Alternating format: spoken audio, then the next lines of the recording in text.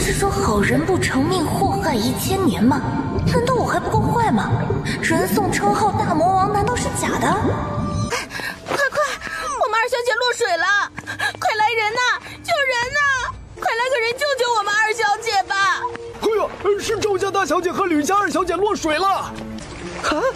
快来人！把那杆子拿过来！哎呀，有没有会水的婢女？快下去救人呐！左边的应该是赵家大小姐，她今晚穿的就是纯白色披风。呵，那右边的应该就是吕家二小姐了。让！谢大公子和秦小爷来了。这两人分别是吕家二小姐和赵大小姐的未婚夫婿。两道人影跃入水中，朝湖中两位挣扎的女子游去。匆匆赶过来的恭王府主事松了口气，府中一时间找不到会水的婢女，会水的男仆倒是有，可是不敢轻易下令让他们下水救人。两位小姐的未婚夫能下水去救他们，这就是最好的结果了。哎呀，你们家二小姐怎么会落水的？奴婢也不知道啊，方才离昙花开放还有一段时间，我们家二小姐和赵大小姐在湖心亭赏月谈心，我们在远处侍候，意外发生的很突然，两位小姐突然就落水了。吕宋离一察觉有人来救，便死命地抱住前来搭救的救命稻草。他是很惜命的，不管目前是梦还是真，总得脱离了险境再说。怎么是你？察觉到救命稻草要抽身，吕宋离死命地抱住他。放手！我就不。吕宋离，你放开点儿！我是秦胜，不是谢战，听到没？吕宋离闻罢，动作一顿，脑子里火花带闪电，一段段记忆倒灌而入。秦胜认命地拖着他往湖边游去。啊，情况好像有点不对啊！等等，谢大公子救的是赵大小姐，那秦胜救的是我们家二小姐。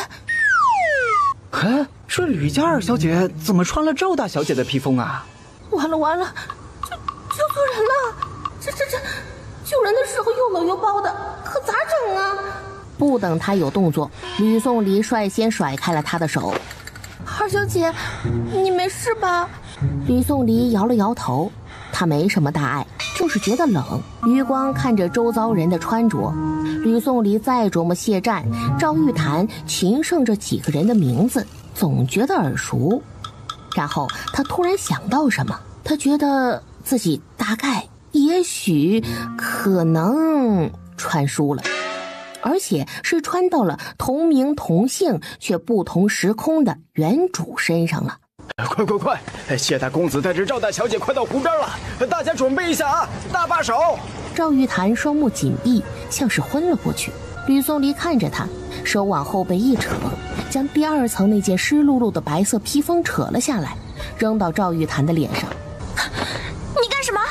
谢战看着吕宋离，拧了拧眉。秦胜则怀疑地注视着躺在地上的赵玉潭。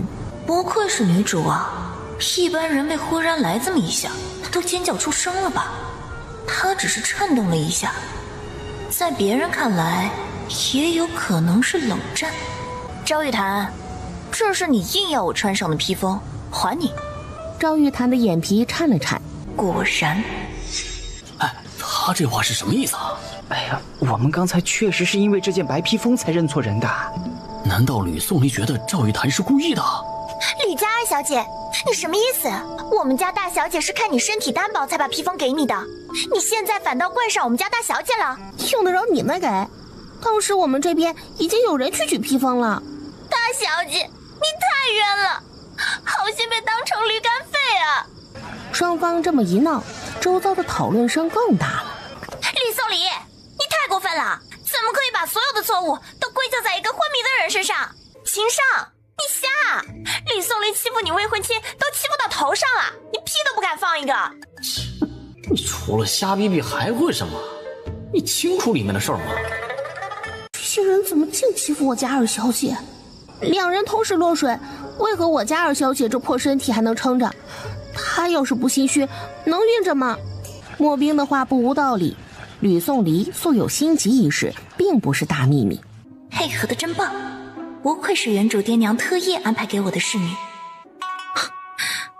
赵玉檀，我待你亲如姐妹，没想到你却这样对我。说完，像是撑不住了，捂着胸口直直倒下，压向赵玉檀的方向。二小姐，吕家主仆二人重重地压在赵玉檀主仆身上，注意到吕宋礼眼皮很细微地动了动。一个个都不是省油的灯啊！然后扭头就走掉了。快，来人呐，把他们分开！二小姐，你怎么了？是不是心急犯了？世子妃，快请大夫呀！经过大夫的诊治，赵玉檀没什么大碍，只是刚才吕宋礼主仆二人压下来时当了垫背，背上手上都有淤青或擦伤。至于为何一直昏迷不醒，大夫猜测应是呛了水。恭王府世子妃建议让赵玉檀在客房歇息，等到醒来，但红豆不同意，坚持要带他回赵府。秦胜前去护送，赵府的人去意已决，王府这边的人也没继续挽留，因他们更担心吕家这边。务必尽全力救治吕家二小姐，如果要用到什么珍贵的药材，你和我说。如何了？人还没醒。这事儿一定要处理好，不然会很麻烦的。世子妃点了点头。哎呀，早知道就不给吕家下帖子了，特别是吕宋礼，这心急一犯，简直要命。不给吕家下帖子，敢吗？以前也不是没人这么做过，但结果怎么样？哎呦，惹不起呀！世子妃刚坐下喝口茶水，前院就来人通报说吕家来人了，她连忙起身前去相迎。吕家夫妇二人坚决婉拒了王府的挽留，要将人带回家。吕家的马车回去时，谢战带着仆从一路默默护送。到了吕家，他则留下来将谢战打发了。是的，吕德胜以时辰已晚为借口，连门都没让人进。吕德胜因为心里有气，言语间颇为不客气。谢战脸色一沉，但随即低头承诺，到明日再登门探望。人送走了。哎呀，老爷，你不该给未来姑爷摆脸色的。姑爷？以后是不是还不一定呢？自己的未婚妻都认不出来，要他何用啊？行了，不提他了。阿离怎么样了？大夫刚看完诊，去抓药煎药去了。阿离醒了，精神头看着还行，我就让他在榻上歇着。咱们进去看看他。阿爹，阿娘，有什么不舒服的地方吗？还好。吕宋礼已经基本确定了原主可能有轻微的心肌炎，另外就是有严重的体寒。你落水是不是和赵家大丫头有关系？不确定，但有怀疑。这样的亏不能吃。今晚的事你处理得很好。阿爹，阿娘，已经很晚了，你们去歇息吧。哎呀，老爷，你说这都什么事儿啊？行了，女儿没事就好，其他的等后面看看再说吧。总之他不会让自己女儿吃亏的。这一晚相关的几家人都没睡好。其实吕宋礼并没有睡着，他承认他内心很强大，但也没强大到出意外死亡后穿越了还能无动于衷的地步，想想就窒息。日主院就来人说，谢家大夫人就协理上门探望他。行吧，那就走起。在哪里不得奋斗？生命不止，奋斗不息。吕宋礼将谢战仔仔细细打量了一遍。莫怪乎京中适龄少女对他趋之若鹜，若非原主与他早有婚约，恐怕谢家的大门槛都要被京中的媒婆给踏破了吧。便是他有了婚约，他现在仍是长安城少女最想嫁的少年郎君。昨晚的事儿我都听说了，谁成想会发生那样的意外呀？阿离昨儿个可是遭罪了。这是注定的，注定的。此事最受影响的还是赵家闺女和小黎。昨儿个的事儿啊，不知道被哪个长舌妇传了出去。这传来传去，话就特别难听。赵家闺女知道后，在家哭得不能自已。赵夫人一大早来谢家，请我们拿主意。哎，我们哪有什么主意呀？唉，恐怕难听的话多半是冲着赵玉潭去的吧。议论我本人的，应该没他那么多。赵家不找秦家拿主意，找你们谢家拿什么主意啊？对呀，赵家这是什么意思呀？昨晚阿占那样子救了赵家大闺女，这赵家的意思是希望阿占娶她，以平息流言蜚语。他就不信，才一晚，这流言能有多厉害？现在终于露出狐狸尾巴了吧？不是，是赵家也太不要脸了吧？啊，谢占救了他，他怎么还赖上来了呢？那你们谢家是如何打算的？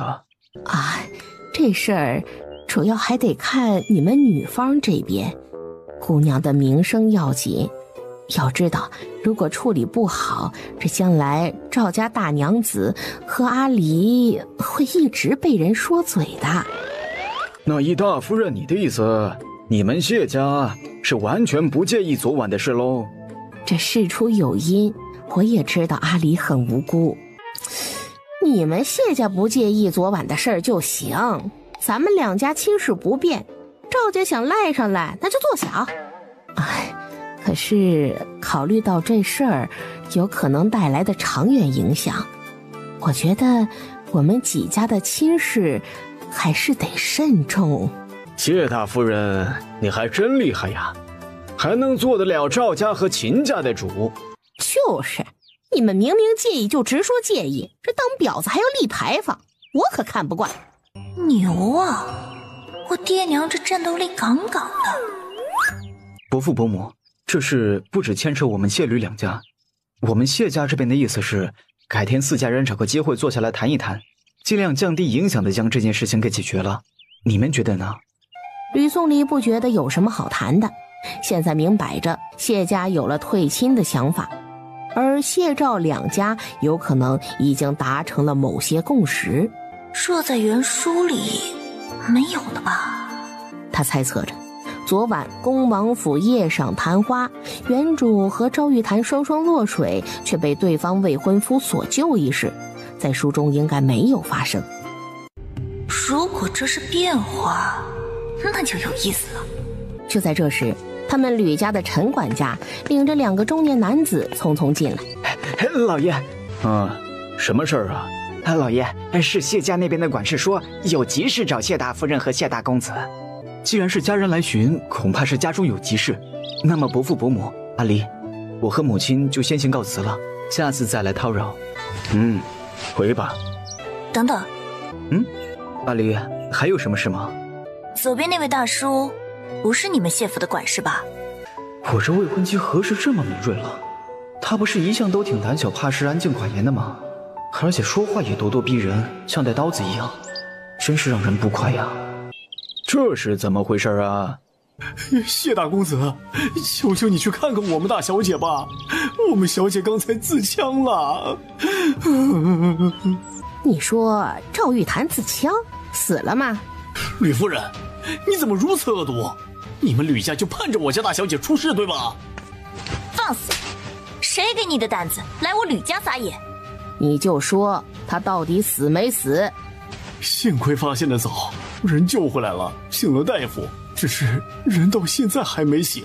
大夫说大小姐万念俱灰，一心求死，情况很危急。我们老爷夫人想请谢大公子过去看看我们大小姐，兴许赵家欺人太甚，滚！都给我滚！那伯父伯母，我们先告辞了。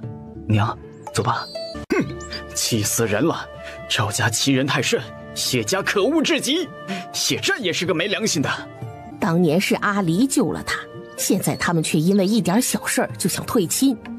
哎呀，真是良心被狗吃了。阿爹阿娘，别生气了。其实一直以来，谢战待我这个未婚妻都是淡淡的，他并不喜欢我。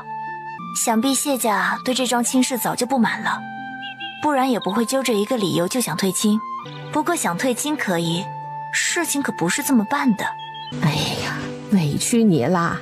阿爹，收集一下赵家贪赃枉法的证据，在朝堂上狠狠参他一本。不是，小闺女啊，你不是一向讨厌我在朝堂上四处喷人的行径吗？不用顾虑我，如果嫡枝没有，那就往旁支找，旁支再找不到，就回他们族地老家找。我不相信赵家屁股真的那么干净。听到没有？赵家大闺女太不要脸了，老头子，你这次定要好好给女儿出口恶气呀！好，听闺女的。不过不用这么麻烦，赵家可不干净啊，小辫子一抓一大把，正好我手上就有他们的罪证。爹，那你接下来要努力了，女儿看好你，就等你大显神威了。嘿，放心，这事儿爹在行，你等着瞧好了啊！哎，听说了吗？红炉四卿赵大人的大女儿和御史吕大夫的幼女掉入湖中了。哎呦，那人没事吧？人没事儿，但是你绝对想不到，救他们的分别是对方的未婚夫。啊，还有这事儿啊？哎，这事我也知道，听说在水里，这两位贵女把来救的男人搂得死紧呐，这身体也紧紧缠着。我也听说了，这里面有隐情，好像是赵大小姐动了手脚，两人才落水被人救错的，而且被救上来时她还装晕呢。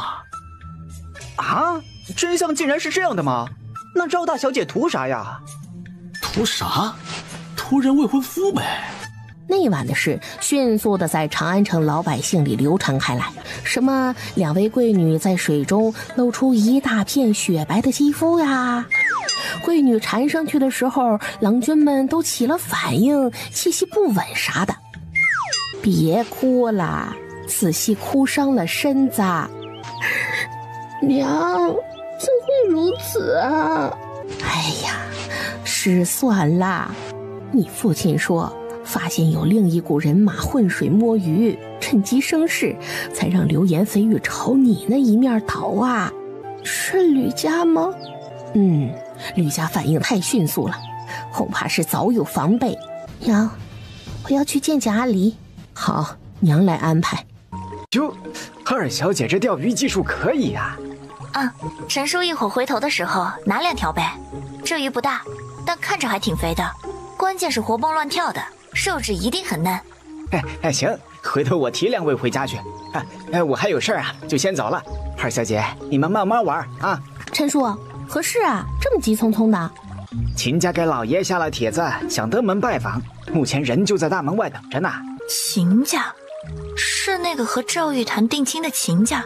吕颂离顿时来了兴趣。莫斌，你继续在这里钓鱼，我去找一下阿娘。秦夫人病重来不了，是秦胜的大哥秦衡带他来的。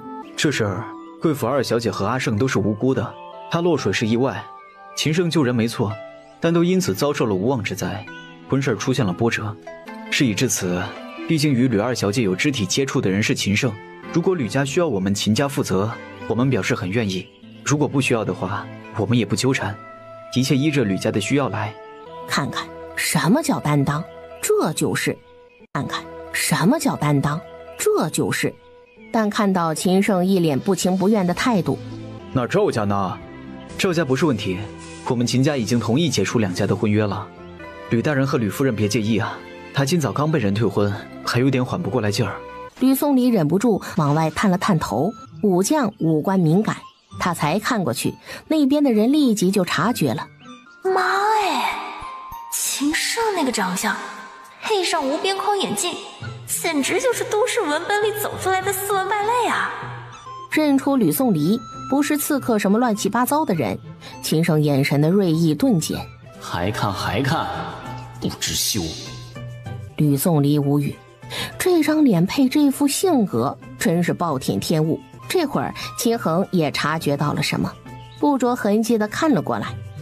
被抓包了，只要我不尴尬，尴尬的就是别人。秦家兄弟2人没待多久就告辞了，吕德胜亲自去送客。吕大人请留步，长安城中流言不息，与令媛无异，不管如何决断，吕大人和吕夫人应该尽快才是。阿离出来吧，他们走了。听陈管家说，你刚才去池子里钓鱼了。啊，小风小院在大清早，乱哄哄的，我闲来无事，钓着玩的。哎呀，玩就玩吧，只是在外面要记得多穿件衣裳。还有，周大夫开的药要按时吃。阿娘，我知道的。原主小时候就谢战时，在冰水里泡了太久，寒气入体。这寒气入体严重到什么程度呢？对子嗣有爱的程度。吕宋离觉得这才是当初谢吕两家会定亲的最大原因，将人送走了。我送到二门就回来了。赵家竟然和秦家解除婚约了，这速度也够快的呀，可不是吗？一个早上干了不少事儿，赵家真的好忙啊。这对比之下，还是秦家显得更有担当一些呀。哼，仗义每多屠狗辈，负心多是读书人。你咋将自己也骂进去了呢？我可不一样。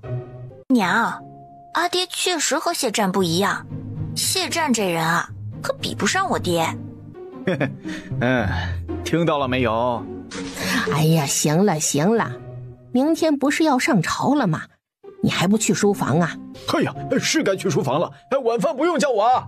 明天大朝，他给赵家准备了大礼，来，再陪娘坐会儿。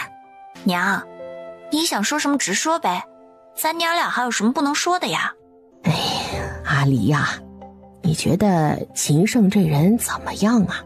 不是，他娘说这话是他想的那个意思吗？秦家人丁兴旺，家风也正，你嫁过去的话，秦胜身为嫡幼子，有父兄必有，你们也能轻松点儿。最重要的是，嫡幼子传宗接代的压力要小很多。是啊，你娘说的对，那秦胜啊，确实还行。阿爹，你不是去书房了吗？落下东西了，回来拿一下。不过这不重要，我们现在说的是秦胜。不是，爹娘，你们怎么会突然有这种想法？不是，爹娘，你们怎么会突然有这种想法？妈呀，得尽快打消二老这样危险的想法呀！要知道，秦家在原书中，在赵玉檀嫁进去不久后就获罪流放了。后来秦家的战神秦胜意外死亡，虽然秦衡挟秦胜的余威，率兵打回了长安城，夺得了最终的胜利，到最后新皇朝姓秦还是姓谢还不得而知呢。阿离，你要相信爹看人的眼光。阿离呀，如果和谢家的亲事不成，你真的要慎重考虑一下秦家，不然你将来的亲事会更坎坷呀。不是，阿爹，如果真的要选的话，那我选秦衡。他爹娘现在竟然提议两个炮灰凑一块儿，是怕他们灰飞烟灭的太晚了吗？这可不行啊，秦衡年纪太大了。27岁就叫年纪大吗？后世那些小姐姐30多岁还是中年少女呢。而且秦衡看起来也不老呀。阿离既然不愿意，那咱们就不考虑啊。哎呀，罢了罢了，秦家若是知道阿离的身体底子，态度未必还能像现在这样。娘，马车备好了吗？吕宋离今天真的会去徐家吗？放心，娘都安排好了，他肯定会去的。就在这时，他爹被吕德胜弹劾官降半级留用的消息最先传回府中。怎会如此呢？我爹可是正三品掌实权的鸿胪寺卿啊！吕德胜啊，御史台里一个小小的5品御史，他这样的御史在御史台里有好些个呢。哎，除了你爹，还有2位叔伯也被他弹劾了。哎呀，这吕家真的太过分了，我去找他。去，必须去，和谢家结亲的事一定要办成。娘，我这就出发。去吧，早去早回。阿爹，搞赢啦！那当然了，赵家那些人都是些土鸡瓦狗，哼，不敌我的一合之力。阿爹厉害！嘿嘿，一般一般啦。吕德胜，你这个残害忠良的狗官，去死！爹，小心！他话音一落，吕家门口好几个男仆就已经朝那些可疑人士追了上去。吕颂离定睛一看，原来那些不明物体只是臭鸡蛋。娘的，伤害性不大，侮辱性极强。哎呦，老爷，阿离，你们没事吧？人抓到以后，先把手给我打折了。是二小姐。二小姐，这些小瘪三们那跑得可真快呀！多亏了秦小爷，要不然我们不可能把人全都抓回来的。你一早就等在这儿了？没有啊，我只是路过。没有就没有吧，你这副生怕我们吕家会赖上你的样子，干嘛呀？哎，阿胜啊，伯母可以这么叫你吧？谢谢你啊，帮了我们大忙了。跟伯母进去喝杯茶吧。不了，我真的只是路过，要回家了。这都是一群在南城那边偷鸡抓狗的小混混、小瘪三，拿钱办事儿，你们怕是问不出什么的。知道了，谢谢你。好好，我们知道了。哎呦，你年纪轻轻的，可真能干呐！不着急回家啊，在伯母家吃个饭再回吧。伯母，我回了，家里娘还在等我回去呢。他老娘的热情，人家显然是招架不住。老头儿，以后在朝堂上少喷点人吧。这什么？我老头？他是忍了又忍，只回骂了3个字：你个兔崽子！兄弟，你暴露了，知道吗？你就是马六，是赵府派你们来的。是又如何？不是又如何？掌嘴！啪啪，马六被用力的甩了2个巴掌。现在能好好说话了吗？我只收了银子，不知道是何人指使的。把他们的右手给我打折了！饶命啊，吕二小姐，饶了我们这次吧，我们下次再也不敢了。你们来办这件事的时候，怎么不想想后果？给我打！砰砰砰！哎呀，疼死我了！哎呦，娘，我好疼啊！我再也不敢了！哎呀！马六，这事儿要怪呢，就怪给你们银子，让你们来找我吕家麻烦的人。你们犯到我吕家手上，我只让人打断你们一只手，已经很仁慈了。别不信啊，你们这些人身上多少都带点事儿吧。我要是心狠一点，把你们的手脚都打断了，再把你们往官府里一送，你们觉得你们还能出来吗？所以我只打断你们一只手，很善良啦。马六他们所有人听完后，莫名的认同了他的话。记住，下次再犯到我吕家手上，就不是打折一只手那么简单了。行了，把他们放了吧。没有下次了，你就是个恶魔呀！咱以后看到你都想绕道走，哪还敢来惹你们吕家？的政敌是不是很多啊？哎呀，这好像确实不少。不少是多少啊？我约摸着有大半朝吧。老爹这颗小心脏可以，够强大。闺女啊，监督百官，肃整纲纪，乃你爹的职责。爹，我只是担心你。哎呀，不用。阿爹，其实我是很佩服你的。先前您的一些经历咱就不提了，就从你被皇上提拔到御史台当御史后说起。这自古以来，历朝历代都是人情社会，朝堂之上很多官员讲究门生旧故，和谁都有点面子情。可阿爹你呢，却偏偏是反其道而行，一心只想办好皇上交代给你的差事，谁和你讲情面都不好使。如果是我来做阿爹的对手，第一步我就先培养一个像爹一样能言善辩的人，然后找机会让皇上发现他。第二步，联合尽可能多的大臣上奏皇上，给爹您歌功颂德，往死里夸您这些年立下的功绩，提议皇上给您升官。等皇上真的给您升了官，您便不是御史了。空出来的位置，再提醒皇上想起之前安排的那个人。等皇上真的给您升了官，您便不是御史了。空出来的位置，再提醒皇上想起之前安排的那个人。最后一步，您身居高位，我再安排人在您经手的差事里挖几个坑，到时候将他们暴露出来。这个时候，皇上那里已经有一个类似您这样的能言善辩的人取代您先前御史的位置。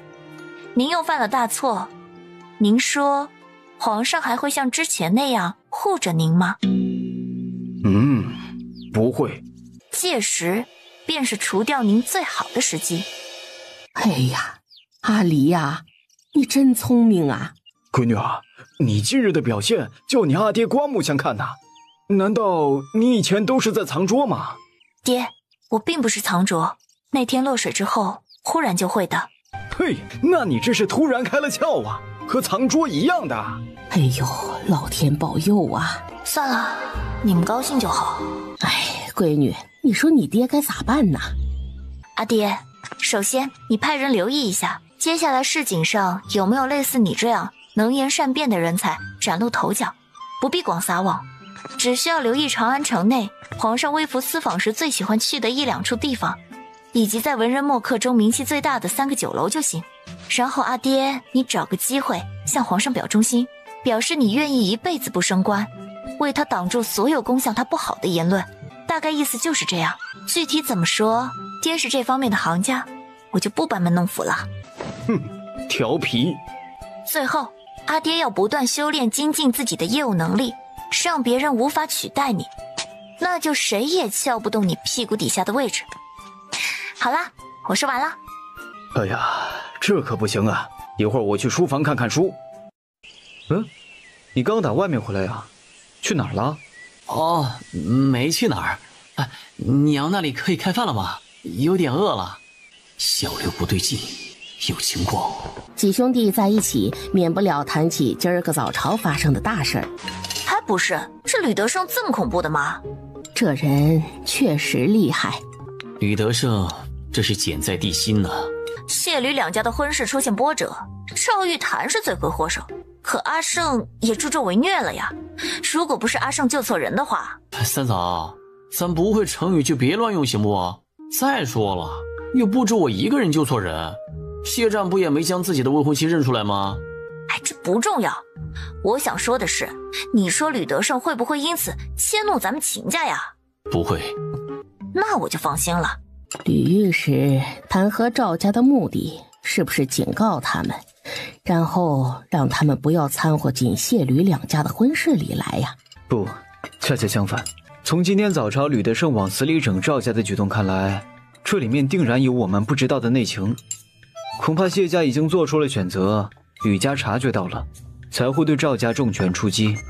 老大，听你这意思，谢家和吕家透露了退亲的想法？这个可能性很大。嚯，那咱们阿胜岂不是有机会了？那一切就看吕家怎么决定了。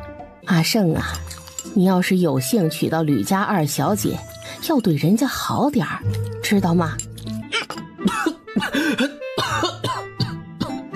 亲娘啊，你能不能别冷不丁就蹦出来一句这么吓人的话？二小姐，咱们到了。哎呀，大小姨，你来了，快请进。二奶，娘让我来给小姨领路。哎呦，是胜哥呀！行吧，你把你小姨给你娘领去吧。玉檀姐，你确定我们停在这里可以等到吕宋离吗？这里是崇文街去保定坊的必经之路，也是最近的一条路。他以前就是走这一条路的。表妹，谢谢你陪我走这一趟啊。表姐不用特意谢我。表妹，前面那个酒楼还不错，不如你先去那儿坐坐，吃点东西。一会儿如果我看到人了，再让人去前面喊你怎么样？赵玉潭想了想，让人跑一趟保定坊。打探消息的人回来了，也给他带回来了一个确切的消息。此时吕宋离确实已经到了徐家。大小姐，我们还等吗？等。你咋了？亲家母太热情了。你这小模样长得太符合我婆婆梦想中的女儿啦。这真是古代版的我杀猪养你啊。怎么在这个节骨眼上起了这么大的波折呀？没办法，赵玉潭有心算无心，当时我没防备，不过爹已经帮我出过气了。那谢家那边是何态度啊？哎呀，我的亲姐，你还在坐月子呢，操心这么多干什么？反正啊，我和爹娘肯定会处理好的。行，我不提了。不过阿离，有日子不见，你像是变了好多。真的吗？是不是又变漂亮了？哎呦，再漂亮下去我该怎么办呀？打住，可别再惹我笑了。快来看看你小外甥。大姐，小外甥的头是不是有点偏啊？这是故意睡出来的。老人说扁头有福气。哎，不，他接受不了啊，他还是喜欢圆圆的后脑勺。姐，我听说婴儿不要经常抱，不然会变得很粘人的，睡觉也不让人脱手。知道，这孩子已经很少抱了，你大外甥抱得多一点儿。当时你姐夫稀罕，常常抱着舍不得放下呢。这是孩子多了不稀罕了呀。怀老三的时候，你姐夫和家里人都盼着这一胎是个闺女，没想到一出来又是个小子。儿子多还不好啊？儿子是好，但是太多了，你懂吗？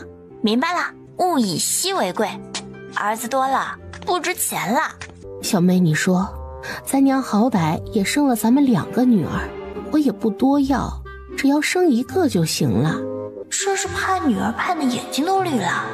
你说我就想要个闺女，怎么就这么难呢？唉，就怕小棉袄漏风，后世漏风的小棉袄还少吗？儿子也不错呀，你怎么能重女轻男呢？不管是儿子还是女儿，养好了都是好孩子。你喜欢呐？那送你要不要啊？我倒是想要啊，前提是我抱回去，阿爹阿娘不打死我俩。姐妹俩谁也没注意到偷溜进来的小脚人儿又偷摸着溜出去了。不行你就给他定一个童养媳呗，把儿媳当成闺女来养，不就有闺女了？而且这样养出来的闺女啊，以后还不会外嫁，多好呀！好像真的是条路啊。茶水喝多了，吕颂离抽空去了趟茅房。小姨，过来！小姨，你喜欢弟弟吗？喜欢啊。那小姨，你把弟弟带走吧，我把他送给你了。臭小子，你娘知道你屁股要被揍开花的早吗？圣哥是不喜欢弟弟吗？也喜欢的，但是如果是妹妹会更喜欢哦。可是圣哥不能把弟弟送人啊，不然等他长大知道了会伤心的。小姨，娘亲受不了妹妹，我没有妹妹。这一家人想要个女娃想疯了，凑合入魔了吧？没有妹妹没关系啊，你将来可以生啊，靠别人总归不是个事儿，自力更生才是王道。对呀，爹妈靠不住，我要自己生一个。哎，不对，是生2个。吕颂离不知道，因为他不负责任的建议，他走后圣哥闹着要生女儿，长辈们心累，这熊孩子最后被他娘暴力镇压了。阿奶阿娘，你们快来啊！大小姨呀，能不能借用一下你的马车呀？莫兵，赶紧让刘叔套车。哎呦，谢谢了，是浩浩出事儿了，他被花生人卡住了喉咙，需要赶紧送往医馆救命啊！亲家太太，走，我和你到前面去看看孩子们。哎呀，把花生人抠出来就好了。不能这样去抠孩子的喉咙。大小姨呀，借用一下马车呀！把孩子给我，让我试试。情况紧急，采用海姆立克急救法。哎呀，这是干什么呀？赶紧把孩子送医馆呐！哎呀，对呀，一个小姑娘能有什么办法救人呐？简直是胡闹嘛！1次、2次、3次，孩子哇的一声，指头大小的花生仁从他口中掉了出来。出来了！哎呦，这是什么法子呀？这女娃真有本事啊！孩子是救回来了，但是孩子刚刚有可能伤着喉咙了，你们带他去医馆看看，开点护喉咙的伤药也行。对，去看看也好。等徐家人的情绪平复下来之后，他们对吕颂离是谢了又谢，这么一耽搁，吕颂离回去的时间就晚了。哎呀，多好的闺女呀！看着渐行渐远的马车，徐老太太感叹。不料他们在槐花街被人逼停了。你们想干什么？咱们车下里是不是吕二小姐？是如何，不是又如何？吕二小姐，我们大小姐恭候多时，请出来一见。二小姐是赵家的人，阿离，你为何命人拦我车驾？我找你是有事想和你说。赵玉檀，有什么事你可以说了。吕颂离，你这是什么态度啊？我的态度就是有话快说，有屁快放，不想说的话就让开，好狗不挡道。你怎么如此不近人情？你忘了当初你刚来长安的时候，是谁带你融入圈子？是谁一直照顾你？你真是个白眼狼！你也是这么想的吗？赵玉檀沉默。赵玉檀，不提这么多年我爹因着那点看顾之情对你们赵氏一脉的提点，让你们避免了多少次丢官职的危机。就拿这些年来我加入你们的圈子，但凡你赵玉檀有什么要求，我拒绝过吗？除了最初那点看顾之情，后面你又帮过我什么？这些年来我帮你做的事情，早把这点看顾之情还得够够的了。原来你这么斤斤计较，这么双标的吗？明明是你们先算账的。是哦，我斤斤计较，你们好大方啊，大方到连当年的那点子看顾之情都记到现在。火眼一夜，我下车不是听你教我怎么做事的，这是我和赵玉檀之间的事，跟你有什么关系？你是他的狗啊，那么急着替他出头？好妹妹，我想说的是，那晚落水的事儿，你是真的误会我了。刚才见到你，情绪激荡，一时间不知从何说起。真的是误会吗？当时你不心虚，何必装晕啊？当时那情况，我人都懵了，然后整个人羞愤欲死。我害怕面对那些人的眼神，我以为你会理解我的，只是没想到你胆子比我大，还因此误会了我。那现在你想怎么样？我来找你解释这些事，一来是想解开这些误会，二来是恳求你能让你爹高抬贵手，放过我们赵家。你觉得我是傻子吗？你不会以为我那么好蒙骗的吧？你不知道，早朝发生的事儿，我听了真的是很伤心。我们之间只是误会而已，你何必让你爹把事情做得那么绝呢？做就做了，能奈我何啊？和谢家的亲事我要不要另说，但目前谢战还是我未婚夫，赵家既然敢伸手，就要有被打断手的觉悟，不是吗？赵玉檀，你别装得一脸无辜，我爹是个好父亲，你们赵家有此一劫，一切源自于你的贪心。阿离，对不起，我不应该说那些话的，过去的就让它过去吧，我们以后还是好姐妹吧。我真的很珍惜我们10几年的姐妹情，我实在不忍我俩因一次误会而形同陌路。谢战你不要，你不抢了？他直接一记直球，让赵玉檀不说话了，哑火了。切，都是千年的狐狸，跟我玩什么聊斋啊？吕妹妹，你还是不相信我？相信你什么？相信你不会抢谢战？不可能吧？秦胜你丢了，再不抓紧谢战，以你目前的名声，你又能嫁个什么样的？阿离，你这话太伤我了。他含着泪扭头往回走。阿离，你相信我，你和谢战不合适。姐，是不是演过头了？你回去之后和赵家人说，让他们看紧了赵玉檀，别让他再自戕了。什么叫杀人诛心？这就是你胡说八道什么呀？总之我已经提醒过你们了，万一他要是真的不小心玩过头死了，这锅我可不背啊。不好了，不好了，大少爷！什么事儿啊？大呼小叫的。赵大小姐昨晚半夜割腕自杀了，据说鲜血流了一地，把房间的地板都染红了。还有呢？陪床的丫鬟是被血腥味熏醒，才发现出事了。太医猜测赵大小姐是等陪床的丫鬟睡沉了才动的手。赵家请了太医？是的，外面请的大夫看过后都摇头，赵家只好拿着人参吊着命，然后进宫求来了太医。那现在赵家那边是个什么情况？赵大小姐还在昏迷中，太医说如果能醒来就活，如果醒不来就活不成了。难道是我猜错了吗？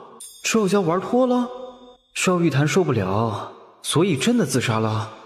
再去打听一下赵家有什么后续消息，还有打听一下这2天家里来过什么访客，以及老爷都去过哪里，见过什么人。赵夫人罗氏只身去了衙门，请求长安令大人下令缉拿近期造谣污蔑他女儿的碎嘴子。鉴于赵玉潭至今昏迷不醒，极有可能醒不过来，长安令大人便允了。谢湛一眼就看出赵家行的是一石二鸟之计，一则可以栽赃吕家，然后直接击溃流言；其二可以逼迫谢家，实则是给了谢家再次提起退亲的机会。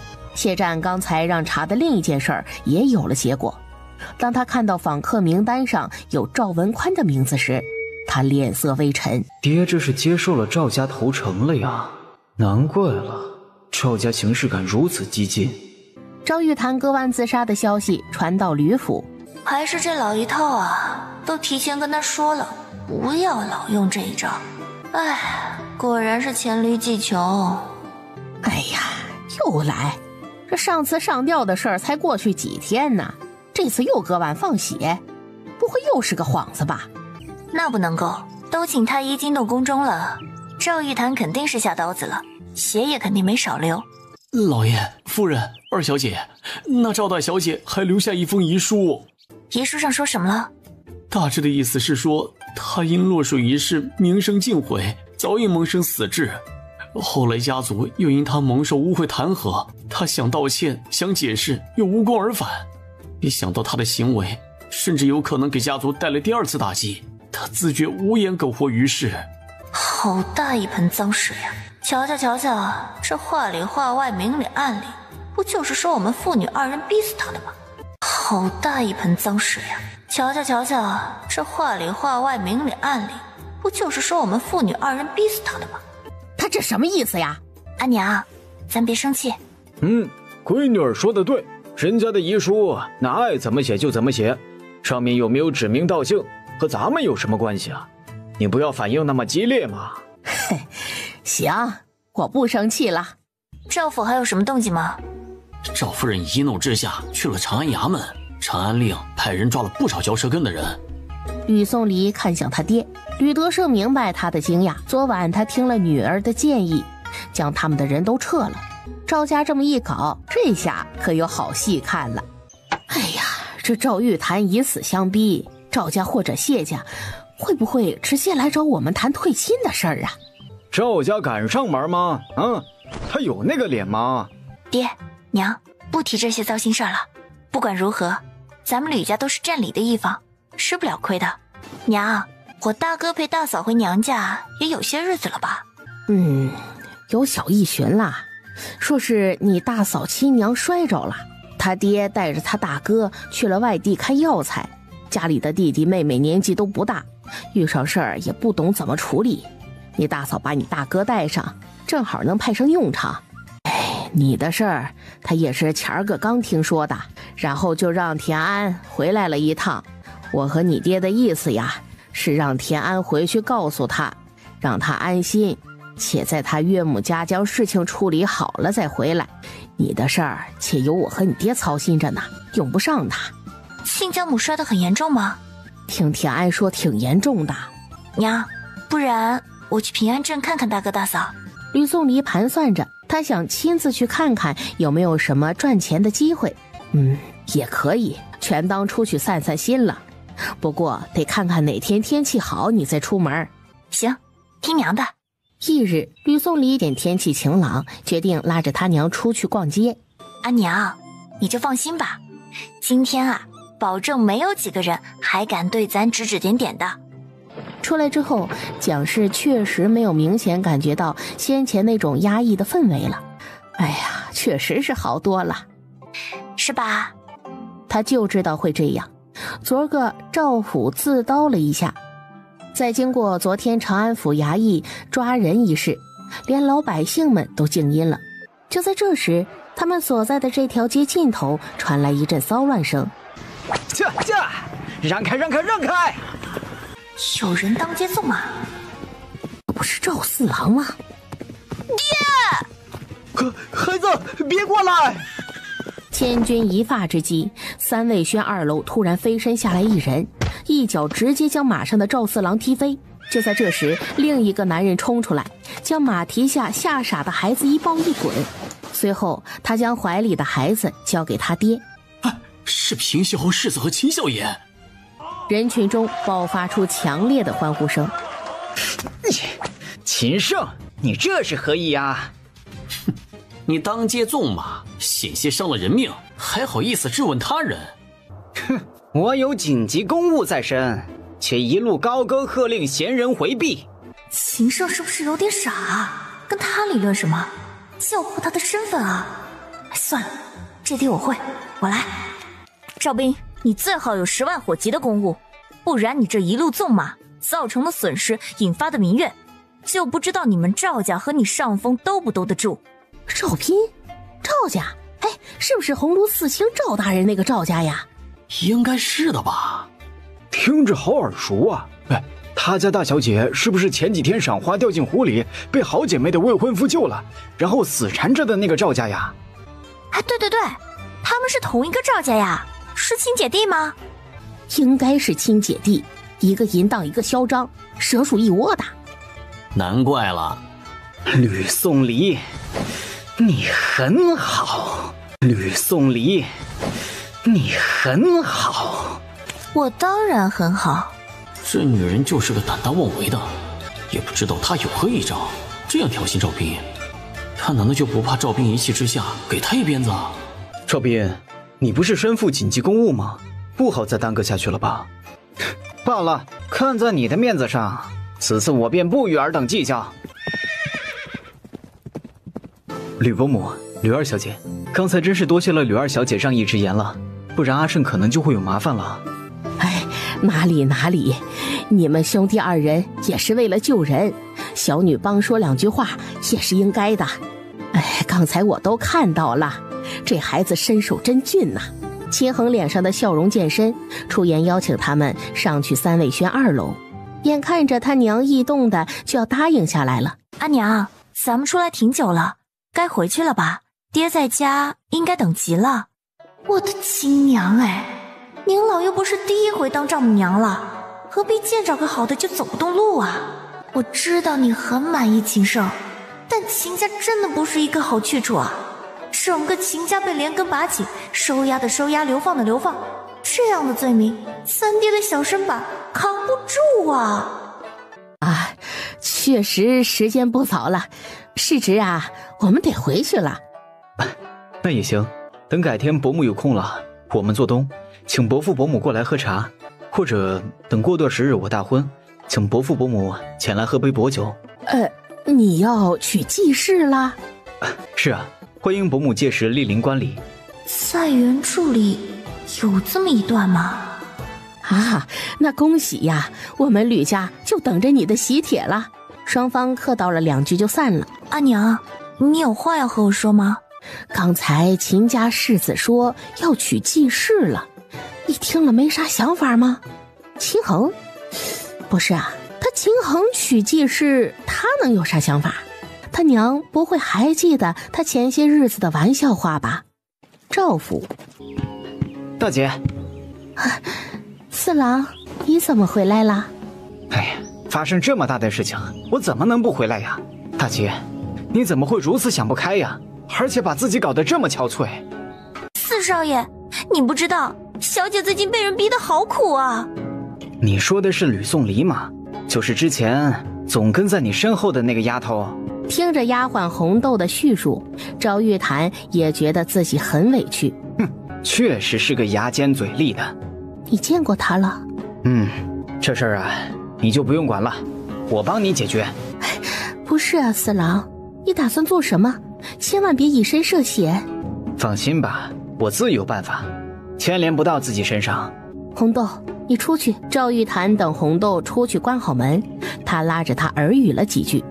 行，最近几天我不会动他，但他之前那么欺负你，不能就这么算了。大姐，我先回去洗漱了，晚点再来看你。赵玉潭心里仍旧不安，但又觉得自己想多了。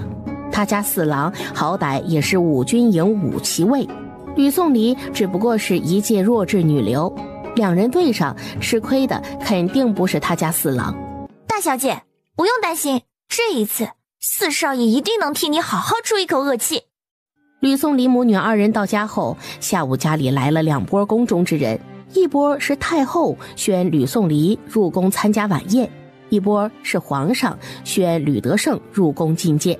阿离啊，这次怕是要委屈你了。爹娘，别担心我能应付过来的。皇宫门口，哎呦，吕大人，您可算到了，快，请随洒下来，别让皇上久等了。吕德胜可真是受宠啊，都到傍晚这个时候了，皇上还召他进宫。阿离，谢大哥。一群有大病的，到了宫门却不进去，不知道在看什么，有什么好看的？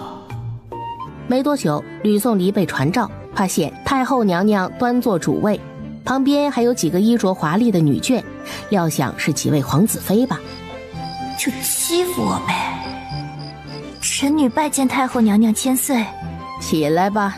哎呀，以前我是真没发现，我自己这个未婚妻的容貌如此之盛，竟然能直逼赵玉潭。要知道，赵玉潭可是长安城里有名的美人啊。近日长安城各种流言蜚语，乌烟瘴气的，你们之间的事儿在长安城里闹了个沸反盈天，甚至影响到了朝堂。今日哀家不得不出面给你们做一次主，如何呀？微臣女全凭太后娘娘做主。末将全凭太后娘娘做主。唯独吕颂梨没说话。吕颂梨，你不满哀家给你做主？敢问太后娘娘，您老可是要将赵玉潭配给谢湛，将臣女指给秦胜？是又如何？不是又如何？太后娘娘可知，臣女和谢湛是有婚约在身的。放肆！都到了这一步了，顺从就好了，何必还要苦苦挣扎呢？徒惹了太后娘娘的厌恶，对吕家也不好。几位皇子妃都觉得吕颂梨这人胆子挺大的呀，这和传闻不符啊。但吕颂梨一直都认为，某些时候主动权还是要掌握在自己手里的。你这孩子怎么这么轴啊？太后娘娘也是好心，孩子啊，你不能这么不识好歹呀。一个唱红脸，一个唱白脸，配合得很好啊。太后娘娘，您可知臣女和谢湛这桩亲事因何而起？太后娘娘不说话，还是她身边的荣秋嬷嬷带回的。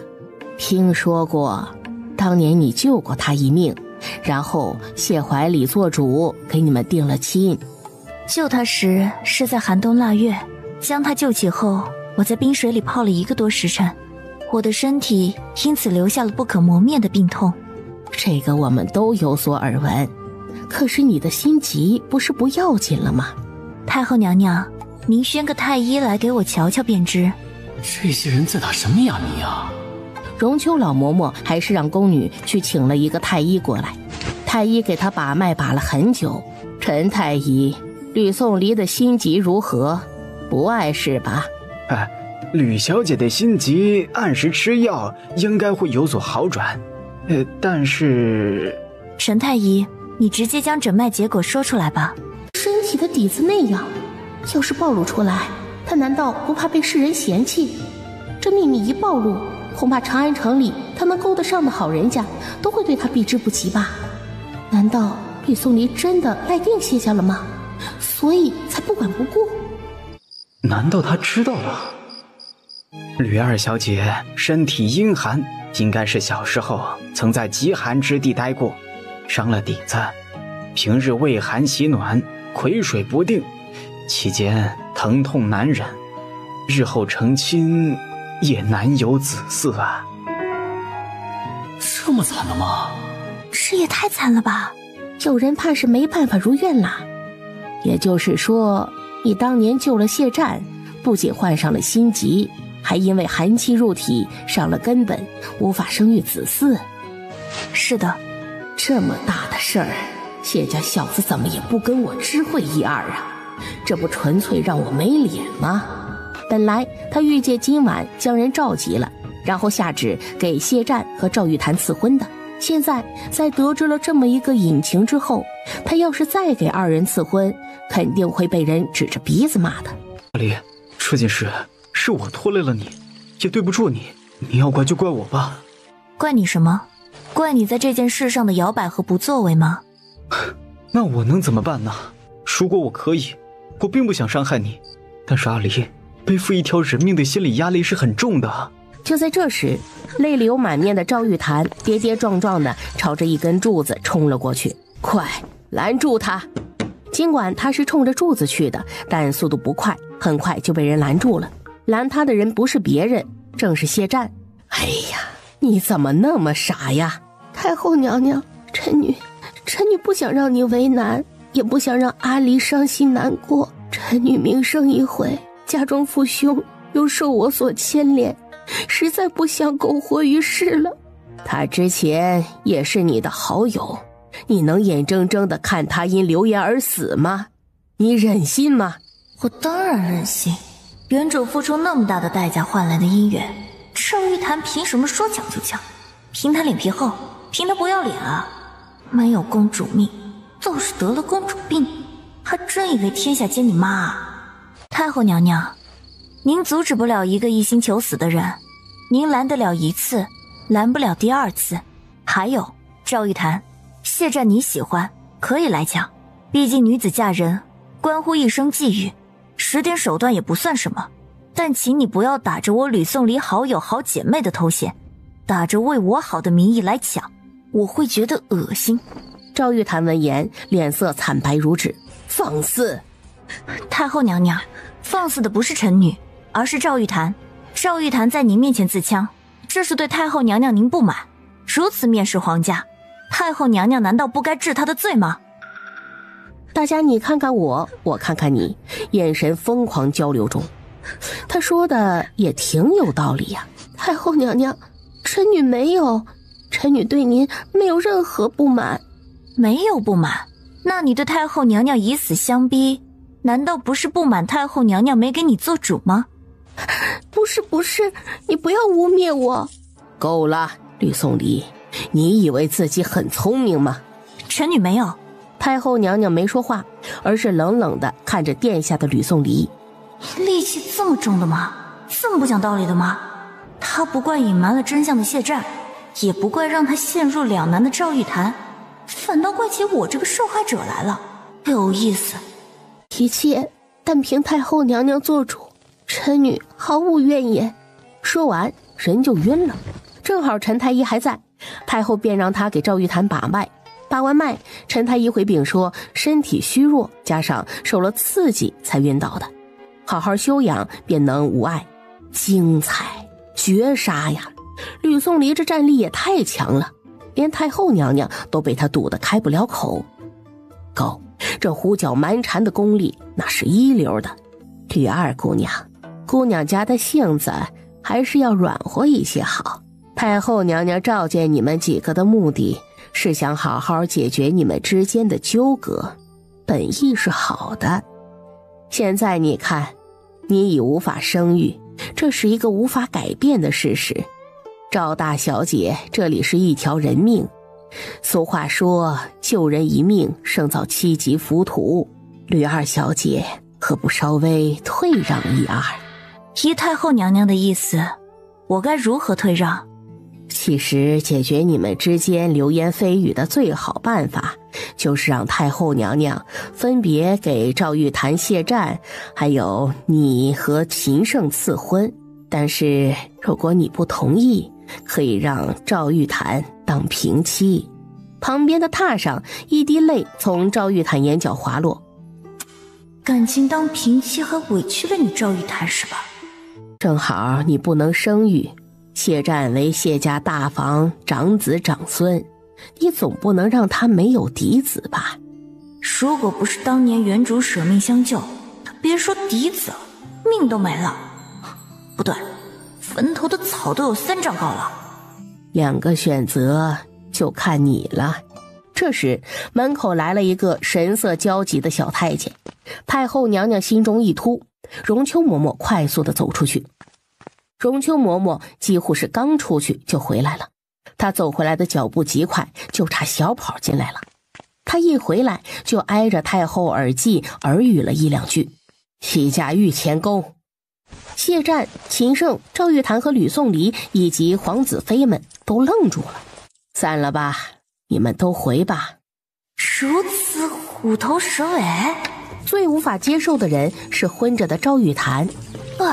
污奠了那么久，以为终于能够大肆收获了，哪里料到忽然间就戛然而止了。罢了，谋事在人，成事在天，祸福之间永远说不准。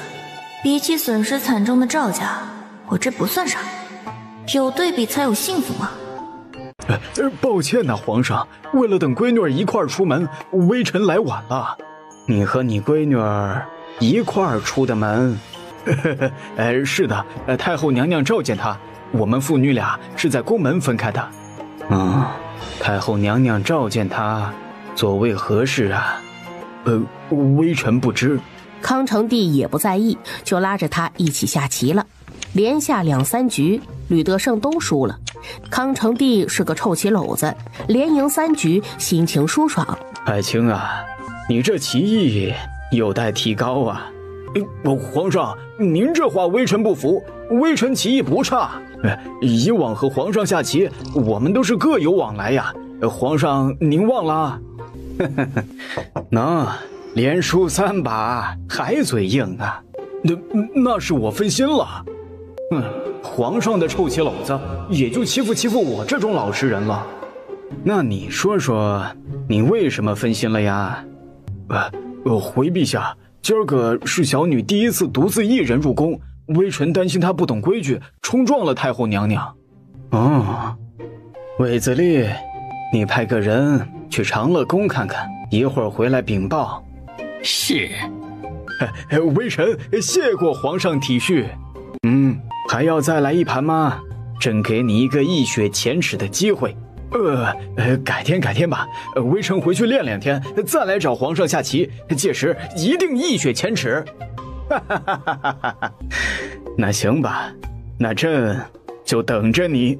你这个样子笑，是不是觉得臣回去之后不管怎么练都赢不了你啊？行了，那些东西是给你的赏赐，你去看看喜不喜欢。皇上，臣有话要说。有什么话你就直说吧。吕德胜当即跪下，表忠心的话说了一串。可是当他听到吕德胜说自己以后不管立多少功，攒了多少资历，都不想往上升时，康成帝先是意外。爱卿为何有此念头啊？听说你前个儿回家在门口被人袭击了？嗨，就是看臣不顺眼的一些小瘪三儿、小混混给臣砸臭鸡蛋呢，这算啥袭击呀？至于皇上您问臣为何有这样的念头，老实说，这念头也是最近1年的事儿。微臣如今是正五品御史，微臣觉得已经爬得很高了，很知足了。在微臣的老家，这就是大官了。用老家的话来说，这已经是老祖坟冒青烟了。你呀，这2年看着朝堂的事，微臣有点怕了。怕什么？微臣怕再往上升，越升越高，地位的转变会让微臣不知道哪天就失了本心，做出伤害皇上的事来。最重要的是，微臣喜欢如今御史这个官职，因为别的微臣也干不好啊。真不想往上升了？不想，臣也不想当什么大官，像现在这样就很好了。等臣老了，提不动笔了，帮不了皇上的忙了，或者皇上哪天有了比臣更好用的臣子，请皇上允我几亩薄田，我就回乡下养老了。可是这样不行啊，别人会骂朕刻薄寡恩的。朕是皇帝，得赏罚分明。做得好得赏，做得不好那得罚。皇上，这臣喜欢金银珠宝。臣以后立了功，你要赏就赏臣这些，或者臣立功了，你就用个小本本记着。哪天臣犯浑了，做错事儿，就用这将功抵过，行不行啊？咱们说好啊，就坐在正五品御史的位置上不挪了啊。康成帝还没回答，这时魏自立回来了。如何？吕爱卿的女儿在太后的长乐宫里可还好？实话说，吕二小姐的处境不太好，因为前些日子赵文宽赵大人长女和吕大人次女落水被对方未婚夫所救一事，近日长安城流言蜚语甚多，赵大长女赵玉檀因此自裁了2回。这太后娘娘心中不忍，传召了吕大人爱女吕颂离、谢湛、赵玉檀、秦胜4人。奴才听那意思是太后娘娘欲给他们重新婚配，分别赐婚，让他们两相欢喜。最后呢？太后给他们重新婚配了吗？没有。吕二小姐自己揭露了当年为救未婚夫谢湛伤了身体根基一事。听到这话，吕德胜老泪纵横，他这模样把康成帝吓了一跳。吕爱卿啊，你这是怎么了？哎呀，皇上啊，这事儿他怎么会知道啊？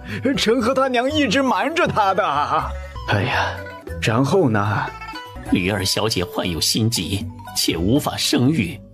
奴才的拖地一听，就赶紧跑回来回禀了。吕二小姐患有心疾，且无法生育。奴才的拖地一听，就赶紧跑回来回禀了。麻烦呐，这不是伤了吕爱卿的心吗？要是以往，我就懒得管了。但是人家今天大大的表现了忠心，我老娘转头就给人家这么一刀，人家不得心塞呀。皇上，微臣心里难受啊。哎呀，这也是没有办法的事啊。都怪微臣没用。这个你拿着，你刚才说的是真准了。皇上，这也太贵重了，这臣不能要啊。行了，拿着吧。君臣2人都没注意到，一位小太监看到了这一幕，眼睛惊讶地凸起，然后迅速且小心地退下了。皇上，臣得了这么大一个宝贝，想赶紧回家把它藏起来才放心呐。你呀，不担心你闺女啦？臣相信皇上，相信太后娘娘。行吧，你回去吧。吕德胜立即跪下谢恩，然后带着那宝贝和皇上的赏赐，赶紧麻溜地撤了。等回到吕家大门，门房将门打开。等等，吕颂离，能否借一步说话？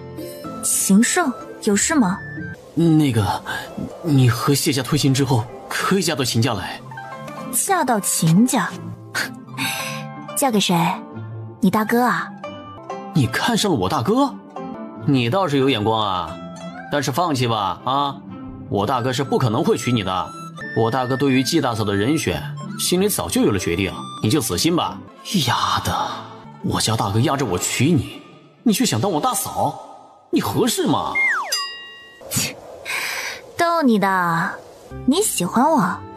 你，他怎么忘了这个女人胆大又可恶？是啊，我喜欢你，怎么样？行了，回去吧，你的好意我心领了，毛都没长齐呢，谈什么喜欢啊？说完，他没管秦胜，步履轻快走进自家大门。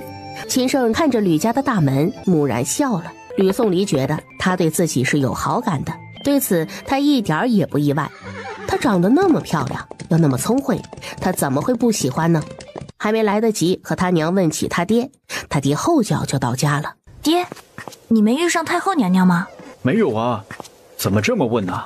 吕颂离随即将在长乐宫后面发生的事儿告诉了他爹。哎呀，幸好你爹我跑得快呀。你们父女俩晚饭没吃吧？不饿吗？饿。阿离啊，你是怎么知道你身体的真实情况的？你们说的是我当年因为救谢湛，在寒水中泡了太久，导致体寒宫寒，无法生育一事吧？哎呀，你这是什么时候知道的？怎么知道的？无意中知道的。你这孩子知道了就知道了，怎么还把它拿出来当武器呀？是想让我们当爹娘的心疼死去吗？爹，太后娘娘宫里发生的事，你怎么知道的那么清楚啊？你这丫头没心没肺的，你爹在御前宫的时候担心你，皇上就派人去了长乐宫打探消息去了。原来如此啊！你这倒霉孩子，怎么就把事关自己这么重要的事给秃噜出去了呢？这出发前我们不是说好了吗？大不了丢了和谢家那门亲事，反正咱也不太想要了。那个时候我要是不说出来，太后娘娘就要给谢湛和赵玉潭分光赐婚了，那我可太憋屈了。这也是谢家一直沉默，任由赵家施为的原因。不就是算准了我们吕家不敢摊牌，切，我岂能让他们如愿啊？你这是伤敌1000，自损800呀。那我也觉得值。爹娘，我这底细谢家也是知情的。哎呀，这太后娘娘也是老糊涂了。喂，孩子他娘，慎言慎言呐！你们最后这太后娘娘匆匆离去，也不知道是因何事啊？可能和我有那么点关系。爹，你怎么搞到这个的？免死金牌呀！藏起来，必须藏起来！我爹可以呀，皇上和爹该不会有那啥交易吧？闺女儿，你别这样看着爹呀，你看得爹心里毛毛的。算了，皇上应该补好他爹这口，纯粹是他爹抱大腿功力太强了。吕德胜清了清嗓子，就和吕颂离说起昨晚在御前宫发生的一切。爹，幸亏你跑得快。那是，不然这块免死金牌还姓不姓吕可不好说了。这事儿啊，就我和你还有你娘知道就行了，你也别说漏嘴了啊。大哥和小弟也不告诉吗？先别告诉他们，你大哥没啥心眼儿，至于你小弟，哎呀，我怕他说梦话，把这事儿给崩出去了。爹，这个秘密应该守不住，做好应对吧。闺女儿，皇上啊还赐了我一颗灵丹，这颗丸子凑近了闻起来有股淡淡的清冷的腥香味儿，特别有味道。阿爹，这玩意儿你可不能碰啊，这丹药用的根本就不是什么延年益寿的材料。想想这玩意儿是咋炼制的，朱砂、黄金、水银，还有各种矿物，听说还会放姑娘家出巢的精血，真的是啥都敢往里头搁呀。哎呀，放心放心，我收着不碰。这丹药啊，我帮你处理了，皇上要是问起来，你就说你吃了。行吧行吧。哎，皇上啊皇上，你怎么想不开去吃这种慢性毒药啊？妈个鸡的，我早该想到的不是吗？康成帝痴迷于佛道教，号称太清真人，能不碰仙道家的丹药吗？老爷，二小姐，宫中来了懿旨，夫人喊你们尽快到前院去。不用猜我就知道，这道懿旨必是出自长乐宫太后娘娘之手。哎，这一大早的，太后娘娘不会是彻夜未眠吧？太后娘娘懿旨，平西侯征西大将军秦越之子，时任云骑尉秦胜，节操肃立，年少有为，武略过人，行孝有加，尚未婚配。吕氏次女宋离，能臣之后，行端仪雅，品性贤良，容貌出众，及方年待子金龟，二人良缘天作，今懿旨赐婚，望如二人择日完婚，同心同德，敬尽与国，勿负哀家之意，钦此。臣女领旨，谢太后恩典。叩谢太后恩典。吕大人，太后娘娘的懿旨都领会了吧？请海公公明示。太后娘娘的意思是让令爱和秦家六公子尽早完婚。尽早是多早？太后娘娘要求吕二小姐，你和秦家六公子必须在2个月内完婚。敢问海公公，太后娘娘是不是也给谢湛和赵玉潭赐婚了？是的。那他们没有尽早完婚的要求吧？对的，李二小姐真聪明啊。这是真的明晃晃的针对呀。谢海公公解惑，时辰不早了，海公公还是尽快回去复命吧。报复，这是明晃晃的报复，真是欺人太甚了。这太后娘娘怎能如此呀？吕宗理想着，有些事儿是该准备起来了。闺女，你还好吗？阿娘，我没事。他爹，能不能找皇上帮忙啊？让太后收回懿旨。不行的，爹，你别去求皇上。撇开太后娘娘不顾我们意愿强行赐婚这一点，和秦家结亲还是不错的吧？阿娘，你不是挺喜欢秦胜的吗？道理是这么个道理，只是为娘这心里……爹娘，别去想那些不开心的事，咱不管过程，只看结果。这桩赐婚可以说是阴差阳错，咱们呐要更多的看到实惠的一面，说不定将来太后娘娘、赵玉檀还有谢湛他们都会后悔这回赐婚呢。对，你和秦胜完婚后好好过，让那些看不好你们的人都闭嘴。老爷、夫人、二小姐，秦家老夫人携秦大公子、秦六公子来访。哦，快快有请。秦伯母好。好好好，我旁边这位是我的小儿子秦胜，你们应该都见过了。这是我大儿子秦衡，孩子他爹秦月不在京城。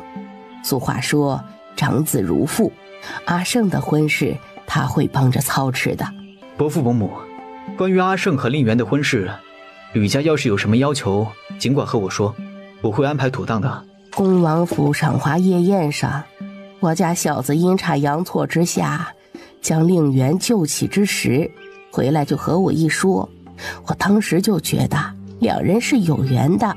如今太后娘娘亲下懿旨，给他们两个孩子赐婚，可见他们两人确实是缘分不浅，是乃天作之合呀。哎，何止啊！不瞒姐姐说，我一见着阿胜这孩子也是特别喜欢。花花轿子众人抬，双方谈着谈着，即将进入谈婚论嫁的主题。黎呀，你带着阿胜到花园走走呗。这是要支开我们啊？是急，年轻人就该多走走，多处处。走起。行，你走前面吧。在外头风大，注意多照顾阿离。伯父，听说你珍藏了野马操田的残局棋谱，侄儿甚是好奇，不知可否借阅一二啊？哎呀，这有啥不能借阅的？哎，走走走，咱们去书房。有些话剩下双方女性长辈比较好沟通，蒋妹妹有话不妨直说。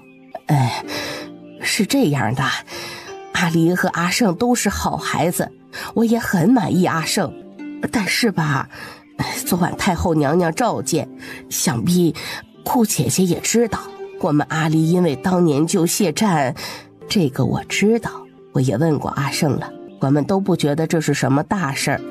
天下神医那么多，咱们可以给阿离验医问药，总能治好的。退一步来说，即便阿离真的不能生育，如果两个孩子愿意，可以从其他兄弟那儿过继一个，问题应该不大的。好，这个问题过了，他们可以高高兴兴地商量婚事了。今天怎么打扮成这样？我觉得你还是穿绯色好看。女人心，海底针。是谁昨晚提起我大哥的？哼，要你管！我娘觉得我穿这身好看，我要是再仿着我大哥穿衣，我就是狗。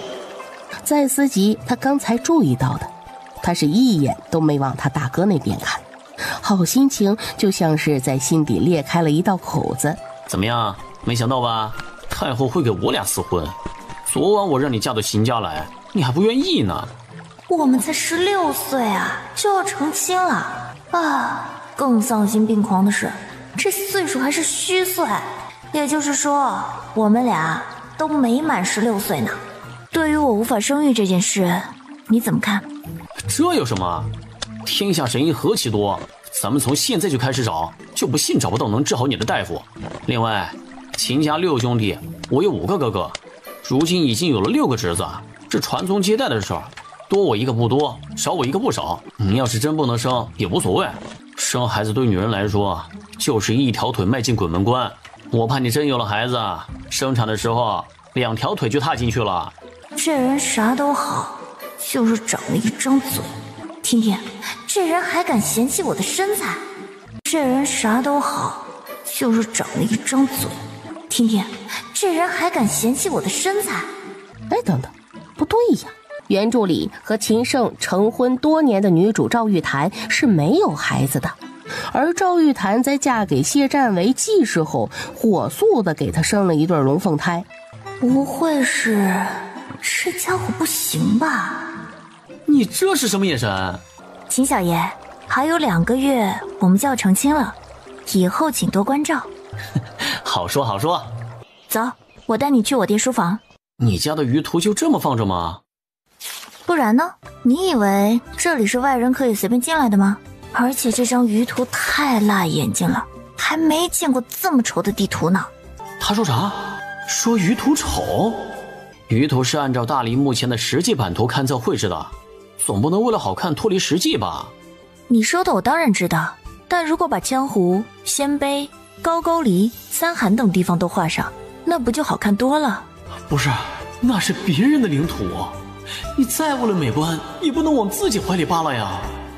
你还知道我国疆土之外是羌胡、鲜卑、高句丽、三韩？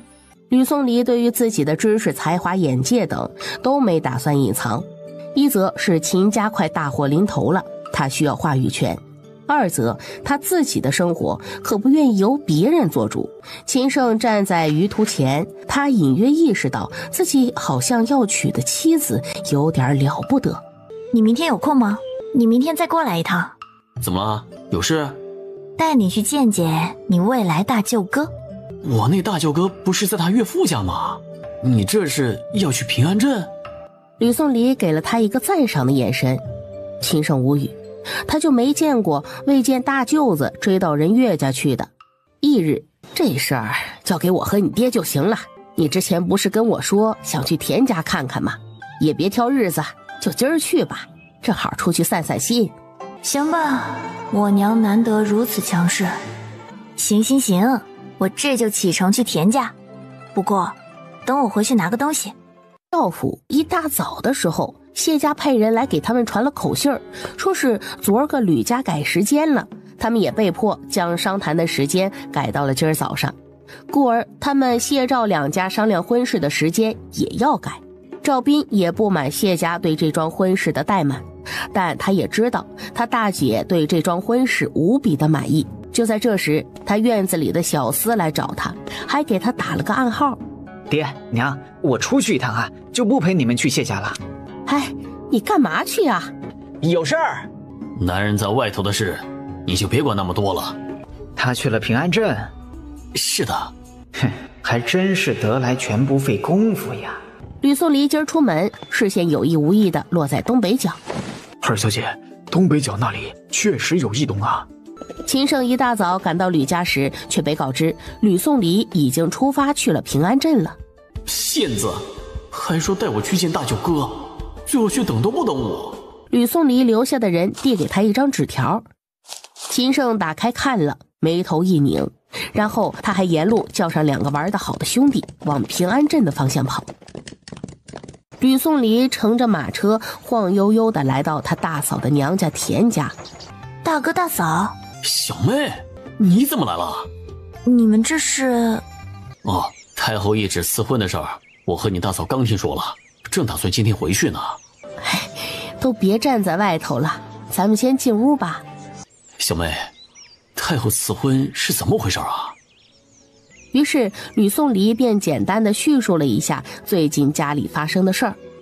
唉，我该早点回去的。无妨，你回去也帮不上什么忙。老妹儿，这话就扎心了。小妹，都怪我拉着你哥一直待在娘家处理事情。大嫂不必自责，我刚才说的也是真话。即便大哥回去了，情况也不会比现在更好。他留在这儿，家里还能省半个月的粮食呢。这话更扎心，合着我在家里就是个饭桶呗。你哥我虽然没有在家帮上忙，但在这半个月也不是没有收获的。什么收获啊？没多久，就见他大嫂拿着一只材质挺好的木盒子出来了。瞧瞧，这是野生人参，有50年年份了吧？他还懂人参？这参不错，大哥买的好。那是，大哥我遇到他就是缘分呐。小妹，这人参给你了，你拿着吧。这是给我买的？是啊，本来就是特意买来给你补身体的。当然了，如果你用完还有剩，就给咱爹娘也补补啊。大哥，这人参我不能要。大嫂这些年连生了2个侄子侄女儿，她的身体多少有些亏损，这参给她用，把亏损的补回来才是。小妹，这株人参你就拿着吧。对了，你今天来田家干嘛呀？没什么，不就是家里近来发生的事情有点多，爹娘怕你们听了担心，然后又让我出来散散心，顺便来田家跟你们说一声。那行，咱们正好一块儿回去。不，大哥，你们先别急着回去，亲家太太这边还需要你帮忙。俗话说，好人做到底，你们把这个事情弄好再回去。吕知远听了吕颂离的话，同意了。不过，大哥，你们带来的马车得借我用一用。今儿个你不是乘坐了1辆来吗？你一个人还能坐2辆马车不成？这田家没多少东西给你带回去啊。小妹，马车你要用就用，一会儿我让人将马车上的东西先卸下来。谢谢大嫂。大哥，那你们的马车我就征用啦。这时莫冰又进来给吕颂离添茶水。莫冰，你怎么回事啊？一直给你们2小姐添茶水，是想让她喝水饱啊？吕颂离自然知道他这般是为何，无非是提醒他某人已经到了，并且等了很久了。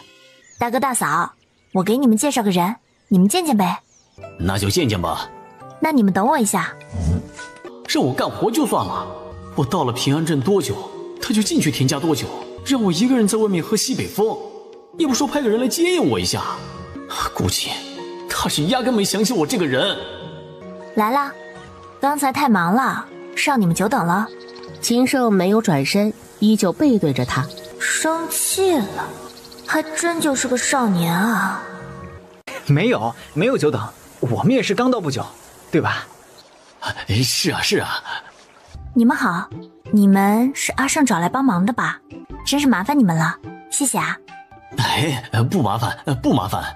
你们从长安城一路到平安镇，没遇上什么麻烦吧？没有六哥带着我们，一路很顺利就到了。可呀，这草怎么吃没了？吕二小姐，你和六哥聊哈，我和阿水把几匹马牵到别处吃草去。还生气呢？乖，别生气了，咱们说说话呗。等咱们说完话，我就带你去见大哥和大嫂。这是把我当孩子哄了？这里面河面风光不错，我们坐下说呗。你怎么对阿水和二喜那么客气？王侯将相宁有种乎？宁欺白头翁，莫欺少年穷。你挑一个理由来信。这人又说话不正经了。他们是来给你帮忙的，我对他们和颜悦色，不对吗？你和赵玉潭真不一样。我们当然是不一样的，这个世上没有2片相同的叶子。你先前的计划我不同意，太危险了，你还是别去了。还有吗？赵斌那个人你不知道，特别的记仇。好巧，我也一样。说正经的，别闹。有什么危险呢？有你在，你还保护不了我吗？那不能。我不去的话，你打算怎么办？带着他揍他一顿？也只能这样了，总不能要了他的命吧？也没到那个程度。你要是不满意，我可以做得狠一点。放心吧，我肯定不能要了他的命。我带你去见见我大哥大嫂，然后咱们就要开始干活了。阿胜，这就是我大哥我大嫂。大哥大嫂，这位是秦胜。大哥大嫂，你的新未婚夫？是啊，也是你们的新妹婿。回去不就能见着了吗？怎么他来田家把他也带来了？渴了吧？饿不饿？小姑子的变化真大，先前谢战来家里做客，小妹也没有这么周到对她，大概要更含蓄一点。大哥，你有事就先去忙吧。那你呢？在田家住一晚，明天再回去吧。啊，不了，我再待一会儿就走。出门前也没和爹娘说要在外留宿，忽然不回去，他们会担心的。他让莫冰给秦胜收拾了2盘点心。好啦，人你们也见过了，大哥大嫂，他还有事儿，就先走一步啦。所以，我小妹这是干嘛？让我们打个照面就走？这么急吗？吃了午饭再走吧，已经快烧好了。大嫂，饭就不吃了，他有急事儿，以后吃饭的机会还很多呢。说完就拉着他出去了。小妹怎么风风火火的？那今天委屈你了，等回头我请你去酒楼吃顿好的，到时候你带上刘二喜还有陈金水他们。我要是想去酒楼，还用得着你带？吕颂离将人送走，回去没多久就在田家吃了个便饭。吃过午饭之后，吕颂离也差不多提出告辞了。趁着这会儿功夫，吕颂离进去了刚才田家安排给他歇脚的那间客房，去换了一身衣服。他原来那身衣服由莫冰穿上，妆发也仿着他的样式，最后戴上面纱，让陶杏扶着他上了他原先的那辆马车。快去告诉四少爷，目标已出现。田氏给儿子换好衣服，他出来发现小姑子还在客房。潇潇呢？他睡过去了。孩子吃过东西就容易犯困。莫冰的马车出发了，大概有半刻多钟，吕颂离才戴着帷帽从田家出来。在大门外，他侧头看向某处，然后才上了他大哥的马车。哎，马车怎么停了？赵四公子，是你？你想干什么？没想干什么，只是有事儿想请你家二小姐配合一下。我们家二小姐没什么可以配合赵四公子的，赵四公子还请三思而后行，莫要惊着了我们家二小姐，否则我们家老爷是不会善罢甘休的。吕二小姐，请出来吧，不要让我的人上去请你，这样的话就都不体面了。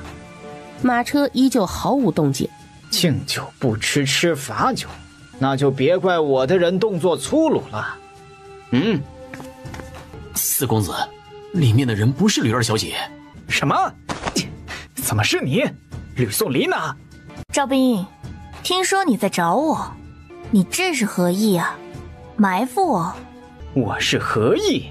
待会儿你就知道了。就在赵斌锁喉的动作要拿他时，身边出来了一只手，将他的招式接了过去。两人风驰电掣地过了几招。秦胜，你怎么会在这里？谋划被人看破了，算盘自然就落空了。那又如何呢？他走就是了。想走？没那么容易。你们不会以为你们能留得住我吧？哼，留不留得住，试试就知道了。都这种时候了，还讲什么客气啊？趁他病要他命啊！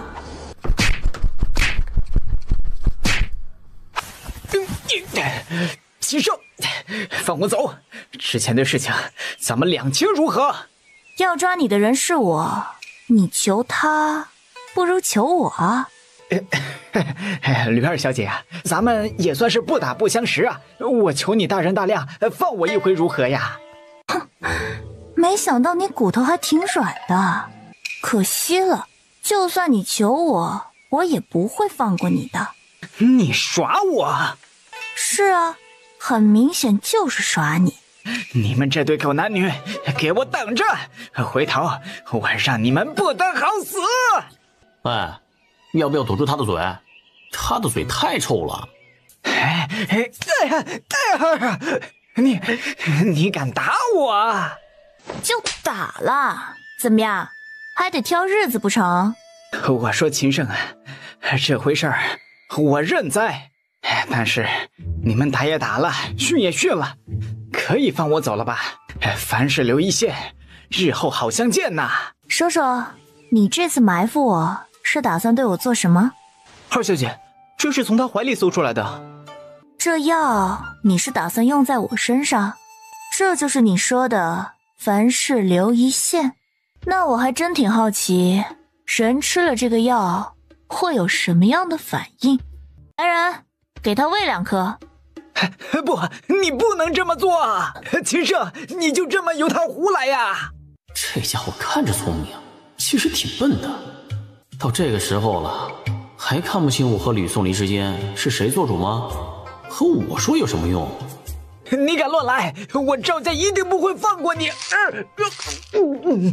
没多久，他的脸就变得潮红，气息也紊乱起来。放开我！这瓷瓶里还有多少药？分给他带来的人，1人1颗，还有多的话就再分，直到把这瓶药用完为止。最后把他们都弄到那间破屋里去。不，你不能这么做！秦胜、吕宋离，你们确定要往死里得罪我赵家？后面呢，我帮你盯着，你先回去吧。我一会儿就走。吕宋离，你个贱货，你算个什么玩意儿？之前不过是我大姐跟前的一条狗，敢那样对我大姐，信不信我回头弄死你？吕宋离笑了，他刚和秦胜说一会儿就走，就是想再给赵斌一点教训。阿胜，我要他1条腿。二小姐，三思啊！不必劝我，他来招惹我的时候，怎么不见他三思？吕宋离，你敢这么对我，赵家是不会放过你的。那也是之后的事，你都敢来埋伏狙击我，我为什么不能这么对你？还有，你威胁的话能不能换点别的？老是那2句，我听都听腻了。阿胜，他那条腿我要定了，你不能劝我，否则难消我心头之恨。你要是怕连累秦家，可以先走，后面的事我自己来。你说的这是什么话？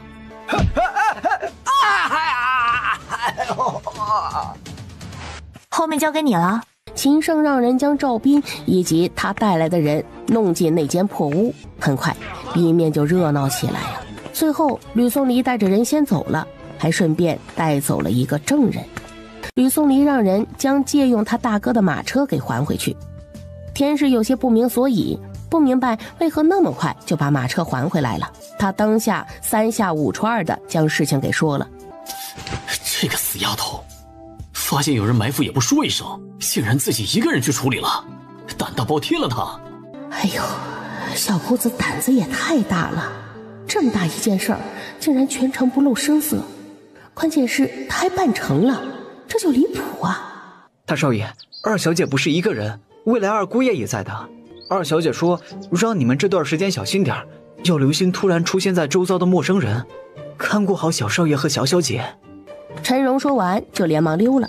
哎呀，行了行了，他做都做了，你能拿他怎么办呢？等我回去一定要和爹娘说说他。最后赵斌是被路过的好心人用牛车拉着回赵府的。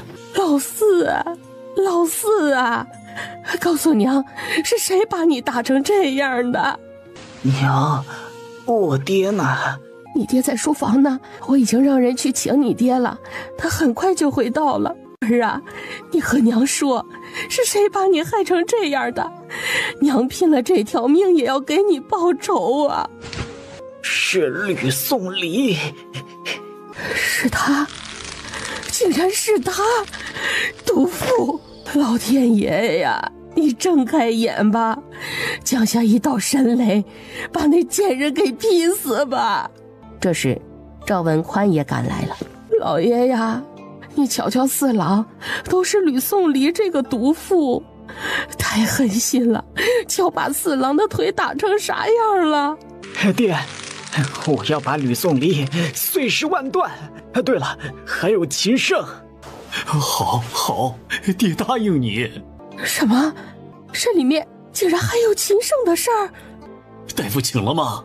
我让人去请程太医了。爹，丁文等人也要处理掉。放心，爹知道怎么做。还有送我回来的农家老汉。爹答应你。程太医很快就到了赵府，给赵斌诊治过后，就背着药箱出了门来。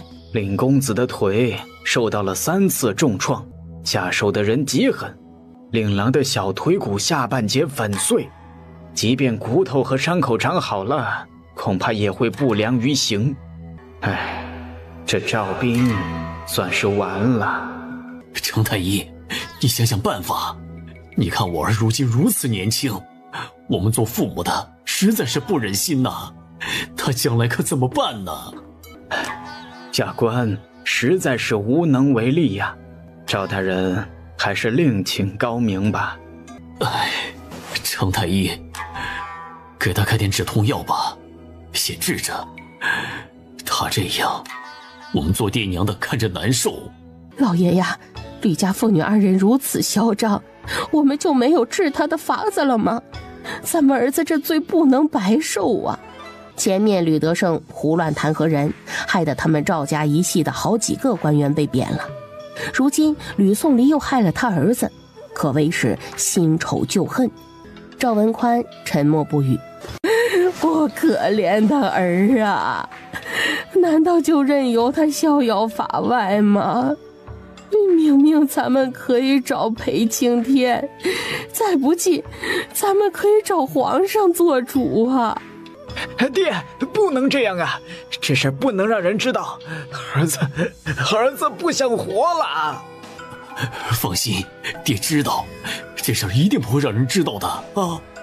我们不能只提儿子腿伤一事吗？哼，我们不提，难道吕家也不会提？难道咱们要吃这个闷亏吗？深夜接到赵文宽的来访，他很是惊讶，但还是让人将他请了进来。明堂兄，这回你一定要给我做主啊！哎，文宽，有话好好说，用不着如此。如今我们谢赵两家是亲家，能帮的忙我一定帮啊！明堂兄啊，那吕家太过分了。半个多时辰之后，谢明堂送走了情绪已经平静下来的赵文宽。他想了想，吩咐下人去将长子谢战叫来。大战，赵家出事了。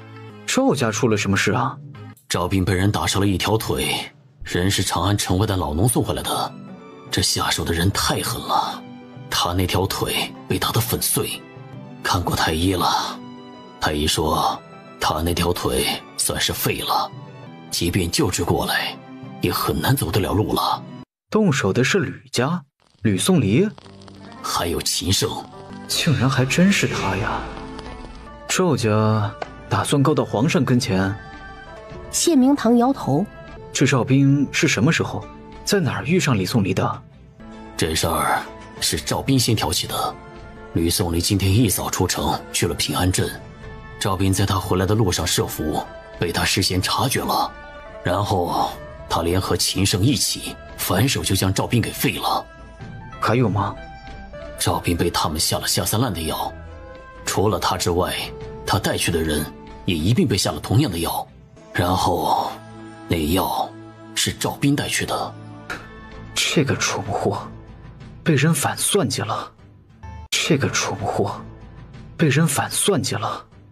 听赵斌说，他遭受这一切的主使竟然不是秦胜，而是吕宋离。你说她一个女子，怎么手段这么狠毒，心也狠？赵斌恨毒了他们。赵斌恨又怎么样？他的遭遇，赵家目前遮掩还来不及呢。现在我们面临的问题，面对赵文宽的求助，应该如何帮他扳回一城？最后，谢战取来一本小册子，郑重地交给了谢明堂。这小册子记录了吕德胜的生平及个人大事件，主要还是记载了他在御史台任职期间，他在扳倒政敌时所用奏本的言行分析，相当于高度解读了吕德胜这个人物。好，有了这本册子，我们培养的人就能尽快地出现在皇上跟前，进而将吕德胜取而代之。这厢吕宋离也在用过晚饭后和父母提起了赵斌的事儿。你这胆子也太大了，哎呀，不知道像谁。像谁？这必须像我爹啊。确实，你们就是一对胆大包天的父女。哎呀，闺女儿，你这手玩的有些大呀。没事儿，赵家不敢告到皇上跟前，即使赵家豁出去告到皇上跟前，我也不怕。小六，你可以啊，没看出来你和未来六弟妹下手还挺狠的啊。这事儿我和你三哥知道，你们没做错，累了吧，去休息吧。哎，大哥，这未来六弟妹不简单呐。这样不挺好的吗？有能力总比无能又偏爱折腾的人强。小六和吕家二姑娘合八字的结果是不是出来了？是的，听余娘说结果很不错，娘看了也很开心。晚点我修出一封和八字结果一起给吕家送过去吧。这日，吕家的大门一大早就被人敲响。谁呀？是我，你家二少爷。哎呀，真的是你呀！你回来了。张叔，把你的嘴巴合上吧，我先进去了。哎呀，坏了，一下子太激动了，忘记去内院通报了。希望二少爷靠谱一点，别把老爷夫人和二小姐吓着才好啊。怎么有野人进家来了？爹，是我啊。这老二，明智。是我。哎呀，你怎么搞成这副鬼样子呀？我和父子在京中接到家里的消息，和父子辞别之后，就拼命往回赶了，连赶了小半个月的路。哎，小儿子辛苦了。爹，你怎么这个时候出门呢？最近呢，有些事要忙一阵子。吕德胜一回到正院，让下人给小儿子端上热水洗漱。小儿子那样一看，这段时间肯定是吃了苦头了，得给他好好补补。你二姐呀，这是开窍了，你还算是有良心。你大哥就是个傻的，你二姐让他继续待在岳家，他就继续待着。大哥就是一根筋，他糊了也帮不上什么忙。你干嘛总逮着老大骂？老大一根筋，你又不是不知道。本来家里的事儿就是有钱出钱，有力出力，田家的难处就在老大眼前儿，他能怎么办呢？正如闺女说的，他回来也帮不上忙。再说了，老大不止派田安回来问过，还自掏腰包给闺女买了一根50年的人参，闺女都记着他的好呢。骗你，总拿老大说嘴。我知道你这2年看老大总不顺眼，嫌他耳根子软，嫌他没出息，但是你少给我搅和儿女间的关系啊。哎呀，算了，儿孙自有儿孙福。你二姐现在呀，那就挺好的，不惹事儿，真遇上事儿了，那也不怕事儿，做事非常有章法。二姐竟然将他收拾了一顿，不对，应该说是直接把他给废了，一点也没手软，偏偏还将赵家逼得有气出不了，只能选择在桌底下较量，不是厉害是什么？二姐，你这是要出门？是啊，有点事要出去一趟。你过来有什么事吗？没什么事儿，就是我也要出去一趟，就想过来问问你有没有什么要带的。我要去一趟鸿生酒楼，见几个朋友。你出去做什么？二姐要去鸿生酒楼吗？我也是。有人约了你去鸿生酒楼？是啊，是书院的一个师兄，他是我们白鹿书院的一个很优秀的学生，2年多前就通过设测了，正准备授官之时，可惜不巧他娘意外去世，回去丁忧了。现在人在长安城，昨儿个意外巧遇，就约了我。你这位师兄听起来很不错啊，他叫什么名字？他姓范，单名一个全字。这么巧的吗？我弟才从巴郡回来，本身又是个技术宅男，回来以后就出去过1次，这范全的消息挺灵通啊。哎，二姐，既然同去鸿生酒楼，那要一起走吗？咱们分开走吧，毕竟不一定能同时回来，分开走方便一点。于是没多久，姐弟2人一前一后的出发了。乔乔，有没有什么想吃的？他不会以为我赴约就是真的想吃这一顿吧？我喜欢吃鱼，其实猪肉、鸡肉、鸭肉和羊肉，只要他们做得好，我都喜欢。但是呢，最喜欢的还是鱼，还有猪排骨，百吃不腻。鱼吗？他这句话就强调了2遍鱼呢，看来是真喜欢吃了。我忽然觉得我挺好养的啊，你呢？喜欢吃什么？都可以。原来你也和我一样嘛，很好养啊。六哥，吕二小姐，不用客气，大家都坐下吧。然后吕颂离再次感谢那天刘二喜和陈金水的帮忙。吕二小姐太客气了，我们那天也没帮上什么忙，出力最多的还是六哥。阿胜，这些都是你的兄弟，你得帮我好好招呼他们。大家都不是外人，今儿个都别客气，吃好喝好就是了啊。对啊，现在你们点菜吧。刘二喜压着高振波偷瞄吕颂离，他听说好多人娶妻之后，妻子对丈夫喝酒一事都挺反感的。你们店里最好的酒拿上来。想喝酒那就喝嘛，小样儿！姐喝酒的时候，你们还不知道在哪呢。客人，我们店里最好的酒啊是白玉泉酒，请问你们要几坛呢？3坛，够吗？够了。那行，给我们上3坛你们的白玉泉酒。白玉泉酒是这2、3个月新出来的酒，特别好卖，也不知道是谁家酿造的，专供鸿升酒楼，别的地方都没有。今天小弟我真是沾了大家的光，有幸喝到2口了。酒足饭饱之后，4人勾肩搭背的走了。阿胜，你没醉吧？还清醒着吗？我没醉。那我跟你说件事儿啊。可。吕颂离从怀里取出那份龙城100顷的地契。这是地契？哪来的？吕颂离也不瞒他，直接将地契是谢家的赔偿一事说了。真小气。确实挺小气的，他不如我们家阿胜大方。我大方？这地契你拿去，找人换几次手，交到信任的人手里，明面上最好不要和秦家有什么牵扯。这是给我的？这就给我打理了？不对，情况怎么反过来了？这是给我的？这就给我打理了？不对，情况怎么反过来了？别想了，别为难自己，这个收好。好，我也要和你说一件事。你说。赵家派人到各大药铺打听伤药和止痛药，并且买了不少。放心吧，他们啥也打听不着。2人男俊女俏，下楼时碰到的人难免回头多看2眼。这一幕恰好被2楼包厢的谢战看到了。这是巧合吗？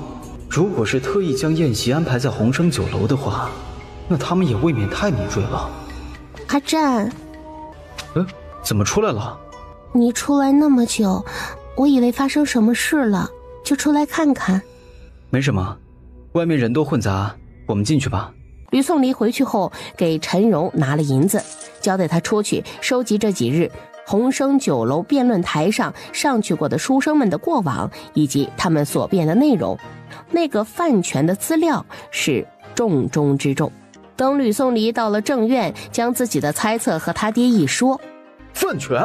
嘿，皇上知道这个范权呐。范权此人这么快就上达天听了？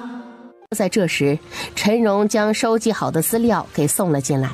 爹，你瞧，这范权的辩词是不是有你早年的风格啊？对，就是这个。我说呢，怎么看着这辩词不太对劲儿？爹，这个范权确实很不对劲，我们的推测应该是正确的。爹娘二姐，我回来了。明智，你了解你那个叫范权的师兄吗？他聪明博学，思辨能力很强，他祖籍在龙泉镇，他家在当地呢还算有点名望。对了，爹二姐，范师兄说想来拜访爹，不过我拒绝了。你个大蠢气！吕颂离发现陈荣送回来的资料里还有接下来一期的辩题，就是他了，太适合将矛头对准他爹了。你们放心，论和人吵架不对，得论和人辩论，爹从来没有输过。爹，我自然是信你的，在和人讲道理这块上，没人可以比得上你。以理服人是你的长项啊。小闺女说话就是这么好听，没错，就是这样的。我呢是个非常讲道理的人，遇上不服气的，那我都是以理服人的。我呢是个非常讲道理的人，遇上不服气的，那我都是以理服人的。是的，谢家和赵家休想用范全这个人将我爹取而代之，他还嫩着呢。爹和二姐说话怎么这么好笑？爹对上敌人时，明明是个得理不饶人、无理搅三分的人啊！二姐把爹美化成那样，认真的吗？他们这父女俩真是一个敢说，一个敢听啊！只是爹啊，咱不能落入别人的节奏里，被人牵着鼻子走。那闺女儿，你说怎么办呢？我有个更好的主意，咱们这样。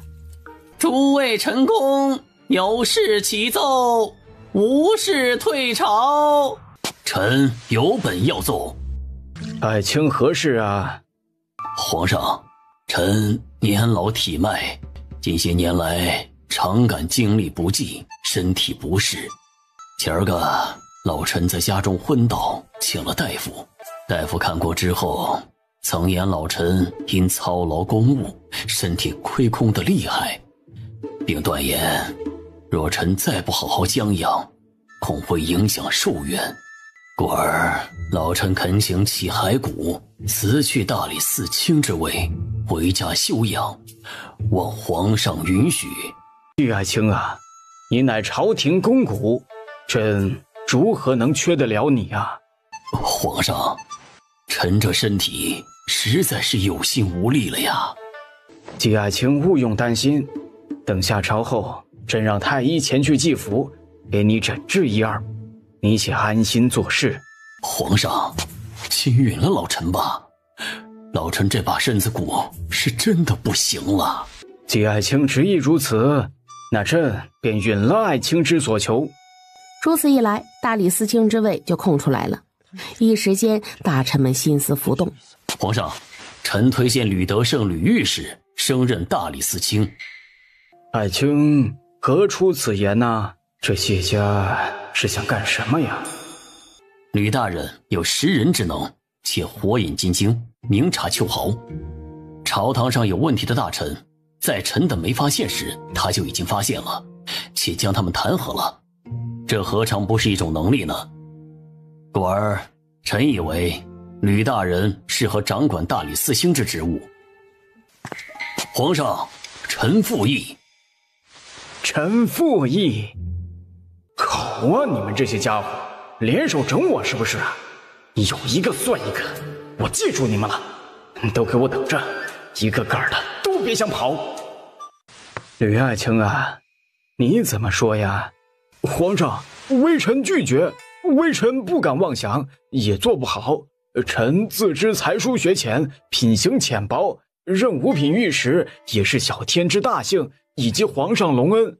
臣其实一无所能，实在无法且无能胜任大理寺卿一职啊。吕御史不必谦虚了，皇上，吕御史在五品御史的位子上也待了太久了，这些年他没有功劳也有苦劳，皇上可不能不赏啊。是啊，皇上，不能让功臣寒心呐。吕大人这些年可是为皇上做了不少事啊。哎呀，贱人，一个个的都想害我。皇上，你答应过我的，让我一直待在御史的位置上的。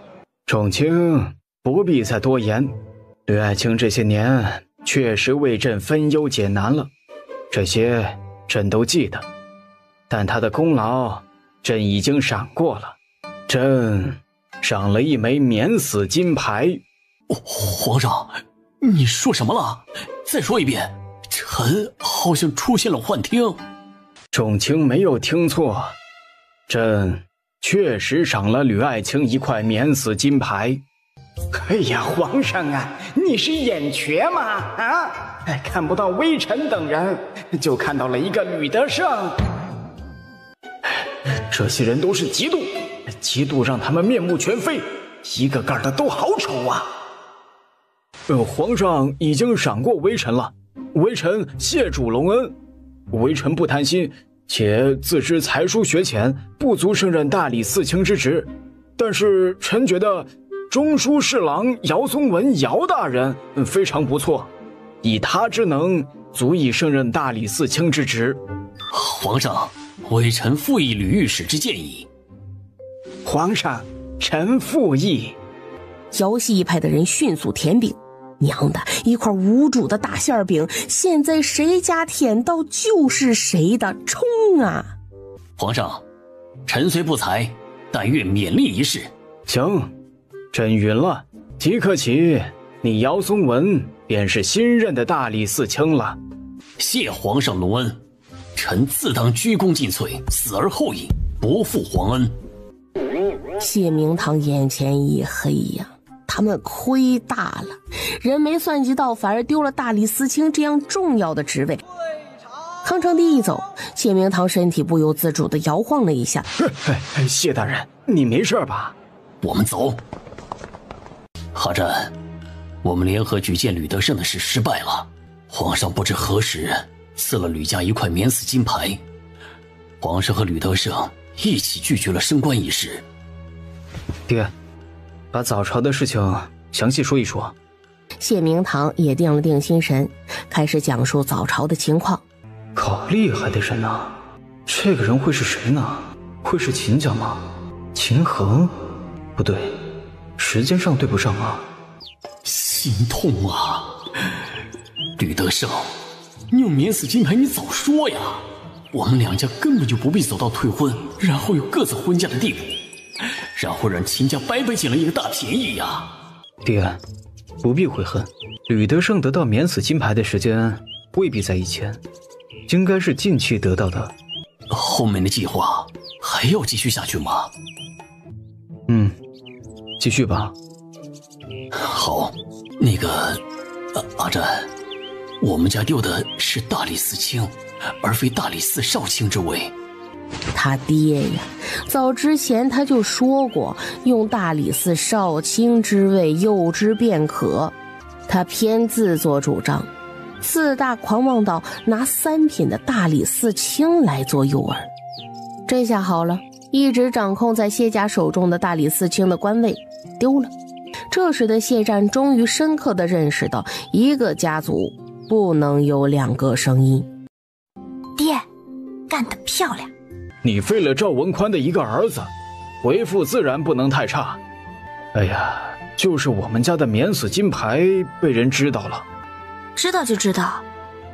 我爹牛啊，竟然在半年的时间里搞到了这玩意儿。他们一家人正说着话呢，陈总管就进来了，说姚家给他们送了东西，一个不大的红木匣子。打开一看，发现姚家这次给他送来了一匣子珠宝首饰。翌日，吕德胜就将这些带进了宫，全交给康成帝。银票你就收着吧，朕还能缺了钱花。哎呀，完美，赚了。赵府赵斌知道计划，都觉得没道理不成功的，怀着这样的心情，他陷入了沉睡。桃子姐姐，我们歇一会儿吧，这机会太难得了。好的，燕子妹妹，你的脸没事吧？四少爷现在太难伺候了，以前还好，现在真的是太暴躁，也太阴沉不定了。那可不，自打四少爷腿废了之后，整个人其实都废了。这会儿赵斌已经依稀清醒过来，心里恨得直咬牙。其实要我说啊，四少爷要不是为了替大小姐出气，也不会有这次的祸事。哎呀，不是，大小姐受什么气了吗？一切不都如愿以偿了吗？是啊，我们是觉得大小姐没受什么委屈，但四少爷不这么想啊。确实，四少爷见不得大小姐受一丁点委屈。大小姐生个气或者落个泪，不管是谁对谁错，都是惹她生气惹她落泪的人的错。哎，四少爷啊，人是好的，心也是好的，这次啊就是被坑了。桃子姐姐，为什么这么说呀？你想啊，自打大小姐和吕二小姐落水之后，大小姐就没在吕二小姐那里占到过便宜。大小姐不就是故意让四少爷去替她教训一下吕二小姐吗？大小姐以前也没少这么干，只不过啊，这回四少爷踏到铁板了，这个结果连大小姐自己都没想到吧？大小姐自己面对吕二小姐都接连吃亏的，她怎么敢让四少爷去找吕二小姐的麻烦呢？不怕四少爷吃亏吗？我觉得不一定是大小姐的意思吧。四少爷毕竟是他的兄弟，他肯定不能愿意四少爷出事的。我还是觉得这件事啊，大小姐必须得承担主要的过失。直接说，大小姐肯定说不出口，但是她有一个贴心大丫鬟啊。你想，以前哪次大小姐心情不好，吃了亏，受了委屈，不都是红豆替她打抱不平吗？不用想，这次啊，也一定是大小姐身边的红豆挑唆的。以前不也是这样吗？大小姐啥也不用说，四少爷知道以后，自然就会替她出头了。来人，来人！将门外那2个贱婢拖下去，给我打死！四少爷饶命啊！四少爷，饶了奴婢这一次吧。罗氏匆匆赶来，让人将他们押下去。夫人，真的要打死他们？这2个贱婢有何资格议论我儿子？亏我之前将他们挑出来，想着如果他们伺候得好，抬他们给儿子做妾也不是不可以。但没想到这2个贱人竟都是碎嘴子。将人拉下去，杖责30，然后发卖。娘，人处理了吗？放心，人我已经处理掉了。平儿啊，你大姐……娘，我知道的，我不会受他们挑拨的，你放心吧。哎，你怎么了？可是腿又疼了，药呢？夫人，药快用完了。哎呀，怎么用得这么快呀？还能用几次？1次，2次也勉强可以。拿银子再去买1瓶。夫人，2房那里……算了，这笔钱走我的私账。奴婢知道了，奴婢这就去办。夫人，夫人，不好了，不好了！马铁军，可是老爷回来了。是的，夫人，你快去看看吧。行，我这就去。稍晚他就知道了，他们的捧杀计划失败了。为什么老天不长眼呢？然后怒急攻心的赵斌自己将自己气晕厥了。二小姐，咱们今天的药又卖出去1瓶，这是银票。那挺好。哎呀，就是今天赵家来买药的人抱怨药太贵了，问能不能便宜点儿。不能，就3000两1瓶，爱买不买。二小姐，不愧是你啊，高瞻远瞩。当初你执意要打断赵斌的腿，不会就已经想到卖药给他了吧？从他这里弄钱了吧？我能说我没有吗？陈荣的脑补也太离谱了吧！这要再卖1次，然后就收手。你要做好扫尾的工作。啊，二小姐，你是说……是的，我的意思是，这瓶药确实是最后1瓶了，卖掉就收手。可是……没有可是，按我说的去做。好的，二小姐。二小姐，有你的信，刚才门房送来的。吕颂离接过之后，拆开一看，事情已办好。晚些时候再给南怀巷送点银子过去。二姐这是干嘛？给你的，拿去花吧。给我的？我不要。拿着吧。听东子说，你最近出门看上一些东西，都舍不得买呢。东子这个大嘴巴。放心，这不是谢家那笔赔偿。最近你二姐我另外挣了点钱。谢谢二姐，二姐大气。好好钻研，二姐支持你。吕家要订28日2楼兰字号包厢。是的，谢大公子要把兰字号订给他们吗？给他们吧。11月28这日，吕德生一早就被传召进宫办嫁去了。这个二姐夫好年轻啊，和前二姐夫谢善不是一个类型的。哦，二姐夫，我是吕明志。哦，久仰，明志，我叫秦胜。实际上，秦胜被这声二姐夫闹了个脸热。我们家啊，总算有个脸皮薄的人了。啊，我知道的，二姐夫。你这样欺负老实人，良心不会痛吗？有什么关系？反正你们是太后赐婚，又不可能退婚了。阿胜，刘二喜他们近来可好？你最近给他们找了事干，还给了他们银子，用他们的话来说，就是再好也没有了。那就好。我大哥和三哥都来了，就在隔壁。气氛立即不一样了。皇上来了。皇上，微臣的儿女也在鸿升酒楼。谢云堂，你要带上你儿子，我也带上我儿子女儿。哼，凭啥让你专美于前呐？于是吕颂离和吕明志被康成帝传召了。哎，御驾前你仔细应对，别乱说话啊。放心吧。等一双儿女站好后，吕德胜斜睨了谢明堂一眼。你谢家但有其灵儿，五府亦出巾帼女。今日的辩题是唐虞之治难乎？谢赵两家还是挺厉害的，两家联手打造包装范全此人的过程很是有一套，一般人扛不住他们这连环计呀。心思电转间，范全已经和正方立场的辩手开启了唇枪舌剑的辩论。唐虞之治若何之治？正人用心，将士用命。正者正其身，人力有时穷；继任者不穷，唯幸武道不孤也。范全这是在给皇上画饼呢。这家伙前世怕不是个画家吧？瞧，这饼他画的又大又圆，看起来还香喷喷的。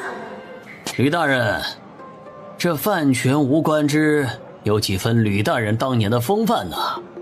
你觉得他怎么样？吕大人，这范全无官之有几分吕大人当年的风范呢？你觉得他怎么样？不如何，比起我，他可差远了，完全没有可比性。你可真不谦虚呀！我实话实说而已。还而已？真不明白你是如何能厚颜无耻地说出这么一句话的。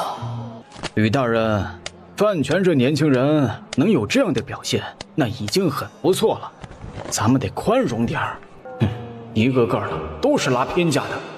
大家的眼睛都是雪亮的，你再怎么说他不好，也不能否认人家范全的优秀。这次张大儒举办的辩论论坛赛，他可是连胜了6场，人称范6胜。范全，什么罪什么忌讳都范全了，真是垃圾名字。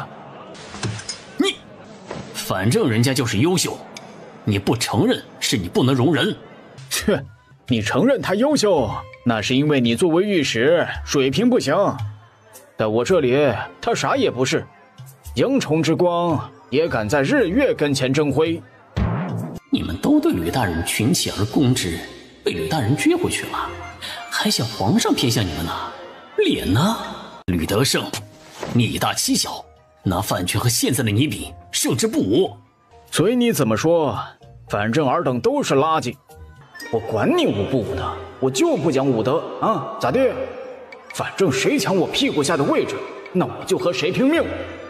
这吕德胜真是不讲究啊！吕德胜，你心胸太狭隘了，你说这些话一点也不公允，完全就是激动贤能，打压新人，排除异己。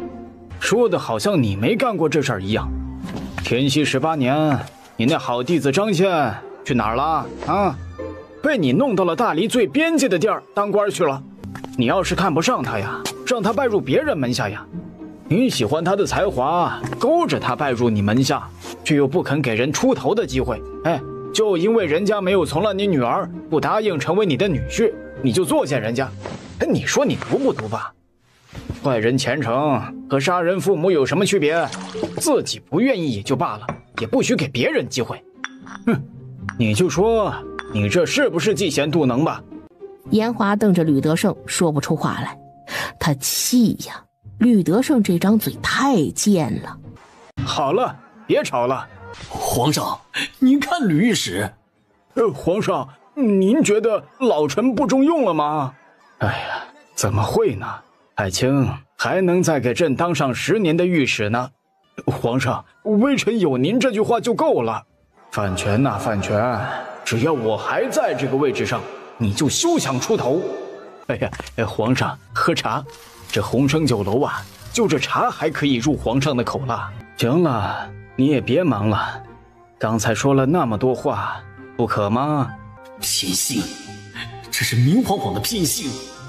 哎呦，吕大人，您把茶叶放下，让洒家来，您可不能抢洒家吃饭的活计呀。皇上，魏公公泡的茶那比臣好多了，皇上也能喝得顺口些，有更好的在，臣就不献丑了。知道他狗腿，但不知道他这么狗腿。哦，不对，是越来越狗腿了。他这是去哪儿偷师的？以前没这么不要脸的呀。皇上，这范全才思敏捷，学识渊博，原就是白鹿书院的优秀学生，2年前就通过了社测，实在是一个不可多得的人才呀。臣觉得应将其征辟入朝，让其施展才华抱负，共襄盛世之举啊。皇上，夫才之用，国之栋梁也。得之则安以荣，失之则亡以辱。张山长，郎妙之才，非一木之枝；胡白之球，非一壶之釜。张山长啊，您老且专心在书院教化学生，选拔人才之事交给朝廷来做就好了。朝中大臣更能懂得为皇上分忧，也更清楚朝廷需要什么样的人才。吕德胜，身为臣子，报国之忠，莫如见事；复国之罪，莫如避嫌。张山长啊，天下不才之人为政，危害那更胜于赃吏呀。人有厚德，无问其小节；而有大欲，无辞其小故。我吕德胜小节有亏，但一片冰心，天地可见呐。吕德胜，你这是误国。治天下之治者在人才，成天之才者在教化。哼，我爹厉害，看来这阵子闭门看书还是很有成效的。果然还是我的吕爱卿更厉害点啊。吕德胜，你今年也40有1了吧？你就只管你自己，朝廷不用培养新人的吗？小姐，谢大公子来了。谢大公子有何贵干？阿离，谢大公子可以称呼我为吕二小姐，或者吕二姑娘，再不济直接喊我名字也行，但是喊阿离不行哦。谢战不敢相信自己一直要找的吕德胜背后的高人竟然是眼前的吕宋离。这局我们输了。是吗？谢大公子真的认为这一局是我们吕家赢了吗？听到这句话，谢战就知道自己的猜测是对的，真的是他。吕宋离，咱们休战吧。我们吕家和秦家是不会主动惹事，但如果麻烦找上来，也绝不怕事。行，我知道了，我会约束好他们的。我们正式休战？好啊，从此刻起休战。这事儿就这么说定了，那我先走了。吕宋离也没理会他，谢战转身离开。很高兴重新认识你，吕宋离。回到吕家，蒋氏体贴地将小儿子给送走了，给女儿和未来女婿留点时间相处。阿胜，给你的零花钱。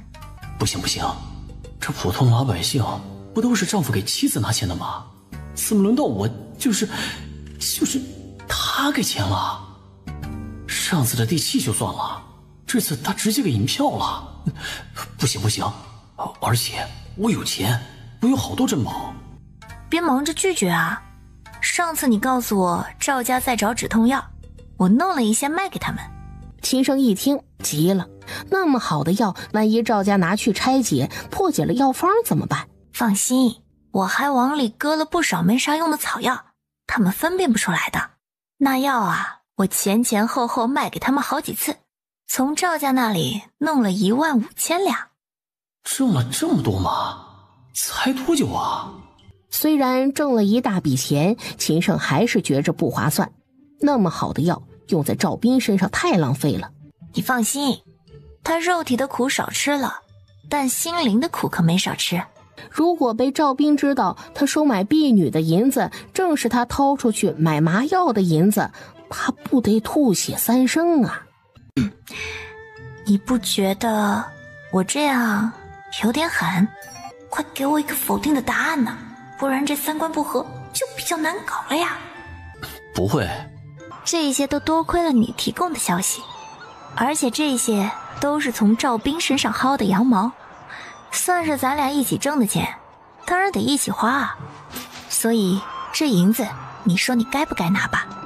我们没有必要如此生分，乖。等等，我还没想好，这不是乖不乖的问题啊。哎呀，我好冷啊，先进去了，你也早点回家。哎，算了，那我就先收下吧，别把人冻坏了，就当他先放在我这里好了。回去的路上，秦胜骑着马儿慢悠悠地走着。老妹儿，你可别傻了，那个男人明显不想给你花钱，才拿话哄你的。话说的再好听又怎么样呢？你啥好处都没落着啊！你相信姐，姐是过来人，听姐一句劝，愿意给你花钱的男人不一定爱你，但不愿意给你花钱的男人呐，一定不爱你。这男人的嘴骗人的鬼，咱们呐就看这个实际的，别信他说什么鬼话。哎，那个大姐好像说的很有道理啊。你怎么了？今天又没让吕家受到教训，这个不是意料之中吗？我知道，但是战狼，现在四郎的情况很不好，他每天都很难受，如困兽一般吼叫嘶喊。你不知道，他院子里近来赶出去了多少下人，甚至连我这个亲大姐都拒之门外。战狼，我看他这样，我难受。谢战越听越不对，决定回去后让人查查这不对劲之处。我没别的意思，我就想让四郎高兴高兴。我觉得只有吕家受到教训，他知道吕家罪有应得了，他才可能好转吧。抱歉，如果赵斌非要这样才好受的话，我只能说我能力有限，做不到他的要求。战狼，你不知道，现在四郎整个人状态真的很差，如果放任继续下去的话，他整个人就废了。我能力有限，真的做不到。赵玉潭咬着唇，说不出自己目前是什么样的心情。走吧，我送你回去。谢战回家后，让人查了查赵家后院，问题最先出现在那两个叫桃子燕子的婢女身上，再在赵斌和赵玉潭姐弟之间挑拨了一番。用膝盖想也知道，哪有这么胆大包天的丫鬟呢？偏他那岳母没有打杀他们，而是将他们打了一顿后发卖。他们一出现在衙行，立即被人高价买走。这时候无一不说明了那两个婢女是被人收买了。他的人略查了一下，就查到了吕宋离头上。这个女人真的是睚眦必报啊！赵斌都那么惨了，还不放过他，还要挑拨他和赵玉潭的姐弟关系，就和比干被挖了心之后遇上卖菜的老妇一样，杀人诛心啊！而且最近赵家后院可热闹了。意料之中。而且听说那赵斌啊都快疯了。快疯而已，这不是还没疯吗？赵文宽到了谢家，发现是女婿谢战接见他的。阿战，红绳酒楼的结果我都知道了，但我们真的拿吕家没办法了吗？啊？这个结果是意料之中的事情，赵伯父是知道的。你脑子好使，再想想别的办法吧。阿斌是你的小舅子，他被吕宋离秦胜打废了一条腿，还被他们用那种方式侮辱，我们却拿他们一点办法都没有。我知道这是我这当地的无能，但这打的也是你的脸，不是吗？首先，我们已经就赵斌的事情和吕家、秦家较量过了，然后输了。输了一次，我们更要赢回一场大的。我意已决，与吕家休战，不会主动再与秦家、吕家为敌。吕家那边也答应了。什么？另外，我们需要正视敌人的实力，他并不比我们弱。我们继续与之斗下去，这非常危险。别忘了鹬蚌相争，渔翁得利。赵文宽没有说话，理智上他能够接受谢战的决定，但情感上非常难以接受。赵伯父，你别忘了，你还有别的儿子。你真的要为了已经没有用的赵斌，把赵家资源全都消耗殆尽？面子可以凭实力赢回来，如果没了实力，那就永远别想找回面子。可吕家斗得两败俱伤之时，也就是我们两家最为危险的时候，你确定要赌吗？在他临走之前，谢战将自己对赵府后院的调查交给了他。赵家要是早点将赵斌送到庄子或者外地疗养，或许他的状态会比现在要好上一些。老四，怎么是你亲自押送这些货物回长安呢？秦四郎叹气，老家发生了这么多事儿，他能不回来一趟吗？提起吕宋离，秦三郎重点讲了他这段时间的丰功伟绩。这赵家这样，那的确不能要。但是吕宋离果真这么优秀？我骗你做什么？你光看结果就知道我说的是真的。秦四郎顺着他三个的话思考。阿胜这回能被太后赐婚，将他和吕宋离绑在一起，纯粹是走了狗屎运，捡了个大漏。那阿胜他自己是怎么想的？他说他有5个哥哥，有6个侄子，传宗接代的事儿，多他一个不多，少他一个不少。呵，很好啊，小六，这话说的，看来还是我们这些做哥哥的打得少了。秦家传宗接代，全是我们这些哥哥的责任，没有你什么事儿呗？啊，哎，算了，阿胜本人不觉得委屈就好。就像阿胜说的，大不了我们这些做哥哥的多生几个。阿胜和六妹需要的话，就过继一样给他们呗。还得把儿子教好，让他们好好的孝顺他们六叔和六婶儿。腊月初6，宜纳采纳征嫁娶。一大早，秦家就来吕家下聘了。秦家给吕家的除了聘礼，私底下秦胜偷偷给了他2匣子珠宝。这些放在聘礼里太打眼了。我看你经常戴着的那首饰就那几样，你可以用它们打一些喜欢的款式，不然总这样素着出门，丢的是我秦小爷的脸。吕宋离无语，这个缺心眼的，幸亏他爹不在边上，否则他就等着享受来自岳父大人的拳拳爱意吧。这不会是你的全部家当吧？又被猜到了。阿胜真能干，这一匣子珠宝宝石我都很喜欢，用它们打一副头面，等咱们成亲的时候戴，一定美极了。秦胜的嘴角微微上翘，心中涌起的热意让他恨不得立马上马，往敌人的地盘上冲杀一番，抢回来更多的战利品。秦衡陪着秦夫人一起和吕家两老商量着将婚事提前一事。阿离他爹，阿离他娘，我知道我们家提这个要求啊有点过分，但恳请你们体谅一下秦家的难处。还有，你们放心，等阿离嫁过来后，我一定好好待她，把她当成亲生女儿一样对待。还有阿胜，要是敢对她不好啊，我一定饶不了她。娘怎么也如此现实了？娘怎么也如此现实了？哎呀，这事儿容我们商量一下啊，应该的，应该的。蒋氏将吕宋离拉到一旁，问他的意思。吕宋离无所谓，他对这些仪式并不怎么在乎。好，你的意思呀，娘明白了，你去陪阿胜他们说说话吧。蒋氏说完，然后就拉着吕德胜进了他们的卧室。哎呀，这用得着这么着急给秦家答复吗？哎呀，这早半个月迟半个月的，闺女不都得出嫁吗？闺女以后就嫁到秦家了，她要在秦家生活的，你这当爹的总得为她考虑考虑不是？夫人呐，我就是舍不得阿离，我这心里难受啊。我的好闺女儿啊，要便宜别家的男人了。蒋氏拍了拍他的后背，给予他无声的安慰。听说你四哥回来了？邢四郎竟然只在家中待了1天就赶回北境，北境的战况估计比想象中的还要严峻。阿胜，我想见一见你大哥，一会儿你能将他请到书房来吗？我有重要的事情要跟他说。六弟妹，我这么称呼你可以吗？那我就随阿胜喊你大哥吧。秦胜将人带到之后，磨磨蹭蹭不肯走。行了，你坐边上吧，别动来动去的，我眼晕。闻言，秦胜立即落座，乖乖坐好。大哥，我让阿胜请你过来，是有事情想和你说。你说。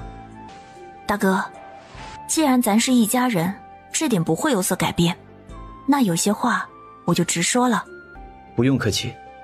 我近来研究了一下咱们秦家，发现秦家对大黎真的是忠心耿耿啊。是的，我们秦家对大黎确实忠心耿耿，天地可见。大哥，秦家受了那么多委屈，咱爹就没什么想法吗？没有，从来没有这样过大逆不道的想法。你为何这么问？大哥，如果我说一朝天子一朝臣，秦家要早做准备，你相信我吗？可是上头不大好了。吕宋离轻轻颔首，在他看来，皇上的健康状况堪忧，就像一个炸弹，不知道什么时候就爆炸了。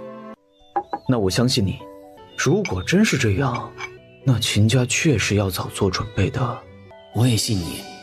六弟妹让秦家早做准备，难道说秦家会出事儿？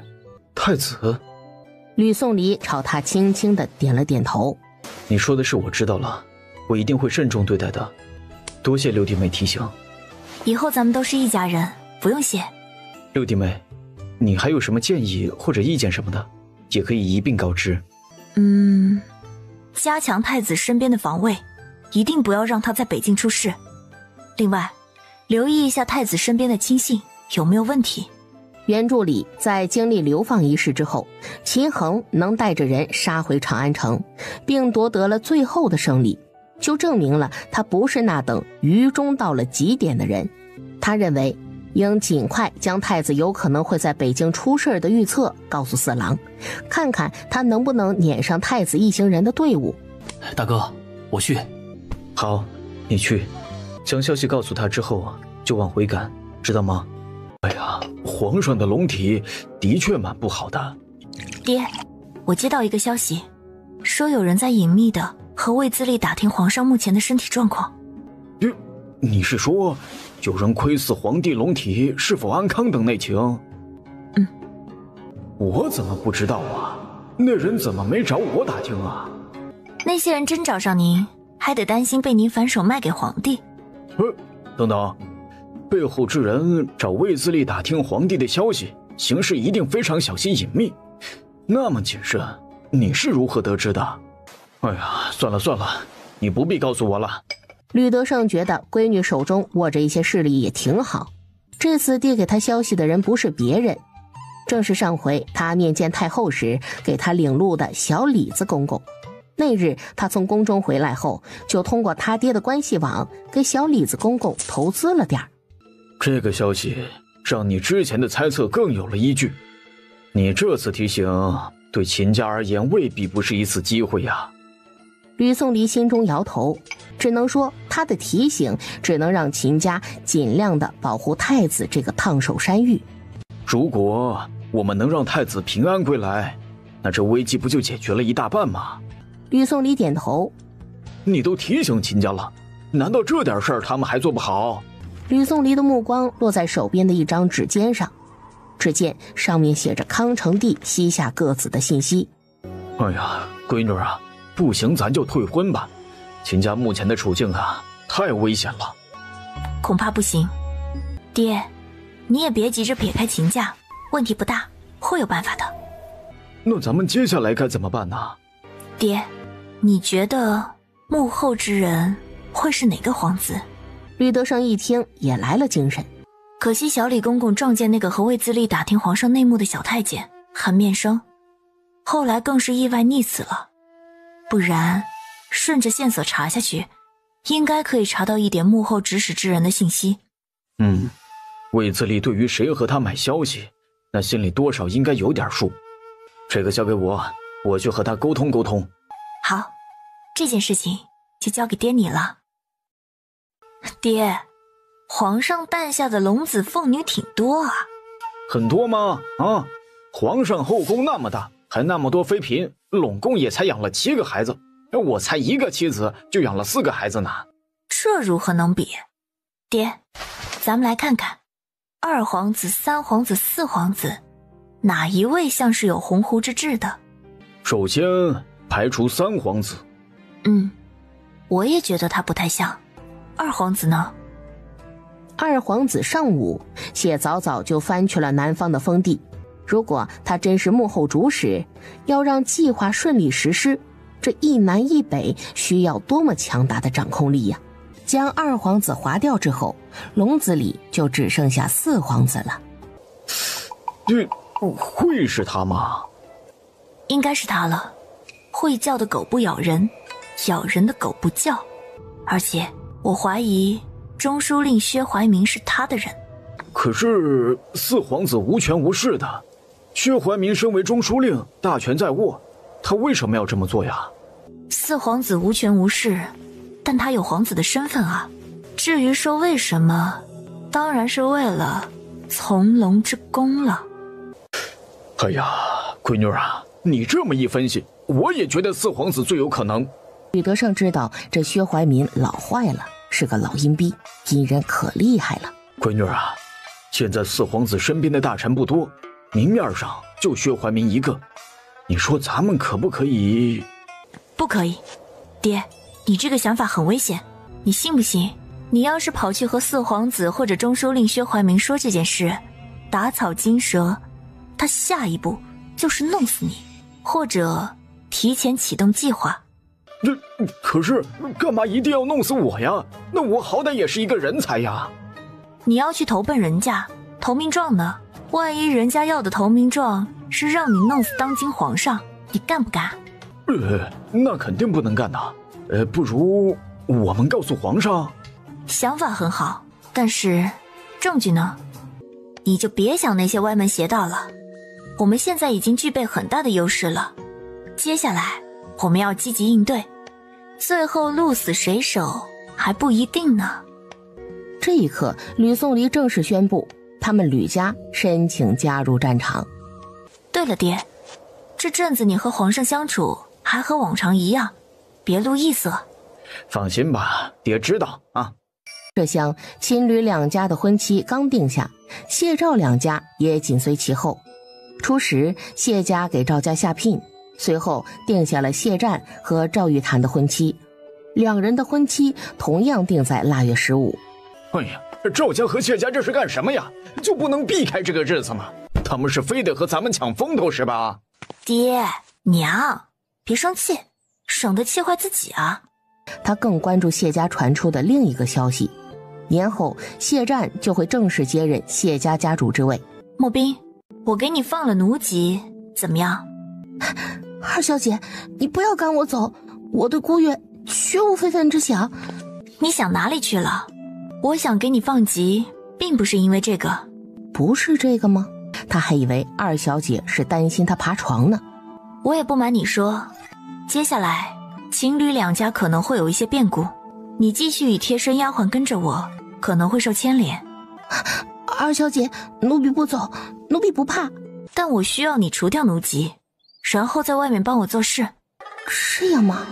可以，2小姐，我听你的。最后，吕宋离又将陈荣和罗铁牛叫来，一并将他们的卖身契给了他们。2小姐，就不怕奴婢等人背叛您吗？你会这样做吗？不会。所以啊，我相信你们。陈荣和罗铁牛拿了卖身契，2人一起往前院走去。喂，罗铁牛，拿回卖身契，你就没有什么想法呀？有啥想法呀？你就没有想着如今是良民了，然后找个婆娘生一堆娃，当家做主？你可别害我呀，我可没有这么想过。哎呀，这人倒是挺忠心的呀。这日，吕颂云回去的时候，吕颂离交给她一只木盒子和一封信，让她帮忙转交给她婆婆。我妹咋和我婆婆感情这么好了？突然觉得我有点多余，是怎么回事啊？大嫂，我需要麻烦你一件事。啊，什么事儿啊？阿离，你只管说，大嫂能办的都给你办好。是这样的，他们这场谈话之后，没2天，吕家原先囤在库房里的药材被人在3更天的时候装车拉走了。南华巷，你们是吕府的人？李二爷，这不快过年了吗？庄子上送了一些农作物过来，这咱们府上也吃不完。二小姐吩咐给刘二爷和杨爷你们送点儿。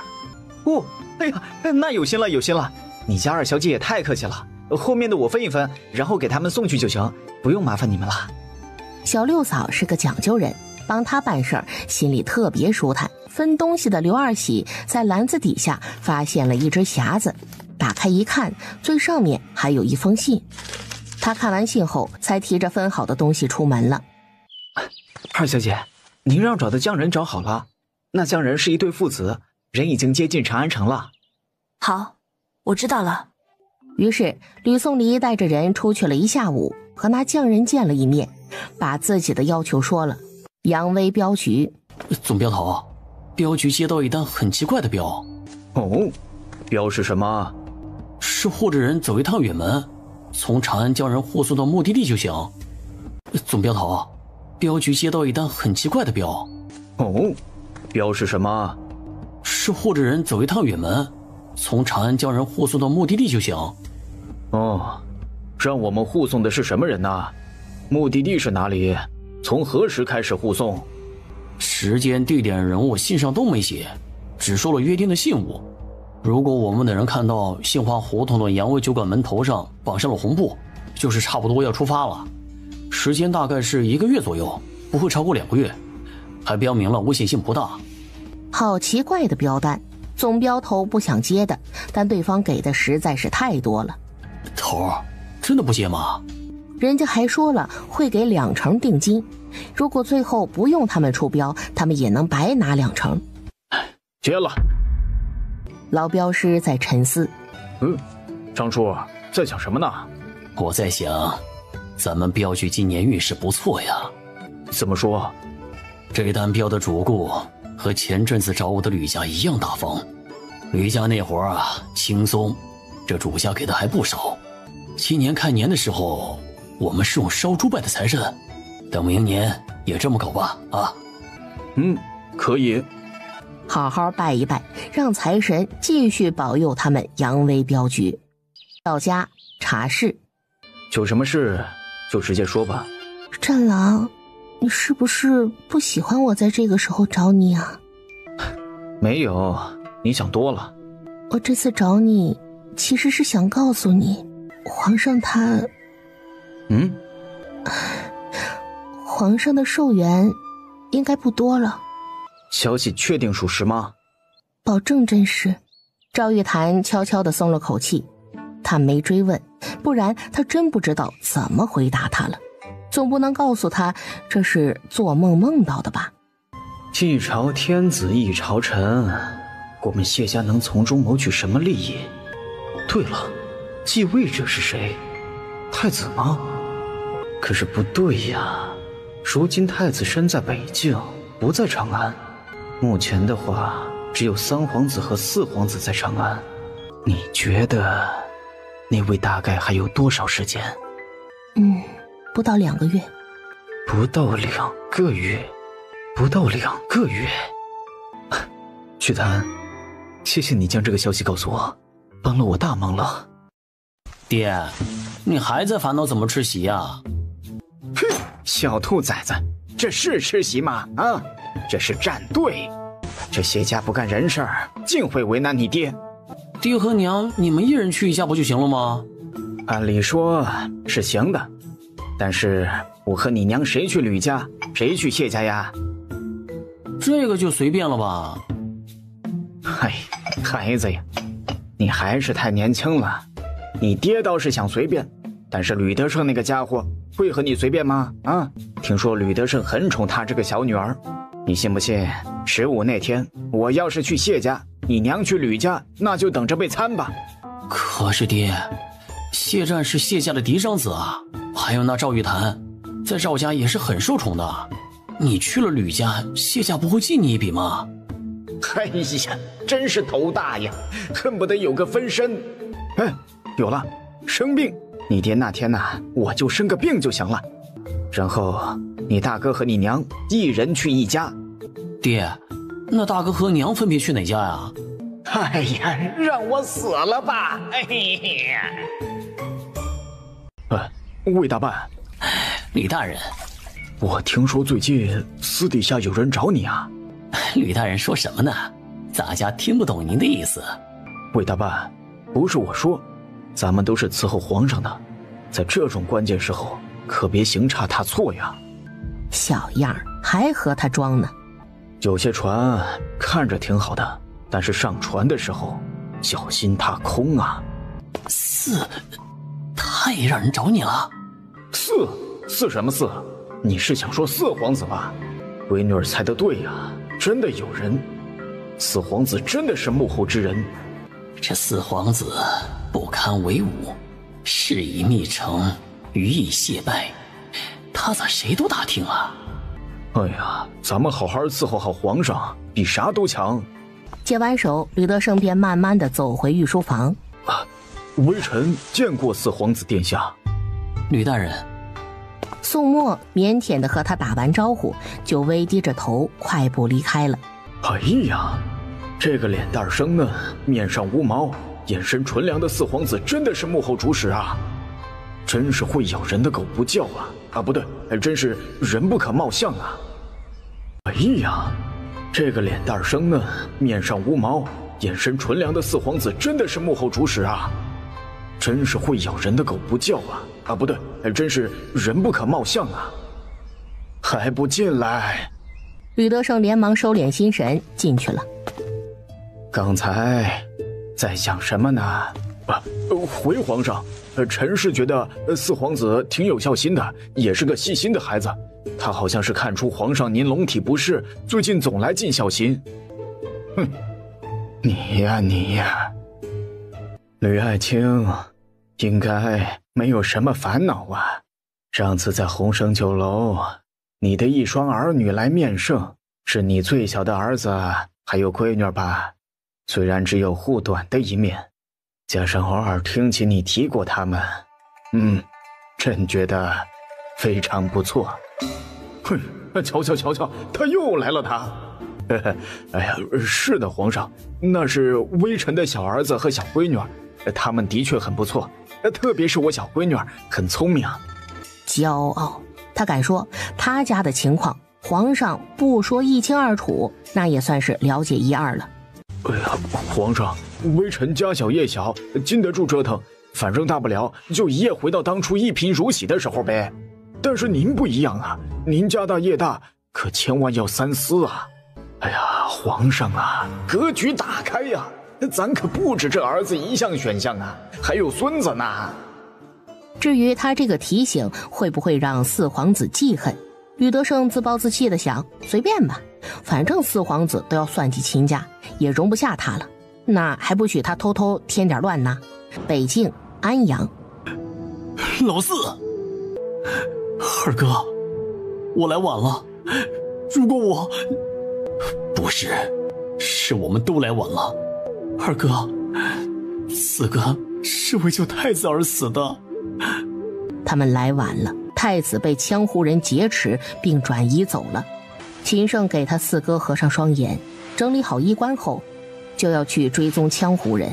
追踪羌胡人，营救太子是我的事，而你现在要做的是赶回长安城完婚，不要给太后发作他们的机会。你还需要将你四哥带回去安葬，让他入土为安。秦胜握着红缨枪的手缓缓垂下，眼睛通红。李卫，你挑上4、5部曲，随六公子回长安。是，听话，回长安。李宋离看完手中的信，久久不语。阿离，找爹什么事儿啊？这是秦家刚才送来的信。等看到信上说秦四郎秦明为营救太子被羌胡人杀死在白鹤镇时，静默了好一会儿。太子肯定是凶多吉少了。对于北境之事，说实话他无能为力，这真的是神仙打架，万人遭殃。爹，和我说说咱们皇上的情况吧。哎呀，皇上最近好难伺候呀。吕德胜开始详叙他在宫中得知的信息，他现在算是对那句伴君如伴虎的话深有体会。吕颂离认真的听完后，他想，太子的随行人员中未必没有皇上的人。皇帝还是皇帝啊。闺女啊，你说我们能不能送赵家和谢家一程啊？将赵家或者是谢家往四皇子的关系往上靠。爹，咱不要动，特别是你要相信我们皇帝对百官的监控力。我们拿皇帝当刀，万一被他察觉了。借刀杀人固然好，但是出手风险太大，如果被发现，有可能会把自己也搭进去。那我们什么都不用做吗？在目前的长安城里，一动不如一静。没多久，吕知远和吕明志两兄弟就来到了书房。最近长安城风大浪大，你们都给我夹紧尾巴做人，听到没有？吕颂离静静地思考着，他们长安城不好动，但长安城外有一处是可以动的。赵斌啊赵斌，到了你该表现的时候了。这次我给你个机会，希望你这一次争点气啊。二姐，先前那赵斌都这么惨了，你咋还没放过人家呀？我家老妹儿太可怕了，以后得罪谁也别得罪她。你会不会说话呀？啊，你二姐这是深谋远虑。明志，你还担心她呢？唉，算了，她要是不可怜，可怜的就是她家二姐了。放心吧，等这次事后，我就放她自由，我们之间的恩怨两清了。哼，净胡说！你分明是看她没有了利用价值，才对她如期婢女的。不要得罪老妹儿，不要得罪老妹儿。闺女儿的嘴，骗人的鬼。四公子，今天有暖阳，咱们到梅林里看看怎么样？沿路的雪，奴婢都让人扫干净了，过去很方便的。你是吕颂离的人，不用这么麻烦了。说吧，叫我做什么？四公子说笑了。哼哼，我觉得到了我这步田地，也只有他会这么处心积虑地惦记着我了。说吧，需要我做什么，我都配合。金蝉一咬牙，将自己的要求说了，然后奉上纸笔。赵斌闻言意味不明地笑笑，然后爽快地拿起笔来，蘸起墨，刷刷地写了起来。我赵斌输在他手里，这不冤；谢赵两家输在他手里亦不冤。他真是将人心算到了极致啊！赵斌对于出卖赵家和谢家一点心理负担都没有，他如今就是赵家的一个弱点，赵家不保护好他，就别怪别人来利用他。御前宫，有北境的信来了吗？暂时没有。再发一道密诏，召太子回长安，要快。诺，这是第3道密诏了吧？等等，先去给朕拿陪葬单子过来。啊，诺。魏自立没多久就回来了。皇上，这是陪葬名单，请您过目。这些日子，吕德胜没有丝毫异动。啊，没有。吕大人一般从皇宫回去之后，几乎都不出门了。吕府也是安安静静的，除了初6那天秦家去下聘礼之外，吕二小姐去了一趟银楼。吕家大少爷倒是被吕夫人指使的团团转，在外面跑腿呢。来来往往的人都很正常。康成帝凝神思索片刻，将吕德胜从陪葬官员的名单上划了下去。吕大人真厉害，竟然让皇上改变了主意。哎呀，魏自立呀，朕去后就放你自由。啊，皇上，奴婢想一直陪着你。哎，那你就给朕守墓吧。这事儿后来被魏自立悄咪咪地透露给吕德胜，大黎朝实行薄葬，已经好几代了，他没料到康成帝竟然要恢复人葬。这是个好东西啊！既然皇上有想带走的人，那四皇子有没有迫切想要送走的人？我们不能上船，未必没有合作的机会，对吧？皇上，北京来信了。快拿给朕。康成帝他打开最后一封，然后皇上，快请太医。秦月是干什么吃的？太子，他们竟然让太子死在了江湖人手里。太子竟然死在了北京，出事了，出大事了！来人，去将四皇子给朕拿下！是。来人，去将四皇子给朕拿下！是。可是当魏自立走出大门去吩咐人时，又被叫了回来。等等，皇上，先不拿人，让人将景阳宫暗中围起来。把薛怀民给朕写上。魏自立很快意识到皇上说的陪葬名单要加上薛怀民。对了，还有谢家，谢家趋炎附势之辈，在太子生死未卜之际就投了宋墨，想博从龙之功是吧？我要让他们什么都得不到。皇上，谢家全族有将近200口人，这……魏自立小声的提醒。这天进宫的吕德胜觉得怪怪的，总感觉这宫里比之前压抑了。怎么了？就是啊，感觉周围像是凝滞了一般，让人喘不过气来呀。吕大人这野兽般的直觉呀！殿内的康成帝早已经恢复了冷静，再次动弄了一下5岁的大孙子，就挥手让奶娘将他带了下去。吕爱卿啊，朕问你个问题，你要老实回答。哎呀，预感不好，并不想继续，要怎么办呢？如果你的小儿子为了继承家业害死了你的大儿子，你会怎么办？啊，这简直是3尸跳神的皇上，这问题是臣能听的吗？哎呀娘啊，不，闺女啊，看来太子真的出事了。皇上，臣不傻。少废话，好好回答。哎呀，皇上啊，你咋那么喜欢为难微臣呢？微臣一点也不想回答这个问题呀。皇上，微臣觉得微臣家的那点家底子还不至于让微臣小儿子如此丧心病狂。呸，微臣说错了，不是丧心病狂，是丧心病狂。那你到底会怎么做？微臣一定会狠狠地惩罚他。这兔崽子竟然敢为了这点家业设计兄长害死兄长，谁知道他改天会不会因为这点家产而弄死我这个老父亲呢？微臣怕死。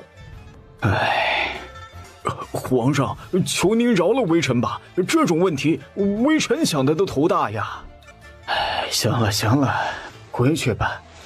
魏子立，帮朕送他一送。皇上，您可要好好保重龙体呀。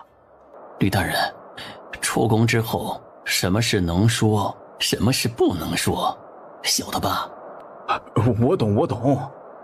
哎呀，闺女啊，出事了，这次真的出大事了。等吕德胜说完，吕颂离叹息着，太子终究还是没能救回来。闺女啊，你说太子出事了，皇上会考虑太孙吗？怎么这么问？不就是那天皇上谈起太子，我也将你大哥提溜出来，说他不争气，还提了想培养潇潇的想法。然后今儿个竟然看到了皇上将太子长子宋安接到了御前宫。刚才皇上问我那个问题时，我也说了要严惩小儿子。爹，你厉害啊！你这是将四皇子得罪了一遍又一遍啊！那孩子在御前宫待的时间长吗？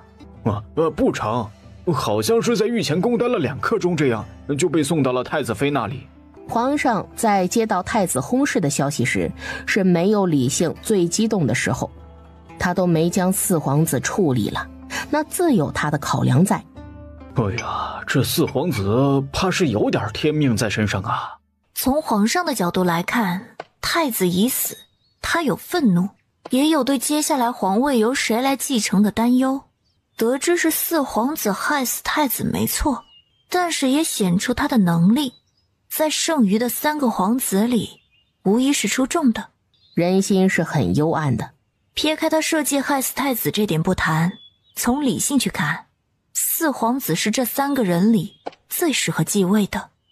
行吧，现在咱们的皇帝有2种选择，一是选立他人，2皇子、3皇子，亦或是皇太孙，让四皇子的计划狠狠落空，狠狠地打他的脸。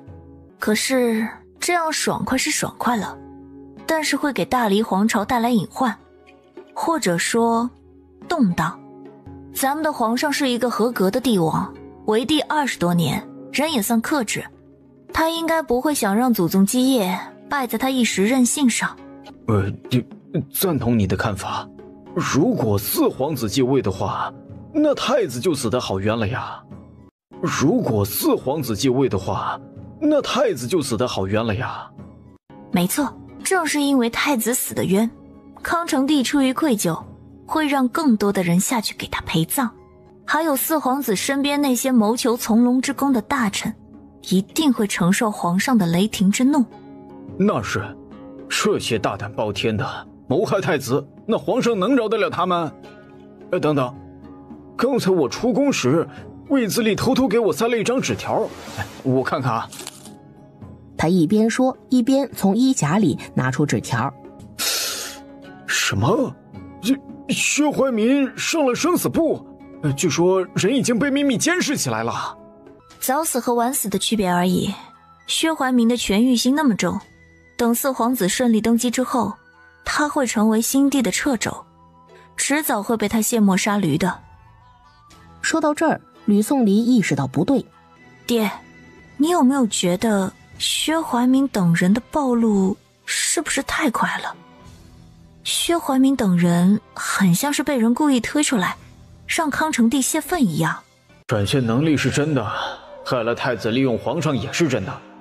皇上你不争气呀，但凡你多生几个儿子养住了，你都不会被四皇子这么欺负啊。哎呀，现在微臣也不用这么提心吊胆了。爹，这对我们来说也是一件好事。好事儿？他们太低估皇上了，他们给皇上下的套子是一个接一个，真以为皇上到了这步田地就看不出来了。吕德胜点头，确实他们都能发现皇上被利用了，皇上会没发现吗？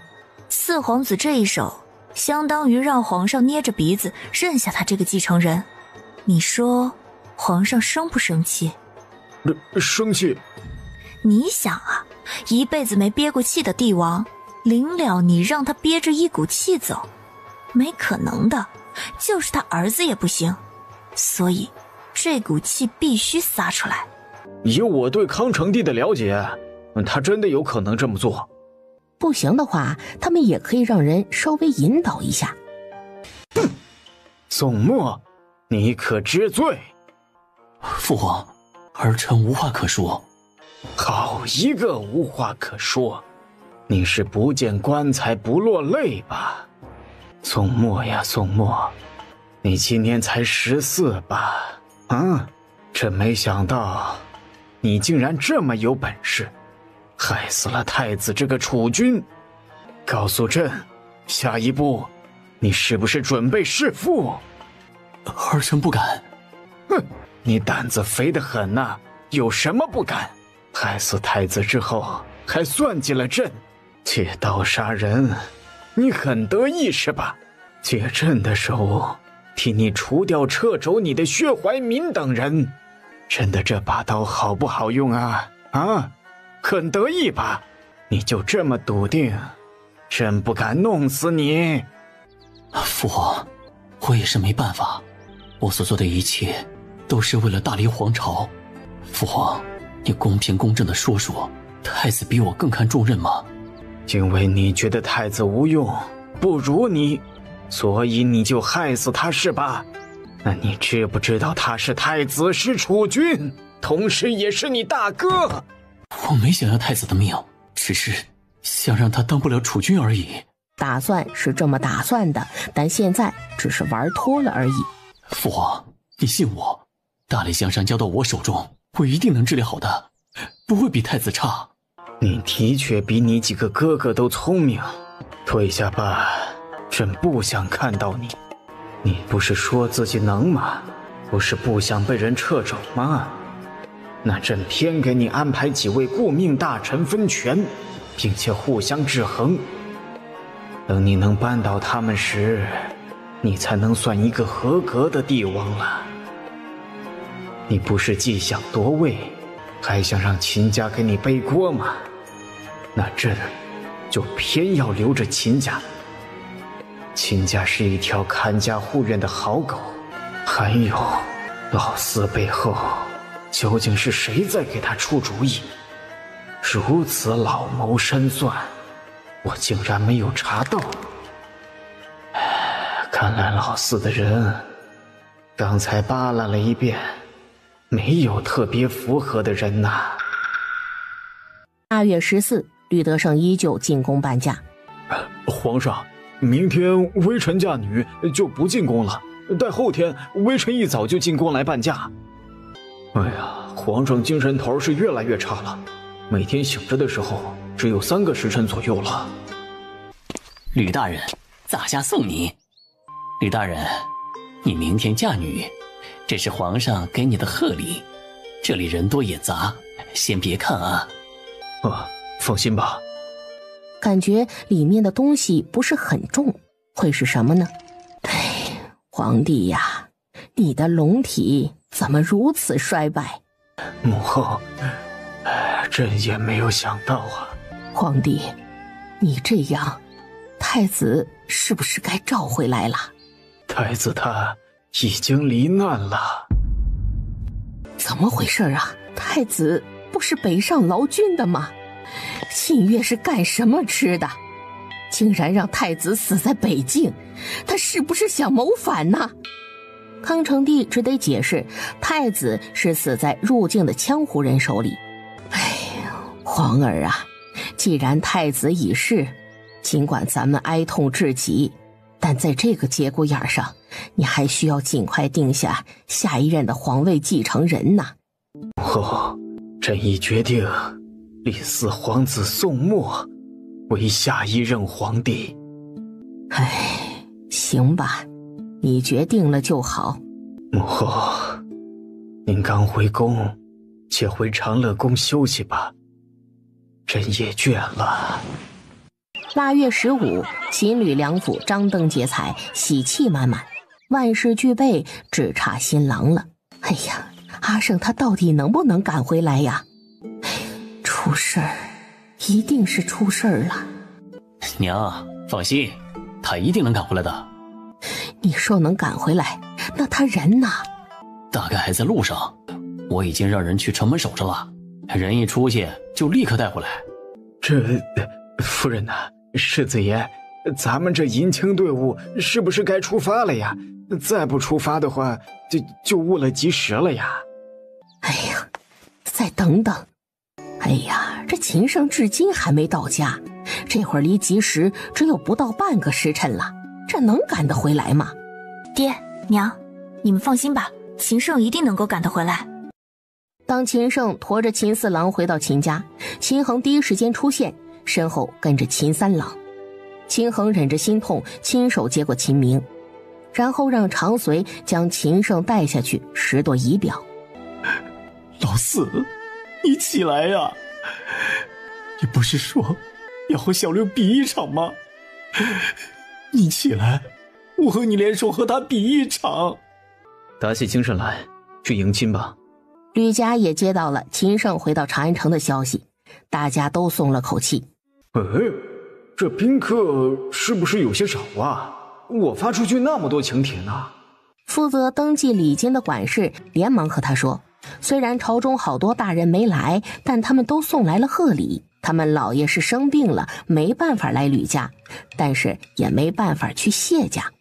他们什么病啊？哦，拉肚子。这拉肚子就可以不来吗？啊，他自己一个人拉而已。那他没有妻子没有儿子吗？他们为什么不来？那些管事说一家子都拉了，拉腿软了，来不了。哎呀，好嘛，估计今天长安城的巴豆那都要贵上几文钱了。来了，新郎来了，新郎走进大门了。爹娘，女儿今天就要出嫁了，以后女儿不在你们身边，你们一定要好好保重自己。快起来，快起来，新郎到二门啦。女儿啊，以后在秦家过得不开心了就回来住啊，这里永远都是你的家。我退出去再重新建。接下来秦胜这个新郎需要向岳父岳母行礼，然后才能带走新娘子。岳父岳母，请放心将阿离交给我，我以后会好好待她，爱护她，珍重她。回到秦家，秦胜接过小厮递过来的弓箭，连射3箭，方向分别向天、向地、向远方。射完3箭，秦胜接新娘子下轿，跨火盆拜堂，拜天地，拜高堂，夫妻对拜，最后礼成。你们都还小，等过了年，你们16了，在圆房啊。其实就算秦夫人不叮嘱，他们也不会这么做的。别忘了，他们4个至今还停关在偏厅呢，没有治丧，没有安葬。北境庄浪，江湖关塞被秦越领着大军围的是严严实实。秦越，我告诉你一个消息，你退兵如何？除非你交出太子，否则我们誓不退兵。我都说了，我们族地里没有你们大理的太子，都打成这样了，不成还不交出太子吗？大将军，还要继续打吗？给我继续进攻！秦越，我实话告诉你，太子死了，太子早就死了。准备进攻，杀不长者赏1000金。随着进攻的号角响起，一场厮杀拉开帷幕。1个多时辰之后，这场厮杀亦已结束。不长被击杀，他的手下将领亦被屠杀殆尽。爹，那一刀你明明能躲开的，擒住不长只是时间的问题，没必要用这样以命换命的打法呀。老二啊，你说的对，但是这得花多长时间，就得有多少将士牺牲。秦燕这才敢确信，原来他的父亲一心求死呀。爹，为什么？太子死在了北境，总要有人为此负责的，这就是我秦家给皇上的交代。有人负责呀？杀死太子的明明是羌胡人，我们已经取了羌胡首领不长的项上人头，还不够交代吗？傻儿子，守卫边境是我秦家的职责。不是这样的，不能这样的。老二，剩下的爹交给你了，你懂怎么写战报吧？爹，我不懂，我不懂的，所以你不要死。阿燕很聪明，爹相信你。如果你有机会见到小六他媳妇儿，替爹谢谢他。15日当晚，北境唯一一只传信鹰隼飞至长安，带来了一个消息。看完消息，康成帝面无表情，不为所动。皇上一直等的就是这个吧16大朝日，皇上，您要保重龙体呀。皇上，保重啊。说正事儿，溜须拍马的话就不必说了。咱们关心您，您觉得是溜须拍马；吕德胜关心您，您就觉得是真心实意，不带这么双标的。太尉萧群上前一步，取出奏报，现告众臣公一事，想必众臣公都知道，太子于11月25日出发巡视北境，慰劳将士。然太子不幸，一行人途经白鹤镇时，遭遇一股羌胡精锐埋伏袭击，后下落不明。什么？太子下落不明？羌胡不足好胆！嘿呀，这北境大军是死的吗？怎么会放羌胡人进入大黎境内呀？秦越失职。又2日，平西侯兼镇北大将军秦越率大军围攻羌胡关寨，全歼敌军，斩杀首领不长。通过拷问，不长麾下重要将领以及不长本人交代，太子已于白鹤镇就已经被他们就地杀害。哎呀妈呀，皇上真是厉害呀，直接把四皇子摘出来了。哎呀，这谁能想到四皇子才是这一切的幕后黑手呢？皇上，秦越渎职，臣请求严惩秦越，以为太子在天之灵。是啊，皇上，太子死得太冤太惨了。你们这群老不死的，最该反省的人应该是你们才对，天天围着太子转，可是太子还是出事了，也不知道是不是你们天生带衰，克制太子了，然后把太子克死了。吕德胜，你是非不分，你帮亲不帮理。难道我说的不对吗？当然不对。吕德胜，你不要胡搅蛮缠，胡说八道，企图转移视线。秦越身为北境的大统帅，护卫北境安全，难道不是他的责任吗？太子死在北境，他要负全责。陈老头，你不对劲儿啊！一般投资失败之后，不是应该颓废得很吗？你一下子重整旗鼓，一直要追究秦家的责任，对你有什么好处啊？闺女说过，待太子生死之事暴露出来，四皇子的人一定会想办法将错全都归咎在秦家身上。所以，你陈老头是投了四皇子那边了。那人家秦大将军好好的在北境和几个外族打生打死，太子之死全怪到他头上，这就对了。凡事得讲个先来后到，先因后果。你们不让太子出长安城，那不就没这回事了吗？自己估算错误，怂恿太子出都城，最后害人害己。皇上，微臣看最该死的就是那个建议太子北上劳军的人，微臣非常怀疑，对方是故意让太子去送死的。你胡说八道！平西侯兼镇北大将军秦越，在全歼羌胡部族并斩杀首领不长之后，因身上几处要害身受重创，流血不止，无法救治，最后为国尽忠，享年45岁。皇上，虽然秦大将军死得很壮丽，但是北境大军对阵羌胡一仗中，秦大将军为了一己私心，以权谋私，因私废公，打没了太多的将士了，造成了很多无谓的牺牲，秦家必须为此负责。我说你懂打仗吗？啊，你怎敢断定死去的将士是无谓的牺牲，而不是秦将军用最小的牺牲达到全歼敌人的目的？我是不懂打仗，但我知道，就因为秦越想将功折罪，急躁了，冒进了，他本来可以花更小的代价来达到一样的歼敌目的的。不懂打仗你就闭嘴，你知道个屁呀你！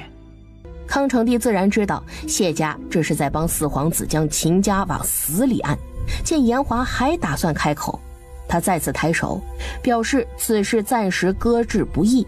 皇上是真的偏心了，为什么不打断吕德胜，而又打断我的话？我刚才被吕德胜对了，还没还击回去，皇上这是完全不给我机会呀！皇上，太子之死我等惜哉痛哉，但为了江山的稳固，应当再立储君才是啊。现在当务之急是立储，都议一议吧。立谁？皇上，是不是该召回成王回京了？成王已经在回长安的路上了。立储的事，你们都回去琢磨琢磨，下次上朝再议。现在退朝。四皇子心中一突，明明父皇可以直接宣布立他为太子的，为何战死了？怎么会呢？哥，这是不是真的？是真的。吕宋礼咀嚼着这2个字儿，2个字定性也是盖棺定论，这算好的，至少不会被定性为畏罪自杀。大哥，这件事情皇上那边知道吗？皇上那边有养传信的鹰隼，应该比咱们更早知道。这件事找个恰当的时机告诉娘吧。他建议瞒是瞒不了多久了，自己告诉总比他意外得知要好。能帮我办一件事吗？可以。你这样，薛府，秦胜，薛大人应该能猜到我的来意。哎呀，是的，猜到了。四皇子已经决定听从新智囊的计划，舍弃你了。薛大人那么聪明啊，不会还心存侥幸吧？我知道你来是想要什么，我收集的朝堂里其他大人的把柄是吧？可是我为什么要交出来呢？我薛怀民是引火烧身，但是你们秦家的麻烦也不小。薛大人，我觉得我们是可以合作的。您为四皇子谋划了那么久，做了那么多，最后却被他所舍弃，桃子也为他人所摘，难道你不恨？另外，薛大人想必也能料到自己以及薛府中人的下场吧？你难道就不想为自己保留一条血脉吗？难道你还能保住我府中小儿的命？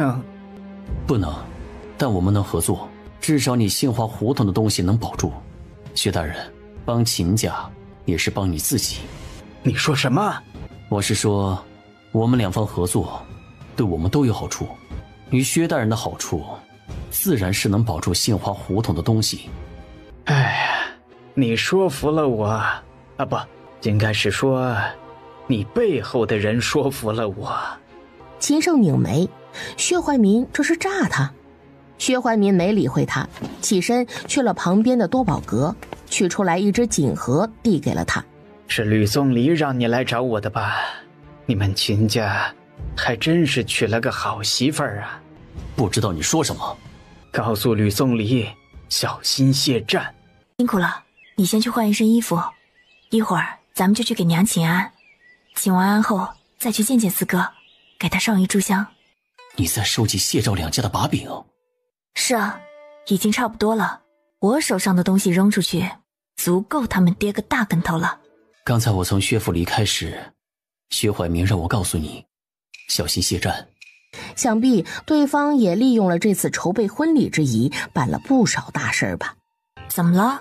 有话直说啊，咱们都是夫妻了，有事我不会瞒你的。你和谢战不是说休战吗？弄权的人心都脏，别信他们的话。谢战那种人说出的君子之约，对他没有约束力，谁信谁傻。当然，对我也没有约束力。感情我就是那个傻子呗。你这样，那为何薛怀民相信你？我啥样啊？谢战都动手了，我还没出手呢。你这质疑的态度很好，但是下回这样的话，你别说了。至于薛怀民，他是不得不信。忙忙碌碌这么多年，最终为他人做嫁衣，你以为他真的就咽得下那口气？至于杏花胡同那边，他外室和私生子，我已经让人转移走了。原来杏花胡同住着他的外室和庶子啊。所以你放心，其实我一直是一个一诺千金的人。哎呀，老东西，有话就说，在朕跟前还来这套。皇上，主要是奴才收到一张吕大人递进来的纸条，不知道该不该呈给您。是不是吕德胜那家伙递纸条给朕告状了？你把那纸条拿来给朕。皇上，这纸条你看了，千万别动怒啊。废什么话，拿来。康成帝看了纸条，噗的一口血吐了出来。好啊，好啊，真是朕的好舅舅啊！原来给他炼丹的仙长道长们竟是他舅舅故意引来的。自打他发现丹药不对劲之后，就将那些帮他炼丹的道长都关押了起来。既然你那么想送走朕，那朕走的时候就带你走可好？咱生就二人，即便到了地下，也要做亲戚呢。韦泽烈，将匾额里的第2道圣旨给朕毁了。这是他留给生母的保障，现在他不想留了。是，真是血夜杀人夜呀！首领，皇上有何吩咐？来大活了。前3夜，上面的人都是皇上指明了要陪葬的，这事儿咱们今晚就得处理好。先下令关闭长安城的4方大门，然后安排人员守住各条要道，最后挑选精锐，给我带足了人手，出发干活。皇上还真会玩啊！快驾崩了就开始带人了。首领，咱们第1家去哪儿？按折子上的顺序来。是，那就是中书令薛怀民家。走。薛府。当薛怀民看到林冉带着金无畏出现时，就知道今晚便是他的死期了。奉天承运皇帝诏曰：中书令薛怀民执掌宫廷要务，本应标榜士林，表率群臣，以身作则，垂范后世。孰料其结党营私，图谋私利，屡犯国法，十恶不赦。朕深恶其罪，现赐毒酒1壶，处及死刑，即刻执行，不得延误。令主薛氏3族钦此谢恩。薛怀民惨笑，他最大的罪其实是设计害死太子，皇上没有点出来，但皇上是一点儿也没有手软呐。薛大人，请上路吧，吾等还有要务在身，不要耽误了时间。小伙子有前途，老夫也不与你们为难。谢皇上隆恩，吾道不孤，赐殿下谢战。诸位，老夫先走一步了。林冉留下人来处置薛家，紧接着就带着人前往下一家。首领，下一家是哪家呀？谢家。明知故问，刚才你不也是看了那生死簿，呸，陪葬名单的吗？哎，我刚才就想说了，这陪葬名单有点像是阎王爷的生死簿呢，那咱们就是黑白无常。少废话，赶紧的。谢家。林统领，这是皇上有谕旨。对了，你们去将谢敬元和谢元松一并请来。谢家的人很快就被集中到了正院。皇上谕旨，奉天承运皇上诏曰：吏部尚书谢明堂为官20载，恪尽职守，恪以复礼，不临不私，见贤举能，避让贤路。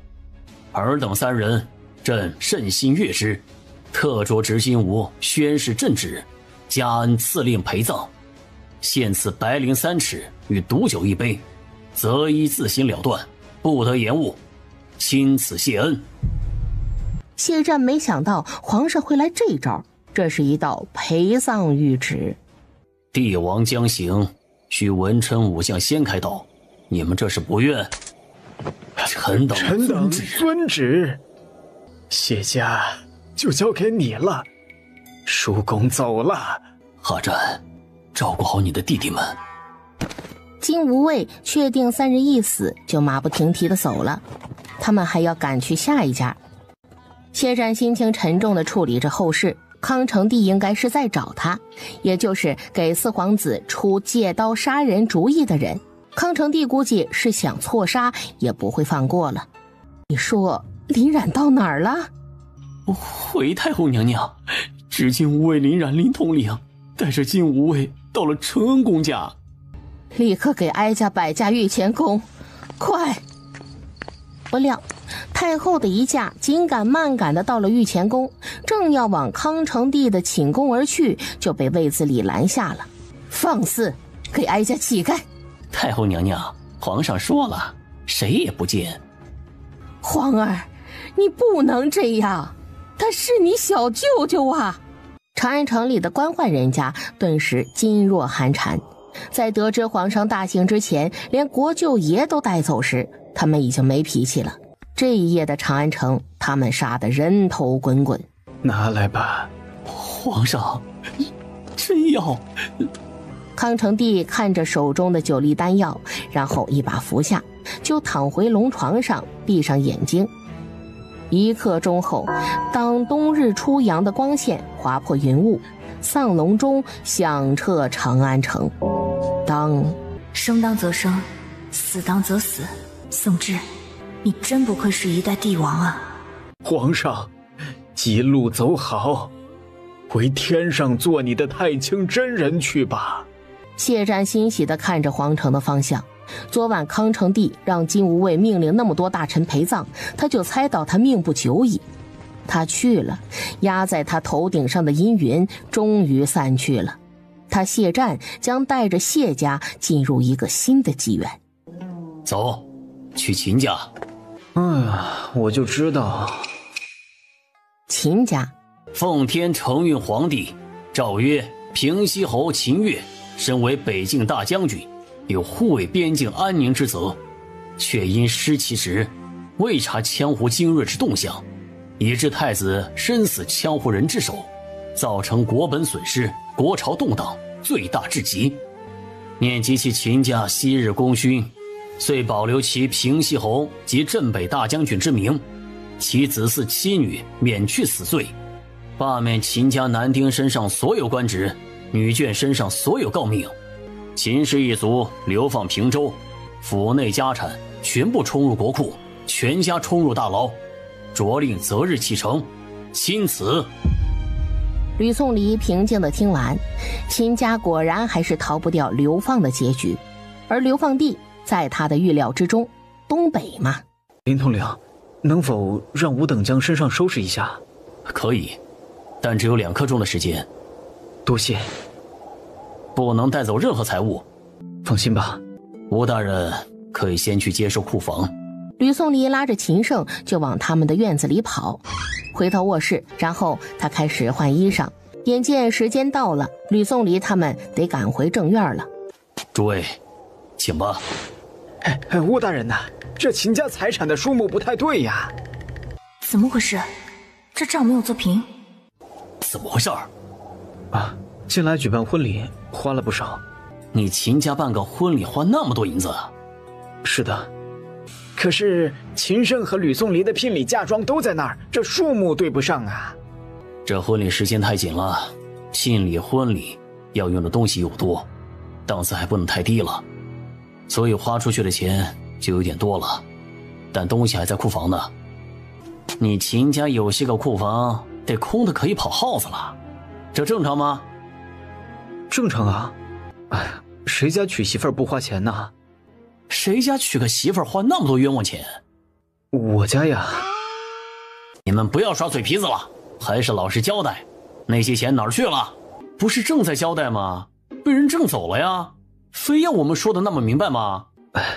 是啊，都被别人挣去了，我们也没办法。你们是冤大头吗？我们也不想的呀，没办法，谁让婚期卡得这么紧，这么短的时间内置办那么多东西，不给高价的话，那人家也不肯卖呀。感情还是太后娘娘的错不成？我们家的账房年纪有些大了，有些账也记得不清不楚的。大人，您担待一下，反正整个秦家的财物都在宅子里，慢慢清点就是了。本王很怀疑，恭亲王，您说皇考立4皇帝宋末为新帝，可是宋末今年才14吧？非嫡非长，尚未及冠，何德何能呢？如果皇考要立个年幼的，为何不立太子之子宋安呢？都是一样的年幼，但立宋安不是更名正言顺吗？我父皇真是好啊，留下这么个坑给我。卫子立，皇考可还曾留下什么证物让四弟登基吗？皇上曾留下3道密旨，这3道密旨一出便能正统了。另外2道密旨在谁手中？奴婢不知。上手的3位皇子不动声色地打量着下面的众臣。诸位臣工，不知遗诏在哪位手中？还请出示。国不可一日无君，守卫遗诏的大臣切勿耽误如此国之大事啊！去正殿将吕德胜请来。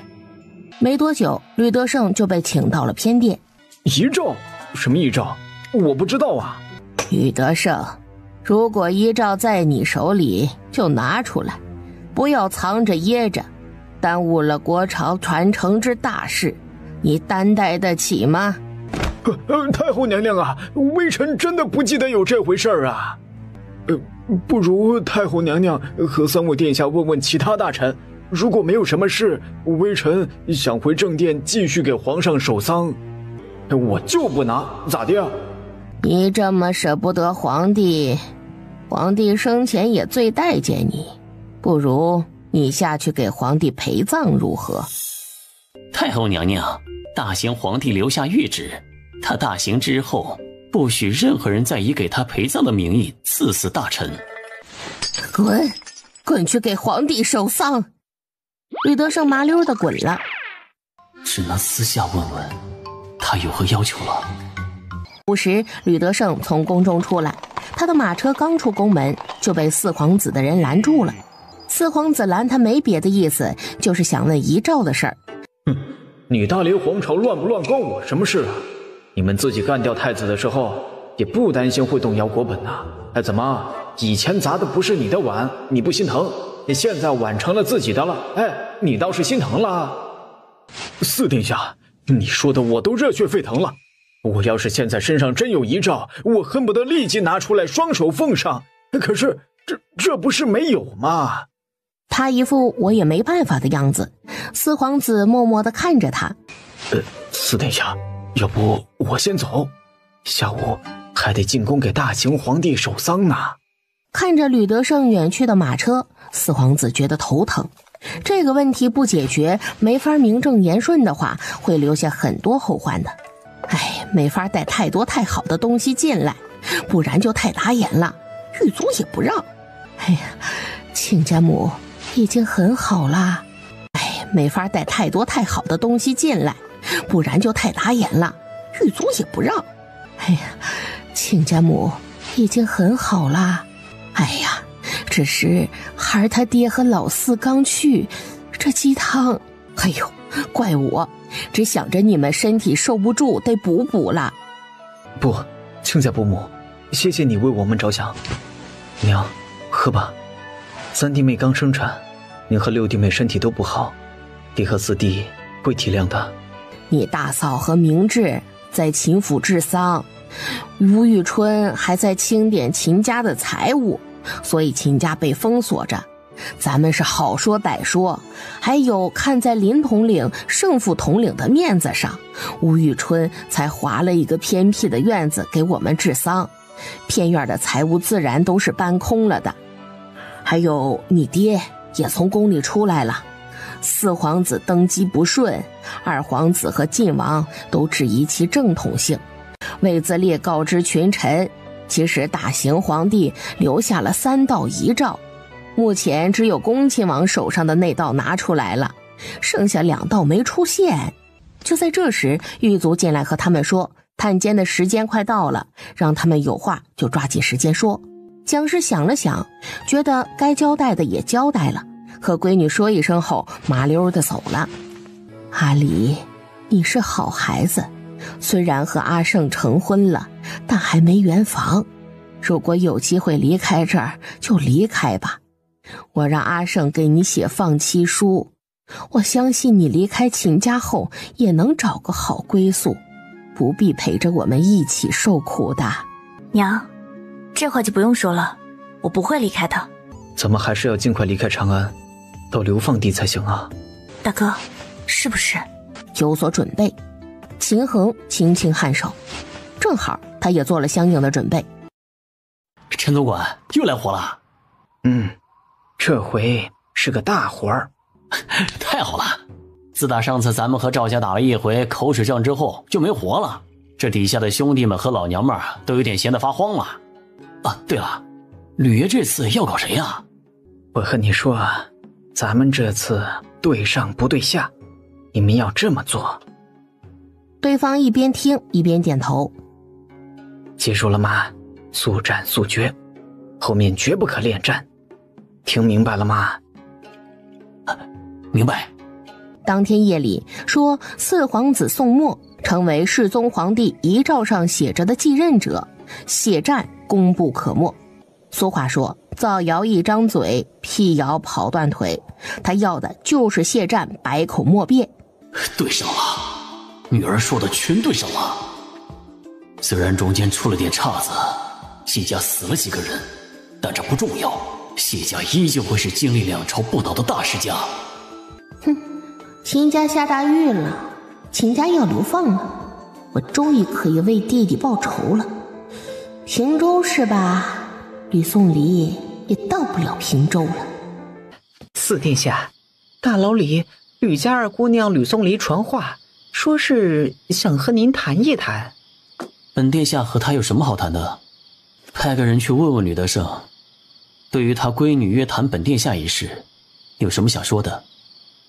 没多久，他派去的人就回来了，告诉他吕德胜说谈不谈随他。这事儿本殿下知道了。秦衡，本官已经查明了，你们秦家利用秦胜大婚一事隐匿大笔财富的事实，我劝你们还是老实的坦白吧，不要一错再错了。吴大人既已查明，自取便是，何必来问我们？秦衡、秦昭、秦胜，这次我们是有备而来，你们不要负隅顽抗了。吴大人、孟大人，你们所谓有备而来，就是屈打成招，更甚者是草菅人命。只要你们赶紧交代，那些钱财究竟藏匿到哪里去了，也好免受皮肉之苦。你们用这样的大刑，如果弄死了人，你们担待得起吗？秦家拿了不属于自己的东西，拒不交代，我们用刑有何不可？即使死了，也不过是一犯人而已。哼，你们这真是欲加之罪，何患无辞？和他啰嗦什么？动手！孟新良、吴宇春，你们敢动他一下试试？睁大你们的狗眼，看清楚这是什么？免死金牌？可是这玩意儿不是在吕德胜手上吗？这大牢还真是热闹啊！比起皇宫，可能还差点。不是要见本殿下吗？走吧。宋墨也不废话，说完这句就抬脚往外走去。你们吕家父女二人真的是很大胆了。没办法，都是为了活命，你们不给活路，咱们自己挣，有问题吗？说吧，你想和本殿下谈什么？四殿下，不如先看看这个。这份资料里有他这些日子收集到的有关谢赵两家的财产以及派系内主要成员犯罪事实。谢赵两家竟然如此肥硕，特别是谢家，竟然储藏了这么多粮食和金银，果然不能小看了这些世家呀。你想让本殿下处置谢家和赵家，这事儿你爹同意了吗？不是，处不处理谢家和赵家全在四殿下。臣父一介平民，如何能干涉智慧？那你这是何意？我们这是为四殿下分忧呢，当然这也是为我们秦家着想。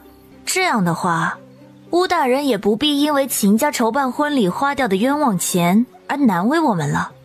我已经给你看了羊有多肥，同时我还递上了刀子。你不去杀那2头肥羊，也没必要逮着我们秦家这只已经宰过一次的羊继续薅了吧。而且四殿下吃一家，哪有3家通吃那么完美？直接说出你们的条件吧。我想请四殿下金口玉言，放秦家前往流放之地。我只是个皇子，如何金口玉言？四殿下不要妄自菲薄，这天下舍你其谁？你上交的这份资料算是立了一功，秦家一直以来都是数位边境的栋梁之才，就此流放未免太过可惜了。本殿下若有幸，后面也不是不能网开一面。四殿下，秦家失职，抄家流放乃先帝遗旨，不敢不从。四殿下纵是好意，这个时候也不好违背先帝旨意吧。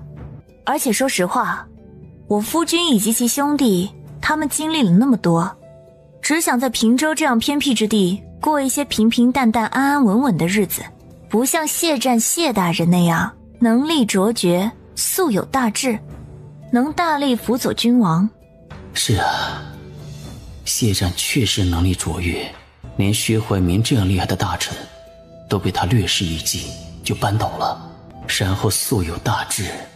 什么样的志向能称之为大志？权倾朝野吗？最后，四殿下登基之后富有四海，欲为新帝效劳的人定是前仆后继，何必在意小小的秦家？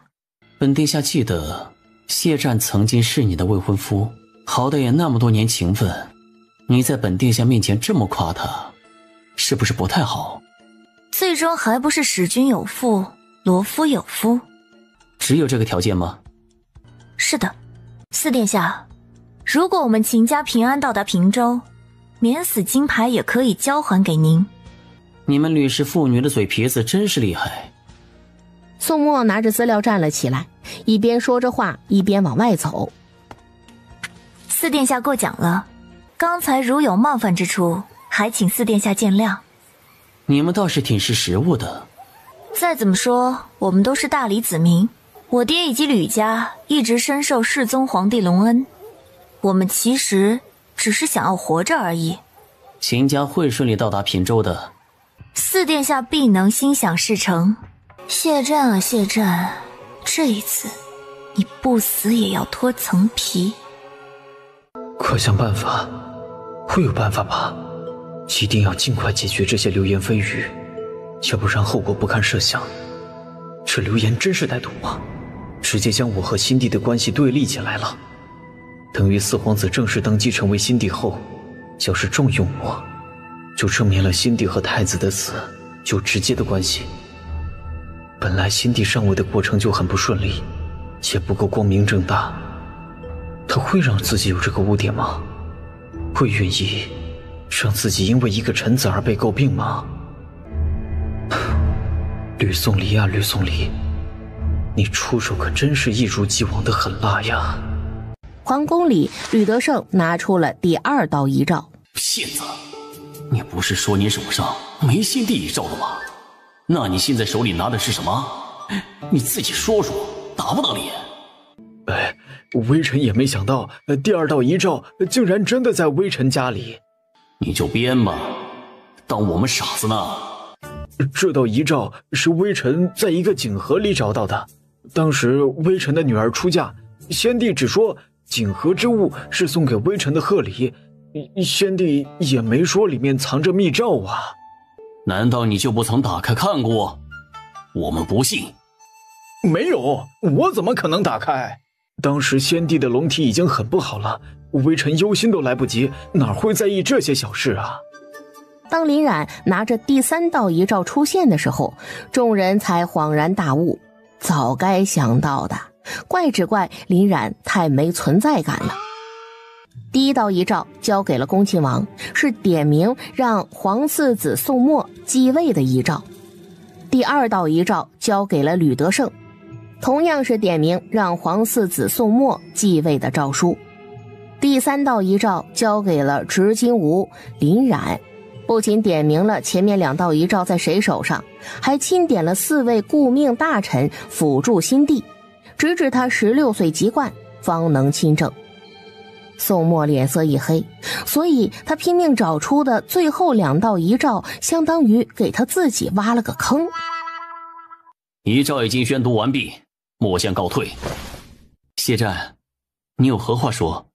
微臣自知有负圣恩，请皇上降罪。真是一招不慎，满盘皆输。死罪可免，活罪难逃。他刚回到谢家，有关谢赵两家的降罪圣旨就下来了，和秦家一样的结局，抄家流放，这还是心地念着他们先前的功劳，网开一面的结果。阿占呐，这到底是怎么回事啊？我们谢家是被人陷害的。是谁？我们谢氏一族的仇人是谁？吕家和秦家。是他们。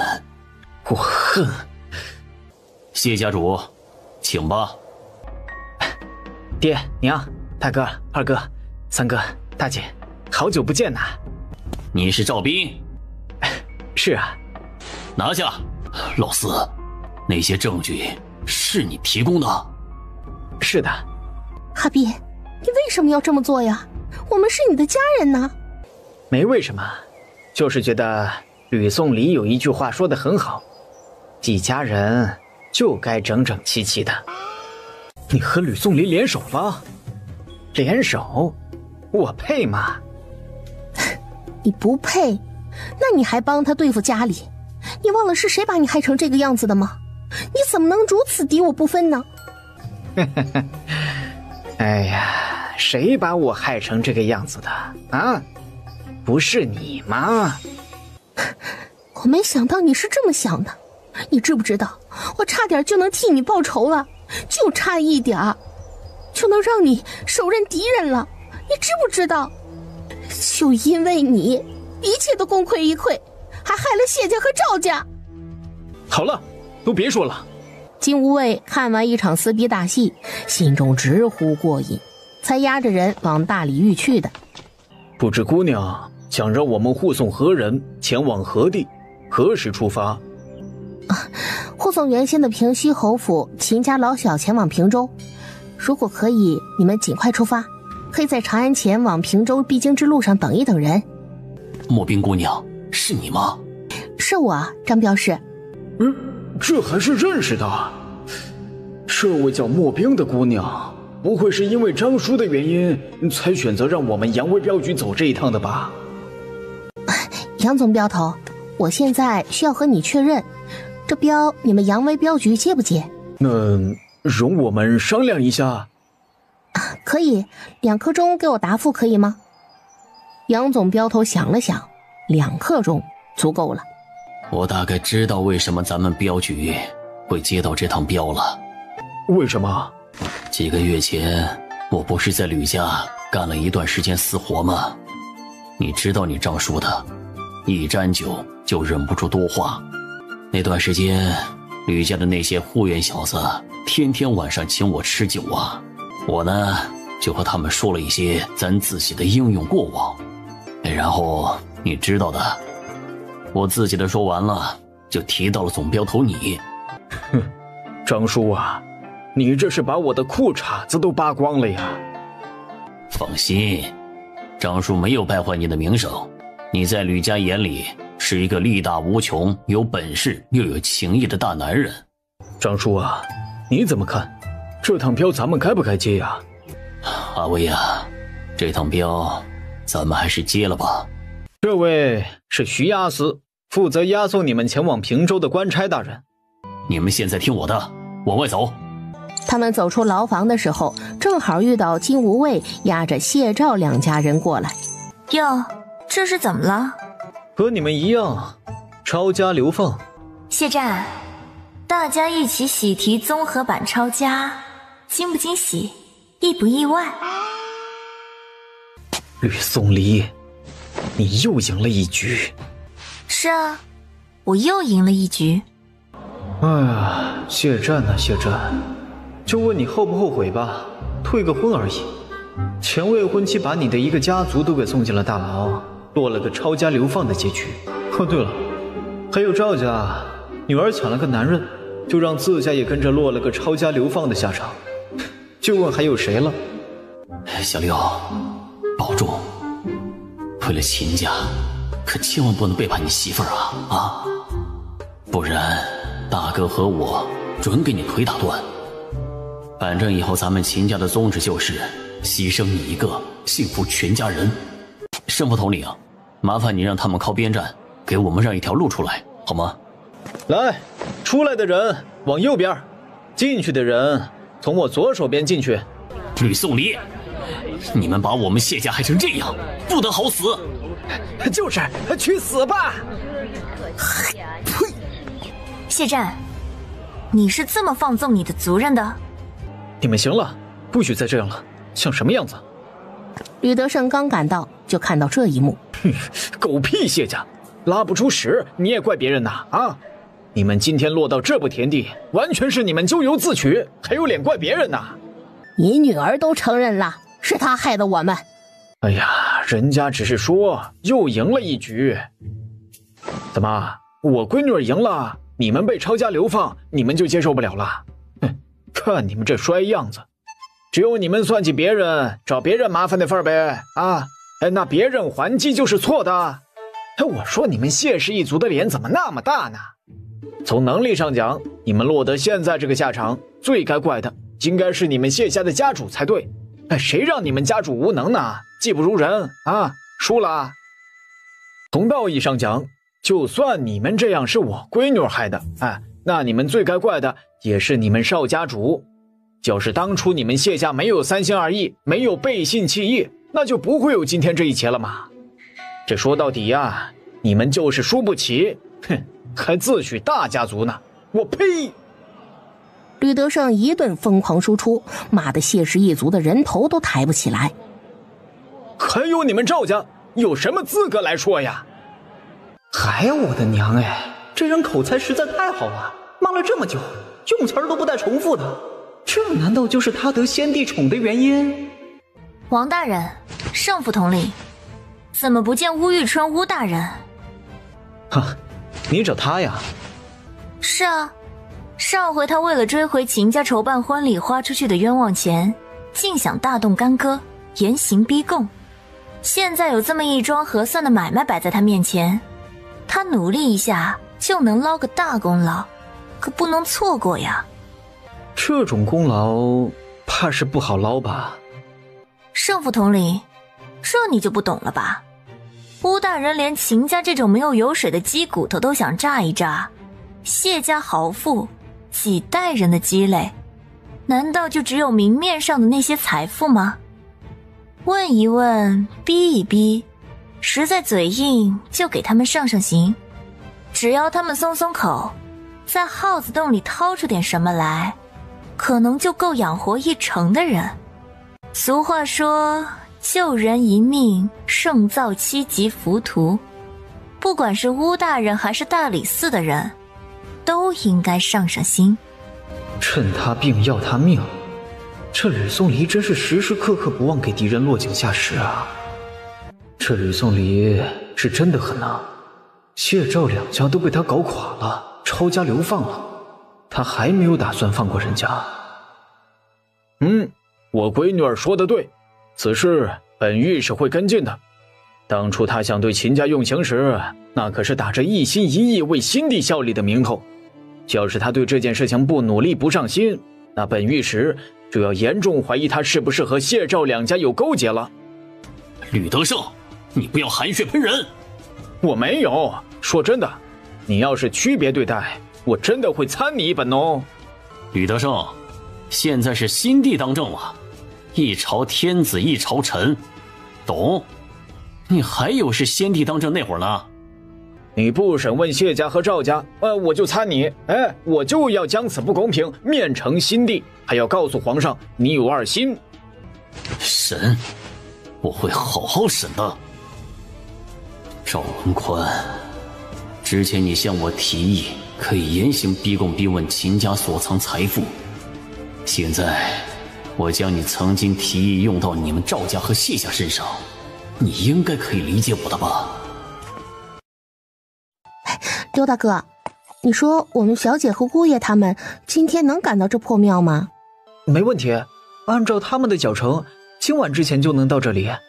怎么样，看到人了吗？吕二哥说，估计小姐和姑爷他们要到傍晚后才能到。那行，我晚点再出来。莫冰姑娘，我们头让我来问你，咱们晚上吃什么呀？大骨粥熬起来，熬2锅，多放些姜片和酒。好嘞。天已经渐渐暗下来了，吕宋离他们终于快走到徐正口中的破庙。破庙有人，是有人。看看那拴在廊下的马车，估计人还不少呢。徐哥，那咱们现在过不过去啊？去。哈，这位兄台，你是保定府的徐正徐押司是吧？你是杨威镖局的杨总镖头。是啊，正是老弟我呀。哎呀，徐大哥，走，赶紧进来。杨总镖头，你这是？嗨，这一次押一趟镖啊，去乐浪郡。今晚呐，暂时在破庙里落脚过夜。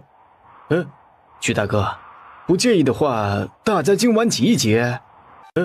徐大哥，不介意的话，大家今晚挤一挤。当然不介意了。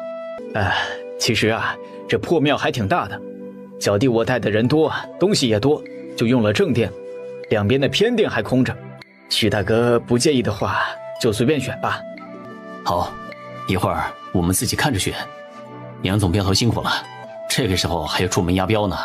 哎呀，没办法啊，雇主要求这个时候走，那咱们也只能遵从了，都是为了讨口饭吃。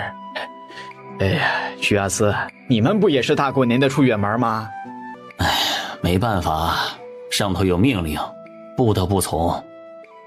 接着，徐正他们刚好选在右边的偏殿凑合了一晚。徐大哥呀，我们这边晚饭做好了，不介意的话，就和我们一起吃点得了。这不好吧？这有啥的？咱们走南闯北，不用太客气。来，各位差爷一起啊！等他们吃上之后，杨威和徐正商量：徐大哥呀，我们这里还有一些多的米粥，也吃不完，能送点给他们吗？无所谓，他们是犯人，你们愿意送些吃的给他们也行。于是秦家那边一人分到了一大碗热乎乎香喷喷的骨头粥，而且还很浓稠。吃吧，没事的。杨总镖头我听说过，是个热心肠又很正义的人。第二天一早，杨威这边蒸了很多的杂粮馒头和包子，热情地送了一些给他们。秦家同样是沾到了光，出发时大家是一起的，不好做得太明显，就赶着车跑前面去了。双方就此拉开了距离。可是等中午，等吕宋离一行抵达预计的歇脚地时，就见杨威等人早已在此地埋锅造饭了。徐大哥，这么巧啊！哎呀，又遇上了！咱们正准备开饭呢，不嫌弃的话，大家一起吃点儿。不是啊，小老弟，你这样很明显的，你知道吗？哎呀，来，都坐下。小五啊，把桌子支起来，再把饭菜给各位差爷端过来。哎呀，这一天天的，一点眼力劲儿都没有。杨威让人给他们上了一盆腊肉炖白菜，还有10几个白面馒头。哎呀，徐大哥呀，你看我们这边菜还剩下不少，能不能让他们帮我们消灭一点啊？那些贵人呐，都是小鸟胃，吃个菜1筷子2筷子就不吃了，这不是浪费吗？哎呀，可惜我和我的伙计们都吃饱了，实在是吃不下了。随便你。哎呀，又搞定一顿。他连忙让人去给秦家人送饭。你们马车完全可以走得更快点儿。这一天走这么点路，你们什么时候能到达乐浪郡啊？没办法呀，贵人们受不得颠簸，只能走一阵儿歇一阵儿了。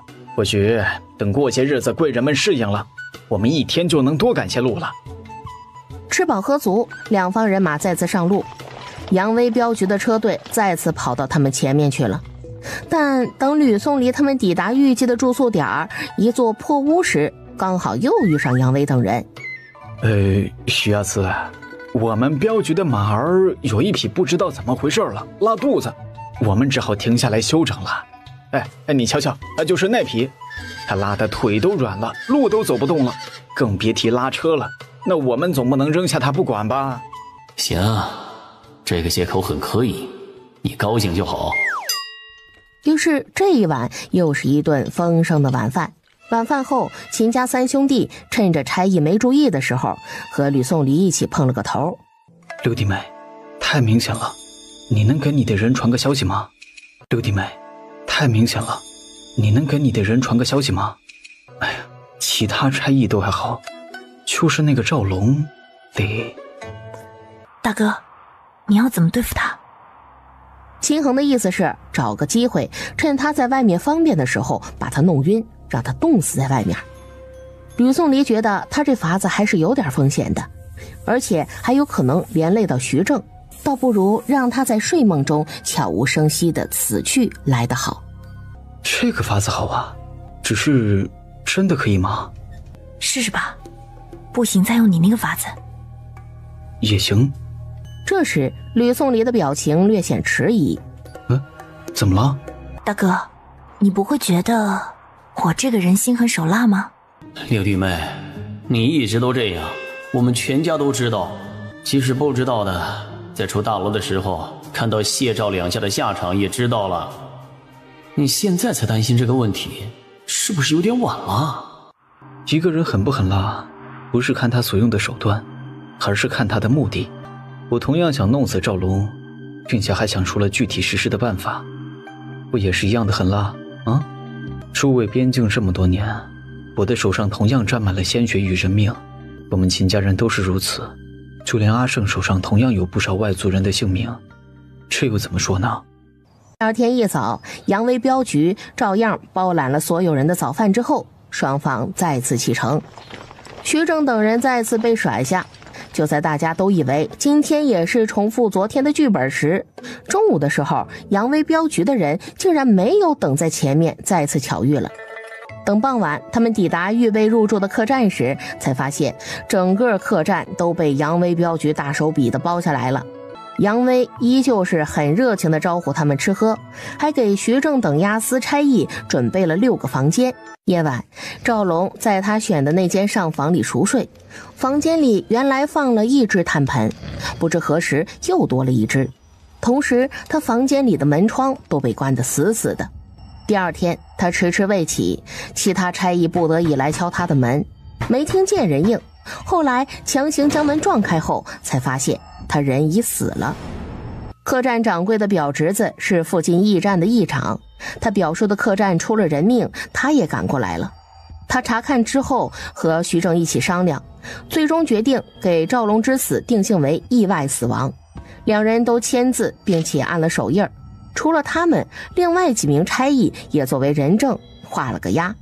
离开客栈后的第二天傍晚，他们一行人赶到了预定的落脚点山野老屋。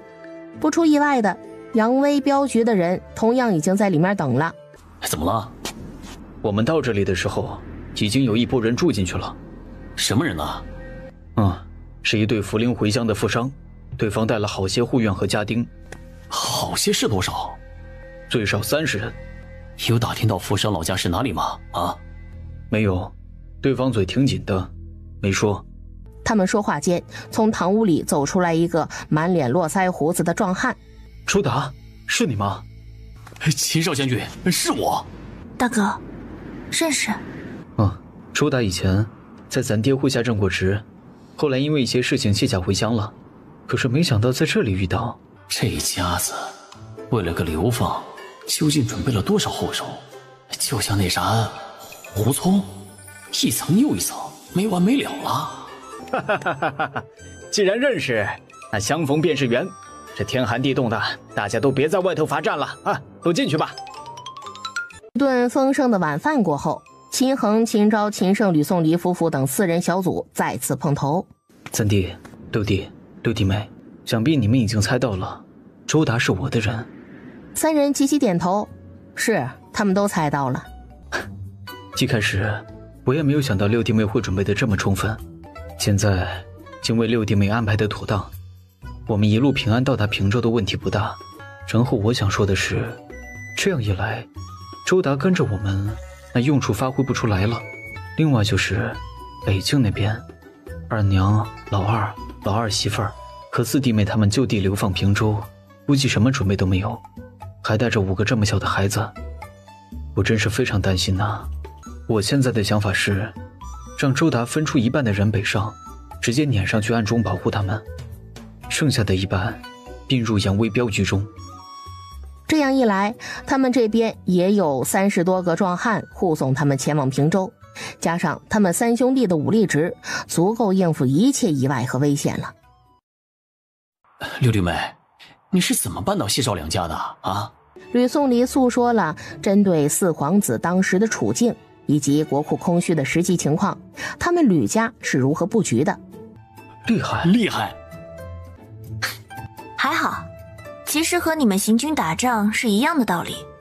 在敌强我弱之下，我们需要尽可能的去利用一切可以利用的东西，山川地势、天气雨水等等第三方因素或者借势。而我所利用的不过是人心。人心是很幽暗的，同一阵营里，主将和副将之间也可能会有不同的诉求。一听到打仗，秦胜的眼睛一亮，他这句话让秦家3兄弟都点了点头。在明确我要达成什么目的的前提下，去团结一切可以团结的力量，只要它有利于我达成目标。我试借了四皇子的事，我明白他的痛点，他的核心需求，我为他提供最优的解决之道。我为他做了这么多，难道他还会吝啬和我做一笔你好我也好的买卖吗？六弟妹，我现在终于明白谢战为什么会被你扳倒了。谢战很厉害吗？被我扳倒不正常吗？谢战很厉害吗？被我扳倒不正常吗？六弟妹，你别看谢家现在树倒猢狲散，但是谢战很厉害。谢氏近几年的发展很快，你应该有所了解。谢战在14岁的时候就已经接触到谢氏的权柄，15岁之后协助他爹带领谢氏一族一路跃进，他绝非泛泛之辈呀。再厉害，他也只是个人，他只要是个人就会有问题，有了问题，我们就能解决他。照你这么说，别人也能这么解决我们呢？我们也是人，也会有问题。谢战这次输在哪？他是步子迈得太大了，扯着蛋了。他一跃而进，登上了四皇子这艘船，还把原先占据 C 位的薛怀民给干掉了。自己空降，周围有他的盟友吗？没有，全是敌人。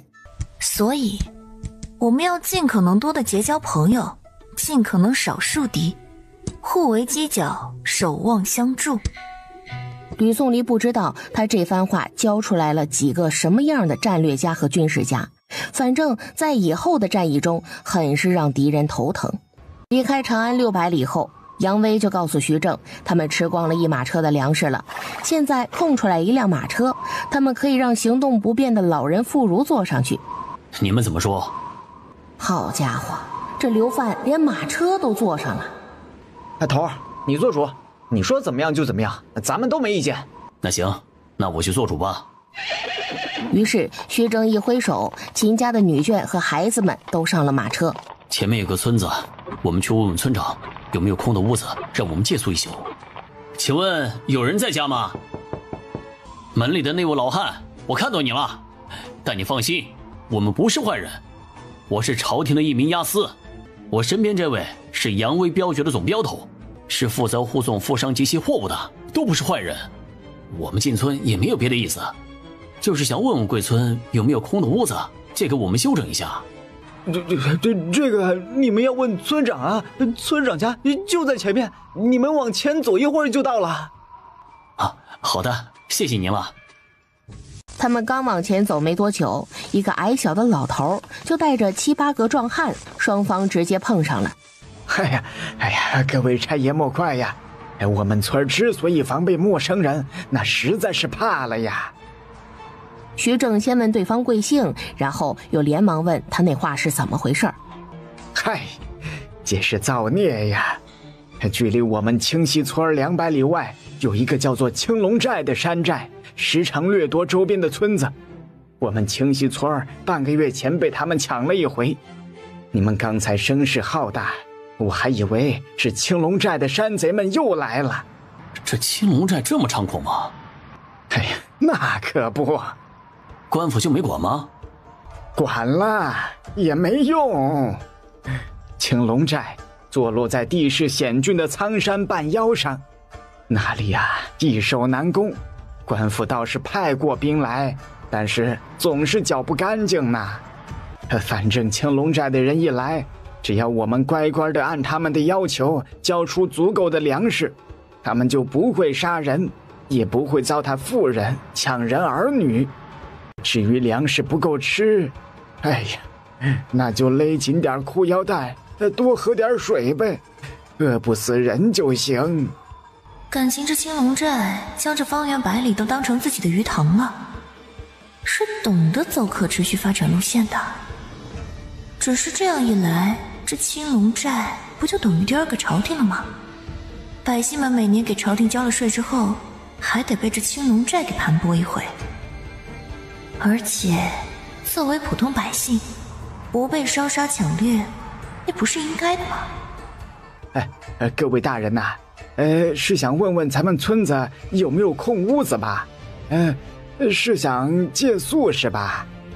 对呀，陈村长，你看我们的人有点多，能不能安排一下？哎呀，放心吧，空屋子咱们村倒是还有，就是可能一下子安置不了这么多人呐。没关系，我们可以打地铺，然后挤一挤。陈村长，麻烦带路。陈村长啊，这个你拿着，就当是咱们借用房子的费用。不，我不能收啊！哎呀，你就收下吧啊！哎呀，杨兄弟呀，我不要钱，如果可以的话，你们能不能给我一点粮食啊？那行吧。村长他娘陈婆子领着一个7、8岁的男孩子过来和他们道谢。哎呀，你们是好人，这大雪封路不好走啊，你们还折回去另外绕路吧。杨威谢过他的好意之后，又给对方拿了2个杂面馒头。这时吕明志悄悄找到他，和他说：二姐，接下来2天会有大雪，咱们还是在清溪村待2天吧。好，这事儿我知道了，我会安排的。吃饭的时候，吕家姐弟俩不知怎么的，挤挤挨挨坐到了一块儿。二姐，这个好！喊出来之后，吕明志连忙捂住嘴。娘啊，这活儿太难了，太为难人了。哎，这蠢弟弟啊！差役们紧张死了。不用紧张，各位差大哥，想必这些日子以来，你们也看出点什么。我们今天索性就不隐瞒了。你们刚才没有听错，我旁边的这位，我弟弟吕明志，那2位分别是刘二喜和莫斌。杨威镖局受他们所雇，前往平州做生意，所以他们顺便照拂我等1、2。我和大家坦白这些，主要是觉得，首先我们不是敌人，有共同的目标，平安抵达平州。然后我们和各位差大哥其实并没有任何利益冲突，对吧？所以我觉得我们之间没有必要相互防备、算计，甚至出手。再者，如今又有青龙寨这个强敌在侧，我觉得我们应该更团结友好，一致对外。你们觉得呢？差役们相互看看，然后点点头，认可他的话。青龙寨大约有400多口人，其中青壮有200出头，长治1个寨主，4位当家。除此之外，大当家裘海身边还有1位心腹，这6位管理着偌大的青龙寨。青龙寨经常被围剿，当家的每有损失，就会被人提拔替补上去。每次被围剿，寨主总能够躲过一劫，故而这一带就有一个关于青龙寨的传言：铁打的寨主，流水的当家们。 200多名青壮，咱们确实不能硬刚啊！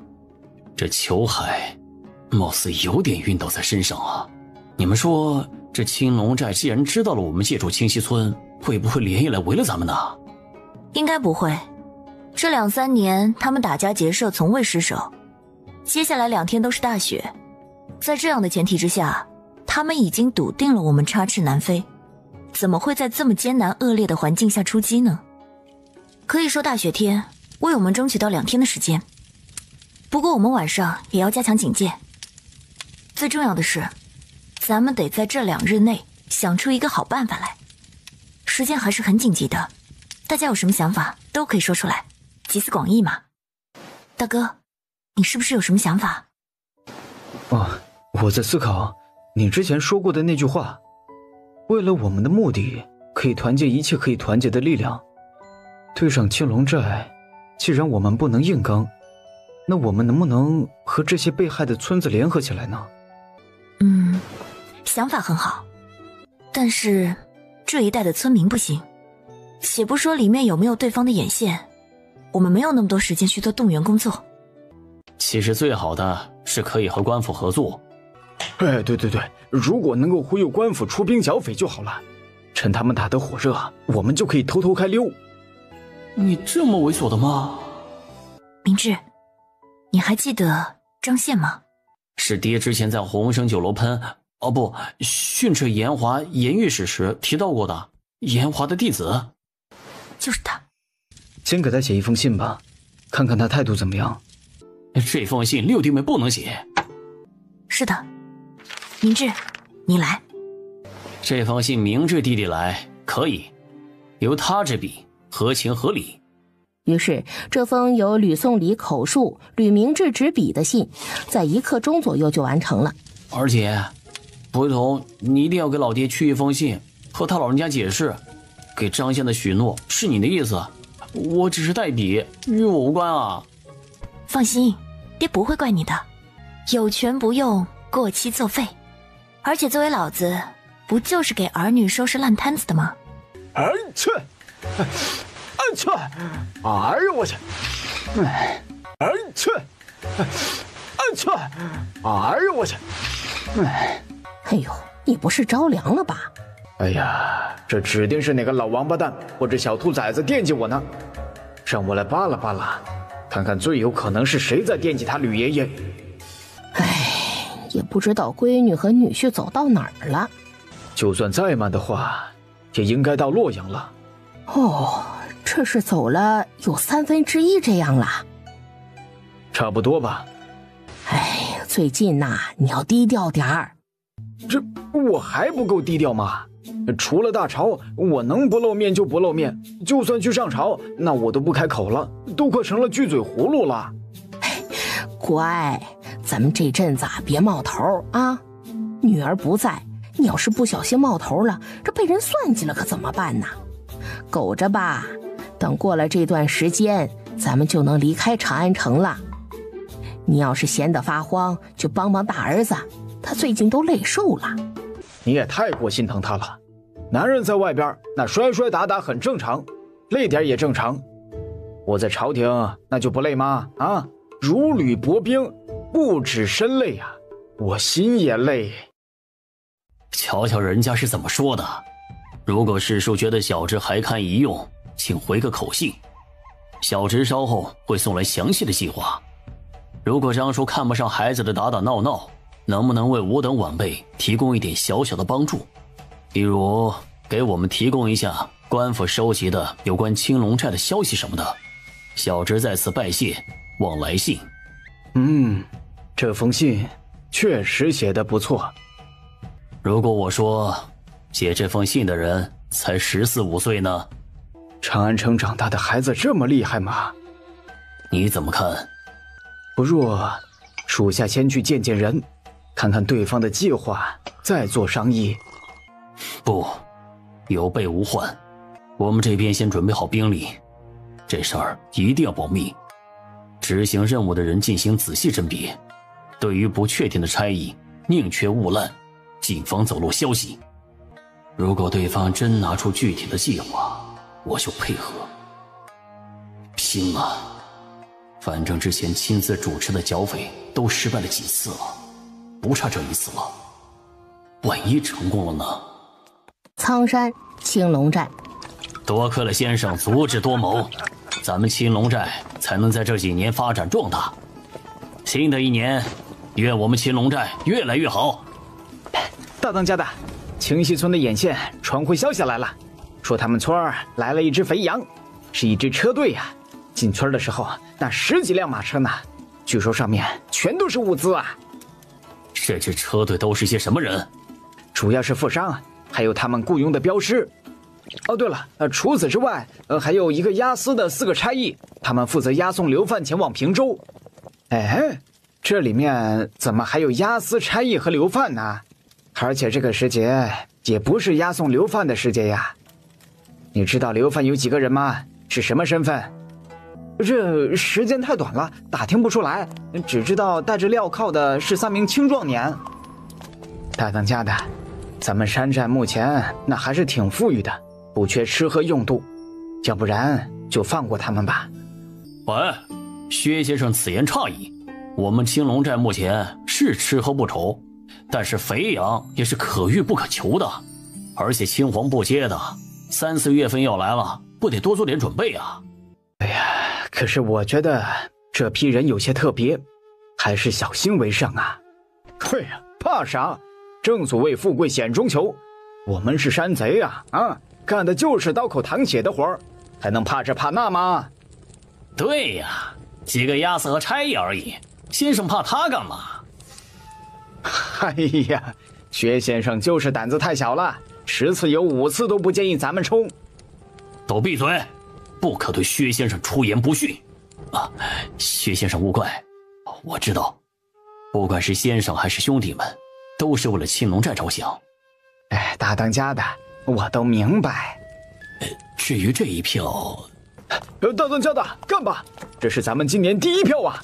开年之后的第1票干成功了，那就预示着咱们青龙寨今年都要红红火火的。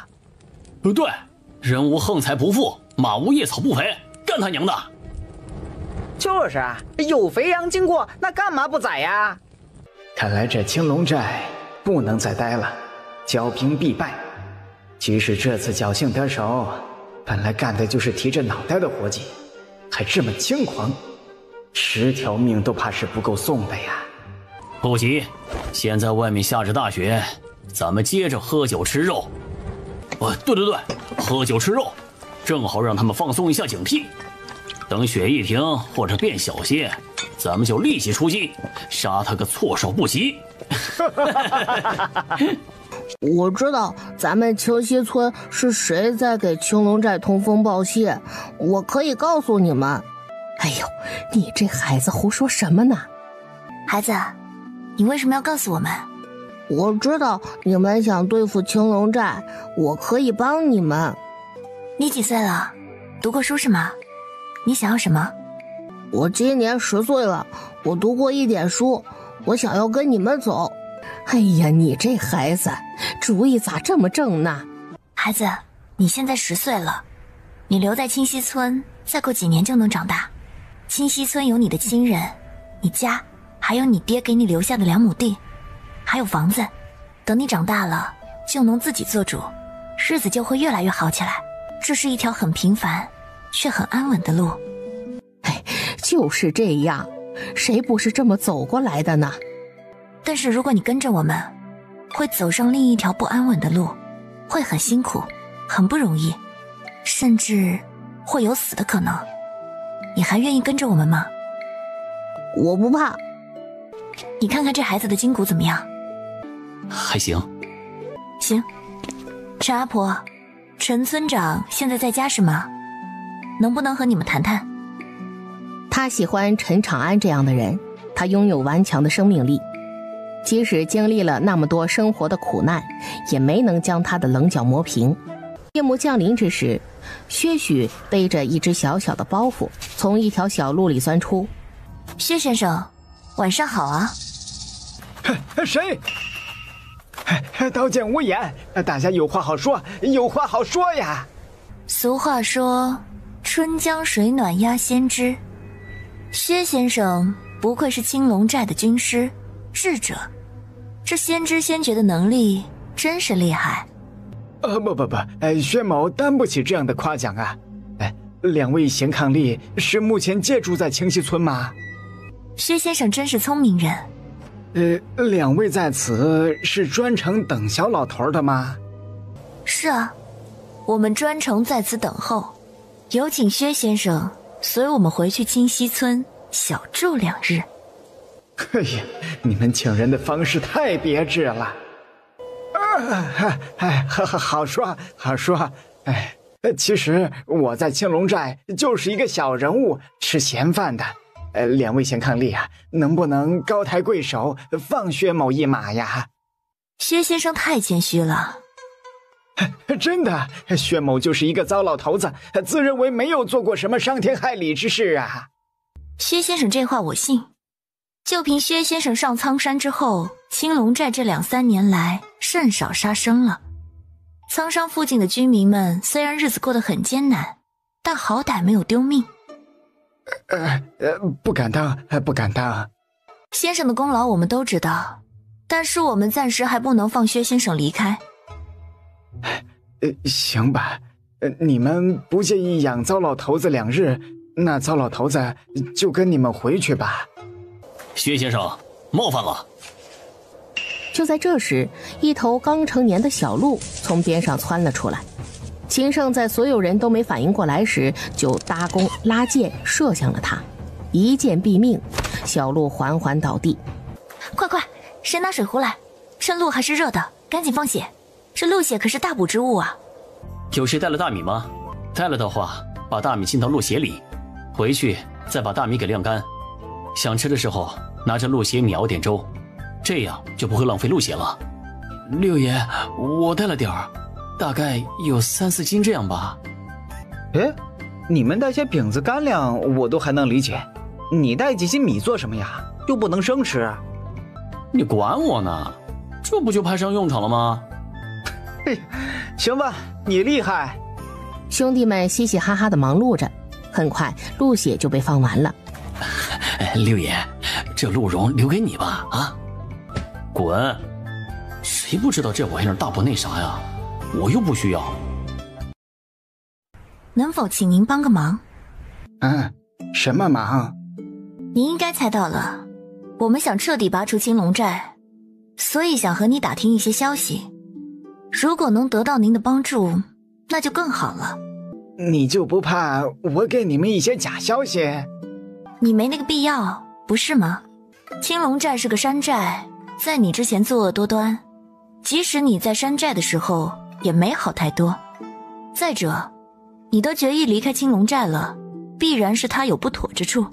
而且我观薛先生挺爱惜自己的，人又聪明，应该不会拿自己的安危来开玩笑吧。他可真会说话，什么爱惜自己，这薛徐分明是贪生怕死才对。学到了，学到了。行吧，既然你们想知道，那小老头儿就跟你们说说，就当是答谢你们这顿盛情款待的饭菜了。秦家3兄弟徐正、杨威以及张宪等人准备围剿青龙寨了。他们围剿青龙寨，你不去，这不担心吗？不担心，我们已经拟定详细计划，即使有什么突发情况，我也相信他们的应变能力。薛先生，我挺好奇你这个人的，你咋不说说自己的根脚呢？发了！没想到青龙寨这么豪富。哎呀，这果然是人无横财不富，马无夜草不肥呀！兄弟们，你们抢我们词了！这词儿正是我们昨晚说过的，难怪听着耳熟。裘寨主说的很对，果然是富贵险中求啊！哎呀，大人呐，你这次搏一搏，那真是搏对了呀！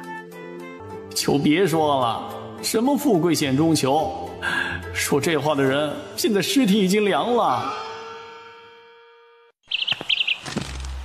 哎，六爷，前面好像是个山洞啊，进去看看。六爷，里面好多宝贝啊！阿坤，你过来，去把这事儿悄悄地和我大哥三哥说，看看他们要怎么安排啊。没多久，他们就带着人将后续的扫尾工作整理完毕了。张大人，那这些我们带走了？带走，发财了。常大人，不如让我们兄弟先帮你们把东西运下山，如何？我们后面走也没事。也好。在吕宋黎一行人离开通华县时，谢赵两家此时刚到襄阳。他娘的，这种鬼日子到底要过到什么时候是个头啊？是吧？到了岭南就好了。赵家人见到了赵玉潭，态度也很是冷淡。阿谭，你怎么来了？赵文宽朝他看了过来，只觉得他这模样很熟悉。你是不是又做那老狮子预知梦了？说说，你又梦到什么了？我梦到秦家反了，秦胜成了人人敬仰的少年大将军，秦恒挥师西进，最终兵临长安。什么？不可能，绝对不可能！兵临长安城了，那是什么概念？即使秦家是反贼，那肯定是打出了一片天地了。秦家能挥师北上，陈兵长安，说明宋氏朝廷已无兵可用，无将可遣。长安破城，岂非时间问题而已？天，大哥、二哥、三哥，我话还没说完呢。还有什么没说的？我还梦到夫君作为百官表率，率先打开城门迎秦兵入城。还梦到夫君作为百官表率，率先打开城门迎秦兵入城。等等，长安城门是妹夫亲自打开的，妹夫还成了百官表率。如果这预知梦是真的，是不是说谢家最终还是重归长安，并且妹夫最终站在了权力顶端？那我们赵家呢？不对不对，你知道你在梦里是什么身份吗？秦六夫人还是谢夫人？这个才是关键。如果是谢夫人，这样的预知梦就太可怕了。如果妹夫能重回权力巅峰，那也只是一个臣子。另外就是得罪过秦家的他们，注定在新王朝里不受重用。如果他的身份是秦六夫人，就说明这个预知梦是之前梦的延续，也就是说，情况已经发生了改变，他预知的梦境应该不准了。秦六夫人，也就是说，自己妹妹在预知梦里，竟然以小王爷兼大将军一双的身份下嫁谢家一个臣子，这很可以。大家别丧气，说到底，那梦也只是一个梦而已，这并不是未来一定会发生的事。现在的情况早已经和阿谭的梦境不一样了，结果肯定也是不一样的。预知梦啊，原来如此。咱们废话也不多说，直接开始吧。我们第一步要做的就是小试牛刀，先把李家村的柴胡和连翘给收上来。大哥，你和徐押司一起将我们车队各种物资清点一遍，最后汇总登记造册，确认我们目前有多少可用的资金。三哥，你和杨总镖头一起先去挑一些人，这些人最好是面善一些，能言善道一些，或者有点语言天赋，学方言特别快的。从中挑出来的这些兄弟们，安排2个人去附近村子打听一下往年小商贩们的收购价格。我呢？需要我做什么？六爷和胡哥的工作保持不变，继续护卫我们的车队安全。另外就是一路上需要多打听打听当地药材商贩和名气大的医馆等等信息。接下来吕宋黎发挥专长，开启药材品质鉴定之旅。郭大兄弟，做买卖嘛，挣点就算了，永远别想着挣最多的钱。药材的价格太不稳定了，你拿到年终占用资金不说，就一定赚钱吗？不一定吧。你还不如卖给我们，先挣他一笔，落袋为安。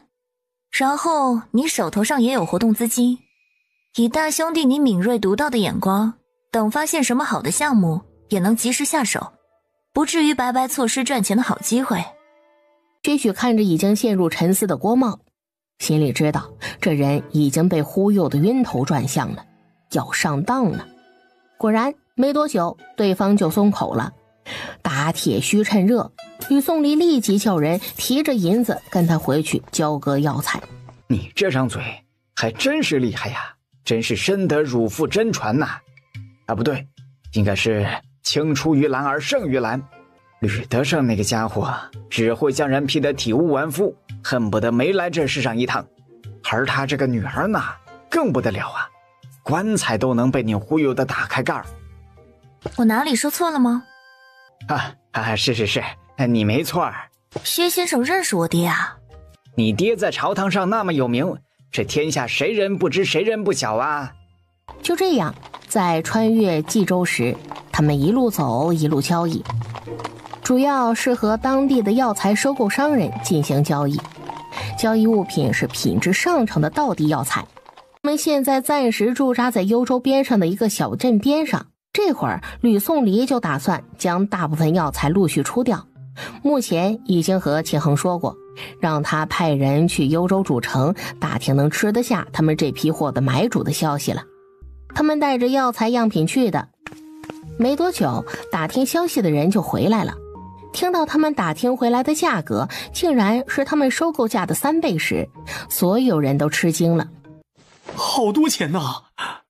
哦哟，原来走商这么赚钱的吗？赚钱速度这么快的吗？你们不要觉得这个很暴利，你们想，走商风险大，大家出门在外难免会遇到各种灾祸意外，自然灾难、人为祸患，比如说山贼、土匪等等，一不小心就是血本无归，甚至背时一点，连小命都要搭进去。故而这些风险，我们也要算进我们的成本里去。光是这个风险值，成本往上涨5成，不过分吧？不是啊，二姐，这样子算是不是有点过分了？你不要说话了，让你姐说。小老弟，你觉得我这成本加得狠了？我们这一路可以平平安安，都是大家的功劳，还有你二姐夫的功劳。六弟妹说的对，其实冀州这一带山贼土匪多得很，主要是我们一行40-50人，壮年男子就有30-40人，煞气重，而且看起来非常不好惹，这才避免了很多麻烦。最重要的是，大家当初齐心协力将青龙寨给干趴下，青龙寨被人连根拔起的消息传遍了整个兖州，并向冀州辐射，冀州一带的山寨应该都有所耳闻。所以这一路平安是我们凭本事挣来的，但并不代表风险不存在，成本往上提5成是应该的。行吧，你说怎么样就怎么样吧，算你有道理。还有，我们这一路上的损耗也得算上，再涨5成成本。奸商，就算他们不沿途收购药材，他们也要走这条路前往平州的，难道就没有损耗了？他还要把这些损耗当成了成本，摊到了药材成本上面。这么一算，你们还觉得我们赚得多吗？赚2倍盈利是我们应得的，大家心安理得的收受就是了。师傅，我觉得我们的药材品质不错，价格还能再往上走走。你觉得还能上调多少合适？我觉得再上调产地收购价的5成是可以的，但是我更建议上调3成或者2成，因为这样会更利于我们出货。5人考虑得很好，就按他说的来办，价格就这么定了。大家去忙吧，辛苦2天，争取把这批药材全部变现。大家都散了，秦胜没走，打了一个直球。你对5人有点不一样。有吗？5人儿，每次听到这个名字他都想笑。秦胜悠悠地看着他眉眼含笑的样子，不明白为什么他一看到5人就会很开心。吕宋离抚额，他这下是看出他家大宝贝儿不开心了。天知道，他只是想起后世的5人月饼啊，拉着他到旁边的小树林去好好安抚了一番。这个人的学习能力也太强了吧，而且肺活量真的很好，学会换气之后能直接把人惊晕过去。1刻钟后，从小树林里出来，吕宋离捂着嘴，心里骂骂咧咧。男人都是牲口，小奶狗亲起人来也凶得很。不过这腹肌手感真好啊！回到驻扎地时，吕宋离停住了脚步，看向一边笑得傻兮兮的少年。别这样笑，笑得这么浪荡，是不是人都知道咱俩干了什么好事？笑怎么了又？吕宋离伸出双手给他捏脸，他才搓揉了几下，就听见秦胜冲着他身后喊：“娘！”阿里阿胜，你们回来啦？刚刚晚饭吃的有点多，出去转了转，消消食儿。吕宋离说完，找了个还没洗澡的借口就溜了。阿胜，让着你媳妇儿点儿。秦胜疑惑，他还不够让他的吗？他打不还口，骂不还手，他丢下自己就跑了，他也没说啥呀。药材出售的事儿进行得很顺利，7万两的现银，吕宋离全部直接兑换成黄金。各位，这段时间大家辛苦了，这些黄金都是我们这大半个月努力挣来的。现在咱们废话不多说，开始分钱。好，哎呀，六舍夫人爽快！这段时间大家辛苦了，这些黄金都是我们这大半个月努力挣来的。现在咱们废话不多说，开始分钱。好，哎呀，六舍夫人爽快！六少夫人大谢。这一夜的驻扎地注定是个狂欢之夜。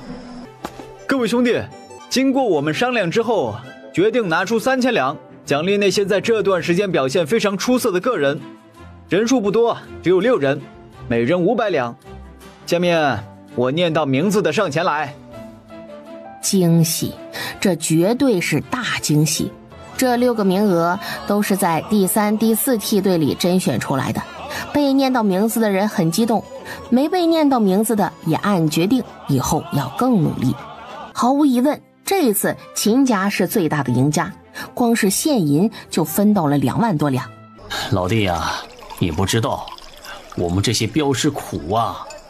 我们要是一直窝在镖局里，1个月也就拿个2两银子，出去走镖能多赚点儿，但出去走镖啊，都是把脑袋拴在裤腰带上的，也就多挣几两碎银。哎呀，老哥，我们当衙役的不也一样啊？可能挣的钱比你们多一点儿，一年押送2趟犯人下来，那也能有个50、60两银子吧。但是我们当押送犯人的差役，那也是很辛苦的，一年四季鞋子都不知道走断了多少双，这苦谁能懂啊？虽然很不想承认，但我作为家主不得不说，从天溪29腊月18接下来的几年，是我们谢氏一族至暗的时刻。从劫难开始一路走来，我们牺牲了太多族人了。看着一条条逝去的生命，我深感心痛和惋惜。心痛那些老人和孩子，惋惜我谢家的轻壮，同时我也痛恨自己的无能。家主，这事儿不能怪你，这不是你的错呀。是啊，都怪吕宋离，他太狠了。算了，不说这些了，说说将来吧。我相信对于我们谢氏一族而言，至暗时刻会过去的。我相信我们谢氏不会就此而亡族灭种的。总有一天，我们能够打败对手，我们谢氏一族能够重回从前的荣光。对对，一定能的。但是，这不是我一个人的努力就可以做到的，需要大家伙儿一起努力奋斗。大家愿意和我一起努力吗？愿意。好，那接下来我们一起努力。我们可能需要努力1年、2年，甚至3、5、7年，但是我谢战不会放弃。不放弃。你们还是孩子，本来呢，我们做父母长辈的有义务养你们，负责你们的吃穿用度，像以前那样给你们每个月发月例。但是现在情况特殊，我们被流放了，所以我们大人保证了你们的1日3餐，除此之外，零嘴什么的都是没有的。你们的月例暂时也没有了，可以接受吗？一些客观事实纳入考虑是应该的，但是我们也知道你们孩子嘴馋，所以我们大人商量过后，允许你们动用自己的私房钱买零嘴。孩子们觉得有道理，也同意了。哥，娘，给儿子点零花钱呗。儿子，我们也没钱。骗人！当初爹娘都分了好多金子的，后面爹又分了一次，你们是不是不想给我花？我们也存到你六婶婶那里去了。之前六弟妹找过他们几个长辈，把他的打算和他们说了。他这么费心也是为了孩子们好，他们这些长辈怎么能不配合呢？该，之前让你存在你爹这儿，你不存。那我为谁要钱去？我的糖是不是吃不上了？三叔三婶，你们把银子存六婶婶那里，她给你们几个点呢？10个。为什么六婶婶给你们那么多，给我们那么少？是看不起小孩子吗？你六婶婶说我们的银子很大笔，是大额存单。几个孩子闻言撅嘴，这是觉得他们金子少了呗。秦瑜在爹娘、祖母、大伯那里都问了一遍，没要到钱。小家伙的目光最后落到他六叔身上。六叔，能不能借点给鱼儿？六叔也没钱。你去问六婶婶要吗？她还会不给你吗？你这话让我怎么回答嘛？六叔好惨。小屁孩，你这是什么眼神？当初你六婶婶还没进门时挣1万多两，还专门拿2000两给我当零花呢。就这样，我媳妇儿能不疼我？许德胜在信中说了一些秦家流放之后长安城的消息。谢战将左安民推了出来，帮助新帝对付4大顾命大臣。目前4位顾命大臣以2两联手。谢战不愧是谢家最杰出的子弟啊，他还在狱中，怎么敢肯定他推荐的人新帝会用？对于新帝而言，好不容易地位到手，即将享受胜利的果实，却被先帝安排了4位顾命大臣辖制他心底肯定很难受，恨不得立刻将这4位顾命大臣掀翻。新帝估计在林冉拿出第3道遗诏，得知先帝给他安排了4位顾命大臣的时候，就有点后悔过早处置了谢战。只是皇帝都是金口玉言，一言九鼎的，加上宋墨当时刚刚确定他继位，如果他因为后悔将谢家放出来，继续重用谢战，这自打嘴巴的行径不仅有损他新帝的威仪，也会让他显得不成熟。你们说谢战怎么会选择流放岭南呢？北境西南也可以的吗？他不傻，北境秦家经营了这么多年，他们流放北境是找死吗？好吧，那他就只能选择西南或者岭南之地了。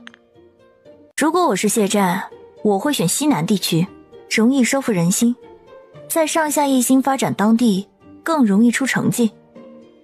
但是谢战，他习惯和人斗，习惯于谋取那些现成的、看得见的富贵，而且这是他的长项，也是他能把握的。这就不难理解他将岭南作为赵谢两家的流放地。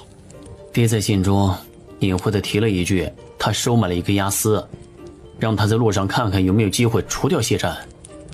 不愧是我爹，和我想到一起去了。爹说那个押司把钱退了回来，说之前答应的事做不了，不过也不是没有收获的，因为对方失信，决定呢免费送他们点消息作为补偿。谢赵两家从下狱到流放死了很多族人，45岁以上的老人还有5岁以下的孩子所剩寥寥。赵谢两家这是要断层啊，这个断层现在危害不显，等到后面谢战就知道厉害了。另外对方说谢战太可怕了，他们这一路20来个官方成员被他用计分成了几个小团体，他们对谢赵两家有恶意的、不听话的都被弄死了。直到他写下这封信，押司死了2个，差役死了4、5个，死因莫名其妙，死的意外又突然。这一趟是他押司生涯中最惊险的一趟了。他们这一趟押送犯人的押司加差役一共20多人，死了1/3了。这死亡的数字还有可能会继续往上走，太危险了。等这次平安回去，他就活动活动，调个职位，再也不干押司了。最后岳父在信上说道，那个押司还告诉他们，现在谢赵两氏族人恨他们吕家恨得要死，让他们小心。说完这句，秦胜便将吕宋离拉走了。如果没有六弟妹一开始的提醒，以及后面他层层的安排，那么谢赵两家如今的惨烈状况，就是咱们的写照。瞧，谢战，多厉害的一个人呐！在流放途中，都还让45岁以上的老人，还有5岁以下的孩子死了那么多。咱们刚出长安城那会儿，天气多恶劣啊！别说老人孩子了，几个大男人穿着破旧去厚实的衣服，都有点受不住。而且咱们还是往北走的，我媳妇那会儿刚生完孩子，恐怕在大理御史就撑不住了。还有娘。不，大哥，你忘了，还有在大牢中，卜春玉欲对我们严刑逼供时，如果不是六弟妹拿出免死金牌，阿胜娶到六弟妹，真是三生有幸啊。怎么了？谢战不要脸！这一整个事情里，你是最无辜的那个。谢战他怎么还有脸把错全推到你一个人身上的？他的心里未必是这么想的。我为你打抱不平，你还帮他说话？谢战这么做，让全族人来恨我，恨吕家，目的是想让族中的人一致对外，避免内斗内耗罢了。他竟然是这个目的，他好阴险啊！没事儿，且不管他，等后面我腾出手来，再做计较。等有合适的机会，他要手动给他们提高一点副本难度，不然就对不起他们将他当成副本 BOSS 来推的这个目标了。谢战是不是很厉害？确实还挺厉害的，但是道高一尺，魔高一丈，你媳妇儿我更厉害哦。你和谢战过招，我跟不上你们的思路，我是不是有一点点没用啊？乖，咱不和他比这个，你的长处啊不在这方面，他和你没有可比性。那你觉得我的长处在哪儿啊？你领兵作战的能力很强，一路走来我们全员无损，你的功劳很大。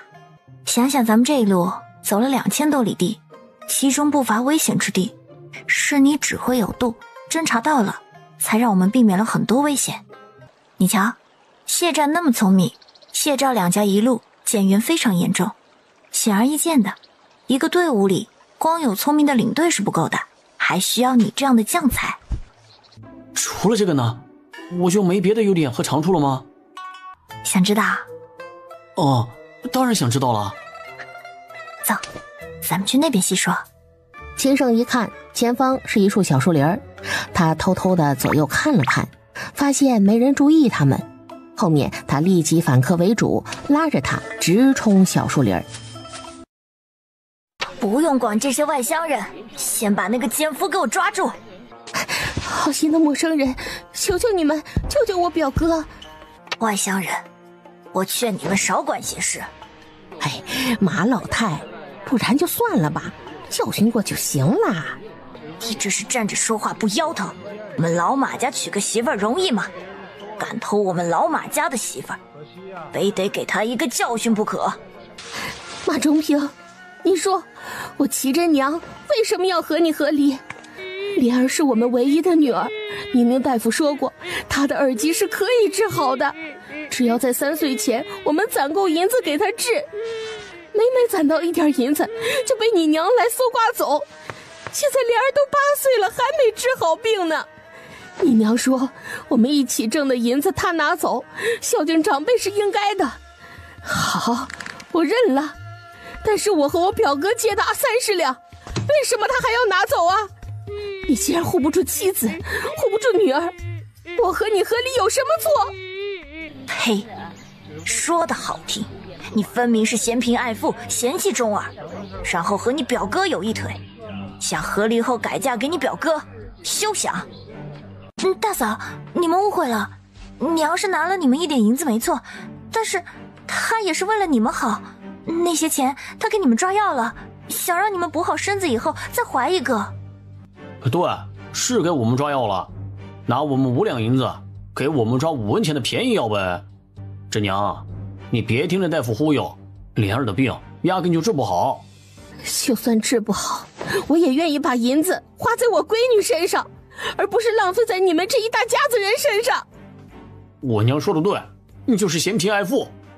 六少夫人，要救人。我来吧，这点小事啊，哪用得着您出手啊？好，劳烦薛先生了。我告诉你齐真娘，你生是我马中平的妻，死是我马中平的鬼，任何男人都休想将你从我身边带走。马中平提着一根棒槌，一边说着狠话，一边来到两人身边。他扬起棒槌，朝着孟云的头部就要往下打。怎么，你们想借机杀人？我们抓奸，关你们什么事？你可知，这一棒下去，他要没命的。这些人该死，坏我好事。他要是死了，你要一命抵一命，然后你们也逃不掉牢狱之灾。你休要胡说八道，便是死了，也是他活该。谁让他道德败坏，来偷我们马家的女人，奸夫淫妇！呸！我们没有，我表哥只是来马家村替我主持公道的。你还否认？你还否认？我们马家的脸都被你丢尽了。大哥，那男的是不是服用了50散？看着像啊。昏迷的男子叫孟云，乃我夫君先前的士兵。我夫君很早之前便将龙城的100顷地交给他看守。马老太身后另有其人，那是能肯定的，就是不知道是宗族势力还是官府势力。吕颂礼只说了这么一句，薛许瞬间明白了祸端因何，也明白了马老太打的是什么主意。关键还是得解决幕后之人。吕颂礼当然明白，幕后之人除了柳城的官府中人，应该还有一人，这人不是别人，正是谢战。村长来了。各位，这是我们马家村内部事务，你们外人插手，这不好吧？路见不平，自然要拔刀相助的。我相信他们是清白的，难道我们要眼睁睁看着你们草菅人命？这人不是还活着吗？他既然偷了我们马家村的媳妇儿，那总该有个交代吧，不然显得我们马家村好欺负。我和表哥是清清白白的，我可以以死明志。那你就去死啊！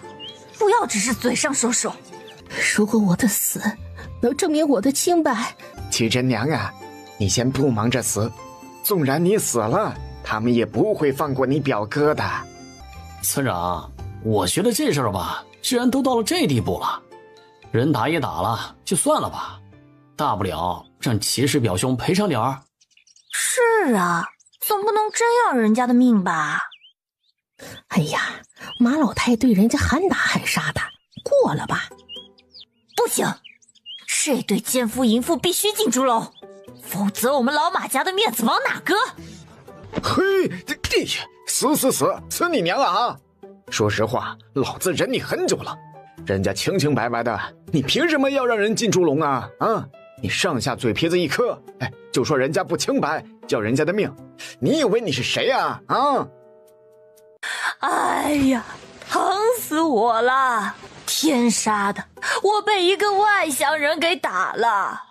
村长啊，你要为我主持公道啊！行了，你不要叫了，猪叫的都比你好听。你听到了吗？看到了吗？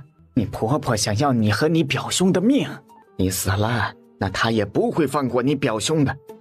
你不是想和离吗？我们帮你就是了，用不着死。你表兄，我们也会救他的。你们真的能救我表哥，帮我和离吗？哎，这位兄弟，俗话说，宁拆一座庙，不毁一桩婚呐。马村长，你可想清楚了？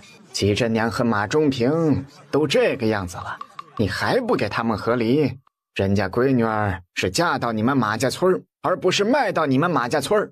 还是说你们马家村从来都只有丧妻，没有和离的？你胡说你！马村长啊，这样吧，直接报官，请女仵作来给齐真娘验身。如果证明他和他表兄没事的话，那你们就不要阻挠他和离了。如果他们真的有一腿，那就一律来判，如何？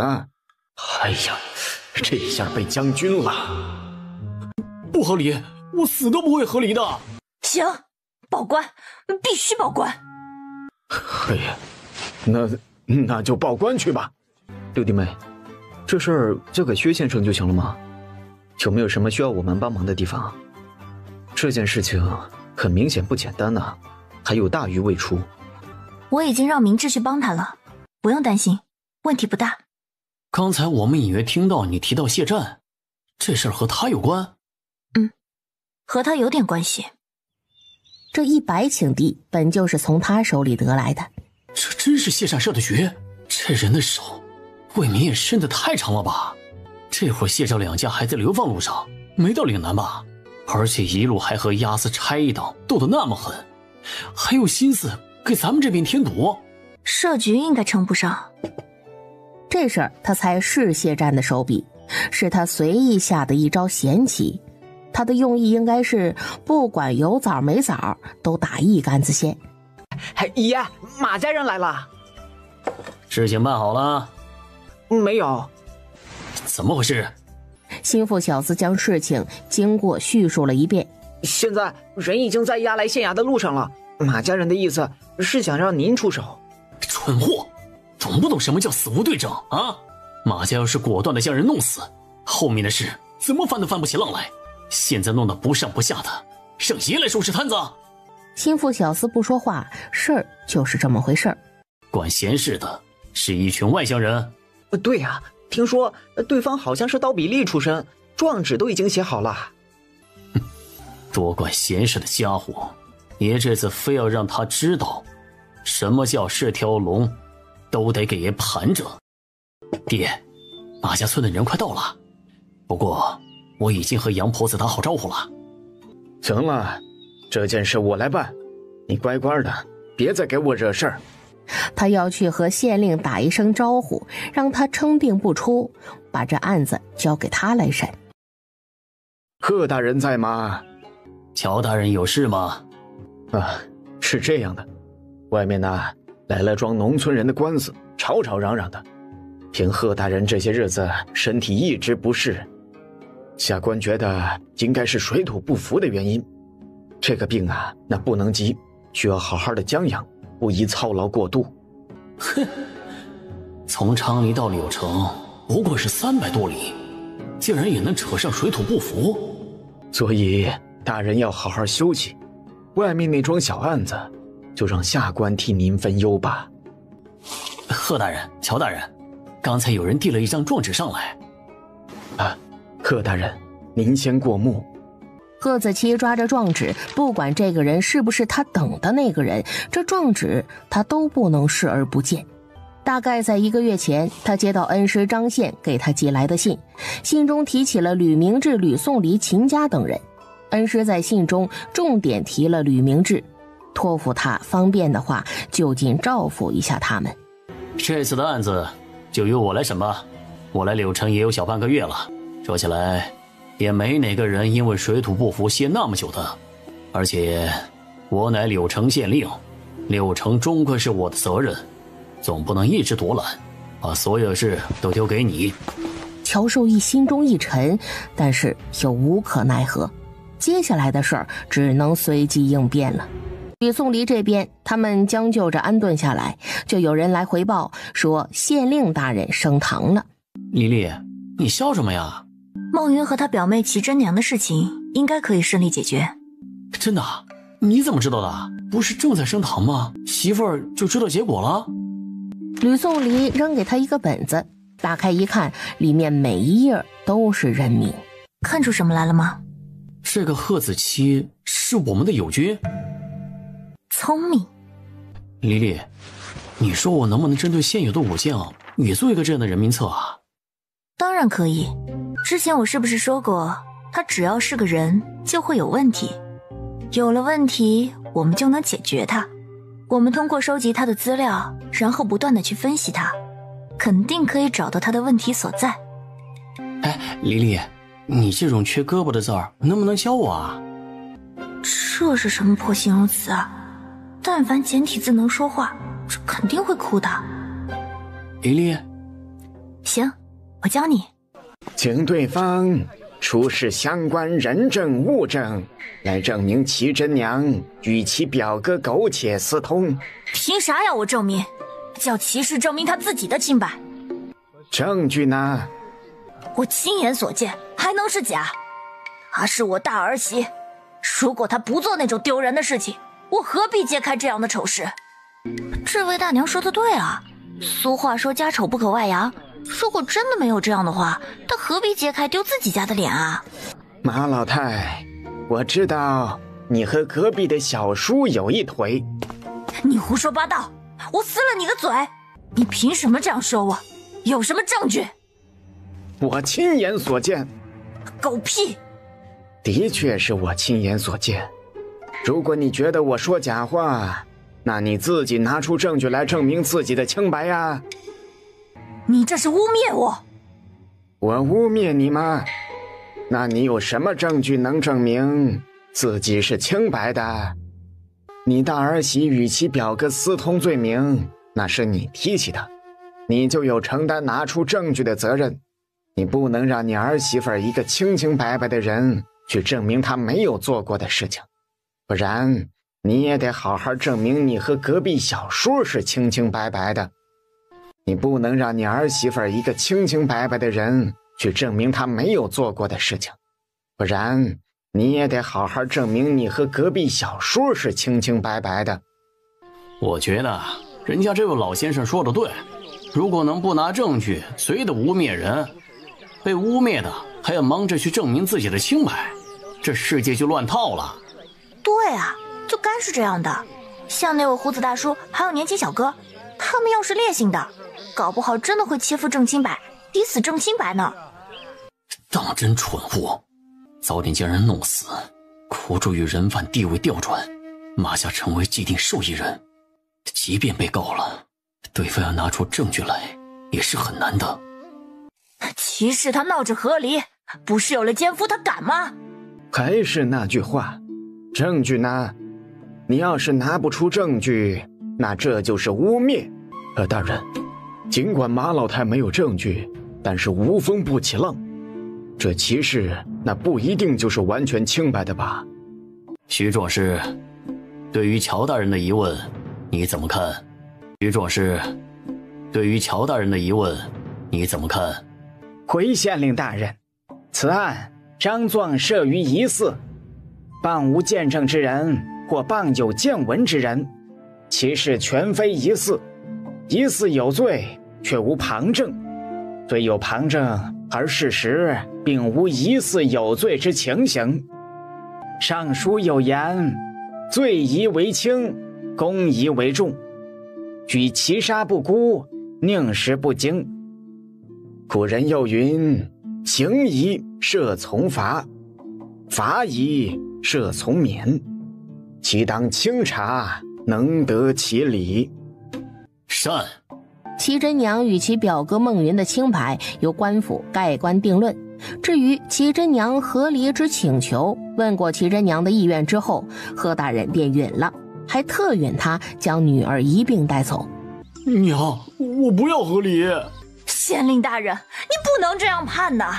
接着马老太因为拿不出证据证明齐真娘与其表哥孟云有染，被贺子期判了个污蔑罪，打了10个大板以示惩戒。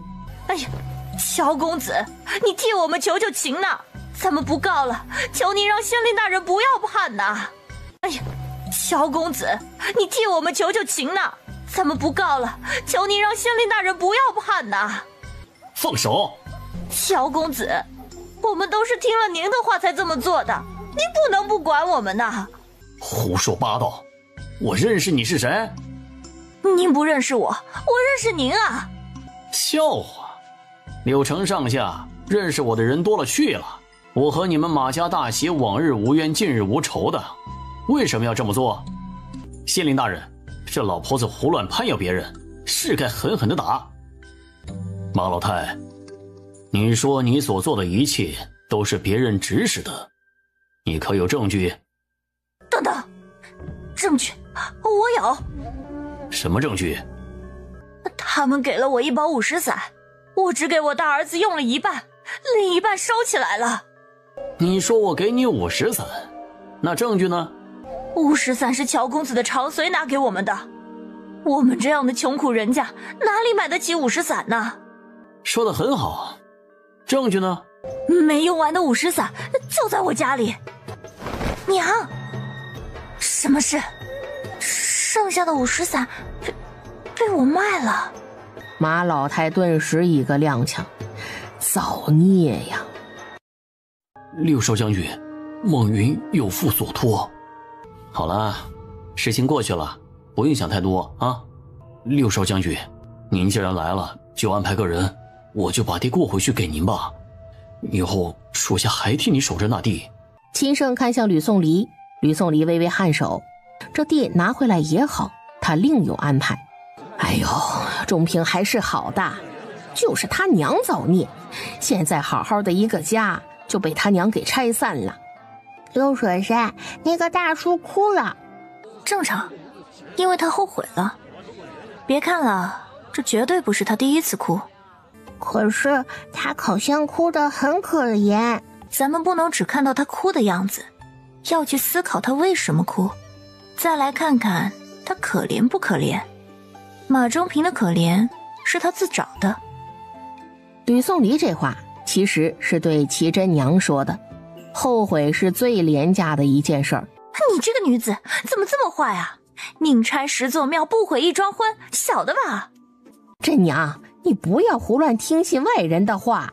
你嫁到咱们马家村这么多年，我们怎么待你你也清楚。听我们的没错，我们不会害你的。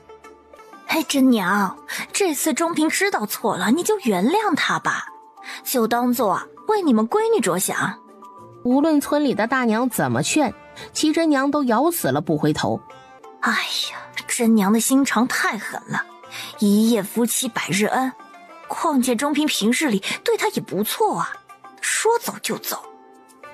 嗨，他表哥发达了，据说呀成了一个大地主，在龙城有一大片的地都是他的，人家踹了钟平，正好改嫁表哥，以后啊就能吃香的喝辣的啦。哎，你别说，一个妇人嫌贫爱富也正常。怎么能说她嫌贫爱富呢？如果她真的是这样的人，一开始就不会嫁给马中平。那就算是啊，他以前不嫌贫爱富的，他现在也变成这样的人了。我再说一遍，齐真娘不是嫌贫爱富，她只是懂事。啊，你怎么看出来柳城风气好的？柳城的风气当然好，你看，不管男的女的，大家都很懂事。男人懂事，一有钱就想多照顾几个姑娘，多纳几房妾室。姑娘家也很懂事，知道男人没钱就不和他在一起了，免得他辛苦。众人心想，第一次听到有人将男人好色纳妾和女人嫌贫爱富说得如此清新脱俗的。齐真娘就是这样啊，她现在知道马中平没钱，就跟他和离，免得他辛苦，这还不算是明理懂事吗？算，必须算。佳佳和珍珍记住了，以后咱们嫁人要擦亮眼睛，咱们作为好姑娘，不能给别人增加负担，特别是那些生活困难的，想嫁的话一定要慎重。人家生活都那么艰难了，我们还嫁进去，太不地道了。对吕宋离那番话，马家村的大娘们有心反驳，但是不管说什么，围观的人都会嘘他们。如此明显的被针对，他们最终只能是灰溜溜的走了。薛先生厉害。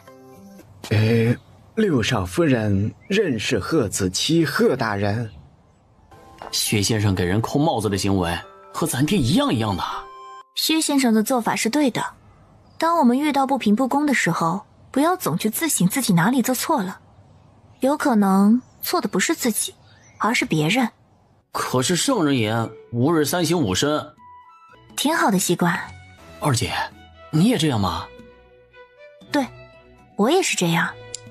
二姐，那你不是毛吾日三省吾身，无没错。不愧是我姐。还是那句话，能为难别人的就不要为难自己。别人都怪自己了，你还自己反省自己，哼，讲屁话没有用，让别人也反省反省他们自己。这就对了，强者有明确的攻击性，但他们所有的攻击那都是向外的，永远不朝向自己。薛先生在南地生活多年，能否和我说一说南地的事？来了，他来了。薛先生在南地生活多年，能否和我说一说南地的事？来了，他来了。南地宗族林立，氏族豪强当道。3年前我离开之时，南地世家望族主要有6家，顾、陆、朱、张、刘、陈6大姓。3年后估计也不会有什么大的变化，其中最有底蕴和实力的当属顾、陆2家。这2个世家底蕴深厚，家族人才济济，便是我当初辅助陈家最强盛之时，顾、陆2家亦不过暂避锋芒。陈家和朱家是在10年来缓慢升到前面的，陈家甚至冲到了第1，不过朱家保住了成果，所以死死坐在了第3位。陈家没保住，下滑到了末位而已。张家和刘家那都是老牌的世家了，思想比较僵化，没什么好说的。薛先生，能不能详细说说朱家和陈家的情况？薛先生，能不能详细说说朱家和陈家的情况？朱家是前些年我辅助陈家时联结的盟友，陈家在上升期时，陈家吃肉，那朱家也没少喝汤。后我与陈家业闹掰，反水报复陈家业，联合了3、4个世家，这其中就有朱家。朱家又分到了一块大肉，故而这些年朱家不进前2，皆能够力压张、刘、陈3大世家，稳居第3。至于陈家，我只能说陈家业此人只能共患难，不能共富贵。好，薛先生能否帮我一个忙？六少夫人请说。我想请您帮忙替陈家业陈族长引荐一个人。六弟妹啊，你不会想将谢战引荐给陈家业吧？六少夫人是想将谢战引荐给陈家业？吕颂礼点头之后，些许爽快地说：“这个忙我倒是可以帮。”那麻烦薛先生了，这事要尽快。谢战，这是我的回礼，希望你能喜欢。薛先生，想必你也知道，我们在龙城有一片地，我欲让你带一批人留在龙城，以那一片100顷的土地为根基，经营龙城，不知你意下如何？他们要不了多久就能抵达流放地了，在平州有他和秦家3兄弟坐镇，足够了。之前侦察队受伤的弟兄大概有6、7人，全部留在龙城，他们受的是轻伤，只需要略加休养就能派上用场。另外再划拨给你1000两黄金，可以吗？既然六少夫人信得过薛某，那薛某便当仁不让。龙城那片地与我大有用处，不管发生什么事情，其他的都可以不要，但务必要保住那块地。当然，前提是你也要在。秦衡、秦昭、徐正、杨威等人都被吕颂离的大手笔震撼到了，加上那100顷地，他几乎将大半副身家都托付给了薛许。薛先生，我最后说一句，你所做的一切决定，务必要以人为本。须知存地失人，人地皆失；存人失地，则人地皆存。切记。最后，薛许一拱手，转身带着6名侦察队的成员离开了。如今这宫中的前朝都乱糟糟的，要是太子还在，何至于此啊？哎呀，那确实啊，太子从小接受正统的帝王教育长大的，在治国方面，那应该会比现在这位好很多啊。现在咱们这位确实不太行，想当初先帝还在时，大朝会也不是每次都去的，但朝堂各司都井然有序的，哪像现在这样，单早朝都乱糟糟的。听说那些大人像菜市场的大娘一样不成体统。是啊，亲帝对朝堂的掌控力确实不如先帝呀。人先帝用着吕德胜，就将朝堂理得顺顺的了。听到这些，先帝难受了。先帝有吕德胜，他怎么不能有一个张宪了？听到这儿，他已经不想再听下去。当下就着人将里面嚼舌根的2个小太监拿下，并让人清查其背后之人。进入辽西郡之后，兄弟们格外的注意当地的药材品质和价格。六少夫人呐，实在是这里的药材太便宜了，不把他们收回去，那都对不起他们呐。这事儿我就不牵头了，这回啊，让5人来挑大梁，你们协助，我可以提供技术支持，帮你们把关什么的。5人，他行吗？试试，他来总比你们自己来强一些。100两，200两，400两，800两。兄弟们，大家少投一点呐！少废话，写你的就是了。就是啊，你只管记录就行了。我怕我难当大任，万一让你们血本无归，那我真是要以死谢罪了。呸！别乱说这么不吉利的话。就是，既然六少奶奶说你行，那你不行也得行。对呀，我们可不是相信你，我们是相信六少夫人的眼光。月饼啊，六少奶奶指点了你那么久，是骡子是马，那总得拉出来溜溜啊！你可别给六少夫人丢脸啊！我也投1000。六少奶奶，你也来凑热闹啊！好好干，我相信你。这边车队队员们投钱投得火热，这边秦家、秦寒、秦瑜、秦真几个孩子又来找到吕宋黎，说他们也要投钱。如果亏本了呢？那咱们还有存在六婶婶你这里的一半，就一起花呗。也行，你们决定了就行。六婶婶，将我那份和余弟那份取出来吧。你们提前取出来，利息可不能按照7个点算哦。而且小鱼，因为你没有抵押物了，我需要强制收回借款以及相关的利息。可以。当吕宋黎将2块大小不一的金子放在2人面前时，秦瑜张大了小嘴儿。六婶婶，我只剩下这么点金子了。需要我和你算一算，你在我这里借贷了多少次吗？又产生了多少贷款利息？六婶，不用算了，是对的。吕宋黎笑着看他们离开。小子，要不是你大姐机灵，再过一段时间啊，你就等着倒欠你六婶婶钱吧，然后给我打工。接下来的路程，吕宋黎他们现在只用半天来赶路，另外半天收购药材。小六，3个来陪你过几招，来。2人对阵打的是有来有往。小六厉害了啊！擦一擦脸上的汗吧。你帮我擦。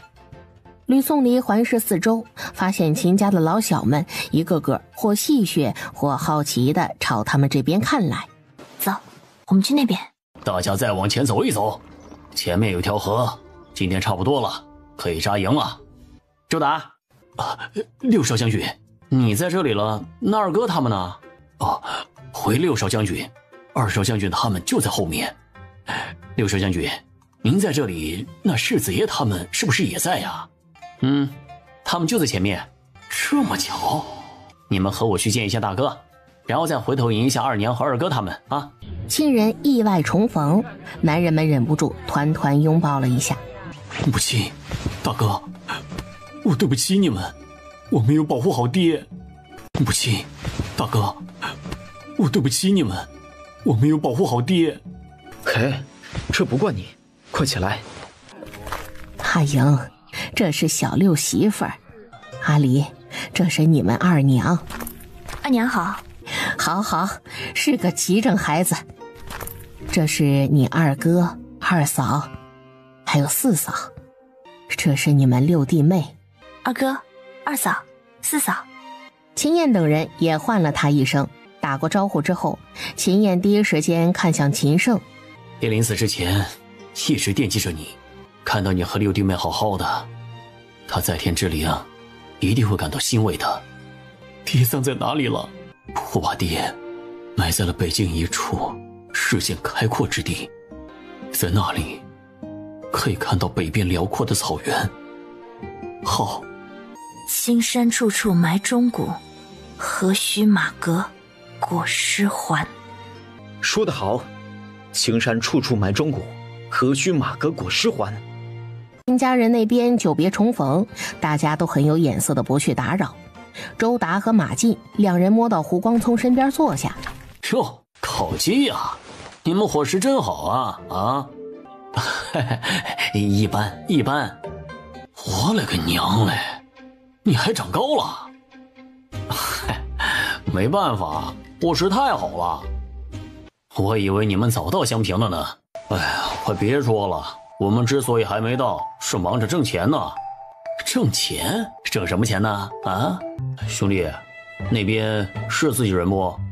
周达点了点头。得到答案后，胡光聪开始眉飞色舞地和周达说起他们这一路是如何过来的。老胡，你和我说，你现在有多少钱了啊？哎，不多，就1500两左右。兜里1两银子都拿不出来的周达无语了。孙航他们人呢？那小子身手不错，被五人他们挑中，一起去收购药材了。收购药材？你们又要赚钱了？是的。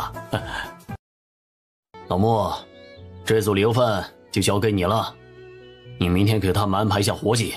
莫大人，真是麻烦你了。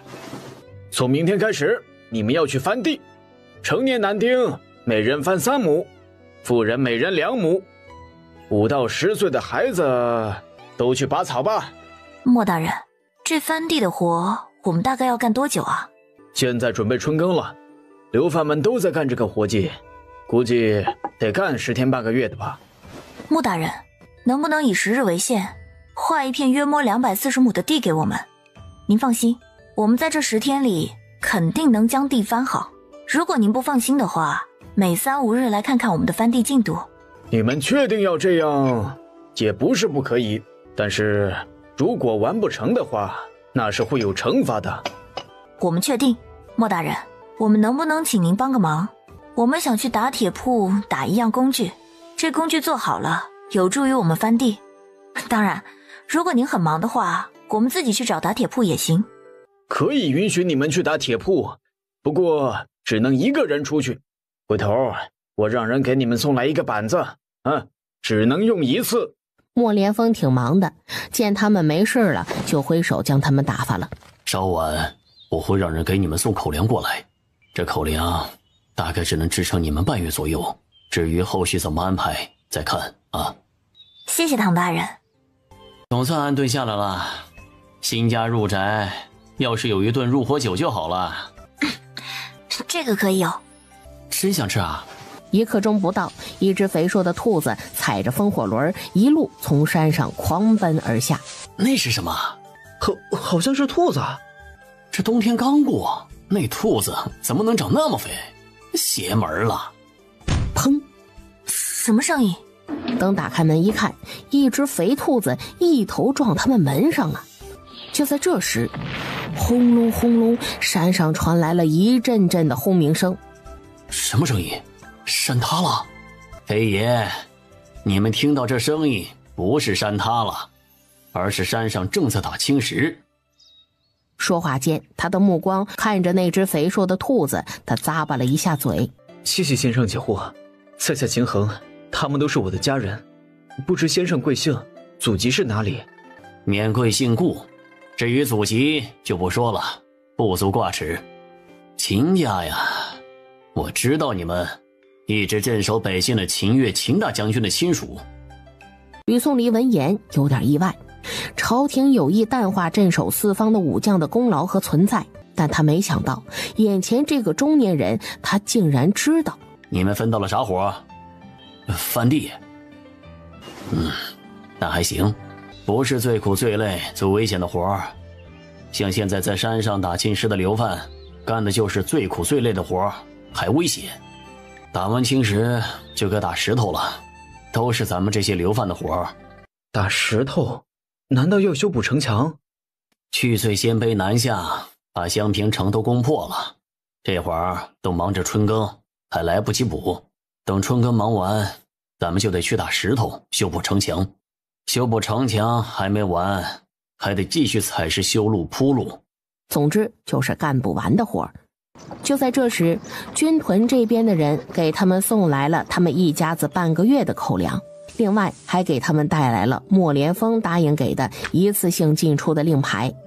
过来。什么事啊，娘？晚上你别招你媳妇儿。冷不丁听到这话，秦胜都懵了，听到没？娘，你怎么说这个呀？你爹不在了，要是你爹在，肯定是他跟你说这个的。不过娘是过来人，而且你是娘的儿子，说也是可以的。提起他爹，秦胜也有些低落。唉，你爹不在了，按理说你和你媳妇儿需要守孝3年。娘，我们知道的。唉，不然我和你媳妇儿一个屋，你自己一个屋。哎，不，娘，你别来。德行，娘不和你说，娘和你媳妇儿说去。我已经交代阿胜了，让他别老招你，你也别太纵着他了，不能他一撒娇你就心软。不是，秦胜会撒娇的事情，婆婆是怎么知道的？我知道的。不然你和我睡，让阿胜自己一个人睡，或者你们带小鱼一起睡。不行，他那气人的臭小子睡，不要。金母索性看向小儿媳，无情地无视了他。娘，这就不用了吧？我们和你保证，我们睡一块也不乱来，真的。秦昭悄咪咪地摸了回去，娘爷他都快忍不住了，要笑疯了，可怜的小六啊！小儿子和小儿媳都坚决反对他的提议，秦母只能遗憾作罢了。翌日中午，吕明志和五人一起给秦家送来了一马车的物资，旧被褥、旧被子、旧衣裳、旧桌椅，一眼看去什么都是旧的。这一车东西不会都是他们从你家买的吧？桃儿，莫大人莫怪，林兄是好人，他也是急我们所急。这说起来，他也只是收了我们一点材料钱而已。要是我们去别处买这些东西的话，那花的钱那可比这多得多了。哎呀，行吧，一会儿你们将东西送进去吧。另外，这里我收了，但是该他们干的活那还是要干的。明白，我们都明白。太感谢大人了，大人不为难的时候，给我姐姐他们行个方便就行。看着远去的马车，莫连峰心想：哎呀，真是越来越喜欢秦家那起子人了。这怎么办呢？一个个的太会来事儿了。襄平打铁铺，老铁匠看了吕宋离给的图纸，沉吟片刻，和吕宋离说道：这玩意儿需要用到不少的铁，人工费加所用的铁一共8两银子，做吗？做，多久能做好？这是个新东西啊，大概需要3天的功夫才能做好。我们加钱，你们搞快点，行不行？快不了，现在铺子里就我一个人，我爹年纪大了，已经不打铁了。10两，我尽量给你2天做好。15两，1天后你们来拿。20两，你们傍晚来拿吧。爹，不行啊，这……哎呀，傻样儿，爹来帮你。俗话说，有钱不挣王八蛋。再叫上你王叔这个老木匠，争取1个下午给人家弄好。再加5两，铁给我用金铁。没问题。您有钱您说了算。出来打铁铺，吕宋离看向五人。五人，学会了吗？学啥了？砸钱吗？这个我也会的。五人，学会了吗？五人若有所思。有些分秒必争的事情，该砸钱的时候就得砸钱。有钱能使鬼推磨，生意场上没有什么是钱解决不了的问题，如果有，那一定是钱不够。吕颂礼点拨他，五人机敏好学，得放得下身段，学东西也快。总之什么都好，就是出身限制了眼界，有时候骗小家子气了。莫大人，能不能借我们一头牛用2-3天？你们要牛做什么呀？帮我们翻地。这牛我们用3天，我们不白用它，每天给军屯多翻2亩地如何？那行，一会儿我让人给你们去牵牛。在莫连峰的吩咐下，他的人带着他们去挑了一头正值壮年、性情温顺的水牛。六弟妹，这玩意儿叫屈原梨，能不能多搞几个呀？先不忙，这屈原梨要配耕牛的，没有耕牛的话，我们弄到屈原梨也没有用。众人闻言想想也是，于是在划定给秦家的这片地上，秦昭使牛干活，其他人仍旧是拿着锄头翻地。因为吕颂离让铁匠用精铁打制的屈原梨，故而他犁地非常的快，秦昭半天就犁了近4亩地。犁了4亩地之后，秦昭还想多干点，但那头水牛是死活也不肯配合了。能不能给我们换一头牛啊？这头牛不肯干活了。不干活，你用鞭子抽它呀。抽它也不走了。牛累得直翻白眼儿，四肢打颤。你们对牛做了啥呀？没干啥，就是让它耕了点地。只是耕地的话，它不至于累成这个样子啊。秦昭讪讪，好像用的有点狠了。负责看管耕牛的小管事于是挥手让秦家又进去挑了一头牛。可是第2天，被秦家用过的牛一只只懒洋洋地趴着卧着。他站起身，不行，他非得去瞧瞧这一家子人究竟对耕牛做了什么。人家牛1天犁地1-2亩，那都是勤快牛了，犁地3亩，那就是牛中之牛。你们竟然让牛1天翻7-8亩地，真是一点也不吝惜牛用啊！你人不累，人家牛累啊！我说你们良心不会痛吗？说白了，他就是心疼牛。这事儿最后惊动了莫连峰。莫连峰来到秦家的任务田里，见识到了屈原犁犁地的便利和迅速，当下没再管累趴的牛，而是问起了屈原犁来。吕颂离识趣地将图纸献上，还给莫连峰介绍了之前的打铁铺，一点儿也没藏私。莫连峰很满意秦家的知情识趣，大手一挥，重新给他们安排了一个活计，拔草。这也是军屯里最轻省的活了，还不规定任务量，摆明了他们可以磨洋工。小周师傅忙呢？老周师傅在不在？来大买卖了。什么大买卖？吕颂离给双方稍做了介绍之后，就退下，让他们双方去谈了。海南郡番禺县陈府。谢战，见过家主。我已经让人派了几个大夫去给你的族人们看病了。谢家主。一切都会好起来的。现在我们陈家尚且弱小，不过虽然不能给谢家寄托流放之名，但让你们在岭南这片流放之地过得好一点，还是可以做到的。等将来吧，我承诺，等陈家足够强大了，定要帮助你们赵谢两家立功脱罪。战，愿为家主效犬马之力。阿战，你觉得我陈家接下来应当如何发展？家主，你一上来就问这么核心的问题，你信我？我陈家业用人不疑，疑人不用。家主，我先送你一个消息吧，就当是感谢你刚才为我的族人们演义问药的报答了。什么消息？家主一直找的薛广贤在北地平州。薛广贤已经是过去的事了。言归正传，阿战，来谈谈陈家接下来应当如何发展吧。阿战，来谈谈陈家接下来应当如何发展吧。南地6大世家的格局已经很多年了吧？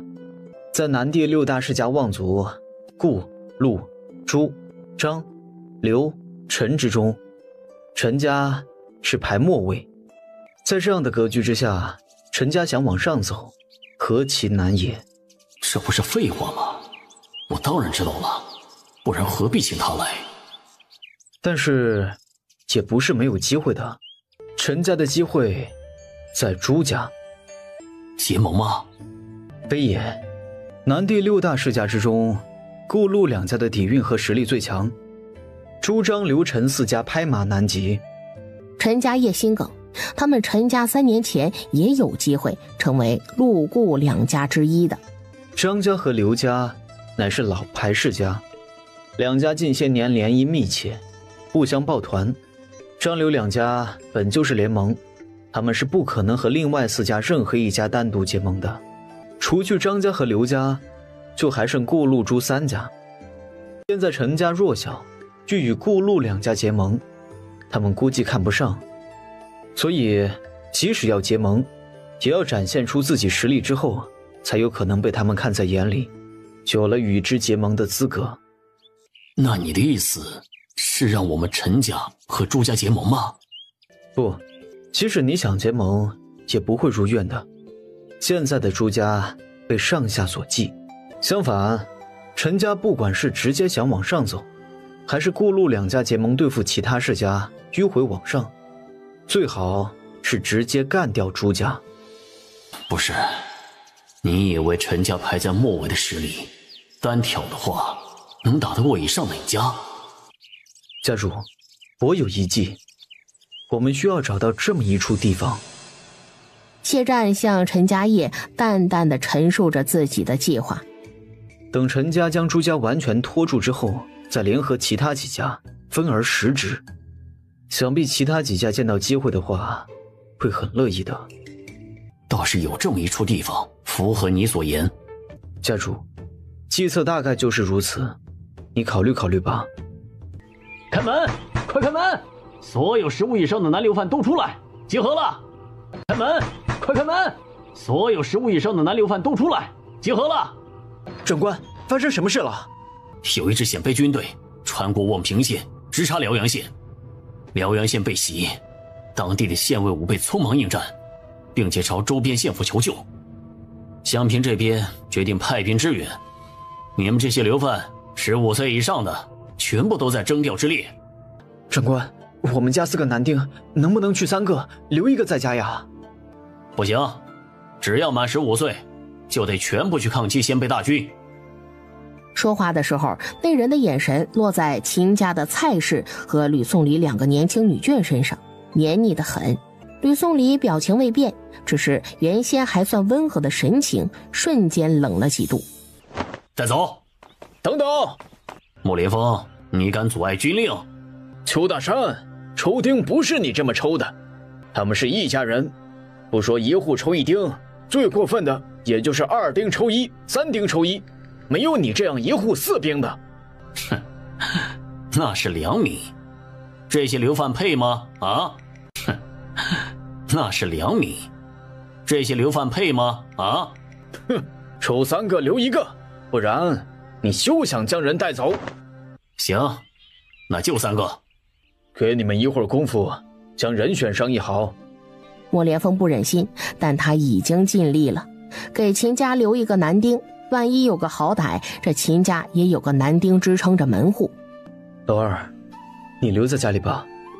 二哥，你身体不好，你留在家，我去。说谁身体不好呢？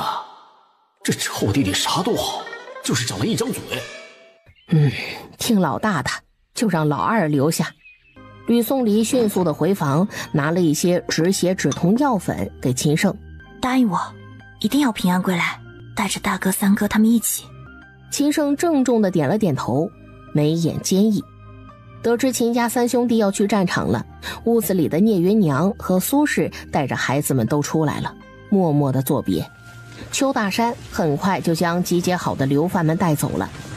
得知秦家3兄弟要去战场了，屋子里的聂云娘和苏氏带着孩子们都出来了，默默的作别。邱大山很快就将集结好的流贩们带走了。马季，我点20人出来，跟去辽阳保护世子爷他们。你和剩下的6、7位弟兄们留在襄平，保护好2少和6少奶奶他们。凭啥你去我留下呀？我带兵跟上，你留下。那猜拳，输的那个留下。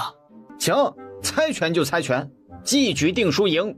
最后是马进输了。你挑几个留下的兄弟吧。这周达真是不当人子啊，竟让老子干得罪人的事儿。哎呀，行了，老子不和你们废话了，老子闭着眼睛啊，手指点到谁，那谁就留下。很快，留下的人就被选出来了。于是周达领着20人，一个个不定点出没在襄平街头，然后顺利被抓。南地陈府，陈家业爱不释手地看着谢战你的计划，真的很心动啊。可是一朝被蛇咬，10年怕井绳。他很清楚，像薛广贤、谢战这样的顶级谋士，就像一把双刃剑。心烦，真心烦呐。然后他正好看到小儿子吹着口哨进来，顿时将人招呼过来，臭骂了一顿。爹啊，您不能自己心烦，就逮着我出气呀。知道你爹心烦，你还来招惹他，不骂你骂谁？爹，二叔，我知道你们心烦什么，你们不就是对人家谢战有疑虑，不敢用人家献的计吗？但是我觉得这件事很好解决啊。怎么解决？说来听听。联姻呢？俗话说，关系不够钱来凑，感情不铁，那联姻铁嘛。而且擒贼先擒王，先从族里挑个好的嫁给谢战，再从族人里面挑几个合适的少女嫁给谢家的青年才俊，加深谢家和我们陈家的融合。等谢战成了咱们老陈家的女婿之后，还怕他别有二心吗？他能坑别人，总不能连自己也坑了吧？等生下孩子之后，那不得了了，他还不得使劲的为陈家出谋划策呀？他以为我没想过吗？只是谢战是有妻室之人，其妻还是太后赐婚的，停妻再娶，那是罪加一等。除非也不行，这样的话谢战也得守制。谢战本身就在守父孝，再加一重妻孝，去济世得猴年马月去了。阿锦，你忘了谢战还在守孝。爹，二叔，你们干嘛对他这么小心翼翼的呀？他现在就是一个流犯呢，有人拉他以及他们一族人出泥沼就不错了，还担心他名声受损什么的，这没有必要。而且这不正好吗？一个名誉有瑕之人，除了依附我们陈家，那就没有别的选择了。阿锦，你不懂，对待谢战这样的人才，不能硬来的。哎呀，爹，二叔，你们这样不行的，驯鹰驯虎都不是这么驯的。对于这类飞禽猛兽，一旦出手，那就得驯服。这小心翼翼和讨好，那都没有用。双方有一个磨合的过程，在这个过程里，我们千万不能心软手软。大哥，阿锦的话不无道理啊。那安排谁嫁给谢战呢？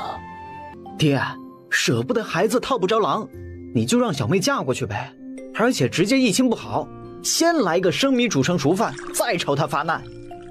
陈家业兄弟2人对视一眼，一切尽在不言中。皇宫，心地头痛，最近来和他告状的大臣太多了，都是状告左安民的。长安城近来发生的事他都清楚，他当然知道吕德胜这么闹腾是为了什么。吕德胜一直闹着要外放，还指定了非得在平州或者平州附近。皇上，扪心自问，吕大人这个要求高吗？不高吧，人家手里还有免死金牌，但吕大人一直安安静静的，并没有仗着这个就为所欲为。皇上，不可呀！左大人真是消息灵通啊！皇上，万万不可放吕德胜出长安呐！大胆，左安民，你在教皇上做事，你逾越了。你才放肆！皇上年轻，好说话，容易被尔等糊弄。吾身为臣子，有辅佐皇上谏言之责。可是皇上确实已经深思熟虑过了，决定好了怎么做。你分明是借臣子的进言之权，行干涉之实。长谢，你不要挑拨离间。左大人，你要不要看看朝廷上下有多少大臣弹劾于你？难道整个朝廷就你是对的，我们和皇上都是错的？皇上，臣一片冰心，天地可见，所言所行皆是为了皇上，为了咱们大黎皇朝考虑啊。左大人，这不是我们臣子应分的吗？识君之路，忠君之事，你怎么还以此向皇上邀功呢？哎呀，你个张宪，你他娘的能不能闭嘴呀你！皇上真的不能让吕德胜外放啊！皇上真的不能让吕德胜外放啊！理由？秦家乃是武将世家，如今被流放到平州，焉知心中无怨？皇上不可不设防，毕竟吕德胜外放之后，就没人能够辖制秦家了。那封信说的是真的，他们竟然真的用这个理由，料敌于先，厉害了！左大人这是臆测秦家有造反之心？不无可能。你这样臆测秦家不好吧？秦家世代忠良，向来深明大义。先太子在北境出事是真，先帝只是让其流放，已是宽宏大量了。雷霆雨露皆是皇恩，秦家必不敢有怨。况且这一次也不是秦家第一次因过被罚，没道理。之前几代都无事，到了皇上这里，秦家就要反了吧？最后一点，左大人，你刚才的话也不对。吕家只是秦家的姻亲之一，秦家的姻亲除了吕家，还有顾家以及丁家等都在长安，焉能说无人牵制秦家？你直说你是针对吕德胜不就行了？你的理由站不住脚啊！吕家只是秦家的姻亲之一，秦家的姻亲除了吕家，还有顾家以及丁家等都在长安，焉能说无人牵制秦家？你直说你是针对吕德胜不就行了？你的理由站不住脚啊！皇上，今时不同往日，那秦胜之妻吕宋离乃是个报复心极强之人，太皇太后强行赐婚，将她嫁给秦胜，他心中定有所怨。此女善谋，聪慧异常，当初被下狱之后，他尚能以一己之力扳倒谢赵两家。皇上，这样您还觉得能让吕德胜外放吗？左大人，你胆子怎么变得这么小？先是秦家那一家子流犯，让你防备不已，如今一个小女子也让你如此忌惮。如果我没记错的话，吕宋离乃吕大人之次女，今年才16吧？你能完全杜绝这种可能吗？皇上，吕宋离之才绝不能因其女子身份而轻视，此女的婚事还是太皇太后强赐的，他心中焉能没有怨言？此女的婚事还是太皇太后强赐的，他心中焉能没有怨言？左大人，您这话是不是有点自相矛盾了呀？在你那样臆测秦家的前提下，你说吕宋离因太后赐婚秦家一事而对皇家不满，也就是说，他对秦家这个夫家也是不满意的。既是不满，又怎么会与秦家同流合污呢？若是满意，必然是感激太后娘娘赐婚的，又怎会有那等大逆不道的想法呢？左大人一直想置秦家于死地，莫非与北境那边有勾？张宪，你莫要血口喷人！只许你诋毁人家秦家和吕二姑娘，我说你2句你就受不了了？你是媳妇人家远在天边，没法回嘴吗？朕也有决断，爱卿不必多言。哎呀，庶子不足与谋！皇上英明，乾坤独断。平州辽东郡放平县。跑什么？回百夫长大人，小的在躲前面的鲜卑士兵。前面有鲜卑士卒？是的，前面有敌军队主，人数不多，只有3、4人，但小的只有1个人，好怕被他们发觉行踪。你不是平州人？对呀，我不是平州人，我祖籍江州，来平州接我表妹。我姑姑家的人都死绝了，我没想到襄平这么乱来，然后在路上倒霉的被抓了壮丁。百夫长，我们要不要追上去啊？追，你要不要跟上？我害怕，我现在腿软，也站不起来了，就不去了。不用管他，咱们走。哎，这些人怎么得罪你了？就将他们往死路上引。据说这人肖想几位夫人，再去征调几位少将军的时候，看几位夫人的眼神黏腻得很。哎呀，这人怕是吃了雄心豹子胆了，敢肖想几位夫人。哎呀，这人怕是吃了雄心豹子胆了，敢肖想几位夫人。不止，这人啊，还是老寿星上吊，嫌命太长。哼，哎呀，搞他，没得说的。咱们慢慢摸上去。行。哎，老周，你见到世子爷他们了吗？没，我现在跟着六少。哎，我和你说，咱们这一小队杀了不少先辈将士，立了不少功。哎呀，你命可真好啊，被分到和六少一队，我就倒霉了。别说六少，世子爷和三少也没有见到。等解决了那人，我带你去找六少啊！哈哈哈哈，好，好，好啊！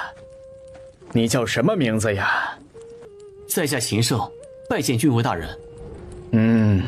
秦胜，你目前在哪里任职啊？襄平军屯。啊，秦，那秦衡是你什么人啊？他是我大哥。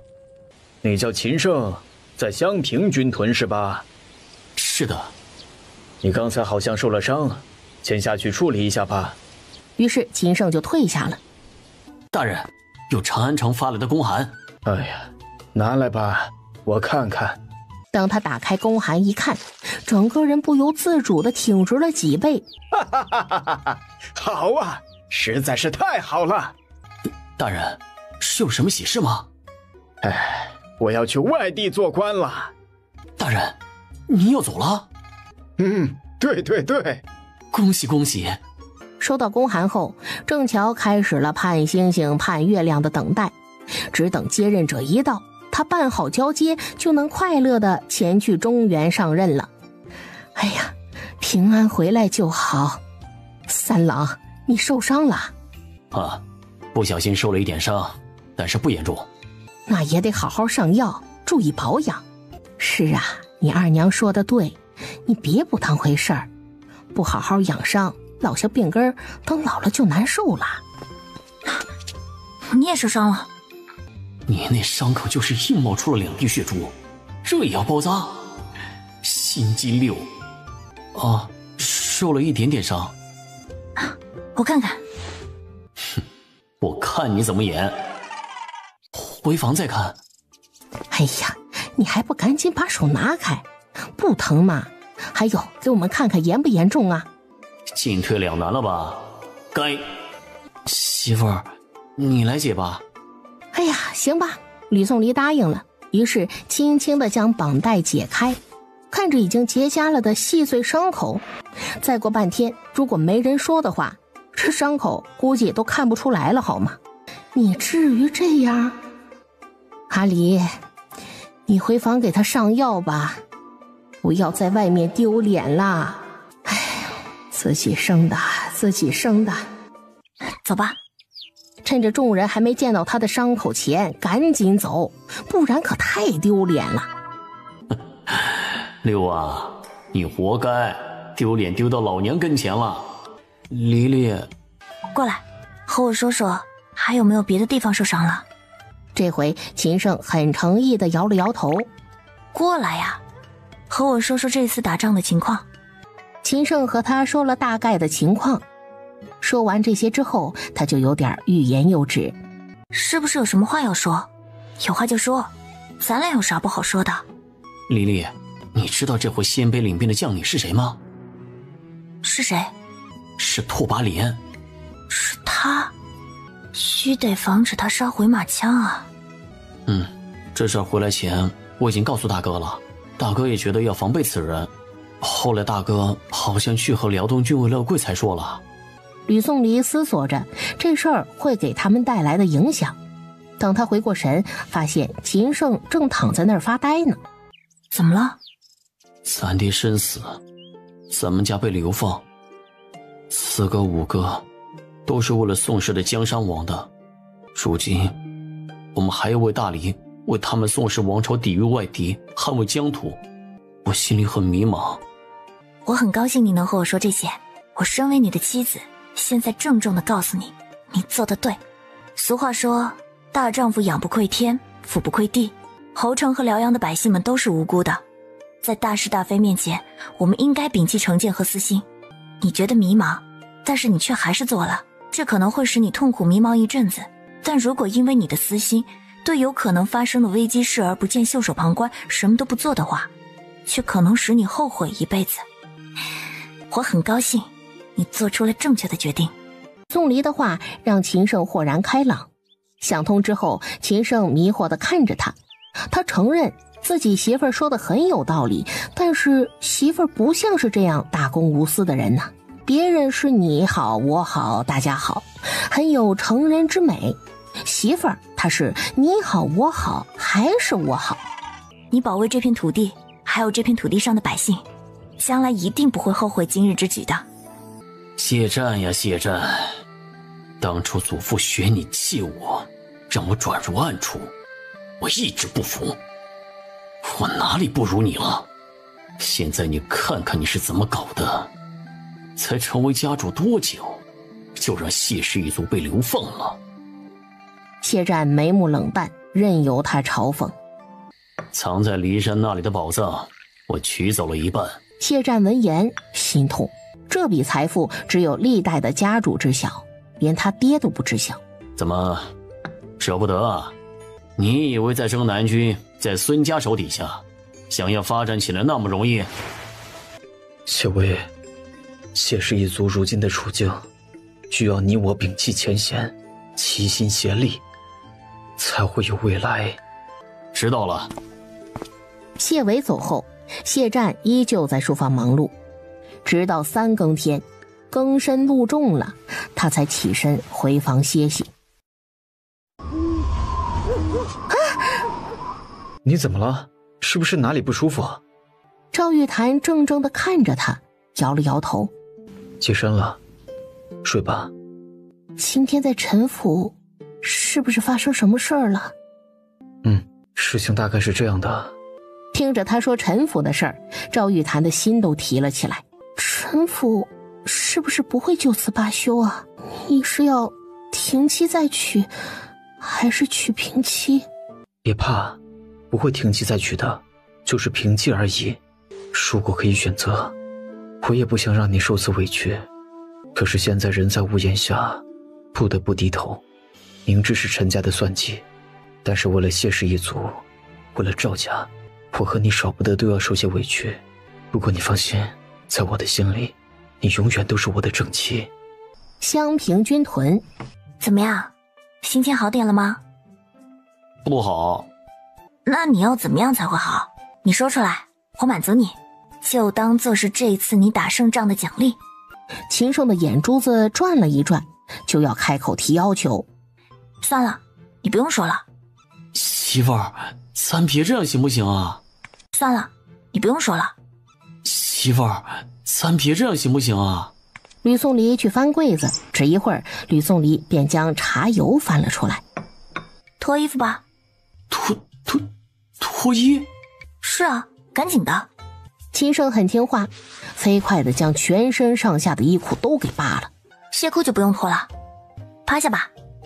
秦胜依言照做，吕宋离先在他的后背抹上茶油，慢慢地开始给他推背，他还不时地和他聊着天。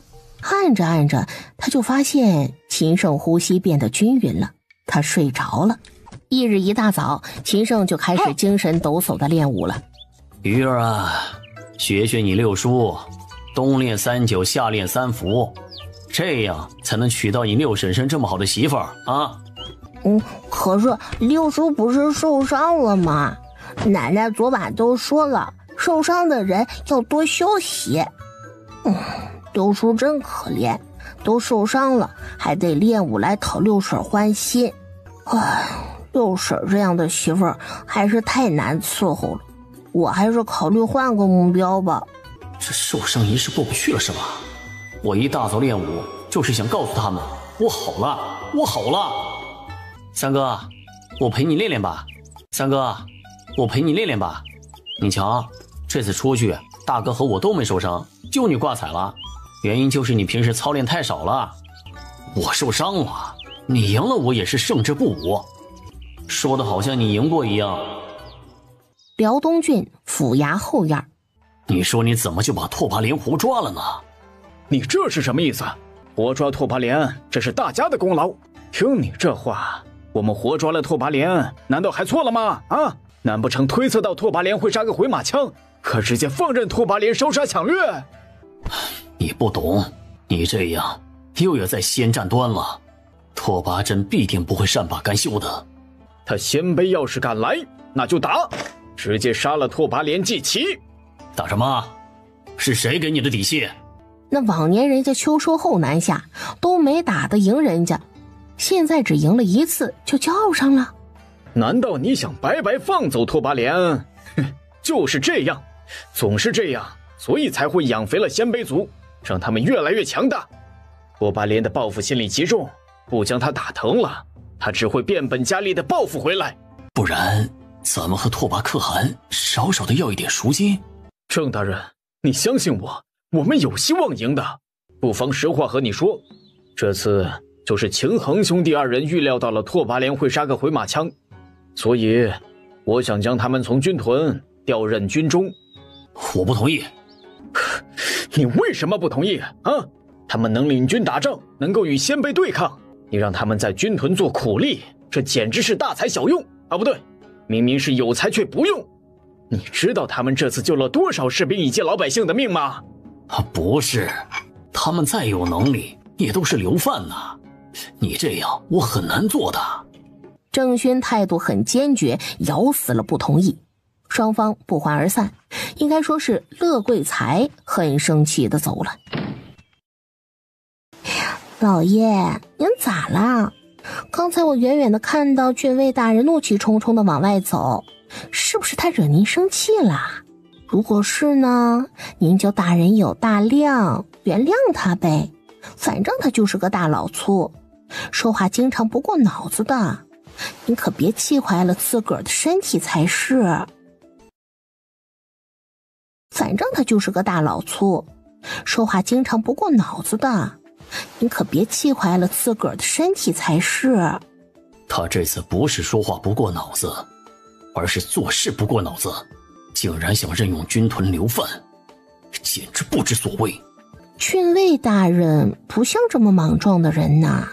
还不是这次拓跋连突袭辽阳，他得了秦家兄弟相助，打了胜仗，就想任用秦家来对付鲜卑。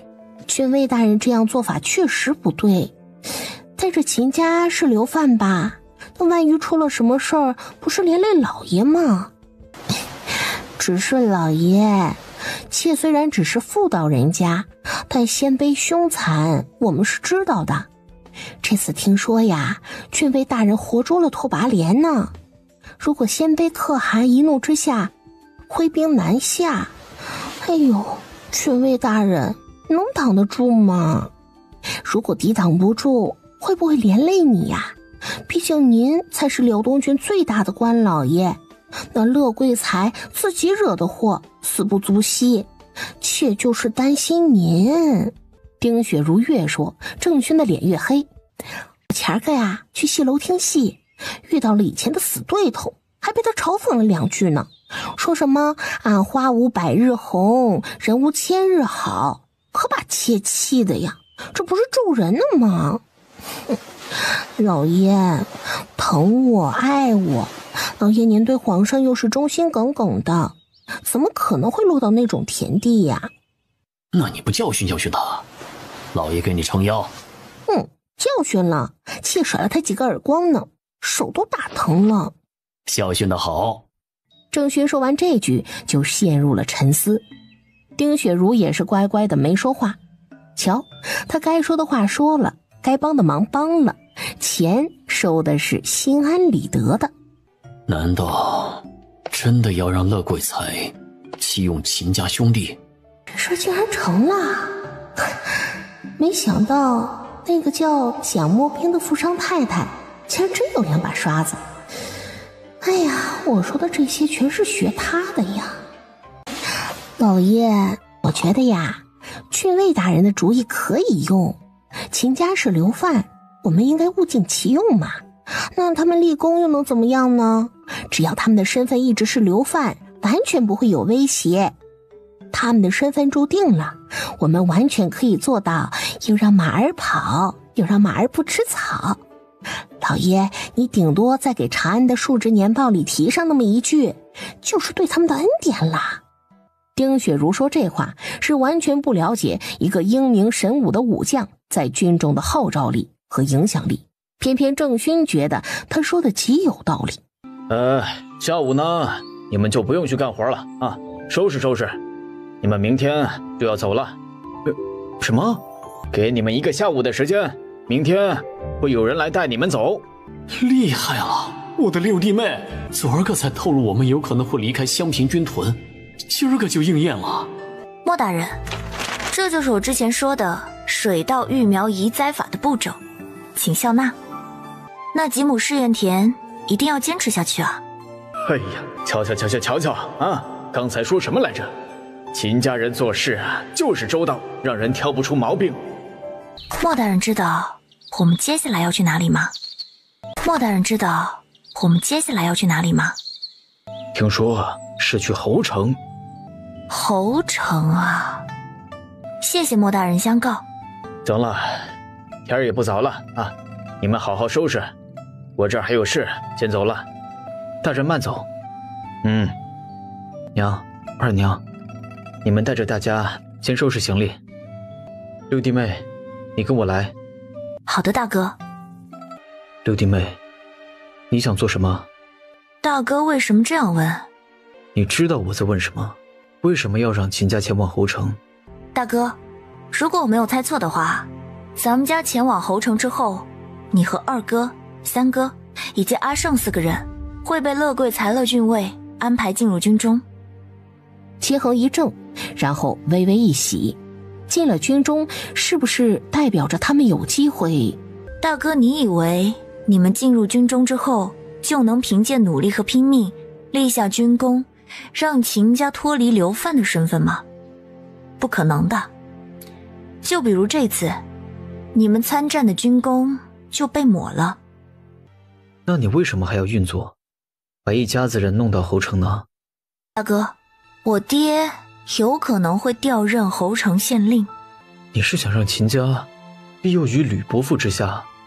是也不是。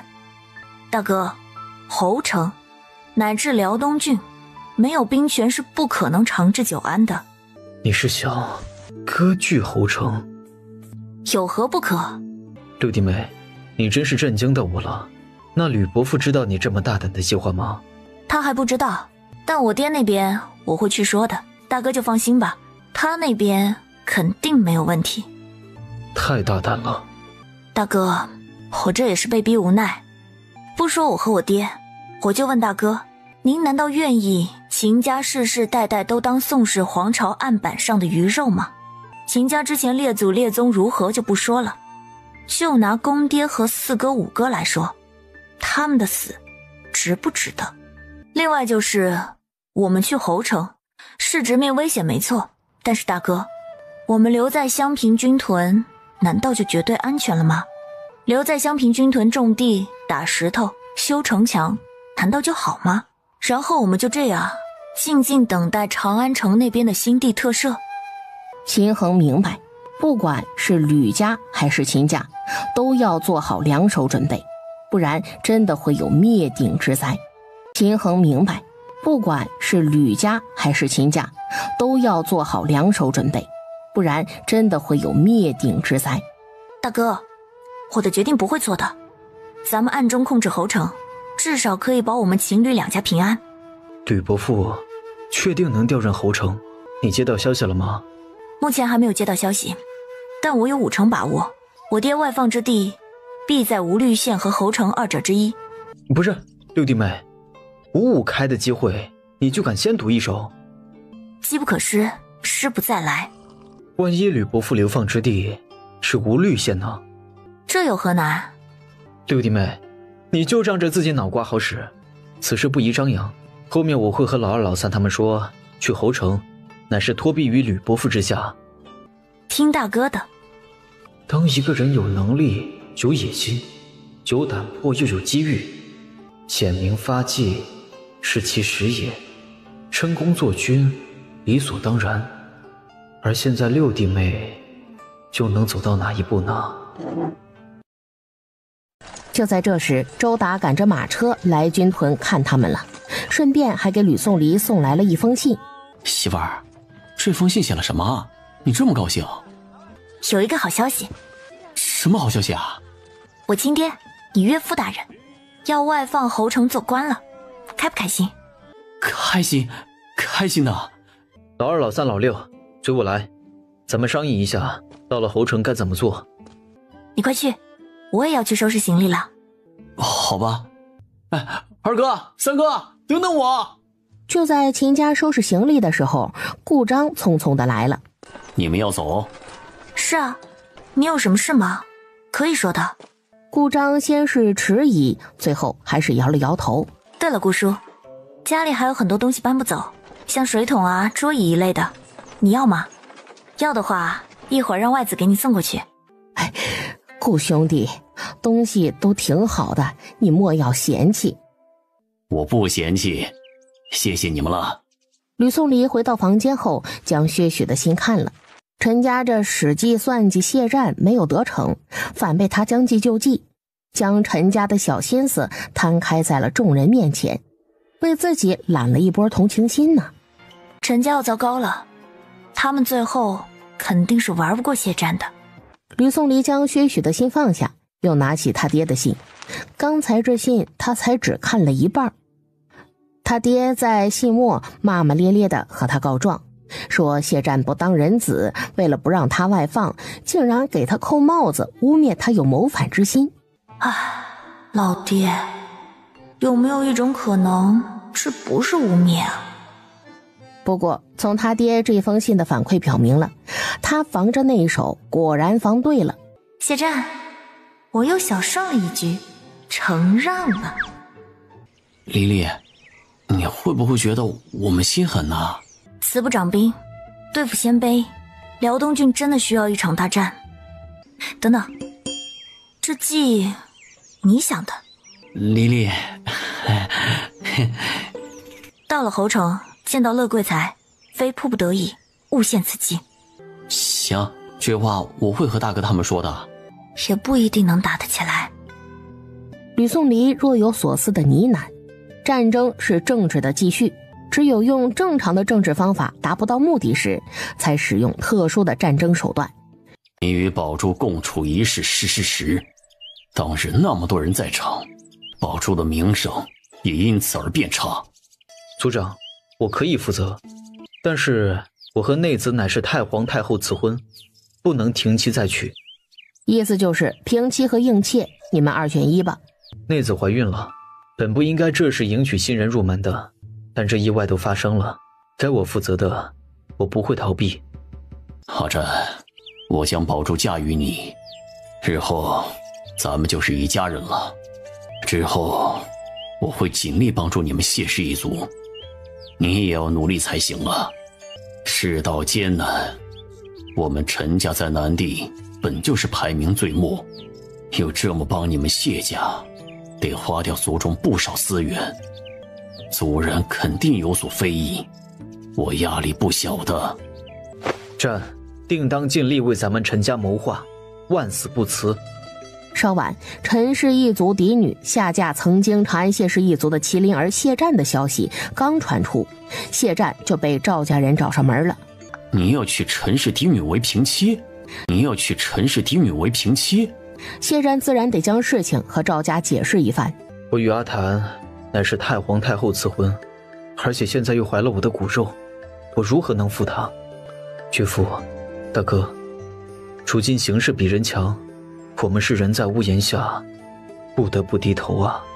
赵家父子默默地听完，赵文宽朝他点了点头。记住今天的话。阿谭，我们将他带回去，小住一段时间。可以，好好保护他，让他不要多想。最终，赵家将赵玉潭接走了。局势的变化让谢战心中升起了一股紧迫感，他觉得自己发展的还是太慢了，要加快步子了。哎呀，为什么要让我经历这些呀？这些意外就不能晚个10天半个月的吗？就不能等我完成交接离开之后再搞这一出吗？这一切都怪那个该死的拓跋连，自己被抓了也就罢了，还要连累无辜，这畜生真是死不足惜啊！黎黎，快来！大哥，你们也快出来，看看谁来了！黎黎，快来！大哥，你们也快出来，看看谁来了！薛先生，您来了，真是太好了。不止我来了，你看看还有谁来啦？爹，闺女儿，有3个月了，他们父女终于相见了。秦母请他入内休息，被他拒绝了。算了，时间紧急，我先去侯城府衙和现任县令陈桥做一个交接，拿到县令印信，将身份落实了再说。爹，您接任侯城之后，顺便给薛先生弄一层官方的身份，这个有用。好。周达领着几位弟兄亲自护送他前往侯城府衙。吕德胜的到来简直让郑乔喜出望外，一确认了吕德胜的身份，他便以生平最快的速度办理好交接事宜，需要他配合的半点不拖拉不推辞，只花了半个小时就完成了交接。哎呀，真是感谢你啊，吕大人！哎呀，谢谢，你是好人呐！救他于水火呀！郑乔说完也不管吕德胜的回答，然后火速地带着家人心腹离开了。哎呀，我只是想和你说声谢谢，用得着跑那么快吗？薛先生，你来的正好，我有事情要拜托你。六少夫人是不是在忧虑目前的局势啊？是的，目前的局势一触即发，我要阻止鲜卑新兵南下，我要让这场仗打不起来。薛先生，我需要你的帮助。好，六少夫人，薛某来帮您。需要薛某做什么，您只管吩咐，薛某愿效犬马之劳。薛先生，等我爹回来，相信你已经有了官方的身份。接下来，我需要你出使草原，暗中活动，协助我爹他们一起打消拓跋可汗新兵南下的念头。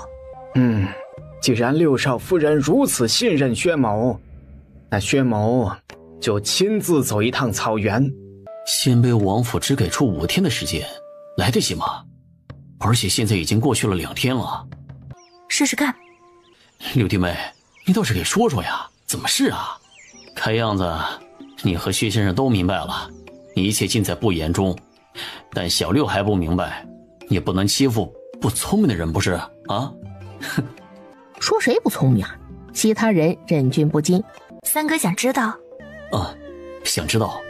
老三啊，你明知道六弟妹聪明，你还当着她的面欺负小六，这不是找消吗？大哥、二哥、三哥、阿胜，还有薛先生，其实我们都知道，这场仗能不能打得起来的关键，其实就在于拓跋可汗。所以，我们要站在拓跋可汗的角度来考虑问题。对于拓跋可汗来说，这仗要不要打，是不是必须打，打的话怎么打，这些都是他要考虑的问题。而拓跋可汗又是可以被影响的，这里便是我们可以操作的地方。众人听他这么一说，发现思维都被捋得很清楚了。哥、二哥、三哥、阿胜，秦家镇守北境多年，应该知道北方这些游牧民族都是秋后才南下的，春天就南下的很少吧？北方的游牧民族确实很少在春夏之际兴兵的。鲜卑如果兴兵是为了拓跋连，真打起来，鲜卑能得到什么，会损失什么？我们从这2方面去考虑。先说鲜卑的损失，1年之计在于春，如今是3月份了，我们辽东郡这边忙着春耕，鲜卑他们难道就不忙着放牧吗？俗话说得好，大军未动，粮草先行。兴师动众的话，鲜卑那边势必要耽误春天的放牧，这损失是难以估计的。况且他们一心兵耽误自己放牧的时间，也耽误了辽东郡的春耕。他们一向视辽东、辽西、右北平郡等几个地方为后花园，如果辽东郡耽误了春耕，那他们秋后可抢的地方，这只剩下2个郡而已，这怎么可以？所以这些他们略想一下就明白了。鲜卑耽误春牧，损失是一定的，但他们没成想要把辽东郡的损失都算成他们的损失。这些是最直观的损失。咱们接着往下推，就算他们打了胜仗，又能得到什么？得到辽东郡这一片城池土地，他们会耕地吗？不会。他们缺地吗？其实不缺。北方一大片草原呢。故而一旦战争时间拉长了，他们耽误了春天放牧，辽东郡又是他们连年南下掠夺之地，他们在此收获不丰是肯定的，最终必将导致这样一个后果：他们的补给成问题，甚至不足过冬都是问题。辽东郡又是他们连年南下掠夺之地，他们在此收获不丰是肯定的，最终必将导致这样一个后果：他们的补给成问题，甚至不足过冬都是问题。要解决这个问题，他们还得以战养战，那如此一来就太伟大不掉了。对，大黎可以不怎么管平州这一带，但鲜卑敢染指中原腹地，朝廷必不会放人。六少夫人，你忘了，鲜卑还有另外一个成果的。是的，拓跋王子们还得到一个拓跋连回去，和他们一起争夺可汗之位。六少夫人放心，薛某去了草原，一定会找到人，将以上的分析传到拓跋可汗和诸位王子耳中，定不会辜负六少夫人如此费心的为他们打算。这些道理，即使后续的影响不懂，鲜卑王庭他们难道不懂影响春牧的后果吗？那为何还要放话，给出5天的时间让辽东这边放人？不放就要兴兵南下，他们就不怕辽东这边不放人，或者真的把拓跋连杀了？这5天其实是给大黎的时间，鲜卑那边需要看一看大黎这边的态度。二哥，大军的集结是需要时间的。六弟妹，你说有没有这样的一个可能，就是拓跋可汗其实也不想开打？大哥，这个可能性很大哦。之前我说过，战争从来都是为了实现政治目的的。在拓跋可汗还健在，儿子有很多的情况下，为了一个拓跋连兴师动众，他还不配。哎呀，六少夫人小小年纪，对人性的洞察和拿捏一针化境啊。薛先生，这一趟你还是要走的，我们要利用好这段黄金时间。薛许点头，他已经明白要怎么做了。回来了，吕大人回来了。爹，您辛苦了，累了吧？快请坐下。爹，交接完了吗？交接完了，一切非常顺利。从此刻起，他就是侯城县令了。吕颂礼拿起那2份任命书看了一眼，将其中1份任命书递给了薛许。吕大人，六少夫人，世子前往草原一事，宜早不宜迟，时间最为紧迫，薛某得启程了。吕大人，六少夫人，世子前往草原一事，宜早不宜迟，时间最为紧迫，薛某得启程了。吾等在此预祝薛先生诸事顺遂，马到功成。周达，你点几个人护送薛先生走一趟草原。大哥，让阿胜去吧。薛先生深入敌营，这活很危险，阿胜身手好，由他护着薛先生会比较让人放心。原来在媳妇儿眼里我这么厉害的吗？阿胜，那就由你带着周达等人去吧。媳妇儿，那我走了啊。去吧。吕德胜没动，他不在的这段时间发生了啥事儿了？吕颂礼随后和他解释了薛许前往草原的任务。爹，这事儿能不能成，还得看您这边。闺女儿，你别这么说呀，爹觉得压力大。你别忘了，爹目前只是一个侯城县令，辽东郡还有郡守，再往上，辽东郡可以说是隶属平州，上头还有刺史。爹，这事儿你能做主，你是侯城县令，同样有守土之责。这听起来好像有一点道理啊。行吧，闺女儿，要怎么做你说吧。爹，你先以侯城县令之名给辽东郡郡尉乐贵才去信，说有事相商，邀他前来。那他要是不来呢？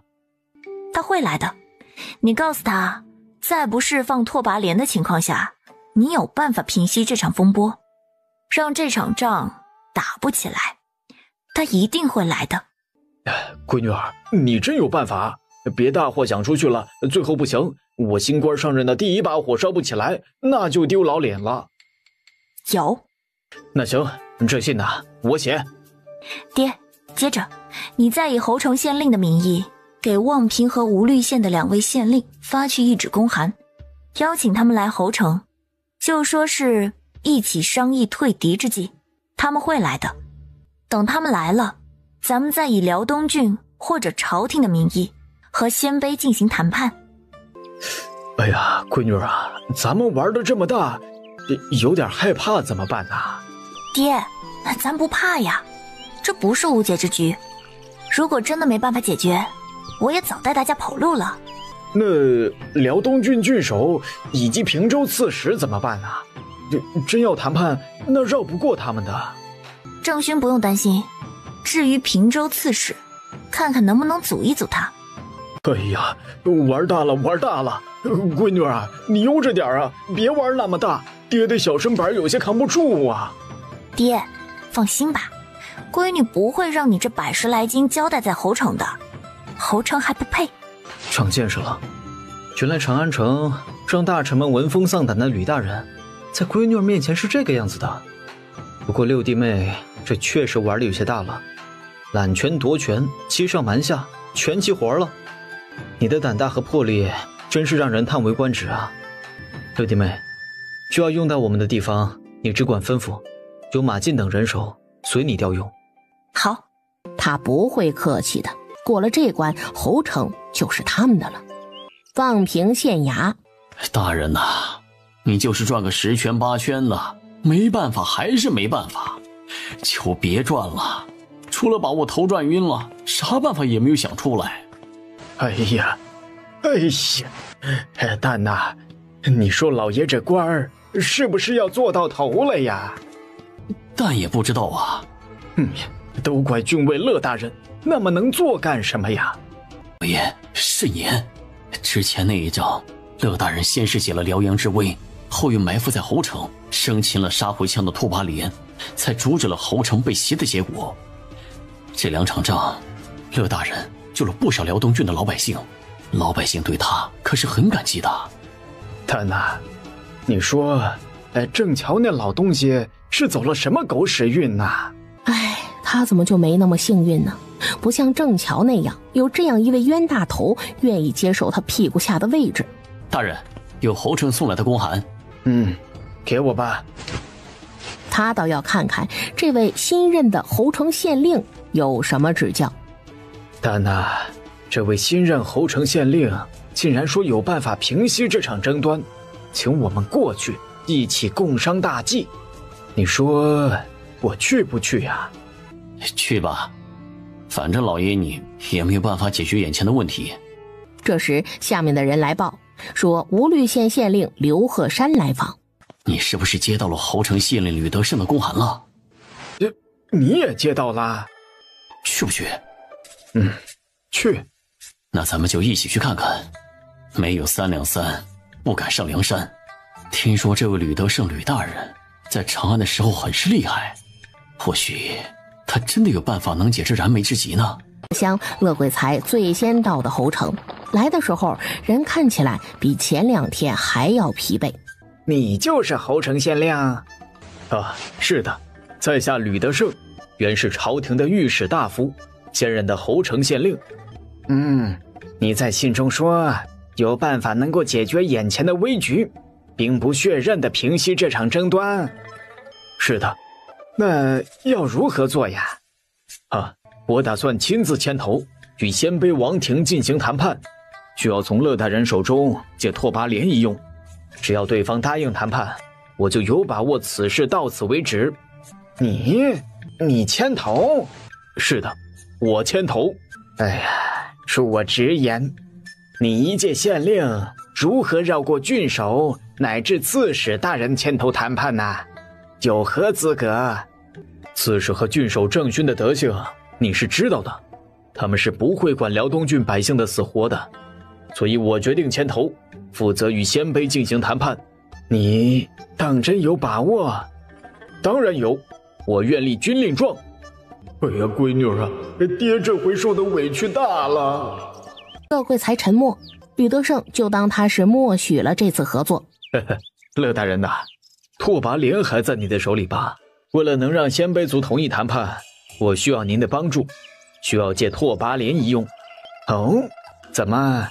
麻烦您先将他押至侯城，后面的就交由我来办。另外，拓跋连一定要保护好了，并且保证他一直在你手里，而且是活着的就行。乐大人呐，你要相信我，我和我闺女儿女婿一家子的身家性命那都在侯城了，我肯定会努力去做好这件事情的。你女儿女婿？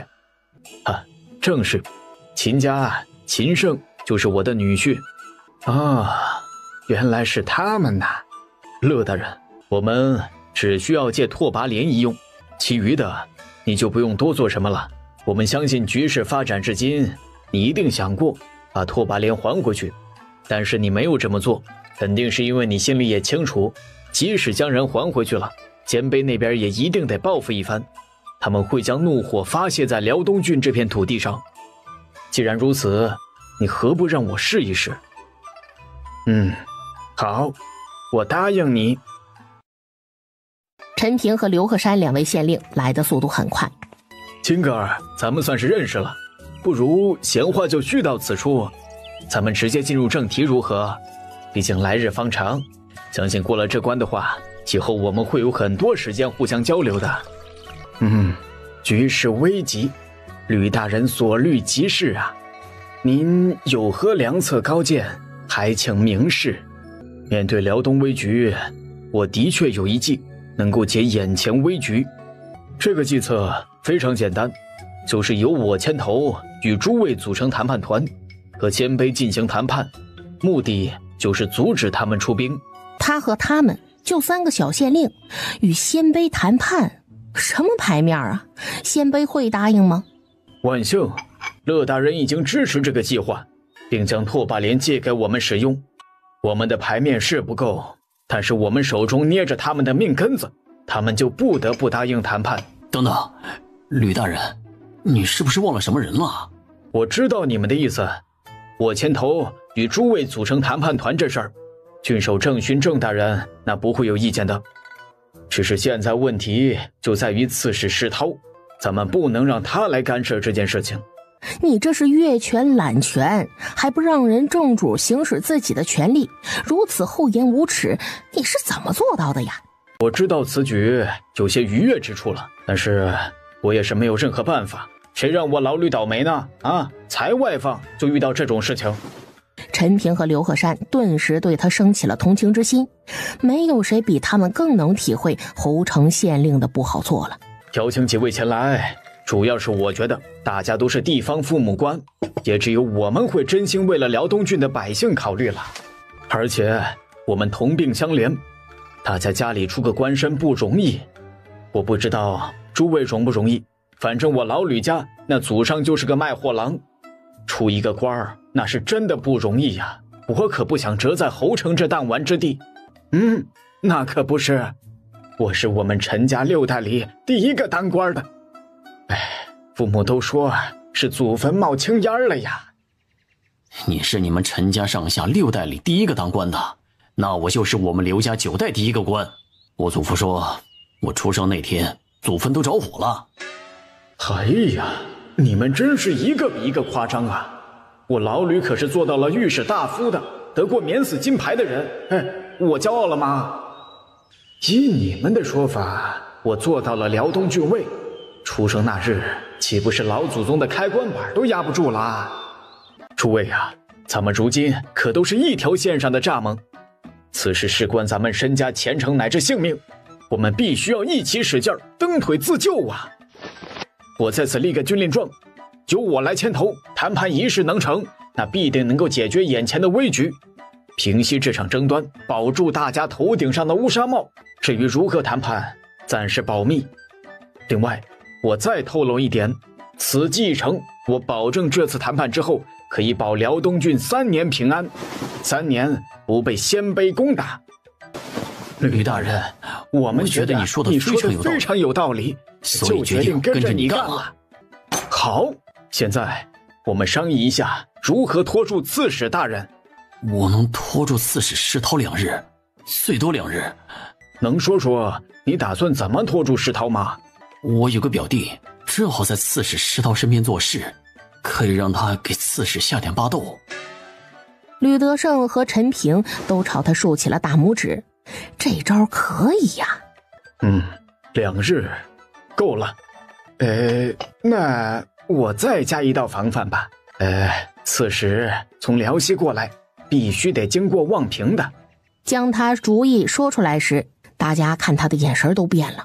哎呀，果然呐，能在边境郡县坐稳父母官的官位多年，这个个都不是简单的人才呀。辽东郡守是谁？辽东郡守是郑勋吧？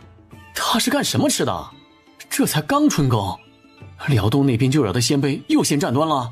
皇上，郑勋有罪是一定的，但如今面对鲜卑的逼迫，我们该当如何呢？皇上，去年先帝驾崩，以及南北2处大战耗尽了国库，后面虽然依着查抄罪臣家底，收缴了一部分不义之财，但今春南方水灾拨下去不少款项赈灾，今岁税收尚未收缴，实在是无法支撑一场大战了呀。嘿嘿，乌大人此言差矣。群臣又在大殿上吵开了。来人，你旨，启用飞鹰传书，命石涛速速前往辽东郡，朕让他全权做主，不管他用什么办法，给朕将这事解决了。我们南边有句话叫做小儿子大孙子，老人家的命根子。拓跋小王子被抓，可汗那肯定是忧急如焚吧？小儿子大孙子，老人家的命根子。拓跋小王子被抓，可汗那肯定是忧急如焚吧？可不是嘛，我们王府的大管事独孤田知道不？就叫我们大王子抓住兄友弟恭这一点，迎合咱们可汗。薛许闻言笑着摇了摇头。你笑什么？还是不说了，我这话有点僭越了，你听了那不好。有话就直说，好与不好我自会判断。大王子身为第一王储，也是第一继承人，他在这件事上光讲感情那错了，他应当着眼大局来劝说可汗才是啊。可汗是雄鹰之主，你说他是会在意继承人是不是兄友弟恭，还是在意他有没有大局观？原来大管家建议大王学汉人兄友弟恭那一套，竟然是错的。而且雄鹰老了，会畏惧成年有野心有力量的孩子，从而就更喜欢年幼的孩子。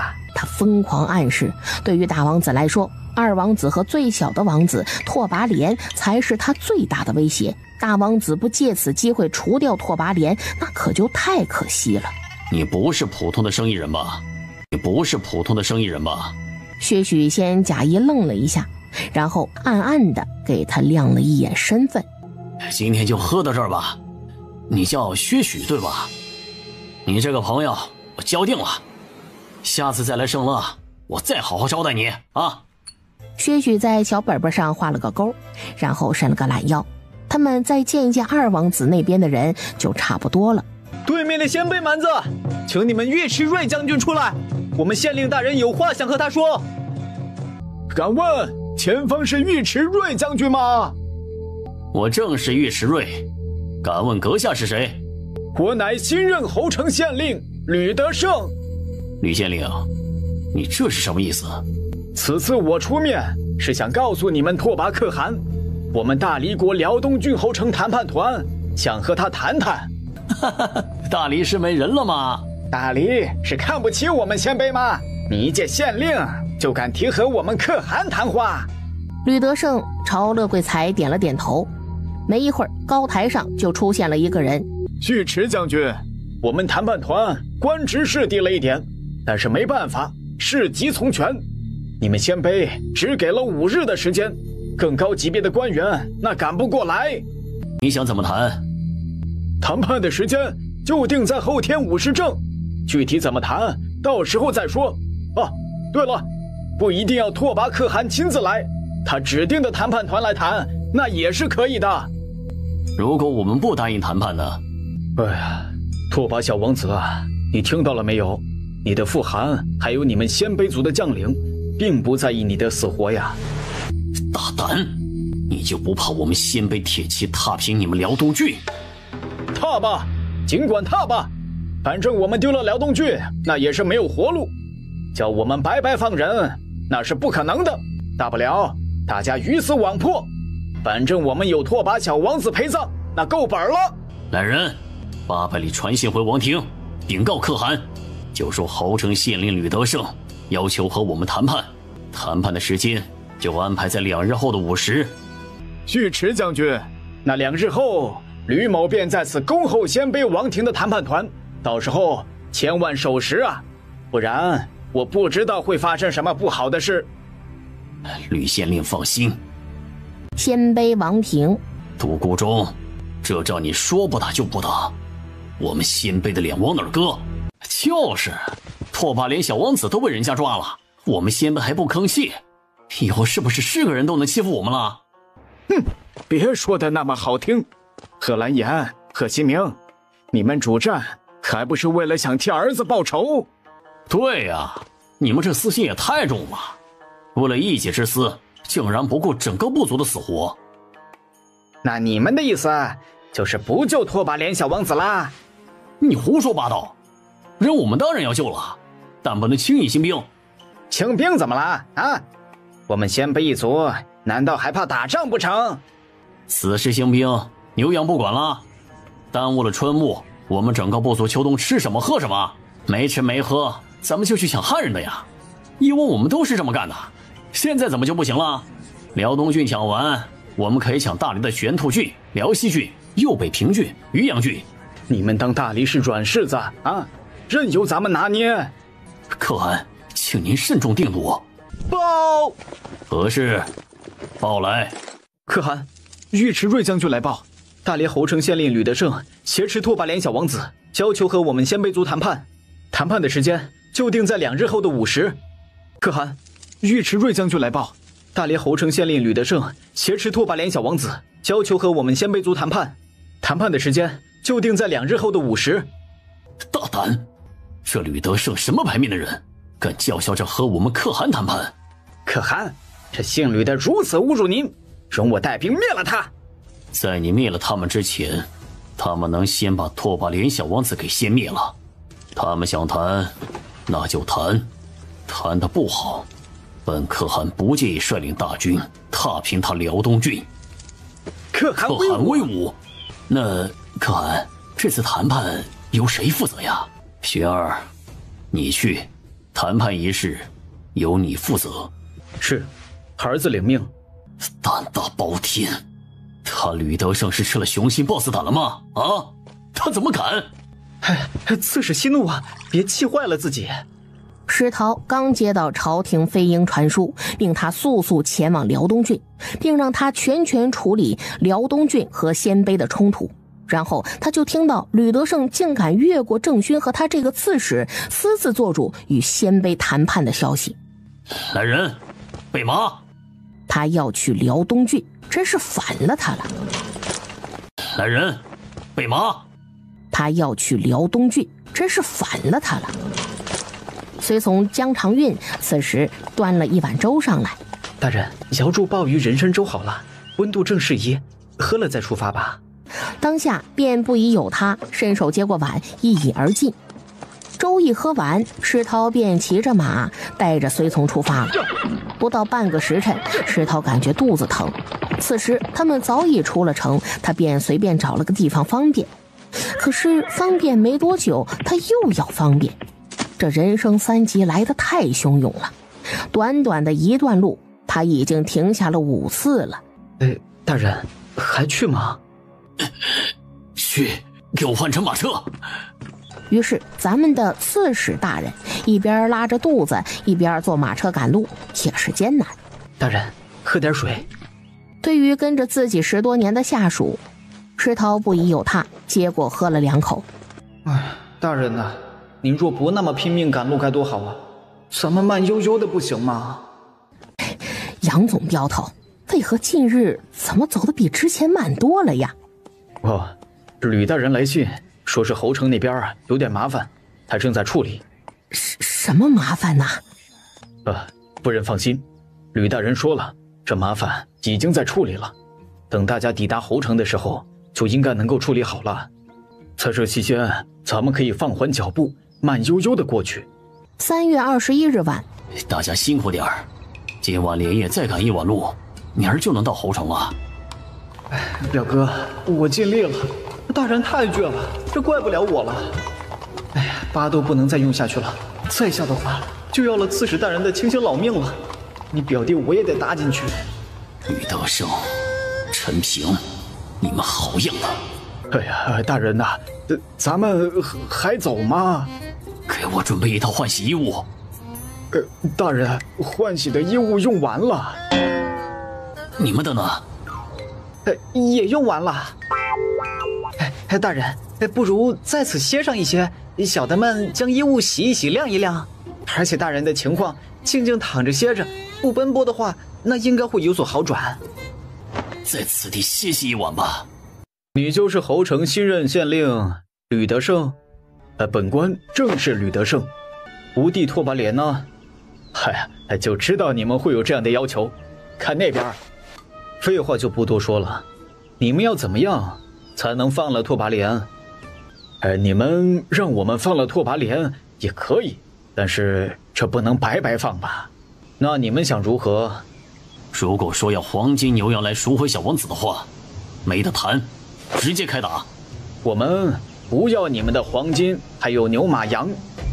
听好了，我们唯一的要求就是你们鲜卑接下来5年里不得南下大理掠夺。不可能，绝对不可能。你们激动啥？听说过一句话吗？漫天要价，坐地还钱。条件嘛，都是有商量的余地的。纪年，这个主我能做。如果你们坚持5年，那就没得谈。他拓跋连不值这个价。大王子，4年，2年，再多没有。那这样吧，咱们双方各退一步，3年，3年为期。你们答应签署谈判协议之后，人你们就能带走。咱们双方各退一步，3年，3年为期。你们答应签署谈判协议之后，人你们就能带走。大王子，这事儿不能答应啊！你说的轻巧啊！不答应，难道眼睁睁地看着小王子被扎成马蜂窝？你胡说八道！拓跋大王子啊，时间也不早了，那咱们暂时就谈到这儿。就目前这个条件，你们也可以回去商量商量嘛。我们明天继续谈，只要明天能出结果就行。谈判进入中场休息阶段，双方有序的撤离。你弟弟如何？看着还好，侯城县令没有虐待他。侯城那边怎么说？开出了什么条件？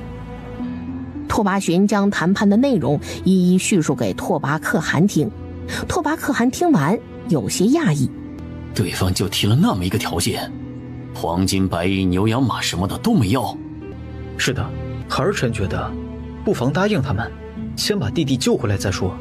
父王，我们是签署了约定没错，但是又不是不能毁约。万一明年后年有汉人杀了我们的牧民，那还不允许我们出兵吗？父王，我们是签署了约定没错，但是又不是不能毁约。万一明年后年有汉人杀了我们的牧民，那还不允许我们出兵吗？这是你想到的？是的。拓跋寻大言不惭地点头，这主意是雾纽光想到的，但雾纽光是他的二管家，不就等同于他想到的吗？这事儿就按你的想法去做，将你弟弟救回来再说。是。哎呀，我还得连夜从圣乐赶到边境去。最近你表现得很不错，继续保持，咱们鲜卑的未来就在你这样的优秀年轻人身上了。拓跋寻亲自回圣乐了。哎，闺女儿，你觉得明早的结果那会是如何呀？爹，放心吧，事情会顺利的，鲜卑那边会答应我们的条件的。哎呀，你这个计划胆儿太大了。爹，这几方势力本就因为拓跋连纠缠在一起，我的计划不过是借拓跋连这个烫手山芋一用而已。爹，这几方势力本就因为拓跋连纠缠在一起，我的计划不过是借拓跋连这个烫手山芋一用而已。而且我还给他们弄了一个台阶下，顾全了他们的面子。如果没有我，他们估计不得不干一仗，人脑子打成了狗脑子。吕宋离的解决办法就是明面上双方签署和平条约，私底下让人透露给鲜卑王庭那边，他们大可以在签署完之后找个理由撕毁条约，这就是一份不受约束的条约。如此一来，便能快速的促成合作，他爹便能将这份功劳迅速的落实到自己的身上。哎呀，恭喜可汗！何喜之有？大皇子长进了呀，都能够为可汗分忧了。哈哈哈，你也看出来他长进了？是啊，大王子这样的处理方式是最好不过的。可汗素有大志，如今时机未到，确实不应大动干戈。奴闻南人有一语，名为高筑墙，广积粮，缓称王。秋木灵方，这话是谁告诉你的？秋木灵方，这话是谁告诉你的？没人。这事事关重大，你还是实话实说吧。他连忙倒豆子似的将他与薛许见面以及谈话的内容一五一十的说了。南人大理，他们应该会走最近的路回大理，放弃另外两路，直接往龙城方向追击，带上燕王去，顺便查一查那伙人除了秋木灵方之外还都见了谁。等大管家将调查的结果呈上，拓跋可汗饶是有心理准备，也是吃了一惊。大理的聪明人太多了，下次起兵需要慎重啊。两年内做准备，绝不兴兵。赫莱齐尔，你带上本可汗的大印，去一趟侯城边境，告诉大王子，答应侯城那边签署的和平条约，务必将小王子给救回来。如果对方提一些无伤大雅的要求，答应他们。是。翌日，以吕德胜为首的侯城谈判团和以拓跋寻为首的鲜卑谈判团再次登上高台。吕县令，我们答应签署3年停战的和平约定，希望你们大理说到做到。协议一签，便将我弟弟放了。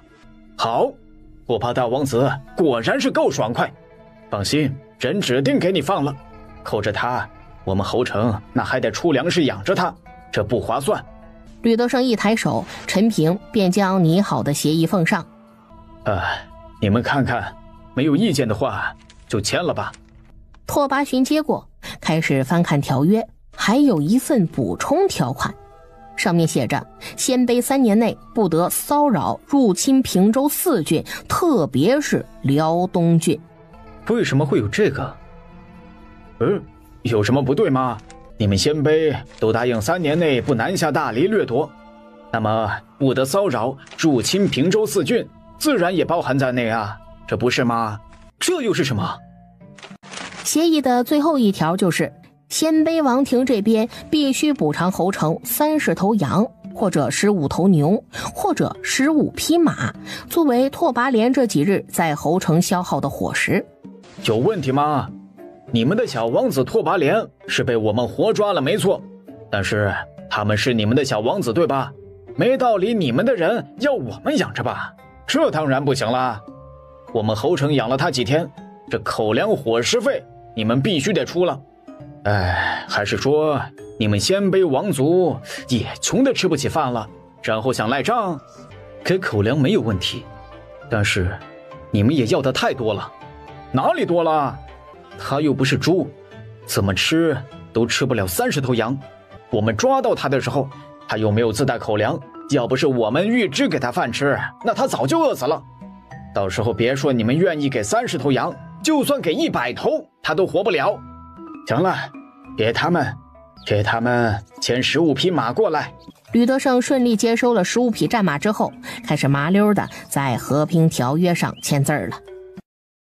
秦胜、薛许一行人终于回到了侯城。娘，李丽还没起吗？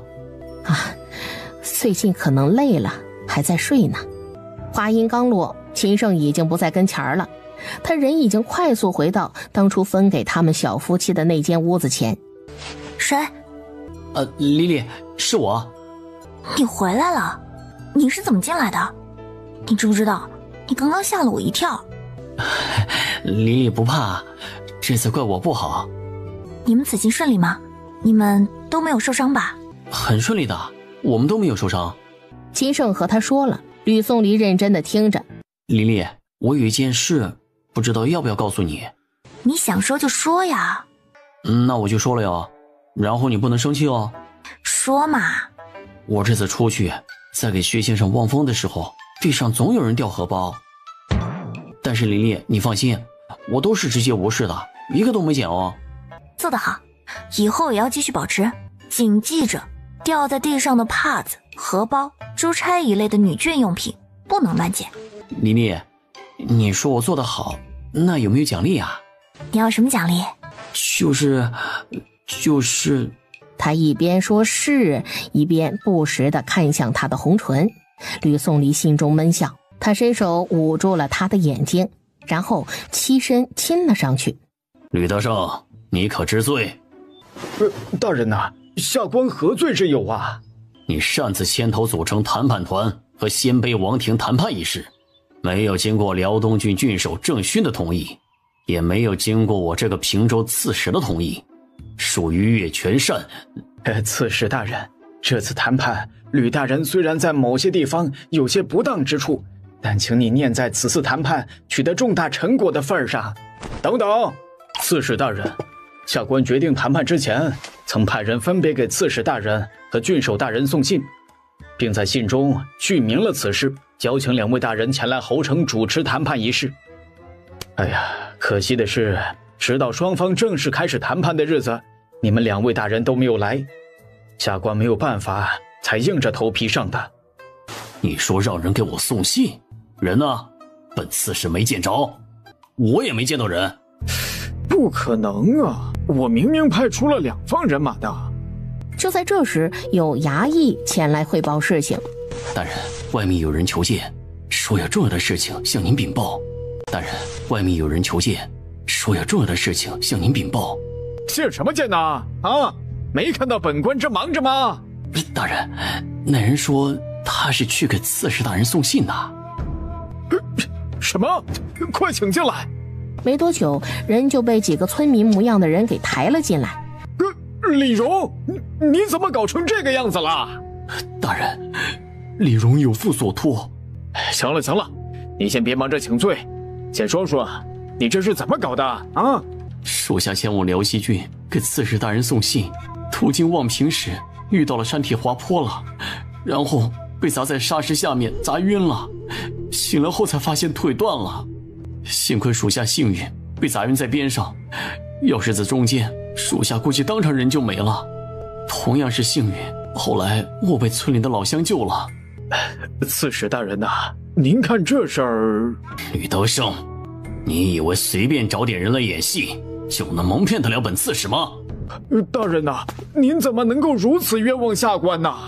大人，这个人我们见过，之前我们在组织村民疏通官道时，不是救了一个人吗？大人，这个人我们见过，之前我们在组织村民疏通官道时，不是救了一个人吗？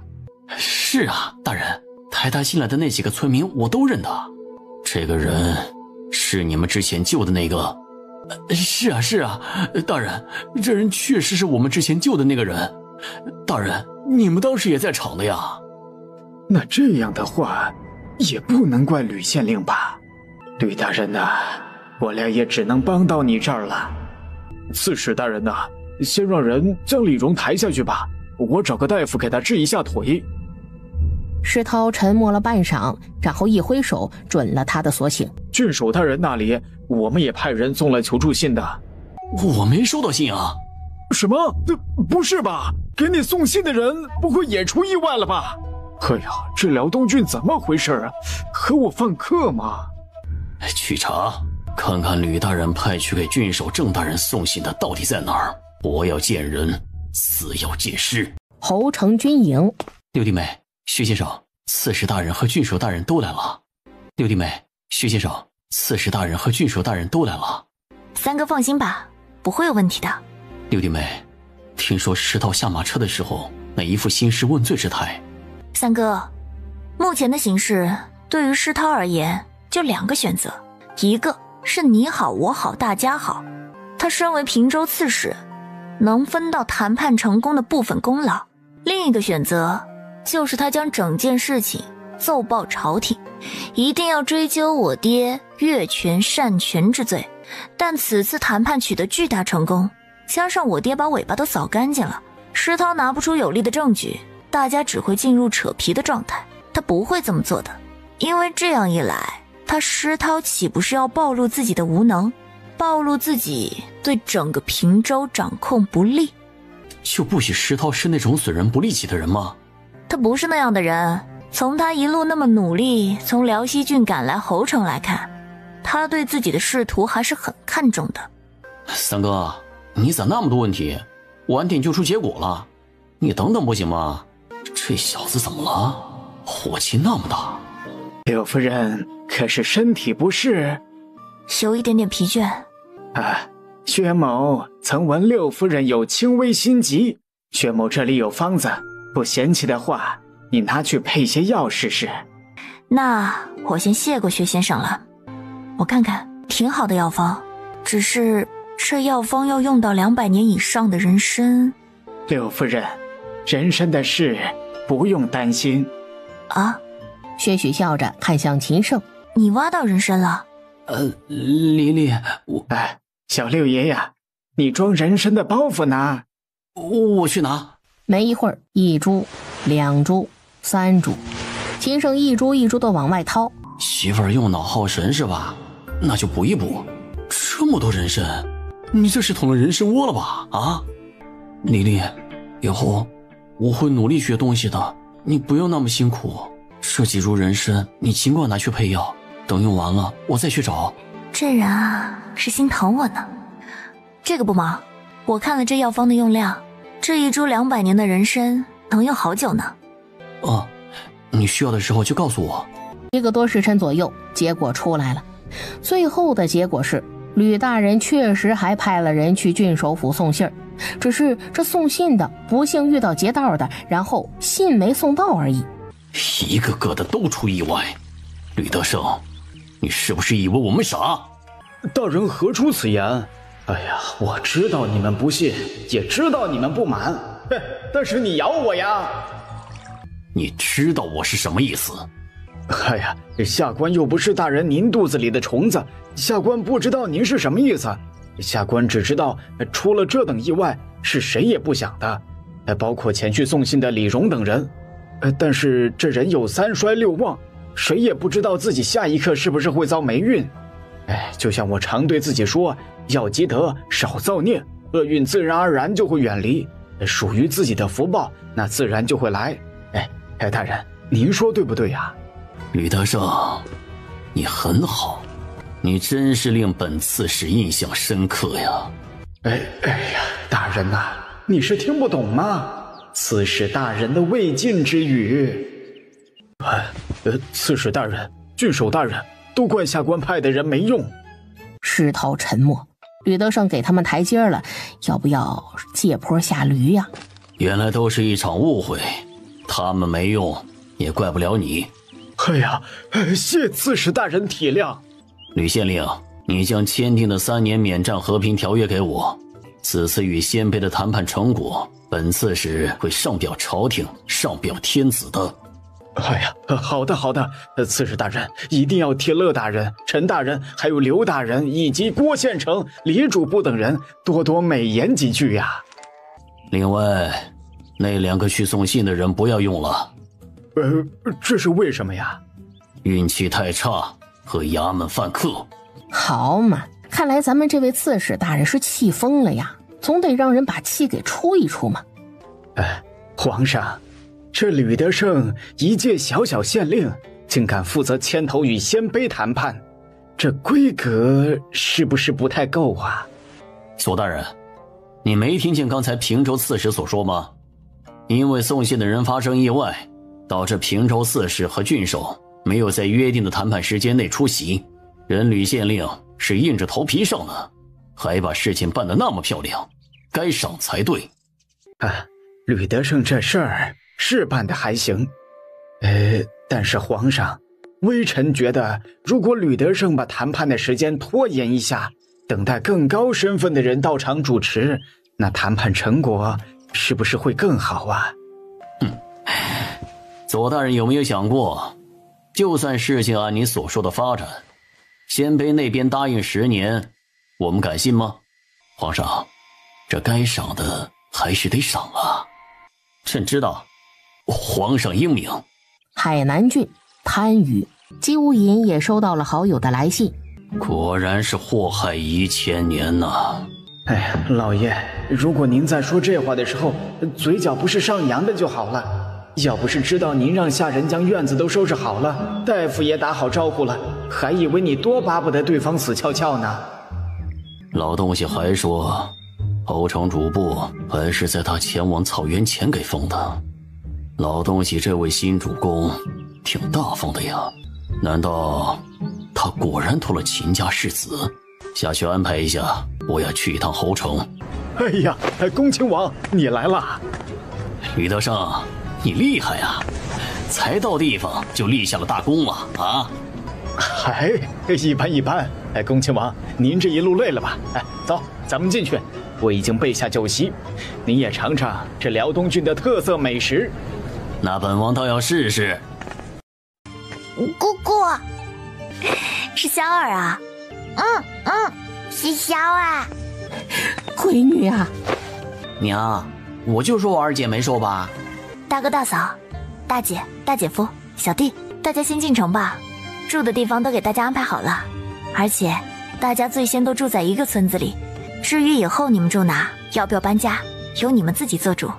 世子爷、六夫人、三爷、六爷，这是咱们这次挣到的钱，我为了方便，全部都换成金子了。除了2个没跟来侯城的兄弟，我给他们分了应得的那份银子，还按照你的吩咐给了吕大人3000两银子，其他的全都在这儿了。一共多少？大约是52600两，全都折合成了金子了。大哥、三哥，我和阿胜的意思是，这笔钱都给弟兄们分了吧，正好做他们的安家费。行，就这么办吧。我也没问题，听黎黎的。夜晚回到侯城军营。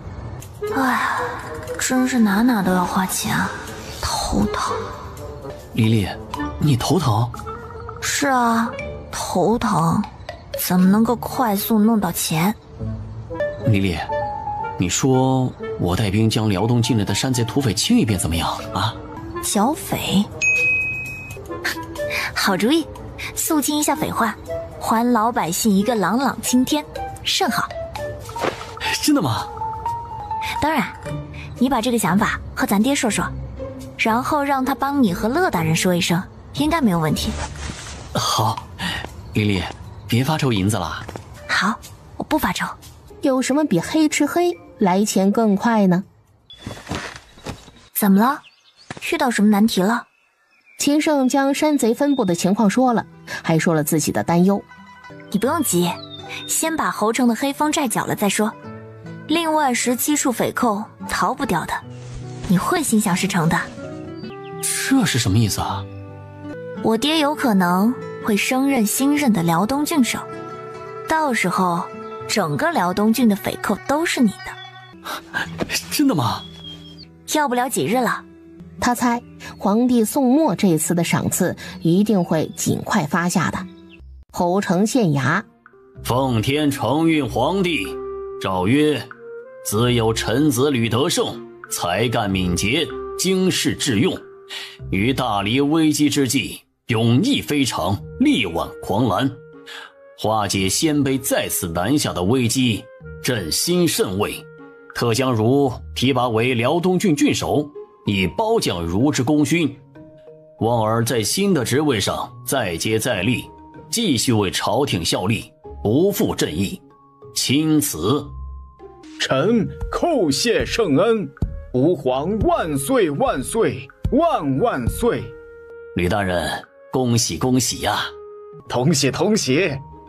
何来同喜？哎呀，这吕德胜还是一样的不着调。本官已在贵宾楼备下酒席，望各位不弃，还请诸位一步。吕大人客气了。吕德胜陪着周承忠等人吃了一顿饭，又给他们安排好了住处，还将吕志远留下给他们跑跑腿什么的。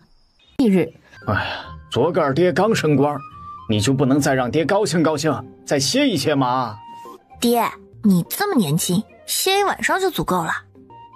行吧行吧，说吧，什么事儿？爹，我想办一所书院，由您来担任荣誉山长。我当山长？不行不行不行！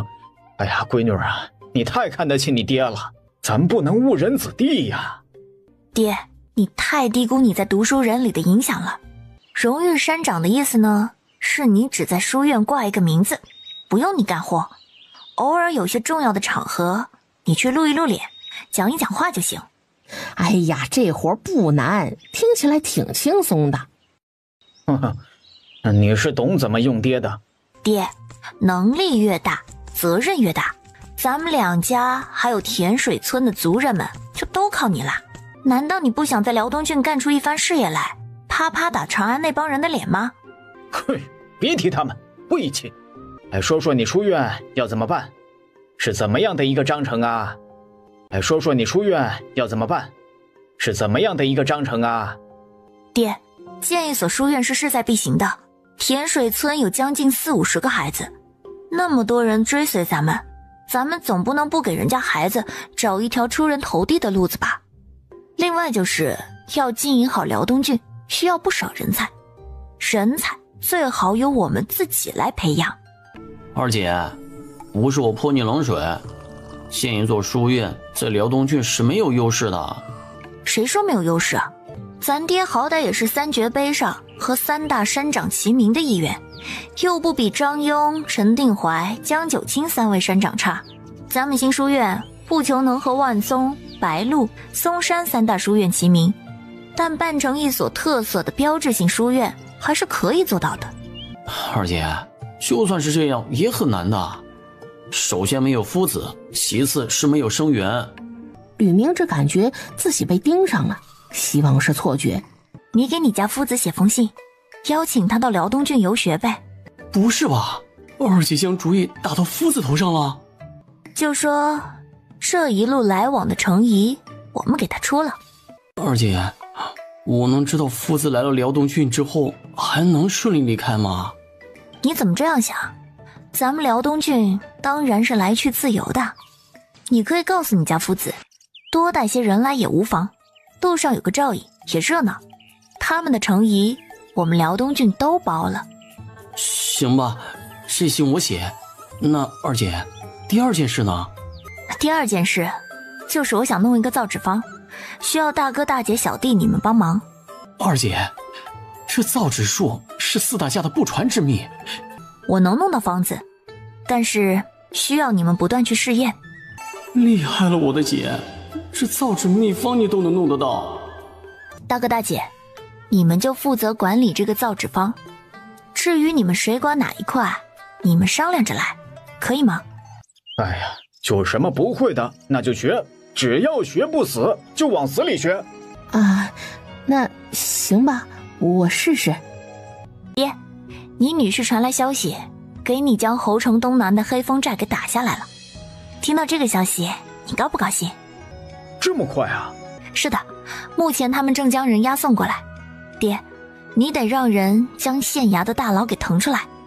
收获怎么样啊？听说不错。嘿，那就行。这样，打山贼搜刮到的财物清算好了之后，发2成下去给女婿他们当做奖励，其余的8成全都充入县衙府库。好。哈哈哈！哎呀，各位父老乡亲们，大家先静一静啊！想必大家都知道本官就是吕德胜了。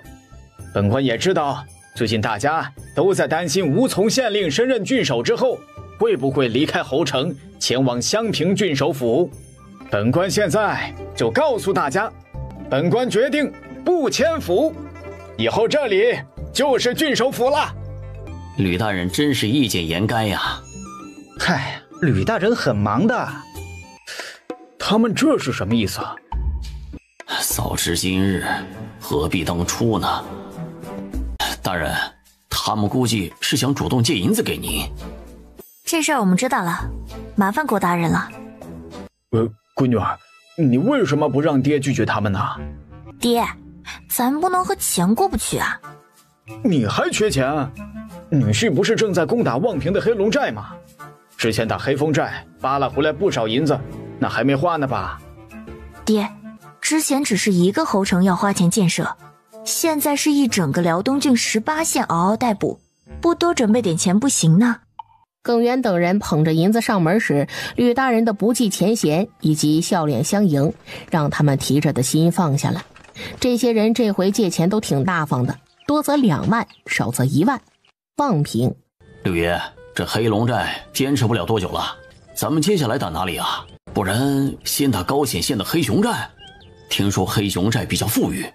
哎呀，不过这些山贼是真没文化，瞧瞧这取的啥名字嘛？黑风寨、黑龙寨、黑熊寨，一整个黑，自以为霸气，其实就是衰。黑代表了倒霉，都倒霉透顶了，那不是注定被人铲除的吗？不打高显，那是打辽阳的七星寨？不，这回我们打无虑县骷髅寨。无虑县的骷髅寨啊，哎，也行，反正一个也逃不掉。哈哈哈！哎，咱们侯城从今天开始修路，吕大人感念大家的辛苦，从县衙拨了一笔钱，用于购买食材，每天给大家提供2顿汤水。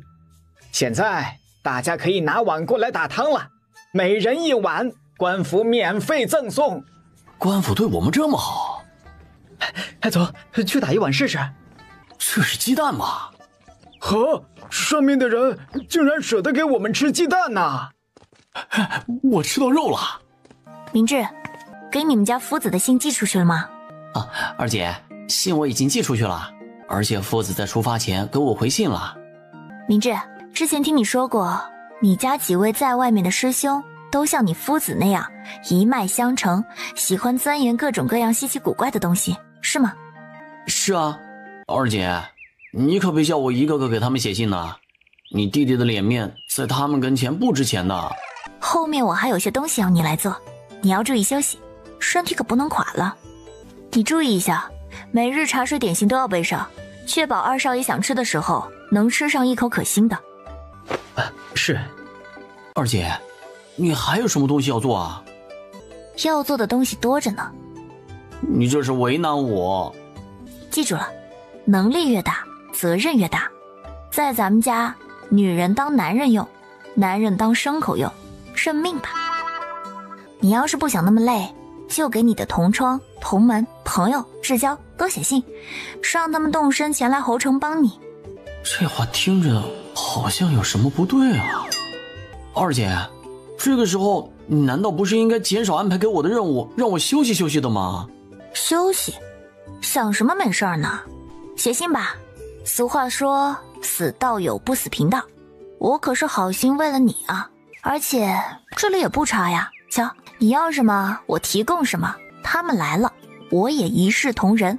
你说他们有没有可能会乐不思蜀呢？他得到天子同意了吗？就敢放话出来，将辽东郡首府定在侯城，他就不怕天子治他一个大逆不道之罪？不愧是你吕德胜啊，不管是在朝还是在野，都不是安分的主啊！你就不能安分守己一点吗？啊！哼，安分守己，那还是我吕德胜吗？哎呀，恭亲王啊，这事儿真的不能怪我呀！你都不知道，我升任郡守之后，侯城老百姓担忧我离开侯城，都彷徨成什么样子了。那你也不能先斩后奏啊！哎呀，事急从权嘛。我觉得皇上如此爱民如子，肯定会理解的。算了，我不管你了，我只说一句，你再这么任性妄为，恐怕他最后难以善终。哎呀，以后的事儿以后再说了。恭亲王、周大人，辽东郡郡守的官员以及18县县令都到了，晚点咱们一起见见，吃个饭如何呀？哎呀，你怎么那么慢呢？你不会算算呀？啊，海南郡和你们辽东郡一南一北，相隔几千里，我这速度已经算快的了。那你就不会走水路啊？你北上的时候走的是水路？哎，你真是胆小怕死，说的好像你不怕死一样。哼，你就两手空空的来了？你最近混得不错呀，都混上单独的官府府邸了。哎呀，别岔开话题，先回答我，你真的就两手空空的来了？你先告诉我，你的新主公是谁？那你先说，到底有没有带粮食过来？你不说我也不说。你不说我也知道，你肯定带粮食来了。我不信，以你的商业嗅觉，会不知道现在辽东郡的粮食有多么的好卖。你以为你不告诉我，我就猜不到你的新主公是谁了？我说，你立下那么大的功劳，你的主公就只给了你一个侯城主簿的位子？也是，你主公秦家世子，毕竟和吕大人只是姻亲关系，能给你弄一个侯城主簿也不容易了。说这话看不起谁呢？我偷偷告诉你吧。听到后面，戚无银瞪圆了眼。秦世子竟然能让吕郡守给你一个监察使的位子，秦世子很大方啊，倒也不枉你冒着生命危险深入鲜卑草原一趟了。哼，谁说我的主公是秦家世子啦？哼，谁说我的主公是秦家世子啦？不是秦世子，那是谁？哎呀，你先告诉我有没有带粮食来？在后面，运粮大部队在后面呢。但我可说了，这粮食价钱给不到位，我可不管你的新任主公是谁，一概不卖。难道给不到价，你还要拉回去不成？有何不可？真是个死要钱的臭老头。侯城在修路。你们这样不惜人力，今年的徭役征用完了，后面城防、渠道、堤防等怎么搞？哎呀，这有什么不好搞的？我家主公和你一样，总说一句话啊，有钱能使鬼推磨。你知道为了这个侯城，我主公前前后后花了多少银子？不下这个数。10万两啊，那也还好。嘿，可好什么呀？你以为我家主公是你呀？啊，那么富有？你主公不是很能搞钱的吗？他再能搞钱，那他也才16岁。什么？才16岁？你新任的主公到底是谁？才16岁？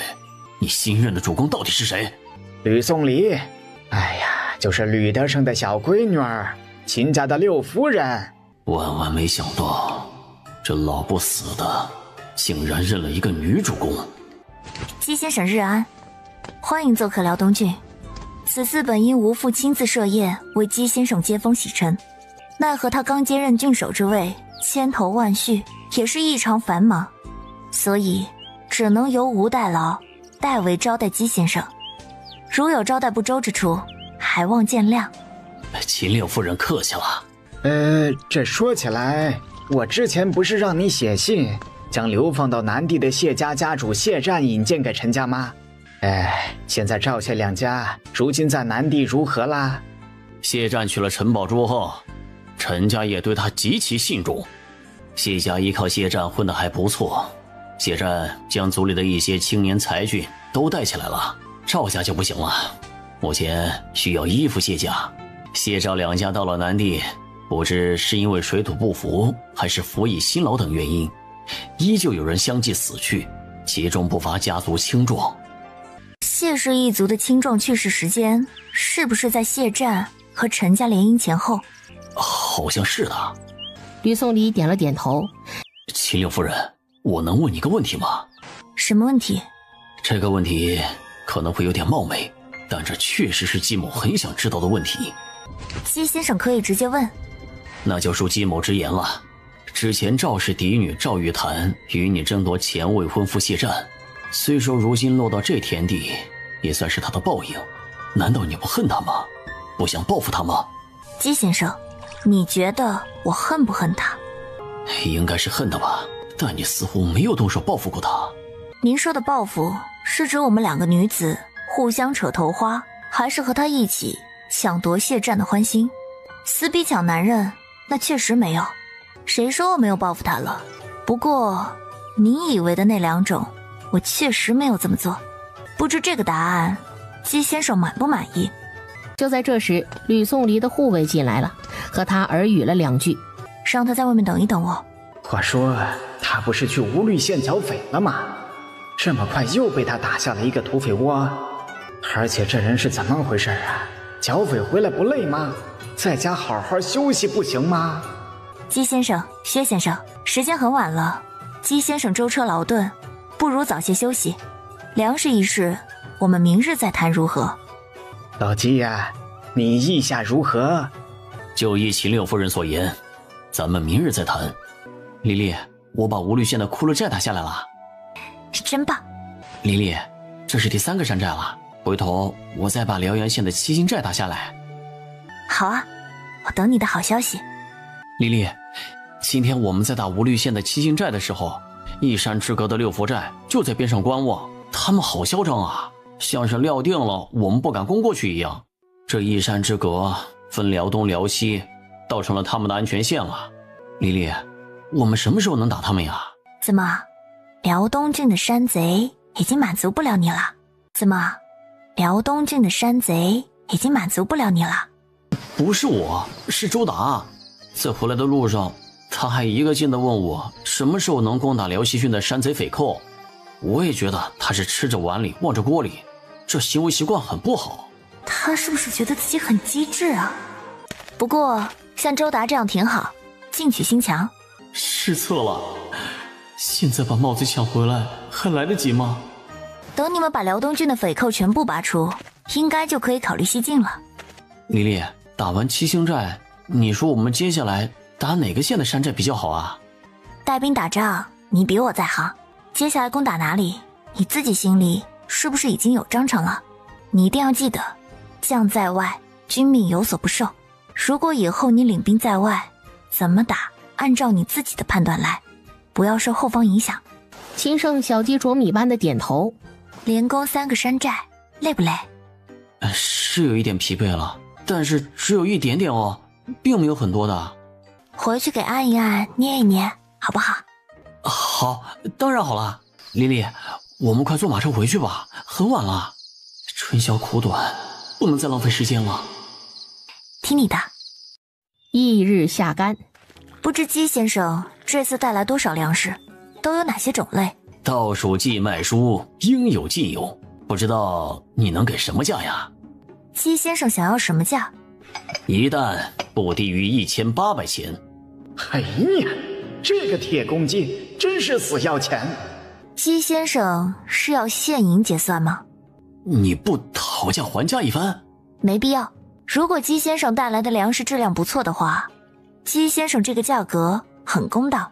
我这批粮食量大，价格不低，而且结算的话，我不要金银，要价值对等的货物。可以，不知姬先生带了多少粮食来？所有的粮食种类加起来2万担。我们全要了。你怎么才带来2万担来呀？2万担还少。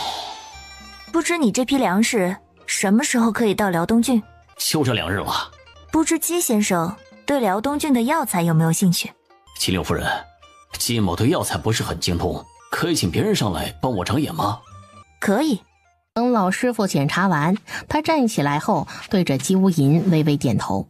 你们辽东郡的药材是不错，但我带来的粮食不想全换成药材。那你看看你都需要什么药材，需要多少？姬无银点了点头，同意他这个建议。姬先生，侯城打算扩建，你有没有兴趣在侯城开几家商铺？商税啥的都好说，商铺里卖些南货应该很有市场。秦柳夫人，侯城怎么个扩建法？目前的城郭不拆，作为内墙，然后再建一个外墙。外城分为4大功能区域，最先建设的是西郊产业园，这里将成为侯城乃至整个辽东郡的商业核心。此事我需要考虑一下。其实我还有另外一个提议。什么建议？姬先生，如果对我们统一规制建设的商铺没兴趣的话，我可以劝下我爹，让他给你在西郊批一块地，供您自建一栋具有家族或者个人象征的商业大楼。我真心建议姬先生考虑考虑，只要这样的一栋楼方能彰显您的实力。好一招借鸡生蛋，花我的钱帮他做建设。在此之前，姬先生只需要交一笔商业用地的费用即可获得资格。那我就不得不问一下了，这栋具有我姬氏家族象徽的商业大楼建成之后是属于我的吗？官府会给你开具20年的使用证明，如果20年期满，你有优先续约的权利。这事儿我要认真考虑的。可以。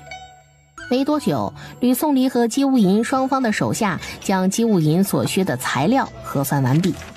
我请姬先生看几样东西吧，看看能否入得了姬先生的法眼。可以，麻烦了。随着吕宋离一声令下，下面的人没多久就端上来一个盘子。这是什么？这3瓶药从左到右依次是金匮肾气丸、逍遥丸、六神丸。有什么作用？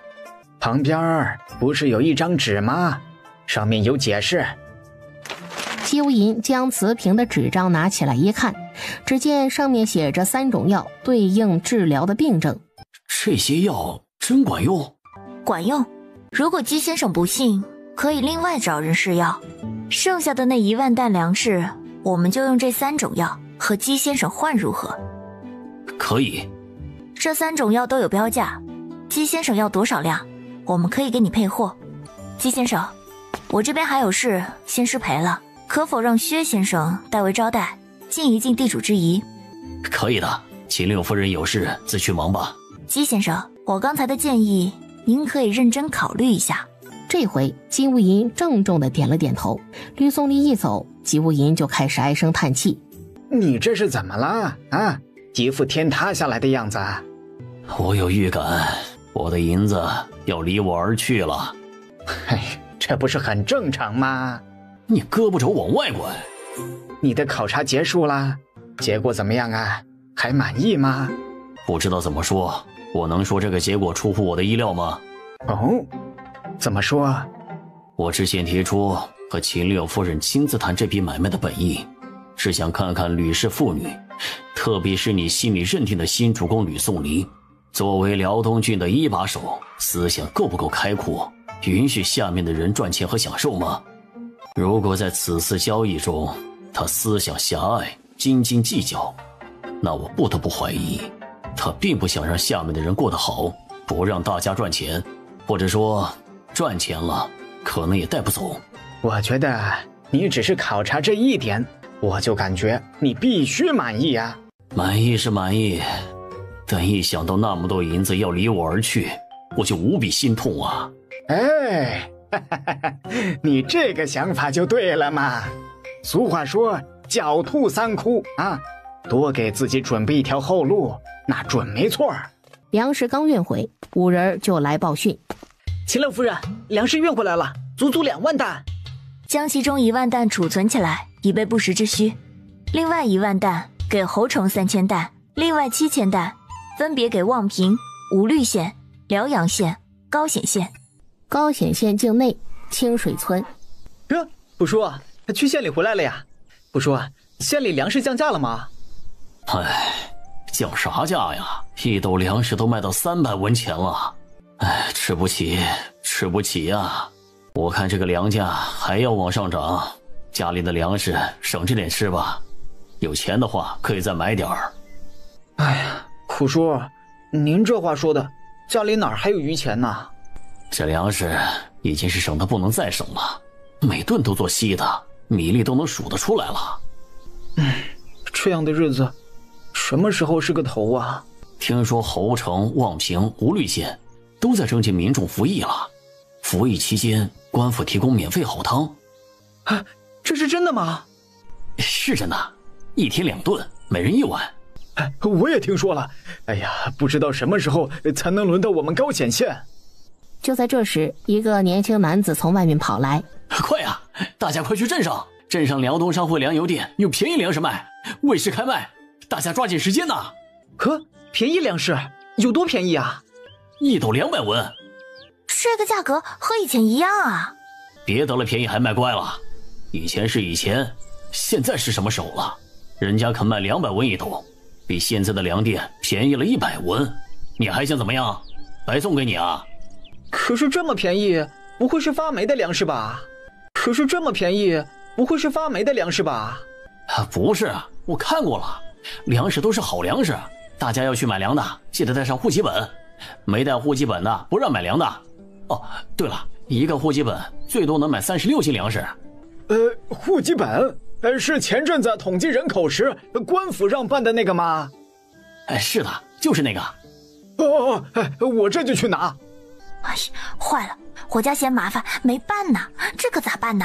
快去府衙补办呐，不然买不到粮食了。一个户籍本最多能买36斤粮食，那我家15口人呐，应该能买45斤粮食才对，这数目不对呀。那就分户啊，不然离神你家这么多人口，少买差不多10斤粮食呢。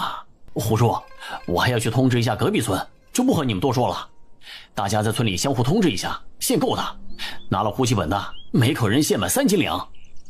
好，我也不说了，回去拿户籍本买粮食去。无数人往镇上涌去，同样的情形发生在以侯城为中心的几个县镇村落里。哎呀，闺女啊，当个辽东郡郡守而已，咱们父女俩用得着这么拼吗？哎呀，闺女啊，当个辽东郡郡守而已，咱们父女俩用得着这么拼吗？爹，且不说卧榻之侧岂容他人酣睡，单说这辽东郡，如今是我们秦吕两家安身立命之处，咱不将整个辽东郡捋一遍，你就安心吗？况且这辽东郡是他们好不容易拿下的，岂能便宜他人？爹没别的意思，就是心疼咱父女俩。爹，乖了，咱们父女俩努力几年，以后啊，女儿让你和娘闲闲的享福去，再也不用干活了。真的吗？真的。那几年是多少年呐？3、5、7年，但是后面肯定不会让您像现在这么忙碌。行吧，爹相信你。吕颂离在5个县城乡镇投入了1万担粮食。大爷，这粮食快卖完了，你们后面排队的也别排了，都回家吧。怎么就卖完了呢？我还没买到啊。哎呀，是啊，我家里已经都快没有粮食下锅了，就指望着买点便宜的粮回去呢。大家听我说，今天没买到的，明天可以来，明天依然是未时开卖。那小哥，你们关你们的店，我们不走行不行啊？那这样吧，你们排队的我让人登记一下，再给你们一个序号，明天你们来了就按序号排队，行不行啊？他的办法有些人觉得可以，有些人觉得还是留下排队比较稳妥。张大叔、张二叔，你们分户了？是啊，分户了。哎呀，粮食最重要啊。我们张家21口人，不分户只能买30斤粮食，不够吃啊。师傅这一招还真行啊！分户这事儿强逼不得，还是得利诱。吴掌柜，这辽东商会粮油店是谁开的呀？谁是东家呀？是啊，这个粮油店以前怎么没听说过啊？咱们辽东商会是新商号，其实就和鸡市商号差不多。鸡市商号听过吧？听说过。咱们辽东商会啊，是郡守大人特批的，专门经营物美价廉的货物。像这次你们卖的粮食就很物美价廉。多谢老汉夸奖，以后咱们辽东商会经营的物品种类会更多，大家敬请期待啊！刘银要走了，再不走，身体就要被掏空了。不是，他的荷包会被越掏越空的。你真的要离开辽东郡啦？哎呀，我还想带你到处看一看、逛一逛呢。辽东郡17、8个县，有些地方的风景啊，那还是非常的别致，在南地啊，那是看不到的。不看了，不看了，坚决不看了。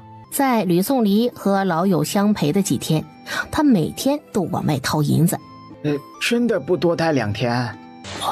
不待了，不待了，南地的一摊子等着我回去主持呢。姬先生，回去南地之后要保持联络，互通有无啊。秦六夫人放心，姬某回去后就让人运粮北上。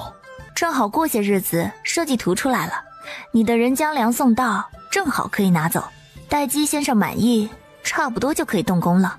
老不死的总骂我铁公鸡死要钱，我看吕宋黎也不遑多让嘛。走了。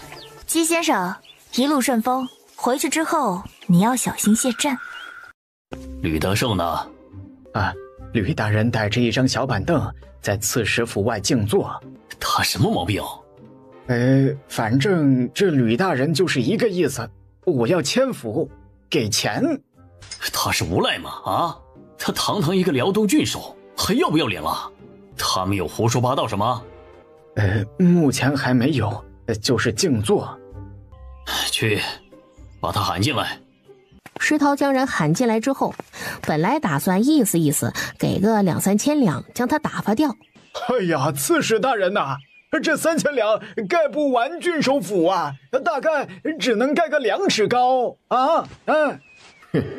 要不是每次收税时你硬要带走大部分税收，只留给辽东郡一点点渣渣，我何至于连建个新府的钱都要问你要啊？如今能够名正言顺的要钱，我干嘛不来啊？5千两，拿了银子给我走。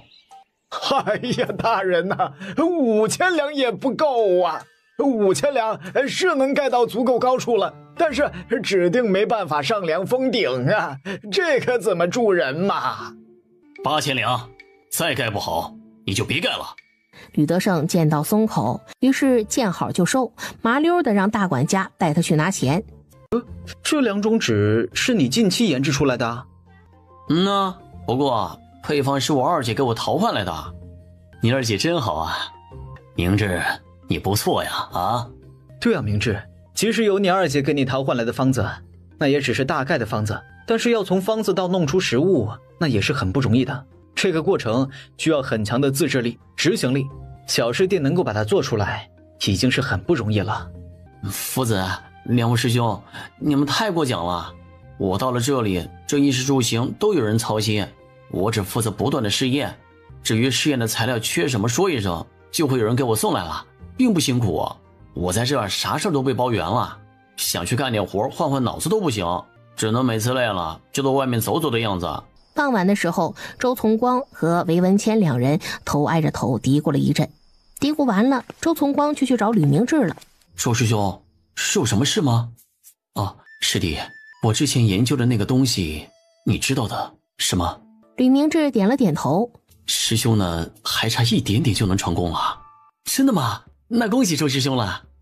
恭喜什么呀，后面要继续试验的话得那个，你懂的。你没问夫子让他支援你一下？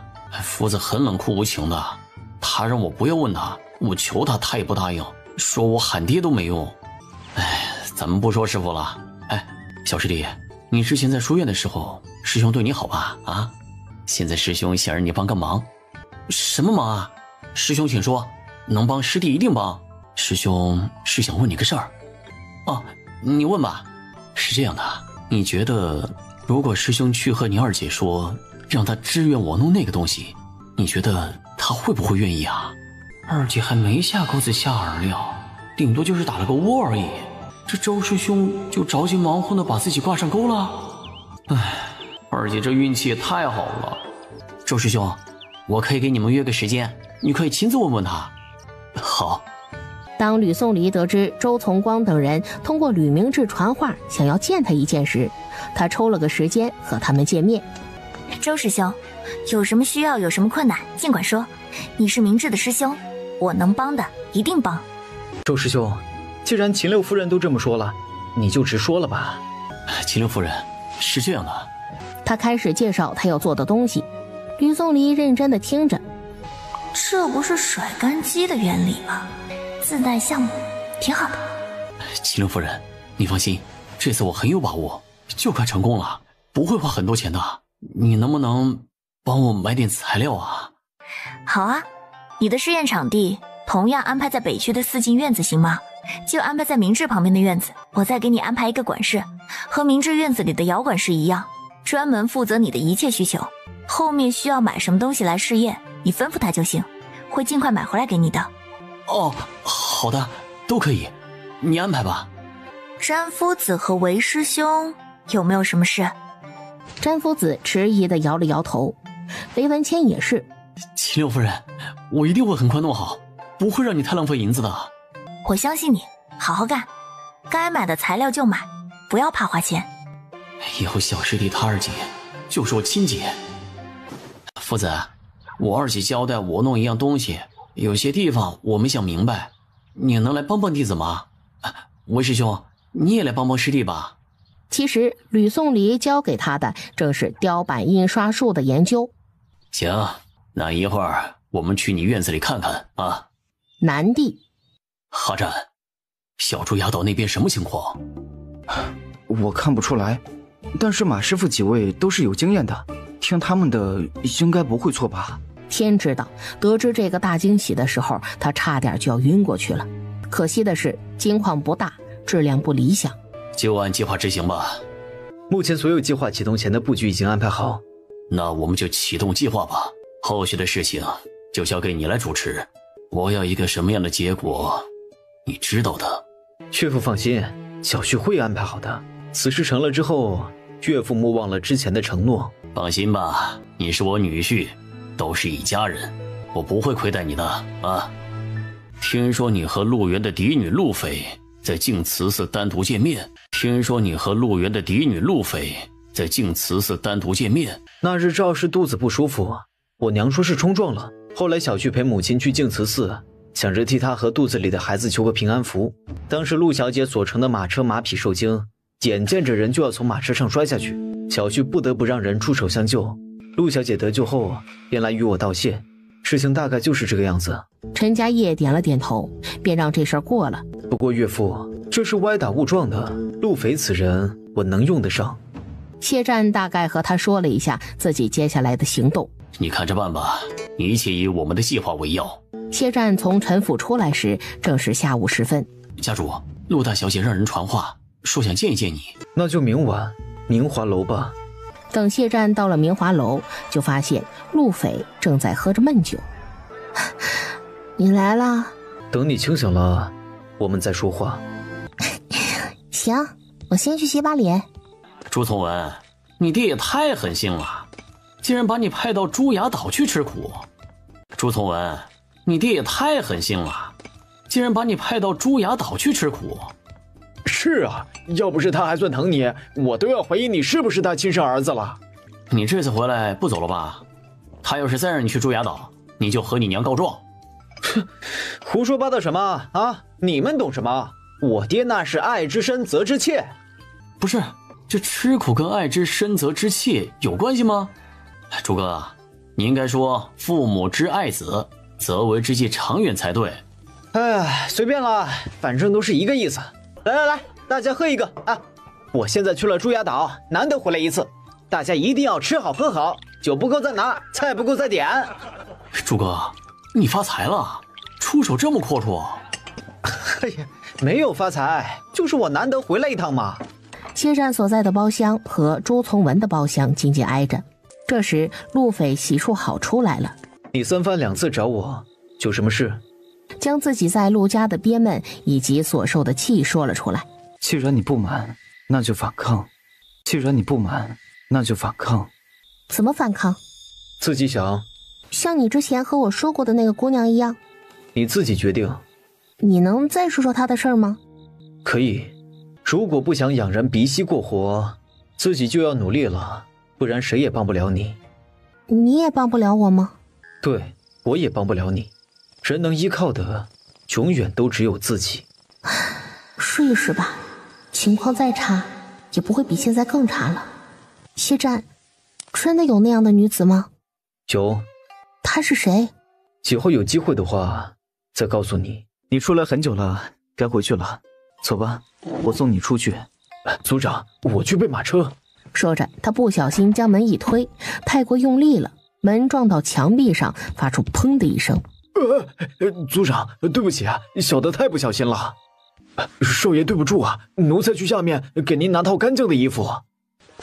你们慢慢吃啊，我去换身衣服。他冲到门口，正好看到谢战护着一女子下楼。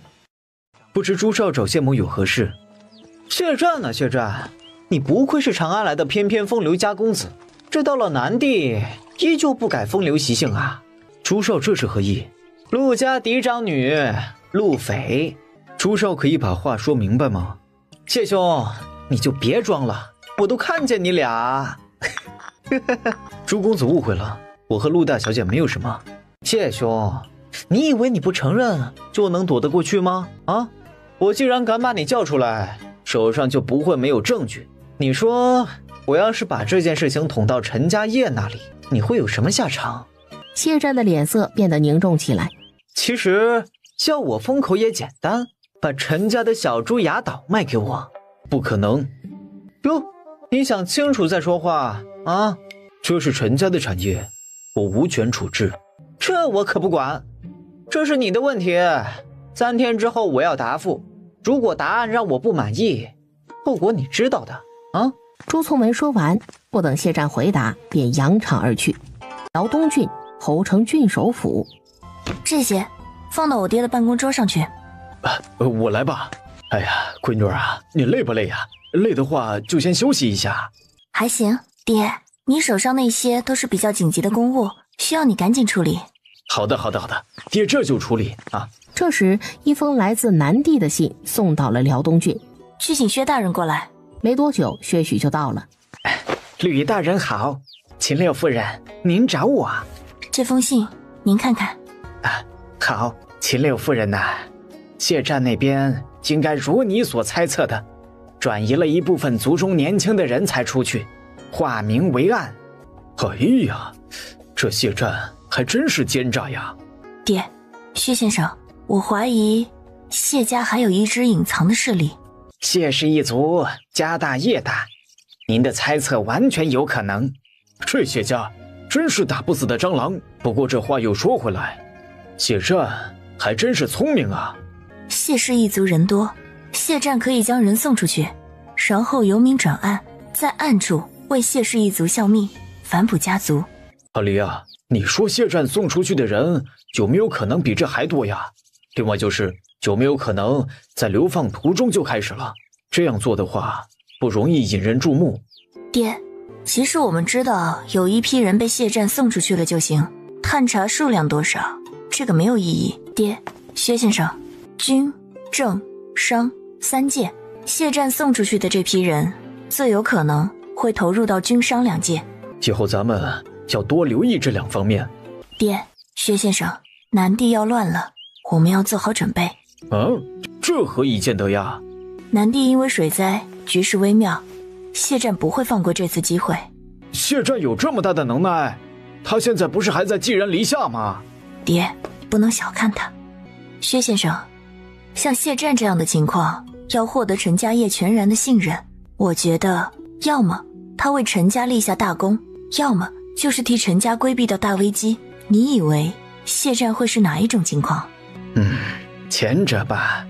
算了，想不通，先放着。首先，陈家倒霉是板上钉钉的。对，陈家业陈族长得益于薛先生的辅佐，吃过拥有高端智谋人才的红利，如今又想故技重施，以利益、以情感捆绑谢战，让其为陈家的发展出谋划策。谢震不是那等甘居于人下的人。然后朱家应该也逃不掉。最后一家应该是陆家。接下来咱们做好相应的准备，趁着谢战把水搅浑了，我们下去浑水摸鱼。好。那个雕版印刷弄出来了吗？二姐，你去看看就知道了。只见院子里，詹夫子和韦文谦正拿着刻刀，在一块2根拇指大小的方方正正的木块上刻字。二姐，本来我已经将你说的那个雕版印刷都快弄出来了，但韦师兄觉得这样子要印一本书，刻版很慢，费工费料不说，而且有错字也不容易改正。你瞧，咱们这样子做，是不是比你原来弄的雕版印刷要好啊？詹夫子、韦师兄、明智，你们真是厉害，不仅能够举一反三，对项目进行改进，让整个印刷变得灵活简单，而且你们还会雕刻，真是多才多艺。你没事的话，就不要在我们旁边说话，打扰我们了。瞧，这次这一笔都刻错了。我只是太佩服你们了，才忍不住说这么多。我真想不到还有什么是你们不会的，所以赶紧把你们的18般武艺都使出来，为辽东郡的建设添砖加瓦吧。而且詹夫子，你太会教学生了。目前我见过的周师兄、韦师兄还有明智都非常出色，不知道其他师兄是不是也一样出类拔萃？他们也就还行。真想见一见他们的风采。想见就见，这有何难？带我去信将他们叫来。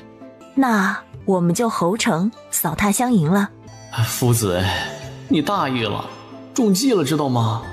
小师弟，你胭脂夫子不是完全确定了辽东郡可来，然后有意喊其他师兄一起来吃大户的？20万两，小蛀牙刀你拿去。这么贵啊？哎，我说你们陈家怎么不去抢啊？你们那座小猪牙岛，按照行情顶天了也就值15万，这可是我高高的给了，正常行情也就10万两。反正就是这个价，要不要随你。这个价格我无法接受，你去和陈家业谈，10万两倒是可以。这事我已经尽力了，谈不了你也别总威胁我。要知道陈家不缺钱，根本就没有卖小猪牙岛的打算。你就不怕我真的把你和陆大小姐之间的事情捅到陈家业跟前儿啊？你想去就去，我和陆大小姐根本就没有什么事。我答应了，什么时候可以交易？随时可以。那就明天早上未时，不见不散。他手上没那么多现银，他决定找姬氏钱庄拆借一下。不知今日朱少登门有何贵干呐？我这事儿你处理不了，让你们姬大少出来。还不赶紧去请人？朱少，能否稍微透露一二？我也好和上头的人请示。哎呀，就告诉你们姬大少，这是一笔大买卖就行了。这时姬无银就在钱庄2楼。姬师叔，怎么是您在钱庄啊？姬大少呢？他有事忙，我一把老骨头了，人也比较闲，就来钱庄转转了。你今天来是不是有事啊？有事你就直说啊。那姬师叔，小侄就直说了啊。小侄想从姬氏钱庄拆借20万两银子。数目这么大呀？贤侄，你拆借这么一大笔银子，可是要做什么大买卖？要是有好买卖，带带师叔呗啊！哪有什么大买卖呀？我现在不是被我爹派往朱崖岛了吗？我寻思着，我家老头子不久就要过大寿了，我呢得赶紧把寿礼给他准备起来呀。你爹不是上个月才过完大寿吗？是啊，离他下次大寿仅仅只有11个月了，时间很紧迫的。所以我寻思着，我们朱家在朱崖岛的地儿还是小了点，我想把地盘弄大一些，养点什么，做出成果来，然后把它当成寿礼送给我爹，他一定开心。有人要卖朱崖岛的地？诗诗啊，这事儿不然你回去和朱家主商量一下再说。姬氏叔，我都说了，这是我给我爹准备的惊喜，我要是和他商量了，那还有何惊喜可言呢？恐怕对朱长年来说，这不是惊喜，是惊吓呀。只是啊，有时候做买卖还是稳当好啊。季氏叔，你就说这笔银子你借不借吧？姬无隐摇头，难道我朱家嫡子的身份还不足以拆借20万两？又不是不给你们利息。如果这事儿你爹同意，或者你爹是知情的，你要拆借20万两，我们这边当然没问题了。师叔这也是担心你被蒙骗了。我都这么大的人了，谁还能轻易蒙骗得了我呀？是指，不是师叔不借银子给你，而是行有行规，20万两银子的拆借必须有抵押物。我给高利息不行吗？而且这笔钱我不用拖太久就能还你。抵押物和20万两银子是等值的，只要你在约定的时间还钱，这抵押物你随时能赎回去，你只需将期限的利息付了就行了。你这么犹豫，还是你对自己没信心？笑话，要是投资别的我可能没有信心，挖金矿还能没信心吗？你要什么抵押物？不是我想要什么抵押物，而是你有什么能抵押的。用粮食抵押行不行啊？爹和二叔都疼我，偷偷挪用一下2、3个粮仓的粮食抵押一下，这应该没有问题吧？可以。很快双方就签下协议。深夜，番禺码头，姬无隐亲自带着人开始转运粮食。从文呐，你这是干什么呀？朱从文一见他二叔来了，赶紧将人拉到一旁解释了一通。二叔，侄儿虽然没有啥本事，但是也不是那等自命不凡的人，清楚自己有几斤几两。要不是这次机会真的那么好，侄儿也不敢会拆借20万两去搞。二叔，你就信我一次。从文呐，这粮价明显还在往上窜，咱们守着粮食就能赚钱了。如果能不折腾，那就不要折腾啊。二叔啊，你就放心吧，这事儿千万别告诉老头子啊！我要给他一个惊喜，让他看看他儿子出息了。侯城郡守府，姬无隐的信到的时候，薛许正好在吕家父女俩的公署房里汇报工作呢。薛先生，怎么了？薛先生有话不妨直说。吕大人，秦六夫人，是这样的，你们都知道，薛某之前为陈家效劳10来年，这小朱崖岛就是当初我还在陈家时为陈家谋划的。那里当年曾有过一个传言，说小朱崖岛有金矿，当时不少人去寻摸过，可是都没有找着。这个传言才渐渐的没有相信。闺女儿，你想到什么了？闺女儿，你想到什么了？小朱崖岛应该是真的有金矿，还记得我们之前的推测吗？像谢战这种情况，要获得陈家业全然的信任，要么他为陈家立下大功劳，要么就是替陈家规避掉大危机。当时我和薛先生都认为谢战应该在我们不知道的时候为陈家立下过大功。秦六夫人，你是说小朱崖岛的金矿有可能是谢战发现的？要立大功，对于陈家这样的南地世家而言，除了名和利，不做多想。名嘛，没有见到发生，那就只有利了。金矿的发现符合这个猜测。这不可能吧？要是有金矿，陈家和谢战怎么可能还会把小朱崖岛卖给朱家呢？如果这金矿是一带毒的香饵呢？朱家完了，大黎是不允许个人私下勘采金矿的。谢战这招借刀杀人着实有些厉害了，连皇帝也被他利用了。等等，谢战这招怎么有点熟悉啊？爹，这招我用过的。呸！谢战这个学人精。莫名觉得皇帝有点可怜，怎么办呢？谢战的学习能力不错，而且这次布局挺厉害的，他几乎把能拉的都拉下水了。如果此计成功，谢氏一族就要在南地趁势崛起了。你怎能长他人志气，灭自己威风呢？啊！你都说了，如果他的计谋成功，谢氏才会在南地崛起，我们让他不成功不就行了？爹，不行的，谢战此局已经被他做成了，这是一南一北相距甚远的坏处。哎呀，咱们不能提醒一下朱家、陈家、陆家吗？他们不中计的话，那不就行了？爹，你当陈家就100%信任谢战，陈家对谢战肯定会有1、2防备，但谢战太好用了，他们忍不住不用他的谋略。朱家一倒，陈家在谢战的设计下肯定也会倒霉。如果陆家再乱上一乱，南地简直就是利益乱飞，张刘两家能忍住不出手吗？更别提旁边还站着一个拉偏架的皇帝。他们忍不住的。那么在南地6大世家乱了5家的前提下，顾氏家主再理智，底下的人呢？最终的结果就是大家都会忍不住下场，最终南地会乱成一锅粥，等新的势力格局形成之后，才会重新归于平静。哎呀，还是那句话，咱们要做的就是瞄准时机，浑水摸鱼。做了那么久的准备，我们是不是要出手了？是的，爹，有几处工坊需要您督促一下进度。行。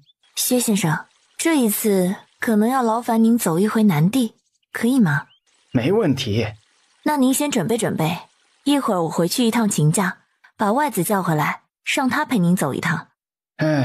很好，就和秦六爷搭戏班子了。吕宋礼赶回秦家时，就让人去请齐衡了。大哥，最近经营里忙吗？还行。六弟妹是不是有什么急事啊？天上准备调遣，我爹准备派阿胜去占个好位置。吕宋礼大概和他说了一下南地那边的局势以及他们之前的猜想，所以我想让阿胜陪着薛许走一趟南地，而阿胜正在剿匪。我的建议是，大哥您带一支军队过去，和二哥阿胜他们换防，让二哥阿胜他们带人回来休整。这和去捡钱也差不多了。这个没问题，一会儿我就去军营点兵出发。其实这2天我也想将阿胜召回来。之前和鲜卑王庭谈判时，不是弄回来15匹母马吗？这2个月母马进入繁衍期，但马场那边的管事来报，这匹马匹即使不让他们找来的公马靠近。然后呢？鲜卑来的母马这么挑剔的吗？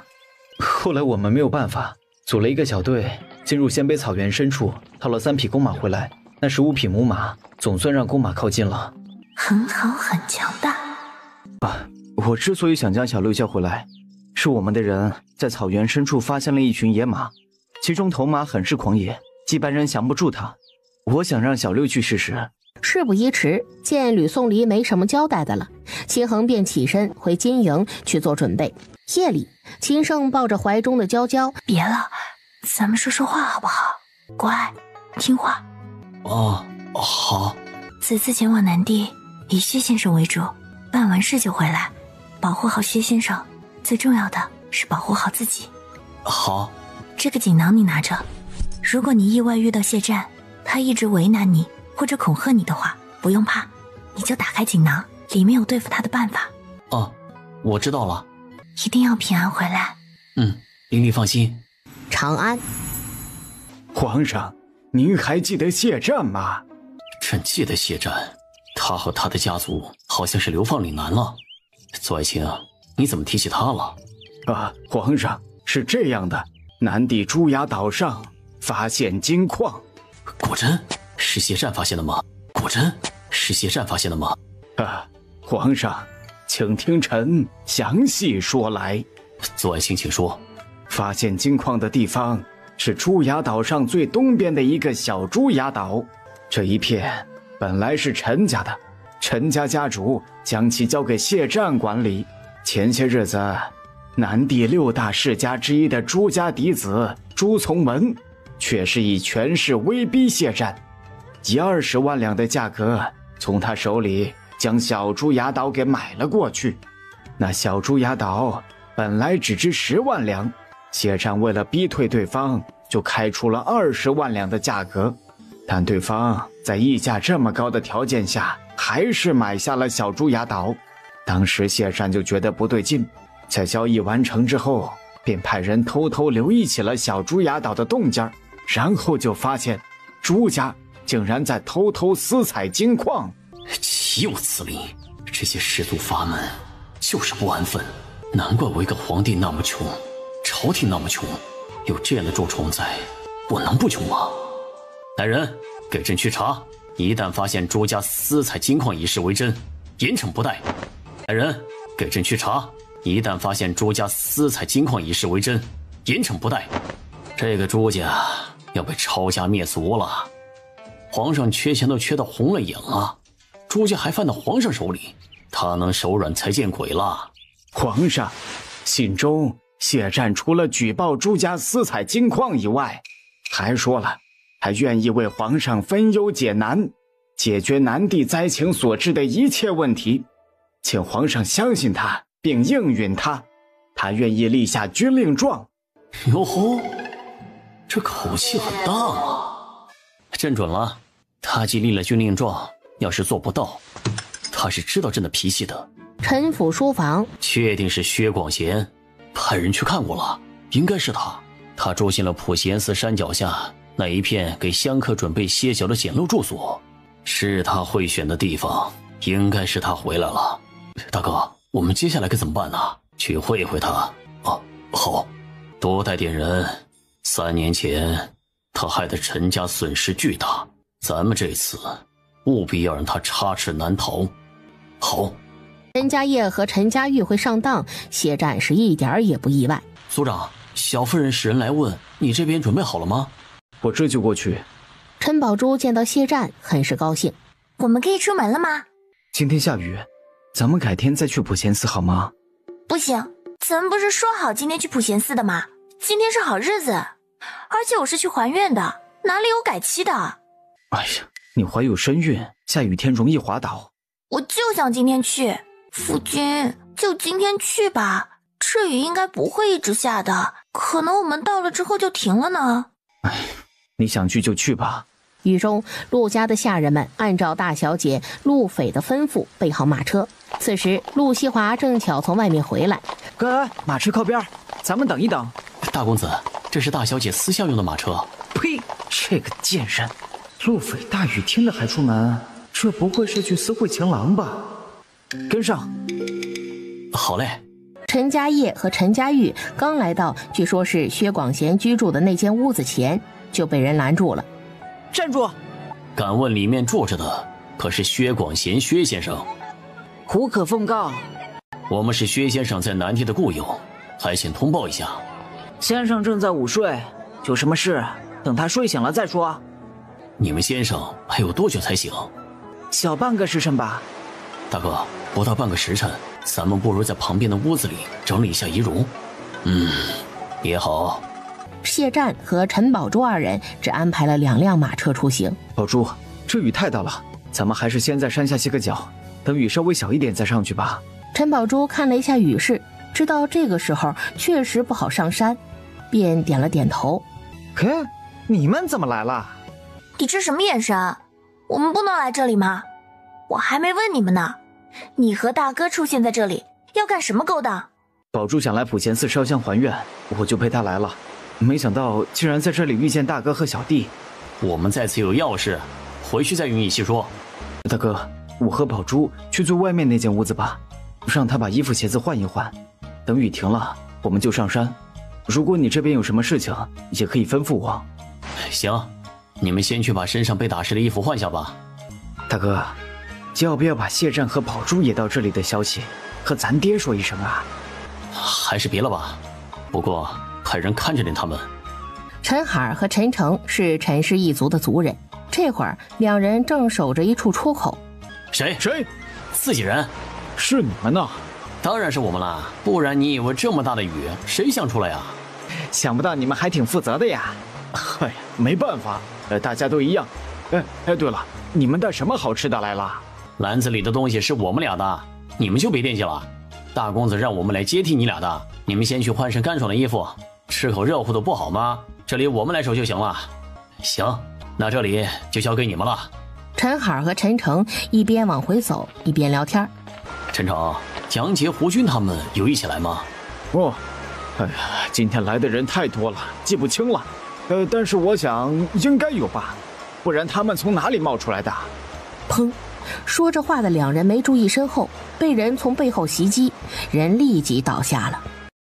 陆西华眯着眼，隔着一连连的雨幕，看着在屋檐下交谈甚欢的一对男女。这个贱人竟然恋上了有妇之夫，大雨天的出来私会。陆西华还跟在后面吗？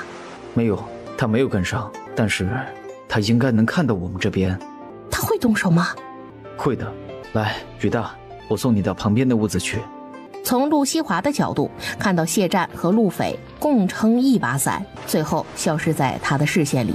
大公子，咱们还跟上去吗？当然了，跟上去，抓住这对厮混的狗男女。等等，大公子，俗话说捉贼拿赃，捉奸拿双。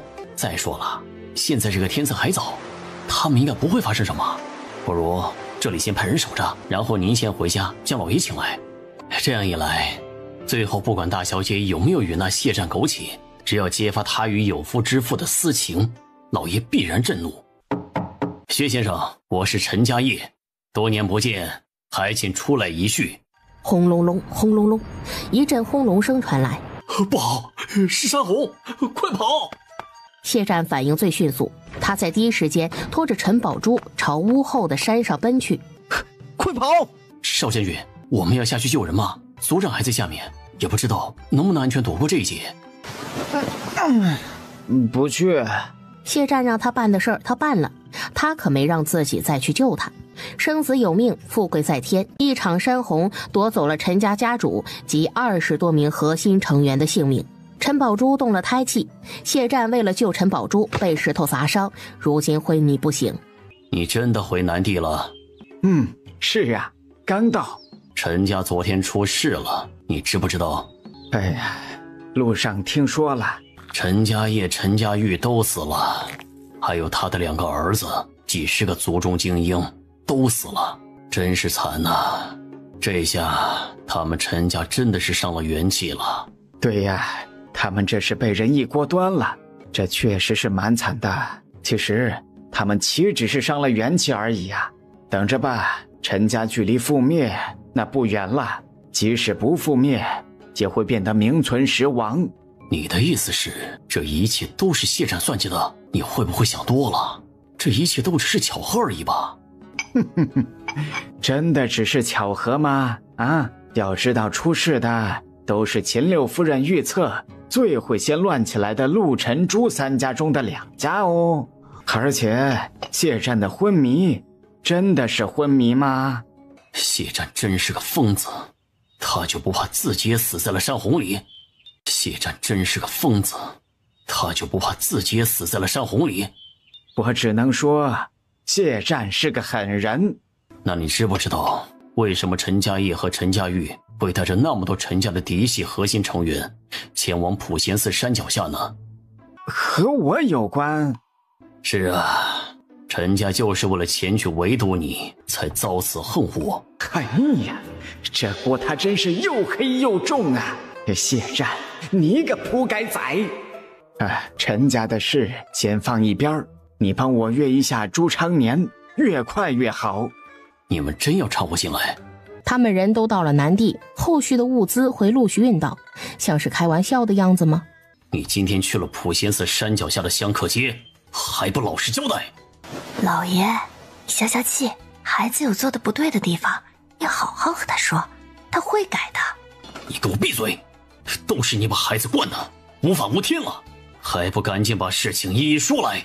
陆西华没办法了，只好老实交代了他是怎么发现嫡长姐出门，怎么尾随，怎么发现他和有妇之夫的谢战有染，怎么捉奸的。于是你就将香客街前后门都锁上了。爹，这事儿不怪我呀，都怪陆匪。若非他不检点，雨天司会有妇之夫，我也不会想着捉奸就去锁上那2道门呐。你自己闯了祸，就想祸水东移？我没做过的事儿，我不承认。哼，你没做过？看你在江虎街和谢战巧笑倩兮的样子，恐怕不止司会一回了吧？老爷，这事儿一定要查清楚，咱不能冤枉了无辜啊！来人，带大小姐下去检查一二。爹，你不相信女儿？陆源挥手，陆匪被请了下去。没多久，验身的老仆妇就来了。回老爷夫人，大小姐依旧是清白之身。这时门房来人了。老爷，不好了，郡守府派人来陆府拿人了。爹，救我呀！都给我冷静一点。没多久，陆西华被官府的人押走了。薛广贤，真的是你？原来陈家真的是为了找你才遇到山洪全军覆没的。薛广贤，真的是你！原来陈家真的是为了找你，才遇到山洪全军覆没的。啊，我今天刚回南地，未曾到过普贤寺山脚下的香客街，我是乘船回来的。曹帮那边可以帮我作证。真的不是你吗？陈家业应该不会弄错才对。朱家主真是让我佩服呀！都到这个时候了，还有心思看戏。你这话是什么意思？我是说，你们朱家都大祸临头了，犹不自知啊！你不要胡说八道！你回去查一查，你那好儿子朱从文都干了些什么，那不就知道我是不是在胡说八道啦？朱家主，你真要注意一下朱小公子的动向啊！他前几天在我这里拆借了20万两银子。什么？20万两银子？这么一大笔银子，你说借就借了？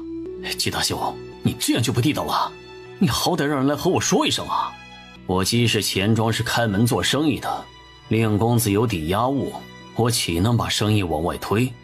至于不与你说一声，是令公子要求的，他说要给你一个惊喜，我岂能无视他的一片孝心呢？他拿什么来抵押了？粮食？季无影，什么时候能赎回那些粮食？朱家主，你先别忙着心痛那些粮食了。朱公子用20万两和谢战交易，买下了陈家的小猪牙岛。陈家的小猪牙岛哪值那么多钱？10万两就够了。一个小猪牙岛当然不值20万两，可如果岛上有金矿呢？金矿？不可能，这不是真的。如果儿子真的私采了金矿，那朱家完了。这件事情是真是假，朱家主可以回去查证一二。但是我要告诉你的是，时间很紧急，朝廷钦差已经从长安出发，随时都有可能抵达南地。你有什么打算，就要尽快决断。我在基辅等你啊。另外，朱家有可能会被人监视了，你查证的时候一定要小心，不要被对方察觉。谢谢薛先生提醒了，我先回去了。哎，你要冷静，不要让人看出端倪。啊，谢战连我姬家也算计进去了。娘哎，谢战真是好算计，南地的天要乱了。你说，要是此事如果将谢战的阴谋告诉各大世家家主，会怎么样？你要去告诉陈家业？你能不能说点好听的啊？陈家业都死了，我怎么告诉？你这是盼着我去死啊？我的意思是，告诉剩下的几位家主，比如顾家、刘家、张家。为什么要告诉他们？还是你觉得告诉他们南地就不会乱了？那你就想错了。即使现在把真相告诉他们，南地还是会乱。我只是不爽谢战将所有人都算计在内。不是所有人。行，不是所有人。会有真相大白的那天的。但是在此前，你不要乱来，坏了秦六夫人的事。大哥呀，你怎么了？哎呀，发生什么事情了？你别吓我呀！这事儿你怎么也不告诉我一声啊？哦，侄儿说要给你一个惊喜。他中了人家的计谋了。什么？小猪牙岛有金矿，是人家故意卖给他的。那小兔崽子现在应该在挖金矿了，我们朱家完了。大哥，这事儿是谁告诉你的？会不会搞错了？这是薛广贤告诉我的。能确定是真的吗？要不然我们让人去把从文叫回来，问个清楚。让人去小猪牙岛查证可以，但我们也不能浪费时间，静静的等待结果。这时，我们不该心存侥幸之心。要知道，赌输了，就是全族覆灭的大事。那大哥，咱们就主动把金矿上交，那20万就当是打了水漂了。来不及了，薛广贤说，日前钦差就已经从长安出发了。哎呀，那我们该怎么办呢？你做好最坏的准备吧。大哥，幕后之人是谁？是陈家业。我当时太震惊了，没有问。但薛许既然说你侄子被人算计了，由此推断，陈家业即使不是主使，也一定是知情的。陈家也不无辜。大哥，小朱崖岛既是陈家卖给我们的，我们就不能把陈家也拉下水吗？是啊，为什么不行呢？我们朱家誓死要拉上一个垫背的。好了，咱们分开行动吧。你去挑选一些朱家子嗣，我让人送走。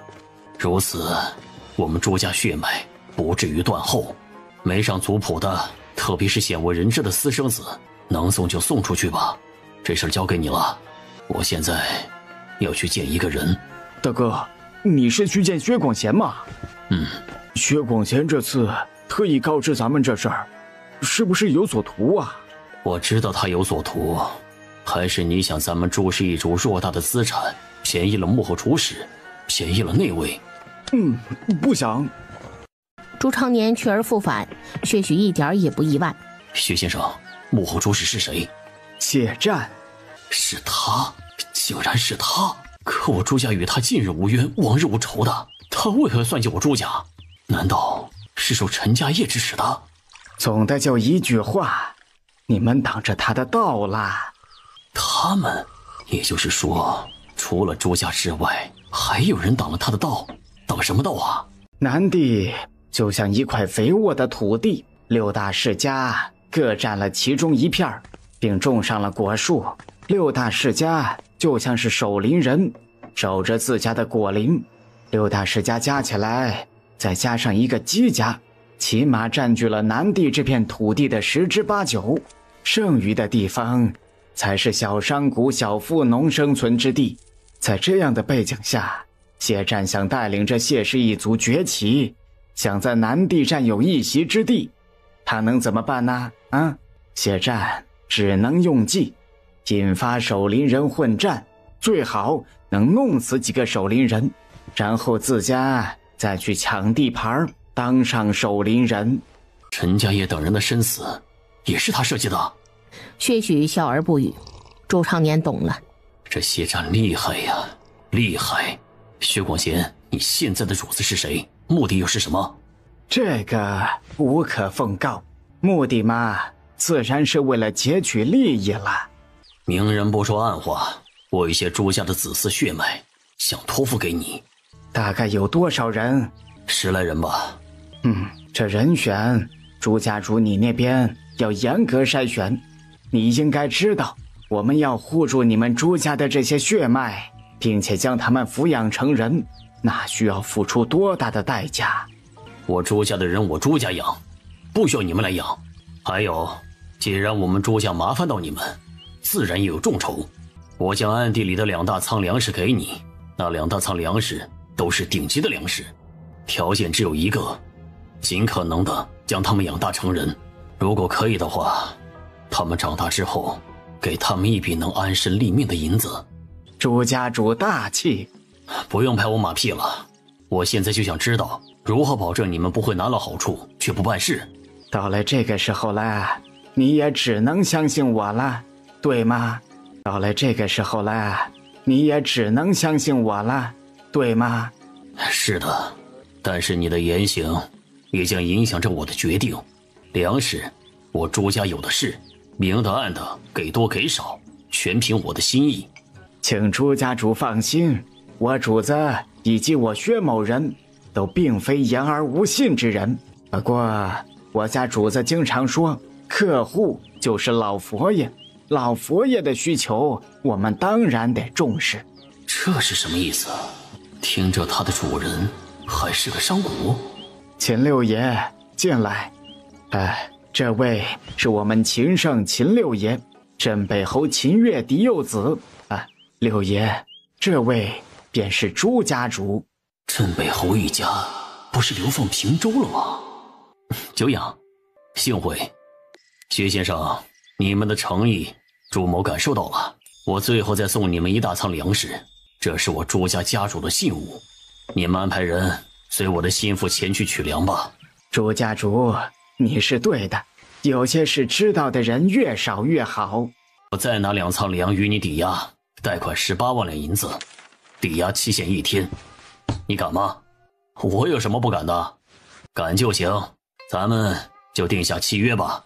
我薛广贤也在此，给朱家主你做一个保证，如果我们推测的事情没有发生，这些粮食我们如数奉还。老朱，我这边也一样，如果你们朱家这次啥事也没有，那这2仓粮食我如数奉还，不收半点利息。朱常年不在意地笑了笑。大哥，人都送过去了，我已经让人去接华庭了，并且已经吩咐了他们将人悄悄送至基府。你，罢了罢了。大哥呀，我是真想派人去弄死谢战呐！就在这时，门房一脸惊慌地跑来。大老爷、二老爷，不好了，咱们朱府被官兵围起来了。朱常年，你可知罪？草民不知所犯何罪？你们朱家私自挖金矿，罪证确凿，还想抵赖？你们朱家私自挖金矿，罪证确凿，还想抵赖？大人，这不可能，我们朱氏的产业里没有金矿。哼，你儿子朱从文都已经召集人手开采金矿了，你还矢口否认？你死还不快说，你哪来的金矿？我们朱家哪来的金矿？是谢战卖我的，那个金矿是谢战卖给我的。你糊涂啊，这分明就是人家设的陷阱，你以为是天上掉馅饼，却是让我们朱家万劫不复的陷阱啊！爹，儿子被谢战给骗了，害了家里啊！谢战，你害我朱氏一族200条人命，我做鬼也不会放过你的！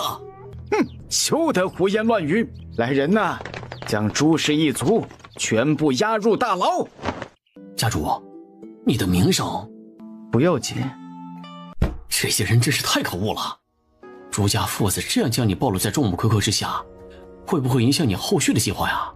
这些人真是太可恶了！朱家父子这样将你暴露在众目睽睽之下，会不会影响你后续的计划呀？不会的，南地已经乱起来了，如果没有足够大的外力影响，不会轻易停下的。另外，朱家父子所说的没有证据，一切只不过是他们的猜测罢了。把舆论放出去，所有的事都推到陈家业身上。别把谢战想得太厉害了，谢战于陈家业而言，说好听点是女婿，事实上啊，他不过是陈家业手底下的一条狗罢了。哎呀，设计朱家的是陈家业，不过陈家业连带着20-30族人全都死在了山洪之中，也是可悲可叹呐。陈家业用手段扳倒了朱家，自己却横死了，这就叫恶人自有天收。那害死陈家那么多性命的陆西华呢？哎呀，这一个个的都不是什么好东西，真是恶人自有恶人磨。这舆论法还真是好用啊，难怪吕氏妇女喜欢用，真是屡试不爽。南地某处隐秘的山庄，你怎么那么怕死啊？小心驶得万年船。之前你住西府的时候，不也啥事都没发生吗？此一时彼一时，朱常年的心思白费了。你们这南地的舆论有人操控啊！啊？什么意思啊？谢战这学人精，不用猜了，这一定是谢战搞的鬼，都是偷学李丽的。唉，真是树欲静而风不止啊！此时朱家的家产正在被官府查抄。族长，怎么了？之前朱家明面上有10仓50万担粮食，拿了2仓，也就是10万担粮食和鸡无银抵押，明面上应该还剩40万担粮食，但是现在朱家明面上只剩下6仓30万担粮食了。让左安民去问姬无银拿契约。谢南领命而去。当他看到契约上的期限只有1日的时候，气笑了。他用计弄倒了朱家，竟然啥也没捞着，这怎么可以？吕松离啊，吕松离，真不愧是你啊！别人都还没有反应过来，你就已经伸手了。来人，派人秘密监视基府。是。让左阿民下令给郡守封锁各大城门，还有所有码头。另外，着人去码头打听一下，这2天有无大批的货物运出。是。没多久，打听消息的人就回来了。吕宋离啊，吕宋离，你对人挟取了利益又如何？抢到了一块肥肉又如何？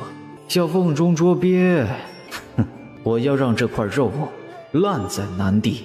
另外，最好南地不是秦家人，要不然我要把你们都折在这里。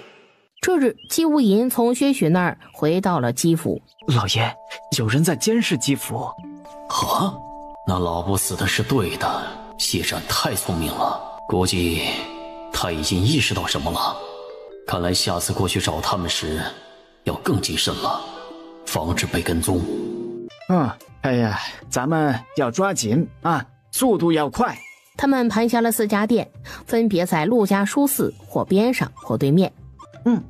那就暂定原木书香风，简洁快速。你们怎么一点也不着急，不害怕？辽东郡这些人怎么回事啊？谢战明显是想关门打狗，都这样了，你们还惦记着捞钱，真是要钱不要命了。谢南第一时间将辽东商会书肆开张的情况汇报给族长。辽东商业书肆，确实一点也不掩饰了是吧？这和明抢有什么区别？吕宋离啊，吕宋离，你说你的手怎么就伸得这么长呢？族长，你说辽东商会那些人就不怕官府找他们麻烦吗？说谎吧。家主，陈家和陆家已经两败俱伤了，属下支持你这个决定。谢战点了点头，收网，必须收网。吴掌柜，你们这是？没事没事，大家别多想啊。这箱子里装的是什么呀？感觉挺沉的。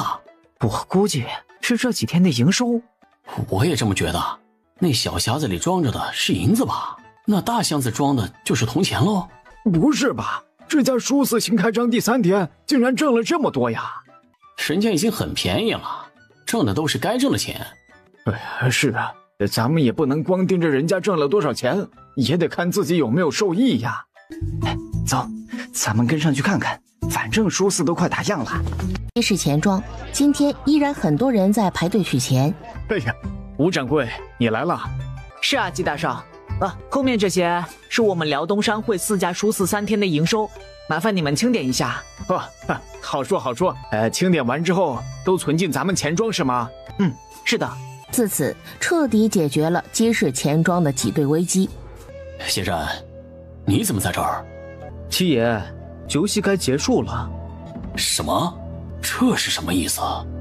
七爷看看这个就知道了。谢战，你这是什么意思？七爷，你应该清楚，这些资料流落出去，陈氏一族会面临什么吧？谢战，你是在威胁我们吗？你不要吃里扒外。吃里扒外这个词儿恐怕不合适吧？谢战，你莫要忘了，你是我陈家的姑爷，有什么事咱们可以坐下来说，不必如此。我这个陈家姑爷怎么来的，你们没忘吧？现在我就告诉你我要做什么。我要你们陈家放弃南地所有产业和利益，撤离南地。不可能！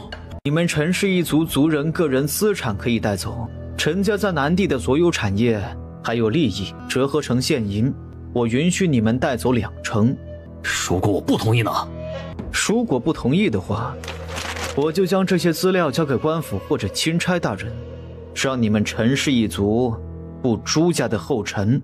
谢战，即使你不承认你是陈家姑爷的身份，但你别忘了，你也算是我们陈氏一族的姻亲。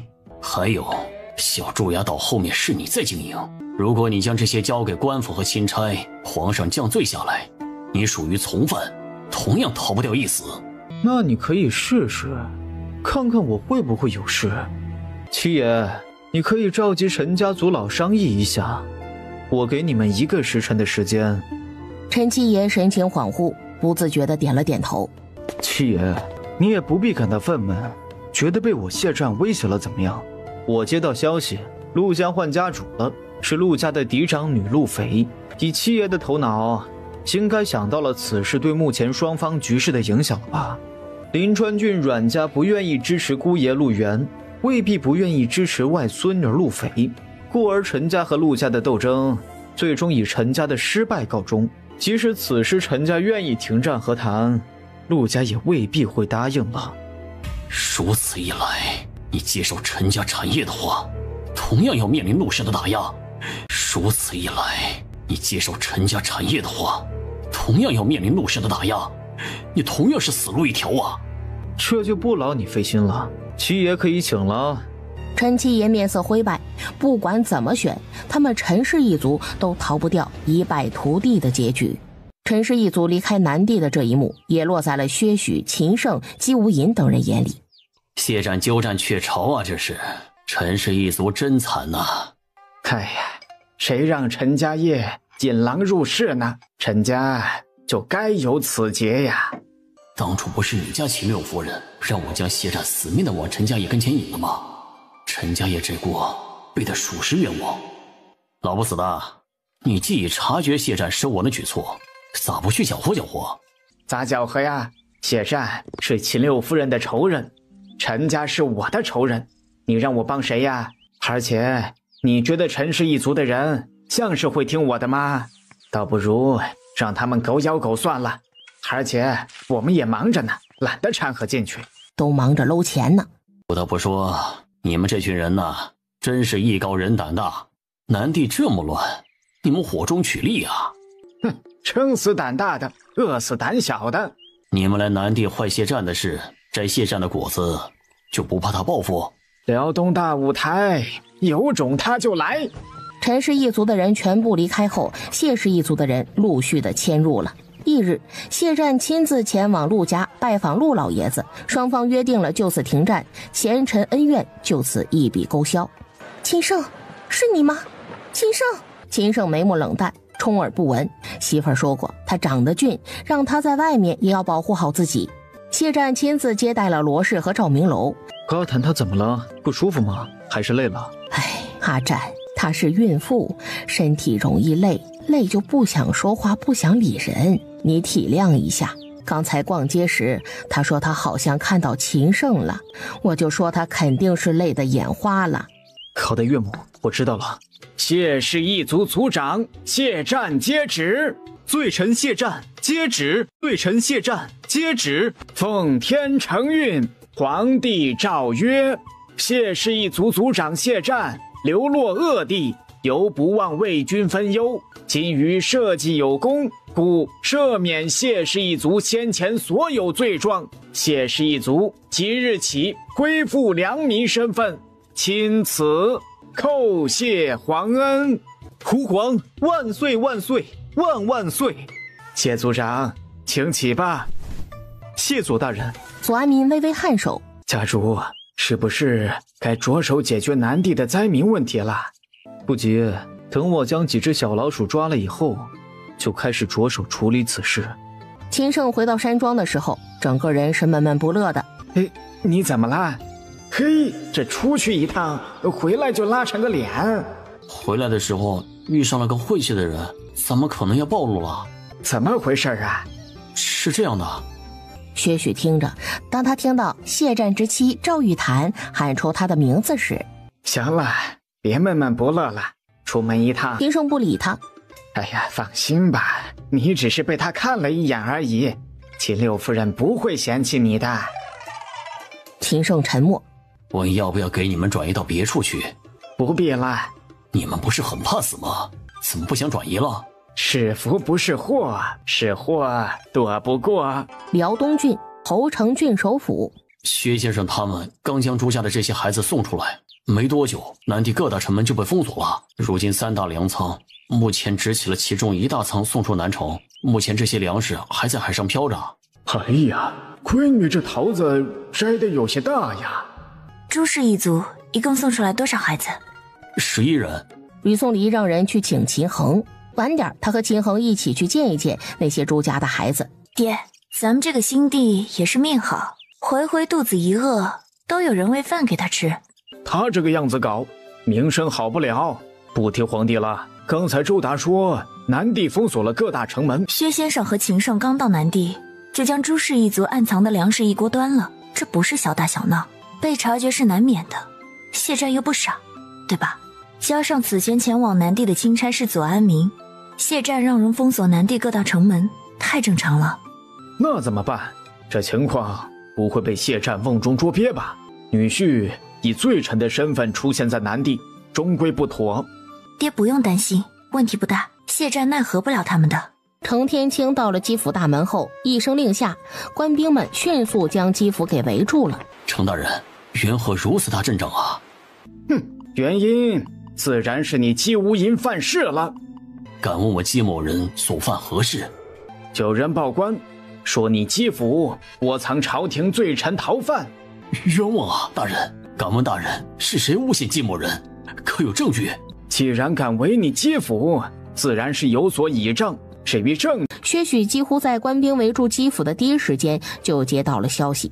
哎呀，谢战果然聪明啊！他此举意在逼迫我们现身呐。那就去会会他。你知不知道，你的身份出现在南地就是一个麻烦啊！你去见谢战，这就相当于是强盗去见官兵，自投罗网。你放心，我有媳妇儿给的锦囊妙计，肯定能全身而退的。行，那你就去会会谢战。六爷，徐先生，不好了，咱们辽东商会殊死被官兵围了。六爷呀，你去哪儿啊？去一趟谢府，会会谢战。哎呀，可能有埋伏，你小心点儿。谢战与赵玉潭一起刚用了饭不久，主院外喧闹声起，他也因此得知了秦胜只身一人闯谢府的消息。秦胜，你竟然敢单枪匹马地闯我谢府，是该说你蠢呢，还是说你蠢呢？我劝你不要轻举妄动。我既敢来，自有我的倚仗。况且你让人围了基府，不就是想逼我现身吗？秦胜，你先回去，明晚我设宴邀请你和薛广贤、薛先生。秦胜闻言，瞳孔微震。回去吧，就这么说，今天这回我们双方算是打了个平手。我知道你功夫厉害，但即使你现在突破了这些官兵的包围，挟持了我，甚至弄死我，也依旧改变不了基府和辽东商会殊死被围的困境。行，没想到你谢战还是根硬骨头。明晚的宴会，我秦胜应了，届时我要看看你谢战能否如愿了。这一晚，谢府灯火通明，薛许和秦胜一起来到谢府。薛先生，久仰久仰。哎呀，谢家主，幸会幸会呀！他们进去后才发现，谢战不仅邀请了他们，还邀请了姬无银。我也是近来才知道，薛先生和姬大秀竟然是多年好友。那你厉害死了你！薛先生离开南地多年，想必很久都不曾尝过这道原汁原味的菜肴了吧？我们在辽东军的伙食也不差，好不好？媳妇儿可重视大家的。不知薛先生接下来有何打算？啊，这个嘛，不好说。人家凭什么告诉你啊？如果薛先生还没有具体打算，那不如留在南地帮帮我。这个恐怕不行。薛先生倒也别忙着拒绝，良禽择木而栖，陈家业不能给你的，我可以给你；吕宋黎能给你的，我也能给你。而且现在陈氏一族也遭到了报应，你留在南地还能够就近照顾你的部族，你又何必舍近求远？不要脸！良禽择木而栖，薛先生是良禽，但你是好木吗？还说什么别人不能给的你都能给，大话谁不会说啊？你不怕闪着了腰？对，秦六爷，你是会说话的，一会儿多说点啊。如方才所言，不知薛先生意下如何？哎呀，承蒙谢家主的抬爱，但薛某才疏学浅，能力浅薄，恐难以胜任呐。便不堪从命了。薛先生太过谦虚了。薛某已经话虽如此，但谢族长，如果薛某此次答应了你，背弃辽东郡那边，谢族长难道就不担心日后薛某同样会背弃你？只要我能一直给予薛先生想要的，薛先生怎么会舍得背弃我？如果我不能给予薛先生想要的了，薛先生离开那也是应该的。人往高处走，水往低处流，这是人之常情。如果真的到了那个时候，我会亲自给先生准备离开的程仪。嘿，你个狗蛋儿的，那我的名声还要不要啦？哎呀，再次感谢谢家主的抬爱，但是辽东郡那边对薛某有知遇之恩，薛某不得不报啊。哦，对先生有知遇之恩的可是吕颂离？是啊，对薛某有知遇之恩的正是秦六夫人。戚大舅，不劝劝你这位好友吗？背井离乡，总归不是那么的好啊。大家都一把年纪的人了，怎么做心里有数，用得着别人干涉？薛先生，你真的不考虑一下吗？吕颂离接下来很有可能会自身难保哦。你才自身难保，你全家自身难保。谢啊，不用考虑了，我意已决。哎，那可真是太遗憾了。不过人各有志，我尊重你。随着谢战三击掌，3层弓箭手将他们包围了。谢战，你竟然调用了南帝的手背对付我，可真是大手笔啊！秦胜，你觉得这一次你能走得了吗？或者说你自己能逃得了？那薛先生呢？谢战，你既出了招，难道不想知道为何明知你设下这场鸿门宴，我们依旧来了？你不会以为我们来是被逼迫的吧？如果你真这么想的话，在你下令让他们动手之前，先看看这个吧。你不看的话，一定会后悔的。谢白，去将指尖拿过来。那信笺上究竟写了什么，能让谢战的脸色那么难看？你很好奇？好奇啊，你不好奇吗？不是很好奇。你觉得我给辽东郡投3万两银子，秦胜会告诉我答案吗？你是懂得用钱的，我把我知道的告诉你。你给辽东郡投2万两怎么样？谢战闭了闭眼，然后猛地睁开。谢战，不要动秦胜，否则大家同归于尽。我吕颂离从不打诳语，秦胜以罪臣身份私自南下，是藐视王法没错，但你们谢氏一族豢养私兵罪名更大。征南君、谢放、谢维、谢浩然、谢延归。谢战深深地吸了一口气之后，才定定地看着秦胜。秦胜，你很好。吕颂离送我的礼物我收到了。那你喜欢吗？这罪也太多了，这是要将人往死里打罪呀。幸亏谢战没有心急，有心急的话都要被他气得吐血了。喜欢？那你现在知道该怎么做了？放他们离开。教主，发生什么事了？那张纸笺上究竟写了什么？竟然让家主态度转变如此之大，放他们走了的话，可就功亏一篑了。我说让他们走。谁说我们要走了？我来说吧。好吧，薛先生请说。我们只有2个条件。第一，谢家主将围着基辅的官兵撤走，以后不得再以莫须有的理由为难姬家。这个没问题，我可以答应。第二，开放城门，并允许我们运走一批从姬氏购买的粮食。谢战没有说话。谢家主，扪心自问，我们这个条件并不过分。平心而论，咱们双方的交手已经结束，在南地这场乱局中，各凭本事，各有胜负。老不死的，不愧是你啊！明明是来摘人家谢战的桃子的，却偏要往自己脸上贴金，说什么各凭本事，说的那桃子像是无主的一样。谢战听到这话，心里怕是气得要死了吧？此次较量结局已定，谢家主不必耿耿于怀。如果谢家主实在介怀，咱们下次再做较量便是。而谢家主接下来应该是协助官府重整南地了吧？如果你非要让我们留一条尾巴在南地，秦六夫人会非常关注南地的，可不保证会发生什么事哟。前面2个条件我都可以答应，但是你们必须将辽东商会的书肆也一并撤离。行，但是谢家主得赔偿我们一笔钱。原因？你让辽东商会书肆撤出南地，这相当于买断我们辽东商会书肆的前景。你知道我们这4家店开张后的这段时间挣了多少钱吗？我们也不要多了，就补偿我们1年的收益，再议价30%，折合10万两。谢战答应了，并决定这笔钱由陆家来出。是夜，谢府这时一道穿着夜行衣的人影出现在他面前。你来了？随便做吧。这次急召我有什么事啊？你这张脸，想办法在执行公告时回去吧。你做梦！不想给你自己惹祸，不想为家族招祸，你就按我说的来做。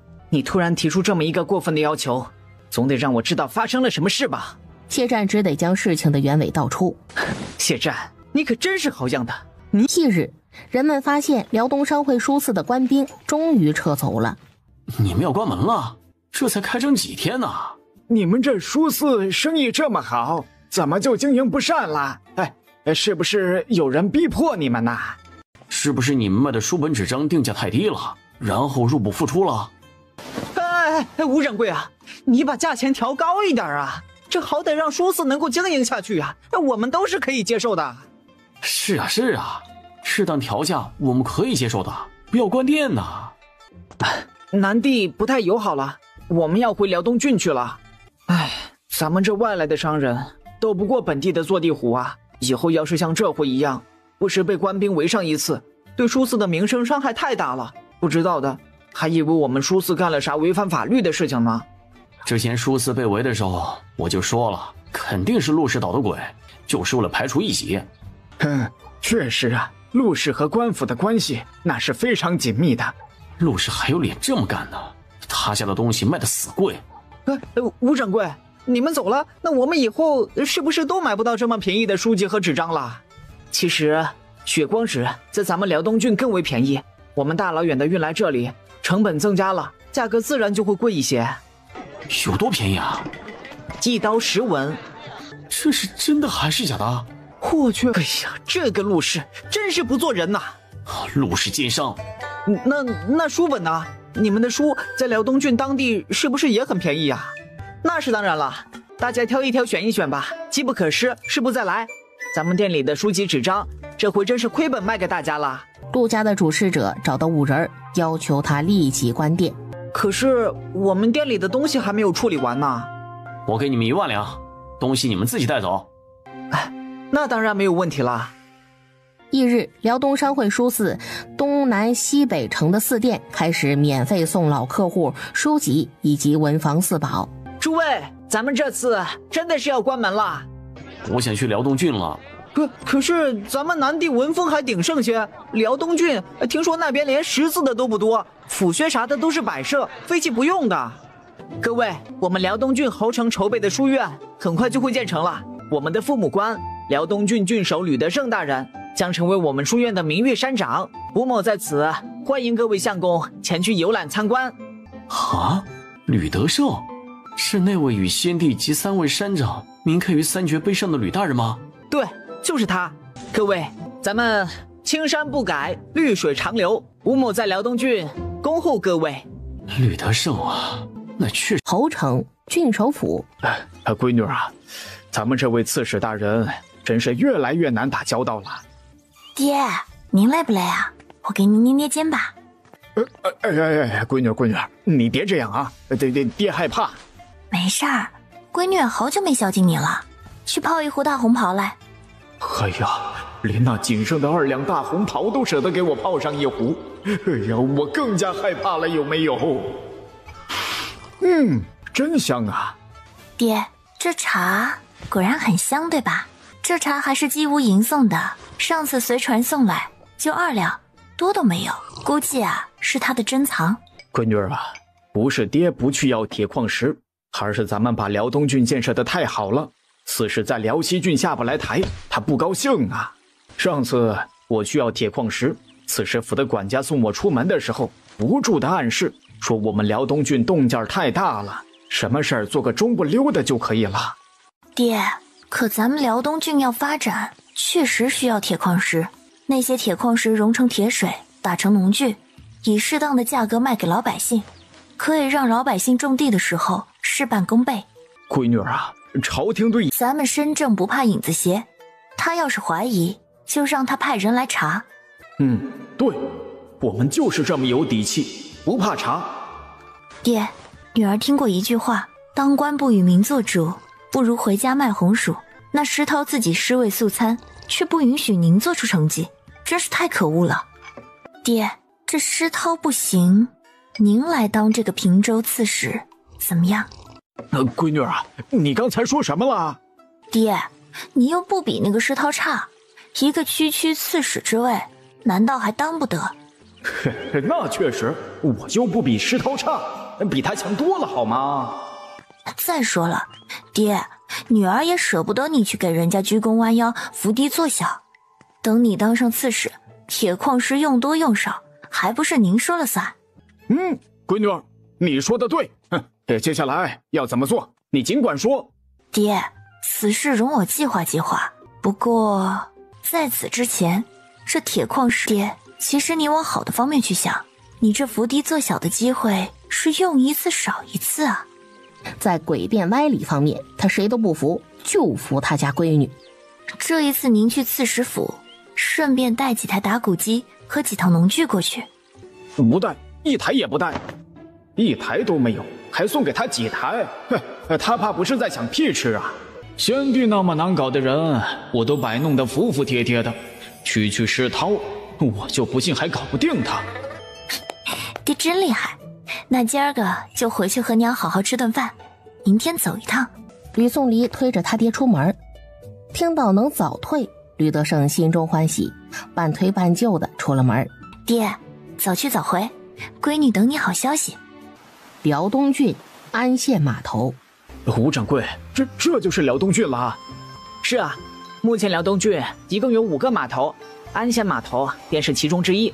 除了安县之外，房县、平郭、踏县、番汉县也都设有码头。当姬大少和顾二少以及他们的人送走之后，秦昭和马进一起登船。好家伙，吴掌柜厉害啊！三爷过奖了，这都是大家的功劳。让他们开始吧。小的们，开始干活吧！秦昭拉着五人和他打听了一下秦胜的情况。五人这会儿有时间，就和他唠了一下这次去南地发生的事儿。秦昭是越听越啧舌呀。大哥二哥，谢战是厉害，但我们的六弟妹更厉害啊！确实是这样，最重要的是他们此行成果颇丰。要知道，如果没有六弟妹的谋划，这些粮食和银子估计大半都得落入谢战口袋里的。没错，你们还忘了一点，谢战背后还隐约站着那位。六弟妹这一招可谓是虎口夺食，勇得很呐。诸氏最是无辜，陈氏算是势胜师辈，反受其害。陈氏一族在那场山洪中折损了族长，还有核心画事者，很可能陈氏当家做主的那位七爷对家族怎么走到这一步至今都稀里糊涂的，最终被谢战所拿捏，仓皇如丧家。在这一局，新帝被谢战利用了个彻底。呸！学人精。爹，不用在意。闺女啊，这谢战还真是百足之虫，死而不僵啊！现在谢氏一族是良民了，你也想想办法让秦家恢复良民身份，如何呀？爹，办法有的是，关键是那位在压着，不愿意让秦家恢复身份。晦气玩意儿！那我们就这样不管了？爹，你不用担心谢战，就目前而言，谢战和我们算是各有优势。小五，我们这次在南地取得如此大的成果，接下来你要忙的是找个由头庆祝一下。五人很快就找到了庆祝的由头，庆祝的由头就是辽东商会大楼落成之喜，庆祝的地点就放在天水新村。吕大人，秦六夫人的。秦家目前还是处于戴罪之身，她竟然被称为六夫人，难道是因为她的身份吗？哎呀，大家别客气啊，都入席吧啊！吕宋离端起了酒杯，笑着看向众人。各位，近段时间南地混乱，此次我们辽东商会在南地取得重大成果，以薛许薛先生、五人武总管等为首的南行队伍，一共在南地挟取了价值大约200万两的银两。除了南行队伍，咱们在场的每一位都是有功者。等这2日功劳核算完毕，后续奖励会按照功劳大小陆续发放，大家敬请期待。现在我敬大家一杯，希望大家在将来的日子里继续努力，砥砺前行。吕宋离说完，便将杯中的酒一饮而尽。你们秦六夫人说的对，如今辽东郡就是咱们的栖身之处，大家一起努力，将辽东郡建设得更好。这一日，郡守吕德胜在郡守府约见了侯城富户地主。咱们吕大人不会是又缺钱了吧？可是侯城一切都欣欣向荣的呀。哎呀，你傻呀啊！就是侯城欣欣向荣，所以吕大人才缺钱的嘛。可是上回大家都坐吧啊！本官上任之初，不是和各位拆借了一笔银子吗？今天就还给你们，晚点儿你们拿了借据就去账房结算。吕大人，这钱我们不急的。其余人瞪向那个说话的，他不急着钱用，可是他们急，行了吧？客套话少说啊，就按本官所说的来吧。那就多谢吕大人了。那就多谢吕大人了。不用谢，这是你们应得的。哦，对了，蓝炳荣可在呀？大人，小的在。听说你家的地很多？是的。辽东商会那边决定借你10台脚踏打谷机，你要不要啊？要啊，当然要啦。那行，那你就回家准备接货吧。哎呀，多谢大人。大人呐，小的能不能掏钱将这10台打谷机给买下来呀？这样吧，你先回家准备接货，你实在想买的话，后面我再让人把价格报给你，你能接受就买下，不能接受，这打谷机依旧借你用1个月。侯城大街上，哎呀，顾二少啊，这侯城好有活力呀！对了，你办的事怎么样了？辽东商会这边目前做出来的打谷机数目不多，而且辽东郡正准备秋收，他们也需要打谷机，并不能全部供应给我们顾家。不过他们承诺在下次收到前会将我们要的打谷机赶出来，并送到南地。我觉得这个提议那是可以接受的。顾二少笑了笑，没有多说。走着走着，他们就来到了西郊产业园这边。那栋楼是你们姬氏的？对，一整栋都是。西大少自豪地点了点头。真气派啊！胡掌柜，你能帮问问官府方面，我们顾氏能否在侯城建一栋和姬氏一样具备家族特质的商业大楼吗？我不能够立即答复你，等我消息吧。不知吴掌柜可否透露这事的可能性有多少？想必顾二少也知道，侯城的整个外城轮廓是苏州大师设计的，现在要更改设计，有些难度。吴掌柜，咱也不是外人，就不能给个准话吗？这当然可以，不过据我估计，顾氏想在侯城建一栋和姬氏一样具备家族特徽的商业大楼，这不太行。不过稍微小一点的话，那问题不大。多谢吴掌柜坦诚，我知道了。算了，师父说过，万鸟在林，不如一鸟在手。五人招待他们吃了一顿晚饭，才离开。季兄，时间还早呢，进来喝个茶吧。姬大少答应了，他也想知道他葫芦里卖的什么药。季兄，咱们来侯城也有几天了，是不是该回了？顾少主交代你的事情都办完了？辽东郡与鲜卑草原相接，侯城更是紧挨着鲜卑草原，其实并不是投资的理想地域。而且侯城代表大黎和鲜卑王庭只签订了3年和平约定，3年之后呢，谁也不知道3年后会发生什么。如果我们往里投太多钱的话，心里始终不踏实。你多虑了。如果你说的是别的边陲城镇，那我是非常赞同你这说法的。但是这里是侯城，不一样的。有什么不一样的呢？面对鲜卑铁骑，鲜有人能抵挡。我不知道侯城有何应对之策，但细想之后，终归觉得希望渺茫。顾二少，我觉得你还是多想想顾少主的交代吧，不要擅自做主。姬大少觉得已经没有再待下去的必要了，便提出告辞。回到他们的院子后，心腹管事才摇了摇头说：顾少主将顾二少派来了辽东郡，大意了。行了，别理他了。顾二在南地被人捧惯了，以为辽东郡是南地呢。师父，整个事情就是这样的。这事暂时不用管，该如何就如何。可是师傅，顾二少此人挺傲气的，如果我们没有表示他回去南地，那会不会和顾少主告我们的状啊？这不正好吗？和顾氏合作一事，俗话说疏不见亲。如果顾怀生听信了顾二之言，一点怀疑都没有，那就证明他这个人看人的眼光有问题，并不知道他弟弟有这样自大自傲的性格缺陷，识人不明，还偏听偏信。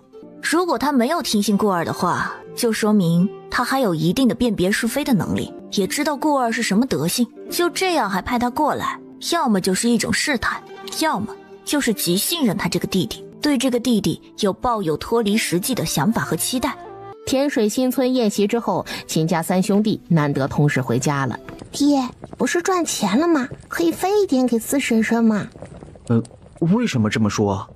因为四婶婶没钱了呀。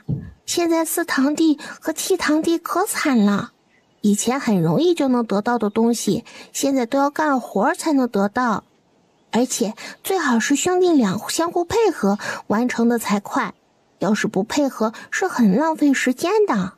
主要还是六婶婶，太恐怖了。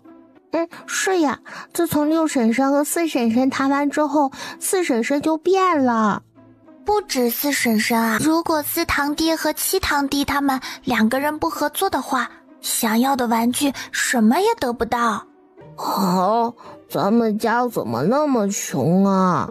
没办法，你爹和几位叔叔伯伯婶婶都是很努力，才能养得活你们这些小家伙的。太辛苦了，为什么就不能直接报复呢？想法很好，我们不能直接报复的原因，大概是财神爷拿我们当外人。有道理，财神爷拿你当外人，拿六叔叔当内人。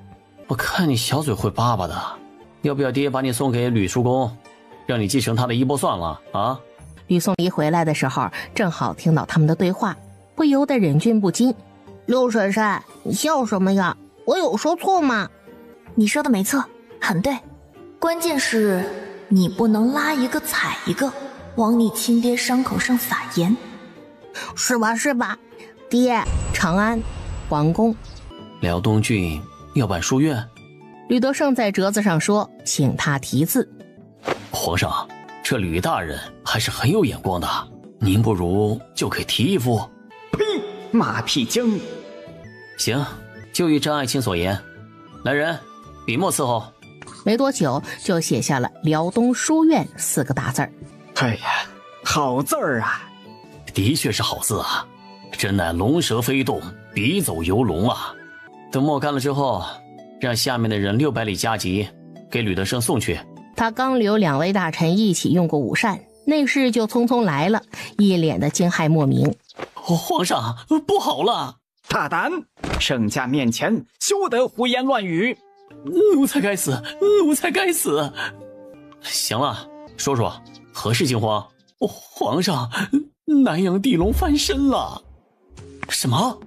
南地的灾情刚过去，南阳就地动了。这贼老天就看不得我有一天快活，也不知道受灾的百姓有多少。希望不要太严重，否则我还得下罪己诏。这才登基第2年呢。左爱卿，此事当如何？皇上，张大人之前一直外放，治理地方的经验丰富，微臣记得他治理昌黎也曾地动过。狗贼，害吾！张爱卿，你怎么看？皇上，臣愿意为皇上分忧，愿意领命前往南阳处理此事。张爱卿，你很好，前往南阳有什么难处吗？皇上，您能不能给微臣指派一位副手协助微臣治理南阳呢？可以。皇上，左大人的能力很强，您让他随微臣一道前往南阳吧。左安民，你个龟孙，就算是死，咱也要拉上你这个垫背的。左爱卿，你意下如何？微臣领命。哎呀，娘的，搬起石头砸到自己脚了。张宪，算你狠。哼，来啊，要死一起。这次到了辽东郡，一共偷了多少钱？只意思意思，买了1万两的东西。姬大手呢？大概花了多少钱？他呀，大概花出去7、8万两吧。啪！顾怀生忍无可忍，直接甩了他一个大巴掌。大哥，你自作主张！你可还记得出发辽东郡之前我是怎么交代你的？大哥，我记得，只是辽东郡那边太淡忘我们故事了，我不甘心。你懂什么？废物，就不该对你委以重任。大哥，我滚！给我滚出去！这一日，顾老家主和谢战两人单独在茶室里谈了半天。祖父，谢战和你谈了什么？竟然谈了半天。怀生啊，你觉得此时我们顾氏该何去何从？祖父，你之前的想法不错，至少让顾氏多了一个选择。可惜二弟把事情搞砸了，也怪我不该想当然。我知道了，你倾向于选择辽东郡。确实如此。谢战的手段太狠了，而辽东郡那边的势力能力不下于他，再加上在谢战和辽东郡之间，我更倾向于辽东郡。杰无银的眼光确实不错，可谢战他有一句话说得很对，我们加入辽东郡阵营没有优势，顾氏在南地经营多年，是名副其实的地头蛇，去了辽东郡，一切都要从头开始不说，还很明显被人捷足先登了。这也没办法，谁让我们落于人后了呢？上天对于占据先机的人，回报都是丰厚的。可咱们顾氏本就不如姬氏在辽东郡得脸，你二弟这次过去就得罪了那边。我觉得二弟莽撞这事儿也不是不可补救。怎么补救啊？我寻思着让我们顾氏一个画事者带他再去一趟辽东郡。去辽东郡？是你去还是我去？怀生啊，你信不信只要咱们顾氏的人一登船，谢战就会对顾氏出手？这事谢战确实做得出来。这段时间谢氏和陆氏联手，双人都是有敌我内外之分的，既然选择了做人家的敌人，就不要怪人家心狠手辣。顾怀生想了想，确实如此。最后一点，你有没有想过，在谢战拿下南地之后，我们要是撤出南地，估计都得舍弃小半家业呀。家主，顾氏投诚了，恭喜家主！恭喜家主，贺喜家主！家主，今天姬大少又登船北上了，他同时运出了一批香龙，我们的人根据车上的车痕判断，应当是黄金、白银等贵重之物。知道了。家主，我们什么都不做吗？不用管姬氏，也不必太去在意一时之得失，现在没有必要为了一个必走的姬氏对上你送礼。这时心腹族人拿着一封信匆匆过来了。家主，南阳地龙翻身。这大黎还真是多灾多难，南地的水灾。这是密信，请过目。哦，这回前往南阳主持赈灾仪式的正副主官竟然是张宪和左安民。家主，张宪成为主持南阳赈灾事宜的主官，面对如此艰难的局面，辽东郡那边势必不会不管，我们是不是有机会阴他们一手？先观望观望。侯城郡守府。嘿，这左安民真是又毒又蠢呐！我觉得他当时应该没有想到，最后会害了自己吧。哼，这玩意儿坑了张宪，也坑了自己。朝廷其他重臣怕是要开心死了，两个傻子赶上去啃最难啃的骨头，吃肉都没有那么积极。吕德胜继续往下看。娘爷，宋墨只给了这么点赈灾物资啊！爹，咱们不能怪他。要知道南地水灾，他不仅没有出粮食，还挣了上万两和一个金矿。这次南阳赈灾愿意拿出这么多的粮食，说起来咱们这位皇帝很好命的，登基以来遇到2、3次的大危机，都有人替他解决了。闺女啊，张宪的求助咱们怎么整啊？要帮他吗？又用什么法子帮他呀？爹，机会来了，这个忙我们肯定要帮。什么机会啊？立功的机会。闺女儿，是不是那个机会？吕德胜用手指了指辽西郡的方向。爹，派人前往南阳吧。好。吕颂离还没睡，正在整理近段时间的一些资料。黎黎，我回来了。你回来了。秦胜跑过来，张开双手，一把将他抱了个满怀。黎黎，我在外面很想你。我也是。这趟出去累不累啊？累，要亲亲捏捏才能好。那一会儿我给你按一按，捏一捏。好。这一趟出去没被欺负吧？被欺负了，在南地遇到谢战了。这回出去辛苦你了。黎黎，我不辛苦。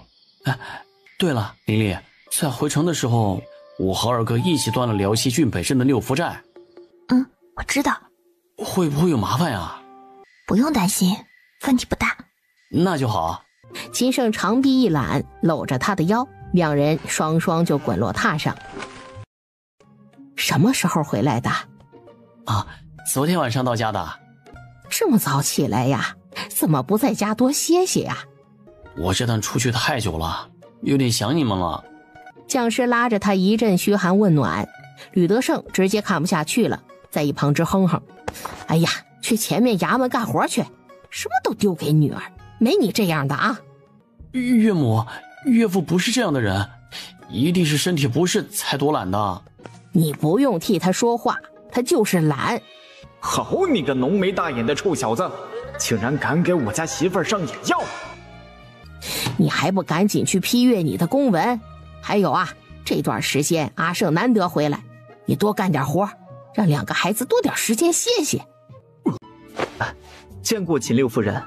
姬少东家不必客气。你北上时，姬伯父身体还好吧？多谢秦六夫人关心。我北上时，父亲身体很健康。那就好。姬少东家，听说你有意大量在辽东郡采购镜子、洗发水、香皂等物，然后回南地售卖。是的。有眼光，但是我不建议你这样做。为什么？故事导向谢战之后，你们姬氏现在在南地，就是谢战的眼中钉、肉中刺。这个时候，有序的全虚全伪的撤出南地比较重要。我觉得正因为如此，才应该物尽其用。还是别了，这些东西放在哪里都会好卖。你可以考虑稍晚一点，在你们姬氏别的分店售卖这些物品，别拿去南地撩拨谢战了。戚大少认真地思考了他的话，发现确实是这么个道理。吕颂离进去正厅，发现主位上坐着一名身穿……你就是秦胜的妻子吕颂离？是，我是吕颂离。这位小姐是？我是诗雪。你长得也就一般嘛。这女的怕是疯了吧？能跟媳妇儿比？她是没见过我家黎黎华服金钗的样子。我家黎黎容貌屹立，略施粉黛就能比她好看100倍。秦胜一进来，诗雪就直勾勾地看向他，不知羞。不知诗小姐所谓何来？她救了我，我喜欢她，你自请下堂吧，我要嫁给她。吕颂离眼睛微眯，你谁啊？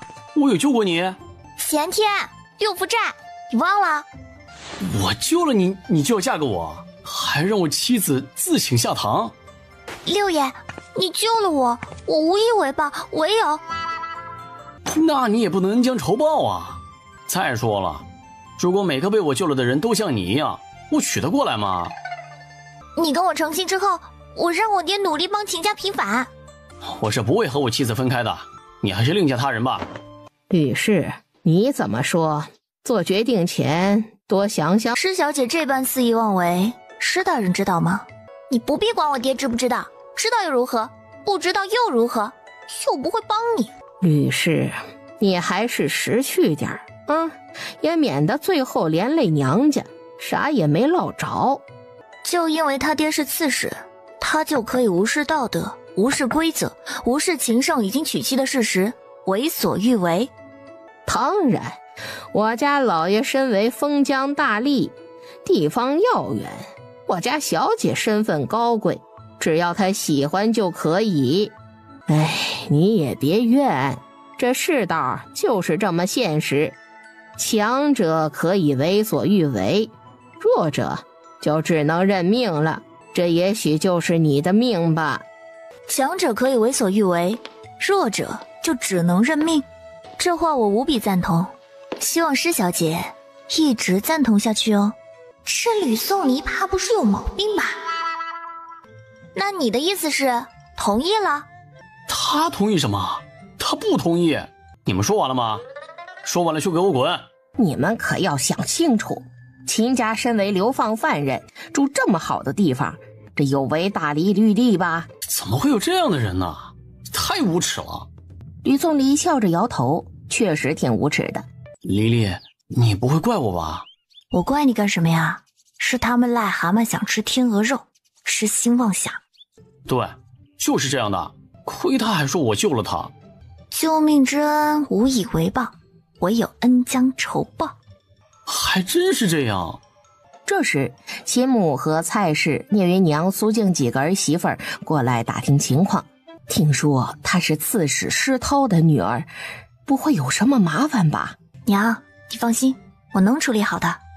哎，我就怕连累了亲家。放心吧，想欺负我爹也不是那么容易的。吕德胜被刺史施涛传唤，此时他身在辽西郡刺史府。吕德胜，这次你过了。就是啊，你一个辽东郡的郡守，凭啥插手辽西郡的安全防务啊？越界了你！吕德胜，你这样的行为要不得。哼，编，我看你怎么编。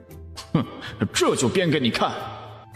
六福寨离辽东郡太近了，普律县西边靠近雁荡山的老百姓每天都过得提心吊胆的，生怕一个没留神儿，六福寨的山贼们就冲下来将他们杀了。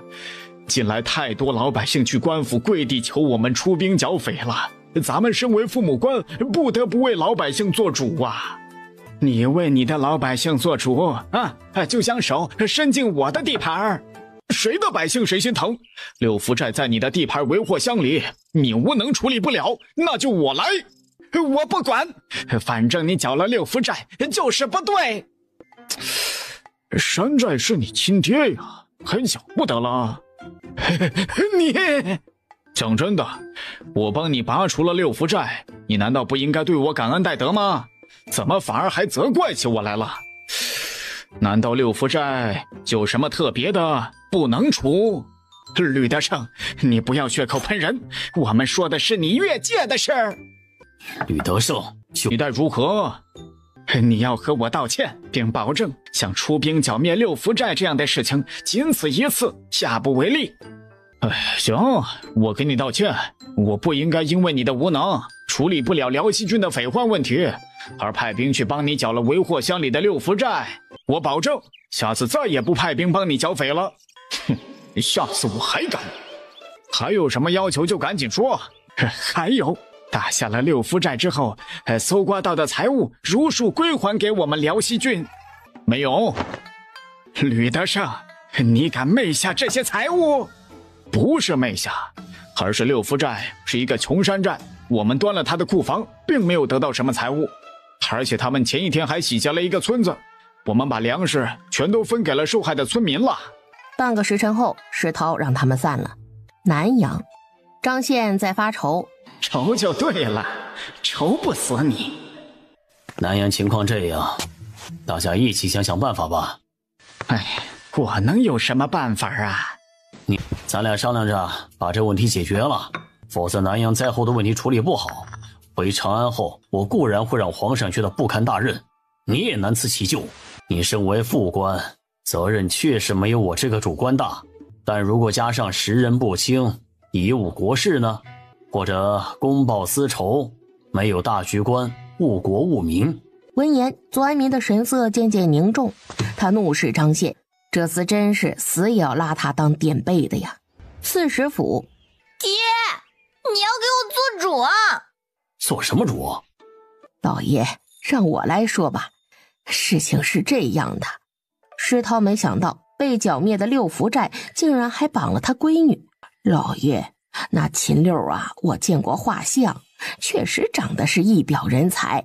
他出身将门，既然能成为攻打山寨的主力，想必能力也很不错的。咱女儿看上他，那是他的福分。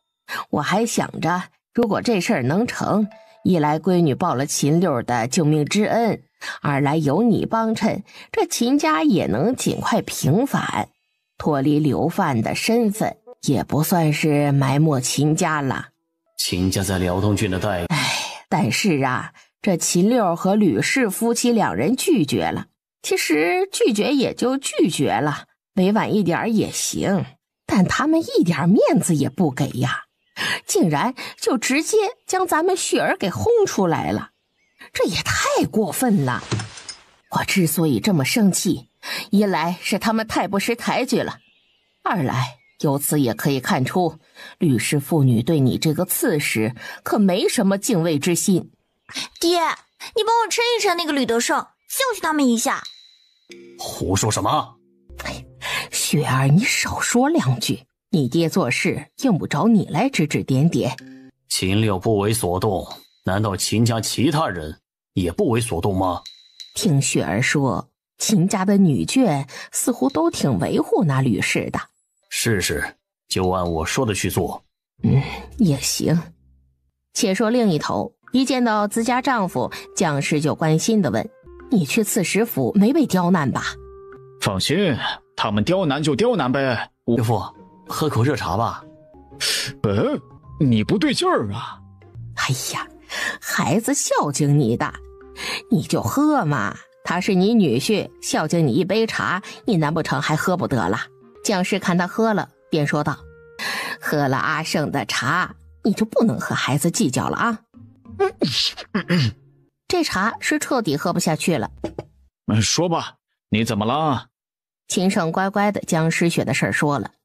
这事儿可不怪阿胜啊，他只是顺手将人救了，只是长得俊了点儿，有什么错呢？哎呀，你就宠他吧。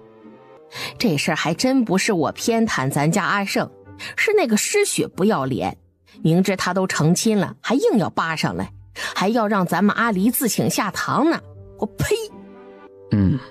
闺女儿怎么说？闺女说，兵来将挡，水来土掩，这段时间你先顶着啊。谢柏将南阳的消息整理了一下，汇报给谢战。家主，周边的富商们联合成立了粮商商会，南阳以及周边的粮价被抬到了260文一斗了。辽东军那边肯定会出手的，大家准备的怎么样了？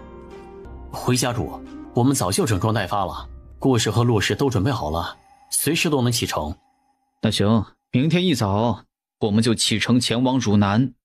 苍县最好的酒楼。副帮主，辽东商会的人到了。林副帮主，我来晚了，失礼。无事，是我来早了。林副帮主，这次邀请你来，是想和你谈一桩买卖。吕会长请说。那我就直说了，接下来的这段时间，如果有富户世家找你们运粮，请你们不要推辞，也不要坐地起价，你们曹帮正常收取费用就行。事后我们辽东商会会补偿你们一笔银子，这银子多寡和你们所运粮食数量有关，这是合约，请您先过目。辽东商会这纸合约诚意满满，详略得当，没有废话。林副帮主，看完了合约，意下如何？回到侯城后，吕松离借由辽东商会的名义，给辽东郡的世家富户们发出了邀请。吕会长，不知你召集我等前来有何要事啊？时间宝贵，我就不说废话了，直接说吧。最近辽东商会决定做一笔大买卖，这买卖嘛，当然是资金越充裕越好。不知道在座各位有没有兴趣参一脚？吕会长啊，怎么个掺一脚法呀？这次是个大买卖，我们辽东商会准备投入资金在300万两以上。诸位有以下3个选择：第一个选择，入一股，挣钱了按入股比例分钱，但是有亏钱的风险。第二个选择，诸位可以借钱给辽东商会，以半年或者1年为期，我们会给各位结算利息。第三个选择，就是选择不参与此事。吕宋离话音落下后，没有一个愿意撤出的。开玩笑，他们又不傻，这事真的不用勉强，大家如果不愿意，直接退出去便是。我再次保证，我和我爹绝对不会因为这件事情怪罪到诸位头上。这次之所以面向大家募集资金，一切皆因辽东商会起源于辽东郡，有好事嘛，总得……吕会长，有好事，辽东商会会想着我们也不是那等不识好歹的。接下来要怎么做，你直说便是。行，既然大家都选择不退出，那我们就继续往下走。这里有2份资料，分别是入股以及借钱的合作条款，诸位可以看一下。蓝炳荣和耿元看了2份合约，发现不管是入股还是借钱，那都是有门槛的，最低就得投10万两。这件事情你们可以回去商量一下，下午申时来给个答复。下午的时候，吕颂离等来了大家的回复。1天的时间，吕颂离一共筹到了120万两银子，这些银子将由马进和周达一起运往洛阳，供姬大秀调度。南地传来消息，说谢战极有可能带着顾怀生和路匪去了南阳。我知道了。琳琳，谢战会不会坏了你的计划呀？无妨。南阳，粮商商会的成员围着车九明。会长，听说这张信和我有得罪他们吗？我只是在商言商，他们想让我们把粮价降低一点，这不是让我们做亏本买卖吗？这哪行啊？你们说是不是啊？会长说的对。会长说的对。张宪身心疲惫地回到住处。老爷，有贵客至，你把贵客安置在哪里了？带路。小的见过张大人。快请起，不用多礼。张大人，这是吕大人和秦六夫人写给您的信，请您过目。好。张宪看完信，连道了3个好字。好一会儿，他才平复了心中的情绪。你叫陈金水是吗？接下来你就跟着本官吧。是，这次定要让那愈发国难财的车九明和他的粮商商会大出血一回。洛阳又到了一批粮食后，姬无银问心腹管家刘孝怀：我们手上目前有多少钱银？目前洛阳这边有20万担粮食，银子有250万两。咱们在青州、徐州、兖州等周边还有20万担粮食，随时能够运来。既然一切准备就绪，那就开始吧。第1天，咱们温和点儿，就以每斗240文的价格抛售1万担粮食吧。是，这就去办。许昌，会长，洛阳那边有人向南阳投放了1万担粮食，每斗240文。吃下来。汝南，家主，辽东郡那边传来消息，辽东郡以辽东商会的名义向当地富商筹集了100多万两银子的资金。数量能估算出来吗？数量大概在1万担左右，一出现就被豫州粮商商会吃下了。这件事情你怎么看？有没有可能是辽东郡那边出手了？目前还不敢肯定，我建议明天再看看。我个人觉得辽东郡出手的可能性还是很大的。就依你所言，明天再看看。到了第2天，姬无银下令朝南阳抛售2万担粮食。身在汝南的谢战得知后下令：跟进，我们跟着以同样的价格往南阳抛售1万担粮食。豫州粮商商会反应略慢了一拍，然后同样吃进了。汝南那边有人跟着我们一起抛售粮食，应该是谢战和顾怀生、陆肥等人，不用管他。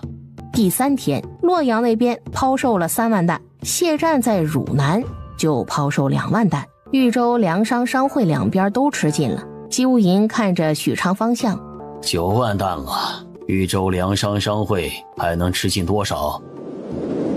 许昌，豫州粮商商会里，大家都看到了，目前的形势对我们很不利，但我相信对方肯定也是强弩之末了，他们哪来那么多粮食，对吧？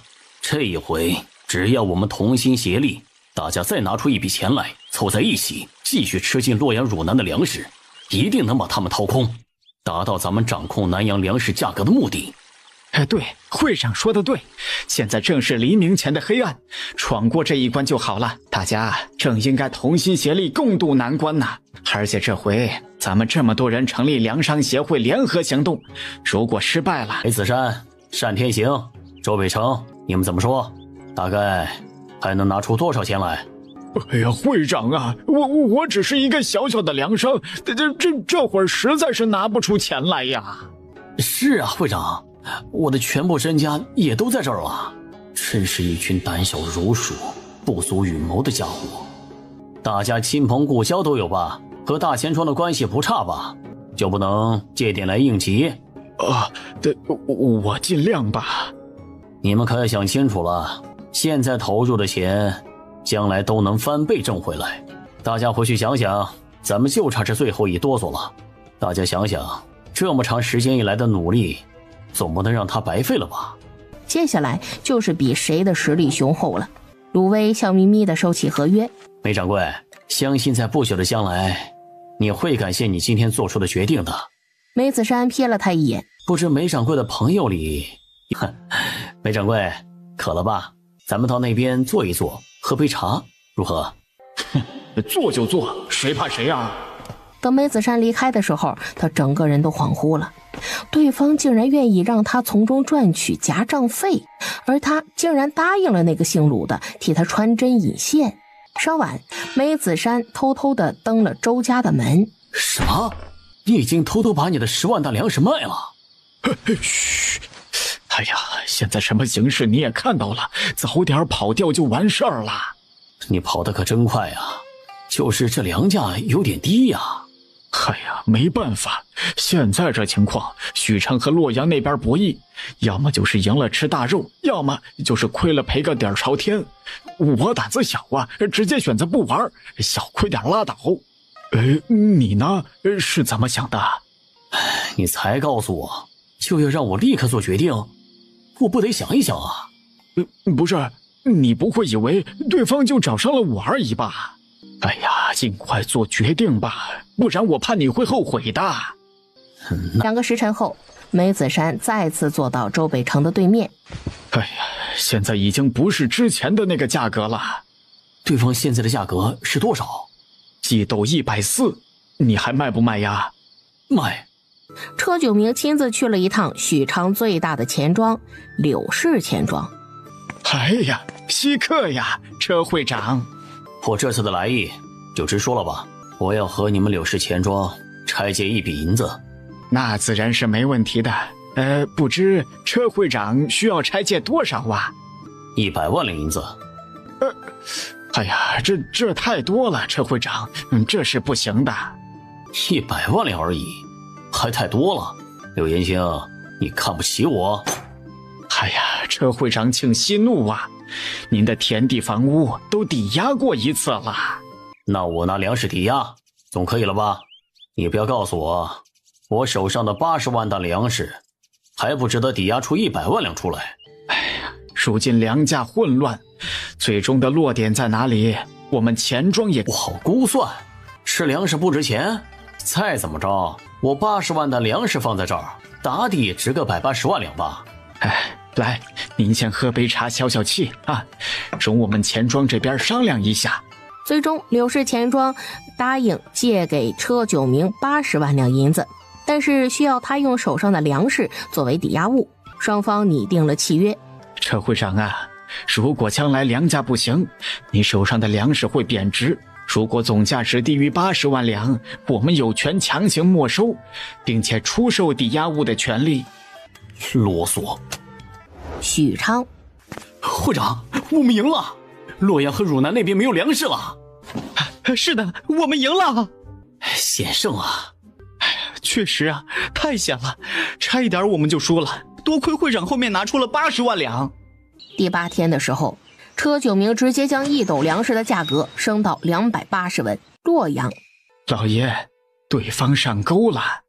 不止上钩，车九明失智了。赌徒心态罢了，接下来咱们得好好帮他宣传一波了。是啊，汝南那边倒是跟得紧。不用管他。青州，接到洛阳来信，该我们行动了。吴掌柜，季少东家，你们这是在干嘛？两位贤侄啊，这是粮食吧？这是要运往哪里啊？哎呀，你俩也别藏着掖着了，有钱大家一起赚呐！回头伯父我赚了钱，给你们包个大红封。吴掌柜，说说呗，回头你那店我做主，给你减免3个月的租子。各位叔伯，麻袋里装的确实是粮食，这批粮食我们是打算运往南阳的，南阳那边粮价又涨了。又涨了？是啊，在豫州粮商商会的干预下，现在都涨到了280文一斗了。280文一斗了？姬少东家呀，那运费几何呀？现在很贵吧？还好，大家看到没？站在第一艘船甲板前方的男子就是曹帮的林副帮主，大家都想知道运粮食过去南阳的价格，何不找他打听打听？林山是来者不拒。就这样，在姬氏商行和辽东商会的推波助澜之下，南阳粮价全国最高的消息不胫而走，各地粮商闻言纷纷行动。听到薛许特地给他找了个女护卫，你有心了。六夫人，要不要见一见他们？见是肯定要见的，现在先不忙，让他们吃点东西，休息一下吧，晚点再见。哎呀，行，那就晚点，我带他们来拜见您。薛先生，这上面是南阳那边的资料，还有情况汇总，您先看看。好。半个时辰后，他面色惊异，这便是我们目前敲定的整个计划。哎呀，真是好一出连环计呀！哎呀，六夫人大才！薛先生别一直夸奖我，快帮我看看有什么疏漏之处。目前收到的最新消息是吴掌柜和姬大少已经大张旗鼓地将青州的粮食运往洛阳了。是的，这是最新进展。谢湛也去了豫州，这会不会坏事儿啊？应该不会。现在左安民和张宪是一条绳上的蚂蚱，左安民的价值还是很高的。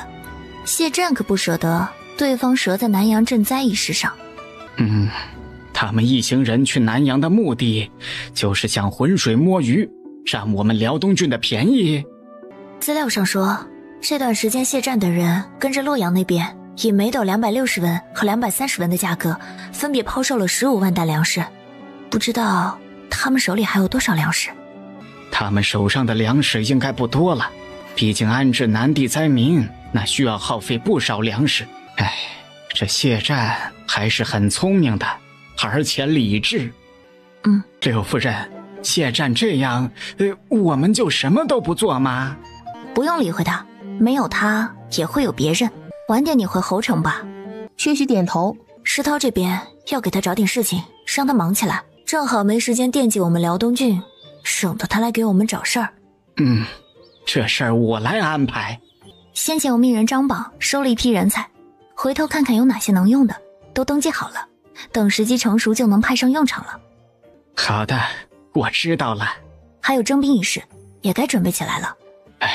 六夫人呐，咱们这一路从南地走回来，都是六爷带队的，他带出了一支7000人的队伍，行令尽职，比那些新兵强，其中有4000青壮，算是精锐。如果他们愿意，可以直接冲入军中。吕宋离闻言，对他给出这么高的评价有些吃惊。对了，六夫人，六爷呢？薛许意识到不对了，他打算撤了。他去了西安平县。那真是太遗憾了，我要回去侯城了，见不到六爷了。薛许吃了个饭就走了，回侯城了。他带来的6个族人，吕宋离见了，还给他们每个人都送了一份见面礼。最后他留下了阿丽丝，其他5人吕宋离让他自行安排。阿丽丝，吃饱了吗？阿丽丝吃得很饱。记得要吃饱，不要客气，不要饿着自己。可是如果我放开来吃的话，这一顿得吃掉好多粮食呢。没关系，放心吃吧，你是来保护我的。我呢，除了给你发工钱之外，还负责让你吃饱。你如果不吃饱，怎么有力气保护我啊？那我下顿就放开来吃。尽管放开吃。主子，我听你的。这就对了。秦胜刚回到吕宋离在平郭县的下榻处。三哥，你怎么在这儿啊？有活要干。媳妇儿有活，干嘛不叫我干？三哥的活有我干得好。秦昭将他上上下下的打量了一遍。三哥，你干嘛这么看我？看你长得俊呐。他刚才遇到薛许，他们六夫人为了给六爷和吕大人出气，都准备将刺史石涛给连根拔起了。他听了之后是既惊讶又佩服呀。那确实是的，我家媳妇儿以及两家的老太太都夸我长得好呢。哎，罢了，我这辈子是没办法以美貌吃软饭了，但是儿子还有希望。三哥，你还有没有事啊？没事，我就进去了啊。你进去吧。秦胜旋风一样的进去了。丽丽，我回来了。回来了？怎么样？大哥那边还好吗？秦胜点头。听说你从南地回了辽东郡，一路拉起了一支7000人的队伍啊。丽丽，你知道了？是谁？谁把我的惊喜给搞没了？之前在城门口就觉得那……是啊，你怎么也不告诉我？想给你一个惊喜。没关系啊，虽然我提前知道了，但是我还是很高兴的。丽丽，施家要倒霉了。快了。豫州、许昌、车九明等人的存粮不断的运往粮店售卖，晚上他们再将大把的银钱装在箩筐里带走。梅兄、周兄，你们俩要不要运一批粮食到店里来？会长，我们不着急，看这架势，粮食价格应该还能再涨涨。对的，部长，你的粮多，先出掉一部分没关系，但我们粮少，还想再等等。你们是懂事的。你们也是这么个意思。是啊。洛阳港口，当鸡市分号向南洋老百姓出售平价粮的消息传到这些外地粮商耳朵里时，120文1斗米，这么便宜，还卖个屁呀！我们回去。对，我们把粮食运回去，一粒也不给南阳留下。诸位掌柜，林副帮主，运费好商量的。不是运费的问题，而是我之前就已经和洛阳的大商人签订了合约，要帮他们运一批货物出去。那他们的货物急吗？如果不急的话，你们曹帮就先帮我们把粮食运回去，运费给你们加2成，怎么样啊？不行的，我们和对方签了合约的，如果我们违反约定，不给人家运货，要赔钱的。那你们这趟活要多长时间呢？不行的话，等你们把货物运出去，再回来帮我们拉粮食。我们这趟活少则1个月，多则2-3个月也不一定的。而且我们还有其他已经预定下来的活呀，接下来的3个月内不一定到豫州，而且即使来了，也不会同时出动那么多船只的。这些外地粮商听懂了，他们聚在一起商量了一下，又找到林山。林副帮主，麻烦通融一下，帮我们把粮食先运回去，至于违约金我们帮你赔，同时运费再添2成，如何？诸位掌柜东家有所不知，这笔违约金数额比较大。多少？林山报了一个数。太高了。走，我们去找别的船，帮我们把粮食运回去，并不是只有曹帮有船。对，我老李就不信了，没了他张屠户，我们还得吃带毛的猪了。对呀，大不了咱们走陆路回去。哎呀，不行啊，我的粮食太多了，小船搞不定啊。第二天，车九明发帖子邀请外地粮商，说要号召大家聚在一起商量对策，解决目前的困局。狼行千里吃肉，这没错，大家千里迢迢运粮食过来，都不想亏损，对吧？偏偏洛阳有根搅屎棍，让大家都赚不到钱。对，只有解决了鸡市那根搅棍，咱们才能不亏损。怎么解决呀？总不能打杀了人家吧？现在只要大家团结一致，一起把银子拿出来，买空鸡市的粮食，后面我们再把粮价抬起来，大家都能赚到钱，否则大家都得亏钱。大家不要怕，我们是完全可以做到的。我手里还有60万两银子，诸位前来南阳也是带着银子的吧？大家的银子加起来多的不说，200-300万两肯定是有的。这笔银子足够买空鸡市的粮食了。大家知道鸡市分号昨儿个一共投放了多少粮食？5万担，今天又投放了5万担。前面我们豫州粮商商会还吃进了对方40万担。大家可以想想，鸡市手里还能有多少粮食？听到此处，陶迅扭头就走。我信你个鬼！糟老头子坏得很，粮食都没卖出去，又惦记上我们兜里的银子了。见他走了，和他交好的青州粮商连忙跟上。怎么走了？车九明这是想将咱们拖下水呀！我觉得他说的有点道理。哼，一群乌合之众，你真以为能成事啊？而且车九明半句没提辽东商会，我不知道他是没查清济世商号和辽东商会已经联手一事，还是故意不提，都不是好事。济世商号和辽东商会已经联手了，别忘了五人隶属何处。那你打算怎么办呢？继续观望？陶迅从豫州粮商商会出来之后，就直奔洛阳济世商会分号。陶掌柜，这是一桩大买卖，我需要请示一下。你先喝杯茶，稍等片刻，我先失陪一下，晚点给你答复。陶迅点了点头，姬大少吩咐下人们好好伺候，便疾步去了后院。爹，陶迅悄悄来找我了，问我们收不收粮。那必须得收啊！等等，他这个时候就来了？是的。车九明说什么了？他跑那么快？大概是车九明表现不好，他是第一个来找到我们，并且打算把粮食出给我们的人。后面还会有来的，找来的人，咱们可以将他们的粮食按照120文一斗全部吃尽。姬大少重新回到会客厅。陶掌柜诚心要卖粮？是的。这样，我们济世以120文一斗的价格买进你手上全部的粮食，如何？这次陶迅一共带来了5万担粮食。是这样的，我们济世商会在青州不是有分号吗？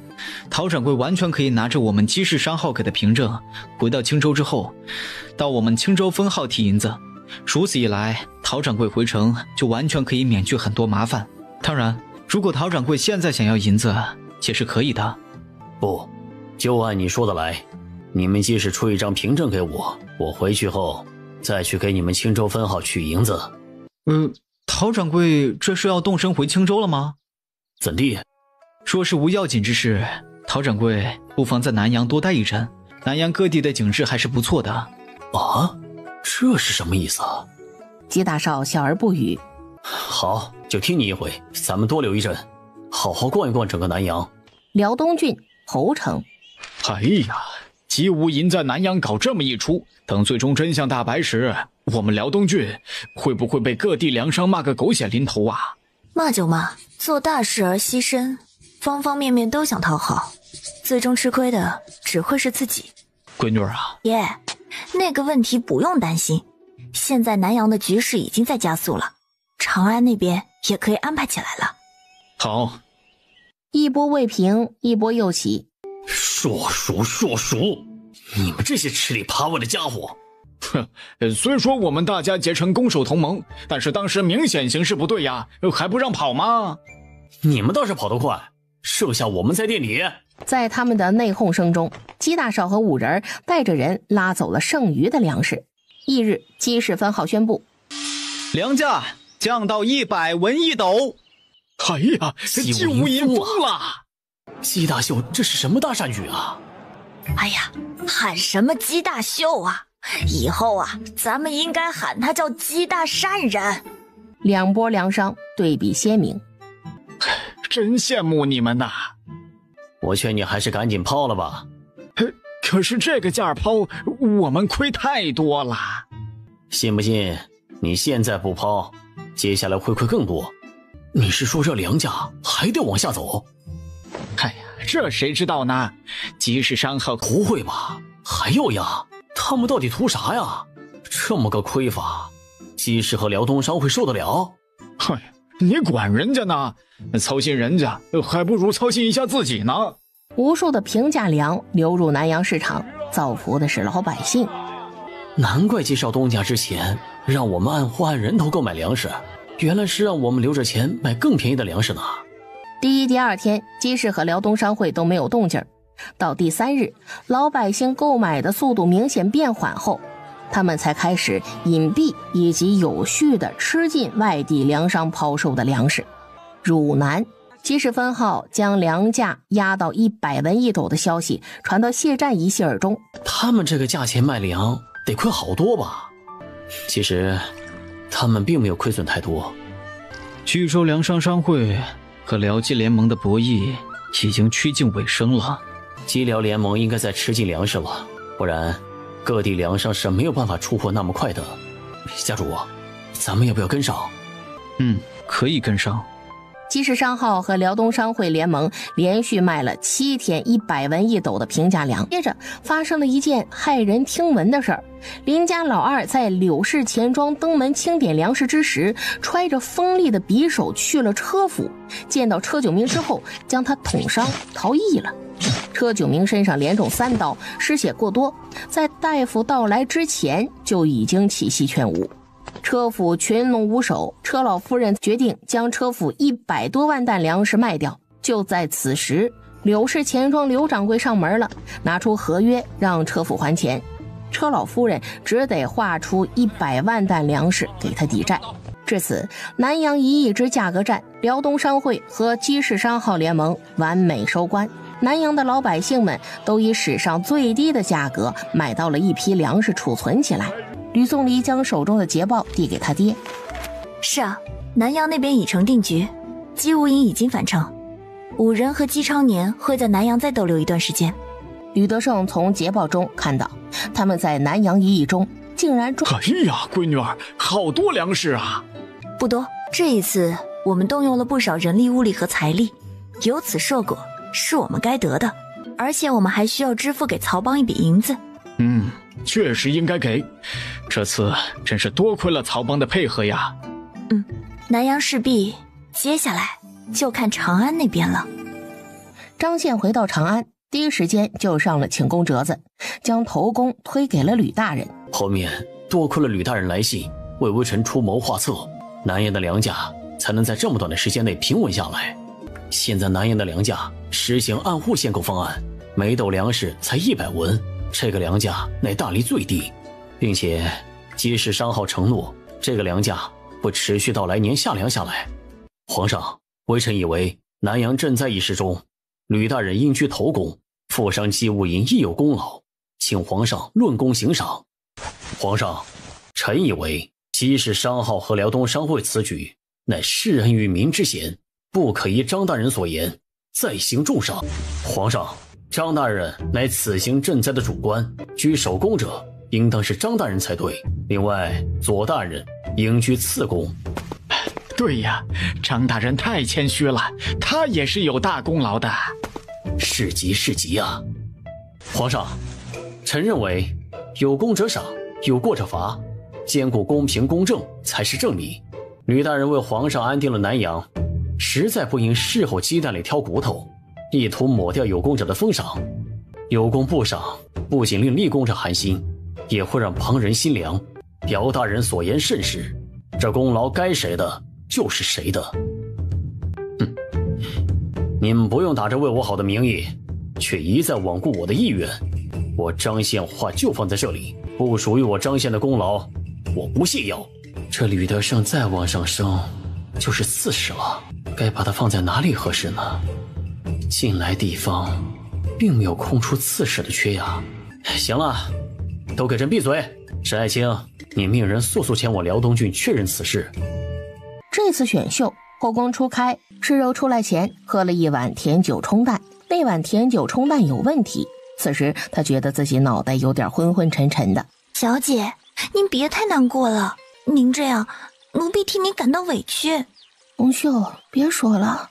小姐，红袖是心疼您啊，皇上明显就是偏袒彭秀女，明明事实真相并不难查，里面的是非曲直一查便知，皇上不是那样的人。小姐，奴婢听说先帝还在时不是这样处理后宫纠纷的。先帝是先帝，当今是当今，这如何能比的？是啊，先帝多好的人啊，可惜驾崩的太突然了。先帝确实好。世柔不胜酒力，喝醉的时候自我克制力会变弱，此时被人刻意引导就上当了。他话里话外的意思都是皇上有眼无珠，不如先帝英明。不远处的宋墨脸色黑沉黑沉的。大胆贱婢，竟敢妄议皇帝，咱家定要治你们一个大不敬之罪。皇上饶命！最后，宋墨为自己名声着想，没有立即处置了世柔。李洁英悄摸走了一趟慎刑司。红袖毕竟是咱家那地儿出来的，给咱家一个面子，留他一命。说话间，李洁英递了一个荷包过去。李公公放心，这奴婢罪不重，咱们小惩大戒便是。临走前，李洁英和红袖交换了一个心照不宣的眼神。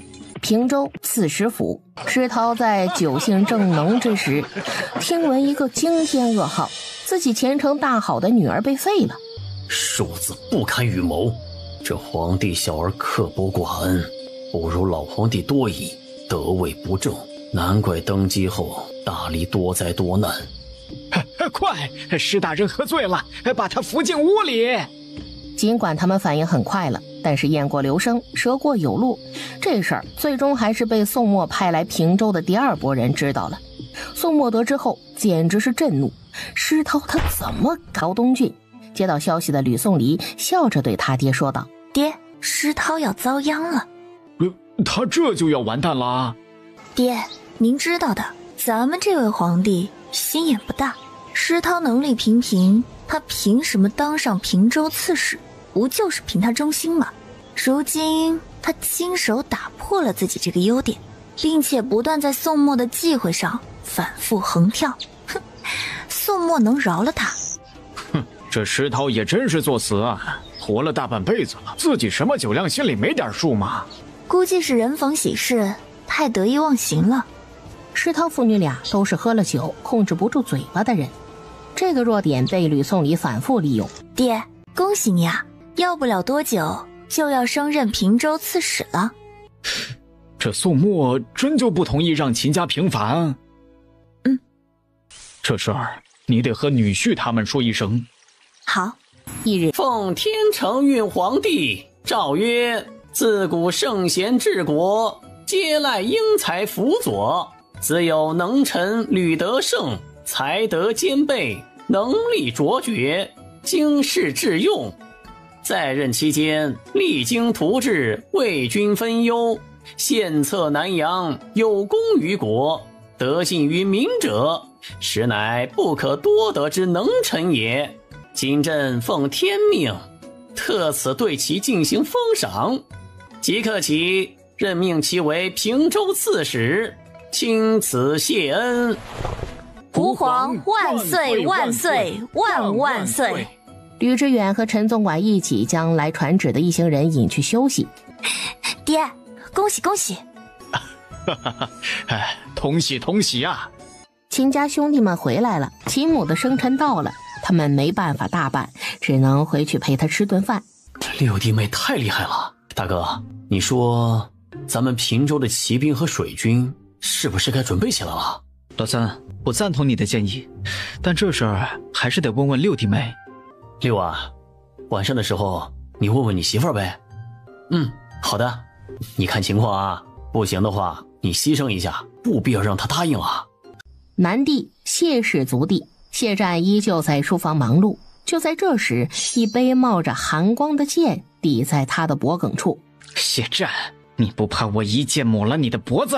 那你抹吧。你是不是以为我不敢杀你？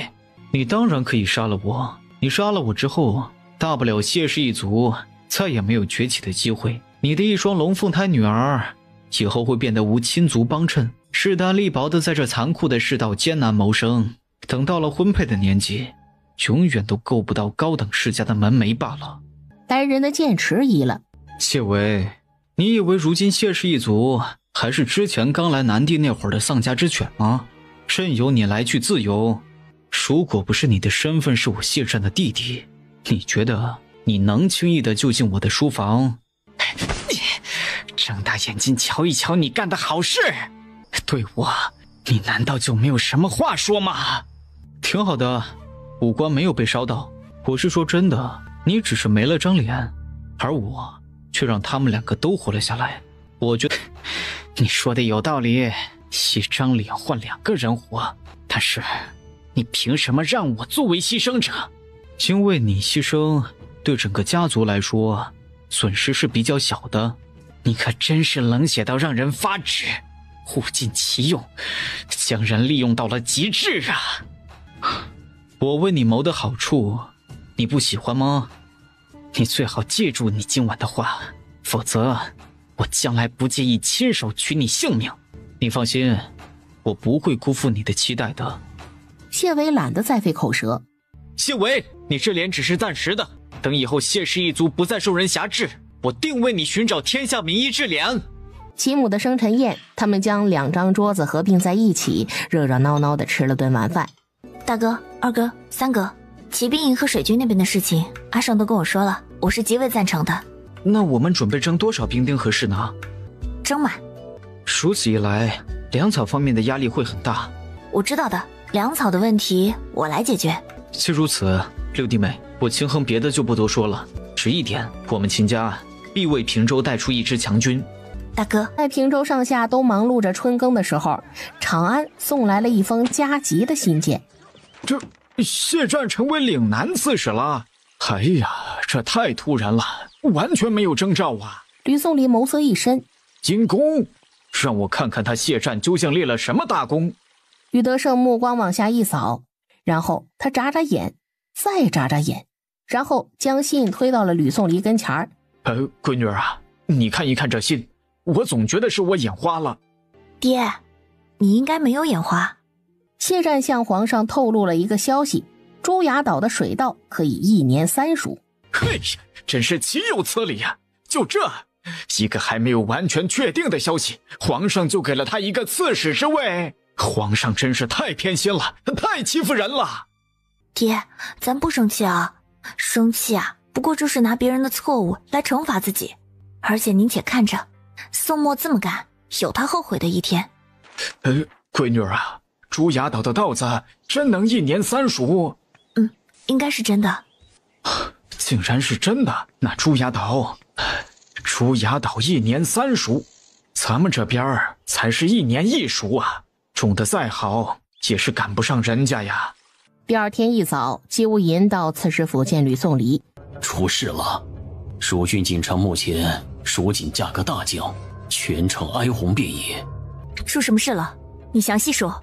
蜀郡锦城以蜀锦闻名，另外还有云锦、苏锦、壮锦与之齐名，以往都是4大名锦轮流坐庄。先前因康成帝喜爱蜀锦，蜀锦几乎连年拔得头筹，蜀锦价格接连看涨。变故就发生在最近，蜀地当时有小道消息称，皇后喜苏锦，不喜蜀锦，今年的贡锦要换成苏锦了。一时间激起千重浪，与蜀锦相关的丝织品价格急转而下，进入一个前所未有的低迷价格。就因为一则流言，这些人就争相抛售手中的货。如果这流言不仅仅是流言呢？这些人能挣下偌大的家业，自然也不少，不会光听小道消息就在两地兴风作浪的那伙人是谁？幕后之人，前面的布局期不现身就罢了，但到了收割期，两地都需要重量级的人物坐镇，而且收割期很短，不可能不现身。秦令夫人，你猜猜？谢战吧。你为什么猜是他？撇开你这个明显的态度，我如此猜测有如下原因：第一，从做局者的选地而言，益州蜀郡和姑苏像是特意避开了有辽东商会的地方，而且4大名锦，蜀锦必选为目标的话，其他3锦，壮锦就不说了，在云锦和苏锦之间，云锦明明比苏锦更有希望成为贡锦，但做局者没有选云锦，选了苏锦。很显然，选苏锦有利于他，而姑苏与南地毗邻，方便他神不知鬼不觉的布局。此局的布局手段很熟悉呀。最后，此局缺不了官方配合，布局之人背景很深。他倒是有自知之明。谢战应该与并州木材大商乔希同，还有新安瓷商胡将义，以及生丝大商人廖雪望联手。这谢战真是深谙掠夺之道啊！谢战是深知，赚钱最快的方式并不是财富创造，而是财富转移。这手段有点狠呐，那咱们该怎么办呢？谢战他们做成的大蛋糕，自然是见者有份。分走一块。季叔，你信不信我？今年的贡锦必然还是蜀锦。做局嘛，就得一鱼两三吃，息鼓敲髓，方能作罢。现在蜀地商人只是有损失，以往积攒的家产大多都还在，谢战怎么可能会就此罢手？而且低价收购的蜀锦、蚕茧、生丝等，运到外地的话还要增加成本，哪有直接又卖回给蜀郡本地商人来的划算便宜？要怎么做？姑苏这边是来不及了，对方已经开始收网，很显然大头我们分不了了。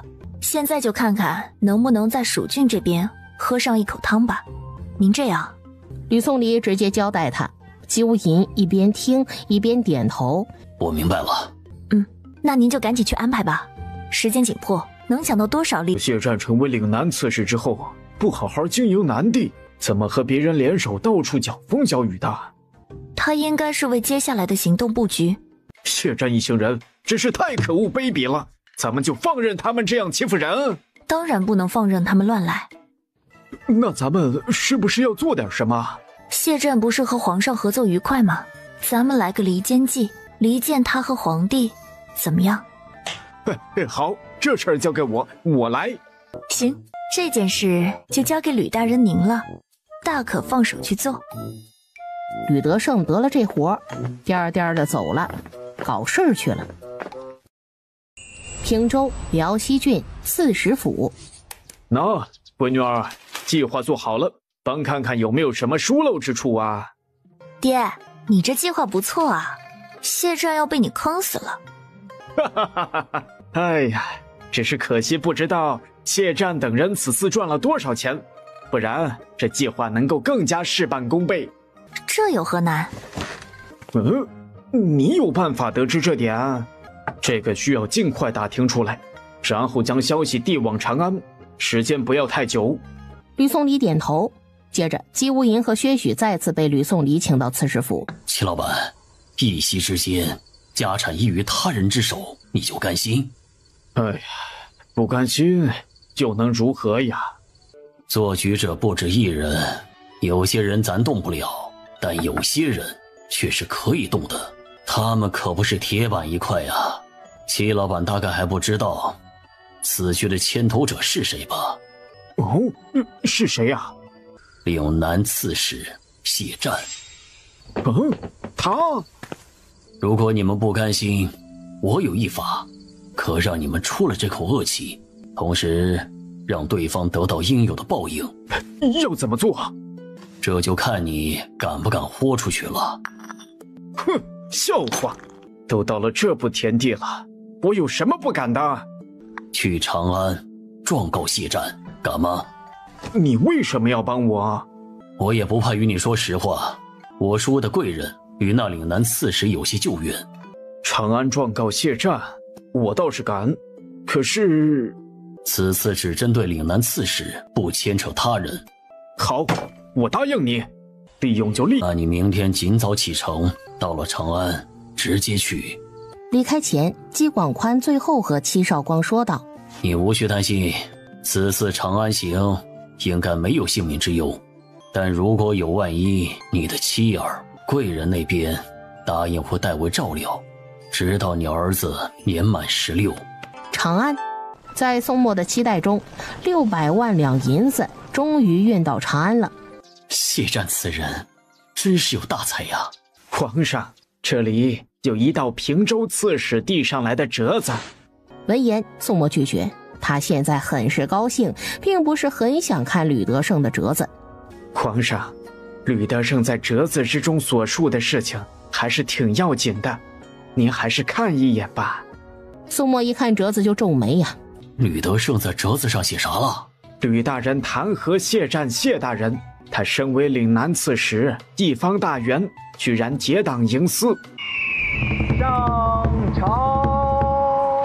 宋墨将吕德胜的折子一目十行的看完，便将它扔在面前的桌子上。你们都看看吧。皇上，且不说这吕德胜弹劾大臣，实属狗逾越。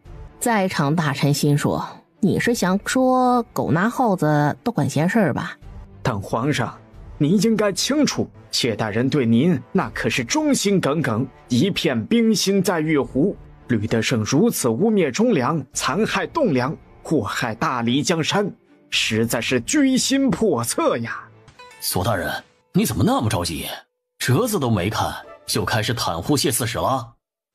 长宪，难道你要助纣为虐？哎呦，这么大声，我好怕哟！索大人，这里可不是谁声音大谁就有理的，而且你声音那么大，离皇上还那么近，惊到皇上可如何是好？你不要左顾而言他。你刚才说吕大人弹劾谢刺史是多管闲事，保国者其君其臣，肉食者谋之。吕大人身为朝廷命官，也是关心江山社稷，怎么能说他逾越呢？哼，皇帝四经有云：静则安，正则治，文则明，武则强。君臣各安其位，各司其职，大理才能安定。不在其位，不谋其政，否则，如果吕德胜觉得皇上偶有疏漏之时，那是不是也可以直接插手政务啊？左爱民，你说这话才是不安好心呢。地方大臣如同皇上的耳目手足，路见不平，民间有冤情，自然要上达天听。你就恨不得将皇上的耳目全部铲除，让皇上闭目塞听，然后让歹人祸害百姓。皇上，谢战伙同其党羽，大肆敛财，与民争利，弄得民间民怨沸腾，眼见两地百姓深受其害，难道吕大人应该视而不见，任由其鱼肉乡里，难道才是对的？话说回来，但凡御史台奴点力，真他娘祸从天降啊！皇上，微臣失察，吕大人明知此举不妥，依旧做了，可见谢战之所作所为，连吕大人都看不下去了。皇上，吕大人才是真心为国为民的好官呐！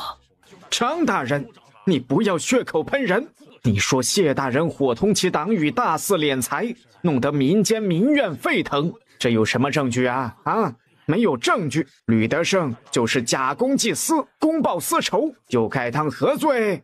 皇上，臣之所言句句属实。目前已有姑苏蜀地两地商人到长安来状告谢大人了，此事可传大理寺卿姚松文姚大人询问。众大臣闻言，呜呼，求锤得锤呀！哎呀，家主那边怎么回事啊？不是让人在两地来长安的必经之路上拦截相关人员吗？怎么还让两条漏网之鱼来到了长安呢？宋墨当即传姚松文来问：商贾买卖本就是有亏有挣，哪有什么稳赚不赔的生意呀？亏了是他们的眼光不好，能力不行，技不如人，怎么能够怨天尤人，还污蔑朝廷命官呢？该杀！左爱卿所言有理，不怪他们这样，微臣也稍微了解了一下，因为涉及银子数额巨大。据微臣所知，谢大人在蜀郡、姑苏两地卷走了2000万两，好些锦商私商被弄得倾家荡产。2000万呐，吕大人并没有冤枉他，他一个刺史大肆敛财，是想干什么？对呀，谢战他想干什么？他谢战刮走了蜀郡、姑苏两地那么多银子，是想干什么？结党营私，还是要买人心？皇上，您可不能听信谗言，寒了忠臣的心呐！索安民，吕德胜问的问题也是朕想问的，他谢战是想干什么？皇上，他谢战就是不忠心，才会拿走那么多银子。我现在可算知道他之前立了功，为什么不回来长安做天子近臣，而是选择在地方当一把手了。说到与民争利，大肆敛财，那吕德胜不也是啊？辽东商会可没少挣钱，可是没见他孝敬皇上一星半点儿。左大人慎言，吕大人之前所在的辽东郡官府是扶持了辽东商会没错，但辽东商会也不是他的，而且人家也交税了，交上的税，吕大人用于救助灾民，鼓励分户，鼓励农桑。你不会不知道，这些都是有利于增加税收的吧？这税收可都是实打实给朝廷的。瞧瞧，同为益州刺史，一方大员，两人是真的不一样啊。人家吕大人多忠心呐，可不像谢战。皇上，微臣觉得吕大人说的对，对于谢大人结党营私、大肆敛财这一点，不管是防患于未然也好，还是居安思危也罢，一定要严惩。您不能因为吕德胜的片面之言，就给谢大人定了罪呀！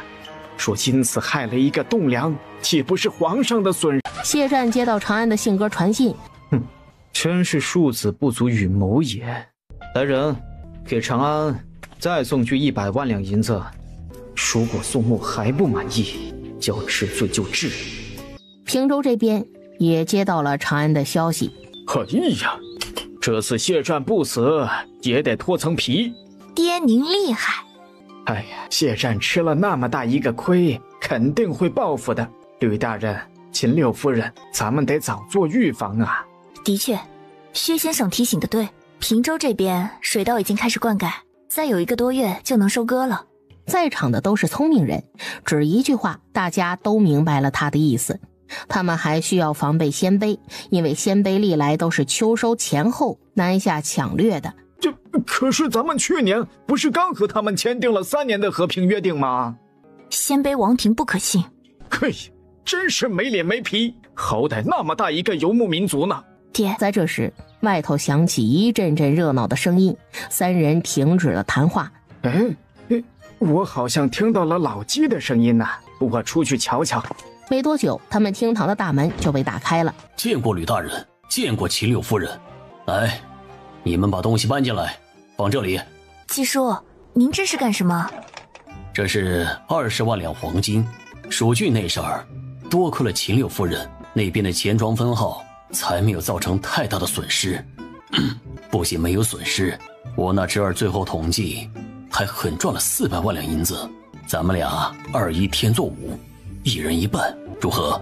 我也没有出什么力，反正钱我带来了，也没打算带回去。大家都有赚钱的事儿，你就别客气了。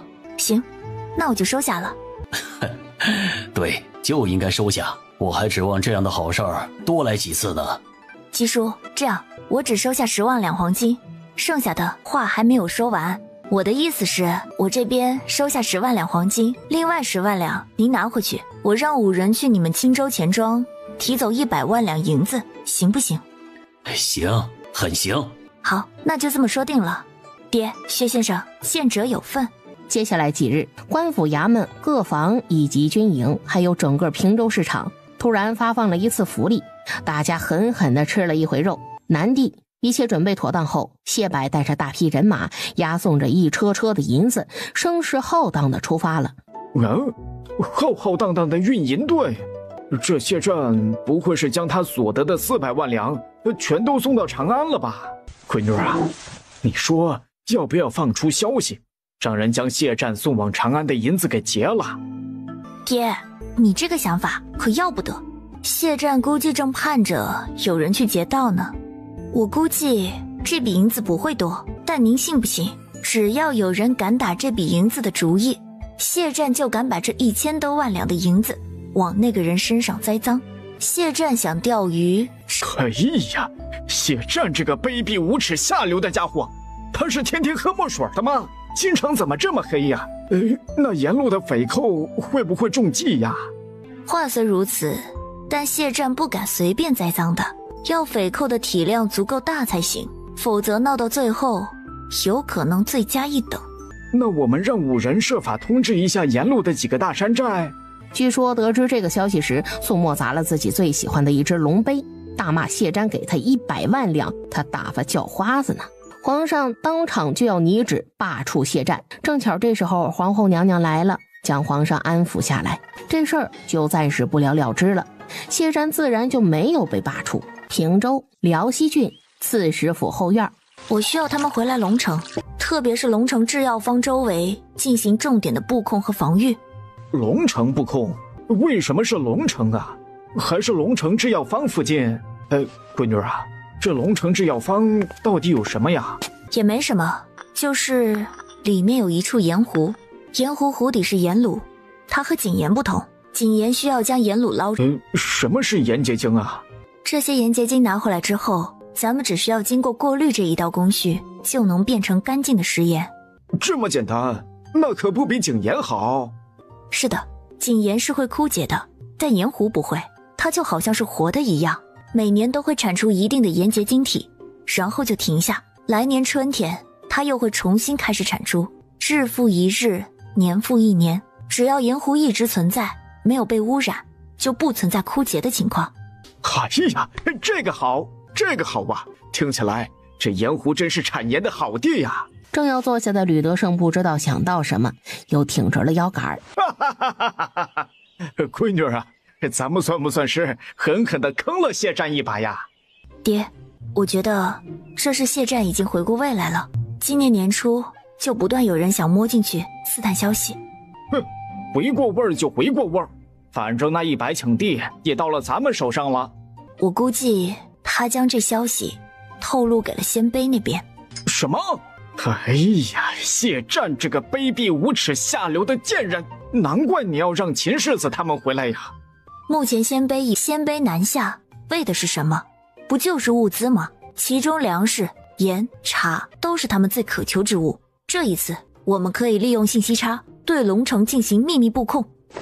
对，就是这么搞。咱们给他来个以逸待劳，守株待兔，瓮中捉鳖，让他们一个个有来无回。这个嘛，等阿胜他们回来之后，你这个岳父可以给他提要求。必须提。在平州大片的水稻快要收割之时，恭亲王来了。你们平州今年的收成不错呀，啊？哎呀，还行。不知恭亲王此次前来有何要事啊？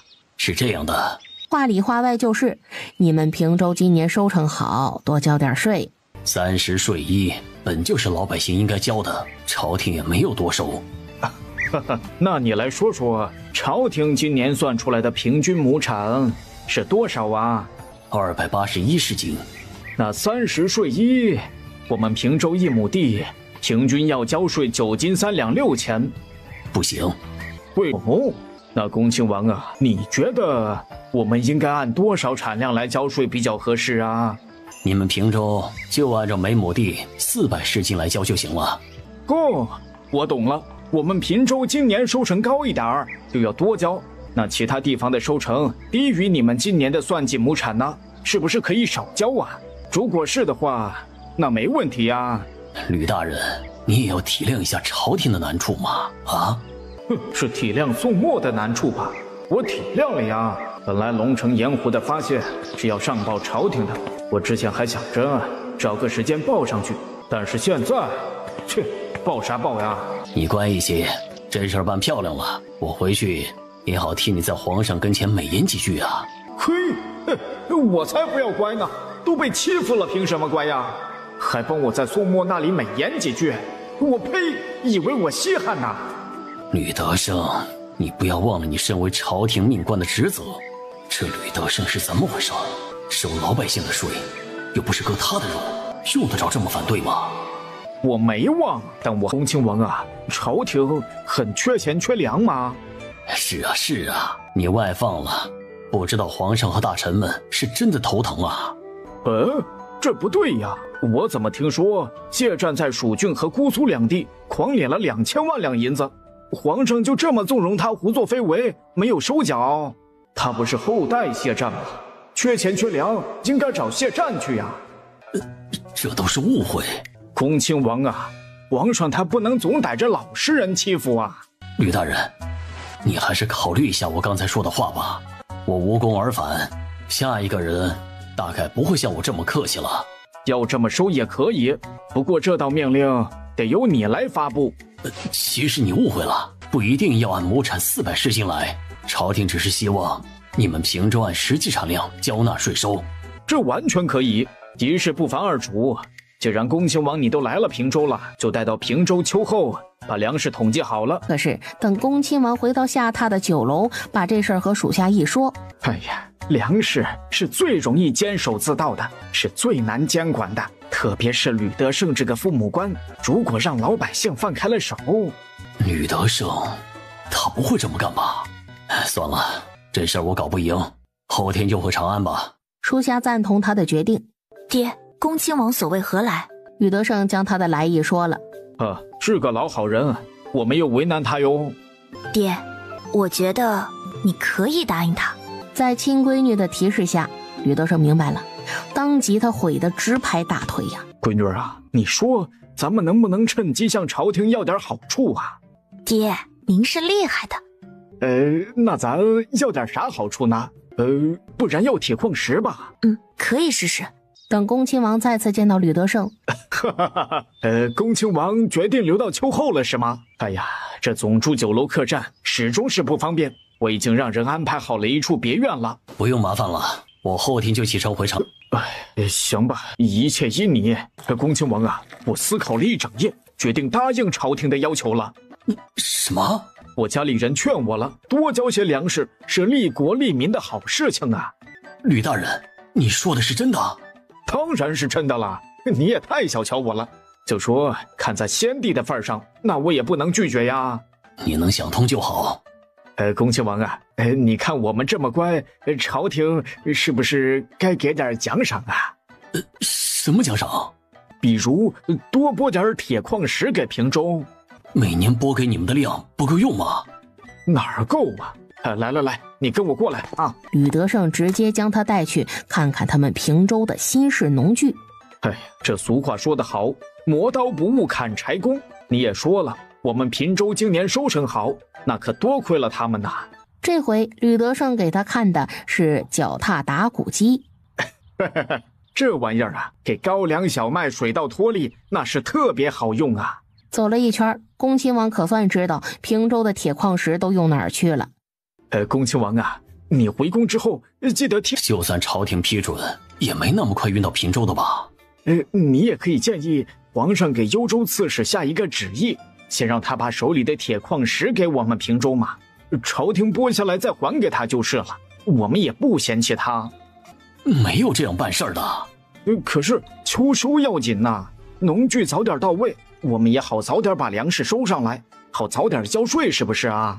话是这么说，可是，不过你刚才说的也有道理，朝廷办事的速度太慢了。这样，你后天不是要走吗？我就跟你一起吧，顺便送送你。经过幽州刺史府啊，你帮说一声啊，让幽州刺史先将手中的铁矿石调给我，你行不行啊？这样不好吧？我以为恭亲王一心为皇上为朝廷办事儿，肯定会尽心尽力的。其实我的脸面没有那么大，幽州刺史不一定会同意。恭亲王啊，你谦虚了不是啊？这事儿啊就这么说定了，咱们后天一起启程啊。这马上要出门了，时间有些赶呢。不行，听闻恭亲王和平州刺史吕德胜到访，幽州刺史邓方毅一脸疑惑地接待了二人。恭亲王啊，你不是说有事要和邓大人说吗？什么事啊？恭亲王不妨直言。是这样的，借铁矿石，这么离谱的事儿，两人怎么想出来的？邓大人，我们平州也没办法，咱平州丰收，农具不够啊，咱总不能耽搁了皇上的事儿不是？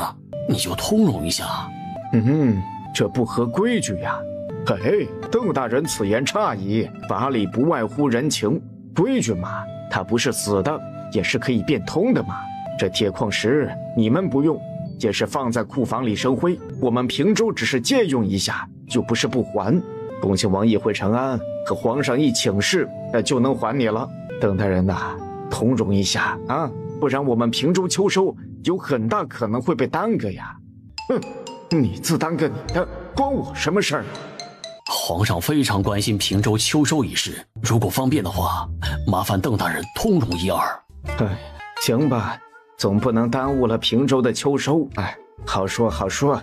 关主簿，去仓库里把那2000斤铁矿石交给吕大人。大人，您是打算将仓库里那1000斤铁矿石交给吕大人是吧？下官知道了。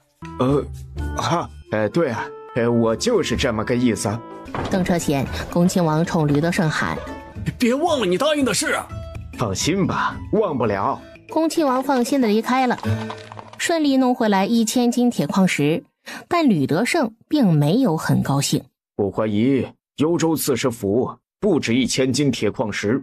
听到幽州主簿段谦的名字，吕颂离和秦胜两人对视一眼。怎么了？这里面有事儿？啊，岳父，其实没什么事，只是当初我们流放时，在路上通过倒卖药材赚了点钱，然后经过幽州时，他的侄儿段凯申想打劫我们，被我们黑吃黑了而已。吕德胜无语。长安，恭亲王一回到长安，就去向皇上汇报了此行的情况。皇上，此事不妥，大大的不妥呀！皇上，左大人此言差矣。臣子做得好应赏，做不好当罚，如此赏罚分明，方有秩序可依，臣等也才能更好地为皇上分忧啊。丞相，吕德胜这是邀功，和皇上赏罚分明没有半文钱关系。左安民，你什么意思？质疑我？先斩后奏，恭亲王这样办事有些不妥吧？那是你没见到平州的收成有多好。如果因为农具不够影响了收割，你担待得起吗？再者，磨刀不误砍柴工，这农具又不是用一次就不能用了。有了这些农具，相信以后平州的收成会越来越好的，如此便能多交税，于国于民都有利，本官觉得值得。皇上，微臣一心为公，绝无私心。是啊，皇上，恭亲王在这事儿上纵然有些许不妥之处，那也是一心想完成皇上交代的差事啊。仅此一次，下不为例。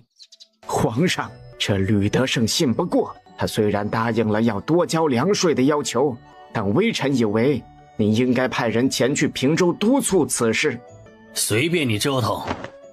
宋墨也信不过，皇上想先赏了，便挥退了3人。3人刚离开，只见太尉萧群神色匆匆地前去面圣。萧大人，何事？皇上接到边城密报，北边鲜卑乌桓以及南蛮皆有异动。什么？消息可属实？尚待查证，那就去查。皇上，微臣以为应当加强边境各关卡险要处的防备。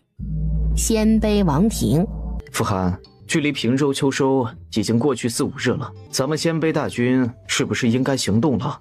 急什么？等平州开始给长安送税粮，我们就行动。傅寒，我之前所请准了。诸将听令，可汗请下令。拓跋勋、贺兰衍听令，尔等率1路大军进攻平州辽东郡侯城。儿臣下领命。尉迟睿、拓跋连，你们率领2路大军进攻平州辽西郡龙城，势必要拿下龙城。末将领命。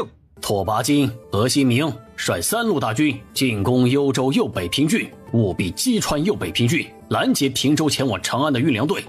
儿臣领命。独孤忠、拓跋玉领4路大军进军并州雁门。儿臣领命。平州、辽西郡刺史府，各边防城池修筑的怎么样了？全部都增高加固完毕。好，那咱们就来安排一下诸位的任务。勒司马战事将起，本刺史以为你身为平州军职最高的将领，经坐镇后方主帐，统筹全局。末将领命。经过之前大家群策群力，集思广益，我们推测鲜卑大军一定会攻击辽西郡龙城、辽东郡侯城，我们需要重点防御这2地。勒司马，你打算派谁镇守这2地啊？吕大人，以末将之见，周达和秦衡带一支军队驻守龙城，马进和秦燕负责侯城，那玄兔郡那边就交给乐陵和秦昭吧。除了侯城和龙城，其他的地方也要保持警觉，一旦发现鲜卑大军，便燃起狼烟示警。你们一开始先探探对方的底，别人家一上来就给大招，别整太狠了。吕大人啊，皇上派钦差到了，来的是谁呀？来人是左安民的侄儿左翼，还有1位仓部曹苑。据说他们一行人已经进入辽西郡地界。来的倒是挺快的。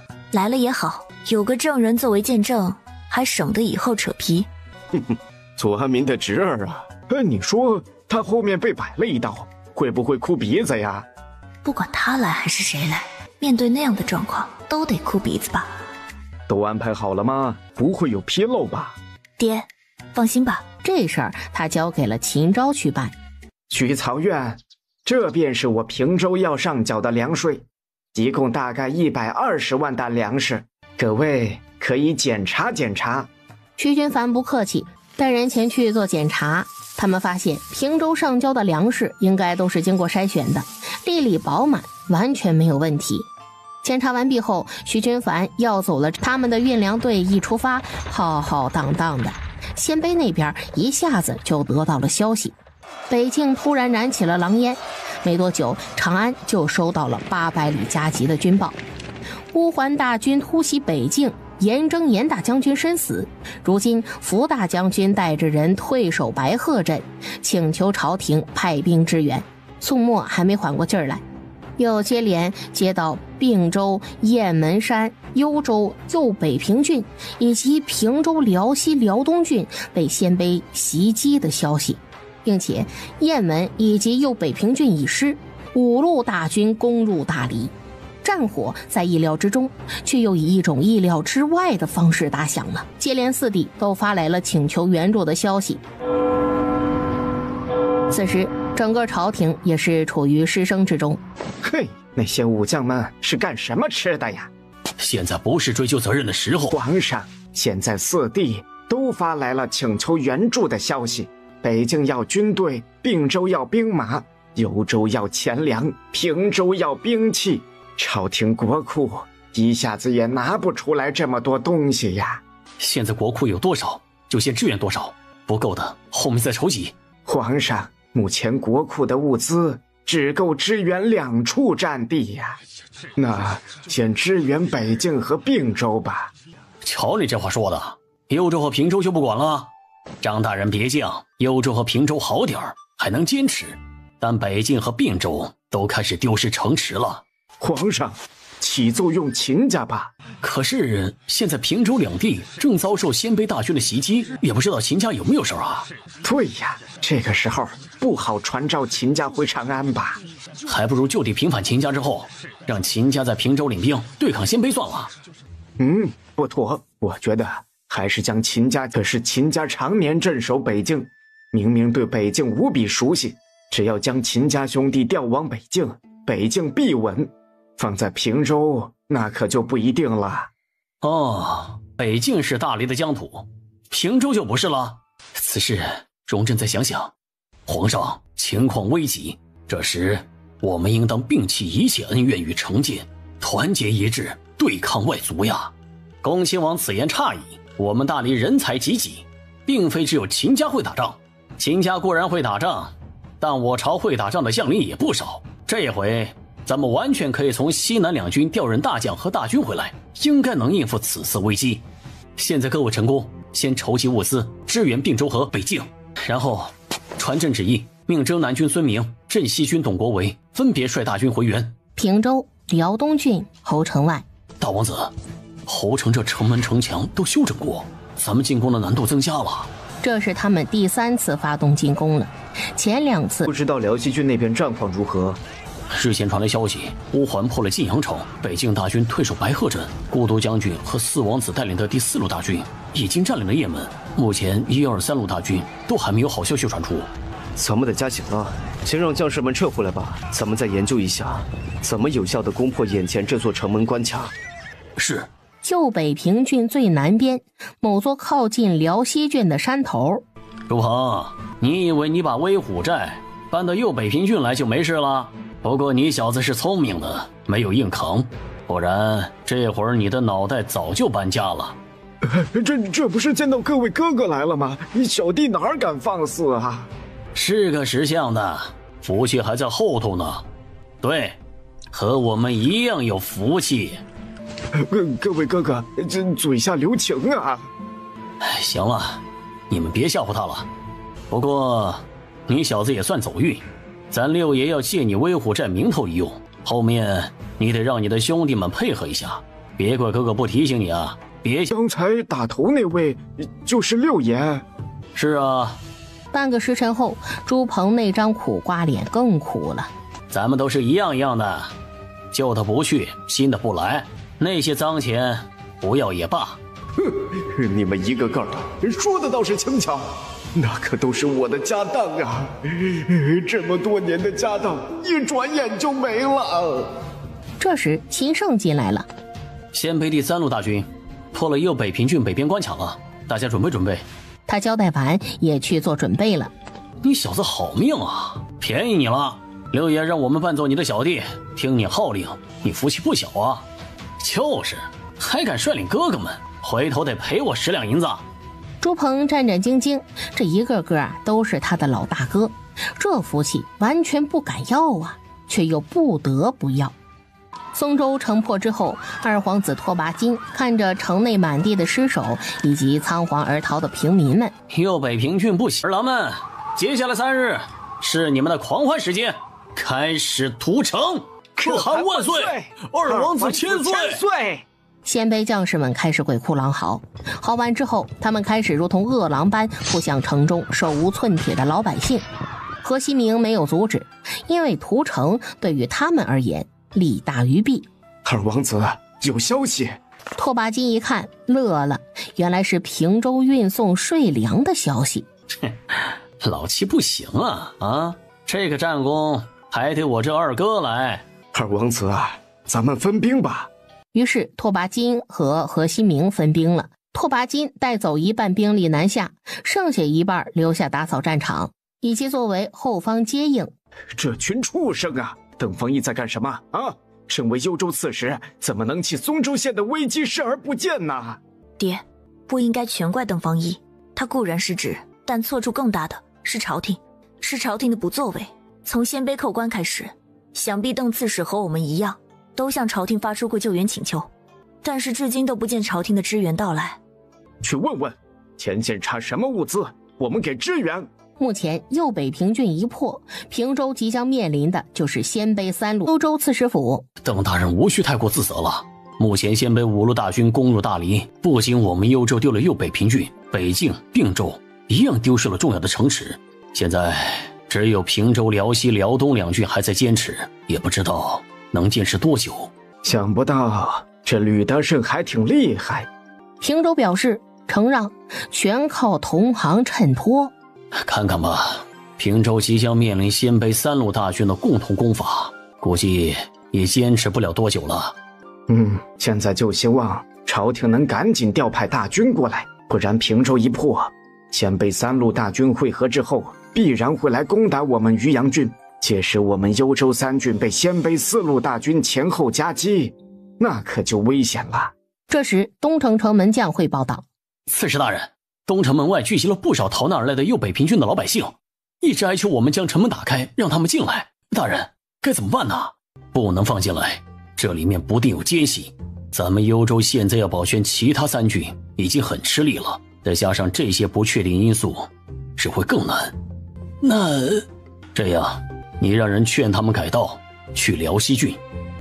就按主簿大人说的来，外面危险，让那些老百姓尽快启程前往辽文城县西大门外聚集了万数以上的右北平郡老百姓。开城门吧，求求你们了，让我们进去吧。吕大人呐，救命啊！吕大人，救救孩子吧！城墙上，吕德胜和身边的人商量，将人放进来安置。吕大人，可不能将他们放进来呀，万一里面会有奸细怎么办？就是啊，这些人对我们平州来说是一个不安定的因素啊。对呀，吕大人，我们平州正在打仗呢，放他们进来，要是他们有奸细通风报信，让我们平州输了怎么办啊？是啊，吕大人呐，我们不想被屠城啊。这位老乡啊，你是哪里人呐？我吗？我是南地人。那你呢？我是雁门人。这位老叔，我是南阳人。这位大娘，我是辽西郡本地人。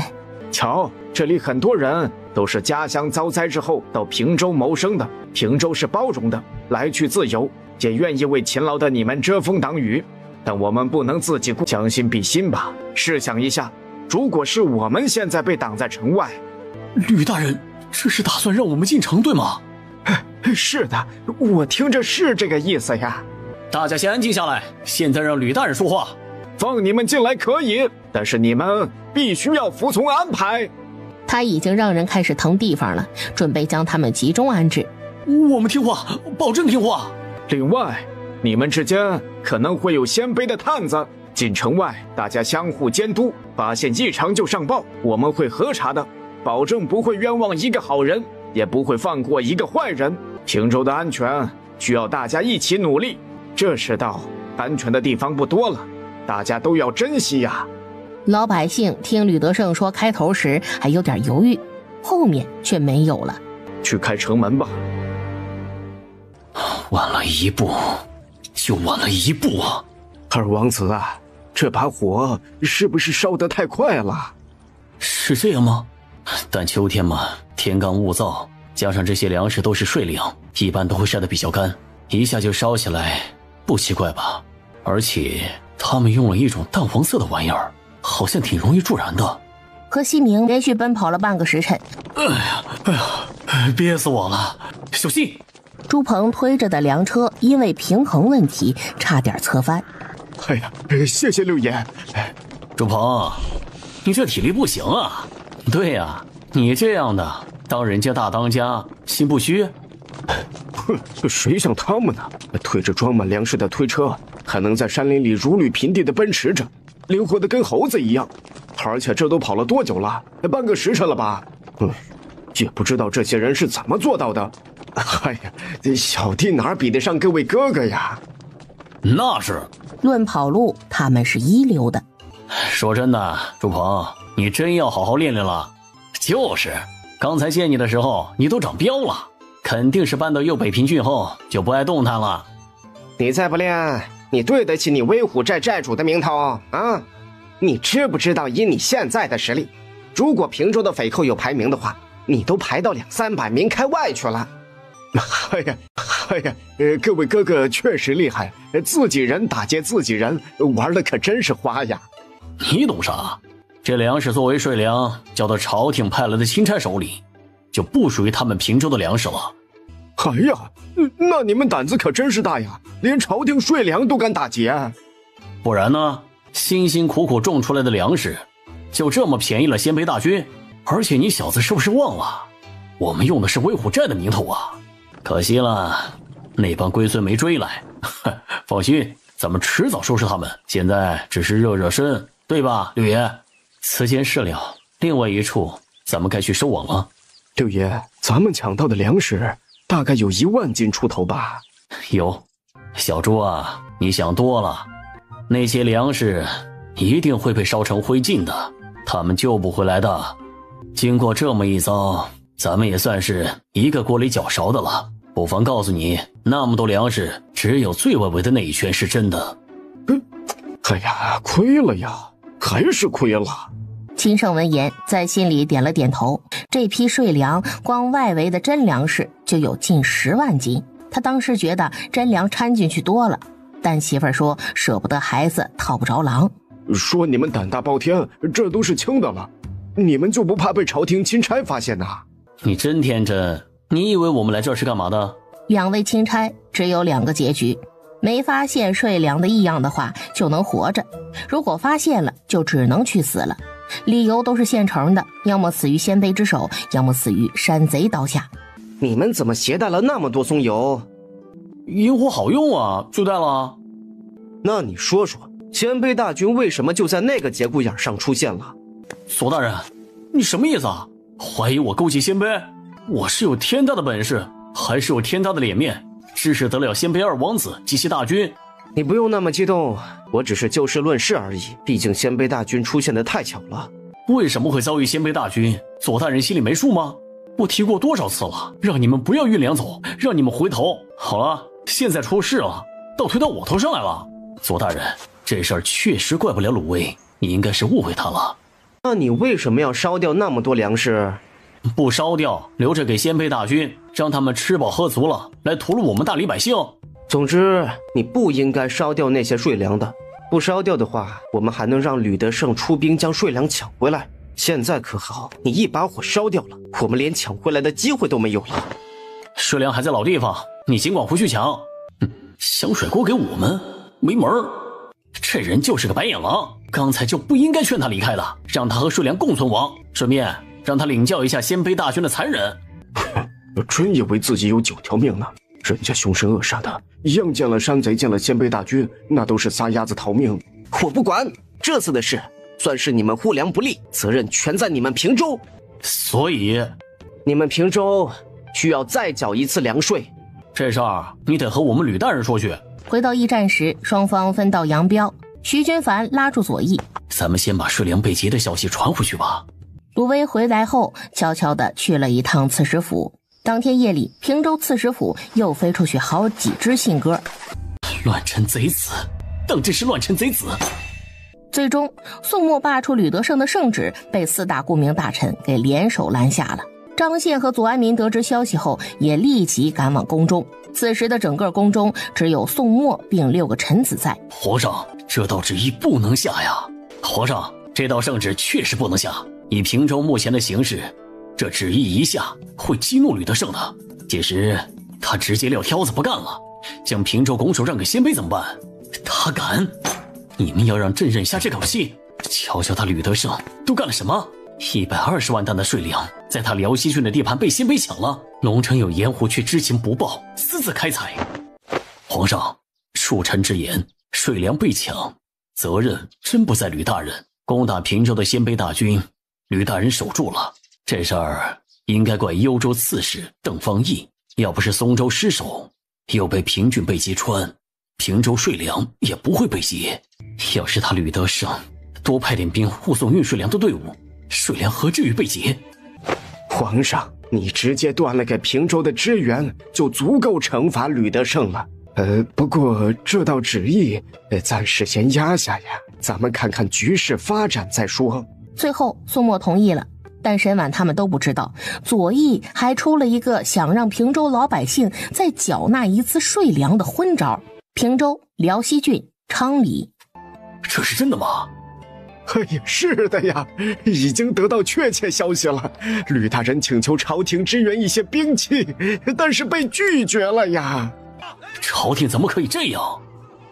大家不知道，咱们这位皇上给北境和并州支援了兵将粮草，可幽州的支援也是筹集完毕，却独独断了我们平州的支援，真是岂有此理！北境、并州、幽州，朝廷都给了支援，为什么独独漏了我们平州？难道我们大平州就不是大理子民了？为什么如此苛待我们？这个消息在再次强征税粮的流言上进一步激起了民愤。秦衡刚和士兵们一起吃完早饭，就听到城门口鲜卑大军又开始擂鼓了。喂，大理龙城的缩头乌龟，可敢出来与爷爷一战？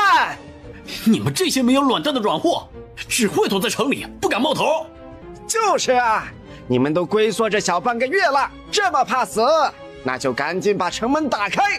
我们七王子说了，降者不杀，降者不杀，降者不杀。今日不降，来日等我们攻破你们这乌龟壳，必将汝等屠杀殆尽。对，屠杀殆尽。费祎请求出战，无需理会。那费祎请求夜袭，此事在意。费祎只能无奈且憋屈地离开。来到城楼下，他朝着木头桩子狠狠地打了一拳。秦世子为什么不同意我们夜袭啊？就是，咱们一直龟缩不出，鲜卑蛮子都把咱们骂成啥样了？城外看着依旧毫无动静的龙城，拓跋连撇嘴：这帮龟孙子可真是忍得住啊！七王子，可汗命二王子率军来协助我们。二王子分兵了，一半由河西将军率领前往文城县，一半由二王子率领前来龙城。此消彼长之下，他们破城的希望就更大了。秦胜带着他的骄兵悍将们一路疾驰来到龙城。大哥，我来了，辛苦了。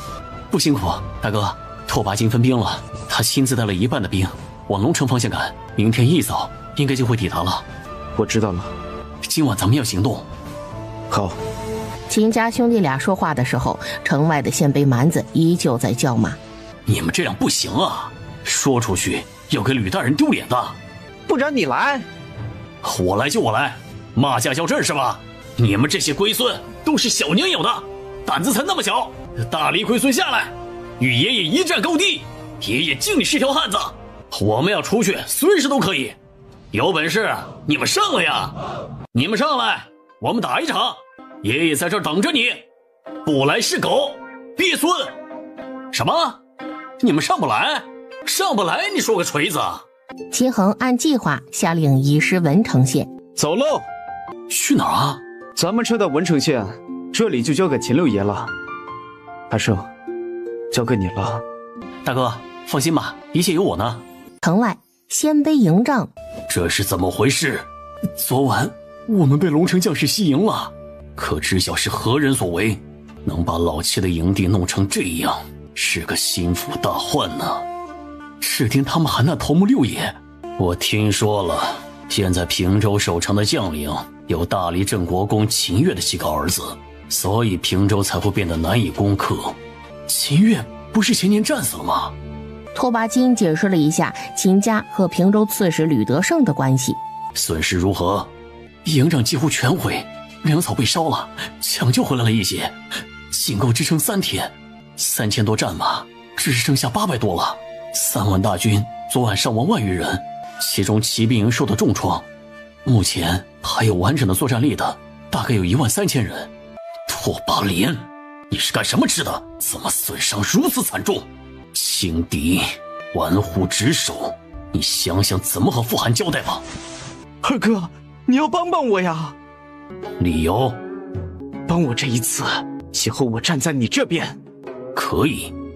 还有二哥，你要帮我报今夜之仇，攻下龙城后，不要屠尽城内所有汉民。哼，小事。龙城第2次进攻时，他们直接放弃了对城门的攻击，全部攀城而上。等城中所有防守的材料都用完之后，秦胜他们按计划撤走了。拓跋金攻下龙城之后，拓跋连发现整个龙城都空了，没有人可以给他杀，他整个人气死了。二王子、七王子发现敌军撤离的痕迹。哪里？他们往东南方向去了。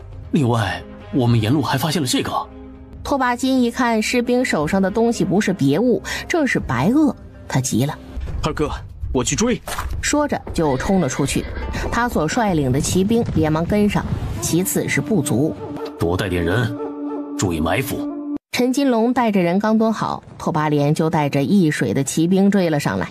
来了来了！嘘！他们埋伏了一条非常适合骑兵走的路。小心山上有埋伏。这时秦六爷带着人已经跑远了，只看到人影了。拓跋连意识到再不追可就晚了。来人，先让人趟一趟这路。拓跋金命令，立即有一骑飞身而出，疾驰而去。一看探路的没事儿，拓跋连立即下令全速追击。拓跋连所领的鲜卑骑兵都冲入了这段路，然后就被催了。没多久，战马的悲鸣声此起彼伏地响彻了整个山涧。中计了！鲜卑骑兵们中计了！埋伏！有埋伏！路上有什么？好像什么东西扎伤了马蹄！停下！后面的快停下！就在拓跋连等骑兵们乱成一团之时，秦胜率兵又杀了出来，痛杀落水狗。就在这时，一把刀横在了拓跋连脖子上。嗨，拓跋七王子，又见面了。即使被俘虏，拓跋连依旧难掩高傲。不记得老朋友了啊？上次你在侯城被俘虏，还是俺老朱凭着30年的杀猪经验把你吊起来的。不过可惜了，拓跋金没有追上来。紧跟其后的部族到了，不敢置信地看着这一幕。投降吧，不然我杀了他。兵卒们面面相觑。说话，让他们投降。投降！你们给本王投降！朱大壮、陈金龙等人领着人上前绑人。等将人都绑好之后，他们来处理或死或伤的战马。辽西郡刺史府，要见你一面，可真是不容易啊。顾师伯请坐，想见我还是挺容易的，没你说的那么夸张。顾章是詹若水的师兄，吕明志喊其师伯。不知顾师伯找我何事？顾章从怀中小心地拿出遗物。秦六夫人请看。顾师伯这是……用话解释起来比较费劲，不如我们来试试此物的威力。秦六夫人出去一观。吕宋离颔首应下了。他们在后花园里找了一处僻静之地，只见顾章将一只装满了土炸药的荷包埋在地里，用松油抹过的稻草做引。他点火后迅速后退，只听见砰的一声，10块泥土被炸飞了。吕宋离觉得威力还有改进的空间，他也将自己的意思告诉了顾章，同时问他愿不愿意继续秘密研究此物。顾章听闻他这么问，显然是知晓此物的用途，他自是愿意的。于是吕宋离唤来萧坤，由他负责协助顾章的研究以及日常生活所需。下午捷报就传到了刺史府。报！六爷抓到了拓跋连，问如何处置。这没什么好说的，肯定是让攻打平州的2路鲜卑大军停战。于是在拓跋寻和拓跋金准备再次攻城的时候，拓跋连再次被压到侯城城楼之上吊了起来。这是第2次了吧？拓跋七王子还没适应呢。大哥，怎么办？鸣金收兵，急切等请示了傅寒再说。文成县那边则是送去了拓跋连身为七王子的玉牌。那边的将领见到玉牌之后，同样不敢轻举妄动。于是鲜卑开辟的侯城和文成县2处战场被迫停战。鲜卑王庭像是为了证明自己所言不虚，当天他们就攻下了隔壁的代郡。宋墨又惊又怒，面对鲜卑的狮子大开口，朝廷上下都失声了。割让5州，断断不可能。你们大理不是有句话叫做漫天要价，坐地还墙不管什么事都是可以谈的嘛。谈判的地点在张宪的强烈建议之下，定在了幽州右北平郡。下朝后，宋墨接到了一封密信，密信上揭露了平州的税粮被劫一事的密信。乱臣贼子，弄虚作假，欺君罔上，该杀！最后，宋墨先是传召了恭亲王，君臣密谈小半个时辰。据说恭亲王出宫时，整个人面无表情，让人看不出喜怒。宋墨后面传召了林冉，给了他一道密旨。最后一道任命吕德胜负责此次谈判的圣旨从皇宫发出，以800里加急的速度送往平州刺史府。宋墨点了左安民作为副手。张大人放心吧，这一次我会好好辅助吕大人的。你最好是。张宪回了这么一句，然后甩袖离开。平州刺史府执行吴林冉前来传旨，吕德胜接旨后，林冉告诉他，接下来这段时间他会一直待在平州，直到谈判结束。在吕宋离的安排之下，他们吕家父女和秦家4兄弟，再加一个薛许，齐聚一堂。爹，宋墨这一次可能容不下你了。他没说的是，这个结果完全是他在背后推波助澜造成的。什么玩意儿？什么叫容不下我呀？爹，咱们龙城有盐湖的事，宋墨知道了，还有税粮被劫一事的内情。不是，他这是什么脑子呀？税粮的事儿，即使知道他们弄虚作假了，那好处是不是老百姓的了呀？宋墨怒什么怒啊？难道非要粮食被烧，或者是被鲜卑抢了，他才开心吗？等等，宋墨既然都容不下我了，那为什么还要下旨让我负责此次谈判一事啊？闺女儿，宋墨阴我。他估计想物尽其用吧。这场谈判您能谈下来最好。那要是谈不下来呢？那他大概就会来找您麻烦了。真是无耻之尤！前头让他负责谈判，为大理争取利益，后头就要咔嚓他。闺女儿，你说咋办呢？爹，你说呢？反了他。这大逆不道的3个字一出，也让秦家兄弟和薛许心中一跳。好，反了他。这闺女儿真反呐？当然。爹，你不要害怕，咱们反了之后，情况再差也不会比任由宋墨宰割来的差。何况我们起事未必会败。行，那咱就反了他。大哥，我们吕家欲反了这宋氏王朝，你意下如何？秦燕、秦昭和秦胜都屏息看向自家大哥。六弟妹，我同意。二弟、三弟、六弟，很显然，宋末在位的一天，我们秦家平反的可能微乎其微。我不想让孩子们以后都背负着流犯的身份。再说了，我们秦家还有什么可以失去的呢？不过是一条贱命罢了。大哥，你既然决定了，那咱们就跟着你干到底。我们是武将，大不了就战死沙场。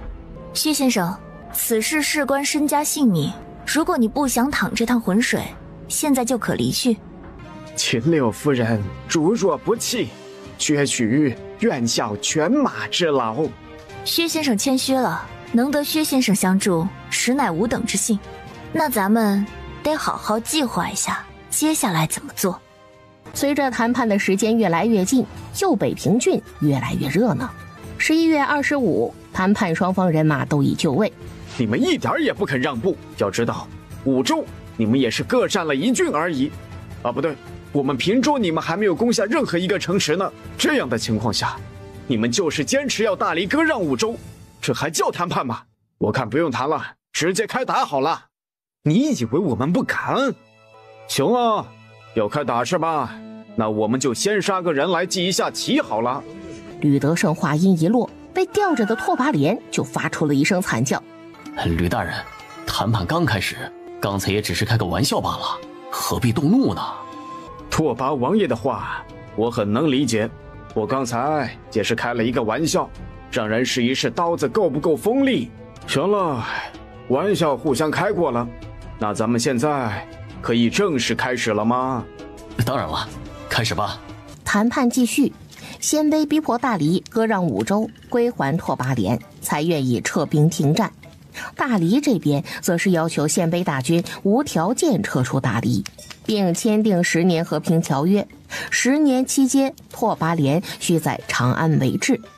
双方重申诉求，寸步不让。哼，你们再说一遍，真的是不想好好谈了是吗？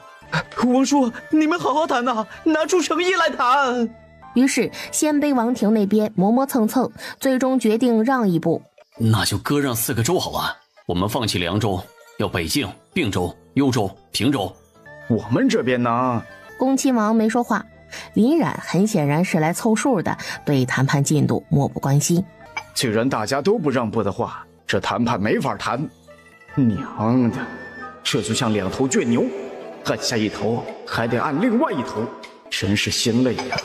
这次谈判全权交给你。4个州太多了，你们先别着急反驳。我承认你们鲜卑大军很骁勇善战，但是这4个州里，你们也只占领了3郡。现在你们要求大黎提前割让10几处不一定被你们拿下的城郡，这未免也太过分了吧？3个州，我们的底线是3个州，再少就免谈。你们鲜卑一点也不退让，敢问那拓跋连的价值在哪里？你们鲜卑一点也不退让，敢问那拓跋连的价值在哪里？他的价值就是给你们大黎创造一个谈判的机会。你确定是这样吗？我认为这个机会是给予到双方的。我们大黎固然不想打仗，你们这些鲜卑贵族喜欢打仗，但底下的游牧牧民呢？他们的父母妻儿呢？也喜欢打仗吗？也愿意打仗吗？要知道，打仗是会死人的，死了那可啥都没有了。现在你们降低一下要求，白拿好处，未必会比死很多人之后比现在多拿一点点好处差。他什么都不知道。鲜卑谈判团一阵交头接耳之后，拓跋玉再次开口：2个州少1寸土地都不行，你们不答应的话，我们只能自取了。自取的话，到时只会往多了取。现在割让2个州给我们，我们会视情况撤出晋阳、雁门和代郡3地。吕德胜知道这是鲜卑的底线，不可能再退让了，挺遗憾的，但他尽力了。如果这个条件你们没意见，咱们就来谈谈你们大黎需要割让的州。你们鲜卑需要哪2个州？我们要平州和幽州。不可能！娘的，我辛辛苦苦主持谈判，到了最后要割让我的平州，这也不行那也不行。你们大黎是想继续开战吗？拓跋大王子，这个谈判结果我们大理没意见。这个条件我不答应。你们大理怎么说？吕德胜，你不要胡闹，你主持的这场谈判是失败的，朝廷不追究你的责任就算好了，而且平州是大理的，朝廷有权处置他。总之，我不同意。吕德胜，你同意不同意并不重要。此时林冉站了出来。吕大人，现在你已经不是平州刺史了。什么？我这就不是平州刺史了？吕德胜，接旨吧。臣吕德胜接旨。奉天承运皇帝诏曰：平州刺史吕德胜在任上2年，立身不正，行止颠倒，横行无忌，一味以私心私己为己任，甚至与贼寇沆瀣一气，于政事上弄虚作假，欺君罔上，无忠臣之志。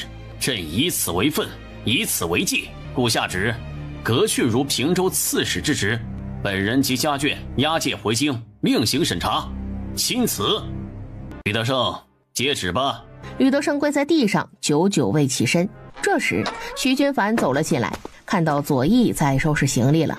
左大人，我接到命令，朝廷同意了我们向平州征集第2次税粮的提议，这事儿上面打算交给你来负责。这是真的吗？是的，这事儿要尽快去办了，至少要通知下去了。好，我立即去办。左翼，原谅我，我也是逼不得已，死道友总比死贫道好。要不是你之前那么跳脱，还有你们左家招摇了人家，或者但凡你别那么自以为是，也不会招来这杀身之祸。文城县某处别院，怎么样了？放心，一切都安排下去了。好。此时文城县城门人头攒动。咱们吕大人负责这次谈判呢。吕大人很厉害的，一定会为他们据理力争的。刺史府负责传信的护卫很准时地开始传递第一波消息。双方谈判团抵达平冈了，鲜卑王庭那边前来谈判的人有王爷拓跋玉、大王子拓跋寻以及独孤忠、尉迟睿2位鲜卑大将。我们大理这边则是由吕大人带领恭亲王、执金吾林冉林统领、左安民左大人等副手列席。瞧瞧鲜卑王庭谈判团的阵容，咱们吕大人都能对标他们王爷了。那是的。谈判开始了，开始了。鲜卑谈判团一开始的时候一直在磨叽，没半点诚意。后来吕大人生气了，直接削了七王子拓跋连一回，鲜卑那边才老实了。好！吕大人将鲜卑王庭提出的要求从割让5州谈到了只割让2州。哎呀，好啊，不愧是吕大人呐！吕大人真厉害呀！可惜咱们没办法亲自去到平冈，不然坐在下面听吕大人舌战鲜卑，那才叫爽快呢。传信护卫再次传来消息，鲜卑提出让大理将我们平州和幽州割让给他们。什么？啊，这怎么会这样啊？结果呢？朝廷是怎么个反应啊？朝廷答应了。答应了？朝廷答应了？他们被抛弃了？那吕大人呢？他怎么说呀？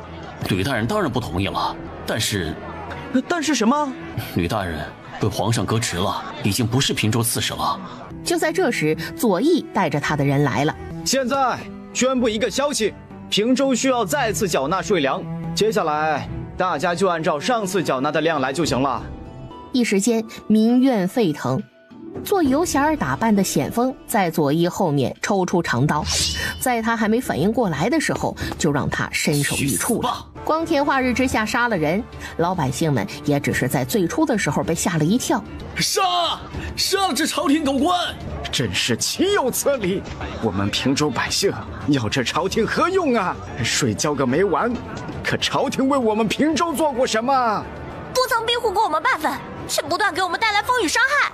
各位老乡，既然朝廷放弃了我们，我们也不再是大理的子民。走，身强体壮的跟我走，我们去支援吕大人。我们要拥护吕大人当我们的长官。对，走，同去。走，同去。险峰呼啦啦的带走了一群壮汉，其他身体瘦弱或者年纪偏小偏老的都被劝着留下来。王东带着几个属下悄悄离开了，深藏功与名。右北平郡平冈，所有人都在等着吕德胜的反应。我接你娘！这平州刺史我不当也罢。林冉眼睛微眯，另外一只手已经放在了刀柄之上。这时吕德胜身边迅速的出现一人，挡在他和林冉之间。林冉迅速拔剑，穿着铠甲的阿丽丝护着吕德胜迅速后退。就在这时，险峰带着一群壮汉到了。吕大人，我们来支援你了。就是，这朝廷的官不当也罢，您来当我们平州的长官吧。吕大人，我们杀了欺辱咱们平州百姓的狗官。好，杀得好！大胆！你们擅闯谈判地，是想造反吗？造反怎么了？啊！我吕德胜今天就是要反了你大理！吕德胜，你胆敢谋反，你对得起先帝吗？别跟我提先帝，也不看看你们朝廷都干了什么狗屁倒灶的事儿，正事儿不干，一天天只会盘剥百姓，遇到屁大点事儿就只会放任百姓自生自灭。现在是大理放弃了平州，但是我们平州绝不自弃。鲜卑蛮子想占领平州，除非从我们的尸体上踏过去。恭亲王，现在这情况，你们大理必须给我们鲜卑王庭一个交代。刚才的谈判结果究竟作不作数？拓跋王爷，我们大理一口唾沫一口钉，谈下来的约定肯定认。拓跋王爷，很抱歉地通知你，刚才的谈判结果不作数。我刚才是作为大理此次谈判的负责人，现在我作为平州最高地方长官、最高行政负责人，不同意这个谈判结果。平州在我手里，拓跋连也在我手里。你们鲜卑谈判团的成员稍微有点脑子，都知道该找谁谈。吕德胜，你确定你要一意孤行？恭亲王，我也没办法，总不能束手就擒吧。恭亲王何必与他废话那么多？他刚才的话说的那么冠冕堂皇，不过是想美化他的狼子野心，以及他吕德胜谋逆的事实罢了。这样的乱臣贼子就该就地正法。拓跋王爷，请你带领你们鲜卑大军暂时后退，给我们一点时间和空间来解决分歧，好吗？其实你们可以更不要脸一点，和鲜卑合作呀。诸将士听令，后退20里。孙将军何在？末将在。我以皇上的名义命令你领兵平定叛逆。末将领命。孙大将军，接下来就交给你了，务必要诛杀吕德胜这个乱臣贼子。秦燕何在？卑职在此。此战就交给你了。卑职领命。一时间，双方车对车，马对马，摆开了龙门阵。大动干戈的战局一触即发。平冈，秦燕所率领的1万平州兵和谢延圭所领的2万孙家军打的是难解难分。鲜卑谈判团观战，平州兵很强啊，这样的兵卒不知道平州有多少。平州兵竟然这么强！恭亲王，要不要帮忙？我们鲜卑大军可以帮你们大理铲除吕德胜这乱臣贼子，事后你们大理只需支付1个州的报酬就行。在场的人只要不傻，都知道鲜卑不安好心。皇叔，我还在平州手里，皇叔这是想干什么？皇叔，我还在平州手里，皇叔这是想干什么？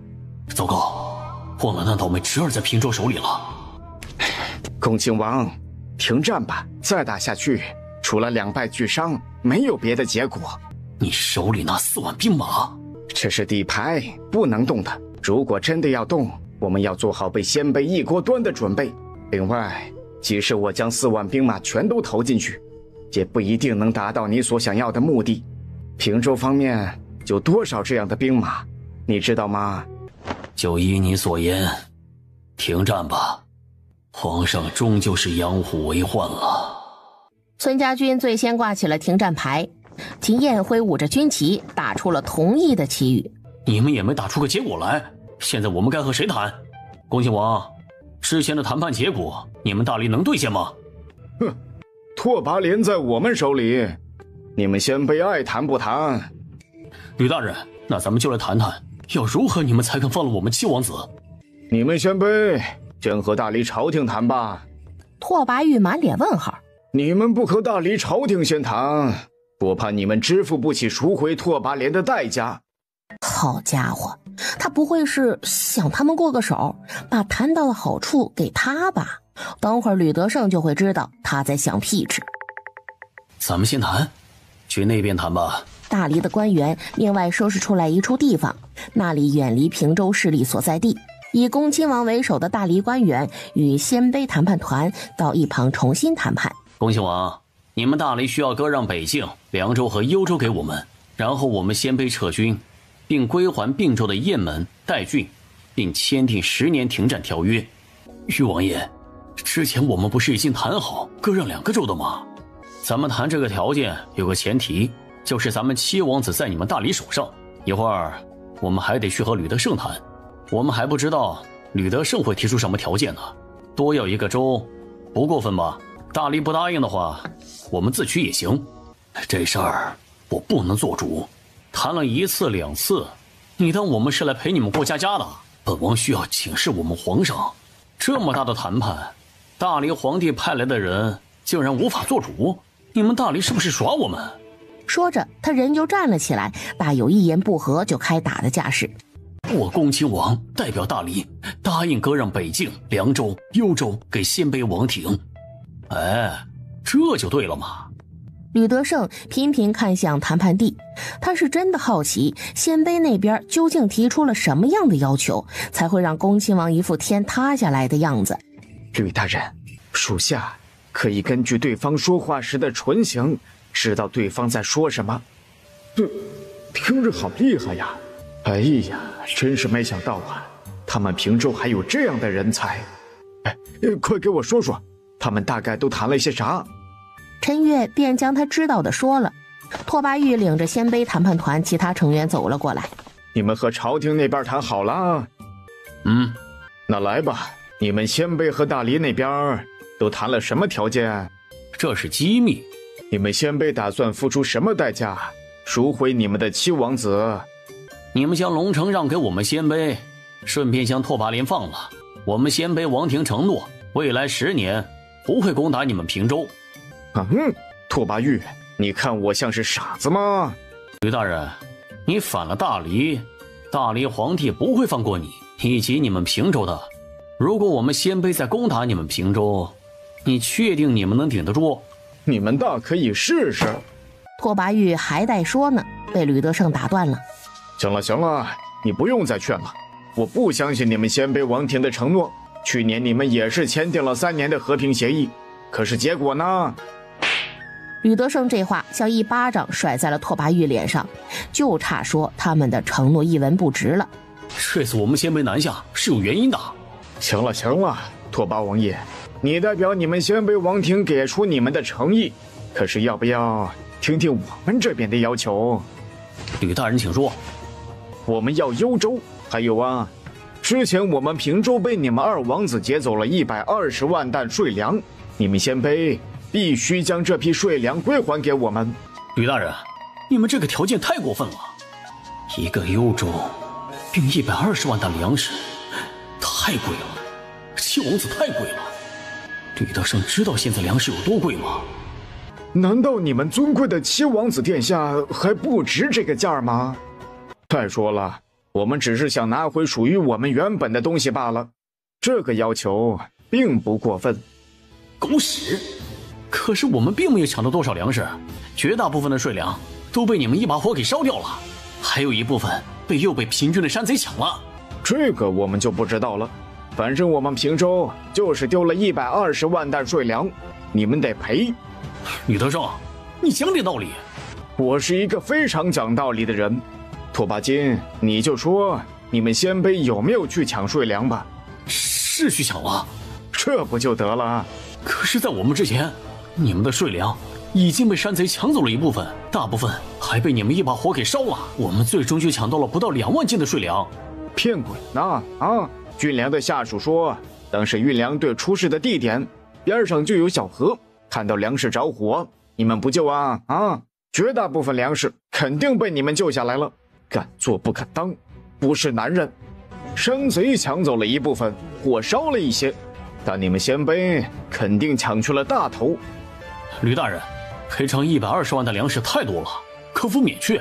我们拿幽州和你们换齐王子，就当和我们先辈交个朋友。吕大人，赔偿120万的粮食太多了，克夫免去。我们拿幽州和你们换齐王子，就当和我们先辈交个朋友。行，那20万担就当做是被山贼抢去以及烧掉的那部分好了，100万担可不能再少了。皇叔，我不想死啊！傅寒舍不得花银子花粮食救我，我体谅他。那我自己花钱赎自己还不行吗？你们只需要把幽州给出来，这100万担粮食我来付。吕大人，我没有那么多粮食，用金银珠宝赔行不行啊？哎呀，也行吧。皇叔，我娘一定会把属我的金银都塞进粮草堆里面了，你去找找，然后把我赎回去呀。这败家玩意儿，他什么时候偷偷向自己的家里弄进了粮草堆里？拓跋王爷，怎么样？交易吗？皇叔，答应他，先把人救回来再说。好，就这么说定了。我们拿幽州和价值100万的粮食的金银来交换七王子拓跋连。行，那你们去准备吧。你们准备好后，我们双方一手交钱，一手交货。藏在潦草里的金银珠宝很好找，没多久就运过来了。你们不要停战协议？你们那个停战协议就和放屁一样，我们不要求。价值100万担粮食的金银珠宝都在这儿了。幽州那边我已经让人去交涉了，后面你安排人前去接管就行。行，等我们的人接管幽州后，我们便将拓跋七王子给放了。等等，拓跋王爷，你们上当了！恭亲王想借着税粮被劫一事的真相，再和拓跋玉谈一谈。一支箭矢从他面门上穿过，直接将他的眉毛剃掉了一缕。恭亲王吓了一跳。恭亲王，有些时候还需谨言慎行啊，你说呢？恭亲王，幽州准备好移交了吗？恭亲王还没回过神来，是林冉代为回答的。已经下令让官吏撤离了。秦燕、秦昭，你们2人带15000兵马前去接管幽州各郡。是。平州发布了一篇檄文，传檄天下。平州告天下，讨伐大黎第8任皇帝宋末。宋氏末者，先帝幼子，生母出生寒微，自小心性狠辣，其性情不定，喜怒无常，实非储君之资质。先帝重作百姓幼儿，纵之逆之。先太子性情疏朗，谦虚敦厚，善听谏言，尊师重道。其英年早逝，死于蹊跷，实为小人所害。先太子薨后，先帝大痛，引发顽疾。宋末于传承欲断之际，莫继楚威。宋末残害楚军，得位不正，心胸狭隘，不能容人。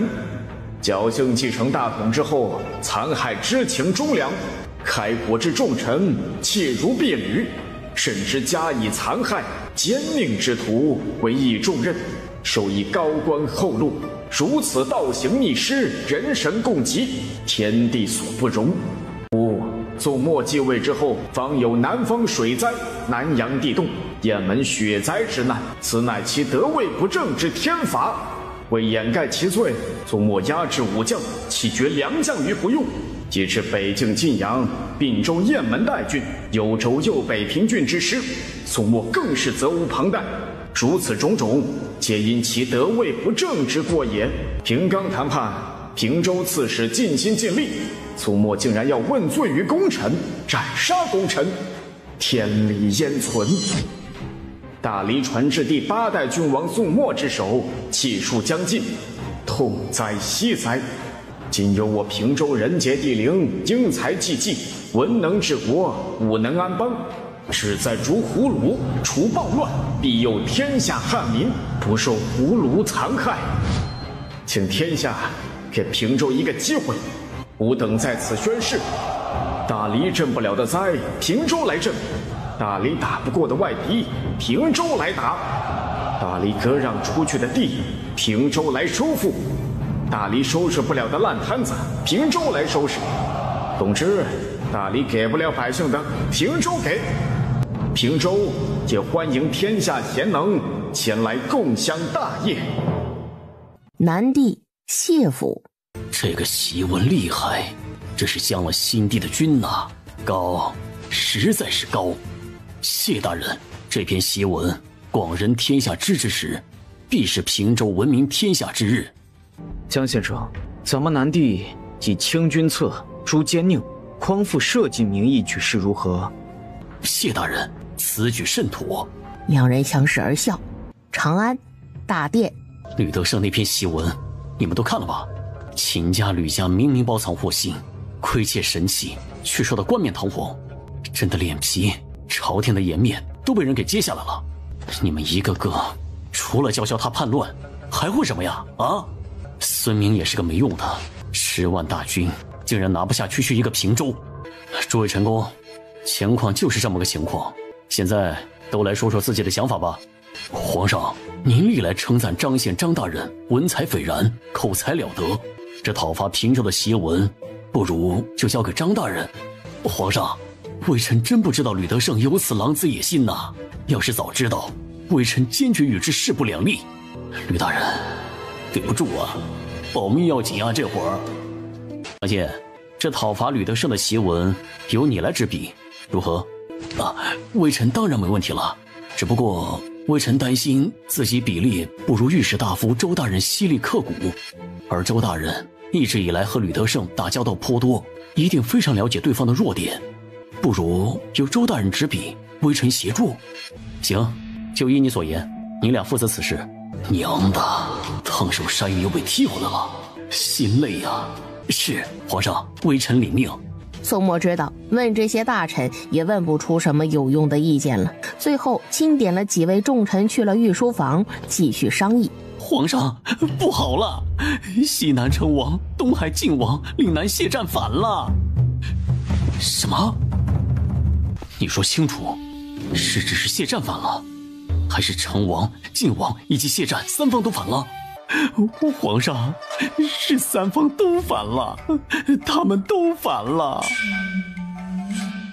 下午才刚离开皇宫不久的大臣们，晚上又进宫了。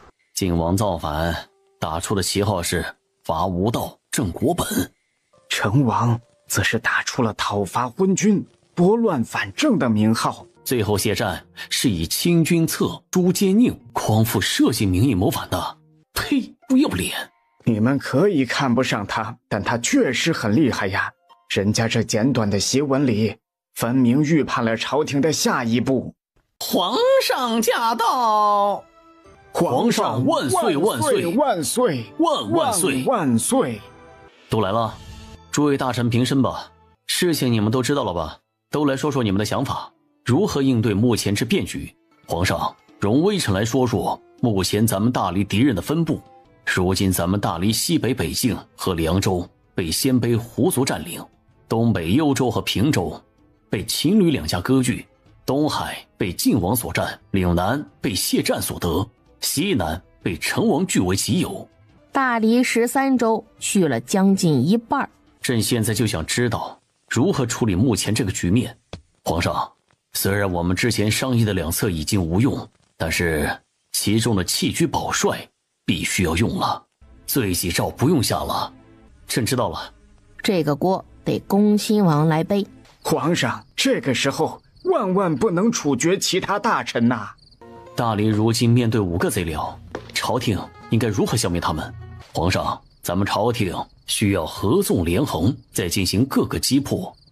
皇上，还有一个办法，就是先以雷霆之军消灭这5方敌对势力中最弱的一个，剩下的看看他们的反应，再用萧太尉所说的合纵连横之法，各个击破。平州、辽西郡，我们秦吕两家反了，割据幽平2州而反，造反一事不成功便成仁，绝对没有第3条路可走，大家切不可生出侥幸之心。我们是反了，但是平幽2州的将士官员还有老百姓们呢，他们是否愿意跟着我们一起？我们需要争取他们的认同，争取更多的人认可我们，并且加入我们。刺史府之前就答应过，要就造反一事给平州所有人一个说法，而明天就是我们要给出说法的日子，而这个说法可不是随便给的，是需要取信于人。所以在此之前，有一件很重要的事情需要我们确认。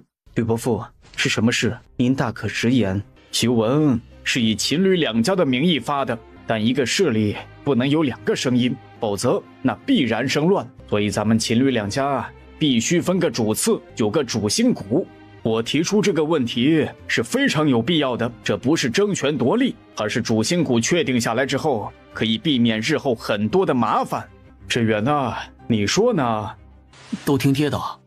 亲家公，此次举事是你举的旗，我以为这个主心骨默认以你为主。咱们秦吕有这个实力，不能以我为首。大哥，我能和你谈谈吗？咱们到外面谈吧。你待着，别跟来。吕宋离和秦衡来到院子外侧。大哥，对于咱们新政权的建设，你有什么想法？或者我换个问题，你想将打下来的江山建设成什么样子？安居乐业，如果可以，尽量轻徭薄赋吧。那么大哥，想不想知道我吕宋离想将咱们一起打下来的江山建设成什么样子？你说，让天下所有人都能吃饱穿暖，赋税不再成为压垮他们的重担，孩子能上得了学，老有所养，老有所依，提高国家医疗水平，人人生病了有地方治，有钱治。这很难吧？即使是在盛世时，皇帝都不敢说让全天下的老百姓都能吃饱。事在人为，我们要努力想办法帮老百姓提高地里的收成，多创办一些优良的作坊，多创造一些工作机会，人人都有工作，女人想出来工作也可以，夫妻俩一起努力将日子过好。我们的集团有钱了，可以多创办一些私塾，还有医馆。秦衡被吕宋离所描述的万民安居乐业的景象吸引了，真美好啊！六弟妹，我明白了。这条路很艰辛，领路者注定要背负很多，所以我希望阿胜和大哥、二哥、三哥你们来帮我。好，这事儿就由我来和家里面的人说吧。好的，麻烦大哥了。两人结束谈话，走回去后，秦衡向吕德胜夫妻道了句失陪后，便将秦家的大人都喊到旁边的屋子里。我决定了，不争这个主事人。大哥都不争，我除了打仗，其他也不会啊。这个结果大家应该不意外才对。我们两家人准备一起打天下，双方各有资源筹码。吕家善政，秦家善兵。秦家在民间的声望很高，但你们别忘了，吕大人的声望并不低。铭刻在四大书院石碑上的四维句，让他在天下读书人中有了声望。之后他外放，经过辽东郡1年，平州1年，期间经历力主了2场与鲜卑王庭的谈判，在平州老百姓心中声望如日中天。听大哥你这么一说，吕大人明明有这个实力成为主事者的呀，他刚才为何会说咱们秦吕这个势力不能为他为首？吕大人很清醒，他刚才的话是自谦而已，你们还真信呢？将秦家和吕家紧密联系起来的人是小六和六弟妹，主事者必须从两人之间选出，这样咱们两家人才可能服气。如果由我来当这个主事者，对吕家而言是吃亏的，人家总不能无私奉献来帮扶我成就我吧。同样的道理，如果是吕大人来当这主事者，吕大人在的时候我们心服口服，吕大人不在之后呢，吕知远作为继承人，继承秦吕两家打拼的大业，你们能服气吗？秦燕、秦昭等人摇头，如果吕志远非常有能力，能带领大家一路向前，他们会服气，但他显然没有那个能力，所以主心骨只能是小六夫妻二人。小六在军事上是很有能力的，是天生的帅才将才，然六弟妹的能力想必大家都是深有体会。我们秦家流放后能全员保全，六弟妹居功至伟，如果没有六弟妹，我们秦家怕是要元气大伤，一路上可能都会死去不少人。我们也绝不可能在流放2年之后就重新拥有自己的军队，执掌兵权。再者，武将易得，谋主难寻，以六弟妹的能力，外加吕家的帮扶，再拉起一支军队起来，这不难吧？大哥说了那么多，我也来2句。那行，你来说。有黎黎在，我们可以放心的将后辈交付出去，我们打仗永远都不用担心粮草的问题。小六，你可以闭嘴了。大哥，你继续说吧。秦昭并不想理会秦胜这个媳妇儿吹。那我最后问大家一个问题，如果我们秦家没有被流放，我们秦家是不是依旧在为大理，在为宋墨输为北境呢？会的。我们秦家既然能效忠宋墨这样的人，为什么不能为六弟妹出生入死？她是我们的家人，也并不会亏待我们，不是吗？大哥，六弟妹做画事人我没意见，只是目前的局势，小六推到明面上，是不是会更好一点？造反本来就是破而后立，六弟妹的能力不输世间任何男子，真正的有识之士应该摒弃男女之别，看到的应该是当政者的能力才对。两家人再次回到议事厅后，结果已经出来了。经过咱们两家的商议，一致决定，你以后就是我们秦吕两家的画事人，幽平两州的主事者也将由你来担任。我一定会努力的，不辜负大家的信任。也不要太努力了，像以前那样就好，给对手留条活路吧。我们两家人每一个人都要努力，我只是掌个舵，咱们这条大船能行驶多远，还是得看大家。六弟妹，我比较担心咱们幽平两军的主事者是个女子的话，会导致非议以及人才的流失，你有解决之法吗？非议不怕。如果只因当政者是女子就要离开的话，这样的人才也不必挽留。人才和主公，这是一个双向选择，要走的留不住。平州乃女子当政这一点，可能需要一点时间让大家接受这个事实。接下来的这段时间，在军事上，只要秦家顶住，后面就不会有问题。闻言，秦家兄弟对视一眼，已经做好了长期抗战的心理准备。不必如此紧张，情况可能会比我们预料的要乐观。就在这时，门房来报说薛先生来了。快，有请。薛许进来的时候，发现秦吕两家神色都很轻松，心中就是一松。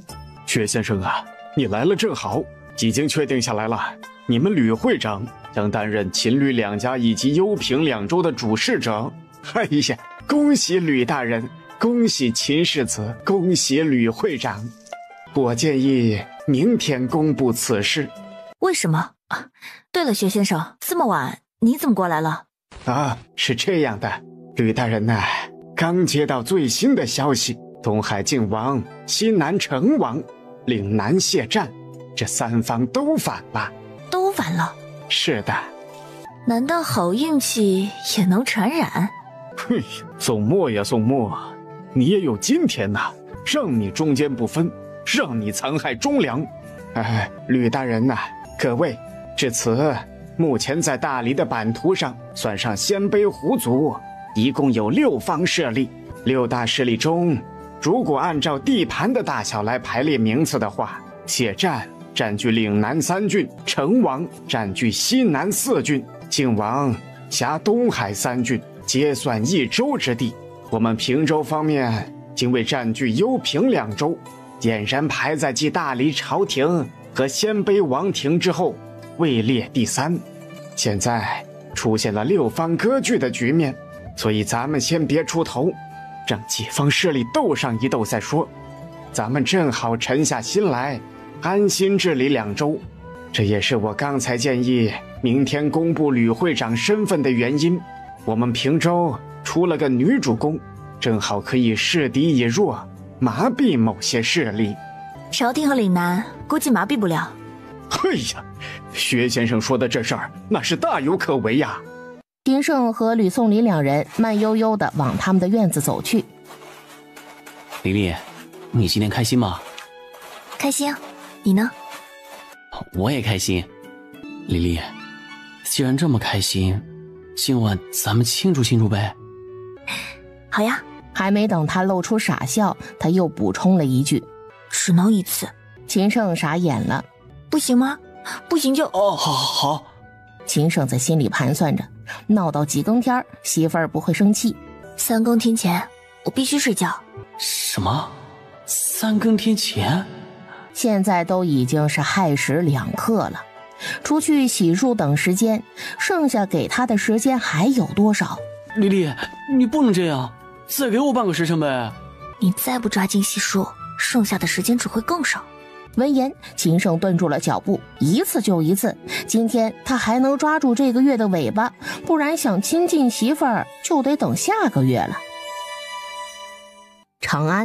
皇上，你知道吗？萧太武他们接到最新消息，平州方面第一任主事者竟然是个女子，不是吕德胜。娘的，不是她，她为啥那么使劲造反？不是她，是她女儿嫡次女吕宋离。皇上，平州此举可以看出秦吕双方为争夺话语权，应该产生过内讧，推吕宋离一个女子上位，只不过是秦吕两家相互妥协的结果罢了。皇上，萧大人这话不无道理。目前秦吕两家一文一武，合伙打天下，然这主位就只有一个，吕家想做，难道秦家就不想吗？吕德胜坐上去的话，秦家必不会服气；而秦衡坐上去的话，吕家定然不同意。连接的关键就是秦胜和吕宋离夫妇，主事者只能从两人之间选。对，以吕德胜的性格，即使选秦胜这个女婿，他依旧会觉得吃亏。唯有选择吕宋离，吕德胜能同意，秦家也能接受。可是朕听说此女不同一般女子，颇有能力手腕呀。能力手腕那必然是有一些的，至少明面上要说得过去，才能坐上这一州主位嘛。皇上，微臣建议暂时不对平州用兵。皇上，桑大人所言极是。平州先是大逆不道，叛出大黎，如今又选了一个女主事，简直牝鸡司晨，无视纲常礼法，行事如此倒行逆施，必不长久，不足为惧。女子当政，乃自取灭亡之道。此时的平州若无外敌，内部矛盾必然激化。我们此时要是发兵攻打平州，两家必然会摒弃成见，一致对外。不打平州，那就打谢战吧。是。于是经过几日的商议后，朝廷一致决定先对岭南用兵。南地，族长，我们接到一个消息，平州方面宣布了李宋离是他们第一任主事者。强先生，看来咱们麻烦了，这苏沫一定会第一个对岭南用兵的。需要老夫走一趟西南吗？麻烦江先生了。如今朝廷率先攻打岭南，他们如果不能说服成王或者晋王，旁观的双方说不定会趁火打劫，届时岭南就危险了。西南成王府，宋沫这小子总算懂了何为里外之分了。这时董继川从外面进来。董先生快来，朝廷果如我们所料，率先对谢战这个倒霉蛋发兵了。成王洪福齐天，正所谓鹬蚌相争，渔翁得利，我们完全可以趁此机会扩大地盘。王爷，谢刺史派了使者前来，正在门外恭候，是否宣见之？谢战派了使者过来，来做什么？对方应该是来说服王爷结盟的。王爷，这世上聪明人还是很多的。那便请进来吧。吾是代表吾主前来邀请王爷结盟的。朝廷要攻打你们岭南，又与本王无干，本王为何要与你们岭南结盟？成王这么想，亦是人之常情。但成王可知，岭南和西南绝非毫不相干。吾主以为，我们双方乃唇亡齿寒的关系。此次朝廷攻打岭南，成王固然可以袖手旁观，但朝廷灭了吾主之后，必然会向成王与晋王发难。如今朝廷势大，成王您真觉得能以一州之力能与朝廷抗衡？我们各自为政，很容易被朝廷各个击破，唯有联合在一起，方有一线生机。成王救南地亦是自救啊！如若本王以一州之力无法与朝廷抗衡，难道和你们岭南结盟就能抗衡了？大黎朝廷势大，如同壮男；西南南地弱小，如同质子。朝廷攻打岭南，如同壮男欺负质子，犹有余力。但朝廷1打2就未必了，因为他还要预留大军来防范鲜卑、平州等地。这也正是朝廷只对岭南发兵，而非同时2线、3线开战的原因。王爷，如果我们不联手，很可能双双都没有长大的机会。你们岭南无了之后，我大可与晋王结盟，咱们两地毗邻，有天然的合作基础。如果等朝廷将南地灭了，纵然您和晋王能够联手，也相隔甚远，并不能高效地做到联动。不知成王可曾想过，如果我们岭南和平州被灭，宋墨对你们只需拿一句祖宗家法，就能将你们压制住了。见成王不以为然，姜伯牙又换了一套说法。退一万步讲，成王也应该朝最大赢面的方向去努力。成王需要时间来壮大自己，打下更多的地盘，手握更多的筹码，将来也好和朝廷谈判呢。故吾私以为，成王与吴主结盟，双方守望相助，一起对抗朝廷，王爷才有胜利的可能。伯牙兄啊，你们主子想和王爷联盟，不会一点诚意都没有吧？伯牙自不会失了礼数，吴主为了表示诚意，愿意与成王共享朱崖岛3级道的种植方法。除此之外就没了吗？当然还有，吴主承诺等度过这次难关，下一次咱们联手攻城略地，届时成王可拿走70%获利。成王和谢战联手抗击朝廷大军的消息传回长安。宋乾，你这个吃里扒外的东西，对得起宋氏的列祖列宗吗？朕要灭了他们！皇上三思啊！不要劝朕三思，你们要做的是执行朕的意志，让朕的想法得以实现。诸位臣工，现在来说说解决之道吧。于是朝廷上的大臣们又吵了起来。宋墨是真的头痛啊！平州刺史府，六弟妹，我相信谢战不是那种束手就擒的人。将士们的状态怎么样？都很不错。那我赞成这个计划。大哥，你尽管放手去做，后勤补给不用担心。好，我们做好准备。螳螂捕蝉，黄雀在后，只要鲜卑一动，他们就出手。哎呀，看样子谢战和成王应该是结盟了。朝廷会不会转头打晋王啊？但是也有可能会攻打我们平州。州长，咱们要不要派个人去东海，和晋王表明我们平州结盟的意愿啊？我觉得结盟挺好的，尽管我们平州不是那么迫切的需要，但是我觉得适当的示弱那是很有必要的。结盟也不是不可以。可是如果大理朝廷最终选择先围剿晋王呢？我们平州岂不是要出兵相助？哎呀，吴老哥呀，咱们共事时间太短了，等时间长了你就知道了。吴大人，你就放心吧，谁吃亏，我们平州都不可能吃亏。结盟归结盟，但出兵肯定要有条件的。就在这时，侍卫长求见。州长，先被王庭派了使者过来，说要和咱们结盟，而且对方还说他们准备了丰厚的结盟礼。回绝他们，我们平州永远都不会和胡虏外族结盟。众高层点头，鲜卑外族和他们尿不到一壶去。是。等等，来的人是谁？鲜卑来使自称尉迟勋。吕德胜听到不是拓跋可汗的那个王子，一脸的可惜，不然又可以抓起来了。平州昌黎，随着一声吆喝声响起，一辆马车在城门口不远处停了下来。昌黎到了，你们可以下来了。你们进城后，城里有很多住店的地方，打听清楚价格再住进去啊。如果有本地人欺负你们，你们可以报官，不用怕。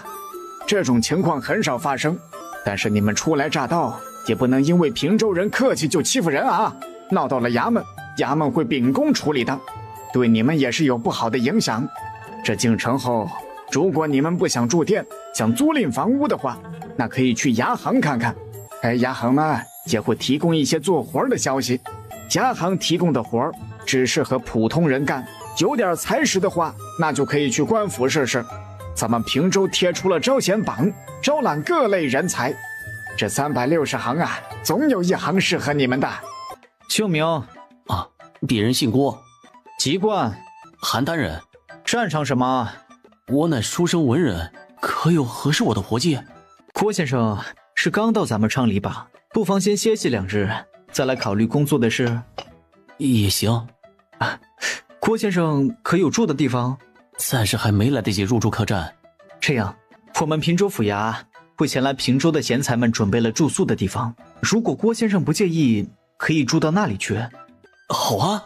江一舟安排了个小吏带他前去，平州府衙将他安排到一处平房里。郭先生，你可以先在椅子上休息一下，喝点热水。晚点呢，会有人把炕烧起来，屋里就会变暖和了。稍晚啊，会有人给您送来铺盖和一些洗漱用具。晚膳您可以到前面吃，就刚才进来的第2间屋子。如果您需要方便，出了门屋后面有个茅厕。你们平州对每个外来人都这么好吗？哎，那可不是。小丽心说，至今住进来的人屈指可数。他用完早饭不久，房门就被人敲响了。郭冲，郭先生，久仰大名，欢迎来到平州。你是吕宋礼吕州长吧？没想到郭先生出山的第一站竟是我们平州。这并不难猜吧？而且你们也猜到了，不是吗？吕州长怎么确定我便是郭冲呢？郭先生之才鲜有闻名，汝之动向，吾怎能不让人留意？平州搜集消息的渠道还挺可以的嘛。一般，相信不止我，谢战、靖王和成王等人亦是如此。那肯定不止刘毅老夫一人。我能问郭先生一个问题吗？郭冲颔首。郭先生觉得谢战、靖王和成王3方势力中，谁最有可能成为南方一带最大的势力？乱世方起，吕州长此问难住老夫了。这问题确实是有点强人所难了。不过这已经是吕州长第2次提到谢战、靖王和成王3方势力时用的是同样的顺序了。难道吕州长比较看好谢战吗？觉得他能力压靖王、成王，成为南方一霸？我能说这只是顺口吗？排名不分先后。刚才的问题作罢，我换个问题。郭先生如何看待我平州、南地以及靖王、成王的4方势力？平州、南州、靖王和成王先后举事，4方势力各有优势，也各有劣势。但如今打开了局面的只有平州。平州第一个反，并且先后和鲜卑大军以及朝廷大军交手过，而且在2次战役中都取得了胜利。首先是割据了幽平2州偌大的地盘，其次是强大的军事实力，最后是平州的檄文，让平州立于正义大义的一方，吸引了天下无数有识之人的欣赏和倾倒。比如他第一站来的就是平州，范阳那家伙估计还在等南地和朝廷斗出个结果呢。谢战这里进可攻，退可守，是有退路的，并且是可以接受招安的。对于心性谨慎的人才而言，谢战这里就是为他们量身打造的。别看现在朝廷和岭南打得激烈，皇帝和谢战仍旧是有合作的可能，而平州和皇帝则没有这种机会了。这就是我们主公和谢战的区别。谢战在可与不可间反复横跳，考虑的永远都是自身的利益和安危，而我们主公永远都是从大局出发。成王、靖王获利最小，对于有识之士而言，他们现在只是个备选项。等着吧，朝廷再输给鲜卑的话，会有忠于宋氏王朝、心向宋氏王朝的人在失望之余，将希望转投到2人身上的。听完郭先生的分析，您是不看好我们平州吗？不，恰好相反，正因为平州这种破釜沉舟、非黑即白的孤勇，才是最有赢面的一个。那郭先生可愿留下，在平州与吾等共襄大业？在此之前，老夫需要问吕州长一个问题。郭先生请问。你是秦吕2家的智囊吗？我是。郭某愿以微薄才学助州长一臂之力。郭先生，吾先为您引荐2人，这是吾父吕德胜。郭先生好啊。吕大人你好。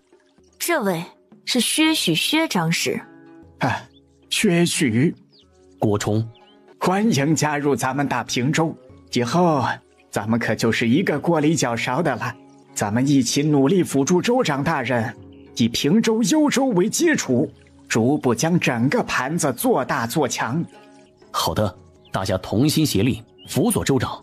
郭先生啊，恕我冒昧，你与范阳齐名，不知你与之相比，孰强孰弱呀？我俩的能力应该是不相伯仲，只是擅长方向不同。范阳此人出身世家，一身才学本领源于正经官学，也就是说，范阳善正道阳谋，而我善奇道诡道。郭先生，吾拜你为军师中郎将如何？谢过州长的提拔和器重，郭某一定用心做事。以秦衡的沉稳搭配一个擅长奇道的谋士，应该可以发挥出1+1大于2的作用。州长，平州是不是准备要攻打鲜卑了？你是怎么知道的？我是猜到的。我昨天进城后逛了一圈。他昨天才到的平州吧？哎呀，这敏锐的洞察力！你猜对了，我们平州确实准备对鲜卑用兵，不过这是有前提的。敌不动，我不动，敌一动，便是螳螂捕蝉，黄雀在后。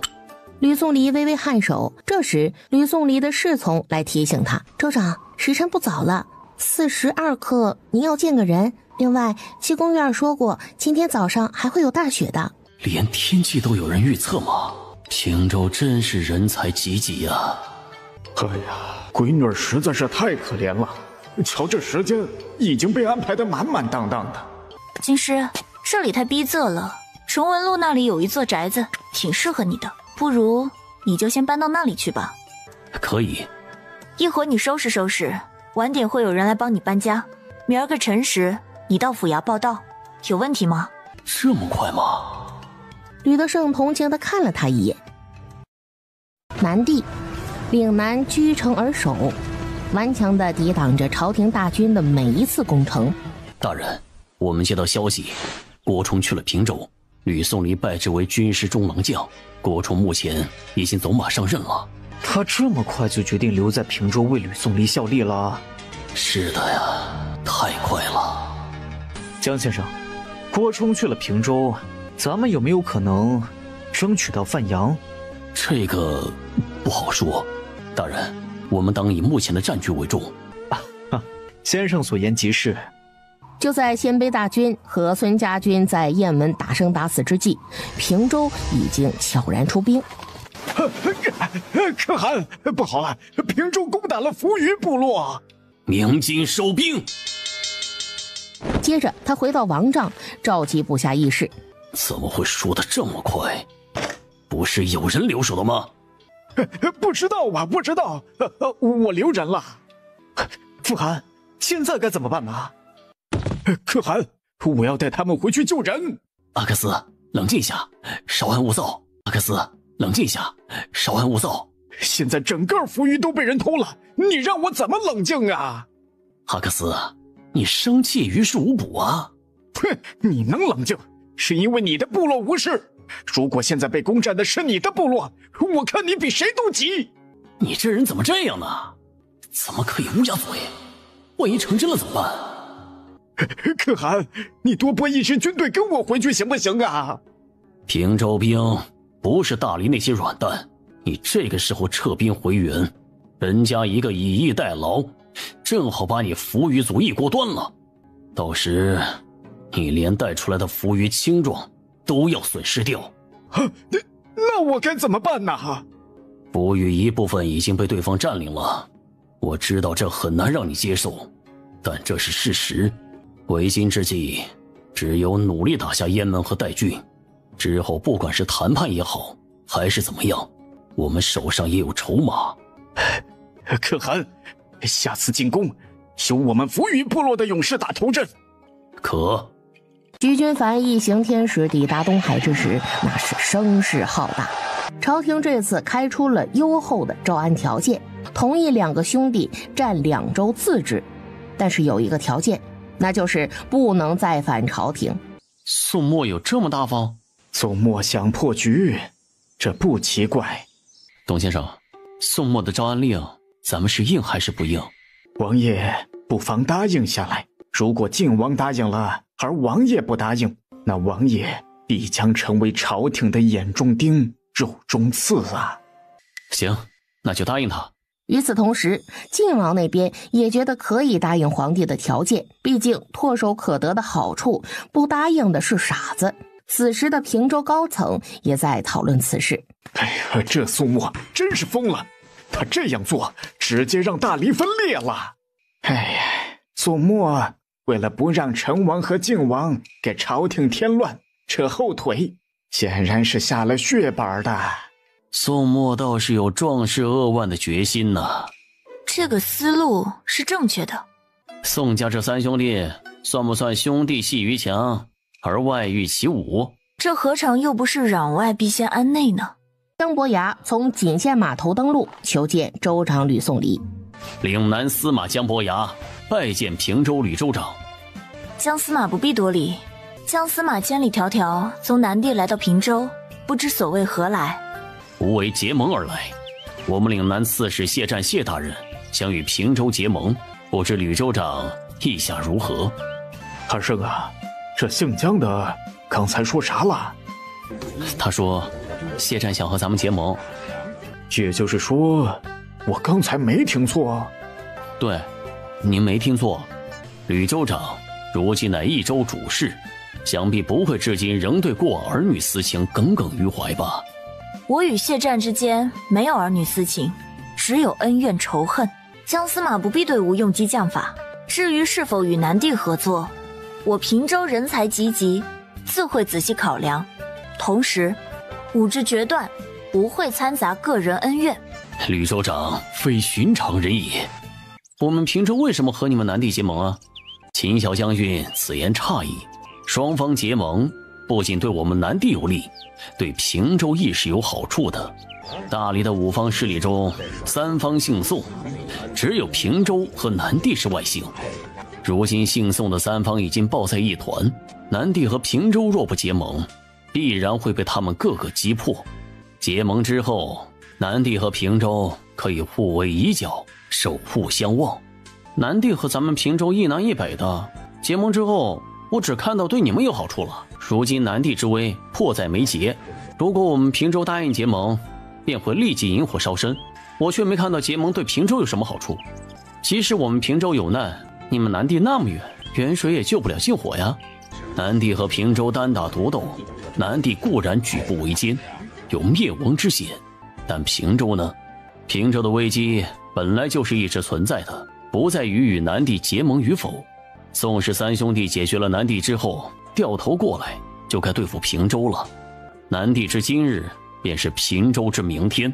所以我说，南地和平州合则两利，分则两害。平州的危机是一直存在没错，但也是有先后缓急之分的。没想到啊，这家伙嘴皮子也挺利索的嘛。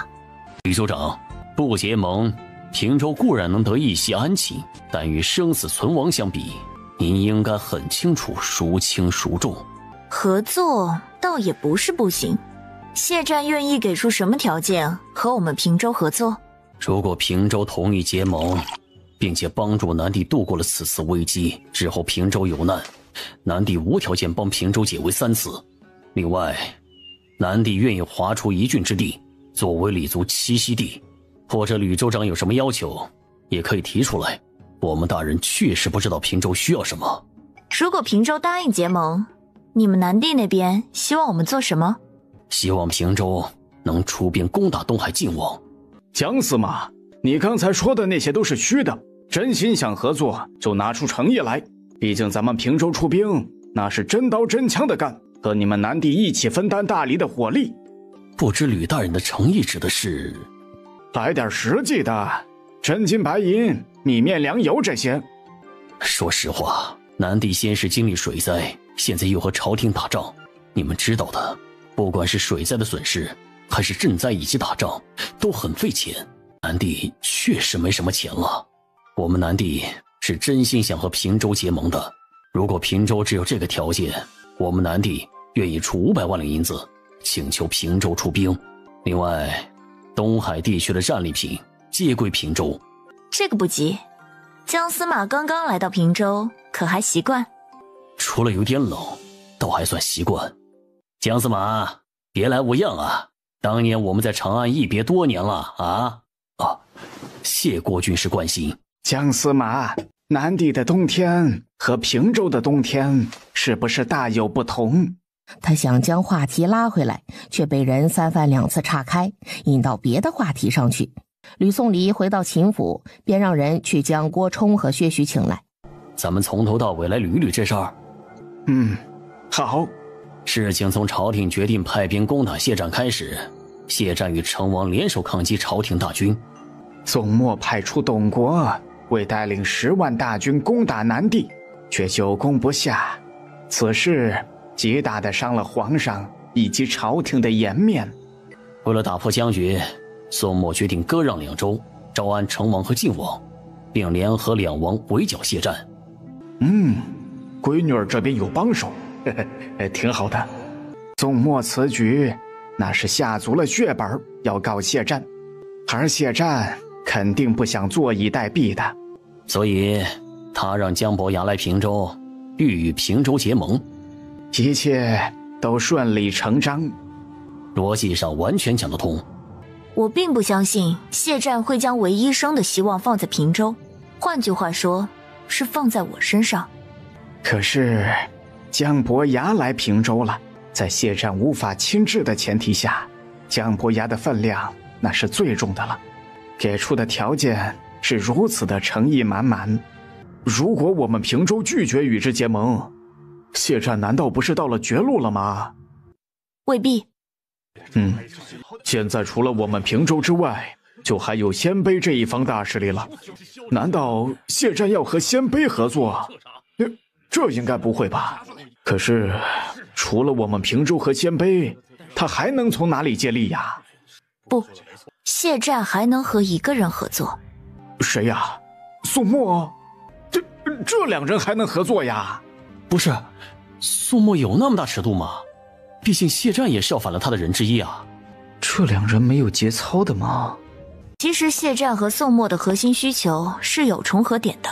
宋墨需要破除僵局，尽可能的消灭境内势力，他想一下子将这4方反他的势力全部清剿，那是不可能的。朝廷的兵力不足，没有一力降10会的本事，结果就是哪一方都除不掉。目前的僵局就是结果。宋墨解决僵局的方法只能连横，然后各个击破。对，宋墨可以和成王、晋王合作，然后攻打南地和平州，也可以和南地乃至平州联合对付晋王和成王。反正对宋墨来说，或者消灭成王、晋王，或者消灭谢战和平州，区别不大。在这个前提下，谢战就有操作空间。那么问题来了，姜伯牙知不知道谢战暗地里的打算呢？如果不知道，谢战就太小心了。这个计划竟然连麾下最心中的谋臣都没有透露。可是如果知道，姜伯牙还弄得像真的一样，许下了这么多承诺。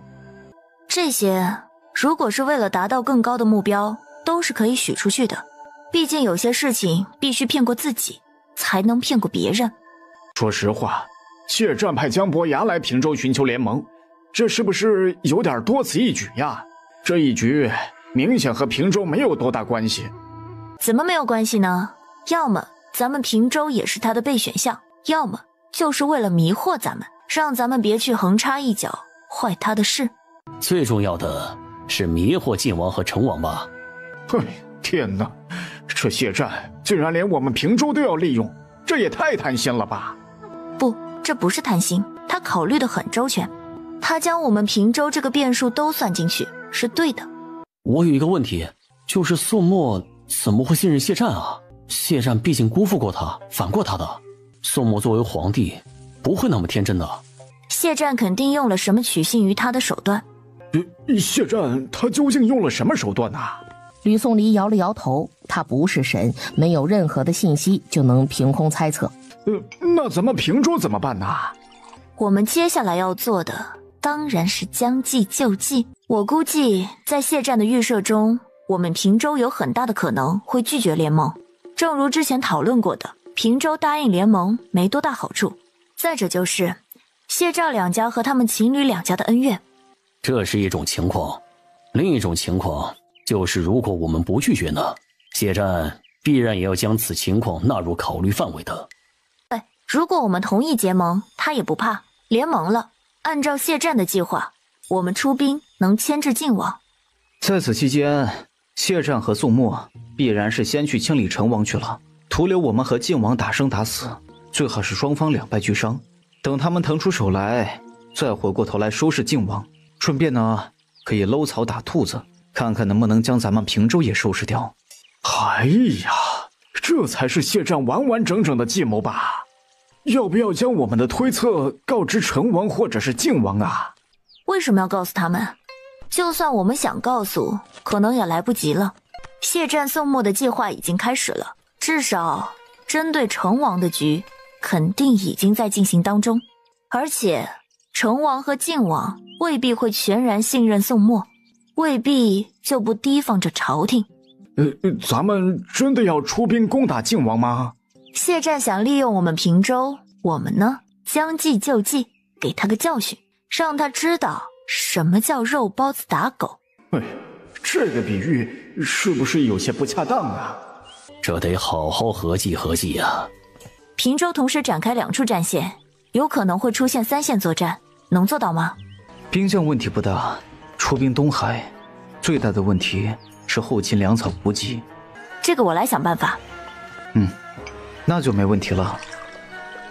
要在朱崖岛砍伐一批木材，南帝需要无条件同意。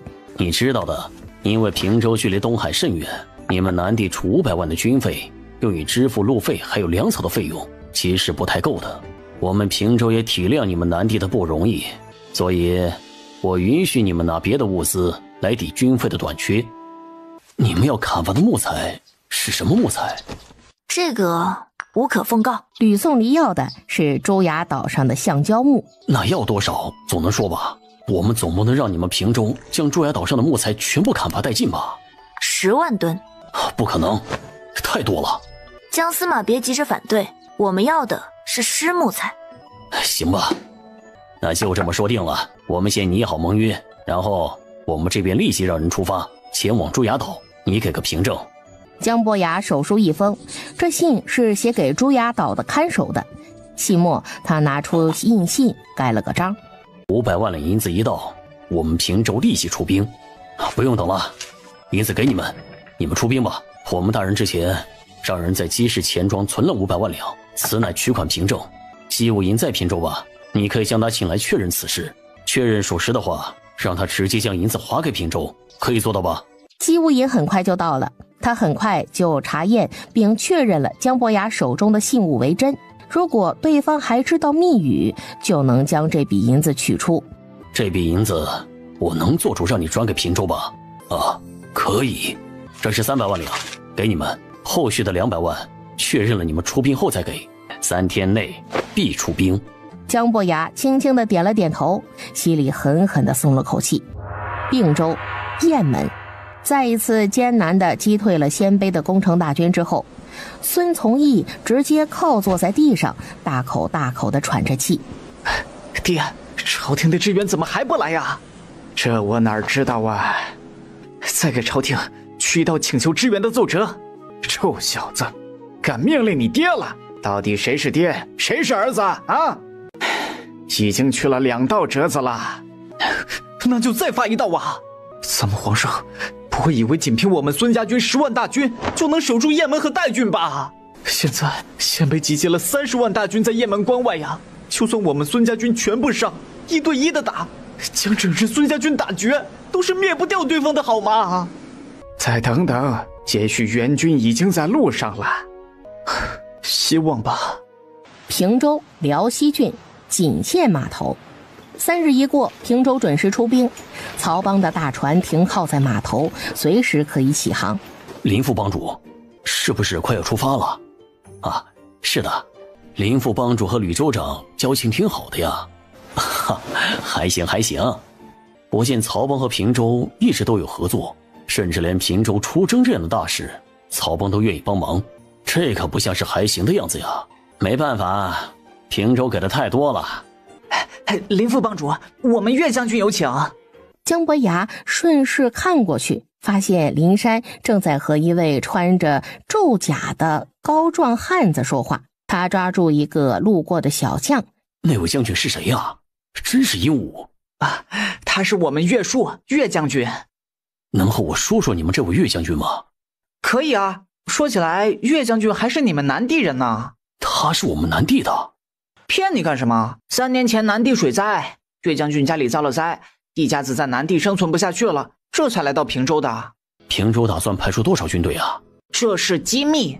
这平州将领的防备心是不是太重了一点？我们好歹已经是盟友了呀，出兵数量都不愿意透露一点吗？江司马放心，你目前看到的只是出征东海的一部分将士。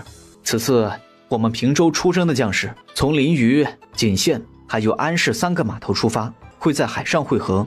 江伯牙点了点头，要是没问题的话，就登船吧。夫人，等等，族长在议事呢，您不能进去。夫人，请容奴婢通禀一声啊！滚开！下人拦他不住，赵玉潭直接走了进来，全然不顾议事厅其他的人。你们先下去吧。有什么事吗？你没有什么事要和我说的吗？灵儿呢？你说话，你跟我说话！那么信任你，把孩子交给你了，现在孩子不见了，你告诉我，孩子现在在哪儿？你先冷静一下，孩子现在很安全。我问你，孩子人在哪儿？在长安。孩子为什么会在长安呢？你为什么要把孩子送到长安去啊？我与皇上合作了，需要灵儿暂住长安。激动之下，赵玉潭甩了谢战一个耳光。你的心太狠了，你知不知道他是你唯一的孩子？要不是我觉得蹊跷，派人偷偷去了一趟庄子，这事儿你还要瞒我到什么时候？身为谢家的嫡长子，家族出现危机，在不危及生命的情况下，他有这个责任和义务帮助家族渡过难关。他才1岁多，不到2岁，他有什么责任？就在这时，赵玉潭的生母罗氏匆匆赶来。岳母，您来了，麻烦您了，我这边还有事情待处理。失陪。谢战，你给我站住，你不许走！闺女，你想开一点儿。覆巢之下无完卵，南帝危在旦夕，姑爷他也是逼不得已的。我不听，我不听。外孙是姑爷唯一的孩子，他在长安为质，皇上不会让灵儿有事的。幽州上古郡逐鹿县，孙大将军已经命令下面的人开了城门，目前雁门的城门已开，让老百姓各自逃命去了。薛先生，你说孙明会来吗？会来的。雁门代郡还有孙家军，他们已经走到了绝路，但凡有一线生机，对方都不会放过的。我也是这么觉得。并州和幽州比邻，孙明带着心腹以及一小股兵马，将信将疑的来到约定的地点时，也才进入亥时。孙大将军，久仰。孙大将军，别来无恙啊。吕州长，秦将军。这位是孙小将军吧？吕二姐啊，不对，吕州长，我是孙从义。可怕呀，吕二姐身上的气势更胜从前了。你继续喊我二姐吧，不用客气。我听明智提起过你，之前谢战的事情，还多亏了你帮忙。吕州长，不得不说，你的胆子很大。孙大将军值得我冒一次险，而且说到胆子大，孙大将军敢只身前来，也不遑多让。对于他的恭维，孙明不置可否。孙大将军，雁门要守不住了。是的。孙大将军，宋末将杨英清所领的本该支援你们的10万大军派去南方，配合谢战围剿两王，故而不会有援兵来支援雁门和代郡了。你们还要坚守吗？皇命不可违呀。好一个皇命不可违！孙大将军明知不可为而为之，自己不惜命，亦不惜麾下将士的命吗？大将军爱兵如子。吕二姐，你不知道，我爹打算带一支敢死队顶在最前面，和先辈大军同归于尽，请护剩余部众撤退。但孙大将军，恕我直言，这些不过是无谓的牺牲罢了。我知道你这么做的目的和出发点都是好的，但这样的做法确实是在朝廷逼迫以及你内心选择之间做一个最优解了。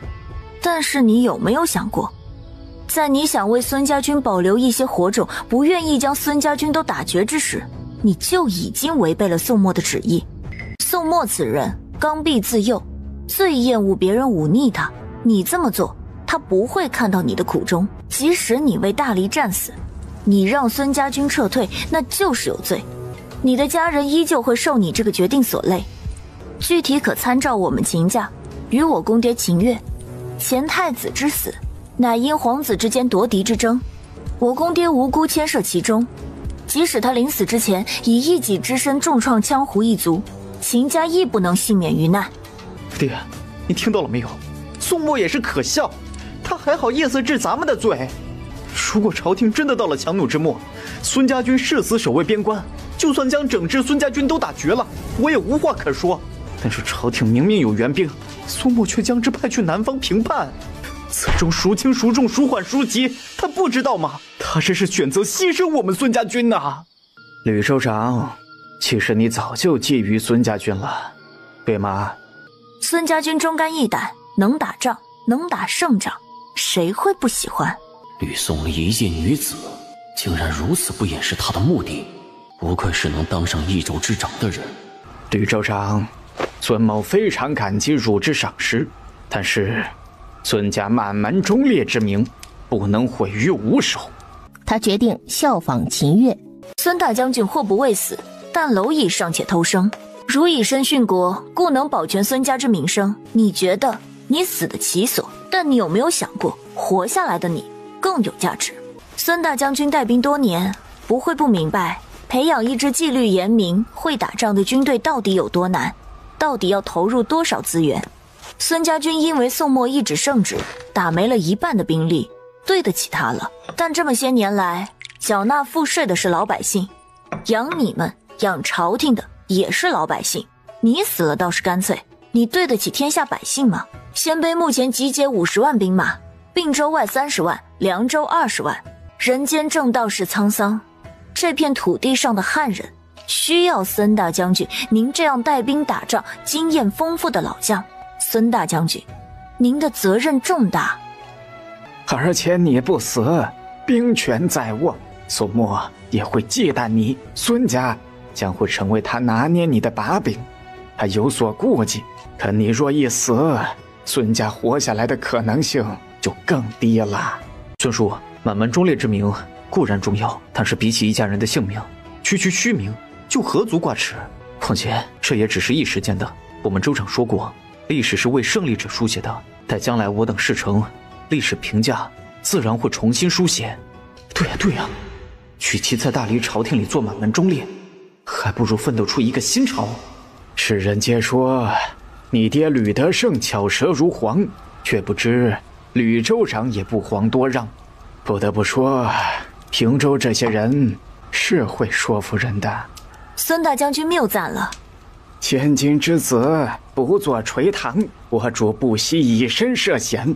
孙将军真的应该认真考虑一下我主的建议，加入平州，先活下来，再考虑别的。在下孙明率孙家全员将士在此宣誓，愿追随主公吕宋离，辅助主公南征北战，统一天下，生死无悔，苍天为证。孙大将军，快起身！还有诸位，不必多礼。长安皇宫，捷报传来，得知成王宋乾已伏诛。宋墨大声叫好：“恭喜皇上！贺喜皇上！逆贼伏诛，接来皇上洪福齐天，真乃天佑大黎也。”谢湛在折子中说，他们已经集结兵马，一半派去攻打晋王，一半派往并州、雁门和代郡支援孙家军。看完折子，宋墨下旨封谢湛为大黎兵马大都督，掌管天下兵马。南地，谢湛接到朝廷封他为兵马大都督的旨意，其麾下部从都喜气洋洋的。成王已伏诛，董先生接下来有何打算？谢大人，实不相瞒，经过此事，董某深感疲倦，只想回老家休养一段时间，再思前路。董先生，我能体谅先生如今有些许心灰意懒的状态，但如今鲜卑胡虏野心勃勃，国中叛逆横生，忽有志于驱除胡卢，平定叛乱。先生有济世之才，还请先生助我，还大理百姓一个朗朗青天呐！哎呀，谢大都督啊，此言过誉了。童某才疏学浅，当不得此大任呐。先生勿要妄自菲薄，如今国难当头，还请先生怜悯天下苍生啊！谢大都督啊，强扭的瓜不甜，特别是对于我等谋士而言，那更是如此。这个道理你应该懂得才对呀。也罢，不过现在国中很乱，董先生先安心在南地住下去吧。什么时候心回意转，就派人来说一声，吾虚席以待。他是不可能让董吉川离开的，因为他有可能会跑到平州去。谢都督大人体谅。吕首长，你们不是要从朱崖岛运送1万方的木材回平州吗？现在连1半都没有呢，就让所有伐木工都撤了？这1万方只是明面上的数量，骗骗谢战他们而已。谢战不可信，需防他一手。再说了，让你们曹帮少干点活，难道不好吗？谢战和宋墨暗中联手了，那个时候不撤，再晚怕是要回不来了。吕首长，现在的情况就是你们平州的伐木工人我先给你们送回来了，但是那批木材还在水上漂着。这个不急，林副帮主再帮我运送一批将士到东海。吕首长，你还要对东海增兵啊？反正现在平州无事，就让他们去东海玩一玩。哎，行吧，吕首长你高兴就好。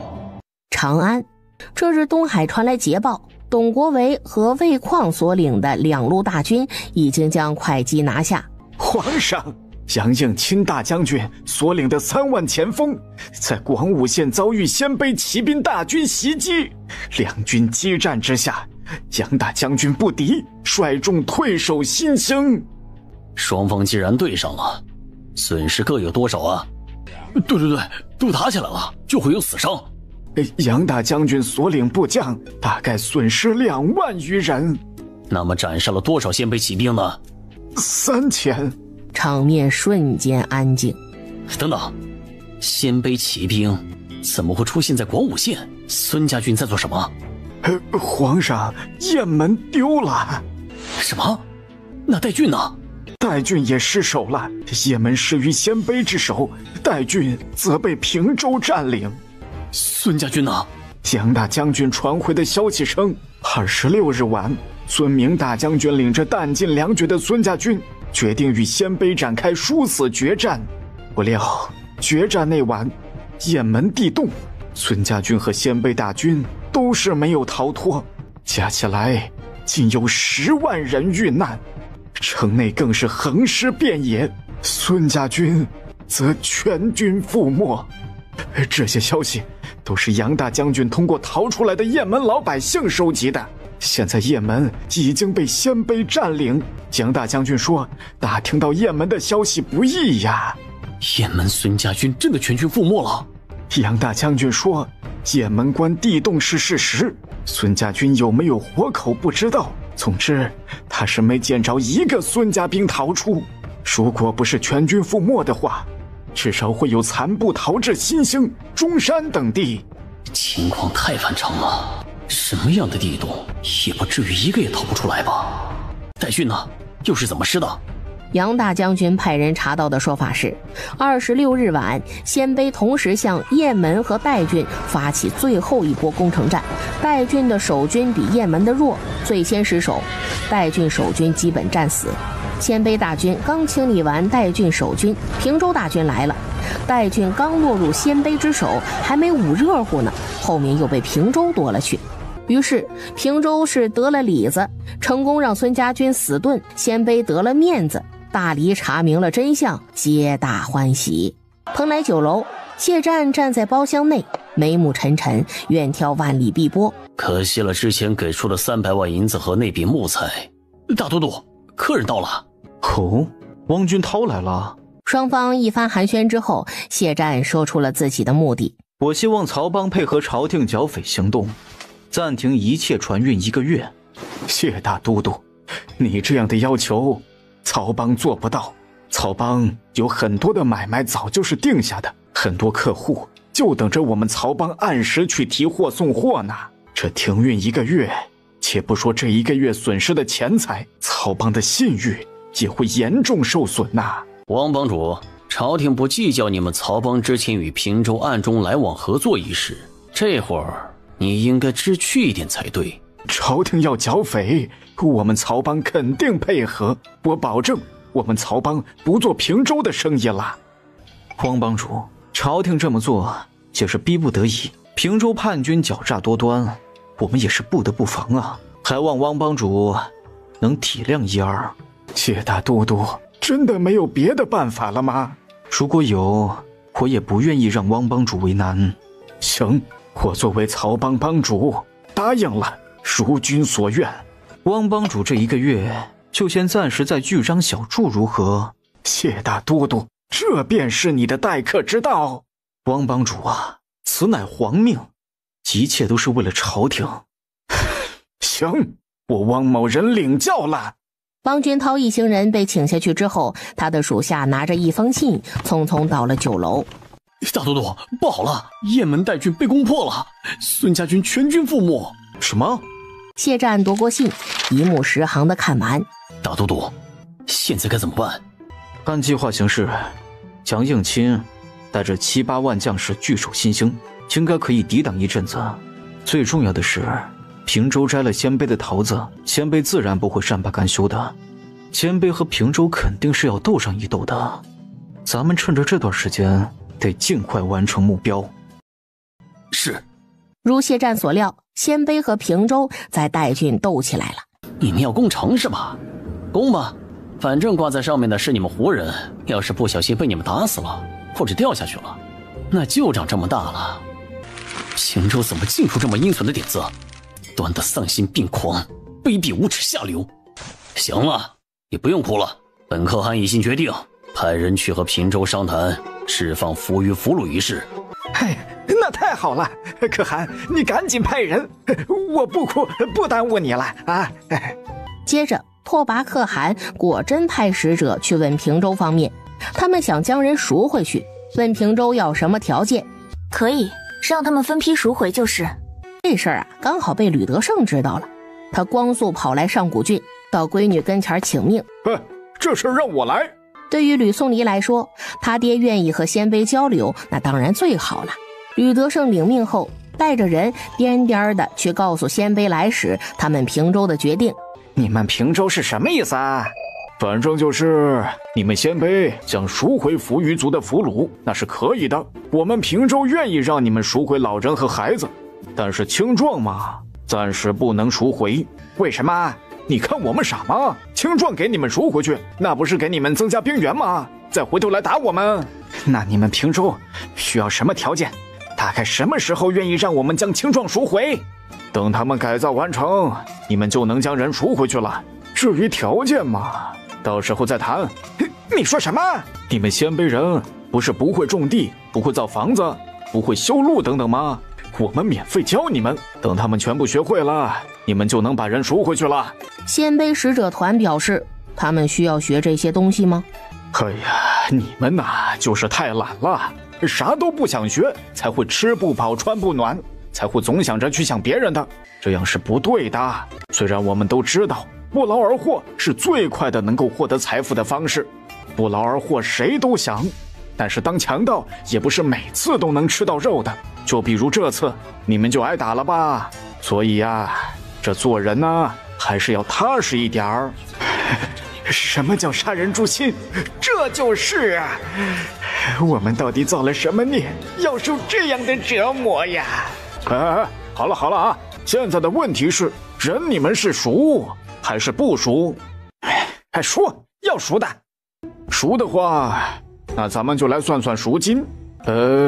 这10万老人和孩子给个打包价啊，100万两银子。100万两银子？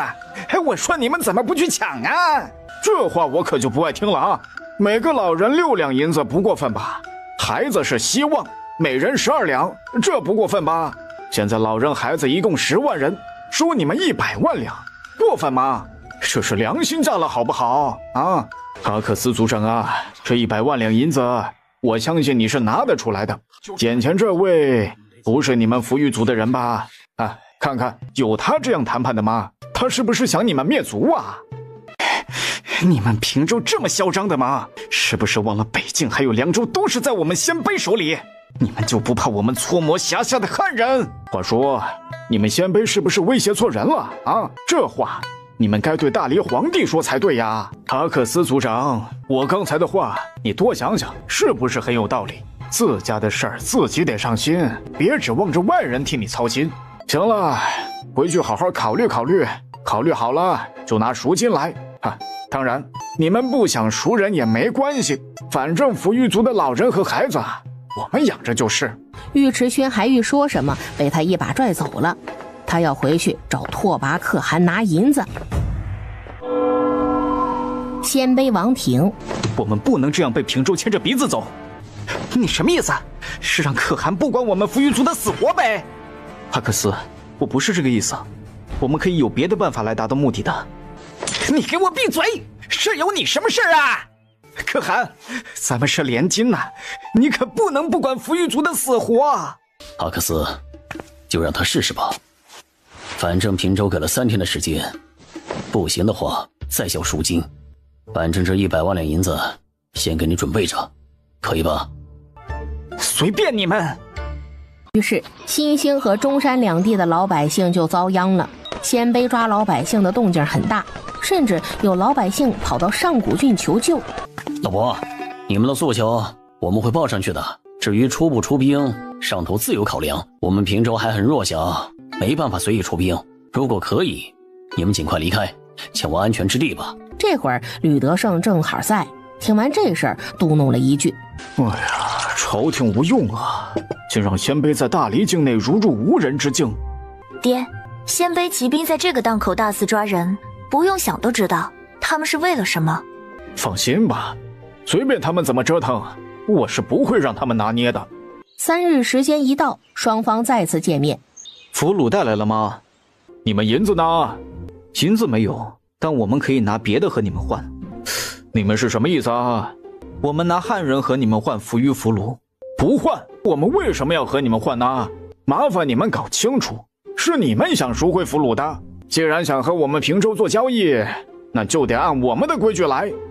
不换，那这些人就去死吧。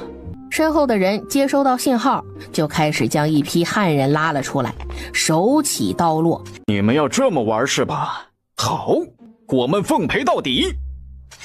这时鲜卑那边已经杀光了第1批，正推出第2批汉人。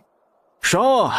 你们只管杀，尽管杀！你们现在杀几个，回头我就让几个扶余俘虏抹脖子。哎呀，算了算了，也别回头了，就现在吧。吕德胜的声音刚落，平州这边也推出了几十个扶余族俘虏，同样给鲜卑的谈判团们表演了一个手起刀落、砍瓜切菜。哼，不就是一些俘虏吗？不就几百两几千两银子吗？我们平州损失得起？来呀，互相伤害呀！想拿捏我们平州，做梦！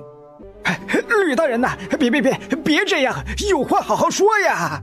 吕德胜不为所动。拓跋群，你让他们给我住手啊！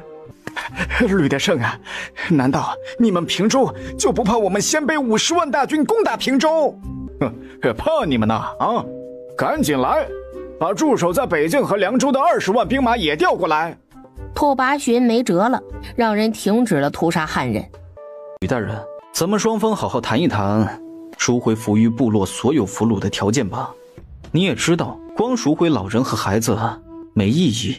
你们鲜卑确定要和我们平州谈这么大的买卖啊？你们扣着扶余轻壮，不就是想让人干活吗？干活的人我们帮你解决，你们将扶余轻壮放了如何？哦，那说说看，你们要怎么解决这个问题啊？我们拿北境、凉州辖下的汉人和轻壮来和你们换，怎么样？北境、凉州和平州相距甚远，你们要把汉人的轻壮亲自运送过来呀？这不可能，耗费太大。我会给两地的轻壮发录音，让他们自己过来平州，他们的家人扣着，谅他们也不敢不听话。哼，我才不要呢！你们都知道赎回俘虏要一家子整整齐齐的，我们不知道吗？你们扣着这些轻壮的家眷，我们用着不放心呐。而且另外，虽然我不喜欢你们胡人，但是我不得不承认，你们鲜卑胡人的体格比汉人强壮一点儿。汉人轻壮和扶余俘虏换，这不划算，就不能随意打嘛。反正经过几轮讨价还价，鲜卑这边需要开放北境凉州两地所有的城门，平州方面也不管最后能接收多少，都不能再找事儿，同时释放所有的扶余俘虏。但是有个要求，就是他们鲜卑在开城门的时候宣传一下，愿意到他们平州的一家子人会有5两安家费。谈好条件之后，阿克斯就想让平州放人了。不行，你们鲜卑王庭没信用，屡次出尔反尔，我们信不过你们。我们鲜卑这边，可汗已经派人拿着手令去让守城的将领放人了。你们平州是不是也该有所表示？我们平州州长虽为女子，但从来都是一言九鼎。不过呢，我们平州向来都是公平公正的。你们既然已经开始履行诺言，那我们平州自然也会有所表示。来人呐，把扶余族10岁以下的孩子挑出来，让他们带走。阿克斯无语。你不要？要，当然要了。东海晋王府，朝廷如此不计得失的打法，是不是疯了？大黎如今失了雁门和代郡，现在肯定是迫切的想要平定宇内的叛乱的。我看他们就是挑软柿子捏，有本事冲着鲜卑去啊，把雁门和代郡夺回来呀！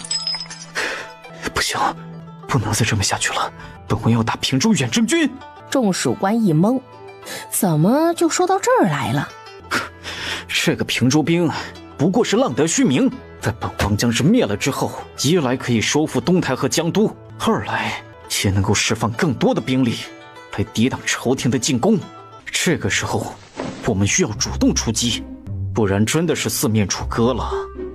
王爷，不可！现在朝廷来势汹汹，再去招惹平州才是腹背受敌啊！而且平州绝不好惹。白先生何出此言？王爷您想啊，平州从鲜卑手中抢走了辛苦打下来的代郡，鲜卑能不怒？鲜卑肯定和平州打过仗的，但至今没有传来鲜卑将代郡夺回去的消息。也就是说，现在平州依旧将代郡稳稳地捏在手里，这说明了什么？说明了连鲜卑都没在平州的手里讨着便宜，能是好惹的吗？所以别看现在驻守在东台、江都两县的平州远征军像是本事平平，那是老虎不发威呀！军师是不是高估了平州军呢？如此长他人之气，灭自己威风，与军心不利吧？王爷想攻打平州远征军，也是想着以此撕开一道口子。俗话说，打得一拳开，免得万拳来。这一仗或许起到震慑朝廷的作用。王爷这想法也不能说错。如果平州军真如王爷所想的那般软弱可欺的话，怕就怕咱们这一拳打出去，没有达到预期效果，反而再多招惹一个敌人呢。白某不赞成对平州远征军出手，还有另外一个原因。什么原因？我最近一直在想，东海的出路在哪里？看如今的架势，朝廷是铁了心的要平掉东海的叛乱的，但朝廷也有弱点，那就是兵力不够的问题。鲜卑在北方肆虐，朝廷肯定会想方设法尽快给北方增兵的。所以别看现在朝廷攻打我们的力度很猛，但持续性肯定很差，不可能一直聚集那么多兵力攻打东海的。王爷，我们如今要做的是缩小战线，扛过这一波强攻。攻打平州，即使胜了，也会有兵源的减损。我们东海当前最重要的不是地盘的大小，而是兵将的多寡。故而从方方面面考虑，此时和平州远征军对上都是不明智的。既然如此，倒不如与平州交好。可是这样的话，会不会引狼入室啊？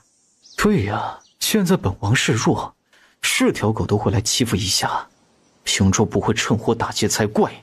王爷，至少人家现在还没有对咱们出手，不是？俗话说，敌人的敌人就是朋友。平州之前和南帝是盟友关系，后灭谢长和皇上暗地里联手了。皇上欺骗了王爷，谢战何尝不是欺骗了吕宋离？咱们可以争取一下，把平州变成我们的盟友。如何争取？拿出诚意来。在白行之看来，反正他们也要收缩战线，干脆将曲陶等地让给平州远征军好了。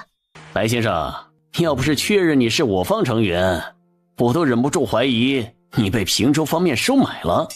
王爷，两害相权取其轻，曲陶等地让给平州，总比将地盘拱手让人朝廷好吧？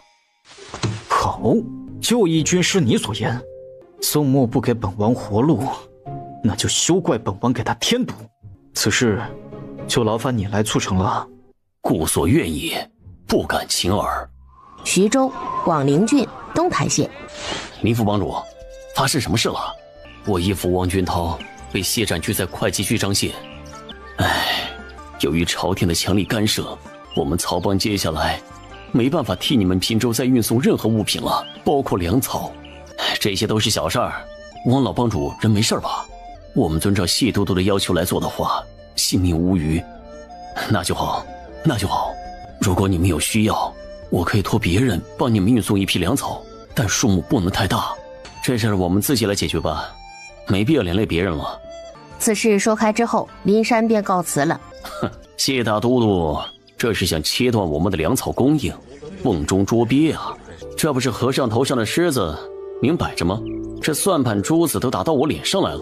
不过他谢战想吞掉我们这支远征军，也不怕崩了牙。这才过几天好日子呀，我们又要勒紧裤腰带了吗？秦三哥，咱们远征军的粮草足够了吗？如果不够的话，那要该怎么解决呀？怎么担心饿肚子呀？啊？那当然是担心的。放心吧，不会让你和手下的兵饿肚子的。粮草我们有，能不能拿到就看你的本事了。秦三哥，你尽管出招。哦，对了，出发前州长让我带了一封信过来。秦昭和郭冲相继看完信，还能这样？州长说可以，应该是可以的吧？那就调整作战战略吧。将军、军师，城门外来了一个人，说是晋王麾下白行之，想要见你们一面。白行之？那不是晋王麾下的智囊吗？他来干什么？请他进来。白行之被请进来时，议事厅里只剩下秦昭和郭冲两人。白行之直接进入主题，和秦昭说，他们晋王愿与平州交好，为表诚意，愿意将曲陶让给平州。白先生，既然晋王诚心相让，那吾等就确实不恭了。我仅代表我们州长表示诚挚的感谢啊！秦昭将军客气了。白先生，晋王是否经常为谢战等人心烦？那是肯定心烦的。白先生，晋王的诚意我们平州感受到了，我以为报。如果晋王为谢战感到心烦，我们可以出兵去教训他。这个再看吧。白先生，我们平州收下了你们的礼物，你回去告诉晋王爷，以后你们就是我们平州的好朋友了。我们平州对于朋友通常都是很大方的，你们可以期待一下。等孙从义得知这个消息时，整个人都是目瞪口呆。就一顿饭的功夫，他们平州不费一兵一卒就得了一座城池。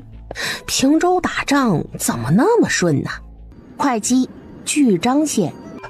大都督，晋王将曲陶给了平州。什么？而且还是白送。平州成了捡便宜的了。大都督，晋王从曲陶撤回的兵力一定会投入到其他城池里去的。如此一来，这些城池的防御就增加了，我们攻城的难度会变大。通知董国维还有魏况，加快围剿的速度。至于平州远征军，那就不用担心，平州的粮道已经被切断了，无所谓晋王给了他们多少地盘了。闻言，大家的信心瞬间大涨。长安，苏沫看着手中的折子，眉头紧锁。这是杨应钦北上之后发回来的第二道请求支援的折子了。孙老太君还在宫外跪着吗？回皇上，孙老太君还跪着呢。苏沫恼火得很，要是可以，他会不发兵吗？皇上，太皇太后也移驾宫外，去劝说孙老太君了。结果呢？怎么样？孙老太君比较固执，太皇太后也劝不动呢。苏沫一副意料之内的表情，他是知道他皇祖母的，以其心高气傲的性子，根本就不会劝人。孙老太君连跪了半个月，恳求皇上出兵雁门，迎回10万孙家军的遗骸。这个请求一直得不到皇上的应允。徐州、广陵郡东台县，我万万没想到你会主动来找我。这有什么呢？山不转水转，山水总有重逢之日。信你个鬼！吕州长无意扩大东海的战场，对吗？想知道啊？这不是明摆着的吗？你们东海远征军在东海打得很克制，既没有派出军队对周边朝廷的地盘进行奇袭，也没有去攻击朝廷后方的补给线或者是战略重地。其次是平州没有对东海进行更多的支援，无论是物资还是人。他们要是这么做的结果呢，就是让东海的战场扩大，平州和朝廷都会不断的往东海投入兵力，这和他们的战略目标不符。范阳这家伙还是聪明啊。吕州长，这是对朝廷有所求。哼，你猜？东海的战役快要结束了。是吗？谢大都督都有想法，他不会允许东海之战再拖下去的。吕州长有顾忌，靖王支持不了多久。范阳，在这大征之时，想必你已经选好阵营了吧？让我猜猜，你选择了朝廷，选择了谢战。佛曰不可说。哼，不敢承认，是担心走不出这东台县。朝廷和平州，吕州长和谢大都督都是各有各的优势。你不用小人之心。徐州、广陵郡东台县，秦小将军，幸亏有你的提醒，不然……哎，举手之劳，不用谢。秦小将军，秦昭将军，我义父和我商议后决定，携如今的曹帮加入平州。欢迎欢迎！等东海战事结束，我和林山亲自前去平州拜见吕州长。这个不急，林副帮主，恕郭某冒昧，曹帮救出多少粮食？提到这个，林山也发愁啊。仓促之下，他们抢救出来的粮食并不多。林山报了一个数，并且表达了他的担忧。这个数目不算大，如果只是管曹帮帮众自己的口粮的话，够吃个把月的。如果要覆盖平州远征军的口粮，呵呵，有耐心就好了。粮草的事不用过于担心了，船到桥头自然直。谢战对曹帮出手，意在粮草。秦胜将军，秦昭将军，咱们是不是派个人和晋王说一声，让他仔细粮草？不会吧，郭先生，你这建议，难道谢战会觉得晋王会把粮草分给我们？在谢战看来，晋王和我们平州80%是蛇鼠一窝，他肯定也怕晋王脑子一抽，把粮草分给我们。行，就派人去提醒一声，万一呢？这次出使晋王府的是郭冲，他到了晋王府后，得到了极高级别的礼遇。你特意从东台县过来，就是为了提醒本王小心守护好粮草？是的，你怎么会突然想到来提醒我们这个问题？哎，你来晚了，你们的消息要是早点送过来就好了。我们那边也刚结束一场大战。郭冲将谢战策反曹帮的项展元和浪潮帮联手，意图吞并曹帮本部的事儿告知了他们。你们放心，此计已被我们识破。我们平州远征军已经协助曹帮本部击退了来犯之敌。目前浪潮帮推至青州的北海及东来海域内，铁索横江。等等，你们的粮草无事？谢大都督大概是觉得我们目前的粮草不值得他出手，谢战应该要放大招了，你们要做好准备。目前的局势，想必你也感觉到了。自以为我们双方在这个时候应该相互扶持，守望相助才是。晋王送了我们平州2座城，我们平州永远记着他的好。若是晋王这边有需要帮忙的地方，随时找我们。白行之送走郭冲后，见到晋王的第一句话就是：王爷，你有想过此役最坏的结果吗？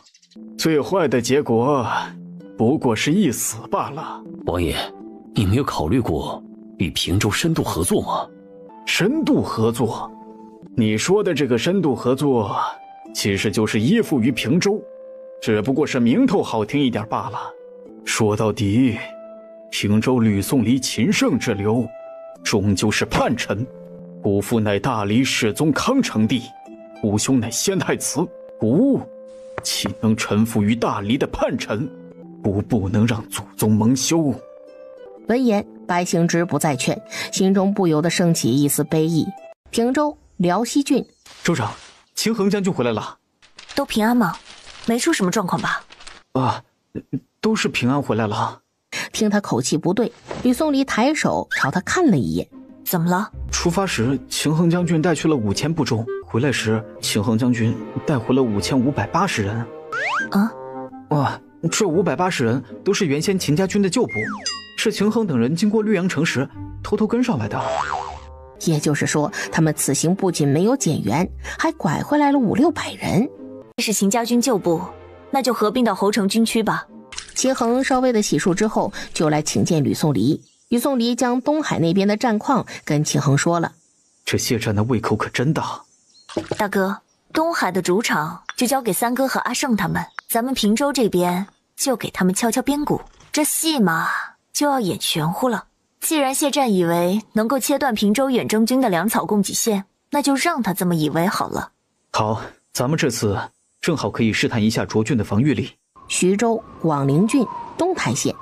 根据我们收集到的消息，谢战麾下董国维、魏旷、刘茂、谢维3路大军动了，他们分别从南边、西边、北边向我们和晋王压过来。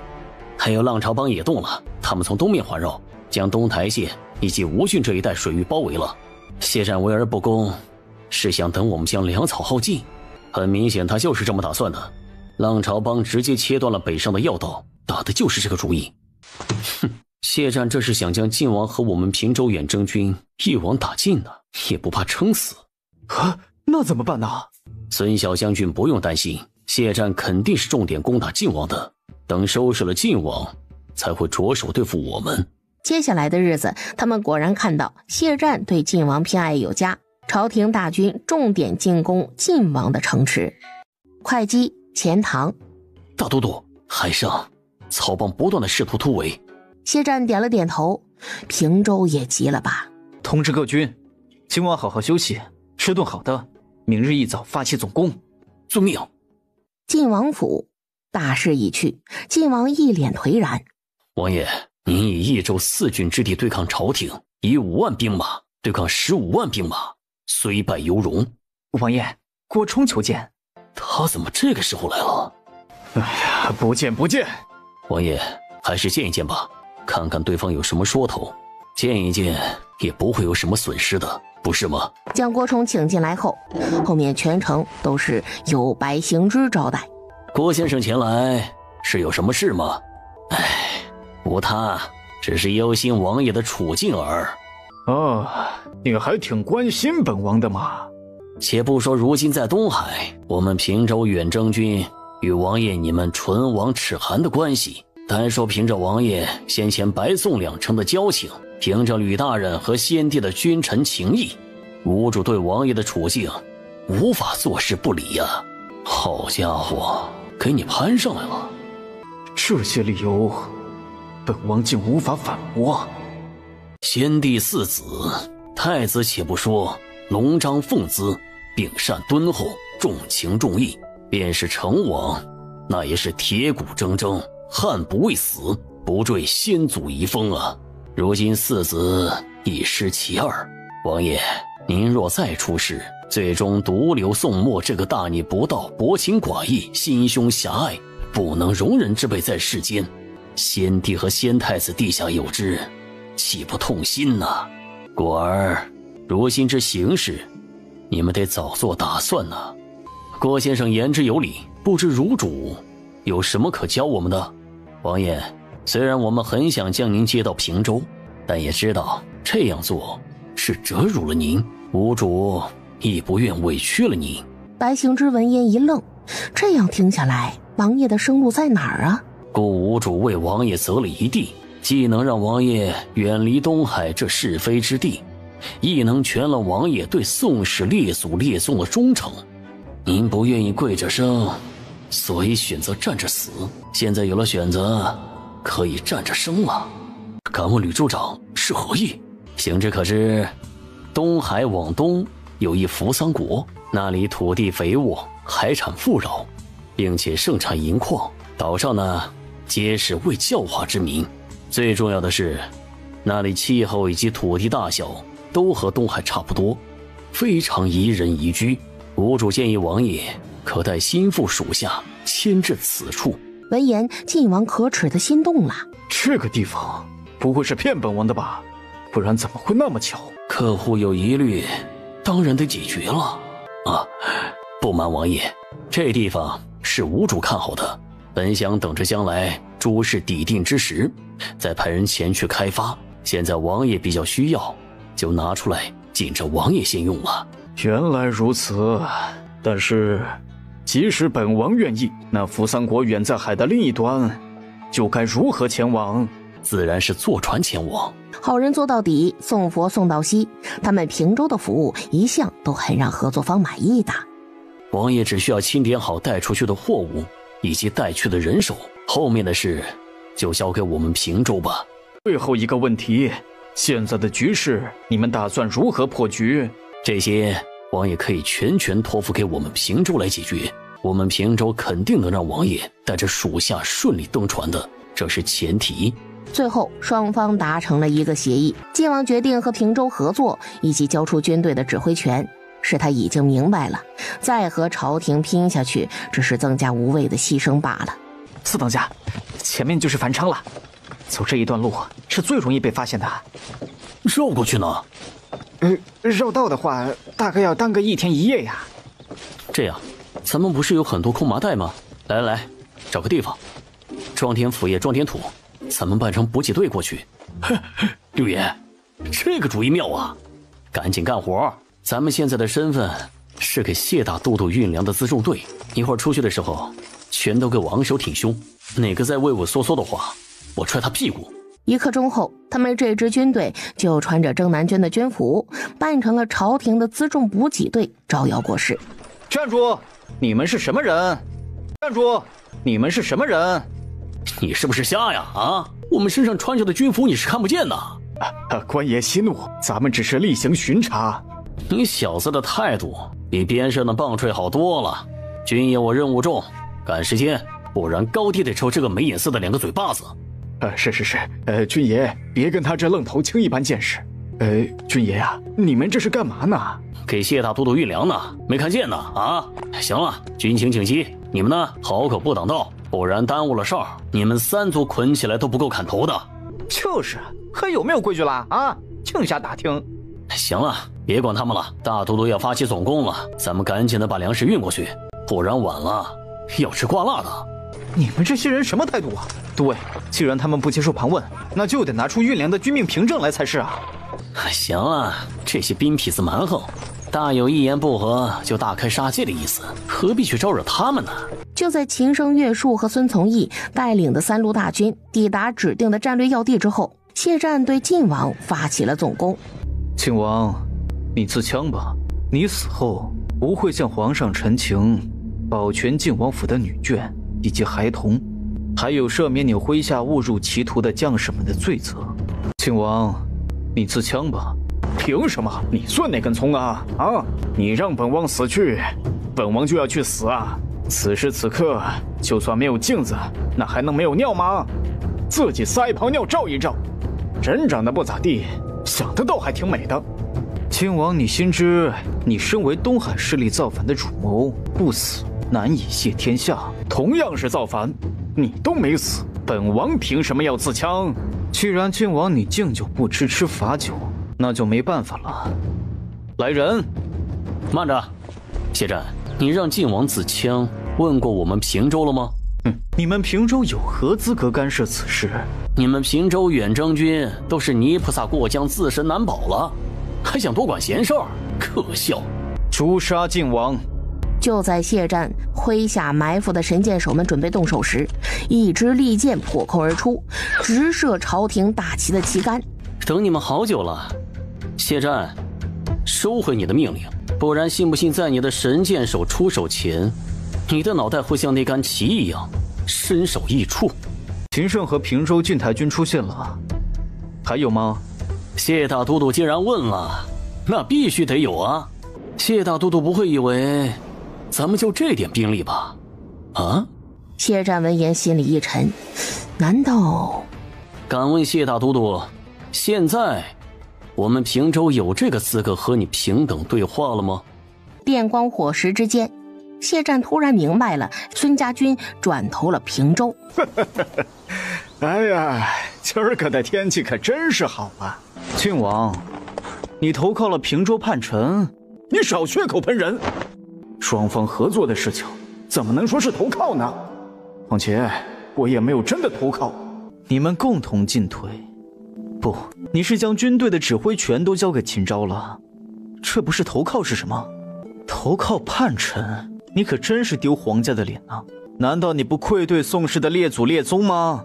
娘的，我都被逼到绝境了，还不去稍微反抗一下？急了还跳墙呢？不对，不是狗，是兔子急了还咬人呢。宋墨和谢战这对狼狈为奸的君臣，真的是不当人呐！但凡我和宋墨不是同一个祖宗，高低得问候对方19代。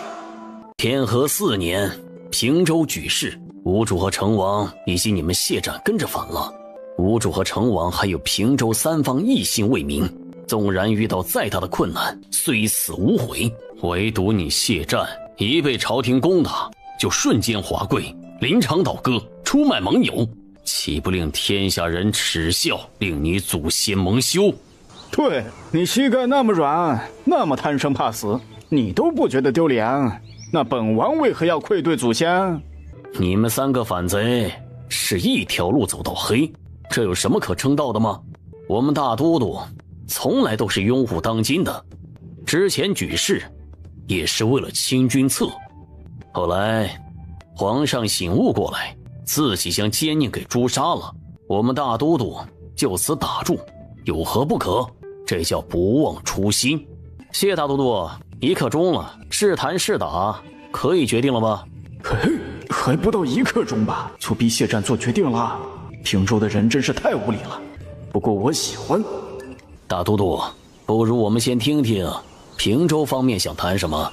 在郭冲、姜伯牙以及白行之3方的交涉之下，很快就布置出来一个谈判场地。谢大都督，咱们就直接开门见山的说吧。谢战微微颔首。东海之战，你想毕其功于1役吗？谢战他当然想利用此次战役围剿晋王，完全拿下东海，让这次的战役成为他重回长安、重回朝堂的政治资本。答应我们一个条件，我们可以让你美梦成真。哼，怎么还没开打，你们就以战胜方的姿态提要求了？如果我们是以战胜方的姿态提要求的话，我们此刻唯一的要求就是让你们滚出东海。谢大都督还谈不谈的？你若是不想谈了，想开打，我们平州随时奉陪。说说你们的条件。我们平州以广陵、东台、江都、高邮3县，还有建康、曲陶等地，包括晋王目前所辖之地为筹码，和你交换2个条件。第一个条件，我要涿州，大理朝廷必须将涿州割让给我们平州。第二个条件就是大理不得迫害孙家军的家眷，并且大理不得扣留愿意前往平州的各阶层人士。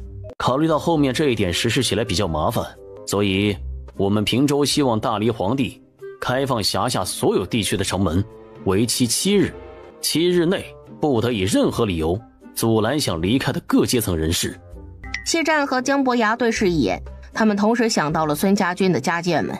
平州真是好一招空手套白狼啊！哼，过奖过奖。靖王这个傻子，这些地盘中就一半是靖王的，你们平州能全权做主吗？当然了。靖王，你愿意相信平州？我不知道平州给出了什么条件，但是我不得不提醒你，小心被对方黑吃黑。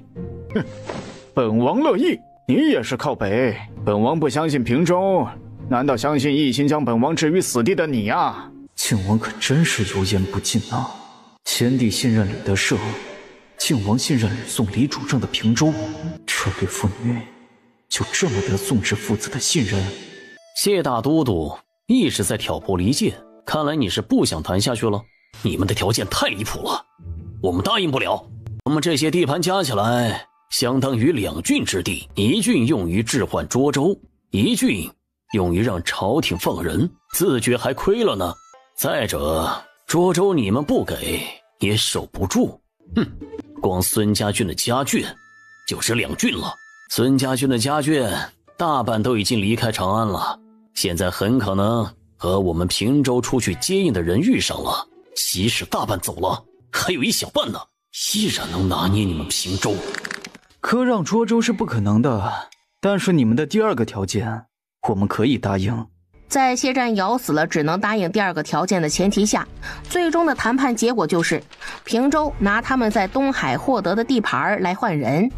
对此薛许是无比惋惜的，特别是他曾听州长提过一嘴，东海的地理位置非常的适合发展商业。薛先生，打天下是一场长期的战役，不必计较一时得失。况且我们在东海一役中收获不少。州长，你觉得谢战会答应将涿州给我们平州吗？不会，一旦我们提的条件超过他们能承受的底线，大黎皇帝必然不会答应。平州撤军之际，谢战班师回朝了。他回到长安的第一时间就被皇帝册封为大黎的兵马大都督，掌管大黎兵马，权倾朝野。谢战谢过一众恭维他上前和他攀谈的大臣，还说了过段时间会设宴一事，便回了原先谢氏一族的府邸。老夫人和夫人到哪儿了？回家主，老夫人他们已经在路上了。谢战点了点头，继续看公文。平州昌黎。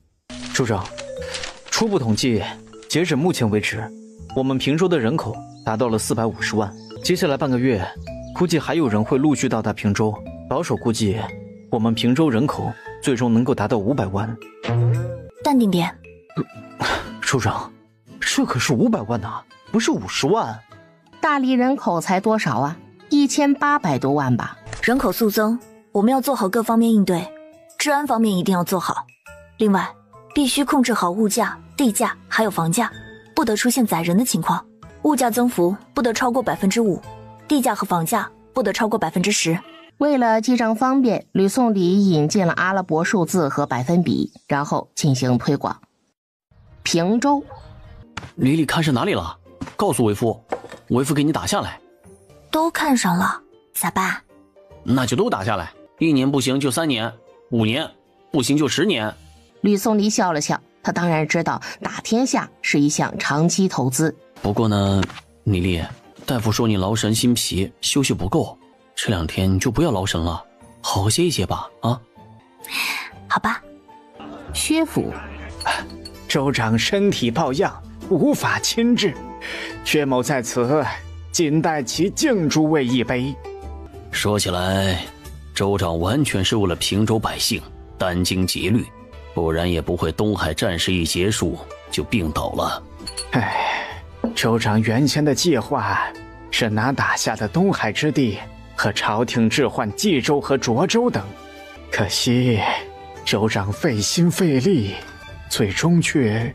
州长大义，愿意拿东海2郡换取心向平州的百姓。古人云：主辱臣死。如今州长吃了那么大的亏，在场的不管是新臣还是旧部，皆为州长的左膀右臂。若是什么都不做，何尝不是我等无能？董先生言之有理，我等身为臣属，理应为主上分忧。薛大人，不如咱们来商量一下，如何拿下冀州和涿州吧，就当是我们的投名状了。有志气。在场的诸位，不管谁拿下1地或2地，吾必在州长面前为他请功。此时的薛许不掩饰平州对这2地的觊觎之情。所以大家有何计策，能为州长拿下冀州或者是涿州？薛大人，涿州郡守孔怀是个老顽固、老迂腐，最讲究尊师重道那一套，一时间要拿下涿州，怕是有些困难呐。那绕过他来办这件事呢？哎呀，恐怕也是不行。之前东海之战期间，谢战为了完全切断平州远征军的补给，就增加了涿州的防护。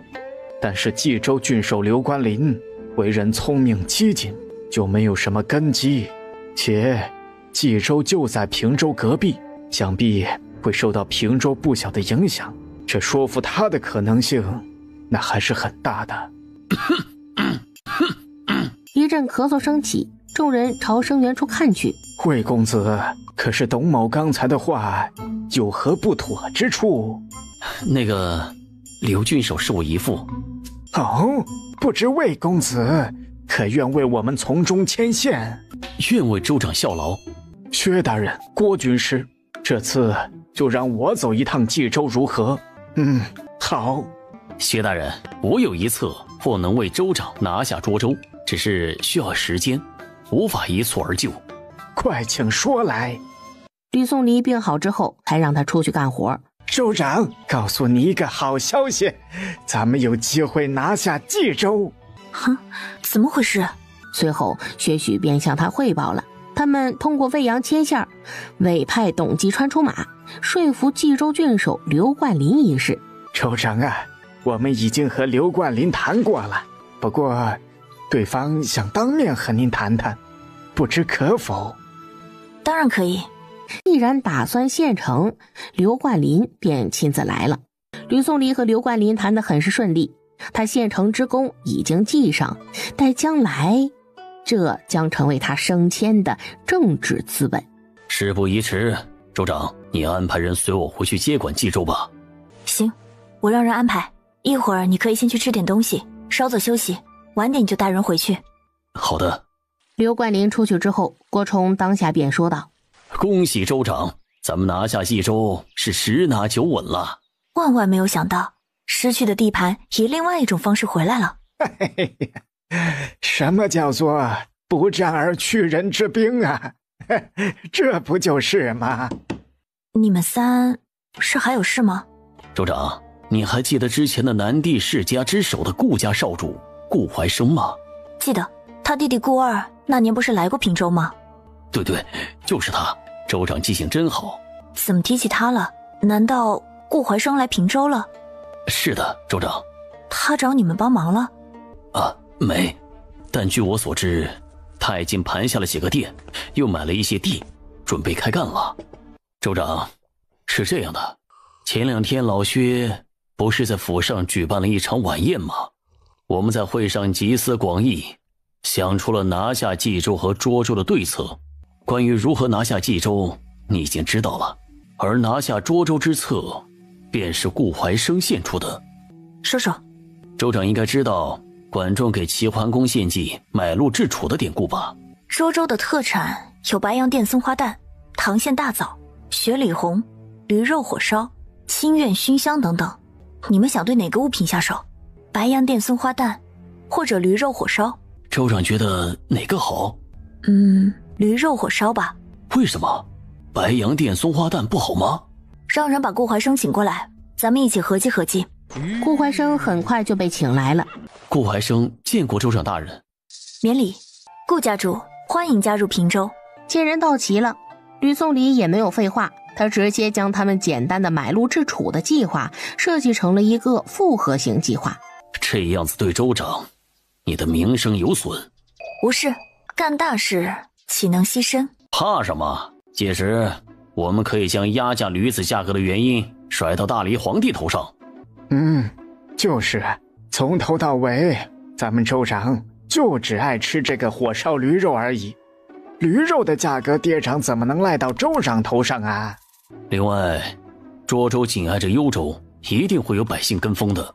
今年我们可以给紧挨着涿州的县镇派发一些种植任务，省得他们盲目跟风太过了。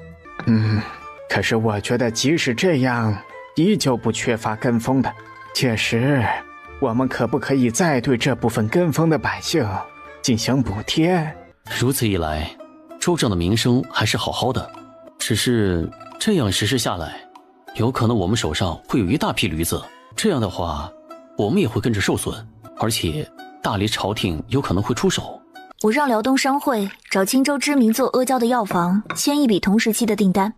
他们这样的药房对驴的需求很大，不管是和我们涿州的购驴合约，还是和青州的售卖合约，都必须规定，当驴的价格出现波动的时候，只有我们拥有违约权，然后付给对方违约金。如此一来，合约到期的时候，如果驴的价格涨超订单的违约金的时候，咱们就撤掉和青州的交易，执行和涿州的订单合同。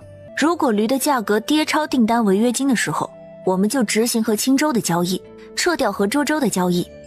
州长，还有一点，大理朝廷对咱们的封锁还没解除呢。那就先让大理解除对我们的封锁。要怎么做？食盐倾销。娘爷，州长这是要绝大理的根呐！这样低价的盐，大理如何遭得住？这次顾怀生和董继川是彻底领教了平州智囊团的厉害。大理遭遇这样的对手，到底是不幸呢，还是不幸呢？长安范府书房，大理建国近200年载，范家深受皇恩，范某无以为报，唯有为国尽绵薄之力，纵粉身碎骨，亦在所不惜。先生有如此报国之志，实乃大理之幸啊！我一直以为，当官经世如良医，进则救世，退则救民。只是如今大理如同一位步入暮年的老人，先生同意否？人之将老，躯干也生疾也，故吾以为应舍弃腐朽之处，夺其养分，供养其他部位。大都督如今之志，可还一如当初？当初吾在南地举事，目的就是为了清君侧，进长安秦王。如今亦然，吾以为如今的大理应弃枝干，存主干，以待春风。那大都督又是如何看待平州以及吕宋离的？先生既然问起，那我就说说吧。平州如同新生的幼儿，看起来生机勃勃，但夭折的风险也很大。不过平州如今已成大理江山的顽疾，平定平州可能需要花费漫长的时间和精力，我们要做好这方面的心理准备。大都督所言甚是，吕宋离此人统筹全局的能力非常强，而且眼光极具前瞻性，走一步看3步，他总能因势利导，导向自己想要的结果。诚如大都督所言，吕宋离与其辖下之平州也不是没有弱点的，其以2州之地供养2只虎狼之师，所耗军费一定是非常庞大。另外，吕宋离如今无子，他与秦胜之间必然是要有一子的，如此才能让秦吕2家维持紧密的合作，这未尝不是大理的机会。先生肯助我大理平定平州，那指日可待。大都督，你需要尽快压服朝堂上的杂音，以应对平州的出招。另外，朝廷需要加大举孝廉的力度。这时谢战的心腹族人快步走来。大都督，皇上急召。发生什么事了？冀州没了。怎么回事？来人很快就将刘冠霖献城一事说了。平州之危已经到了如此地步了吗？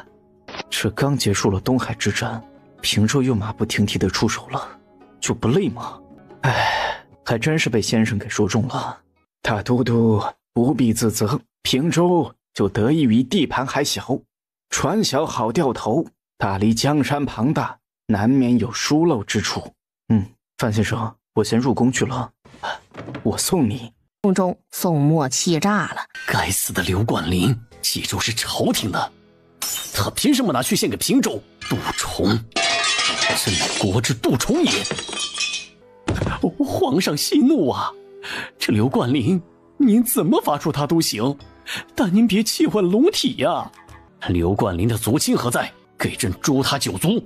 谢战赶到宫中时，正好听到这话。微臣见过皇上，皇上万岁万岁万万岁！谢战，谢大都督，刘冠霖把冀州献给吕宋离了，此事你怎么看呀？皇上恕罪，此乃臣考虑不周，未能事先防范，以致冀州之失。苏沫看着他，脸上神色莫变。皇上，臣以为逝者不可追也，此事日后可再做计较。当务之急，经确保涿州、中山、新乡等地不失。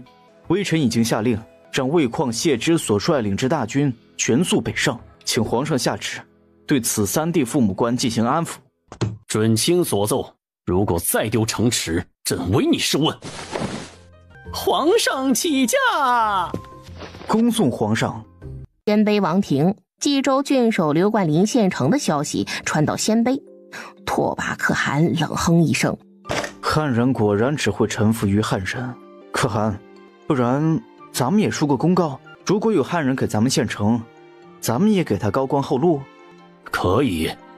鲜卑的公告出来了，没有意外的，无人响应，应该说没人敢带头响应。平州、昌黎，张叔，好久不见。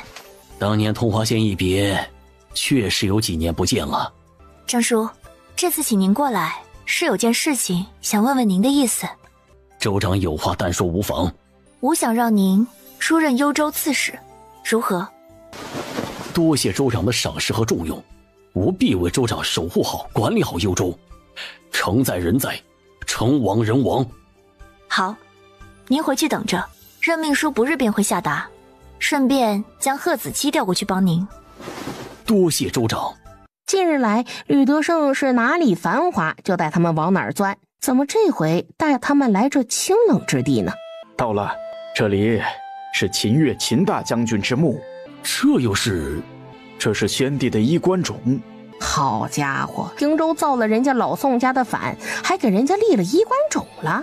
皇上啊，成王没了，靖王去了扶丧，我家闺女帮找的路子。以后我们打到长安，您可别怪我们呐，好歹咱们都给你留了点根。靖王相对来说啊，还算一根好笋，至于某些歹笋，那我们铲除就铲除了哈。不是，你给先帝立的衣冠冢，你就不怕这样搞，先帝死不瞑目？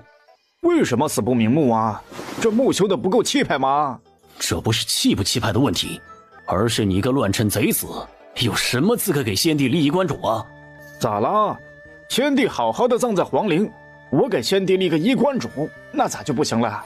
宋末他拜他的，我拜我的，你是咋想的？哼，咋想？就是想让先帝保佑保佑我。哎，你这是强人所难，不对，是强鬼所难呐。先帝地下有知，不弄死你都算好的了，还保佑你。先帝保佑谁，那就看先帝的心情啊。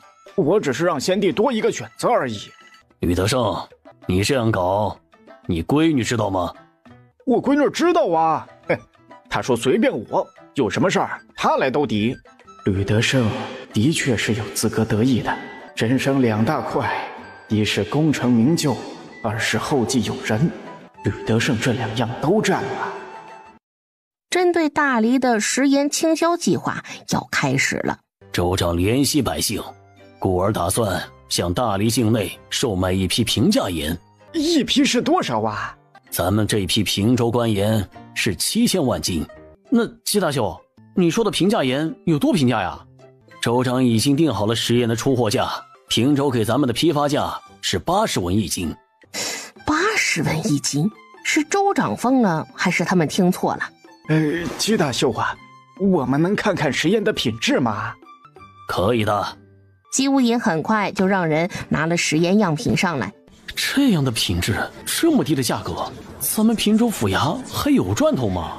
哎呀，而且平州这么做，那图什么呀？季大秀，我们想做这个买卖，有什么要求啊？我刚才说了，平州售出的价格是80文一斤，中间不管你们怎么操作，我们只有一个要求，就是售给大黎百姓的价格不得高于150文一斤，中间的度你们自己把握。哎呀，大手笔呀，咱们平州真是大手笔呀！娘哎，我乔州长是真的要对大黎的命根子动手了。150文就能买到这种品质的官盐，这真的是要了大黎朝廷的老命了。在场的诸位，你们觉得自己能胜任这一任务的，稍晚便可以到辽东商会大楼1楼去交定金，订购你们所需的食盐数目。你们交了钱之后，辽东商会会发给你们一张条子，你们拿着条子到幽州上古郡提货。他们听明白了姬无英的潜台词，是时候发动你们的人脉了。能吃到多大一块肉，那就各凭本事了。长安，故宫。谢爱卿，你来看看，这是涿州郡守孔怀的密折。这孔怀和那刘冠霖完全不一样。谢湛接过密折一看，孔怀在密折上写道：臣愿为皇上分忧，臣有一计，成则可为皇上除掉平州这心腹大患，败亦能让世人看清平州的真面目。谢爱卿啊，这大理还是有忠臣的。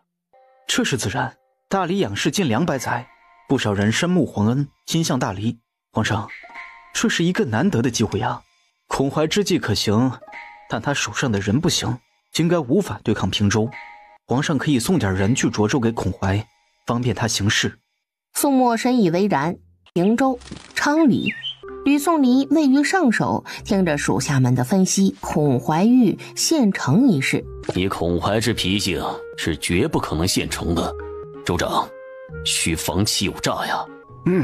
对，孔怀这厮一定包藏祸心。将之拒之门外吧，州长无需见他了。别啊，我们可以答应他，将他诱至平州，把他咔嚓了。斩杀了孔怀不好吧？孔怀不足为惧，但他不能死在我们平州手上。吓着了后面真心想献城的人咋办呢？这样损失可就大了。人，我是一定要见一见的。孔怀此举相当于将了州长一军，见之危险，不见影响也不好。确实，晚点传话给孔怀那边，我会见他，但不能就这么见。对方既然想要钓鱼，肯定要下重饵，咱们看看能不能将饵料吃掉，把钩子还回去。你们要相信我们的侍卫是能护卫我周全的。平州这边派了个一根筋的官员去给孔怀回话。县城那么大一件事，我总得见一见吕州长吧。县城那么大一件事，我总得见一见吕州长吧。可以，但你得拿出诚意。比如呢？比如你先将涿州库房的银子运过来。刘冠霖也是这样。是啊，不然你嘴皮子一掀，骗人怎么办呢？我们州长很忙的，况且你都打算献城了，先献一部分，那又有什么关系啊？还是说你献城是假的？行，就依你们所言，我带上涿州库房的银子，一起去见吕州长。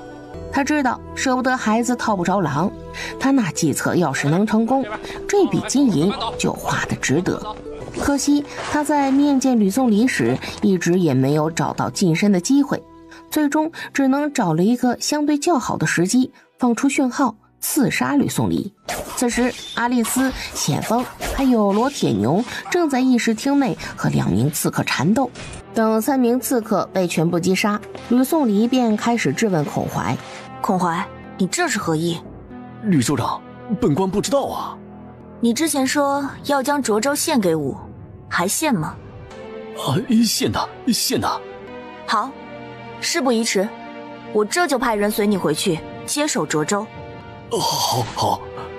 最终孔怀及其下属死在了平州和涿州的交界处，死于山贼之手，尸骨无存。头儿，六爷怎么这么快就弄死了这个家伙呀？对呀，咱们完全可以跟着他去接手了涿州，再把人弄死。你们想的可真美啊！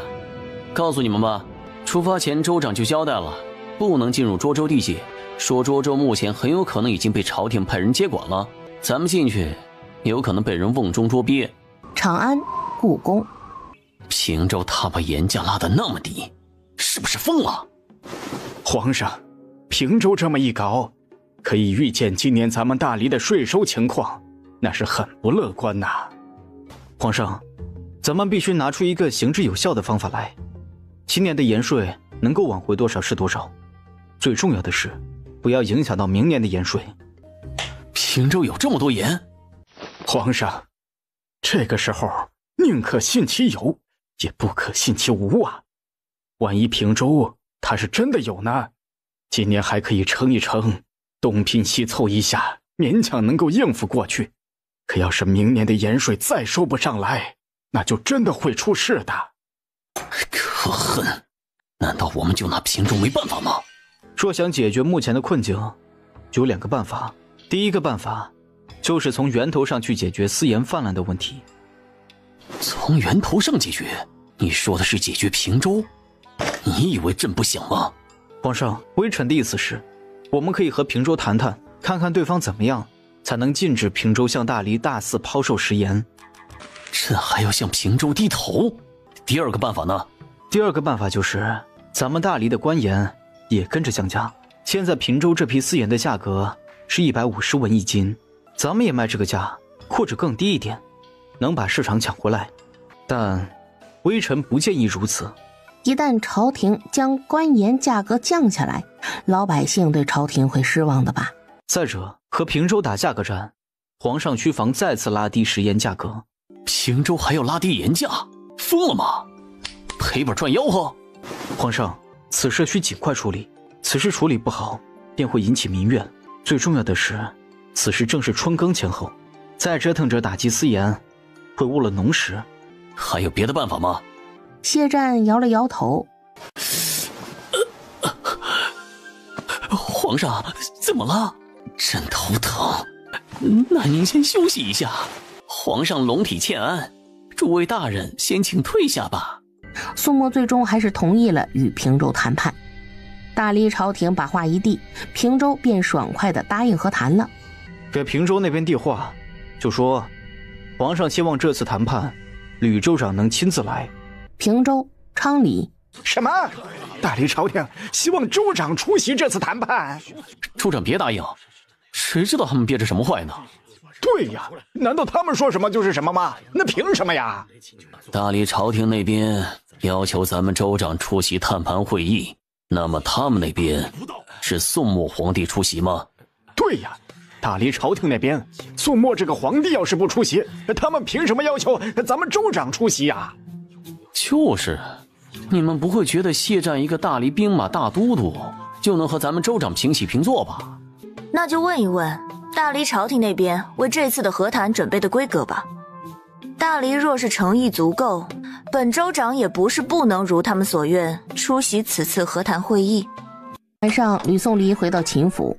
黎黎，你要出席平州和大黎朝廷的谈判会议？不一定，要看大黎那边的反应。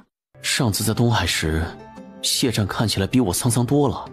他回长安后，听说麻烦事儿也很多，肯定很劳心，指不定下次见时更老了。是吗？那肯定。如果我出席会议的话，到时候你也一起来吧。好，咱们一起，气死谢战。可是黎黎，我现在正在驻守冀州呢。荆州的事捋顺了吧？是的，已经捋顺了。那让大哥带麾下兵马和你换防。好啊。大胆！平州那边竟然要求朕出席本次的和谈会议。平州那边就是这么要求的。朕不去。平州乱臣贼子，有何资格和朕平起平坐？皇上，大都督啊，现在可怎么办呢？你们自己看着办。谢战同样甩袖离去。和谈继续，对与会人员不做要求，这样和平州方面谈。懂了。宋末皇帝不愿意出席和谈会议，那他们瞬间就懂了。此次会议也不用劳驾他们州长。吕宋黎点名郭冲负责此次和谈，和谈地点就定在了莒阳。州长，让郭军师多安带点兵马过去，万一谈不好翻脸怎么办呢？对，必须在莒阳布下重兵。不仅如此，还要……平州答应和大黎就平价盐一事和谈的消息传到鲜卑，鲜卑立即派使者前往平州，表示他们非常喜欢平州的平价盐，如果大黎不服，他们可以帮忙把大黎揍服。见平州依旧坚持谈判，鲜卑表示他们也要参加，反正他们的诉求就是想要长期稳定的平价盐，他们才不要和大黎交易高价盐了呢。大黎这边负责谈判的人是范阳，鲜卑是拓跋金来了。莒阳谈判很是顺利，只要平州不再往大黎大量的投放平价食盐，大黎便同意撤销封锁令。只是有关平州食盐的定价，双方扯皮了好久。范阳，你要搞清楚，我们平州的食盐如何定价，你们大黎只有建议权，没有决定权。范阳，你要搞清楚，我们平州的食盐如何定价，你们大黎只有建议权，没有决定权。那你们平州的食盐打算卖多少钱一斤？180。不行，这个价格已经是看在你们大黎的面子上才定这么高的了。你们最少也得卖200文一斤。200文一斤？你们搜刮百姓那么狠，良心不会痛吗？我们鲜卑也不同意定价那么高。范阳顶住了压力，咬死了200文一斤这个定价，再低的话民心可就要乱了。郭冲看出来了，大黎的底线就在这儿了。行吧，就依你所言，实价定价为200文一斤。郭军师，大黎不喜欢平州的平价盐，我们鲜卑喜欢呢。你们平州可不可以继续把盐平价卖给我们？不可以，我们平州不会和鲜卑交易的。你们鲜卑私下能买到平价盐，一定是我们平州人被你们蒙蔽了。我很生气呀。长安大都督府听完谢柏的陈述，众人各抒己见。撇开流言蜚语，透过种种的现象看本质，这平州确实是对涿州出手了。不奇怪，平州做梦都想得到涿州吧。大都督，我们该如何化解平州这一招呢？买路治楚，平州这是照猫画虎吗？范太君，你是觉得平州此计不成，谋不了涿州？大黎地域辽阔，可不是战国时楚国那样的一个小国。楚国的百姓为了捉鹿，举国不是生产，轻而易举的就被齐国扼住了粮食这条命脉。涿州有我们大黎王朝作为后盾，而且涿州百姓只是多养了驴而已，并没有荒废农业，故平州买路治楚之计也不足为惧。针对平州的手段，我们还是要有所应对的。如果我们向涿州百姓揭穿平州的险恶用心，以及有可能会引发的恶劣后果呢？老百姓不会管的，目光短浅的他们只会看到一只驴能卖15两银子。颁布禁令，禁止涿州养驴。此事不妥。涿州的驴子价格已经是炒上来了，断人财路就如杀人父母。如果我们暴力禁止，再加上人心的煽动，涿州也不知道到底会发生什么。不能禁止，那我们能鼓励农桑？当田地的收入上来了，涿州的百姓就不会一窝蜂的去养驴了。驴，涿州的老百姓们爱养就养，只要田地不荒废就行。大都督无需担忧，老百姓就像牛马，不用担心他们会不种地了。驴他们会养，但田地他们也不可能会放弃的。大都督，这事儿要向皇上禀报吗？算了，枯荣道长快抵达长安了，皇上需要斋戒沐浴7日，这7日之内不允许人打扰。鲜卑王庭，你们有没有问问平州，能否以每斤120文的价格为鲜卑长期供给食盐？傅寒，你又不是不知道，平州对我们鲜卑一向都是不假辞色的，所以平州是拒绝了。傅寒，属下接到消息，举阳和谈之后，平州出现了一条针对食盐的退税政策，或许我们可以在上面做文章。此话怎讲？平州针对当地食盐的退税政策，让老百姓们吃盐的价格降低到了150文一斤，但是他规定的退税额度，每人每年不超过10斤的量，超出的部分也不能够退税。可是一个人一年吃不了10斤盐吧？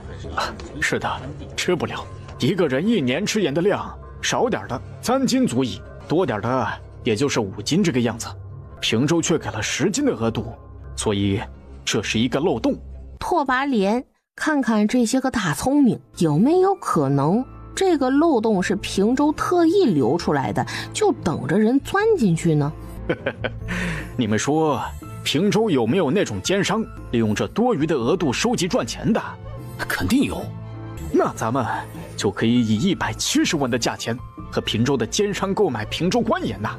如果我们要是量大的话，或许价格还会更低一点，比如160文1斤。应该可以。可以让我们的汉人狗腿子去试试。平州昌黎，曹华亭站在门外等候召见。曹华亭本名朱华亭，祖籍南地，于天和2年与朱氏一族中其他幸存者一起被秘密地送走。曹汝胜，州长有请。吕颂离听完他的请示，沉默了很久，才问道：这件事情你们商量过了吗？都决定好了吗？是的。你们选择的这条路可能会面临被人误解以及世人的谩骂，会很辛苦的。州长，我们想好了的，我们也不怕被人误解。好，既然你们已经决定了，那就放手去做。而他也正好需要这样的一批人。曹华亭刚出来，族弟曹华英就上前：华天哥怎么样？州长答应了吗？哦，你别多想了，这是我们朱家的命，也是我们朱家的机会。平州发展的太好了，吸引过来的人才太多了。就拿商业方面来说吧，明面上除了州长本身组建的辽东商会，还有姬氏、顾氏以及平州本地的商人等等，我们朱家的机会不多的。我们也没有能与他们相提并论的资本，我们朱家只能另辟蹊径，才能追赶上来。华天哥，咱们一起努力，以待来日重振家族雄风。长安，这是大都督府的马车？何止，这辆好像是谢大都督的座驾呀！啊，谢大都督亲迎，这是有什么大人物抵达长安吗？你不知道啊，枯荣道长要到长安了呀！皇上寻到枯荣道长啦？没错，听说枯荣道长之前不知道在哪座深山里修炼，皇上是好不容易才找到人的呢。大理这几年确实多灾多难，确实应该请枯荣道长来看看。枯荣大师，你是谢大都督？枯荣大师好眼力。老道摇头不语。枯荣大师请上马车，皇上正在等您，咱们直接入宫吧。当晚皓月当空，宋墨与枯荣道长静坐于观星台。枯荣道长，朕欲奉你为大理国师，不知你意下如何？谢皇上抬爱，但贫道已逍遥自在惯了，已没办法长时间停留在一地。便是皇宫也不行吗？请皇上体谅，贫道寿数将尽，只想余生来多看看几眼山川大地。只是朕听闻你有一双慧眼，上看星辰，下测国运，给人看相时，便能从人之面相和手相看破一个人的过去和未来。但是朕想让你看看我大理的国运，可以吗？福生无量天尊，皇上，此乃天机，不可泄露。那换个问题，大师观朕之命数如何？皇上乃是95至尊之命，命数自然是极好的。既然这2个问题你都不想回答，那最后一个问题，朕想知道平州吕宋礼有没有可能取朕而代之？皇上，人有悲欢离合，月有阴晴圆缺，生老病死，四季更替。皇上只需顺其自然，那一切问题都将迎刃而解。道长，不用拿这些话来敷衍朕，你知道朕想听的是什么，朕也不为难你。3个问题，选择一个来回答吧。那贫道就斗胆说一说皇上的命数吧。过去就不说了，就说说现在和未来。老道观星象，通常9斗9星，7见2隐。如今辅弼2星显，辅星富户开阳，不左斗成功，辅星明则臣强。所以紫微星虽暗，却有强臣相佐。宋墨听明白了，谢战便是那辅星。谢战，你可不要让朕失望啊！枯荣道长，贵门派和我们宋氏渊源很深，你真的不能再指点一二吗？福生无量，天尊。既然如此，那道长便先在宫中住下吧。此时的平州，枯荣大师进长安面见宋墨了。枯荣道长厉害在其观星术和相术，但州长之命数，一般人算不得。枯荣道长可不是一般人。不用担心，方外之人行事是有避讳的，并不能随心所欲。哦，比如他们有3不算：不给己算，不给死人算，不给同行算。除此之外，还有2不说。这是什么意思啊？便是宋墨请教枯荣道长，希望他给自己指点迷津。枯荣也不可能说得太多。俗话说，天机不可泄露，知无不言，言无不尽，那是不可能的，否则孽业缠身。如果宋墨询问有关州长的事，他更不会多说。这又是为何？2不说的另外一说就是影响太大之事不可说。怎么说？对于像枯荣道长这样的方外之人来说，如果来求帮助的是一个普通人，枯荣道长救他或者帮他平一次灾难，对他自身的影响是有限的。但如果那个人的生死牵扯太多，影响太大，那么方外之人亦不可随意干扰，否则就有很大可能会遭到天谴。而宋墨是皇帝，州长乃是准帝星，枯荣道长同时给2人算的话，再多嘴多舌一点，恐怕连命都会交代在长安。既是如此，那我们就放心了。被留在宫中的第3天，枯荣大师忽而对最小的弟子说：为师感应到天命将至，为师羽化之后，他们不会为难你的。等你出了皇宫，离开长安之后，便前往平州去吧。师父，这是为何？当初师叔祖点化太宗皇帝，是因如今大征之事，我避而不谈来者，是果。师父，老道挥手让他出去了。清晨，童子推门而入时，才发现他师父已含笑而去。平州，丽丽，谢战要纳妾了。听说了，纳的还不止1个哟。这个吕宋离当然知道，谢战一下子就纳了2位贵妾。他那眉飞色舞的样子，吕宋离仿佛见到他内心深处的小人正捂着嘴咯咯笑着呢。他纳妾，你这么高兴？难道你也想纳妾？丽丽，你别吓我。见他头摇得跟拨浪鼓似的，满满都是求生欲。好啦，刚刚是逗你的。小儿媳刘素兰3朝回门归来，田大嫂就推脱身体不适，没去上房用膳。还生气呢？你这做婆婆的怎么能被他拿捏了呢？哎呀，你说啊，咱家怎么就娶了这么一个眼皮子浅的呀？你呀，就是想将他的性子掰回来，这样你自己也不舒服，他也不舒服。所以呀，你干脆放手别管了啊！哎呀，以前他还不这样，后来这性子是越来越左了。他不惜与锦玉为伴，可更愿意和茅坑里的那傻搅和。哎，这话就过分了啊！我这话还是只和你说而已。我要是当着他的面说，保准他能晕厥过去。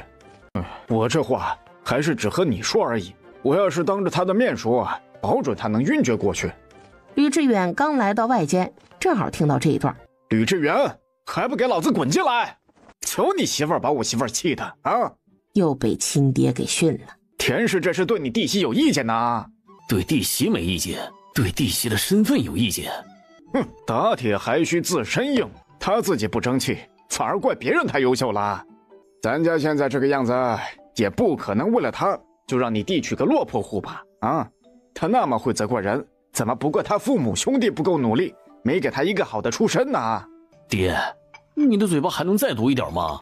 吕德胜真的是烦死了，大儿媳老想争第一，想将别人踩在脚下，偏偏又没那个能力。爹啊，别喷了，别喷了，口下留情。活该！你娶回来的媳妇儿给我媳妇儿气受，那我就给你气受。我回去我说说他。说他有什么用啊？没事就带你媳妇儿多读点书，或者让他在慈幼局的工作卖力点儿。再不济，你就再努力努力，再生个孩子吧。吕志远无奈呀，合着他这儿子目前就这点作用了，是吧？吕志远回到他们院子之后，先请岳母回客房。哎，你什么意思呀？啊，一回来就给我摆脸色，我身体不舒服，还不能好好歇歇了，非要我去上房是吧？你怎么变成这样了？我什么样？一会儿收拾收拾，你回田家吧。吕志远，你什么意思？我累了，爹娘也累了，就因为这点小事？你别吵，也别闹，闹开了对你我都没好处。你不在意我，也不在意你自己，但总得为儿子女儿着想一下吧。凭什么？你都要送我回娘家了，还不许我有意见吗？即使你闹僵开来，我刚才的决定都不会改变。你要是不介意给儿子女儿拖后腿，就继续闹吧。哼！一句话让田氏消停了。没多久，吕志远便亲自将岳母和妻子送到田家。稍晚，陈管家到上房汇报了此事。早就该这么做了。哎呀，这事儿你就别管了，操心那么多干啥呀？哎，听你的。涿州蔡家，面对被人强行入股的情况，蔡家父子两人的脸色都不是很好。赵管事，你想入股也不是不可以。哎呀，蔡东家，这就对了嘛，大家和气生财，有钱一起挣。你好我好，大家好啊。不知赵管事打算怎么入股蔡家？我这边入股50万两，向蔡氏铝厂1半的收益。蔡琴闻言很是气愤，他们蔡家的养殖场以及相关的资产加起来价值200-300万两银子，赵松才入股50万两，就想要他们蔡家产出1半的收益。这……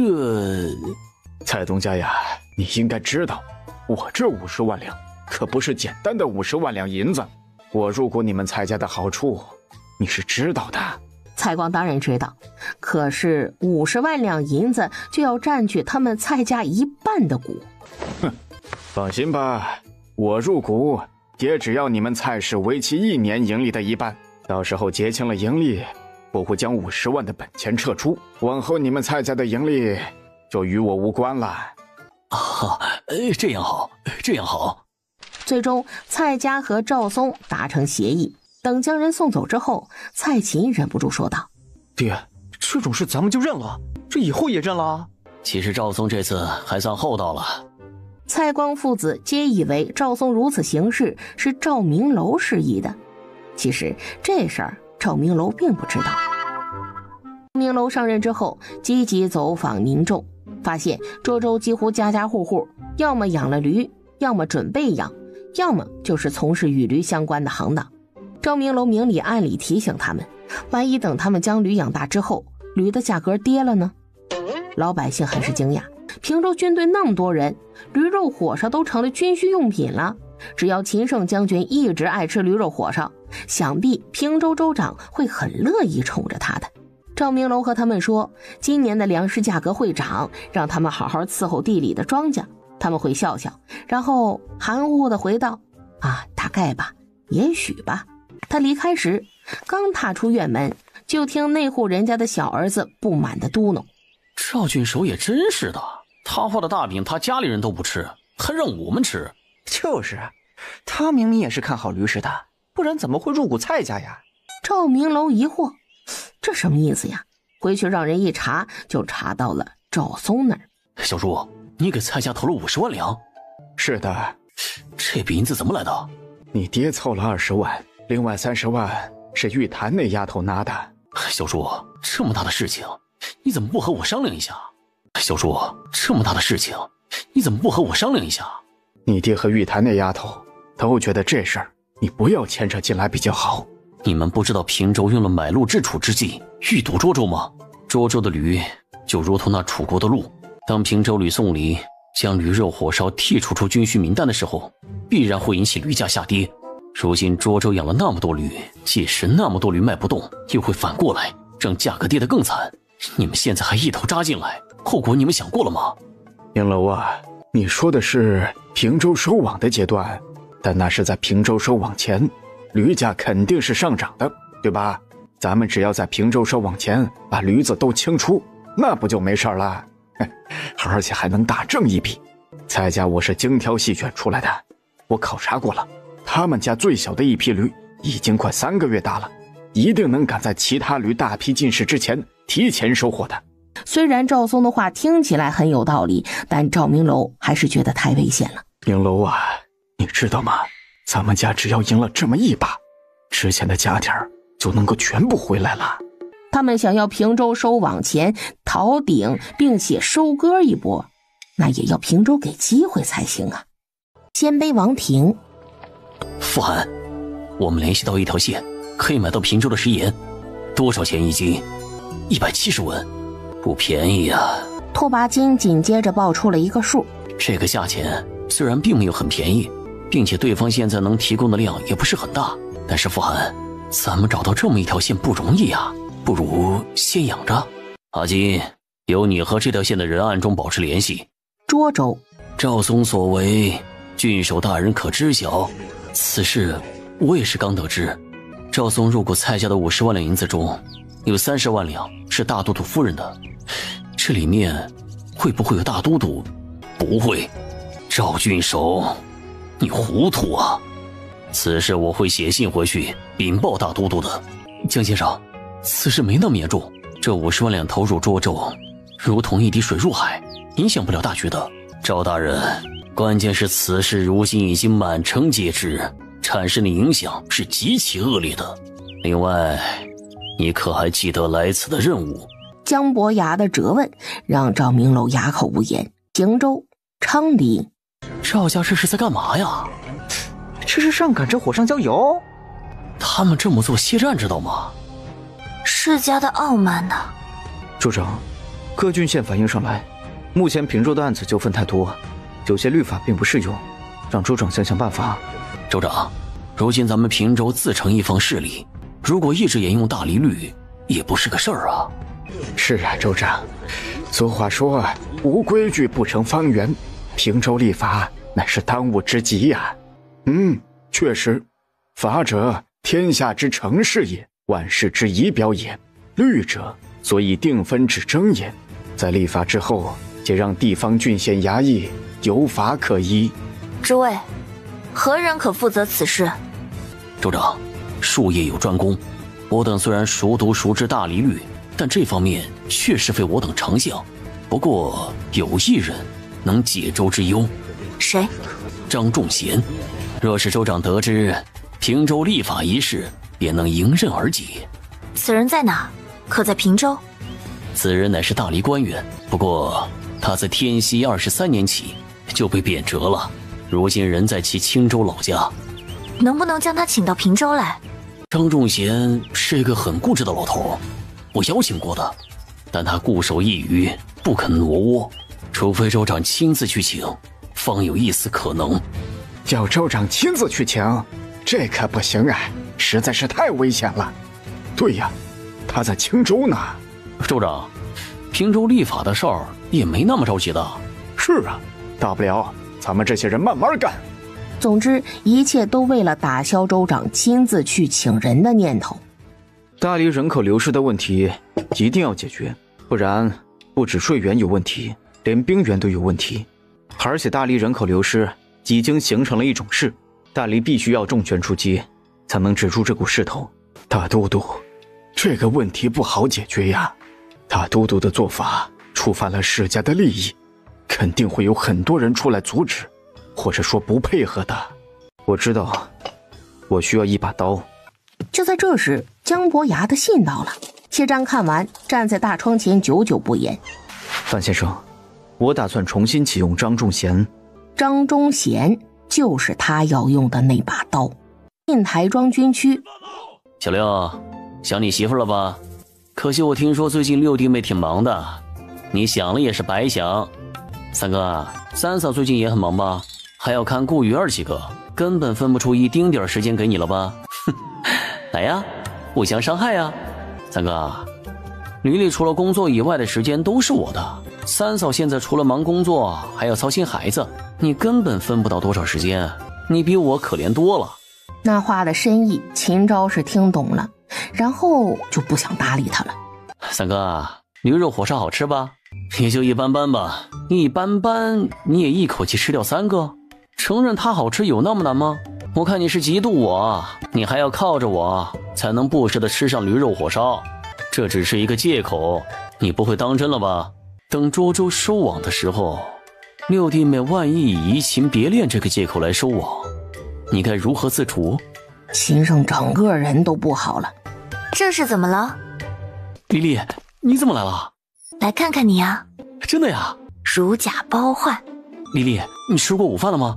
我吃过了，别忙了，我有事和你们说。什么事儿啊？我打算去一趟青州，走水路。去青州？为什么？非去不可吗？吕宋离将他打算亲自去请张忠贤一事说了出来。六弟妹，带上小六，让他护着你去青州。丽丽，我去点兵。好的，夫君，我们的安全就全拜托你了。北海码头，快帮我看看，我衣着有什么不得体之处？没问题的，很得体。真的没问题吗？强了，你都问了几遍了，可以了。下来了，下来了。看着下来的人，五人等人的声音难掩兴奋。这2年你们辛苦了。不辛苦。你是陶训吧？是，正是在下。你为平州做的事情我都知道，好好努力，以后有什么困难可以和五人说，都是自己人，能帮的我们肯定帮。是。吕宋离一行人来到张家的大门前。各位请回吧，我父亲不见外客。张兄且慢，谷主不远千里而来，欲拜访张老，拜托张兄通传一下。蜀主？那不是东北那位？五人缓缓点头。张慈看到了前方为首之人穿着男装，但明显可以看出来是个女儿身。麻烦了。人打发走了吗？没。哼，我不是说了，谁来都不见的吗？爹，你出去看看吧。儿子这反应，难道来人的身份有问题？爹，来人身份贵重，你老可悠着点啊。鄙人平州吕宋离，久闻张老大名，不知吕州长亲自前来，作为何事？张老爽快，那我也直接开门见山地说明来意。我这一次前来是想请张老出山，为平州主持立法一事。丽丽，什么事？有一批人马朝这边来了。啊？我有预感对方来者不善，咱们先离开吧。好，张老，今日不巧，只能下次再来拜访了。慢走啊，慢走。这里是张仲贤家。是。大都督，那些人刚才应该就是从这里撤出去的，而且他们撤离的时候非常训练有素。追上去，去调动所有能调动的兵马，封锁北海码头。爹，青州刺史旁边那位是谁啊？观其年纪，观其气度，如果没有猜错的话，应该是大黎兵马大都督谢湛。竟然是他！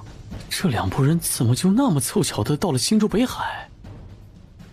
门外笃笃的敲门声响起。去开门吧。张家父子只能将人迎进堂屋。张老刚才有客人？方才离开是谁呀？贵客。范阳看向谢湛，看来刚才离开的那位极有可能就是那位了。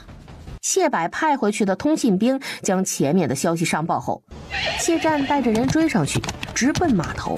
时隔4年，吕宋离、谢湛这对曾经的未婚夫妻再度相见。吕宋离眼神淡漠，谢湛却是情绪翻腾。丽丽，船上风大，再加一件披风吧。大都督，我还是那句话，不管付出什么样的代价，只要能够留下吕宋离，那都是值得的。家主，范先生所言极是。这2酸人在嘀咕什么呀？还能有什么？用膝盖想都知道，是在算计着怎么抓住州长和六爷啊。吕宋离，你为张仲贤而来，就这么走了岂不可惜吗？你待如何？你我同样是为了张仲贤而来，你可敢与我来一场公平的竞争？好，展开来说说。你我辩一场，看看张仲贤最终会选择谁。那如果张老最终选择了平州呢？那我便放张家上下安全离开，吕宋离，你可敢应战？不行，州长不可，这定是谢战的缓兵之计。张仲贤和他一家的安全，从我应战起便开始生效。谢战点头，我没问题。这件事情你问问他本人。吕宋离和谢战双方达成协议后，张仲贤被请了过来，辩论的场地就设在北海、内海相对平静的水域里。可以开始了吗？可以是可以，但谁先开始？我们无所谓。那就让张老来决定吧。可以。谢大都督先来。张老，我此次前来乃受皇上所托，请你出山主持大局。大黎之急你是知道的，即现在的情况比10年前更甚了。大黎需要你，老百姓也需要你。张老，我们平州同样需要你。我觉得在一幅旧图上做修改，不如另画一张新图。你口中的旧图，也就是大黎曾养活了万千前手，现在他只是病了。难道因为他病了，我们就要舍弃他吗？即如我们的父母，难道他们年老体衰了，我们就要舍弃他吗？偷换概念。首先，大黎只是一个王朝，不是我们的父母。其次，他不仅是病了，还是老了。生老病死，四季更迭，这是自然规律。皇朝的兴建和覆灭兴衰，同样也是如此。大黎出现的问题，平州难道没有吗？即使现在没有，以后也没有吗？出现问题不去解决，而是放弃，难道这就是吕州长的处世之道？这个问题问得好，这是一个放到国家层面来说都十分复杂的问题。谢战，你只是大黎的兵马大都督，本来是没有这资格和我坐在对面讨论这样的治国之道的。现在我给你这个机会。齐胜两眼发光地看着吕宋离，离离这个样子他好喜欢呢。现在我来回答你刚才的问题。老百姓的能力有高低，自然就有了贫富之分。在平州，也有人过得好，也有人过得差，但是我们不会把老百姓剥削逼迫到活不下去的地步。我们平州致力保障辖下百姓的生存权利，不会让老百姓辛辛苦苦的劳作，但是却活不下去。这也正是我来请张老的原因。预防问题总比事后再来想要补救那要更友好得多。周而复始是一个轮回，我们不试试，怎么能跳出这个轮回呢？以新代旧，这是不可避免的。即便是轮回，至少每一次轮回它都是进步。张老，这是一个机会，如果革新成功，未必不能为后来者提供一个新的思路。将来即使出现了新的势力取代了大黎，亦不必陷入周而复始的短暂循环之中，与百姓是有利的。那你所做的一切也不过是为了维护你和你家族的利益罢了。你现在是让老百姓为你的试验这个新思路买单吗？不是这样的。大黎的整体实力肯定是强于平州的，平州只是一条妄图取代大黎主干的强分支而已。革新之后，财富再分配，大黎的国力也会恢复到强盛时期，平定平州那指日可待。两害相权取其轻，若张老加入平州，只会加剧拉长双方的内斗，内斗的时间越长，百姓越苦，空耗国力而已。皇上和我都想尽快结束这场内斗局面，然后让老百姓休养生息，请张老慎重考虑。大黎太祖皇帝带着300将士斩太守起义，当时他也没有想过可以建国。这说到耗费国力，大黎朝廷弃北境2州2地近100万百姓于不顾，那又怎么说？当时弃卢避吕，现在又来怜惜国力。宋末当不好这天下之主，能者居之，又有何不对？这江山之前也不姓宋。之前之事，实在是大黎面临着内忧外患的处境，割让城池实非朝廷所愿。如今皇上以及我等都想齐心协力重整山河，最后驱除胡虏，收复失地。你们就喜欢搞攘外必先安内的那一套，有军有难不动庐山，外敌来了先杀个友军压压惊，对外敌占领的城池却是视而不见。你们呢，也别说什么情非得已，妥协这件事情只有0次和无数次。想解决问题，从一开始就已经全力以赴；不想解决问题的，给再多时间、再多机会，那也是枉然。宋末如此，你也一样。所以张老，您还是不要对这位君主抱有太大的希望。攘外相安内并没有错，只有平定宇内，才能集一国之力抵御外侮。吕宋离，不管你怎么说，都不能否认平州的存在分裂了大黎，分裂了汉族人民。长老，你的分量很重，选择大理能加速统一，选择平州以致双方势均力敌，只会让整个大汉民族陷入巨大的内耗之中，最后两败俱伤。请您为天下人慎重考虑。那么敢问，我们平州是如何让汉族陷入内耗？幽平两州难道不是大理打算割让给鲜卑的吗？代郡难道不是大理不敌鲜卑然后失去的吗？东海之战，我们平州远征军可曾大动过干戈？我们平州目前占据的地盘基本都是大理自己放弃的。对于汉人同胞，我们平州一向都是克制隐忍，举事至今尽可能避免对同胞倒戈相向。倒是你谢战，为达目的不择手段，先平了成王，后灭了晋王，这2场大规模的战役牺牲了多少将士？这些可都是抗击鲜卑的中坚力量。那个时候你怎么就能那么心狠手辣呢？你我道不同，不相为谋，不必再做探讨。长老，我依旧坚持我的想法，大理目前占据9州之地，平州只是一个新生的小势力，舍小保大才是我们应该做的。大理现在可能有很多不足之处，但大理有近200年的治国经验，也曾出过盛世。革新之后，大理将来必定能够惩前毖后，再现盛世辉煌。说得不错，大理也确实需要张老这样的人才来进行大刀阔斧的改革。我也相信你能够给他一个舞台，完全的展示他自己的才能。但展示完之后呢？你又拿什么来保障他的安全？革新革的是谁你也清楚，你能狠得下手？皇上和我等都有这个决心，自然也能护得住张老。自古变法革新者都难以善终，甚至是祸及子孙，比如王猛、商鞅，还是赵武灵王。长老，您这一回去得罪的可是大黎的权贵，如果革新不能彻底，后果可想而知。您不能功于谋国，拙于谋家呀。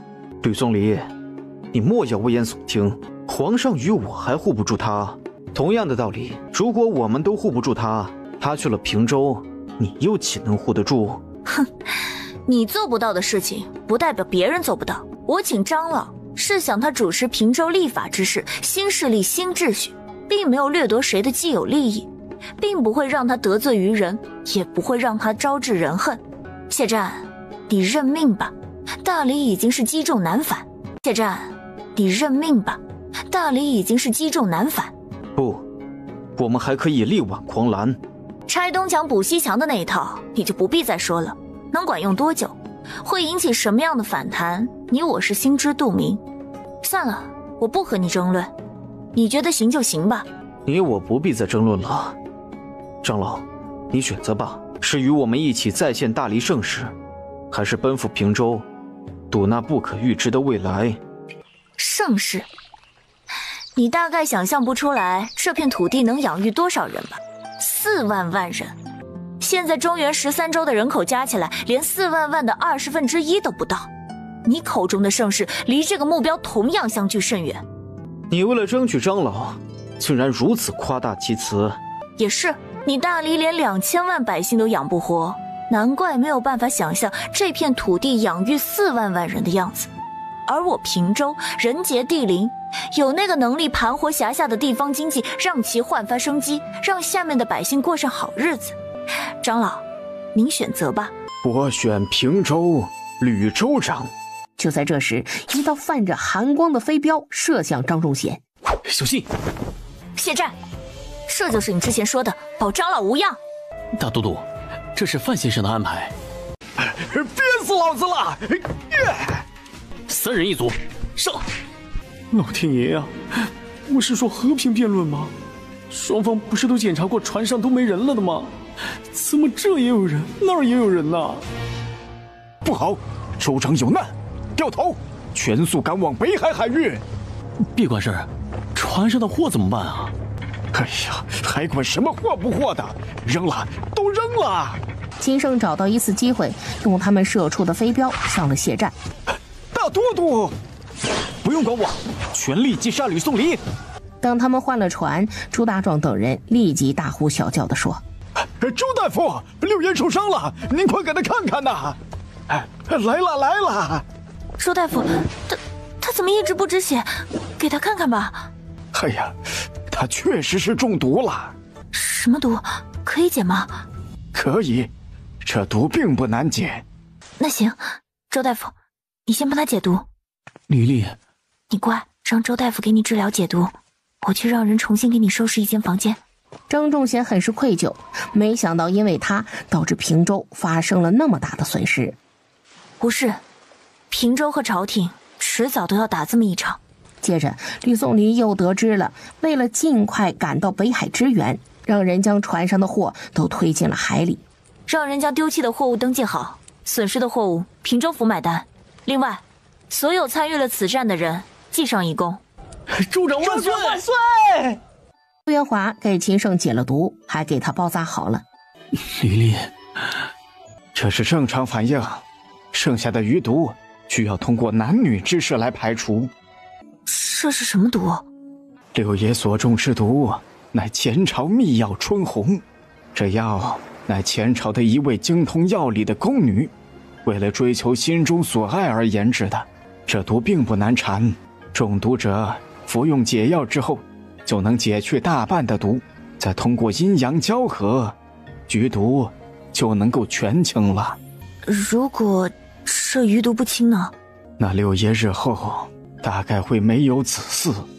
周大夫，你想一想，后人中了这春红秘药的，是不是都子嗣极好？这好像还真的是。吕宋离了然了，毕竟要是她怀孕了，肯定是要生产的，而女人生孩子就如同过鬼门关，期间也会有很多的不便，以及影响她掌权的地方。一时间吕宋离的脸色莫名，不过想到谢战也中了同样的毒，吕宋离冷笑。如果他被属下救上来还好，范阳等人自然会安排女人给他解毒，要是没救上来，死了倒是一了百了。平州昌黎秦府，周元华在替吕宋离把脉，吕宋离没说话，但心中某种猜测已经八九不离十了。州长，您这是滑脉呀？吕宋离点了点头，示意自己知道了。没想到一切的防卫措施都做了，他还是怀上了。州长，春红那秘药太霸道了。哎呀，那现在怎么办呢？州长，不然就这样吧，要是再喝那种药，也不知道会不会发生什么不好的事。周大夫，我知道了。平州官方公告声明如下：天和4年暮春，我平州对驴肉出现大量需求，为稳定供需，官方大量收购驴肉之余，还特意委派个人前去涿州，以每头驴10两的价格订购来年的驴。为此，光是定金就花费了数十万两银子。约定时间将近，我方准备好了履约，但涿州郡守赵明楼联合蔡光、卢修杰等涿州养驴大户坐地起价，毁约在先。现平州官方单方面宣布将驴肉火烧移出军需名单，不再向涿州订购驴肉火烧，不再购买涿州的驴子，不再与涿州进行任何合作。涿州的驴价应声而跌。平州昌黎，吕宋离摸了摸自己的肚子说：收网吧。可是州长，你这才9个月啊。不是，一切依计行事。谢战赶在他生产前算计他，他也可以反向利用这件事儿。去准备吧。是。吕德胜过来秦府看望小闺女，他听说女婿在长山打了老漂亮的一仗，闺女快生了，女婿不在身边，怕他胡思乱想。李大人，请喝茶。吕德胜心里就纳闷的想啊，闺女这儿什么时候有这么一号声音难听的婢女了？她这个样子多久了？昨天我婆婆刚好送来的。她回来了也好。女婿这男扮女装啊，实在是有点辣眼睛。州长，对方动了。刚才我们的人检查了您经常散步的路线，发现对方在一处必经之地撒了一些豆油，不仔细辨认，会以为是婆子们给花草浇的水。那咱们也开始吧。2刻钟之后，秦胜端着一碗药走在前面，被抢了活的红罗呢就跟在后头。给我吧。真的要喝啊？是。那好吧。吕宋离接过碗，喝下催产药。血战，没事的。是的，一定会没事的。很快，州府就传出州长散步时不小心摔倒受惊提前生产的消息。周大夫，麻烦您给看看。一旁候着的周元华上前，他心知这4个稳婆至少有1个一定是有问题的。她的头发味道不对。这只是用了头油而已啊。将头巾拿下来。是鹅树的味道。鹅树是一种常见的活血化瘀的中药，如果用在孕妇身上，有可能会导致大出血或者是流产。这时吕宋离喝下的催产药也开始发作了。来人，将4人带进去耳房。各位大娘，请吧。4名稳婆重新进了耳房。各位得罪了。喂，你们这是干什么呀？哎呀，州长大人，你们这样也太侮辱人了。一位心腹嬷嬷从胖稳婆的隐秘之地取出了东西，经周大夫确认之后，那东西不是别的，正是乳香制成的药丸子。经过检查，没有问题的2个稳婆被送进产房，然后一直陪着吕宋离的秦胜就被赶了出来。查出了2名有问题的稳婆以及1名婆子，在场的人脸色都很不好看。说，你们为何要谋害州长？老实交代，你们一家子还有活命的机会，否则你们全家就只能黄泉路上相伴了。另外，谁先交代，我会适当的减免一点罪责，你们想清楚了。我说，指使老夫的不是别人，是吕府的大奶奶。你胡说！你呢？奴婢只知道指使奴婢的人是秦家人。你们可要想清楚了，每个人都要为自己的话负责。如果查出来他所说的是冤枉人的话，我会让他及家人生不如死。确实是吕家大奶奶指使我的。奴婢知道的就是如此。很好，一个个都嘴硬得很。产房不时地传来吕宋离压抑的呼喊声，屋外所有的人紧张又着急地等待着。那厢秦胜通过严刑逼供，各种手段齐上，终于查明了洒扫婆子的话是诬陷，秦家没有向吕宋离这个州长出手，而田氏确实参与了谋害吕宋离一事。让人看看他。吕德胜下令让人将他看管起来，一切都等小女儿生产后再说。薛府，这天都快亮了，怎么还没消息传来呀？州长生完这胎还生不生下一胎呀？这不是你能知道的。你以为你不说我就不知道了？我也有脑子的，也会思考的好不好？第一道晨曦划破云层洒下大地时，一声嘹亮的哭声响彻产房。恭喜老夫人，恭喜吕大人，州长啊生了个千金，母女平安。平安就好，平安就好。周大夫，我闺女怎么样啊？州长的体质之前就不怎么好，后来经过这几年的调养，这才好了一些。这一胎在怀孕之初就是被人算计了，生产前就是出了这样的状况。如果州长想要下一胎，那估计都难了。人平安最重要啊！临走前，吕德胜指着田氏对秦母秦胜说：“这我先带走了，放心，我会给你们一个满意的交代。”他们刚回到吕府，就发现田家来人了。说吧，你为什么要害小妹？小妹出事，对你有什么好处？你这孩子，糊涂啊！他这么做，难道不是为了你？你小妹死了，这州长之位就是你的了。我可没那等鸿鹄之志。都这个时候了，你还不老实交代？说吧，别装哑巴了。你别以为什么都不交代，这一次还能蒙混过关啊？有胆子做，怎么就没有胆子承认呢？是，我之前确实动了心思，可是我后来改主意了，并且通知他们终止计划。我不知道他们为什么还要执行计划。哼，蠢货，被人家利用了呗？你为什么要这么做？没想要小妹的命，我只是想弄掉小妹的孩子而已。天使，你知道她怀这一胎有多艰难吗？还有，你说弄掉孩子就弄掉孩子，不伤害阿离，但你能控制风险吗？不，你不能。女人生孩子本就如同过鬼门关，在此之上还要叠加其他的风险，这不是要她的命吗？她生不生孩子跟你有什么关系？难道你恨小妹？为什么？小妹有哪里对不起你了？她应该是为了吕……住口！你害小妹是为了儿子？你做的恶事你自己担着，不要说为了我，也不要说是为了儿子，你是为了你的一己私欲。你这么做是觉得平州的基业是我们吕家的，而我能影响到州长的费力，对吧？好，就算你这个设想是成立的，你既然觉得吕潇很优秀，优秀到将来能够继承平州的基业，那你为什么要对阿离的肚子动手？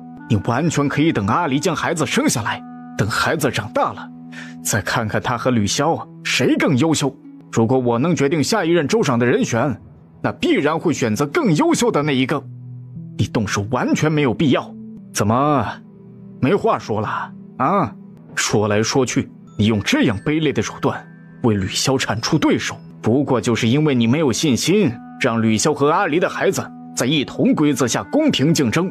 只能说你已经势敌已弱了。你这么做其实丢的不只是你和你丈夫的脸，连带着你的儿子也会被人看清。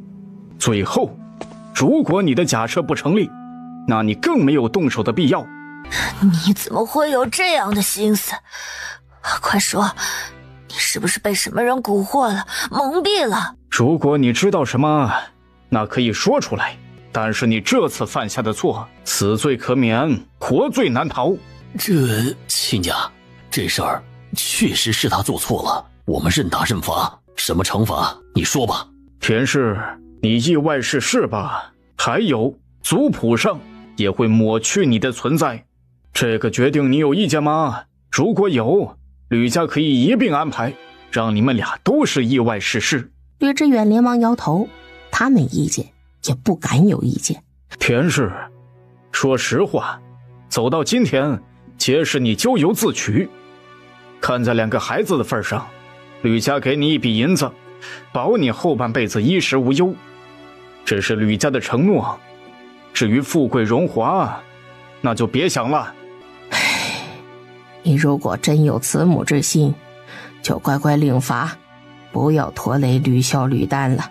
爹娘，就这样吧，我愿意意外去世。今天的谈话，亲家放心，绝对不会有第3人知道。随后，吕德胜让陈总管派了几个心腹布置了一场意外。红罗告知他田氏被吕家带走处理的事儿。军令已经发出了吗？已经发出去了。另外，六爷爷已经出发了。很好。吕宋离为女儿取名秦轩，你爹画了一幅画，非要我送进来给你。蒋氏絮絮叨叨的，这外孙女喜三，他送你这个做什么呀？我看呐，他就是想施开我，趁机抱外孙女。想来是的。喜三礼快开始了，我出去看看。长安皇宫。你说什么？吕宋离平安产女？是的。废物，都是废物！皇上，微臣无能。除此之外，微臣还忧心一事。何事？据微臣所知，吕宋离早产之后，平州州府的人在彻查此事。微臣的人虽然已经尽量扫清痕迹，但是难免会留下一些蛛丝马迹。吕宋离此人睚眦必报，遭此一难，只怕不会善罢甘休，大理恐怕又有麻烦了。平州要战便战，我大理还惧他一个小小的平州？董国维发出的战争情报以800里加急的速度送到了长安。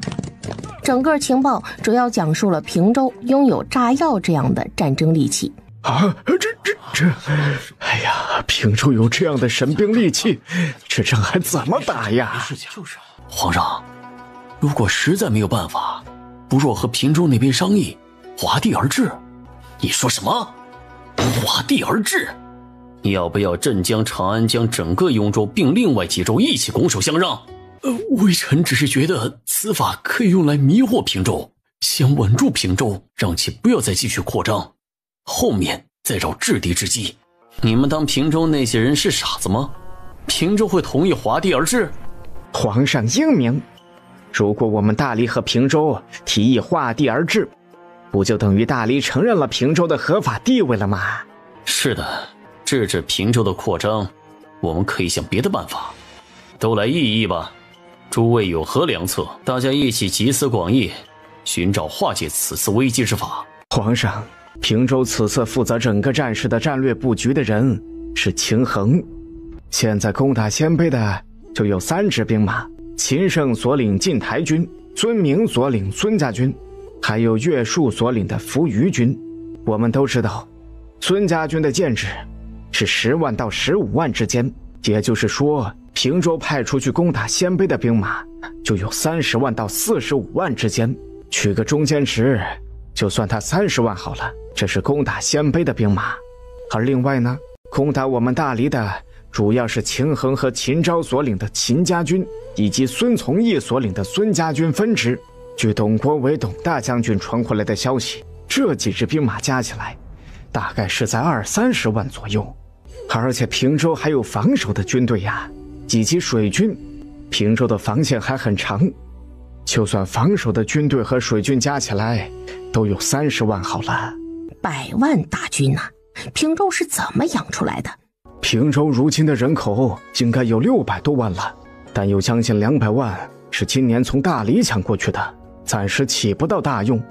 也就是说，平州靠着之前的400多万人口，竟然拉起了100万大军，这4人抽1丁，是怎么做到的？有没有可能算错了？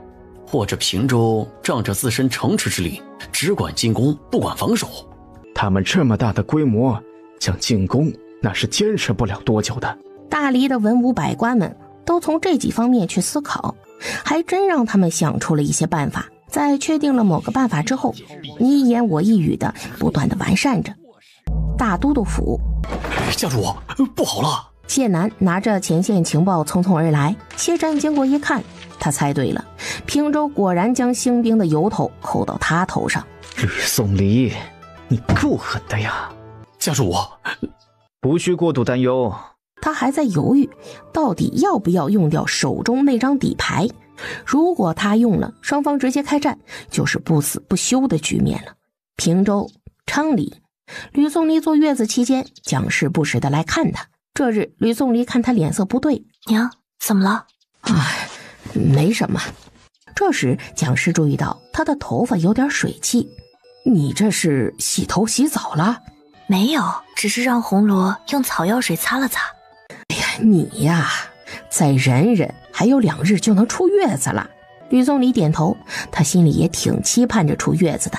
你爹得知张庸去了阳平，于两军中质问平州自持炸药之威，兴不义之兵，有伤和气一事，气得直跳脚呢。娘，你回去告诉爹，有机会的。你爹就是一说，你别总顺着他呀。吕宋离笑笑，他估计大黎应该快顶不住，来找平州谈判了。平州如今全线出击，开辟那么多的战场，后勤也很吃力。再者就是这几年他们储存的炸药存量已经告急了。并州、太原，咱们下一步进军河西。尉迟将军在想什么？可是我们的计划有何不妥之处？可汗，我是在想，平州突然向鲜卑和大黎发难，是发什么疯？这毫无征兆啊！不是，大黎的奸细害得吕宋离早产，关我们鲜卑什么事啊？那是平州攻打大黎的理由。另外，平州攻打咱们的口号是驱除胡虏，收复河山。说来说去，平州就是要打仗，什么理由都是他娘的借口罢了。长安皇宫大殿，皇上，谢战因为私怨闯下大祸，如今却让我们大黎来承担后果。微臣建议处置谢战，以平息平州之怒，以此止战，还天下一个太平。皇上，这祸端是谢战惹出来的，便由他而终。这甚是合理呀。皇上，臣附议。宋墨看着底下一片倒的大臣，心惊不已。此事在议，退朝。皇上，皇上。平州吕宋离出了月子，就开始陆续召见文武官员。最近大理不少的世家大族给家里送了礼，属下这里他们也是送了。他们未尝没有暗中投向平州之意，你是怎么想的？是有条件的吧？是的，条件还不低，琅琊王氏的人。什么条件？他们希望能够保留在其当地的田地和财富。不可能。不知联系吕大人的世家提出了什么样的条件？联系我的是河东的3境望族裴氏，他们的胃口倒没有那么大，只想保留一半的田地和财富就行了。而且看他们的样子，如果我们不满意，那还能再谈。薛许轻哼一声，这裴氏倒还像点话。如果大理的全部世家都是归附，那该多省事儿啊！有些捷径不能走，否则他们那么费劲打江山，不是为了供养一群特殊阶级的。但这话不能说。条件可以继续谈嘛，那些世家暗示了，为表诚意，他们可以帮我们把你的死对头，也就是你的前未婚夫，全都弄死。我已经传信王东，让他发力了，我就不信了，这样的死局，谢战能挣脱得了？按理说谢战是不可能避得开的。好了，这话说到这里就行了啊，我不要听但是。于宋离沉思，如果他是谢战，出路又在哪儿呢？谢战只是瓮中之鳖罢了，何足挂齿啊！且看大理会给平州一个什么样的说法吧。如果不满意，咱们就打到他们给出说法，让咱们满意为止。薛先生所言极是。薛先生，李族，谢战有可能会收动宋墨，对李族动手。他敢？不怕意外，就怕万一。薛先生，这次你回去一趟吧。对，我得回去一趟。对，薛先生啊，你最好回去一趟。拿李族来威胁平州，像是谢战那厮能做出来的事情啊。晚点我调集一队队伍随你回南地，并安排交代灵山送你们，后续再让秦胜将军带兵过去一趟。感谢州长。不必言谢，李族虽然没有生活在平州，但也是我们平州子民，保护他们是我们平州的责任。长安皇宫，那日之后，宋墨一直称病不上朝，但忧国忧民的大臣们直接跪在宋墨的寝殿外。皇上，此事不能拖了呀！如今平州大军已经拿下了整个冀州，再拖下去，大理只会被占去更多的城池和土地。我们必须尽快给平州一个说法。而此时的宋墨呢，正在奉先殿跪拜列祖列宗呢。宋墨面前正摆着一封书信。因平州持炸药之威，威逼皇上，皇上不必为难，微臣自是愿意牺牲的，能以残躯为皇上分忧，为大理解难，微臣很是欣慰。只是微臣忧心，继微臣之后，平州再打来，就有何人可献计？须知平州狼子野心，不灭大理不止。一样东西，它总不会是凭空出现的。平州火药之眉目，微臣已经查到了些许蛛丝马迹，具体的资料我已放在家中，等微臣去了，皇上派人来接手就行。另外，微臣已传令征南军前往粤西缉拿李族人，如果顺利，皇上便能有意屏障与平州谈判了。请皇上原谅微臣僭越之罪，这是微臣能为皇上为大理所做的最后一点事了。最后他跪在先帝牌位前。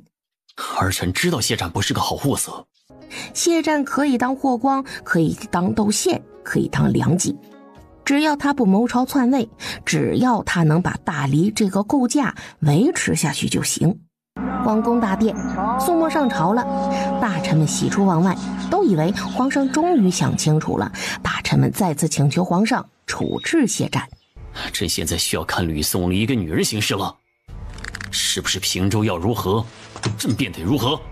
朕倒是想问问，你们是大理的臣子，还是他平州的官员？持着大理的俸禄，却为这平州残害同僚，清理敌人。皇上息怒，臣等忠心，天地可表，日月可见。臣等一言一行，皆是为了大黎，为了天下百姓着想，绝无私心呐。吕宋离因一己私欲，不惜兴起兵祸，加于百姓，此等不仁不义之徒，所说之言有何可信之处？一切不过是欲加之罪罢了。平州的地盘太小了，如今吕宋离是诈药之威，兴兵作乱，目的是为了扩大地盘，给谢战扣帽子，则是为了师出有名。今日朕从了他所愿，处置了谢战，他日朕是不是要处置朕之皇祖母？须知吕宋离不仅与谢战有私怨，与太皇太后也有旧怨。皇上，朕就问尔等，他日平州要求朕处置朕之皇祖母，尔等是不是也要逼朕动手？皇上这话可太重了，太大逆不道了。娘，我想将二弟谢微调回来。为什么？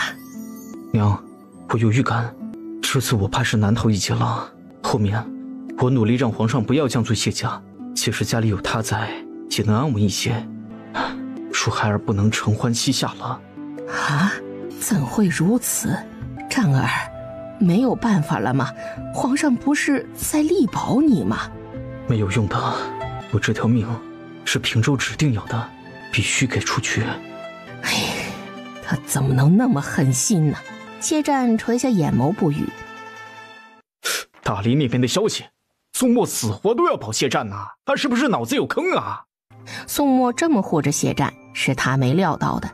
哎呀，这谢战可真是命硬啊！吕宋离继续往下翻阅，内容是有关各大世家第二次聚集在桑府发生的一切。谢战竟然利用从他这里得到的消息，反过来说服世家时，不由得挑了挑眉。这么好的主意，他竟然忍住不用。是啊。这坏坯子不仅没用，还以之来离间平州和世家，破坏你的形象，迫使世家远离平州，重新向大黎靠拢。无所谓，谢战这么一搞，还帮我们筛选出来一些能处的世家。水浅最恨王八多，他们平州这处小水潭可容不下这么多的大王八。你倒是会安慰你爹我。什么事情都有利和弊的一面，这个角度看不行，咱们就换个角度来看嘛。爹，不要给我们自己找不痛快。谢战是不是又死不了了？那可不一定。谢战在远征南军中是不是有个孪生兄弟？好像是吧。爹，金蝉脱壳，谢战想要金蝉脱壳。什么？这次死局谢战逃不开，即使有宋墨力保，但是宋墨也有掣肘的。哎呀，闺女啊，咱们赶紧联系那个大冤种吧，我觉得他有权知道自己接下来会面临什么。爹，咱们有机会不费一兵一卒拿下河东。这拿下河东？哎呀，那这样的话，宋墨恐怕要寝食难安了吧？要知道河东离长安那可就不远了呀。天与之，即取之。天与佛取，反受其咎。交谈会议结束了，王鹤宇等一行人离开，郭冲、鲁威还有陈月等人鱼贯而入，进入议事大殿。如何？没什么，双方交换了意见，并进行了坦率的沟通。这是分歧很大，吵架了根本没谈拢。这次我们充分肯定并交流了双方的意见，为接下来继续深度沟通营造良好的氛围。哎呀，总不能说成双方大吵了一架，差点动手吧。吕德胜看着时辰快到午时了，便提议先吃个午饭，于宋离便让他们先回去了。郭冲是故意留到最后的。郭先生，是不是有什么事？你不妨直说。首长，你刚才也看过会议记录了，有什么问题吗？这次对鲜卑和大黎全线出击，特别是大黎，出兵的理由用的是州长你被谢战所害。和谈结束之后，双方止战，日后又该以什么样的理由去谋大黎剩下的地盘呢？州长，不然咱们趁着和谈期间，让前线的将士们努力攻城拔寨，多多打下城池，以此吃个饱，后续慢慢刻画。不行的，今年从攻打青州乐陵郡以及冀州的涿州开始，有部分军队已经连续打了3-4个月的仗了，这样线绷得太紧了。那也只能这样了。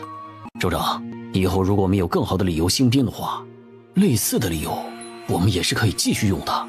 你这样想是对的，像是诛暴离、打倒宋末、为受苦受难的百姓做主，这个口号就很好用嘛。确实，理由千万，只要他们愿意，总能找到适合的那个。河东，谢威出发后，在一处驿站中见到了乔章等待他的萧坤。你说什么？我说你此行是死路一条。谢威不相信，笑话，他此次回去那是升官发财的，怎么可能是死路呢？谢将军，你和谢战是双生子吧？谢战目前的处境极度危险，这点你是知道的。但谢战素有大才，你们皇帝可舍不得他死，偏偏现在是和谈期间，大黎必须给平州一个说法。所以在这样的条件下，只有你替谢战去死才是最优解。当然了，这一切都是我们州长推测出来的，你可以选择相信或者不信。等等，皇上和谢战要找一个长相身形相似的替死鬼，这并不难。你说的对，偌大的大黎找出一个与你们神似或者说相似的并不难，但你想过没，满天下的找，肯定会走漏风声的。另外，这样一来，谢战由明转暗，就变成一介白身了。谢威懂了，原来他不仅想要他的命，还想要他的身份。这事儿吕州长觉得宋墨也知道吗？我们州长说宋墨应该是知道的。谢将军，接下来你有什么想法或者打算吗？你们能把我的妻儿救出来？不能，不是我们没想过或者试过，而是你的妻儿如今都在长安谢氏一族的族人聚集地里，那里是长安腹地，有重兵把守和巡逻的。即便我们派人去营救你的妻儿，一旦被发现，你会被冠上通敌的罪名，妻儿一旦被抓，也是死路一条。你把这件事情告诉我，那你们平州的目的是什么？河东，我们平州的目的是河东。虽然我们没办法救出你的妻儿，如果你有什么计划，可以说出来，我们能帮忙的地方一定帮。怎么帮？如果你此行侥幸不死，我们欢迎你带着妻儿来到平州来。如果你不幸身死，妻儿幸免于难，有机会的话，我们平州尽量保他们，这是我们州长的承诺。而且我们州长说了，只要他活着，这个承诺就一直有效。行，说吧，你们想要我怎么做？既然宋墨和谢战不仁，那就别怪他不义了。1刻钟后，萧坤悄然离去。长安皇宫，这天，宋墨传召大臣在御书房议事。议完事后，天已经黑了，于是宋墨便让几位大臣留宿。半夜的时候，皇宫走水了，火是从谢战留宿的那间烧起来的，大臣留宿的那一片宫殿被烧成了火海。怎么会走水呢？查，必须严查原因。用了1个多时辰，终于将火扑灭了。林冉面无表情地扒拉着灰烬里的尸体，心里是沉甸甸的。这人确实是谢战。皇上，查清楚走水的原因了。什么原因？这火应该是从殿内烧下来的，很大可能性是谢大都督纵的火，因为他没有挣扎，在火势还小的时候，他可以逃出来的，但是他没有。皇上，在谢大都督的书房里发现了这个。宋墨接过，面无表情地看完，便传给下面的大臣。这是一封遗书。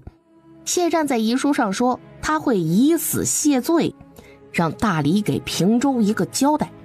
连公公，大都督府如何了？消息已经传回了大都督府，府上是哭声一片，谢老夫人直接晕了过去。皇上，谢大都督是为大理而死，他的葬礼经由太常寺操持，举以厚葬。长安某处秘密的宅院中，谢战悠悠转醒。皇上，这里不是宫中，这里是哪里啊？我怎么会在这里啊？谢卿，你心存死志。谢战震惊地看着他。谢维在赶回来的路上出事了。什么？他没事吧？据他的亲兵相告，是坐骑兽心发狂，他不幸从马上坠落，只是坠落的地点不好，以致伤及腰椎，当场死亡。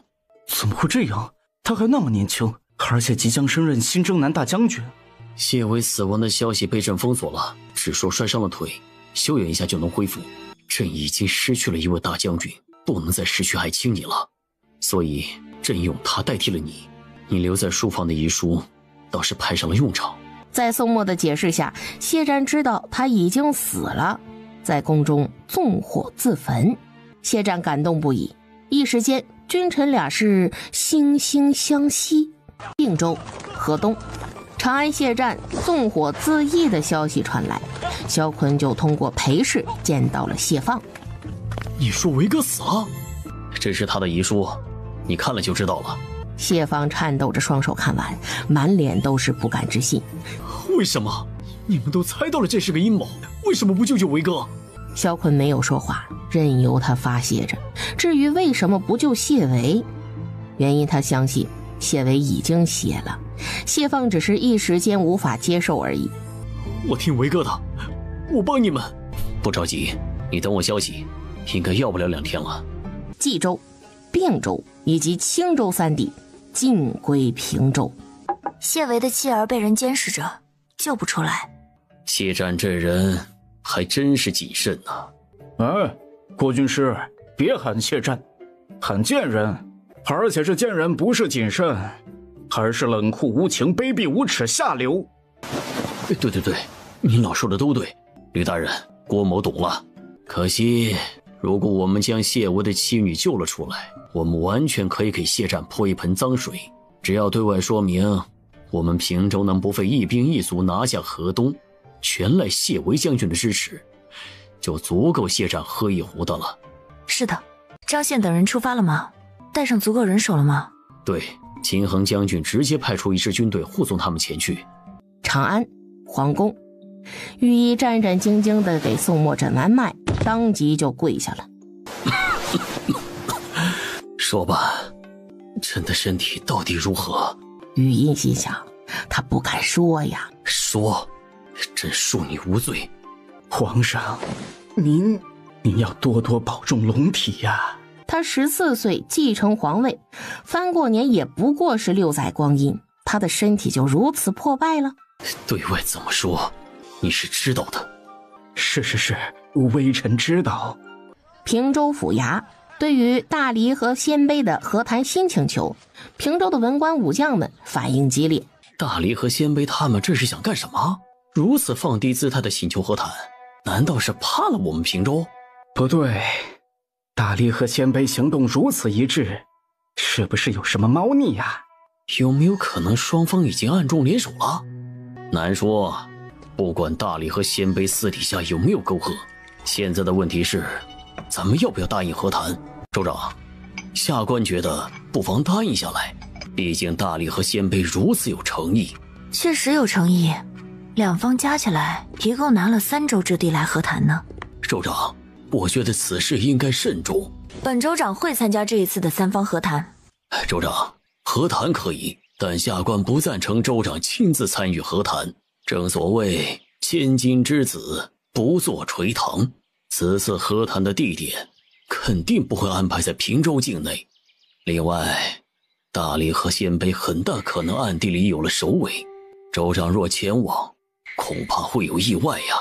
季大人，下官知道你忧心州长此行的安全，但我们护卫队也不是吃素的，定会誓死保护州长的安全。显大人所言极是，我们平州发展至今，没有什么地方是州长不能前往的，州长亦无需担忧他们。不管是大黎还是鲜卑，但凡敢有异动，我等必领军踏平两地。好，本州长的安危就交给尔等了。此事事关平州的脸面还有威仪，他不可能后退或者拒绝。鲜卑掺和进来肯定是不安好心的，如今鲜卑拿着北境还有凉州作为谈判筹码，如果他们提出的条件在我们的承受范围之内，我们要接受吗？接受？干嘛不接受啊？收复失地那是多大的功绩呀！陈大人，你别只看功绩呀，我们且不去预设鲜卑会提出什么样的条件，就说如果我们将北境和凉州接回来了，怎么防御，怎么治理？这就是大黎和鲜卑的阴谋吧？想让平州分散军力，这只可能是他们此次要求和谈的目的之一。大黎和鲜卑方面接到了平州方面的回复，平州同意和谈了，和谈的地点就安排在河东的韩城。这次和谈由大黎一位民间德高望重的老者主持。只见他上前敲了3下钟，大声道：“40到，大黎、平州以及鲜卑3方为期10日的和谈正式开始。现在有请大黎国主、平州州长、鲜卑可汗入座。”皇上，好久不见。宋皇帝，吕州长，久仰久仰。拓跋可汗，多礼了。拓跋可汗，吕州长，朕以为咱们身为人主，只需要乾纲独断便可，文武之事自有陈宫为吾等分忧效劳，和谈就交给他们如何？就依宋皇帝所言。那在陈宫们谈判之际，不如我们来观赏歌舞剑舞什么的。舞剑有点老套了吧？吕州长有何建议？不如我们各自准备3日后举行一次演习如何？何为演习？演习有很多种，我刚才所提的演习全称是军事演习，在此特指军队示范性演习，也称阅兵仪式，就是军队模拟近战实战的综合性训练。拓跋多吉则是有点茫然，这些汉语他每个字儿都能听懂，为什么合在一起他就不明白呢？其实就是官兵。这场官兵仪式，不管是大黎还是鲜卑，都可以让己方最强的军队上去。在这场官兵仪式里，你们平州会使用炸药吗？宋皇帝问得好，这也是本可汗想知道的。如果你们平州使用炸药，这军演不高也罢。两位放心吧，这一次军演，我们平州绝对不使用炸药，纯武力比拼。最后他们约定给2日时间准备，3日后举行官兵仪式。这一次你们大黎和鲜卑想要怎么谈呢？还有你们之前承诺给我们平州的地盘，什么时候交付？吕大人，我们大黎承诺的肯定是会兑现的，咱们先来谈谈彼此的想法好吗？毕竟和谈的目的是达成共识。好，大黎的意思我听懂了，你们呢？我们先谈，放心，我们鲜卑既然已经说了愿意拿出北境和凉州作为和谈的筹码，就一定拿。行吧，那你们说说你们的想法和要求。我们是这样想的，你们平州军事强大，我们大黎不欲再与你们打仗。我们鲜卑也一样。所以呢？所以停战，划地而治吧。我们鲜卑也是这么一个意思。那怎么个划法呢？我们大黎拿出兖州，但是有个条件，我们鲜卑拿出北境和凉州，和你们平州换冀州，这是我们鲜卑的诚意。但我们同样有一个条件。什么条件？希望止战之后，平州将青州拿出来，我们大黎拿出兖州，鲜卑拿出冀州，我们3方一起建立一个3大州组成的自由交易区，大黎、平州和鲜卑的百姓都可以在里面互市。等等，你们鲜卑拿2个州来换1个冀州，要求停战，要求互市，对吧？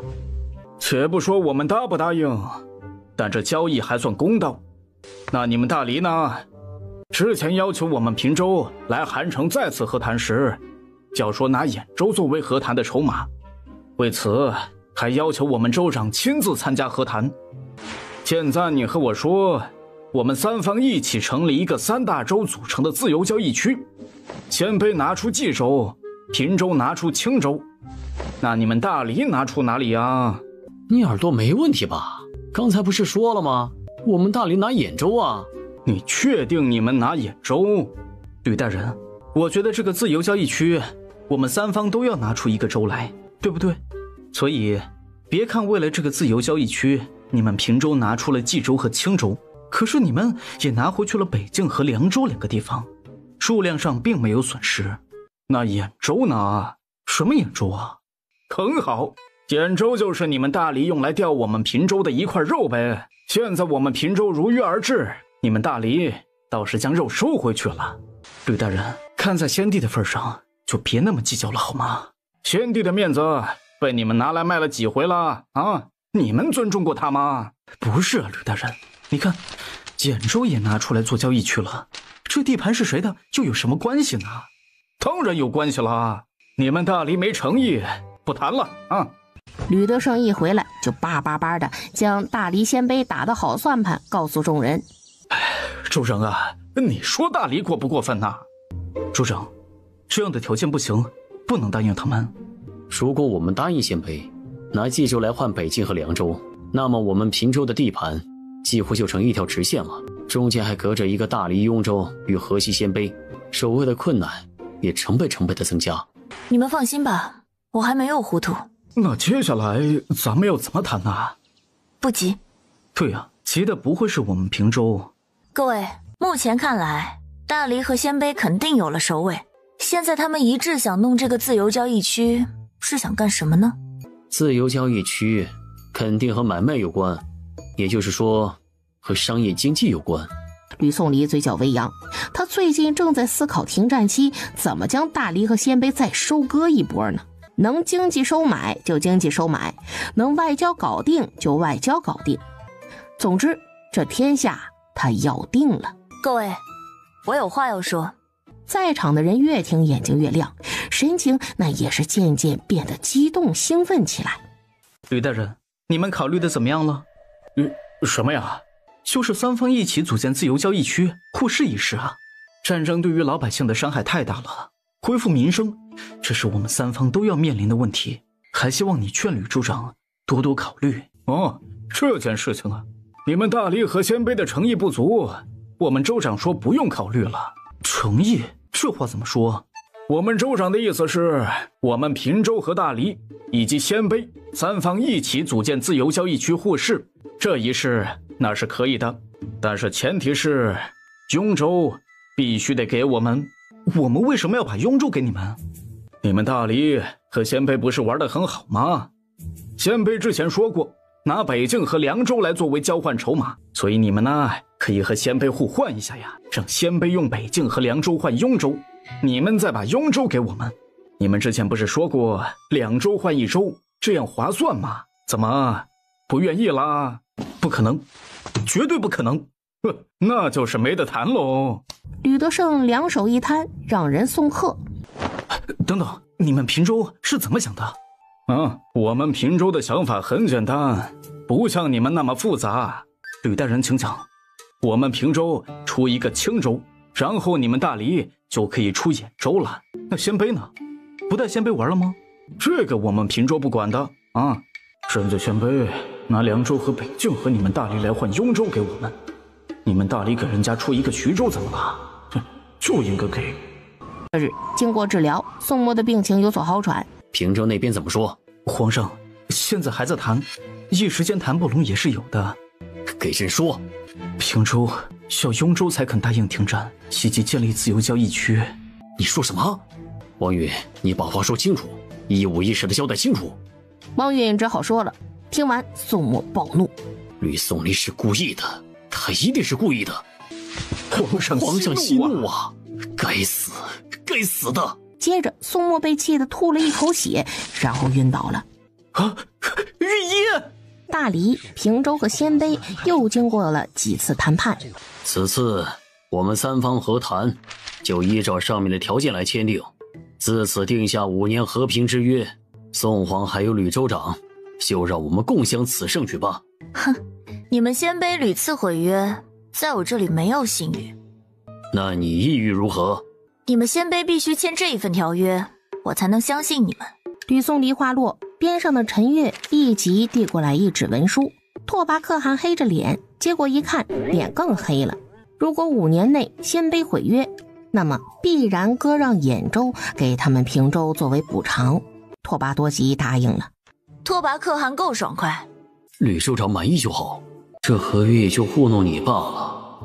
真到了毁约的时候，这合约我也不会承认了。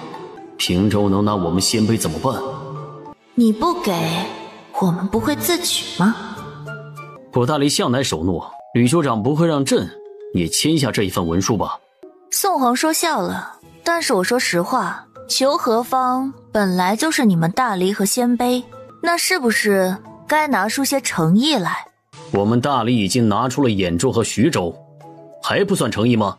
如果兖州和徐州只是你们大黎一方的份额，那倒是足够了。但你很清楚，这里面你们是帮鲜卑把他们的那份也带了出来。所以呢？你们大黎还要加一点筹码。你想要什么？只要不过分，朕答应了。宋皇不必如此防备我，我只是想找你要几个与你无用的人而已。谁？姚松文，姚家一家子。可以。还有魏旷的家人亲眷。行。最后是前太子的妻妾儿女。吕宋离，你不要太过分了。宋皇，你自己考虑一下吧。等等，换一个要求。换不了。鲜卑王庭成员看着这一幕颇为无奈。说实话，他们都想劝一劝大黎这个皇帝了，几个人而已就不能答应他吗？苏沫回到銮帐，再次病历了。林允义愁眉苦脸的做医治，这平州有毒啊，皇上见一次被气一次。苏沫用过药之后人好多了，他当即传召王允，答应吕宋离将前太子的妻妾儿女给他，但是理由得换一换。是。后面王允让人把话一递，平州就懂了，当下便配合起来。反正李子他们得了，给大黎点面子又没事儿。既然宋沫答应了吕宋离提出的所有条件，那和谈就基本达成了。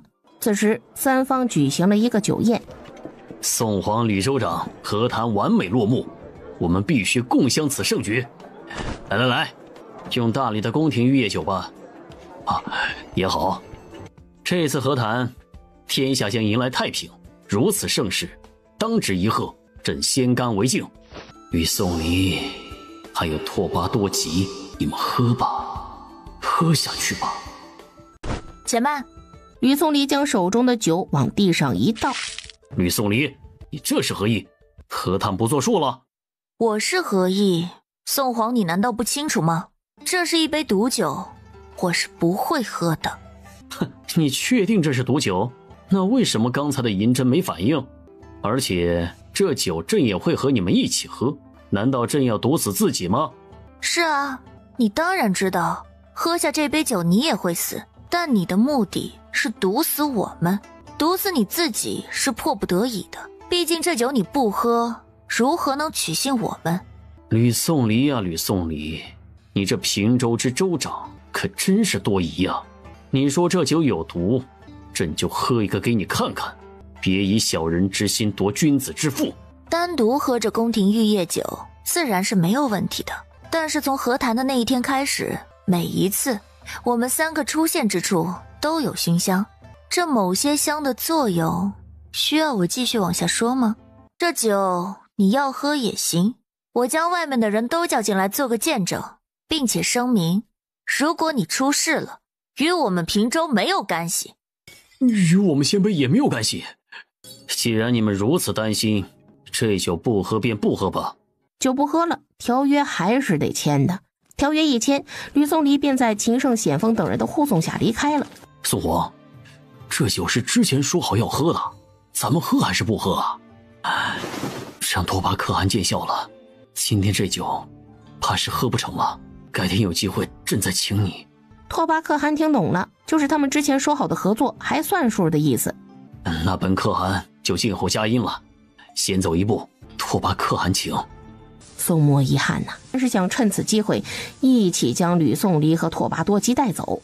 如今付出了那么大的代价，第一个计划却失败了，只能将祸害遗留给子孙解决了。幸亏三方自由交易区还是成立了，第二个计划成了。姬无隐求见吕宋离，是清河崔氏请你来当说客的。真是什么都瞒不过州长啊。吕宋离没说话，就看着他。州长，姬某是生意人，人情来往在所难免。再者，之前姬某还欠了崔氏的人情呢。州长，那崔燕说了，他可以将这些经营所得5成上交平州。这个没得商量，你回去吧。州长，自古以来，青楼、楚馆等风月场所，不管哪个朝代，都没有完全起地荡平的。您这样做是不是有点矫枉过正了？人性就是饱暖思淫欲，人欲不灭，那么风月之事就像野草，春风吹又生，是消不灭的。唉，外面已经有人在传了，就是因为州长是女子的身份，才对这些场所过于敏感反感。那又如何？遇到问题就解决问题，一次解决不了就2次，2次不行就第3次。州长，这个问题从古至今都是这样的呀。大黎建国近200载，就从未想过解决这个问题。想解决问题，从一开始就全力以赴；不想解决问题，给多少时间都没用。姬无营这时已经感到了州长的决心。州长，我会回绝崔家家主的，并且配合张大人的工作。好，在平州势力范围内，这样的弊病，这样的场所，一定要根治清除。清河崔家，其实他能出什么好主意，你就信他的话。娘，现在该怎么办呢？崔老夫人头疼，她当即让人去请儿媳高氏。最近呐，你乖一点儿，少去气势那儿，多哄哄你媳妇儿。我听娘的。3人见面1刻钟后，崔老夫人捂着胸口，不可置信地看着儿媳。你说什么？娘，我说让我来给他收拾烂摊子也行，但家主的位置必须给我。你休想！那行，这事儿你们看着处理，处理不好就算了，大不了我回娘家。高梅，一定要这样吗？对，我已经不想再一次一次给他擦屁股了。莲儿是你的丈夫，我知道，所以我之前才次次都替他收拾烂摊子。娘，与其我次次努力出来的成果被他一次一次的败坏，还不如我就此放手。当然，如果娘愿意支持我接替崔家家主之位，那我肯定好好经营，将来这份家业也会传给您的大孙子，我的儿子。崔老夫人深感疲惫，当初得知平州的主事者吕颂离是一名女子时，她就怕有这么一天呢。娘，反正崔燕的能力就这样，你不如考虑一下我的建议。反正这个家主之位在我手上不会有多少年，不管我经营得多好，以后还不都是你大孙子的。说实话，他心动了，家业靠的不就是传承吗？五人等人的信件很快就递到了吕颂离手里。每个进去赌场消费的客人都能得到返现，他们这是想让所有的老百姓都染上毒瘾吗？这也太卑鄙无耻下流了。这恐怕就是大力和鲜卑极力的促成3州自由交易区的主要原因了。他们是想通过这样的方式收割老百姓的财富，甚至收割我们平州的财富吗？大概就是这个意思了。那我们该怎么办呢？赌这件事通过禁止也是很难办的吧？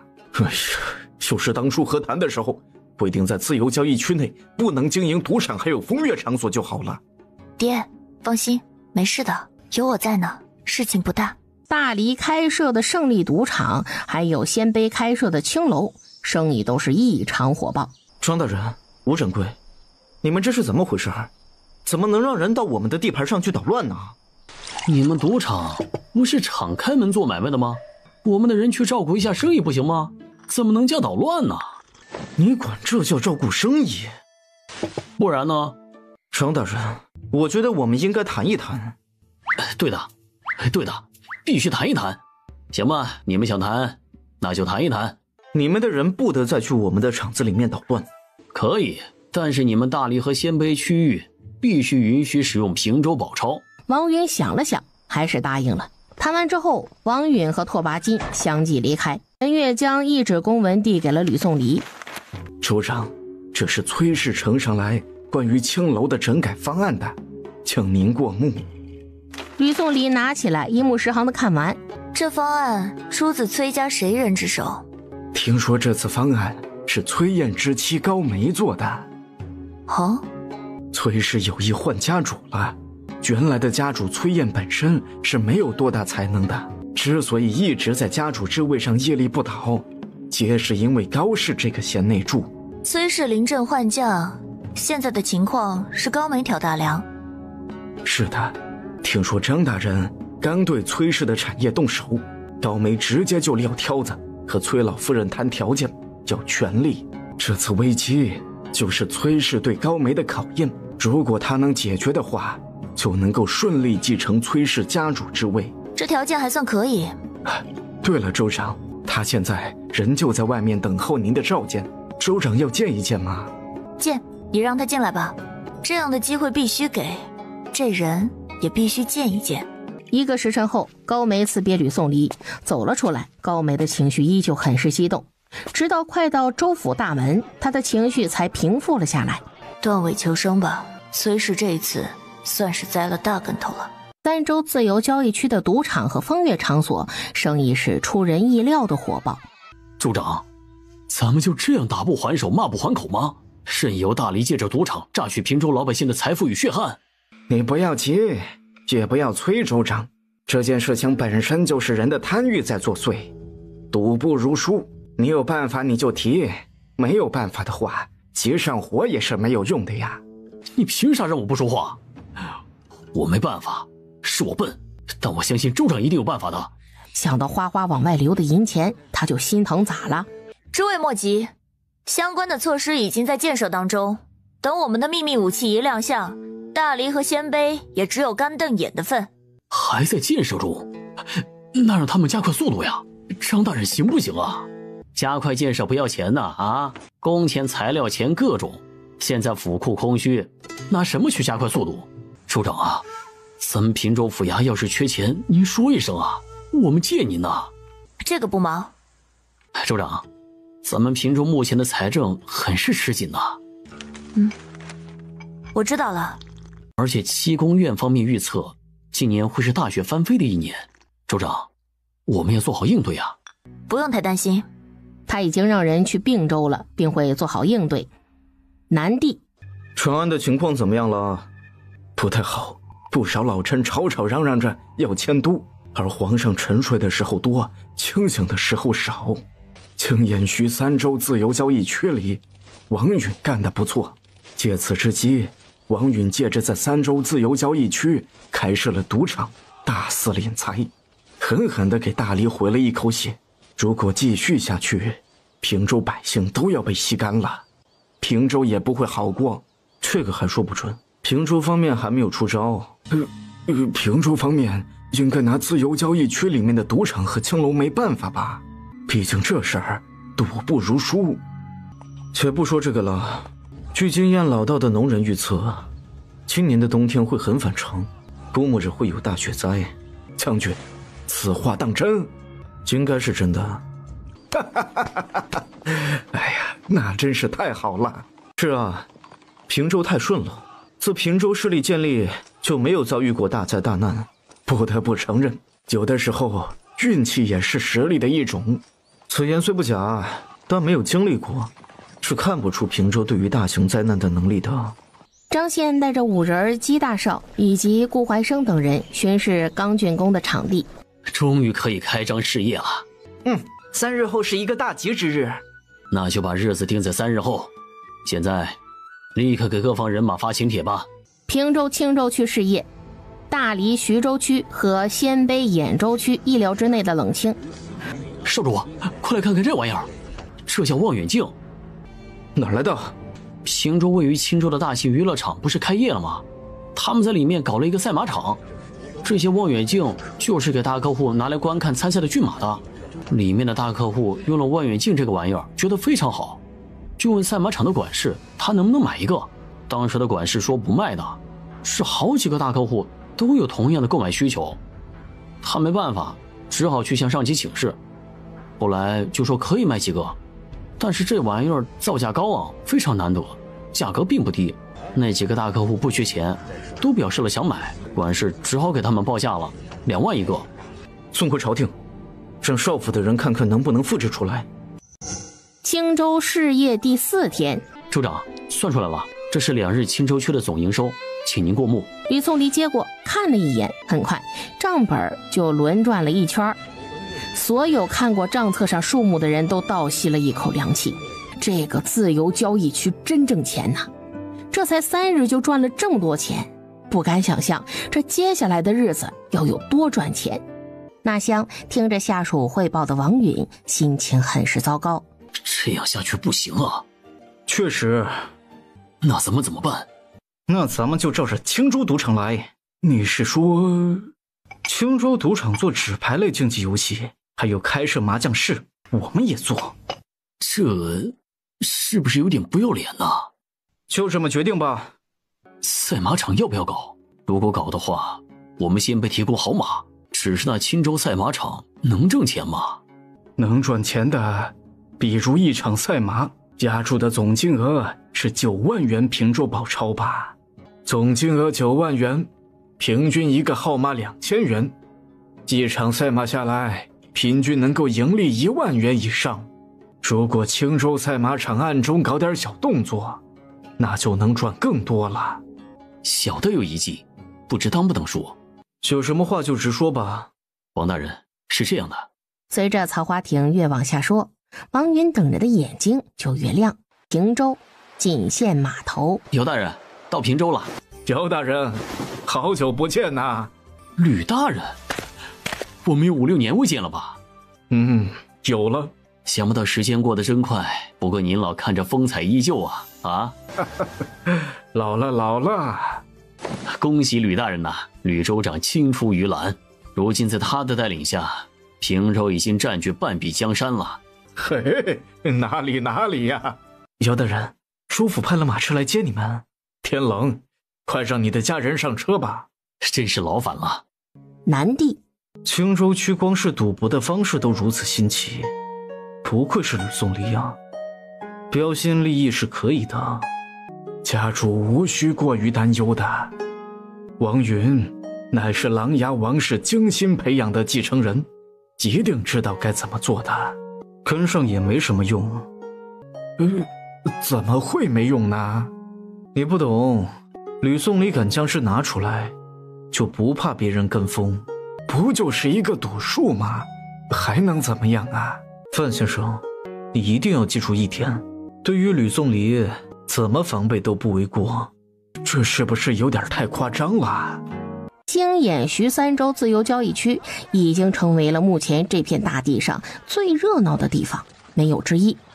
哟，卢公子在喝闷酒呢？是啊，我喝点闷酒，总比左大人你喝的苦酒要好。卢公子，要不要我们合作？你们？是的，我们。没兴趣。卢谦呐，卢谦，你就这么怂的吗？有话就说，有屁就放。俗话说，不蒸馒头争口气。你们涿州卢家归附于平州，却被吕宋离搞得那么惨，就没有想过要报复回去吗？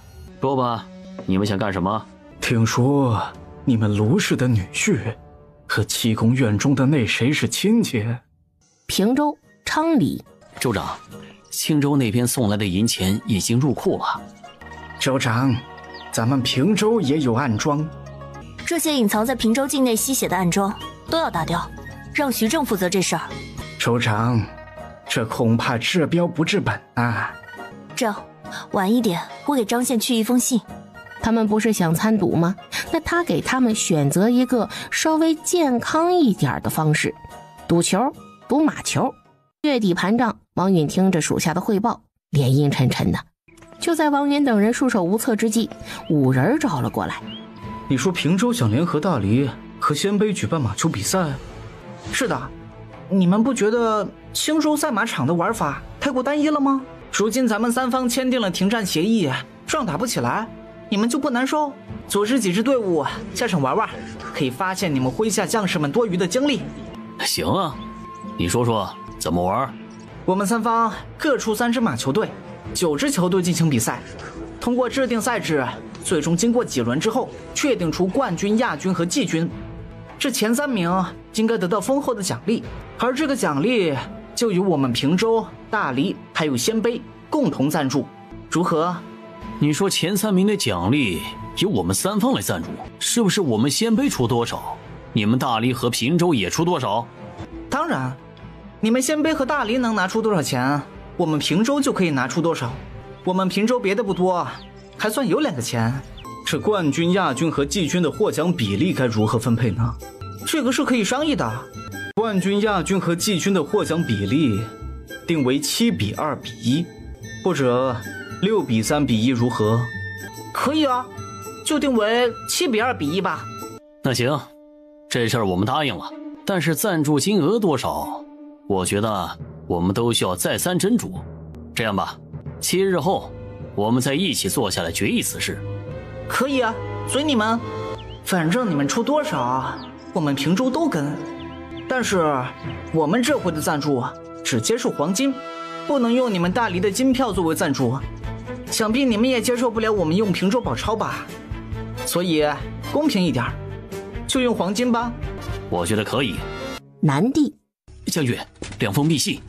谢战接过后，随手拆了其中1封。将军，怎么了？王允糊涂，竟然被平州牵着鼻子走。何以见得王允就被平州牵着鼻子走了呢？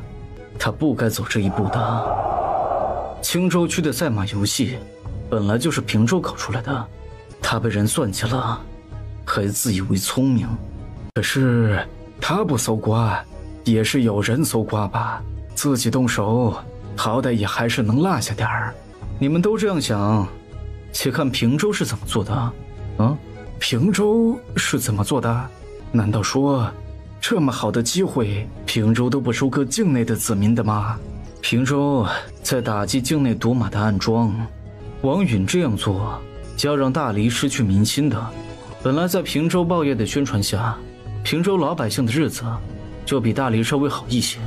可是王允这样一搞，老百姓的日子只怕会越来越差。他此举又将大黎的老百姓的血吸干了，就有平州老百姓的榜样在跟前。要是再发生点什么，大黎的老百姓对故土就不会有留恋了，他们就会投奔平州。将军呐，这是不是平州的阴谋啊？当然是了，这样的手法太像吕宋黎出手了。王大人究竟是被谁蛊惑了？将军，我觉得也不一定吧。也可以说，平州开了这么一个头之后，牵扯出来的利益太大了，王大人忍不住动心了。面对敌人，别抱有侥幸心理。那我让人查一查。谢战点了点头，他当即磨墨铺纸，给宋墨写了1封密信。7日一到，大黎、平州和鲜卑3方再次齐聚一堂。我们大黎打算赞助5万两黄金助力马球比赛，我们鲜卑也出5万两。想不到你们大黎和鲜卑这么有钱啊！废话不多说，现在我们大黎和鲜卑都已经将赞助金拿出来了。吴掌柜、顾东家，你们怎么说？我们平州当然是没有问题啦，但是15万黄金的奖金，这个数目是不是有点太大了？吴掌柜，我们的赌注不妨压大一点。果然被师傅料中了，这些人可真是贪心呐！压大一点是什么意思啊？除了黄金之外，我们再往上加一点筹码，赌1州之地，我们大黎拿出青州作为奖励，我们鲜卑拿兖州当奖励。最终哪一方是冠军，哪一方就能拿走这3个州。怎么样，敢不敢答应？这事儿大黎皇帝和鲜卑可汗都同意吗？是的，现在就问你们平州敢不敢？兹事体大，我需要请示州长。另外，拓跋二王子，容我等提醒你啊，在韩城平原，拓跋可汗与我们州长签订了停战协议。你可还记得，当时签停战协议时就已经约定了，如果5年内你们鲜卑若是毁约，兴起战事，必须割让兖州给平州作为补偿。一个兖州，你们鲜卑一用再用之，莫不是想空手套白狼？那我们鲜卑北境当赌注，行了吧？再换一个，比如鲜卑都城圣乐。大胆！大胆什么？从来只听说有人强奸，可从来没听说有人逼赌的。你们鲜卑不愿意，大可不赌。都冷静冷静。接下来你们都需要向上面请示一二，不如今天的话就暂时商议到此。长安皇宫，宋墨昏迷的时间是越来越长了，有时候7、8天才能醒过来一次，整个人都瘦削的不行。林御医，皇上如何了？回禀太皇太后，回禀皇后，微臣已经尽力了。哎呀，这是什么意思呀？林御医，皇上究竟何时会醒来呀？不一定能醒来，醒来也不一定就好。平州那些乱臣贼子，该杀！太皇太后再次后悔当初的心慈手软，才让吕宋离成为大黎的巨大威胁。霍拔金让人将平州的要求送回鲜卑王庭。答应下来就用圣乐下注。父汗，即便输了又怎样？平州或者大黎还能来取不成？可汗说的对，即便输了，大黎和平州也奈何不了他们。平州、昌黎，州长，七公院那边似乎有异动啊。这些人要找的应该是炸药的配方。派个人提醒一下对方，炸药不在七公院。州长这个提醒不能白提醒，好歹要从对方手里弄点好处。必要的时候让人引导一下，好让对方摸到门道。众人心想，哼，州长你人还怪好的嘞。另外，只要价格合适，炸药的秘方也不是不能卖的。怎么连克敌制胜的炸药配方都要卖了？对现在的吕宋离而言，土炸药的秘方而已。顾章那边的研究一直都没停止，特别是对土炸药的改良已经出成果了，正好更新换代，又正好谢战的人找上门来，旧版卖个好价那也不错呀。行，就按州长你说的来。薛长史、顾进士、董参将，走，随我去一趟七公院。七公院，州长，不是我们干的。我知道，这次过来，一来是来看看你们，顺便问一问有没有什么需求，另外就是想提醒你们，平时也多注意一下，多一点保密意识。詹若水、韦文谦等人一个个像是鹌鹑一样，点头如捣蒜。季少，治好了，你快看看，这是不是州长要的蜂窝煤？试着烧一烧看看。2个多时辰之后，心腹再次兴冲冲的来报了。季少，神了！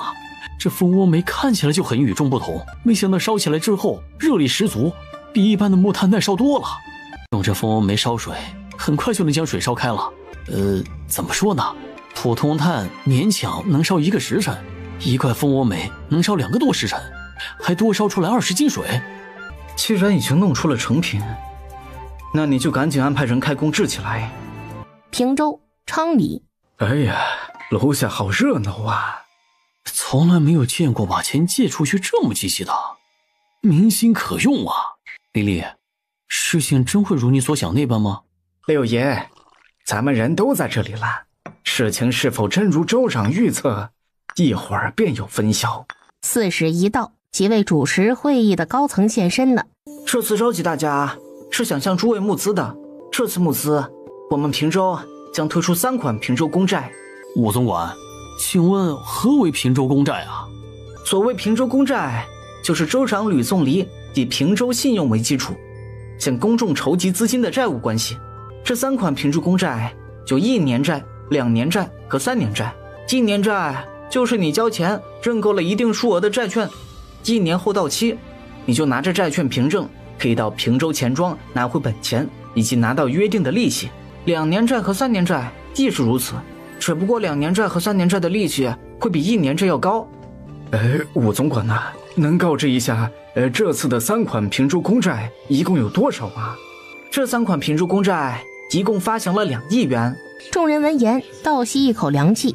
3款平州公债的利息以及认购条件都是在这张纸上，大家可以看看。5人等每个人都拿到了平州公债的说明书之后，才继续说道：平州债券可以购买了，2侧柜台均可以办理，大家考虑清楚之后就可以自行购买。吴掌柜，我们想和州长谈谈，可以吗？各位，请随我上3楼。3楼？你们想和我谈什么？州长，平州府衙现在缺钱，对吗？州长，你知道我们在场的都是市下的当家人，既然您承认了平州缺钱，我作为代表想和你谈谈大笔借贷一事。大笔？你们能拿出多少钱？平州缺多少？吕宋离报了个数目后问道：如何？能拿得出来吗？集齐我们几大世家之力，可以拿出来。这么多钱拿给平州，不怕平州还不起？别人我不知道，但我们裴氏毫不怀疑平州的还款能力。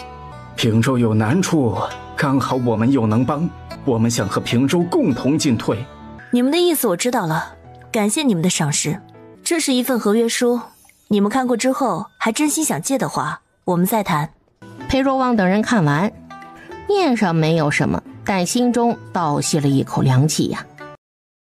平州方面的消息通过廖学望、乔希同等人传回南地。平州团队根据不同的比赛场次、不同的盘口给出的赔付比例，交叉安排相应的仓位，与所有人能追求利益最大化不一样。他们这样的做法是以牺牲掉最大的利润做基础，但却是稳扎稳打，即便亏也不会亏太多的。家主啊，我不明白，以平州的实力，完全可以在自由交易区里开个盘口，大赚特赚。吕宋离爱惜羽毛，他的野心很大，不会做出玷污他名声的事情的。但5人皆无银，还有顾怀生等人为主的团队是有能力的，针对各个盘口往最大利益的方向去下注，也不是赚不到钱。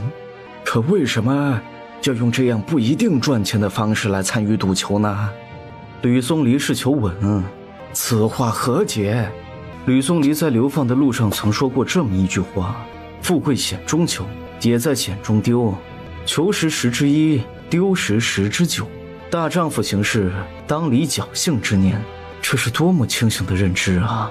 可是我研究过吕宋离的生平，他豪赌的次数也不少啊。你说的是他发迹之前吧？现在吕宋离的胆子是越来越小了。吕宋离的做法是对的，之前是穷不折腾穷不进，现在是富不折腾富长久。坐拥大黎的半壁江山了，硕大的势力，只要他稳扎稳打，就能以时间换取胜利的空间。家主，你说吕宋离求稳这一点，我明白了。那以5人顾怀生为主的平州团队，现在做的这些是为了什么呀？赚的又不多，还要在此浪费如此大的人力物力还有财力，这不是白折腾吗？就这人力物力财力投去别处，那岂不是更好？他们这么做并不是白折腾，他们的目标是在周边青州区几乎包揽了3州自由交易区里6-7成人流量，他们的资金参与进来，会让池子的金额更大，会使赌球经济显得更加繁荣，人们也会大力的消费。所以开盘口的参与的都只是凑了个热闹，真正闷声发大财的是青州区。那王允等人玩了个寂寞，王允、拓跋京等人，此局必败，我必须动身回长安了。3州自由交易区即将迎来大变，他不能再留在南地了。赵玉潭倚窗远眺，素手执着飘荡的柳絮，眉染清愁。夫人，宋公子携宋太太来了，他来还书，顺便给您送节礼。请他进来吧。在他的预知梦里，宋时宇是继谢湛把持朝政之后能与之相抗衡的一位青年官员，但此时他还是一位落魄书生。坐吧，最近可还好？劳您关心，一切都好。谢夫人，你夫婿谢大都督的遗体你见过吗？你为什么这么问？没什么，就是觉得谢湛谢大都督之死太可惜了，失去这样的肱骨之臣，真乃大黎的损失，想必也是皇上不愿意见到的，您觉得呢？赵玉潭听懂了，宋时宇暗示他谢湛可能没死。赵玉潭听懂了，宋时宇暗示他谢湛可能没死。恭喜谢夫人，谢大都督应该快来接您了。你说什么？你为什么这么说？这只是我的推测，感谢您这些日子的照拂，如果您有什么想法，还是早做打算吧。说完这些，宋时宇礼貌地告辞了。宋时宇携妻刚从谢家的别院离开，没注意到转角处驶来了一辆马车。家主到了，上前叩门吧。1刻钟后，别院管事来请赵玉潭。夫人，家主来了。家主此时正在正厅等夫人。赵玉潭站了起来，又顿住了脚步，最终提起裙子往正厅疾步而去。收拾行李，我们离开福林一阵子。去哪里啊？青州，我们去青州。谢战的人来到宋家时，宋家已是人去楼空的状态。谢战得知后，只能遗憾自己下令晚了，同时感叹了一句：这世道聪明人还是多呀。平州昌黎，谢战离开南地了。是的，南地那边传来消息，谢战于日前悄悄地离开南地了。谢维的妻儿还没救出来。一直有人严密地监视着谢维的妻儿。吕宋黎没有继续说这个话题，而是提起了别的话题。宋墨怕是命不久矣了。州长说的是大黎皇帝。宋墨现在活着和死了也没什么区别啊。我们手里的白麻布还有一应的治丧物件，不要再往外卖了。可以的话，适当囤积一些，送到大黎去。州长这是想囤居积奇，大赚一笔。为什么要放过？有钱赚为什么不赚？这蚊子腿再小也是肉啊！现在平州府可是欠了不少钱呢。治丧的成本增加了又怎么了吗？谢战这个权力接任者还能不给宋墨操办吗？好歹人宋墨交予他的莫大的权柄啦。长安皇宫，宋墨被唤醒了。他醒来的第一时间就看到以谢战为首的几人跪在龙床边上。皇帝，你醒了。现在是什么时候了？回皇上，现在是天和7年9月26。林深，你真是好大的胆子，竟敢私自唤醒皇帝，该当何罪？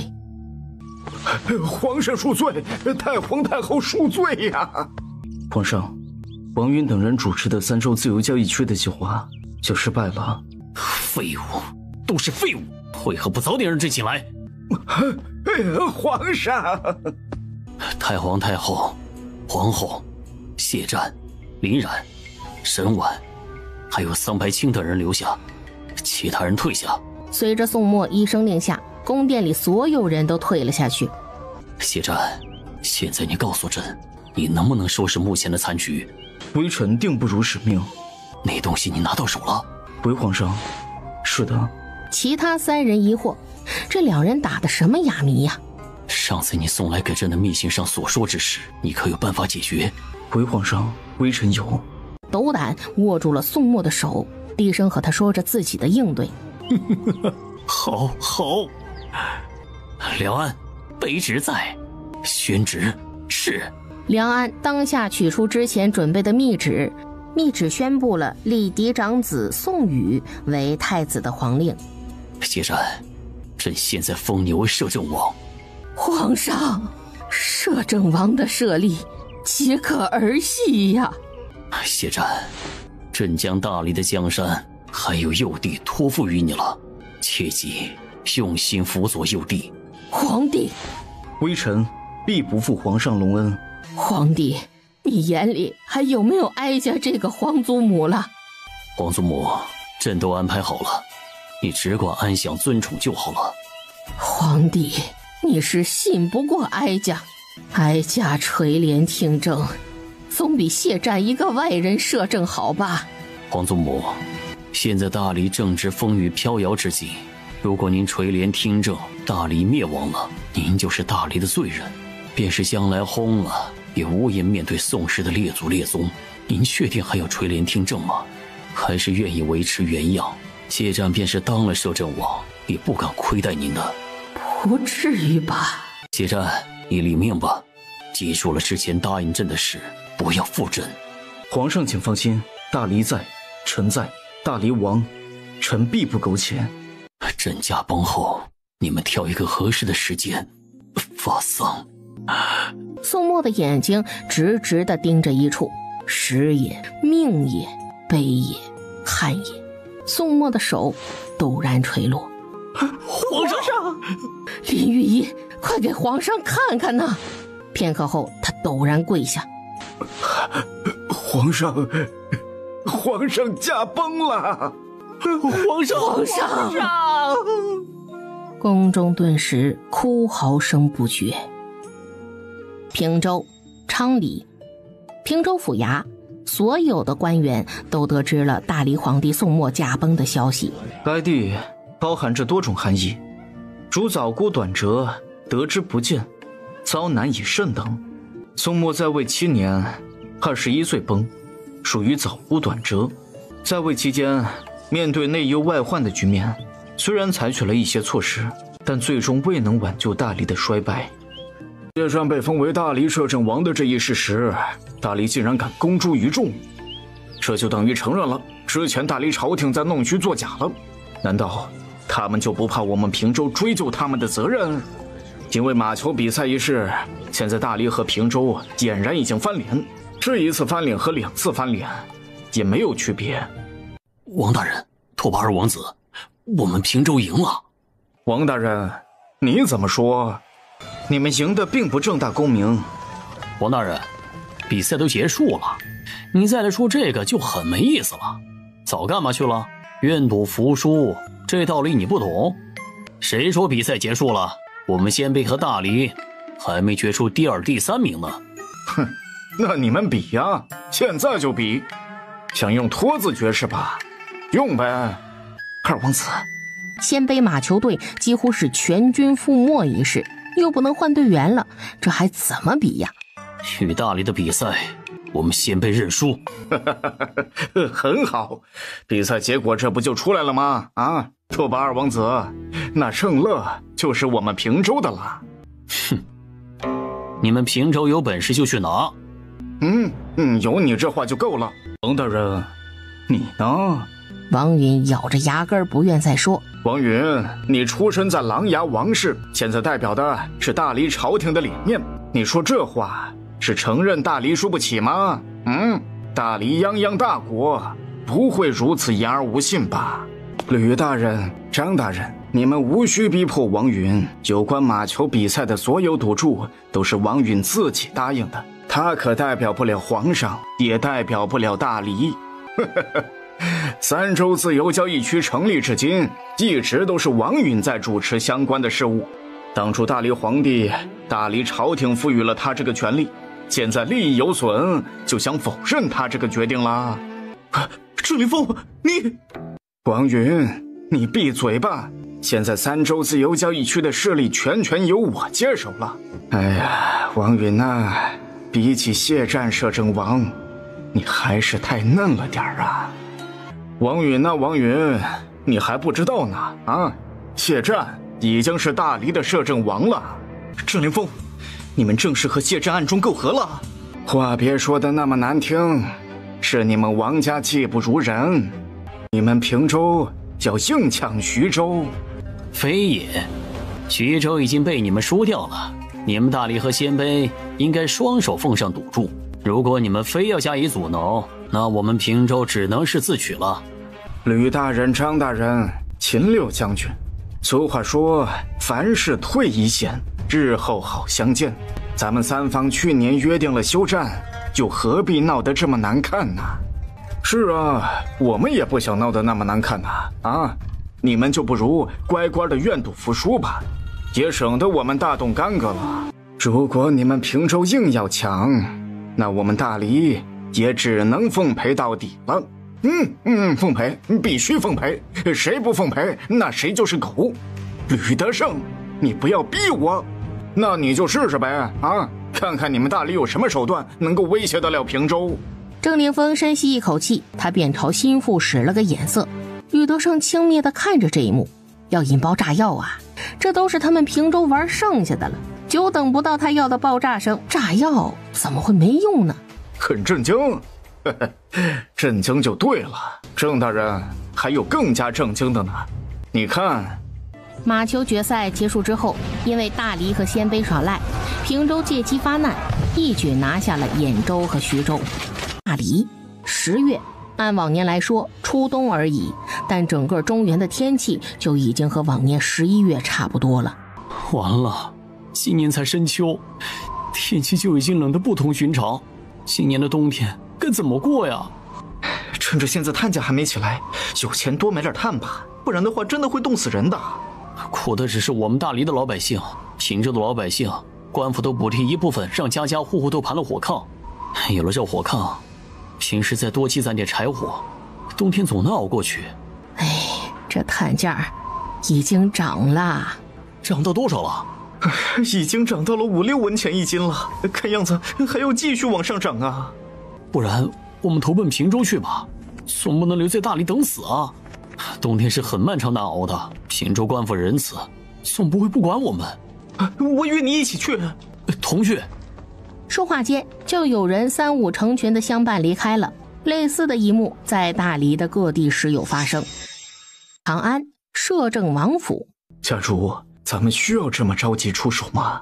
不如再等等，看平州有什么招，之后再出手。现在就通知各地官府，给老百姓限量出售平价炭。谢战心想，能不能扳回一城，就看这次了。长安的老百姓是最快听到消息的。快，官府向老百姓出售平价木炭了。平价木炭多少钱呢？5文钱一斤。5文钱呢？那相较于现在市面上的8、9文一斤的木炭，这个价格倒是不贵啊，只是质量怎么样啊？很好。此番操作确实让谢战的名声变好了很多。平州府衙的官员也收到了大黎向治下百姓定量销售平价木炭，帮助百姓过冬的消息。此时吕宋黎正在与他们商议在平州境内售卖蜂窝煤的事儿。州长，这个价格是不是重新拟定比较好啊？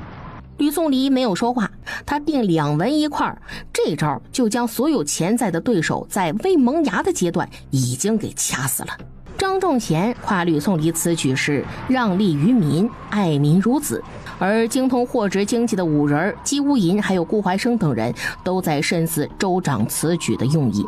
随后平州开始向平州的子民限量售卖蜂窝煤，想买蜂窝煤过冬却没钱，只要你是平州的子民，可以赊账，来年再还，还可以以工代赈。消息很快就传到了大黎了。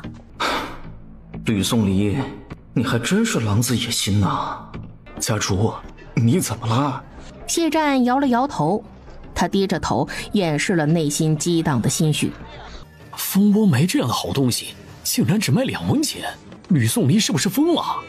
对呀，2文钱，这有的赚吗？不管他赚不赚钱，收买民心的手段就是高啊！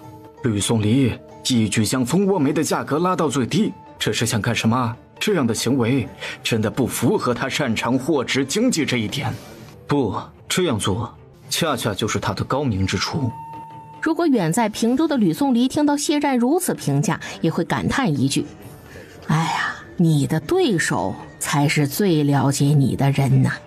在平州水军肆意的宣扬之下，大黎境内的老百姓呢，也知道了蜂窝煤这一新玩意儿。听说了吗？平州弄出了一种叫蜂窝煤的东西，取暖效果可好了。是吗？关键是人家还便宜啊！吕州长真是大义呀，为了治下的百姓，宁愿不赚钱。可惜了，人家不对外售卖，只供给平州百姓。这个好办，我们成为平州百姓就好了。先去平州啊，可是官府不一定会给我们录引啊。对呀，还有我们要是举家搬去平州，官府也不允许我们卖地，那我们的田地难道不要了吗？种地嘛，那到哪儿不能种呢？先过了今年冬天再说吧。现在才是大雪刚过，后面还有冬至以及小大寒，冷着呢。确实，这么冷的天，冻死人也不嫌见呐。听说平州还有一种玻璃瓶子卖，灌进去热水放到被窝里，可暖和了，就和汤婆子差不多。这玻璃瓶贵不贵呀？汤婆子是贵人们用的呀。不贵，便宜得很，平头百姓都能买得起。无数的百姓北上涌入平州，大量老百姓北上平州谋生的情况被各地官府上报至朝廷。摄政王，我们的木炭根本卖不出去。那就免费送给百姓，定时定量。廖雪旺等皇商集团的人闻言，心在滴血呀，这注定是要亏得血本无归了。放心吧，等过了这一关，什么都会有的。此事派徐君凡去做。行吧，徐君凡乃是仓部曹院，提拔他担任此重任也是可以的。大理、长安，鲜卑归降平州的消息传到长安，朝堂上的文武百官都沉默了。平州对战鲜卑时，平州方面披露了这些战争细节是想干什么？有关武器、有关兵力、作战方式都提到了，难道他们不怕泄露这次军事机密？我们大理从中找到解决之法。平州方面这样做当然是杀鸡儆猴啊。这平州的下一步是不是会对大理发兵了呀？这是毋庸置疑的。我们能抵挡住平州大军的进攻吗？等等，平州的粮草那么充足？你们忘了，秦胜在鲜卑打的是以战养战的战役。让前线大军备战吧。吕松离，你还有一关，这关过了，你才是真正的天下之主。这一关，要么我帮你过了，要么你就被淘汰，我胜。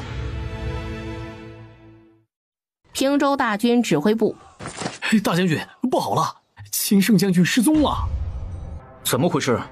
秦衡一问才知道，原来在涪陵时，秦胜分兵了，自己带兵行至一处险地时，为救2个亲兵和1个百姓的孩子，从山上掉落山涧。吕宋离刚上职，他的桌面上就静静地放着一封信，谢战的邀请函大致的意思就是邀请吕宋离吕州长前来益州，他在涪陵恭候大驾，不来的话后果自负。谢战这厮真的是丧心病狂。州长不能去呀，谢战这个卑鄙小人肯定是设了局。州长你这一去，很有可能会有去无回。可是秦胜将军怎么办？你敢肯定秦胜将军确实是在谢战的手里吗？有确切的证据吗？不怕一万，就怕万一。谢战硬是要你到裴陵，到底是想干什么？借此除掉你？我知道你们想说什么，你们想劝我不去应邀，这不难，但我不应邀却想要心安理得，很难。秦胜不仅是平州立下过汗马功劳的大将，还是我的丈夫，以及秦轩的父亲。另外，谢战还拿着1城的黎民百姓威胁我，如果我视而不见，将士们会如何想我？老百姓们又会如何来评价我？你们又会如何重新定义我？薛许张口欲言，却被吕宋离打断。好，你们是我的心腹，你们会想到办法，让我丝毫无损名声的从这件事情当中脱离出来。我就不说我这一生是不是仰不愧天，俯不愧地，但是你们要知道，涪陵县内30万百姓背着1城百姓的人命过日子，这是一辈子我都治不好的心病。他们已经看出来了，州长早有决断，他们无需多言，努力地执行他的命令，做好相关的工作就行了，务必要将威胁降到最低。涪陵，折英冲。秦胜悠悠醒来，一睁眼就看到赵玉潭端着一碗水，见他醒来一脸的惊喜。这里是哪里？折英冲。秦胜努力地站起来，捂着左臂，忍受着身上伤口的疼痛往外走。哎，你去哪儿？秦胜没有理会他。你没听见我说的话吗？我救了你。那又如何？你可以选择不救。秦胜，你知道吗？如果不是我，你必死在折英冲。你知道吗？我做过一个梦，梦里我们之间没有那些波折，顺理成章的成亲了。我和你成了夫妻，然后秦家被流放，我也一起。一路上你对我呵护备至，在梦里秦家也造反了，最后是你大哥带着大军打回长安，登基为帝。秦胜，你知道吗？我们才应该是天生一对，而吕宋离和谢战是另外一对。他说什么屁话呢？他嘴皮子一掀，他那么大个媳妇儿就没了。秦胜，你应该迷途知返了。如果我没记错，当初是你嫌弃我，然后设的局，最后叶太后强行给我们4人赐婚，重新配对了。现在说这些又有什么意义呢？你不会还想和我好吧？当初我错了，但我觉得我们都应该拨乱反正。拨乱反正？你觉得你和我妻子吕宋离能相提并论吗？在梦中你大哥造反了，同样成功了。如今吕宋离取得的成就不过是沾了你们秦家的光罢了。秦胜懒得跟他争辩，他他媳妇儿说过一句话，别人永远叫不醒一个装睡的人。我说的拨乱反正你不相信吗？吕宋离是所有人生轨迹中最大的意外，但是这次他必死无疑。你说什么？哼，告诉你也无妨，谢战以你为饵，设下死局，以后吕宋离。告诉我在哪里？秦胜，你清醒一点，现在不是儿女情长的时候。吕宋离一死，平州必然生变，你现在应该做的是防患于未然。他不顾赵玉潭的呼唤，取了其中一批，翻身上马之后，立即赶往逼问出来的地点——涪陵丰都。这日，吕宋林在益州设立的大营。州长，我陪你去赴谢战的邀约。不用，大哥，鸡蛋不要放在同一个篮子里。如果接下来有什么不测的话，平州就拜托你了。秦吕这两家的人也都托付于你。六弟妹，吕宋离摆摆手，示意他无需多言。州长放心，鹿鸣台周边我们已经安排好了，不会让你有生命危险。好，我相信你。谢战最先抵达高台凉亭。吕宋离，你来了，你还真是很有胆魄呀。吕宋离，你来了，你还真是很有胆魄呀。不入虎穴，焉得虎子？我要是不来，岂不是辜负了你所有的安排？难道你就不怕涪陵成为你的埋骨之地吗？怕，但是人有所为，有所不为。况且我们平州人才济济，秦家四兄弟也都不是庸才，能接替我的人有的是。就是不知道谢氏一族之中，能接替你谢战大都督之位的人有吗？秦胜在哪？你只问秦胜？难道不关心涪陵丰都30万百姓的安危吗？你不会动手的。当然，你要是不怕的话，尽管动手。如果你不怕谢氏一族死绝的话，你觉得我会在乎？可惜了，你这个族长上台之后，你们谢氏一族就跟着你吃尽了苦头，最后还有可能因为你全族丧命。吕宋离，秦胜我已经让人去押过来了，至于其他的，你就不必拿话来刺探我的态度了。你我都是世间少有的聪明人，我们都很清楚，如今这天下大势尽归于平州。我想知道我为什么会输，我究竟输在哪里？之所以会输，是因为你心中无仁爱二字。你所说的对百姓的仁爱，就是你忽悠老百姓，说要建造一个一没有贪官污吏，二没有土豪劣绅，三没有赌博，四没有娼妓，五没有强娶强嫁，六没有叫花子的天下。这只是一些可以标准化的判断而已。平州致力于建立一个文明的社会，让弱者不恐惧，让强者不嚣张，让权力不傲慢，让社会更公平，让恶人怕作恶，让善人可以得到平安。你许诺的这些是不可能实现的，你也只不过是骗那些傻子罢了。但是老百姓们相信啊，而你给老百姓们描述的生活一眼就能看到头，而且都是之前帝王承诺过的，没有什么新意，也没有什么吸引力。你知道你为什么会输吗？你心中没有仁爱，你只注重结果，却没有注意到你拟定的治国策略在大刀阔斧的实施中，有多少人为之痛苦和难受。大理的江山传承了7、8代人，有腐朽之处，我以为腐坏之处应当舍弃，保全完好之处，并且应将腐坏之地的资源倾斜于完好之地，这有什么不对吗？站在你的角度来看很对，但是谁又甘愿被人放弃呢？正所谓好事不出门，坏事传千里。你让老百姓痛了，所以老百姓不信你。其实大理朝廷最大的问题就是被皇权思想所禁锢，真相不被讨论，所以真实的解决之道无法形成。你们需要开放性的讨论并凝聚共识，直面困难，揭示真实情况，理性选择道路，这样才能解决根本问题，给予民生经济根本动力，这样才能让老百姓过上好日子。而你所做的一切犹如暴星救火，会加剧其他地方的经济和民生的退化，加剧大理的问题。可你却不知，趴在上面吸血的东西才是使地方腐朽的根源。对地方的民生经济，你确实有生死人肉白骨的能力，我不如你多矣。大将军，再坚持一会儿，我们就能将大理埋好的炸药处理掉了。还要多久？ 2刻钟，最少也要2刻钟。就在这时，由远到近传来一阵骏马飞驰的声音。大将军，是六爷，要不要将他拦下？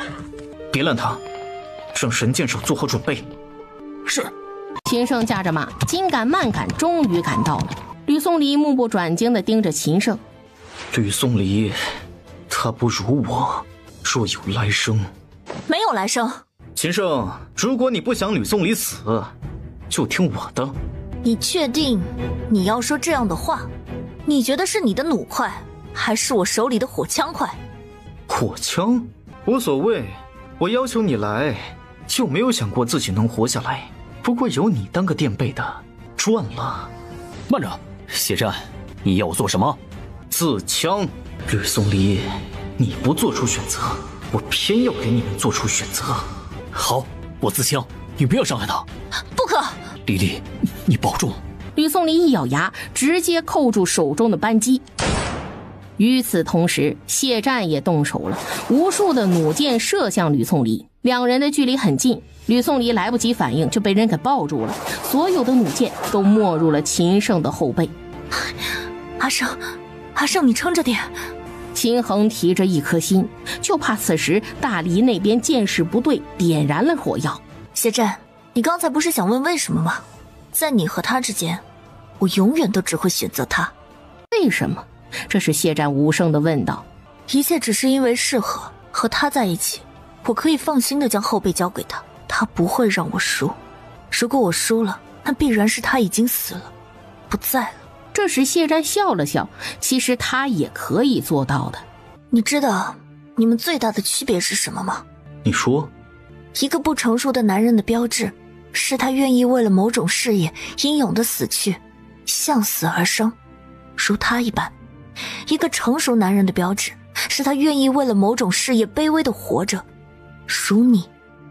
而人的这一生，总是要为一些某种看不见的东西去生活，总要为某种超越我们有限的东西去生活。听说过一句话吗？总有人间一两风，填我108000梦。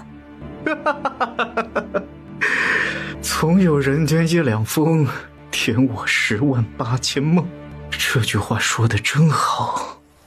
当谢战笑声止住，他嘴角含笑，倒入身后滚滚的山洪之中。摄政王！唯独吕宋离一手揽着秦胜，淡淡的看着这一幕。因为大黎的主动投降，他们平州不好掠夺长安的财富，吕宋离已经动了迁都北平的决心。下面的人递了折子，问他如何处置老佛爷叶贤和赵玉潭二人。吕宋离给了2种不同的处置方法。叶贤看着面前的3样东西，白绫、毒酒、匕首，又得知吕宋离放过了赵玉潭，整个人都颤抖了。哀家不服，哀家要见吕宋离，他为什么赐死哀家，却对赵玉潭轻拿轻放？吕宋离没见他，而是传了话过来。杀你是因为不想天下动荡，而非私怨，一切皆因你的身份。吕宋离住进偏殿之后，一直都很勤勉。州长，国不可一日无君呐。平州举事发展至今，得国，秦家功不可没。吕宋离的意思是他和秦胜一起登基，称秦帝吕皇。薛许一愣，虽然秦胜将军处于昏迷状态，并不会影响州长行使皇帝的权力，可是这样会分走州长的光辉呀。不可让州长误虚名而处实祸。薛许这才不言。1个月后，年仅23岁的吕宋离与昏迷中的秦胜于长安骊山之巅祭天登基。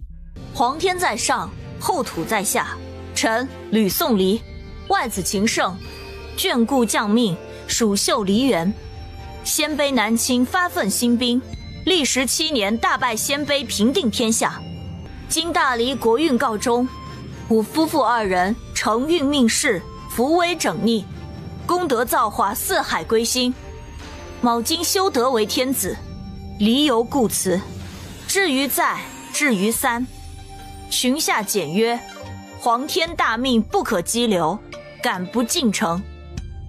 今微臣于外子，上承天理，下顺民情，于8月初2设祭于骊山之巅，昭告天下，立国大明，建元天禧。万岁！万岁！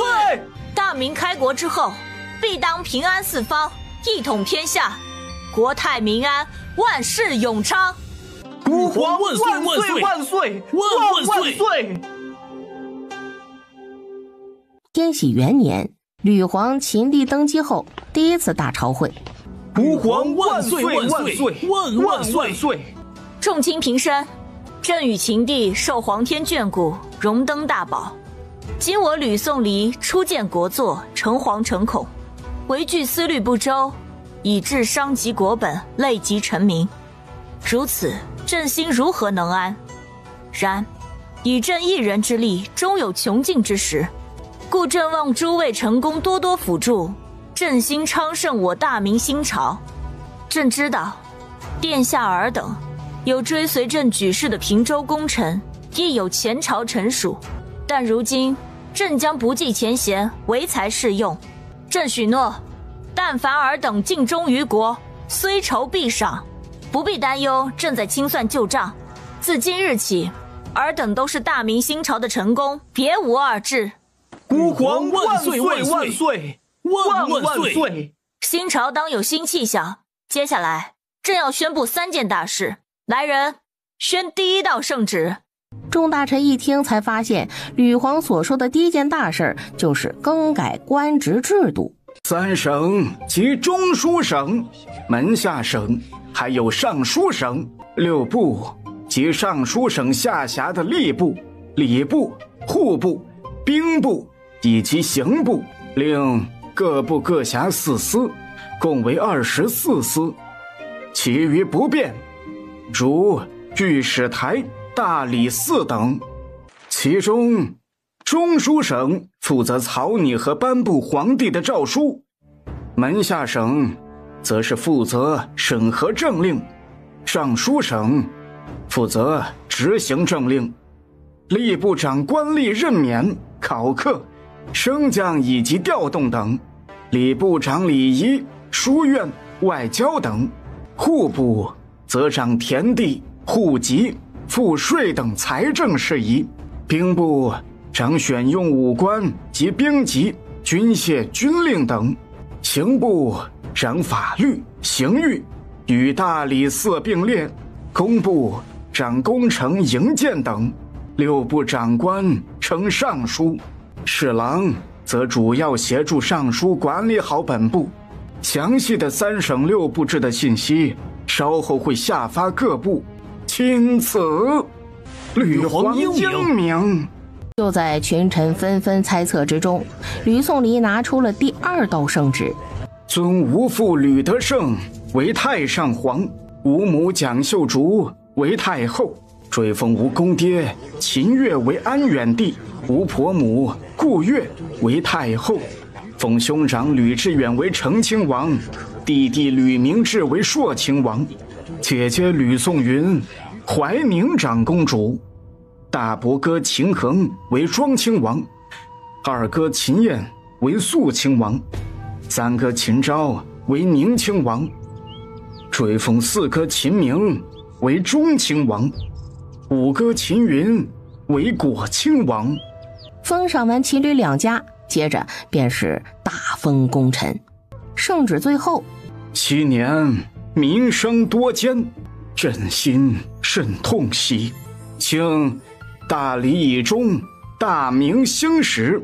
朕决定大赦天下，免赋税3年，徭役1年，举民休养生息。吕皇万岁万岁万岁万岁！第3道圣旨是推行科举制。科举者，通过考试分科举士也。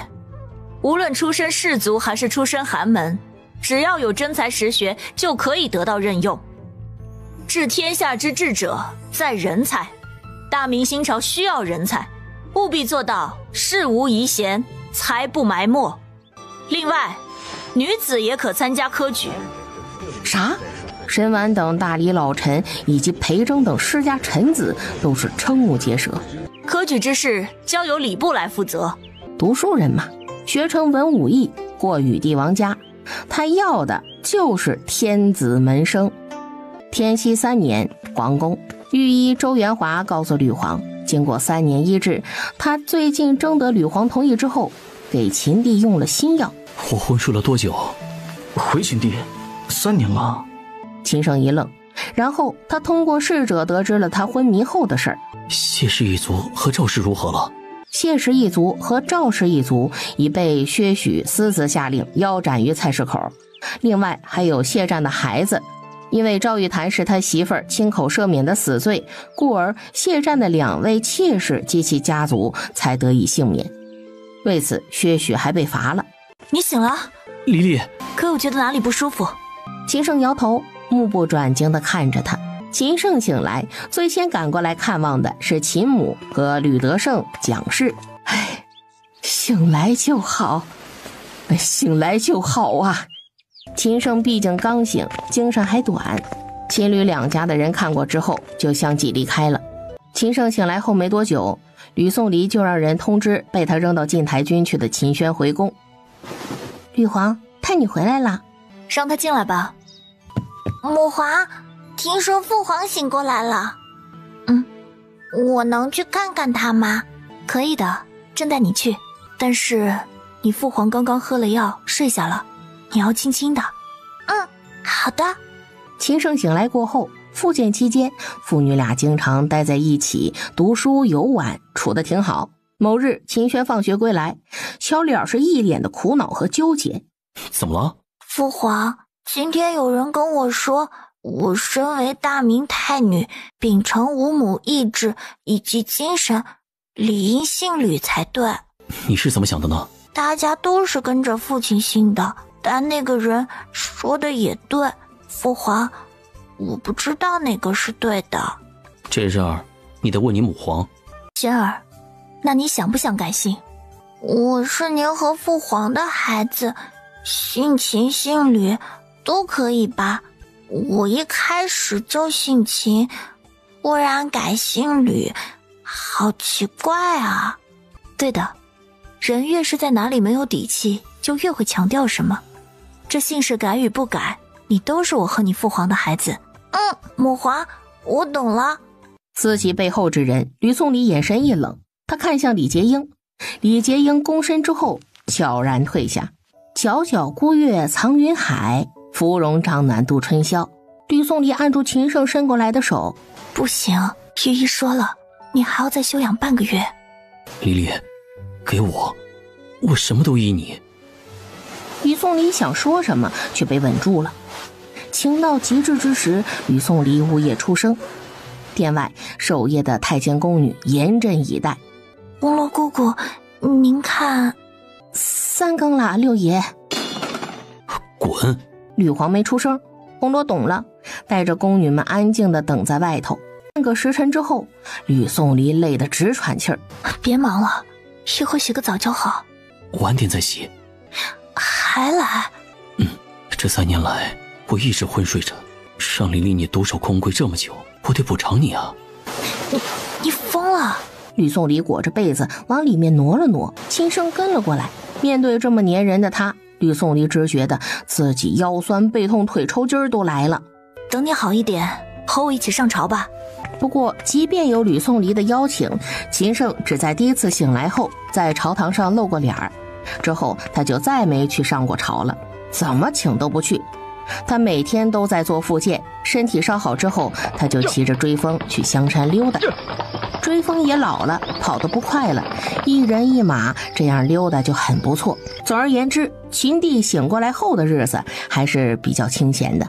这日，孙从义来看望他。秦帝啊，秦帝，你可真是悠闲呐！喝不喝？秦帝赏酒，那必须得喝呀。秦帝，能问个问题吗？如果我说不能，你就不问吗？还是很想。所以啊，那你想问什么就问吧。当初怎么会想到造反的？这个问题你应该深有体会才是。为什么造反？被逼无奈呗。造反过后，有想过今天吗？老实说，没想过。其实，造反能成功并不让人意外，对吗？你们吕皇的能力，是有目共睹的。辽东商会是他一手创办的，薛许、郭冲还有董继川之流，都是你们吕皇招来的。还有最重要的是粮草，都是你们吕皇提供的。你说我们倒是要人有人，要兵有兵。孙从义一听就懂了。是啊，吕皇给你们凑齐了造反的资本。当时大黎皇帝还要问罪我岳父，我们能答应吗？肯定不能受数啊。所以啊，你们吕皇弄了这么大一个摊子，我们不造反成功，很难收场的。秦帝，最后一个问题，对于目前朝堂上的局势，你有什么想法？我相信你们吕皇。不远处，吕宋离正静静地听着，周遭的侍女跪了一地。走吧。后世西红柿论坛。各位，电影《大明吕皇》看了吗？哎，看了，吕导出品，必须看呐。看了电影才发现，一路走来，吕宋离称皇都是逼不得已的呀。官逼民反，民不得不反。哼，楼上笑死了。能当皇帝的人，你告诉我，吕皇是逼不得已的。你说他是处心积虑的，我还相信一点。可是电影就是这么演的呀，而且吕导说了，他是根据真实历史改编的。对呀，你们就看秦家流放吕皇的作为，以及流放途中，还有到了流放之地后的所作所为就知道了。说到底，吕皇的行为何尝不是高筑墙、广积粮、缓称王的行为标杆？从这个角度来看，吕皇绝非一个被动防御之人，更不可能是一个无辜的人呐。笑话，吕皇肯定不是被动之人呐，更不可能无辜。无辜只是他想占据道德制高点而已。看吕皇的一生，充分验证了一句话：高端的猎人往往都是以猎物的方式出现的。你们觉不觉得，在涪陵，吕皇用的是帝王心术？啊，楼上的，你什么意思啊？两人宿命一样的对手，谢战想做什么，吕皇未必不知啊。你是说秦帝的昏迷是吕皇有意为之？不可能，你这样的揣测太不可思议了。你不要说不可能，事实就是谢战在鹿鸣台所设的局成就了吕皇独揽大权的局面。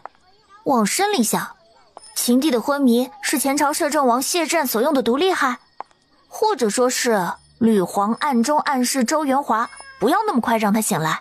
秦帝醒来后一直不上朝，他说自己不懂政务，有史学家推测，这其中未必没有吕皇的态度的原因。也就是说，吕皇贪权，秦帝会意了，所以不上朝，未必没有这样的原因啊。其实就算有，这样做也不伤感情啊。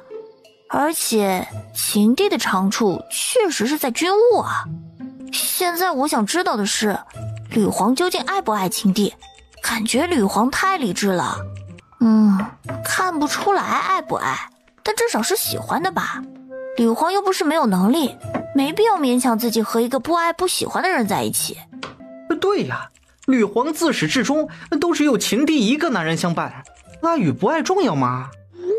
是啊，到了那个时候，爱与不爱就已经不重要了。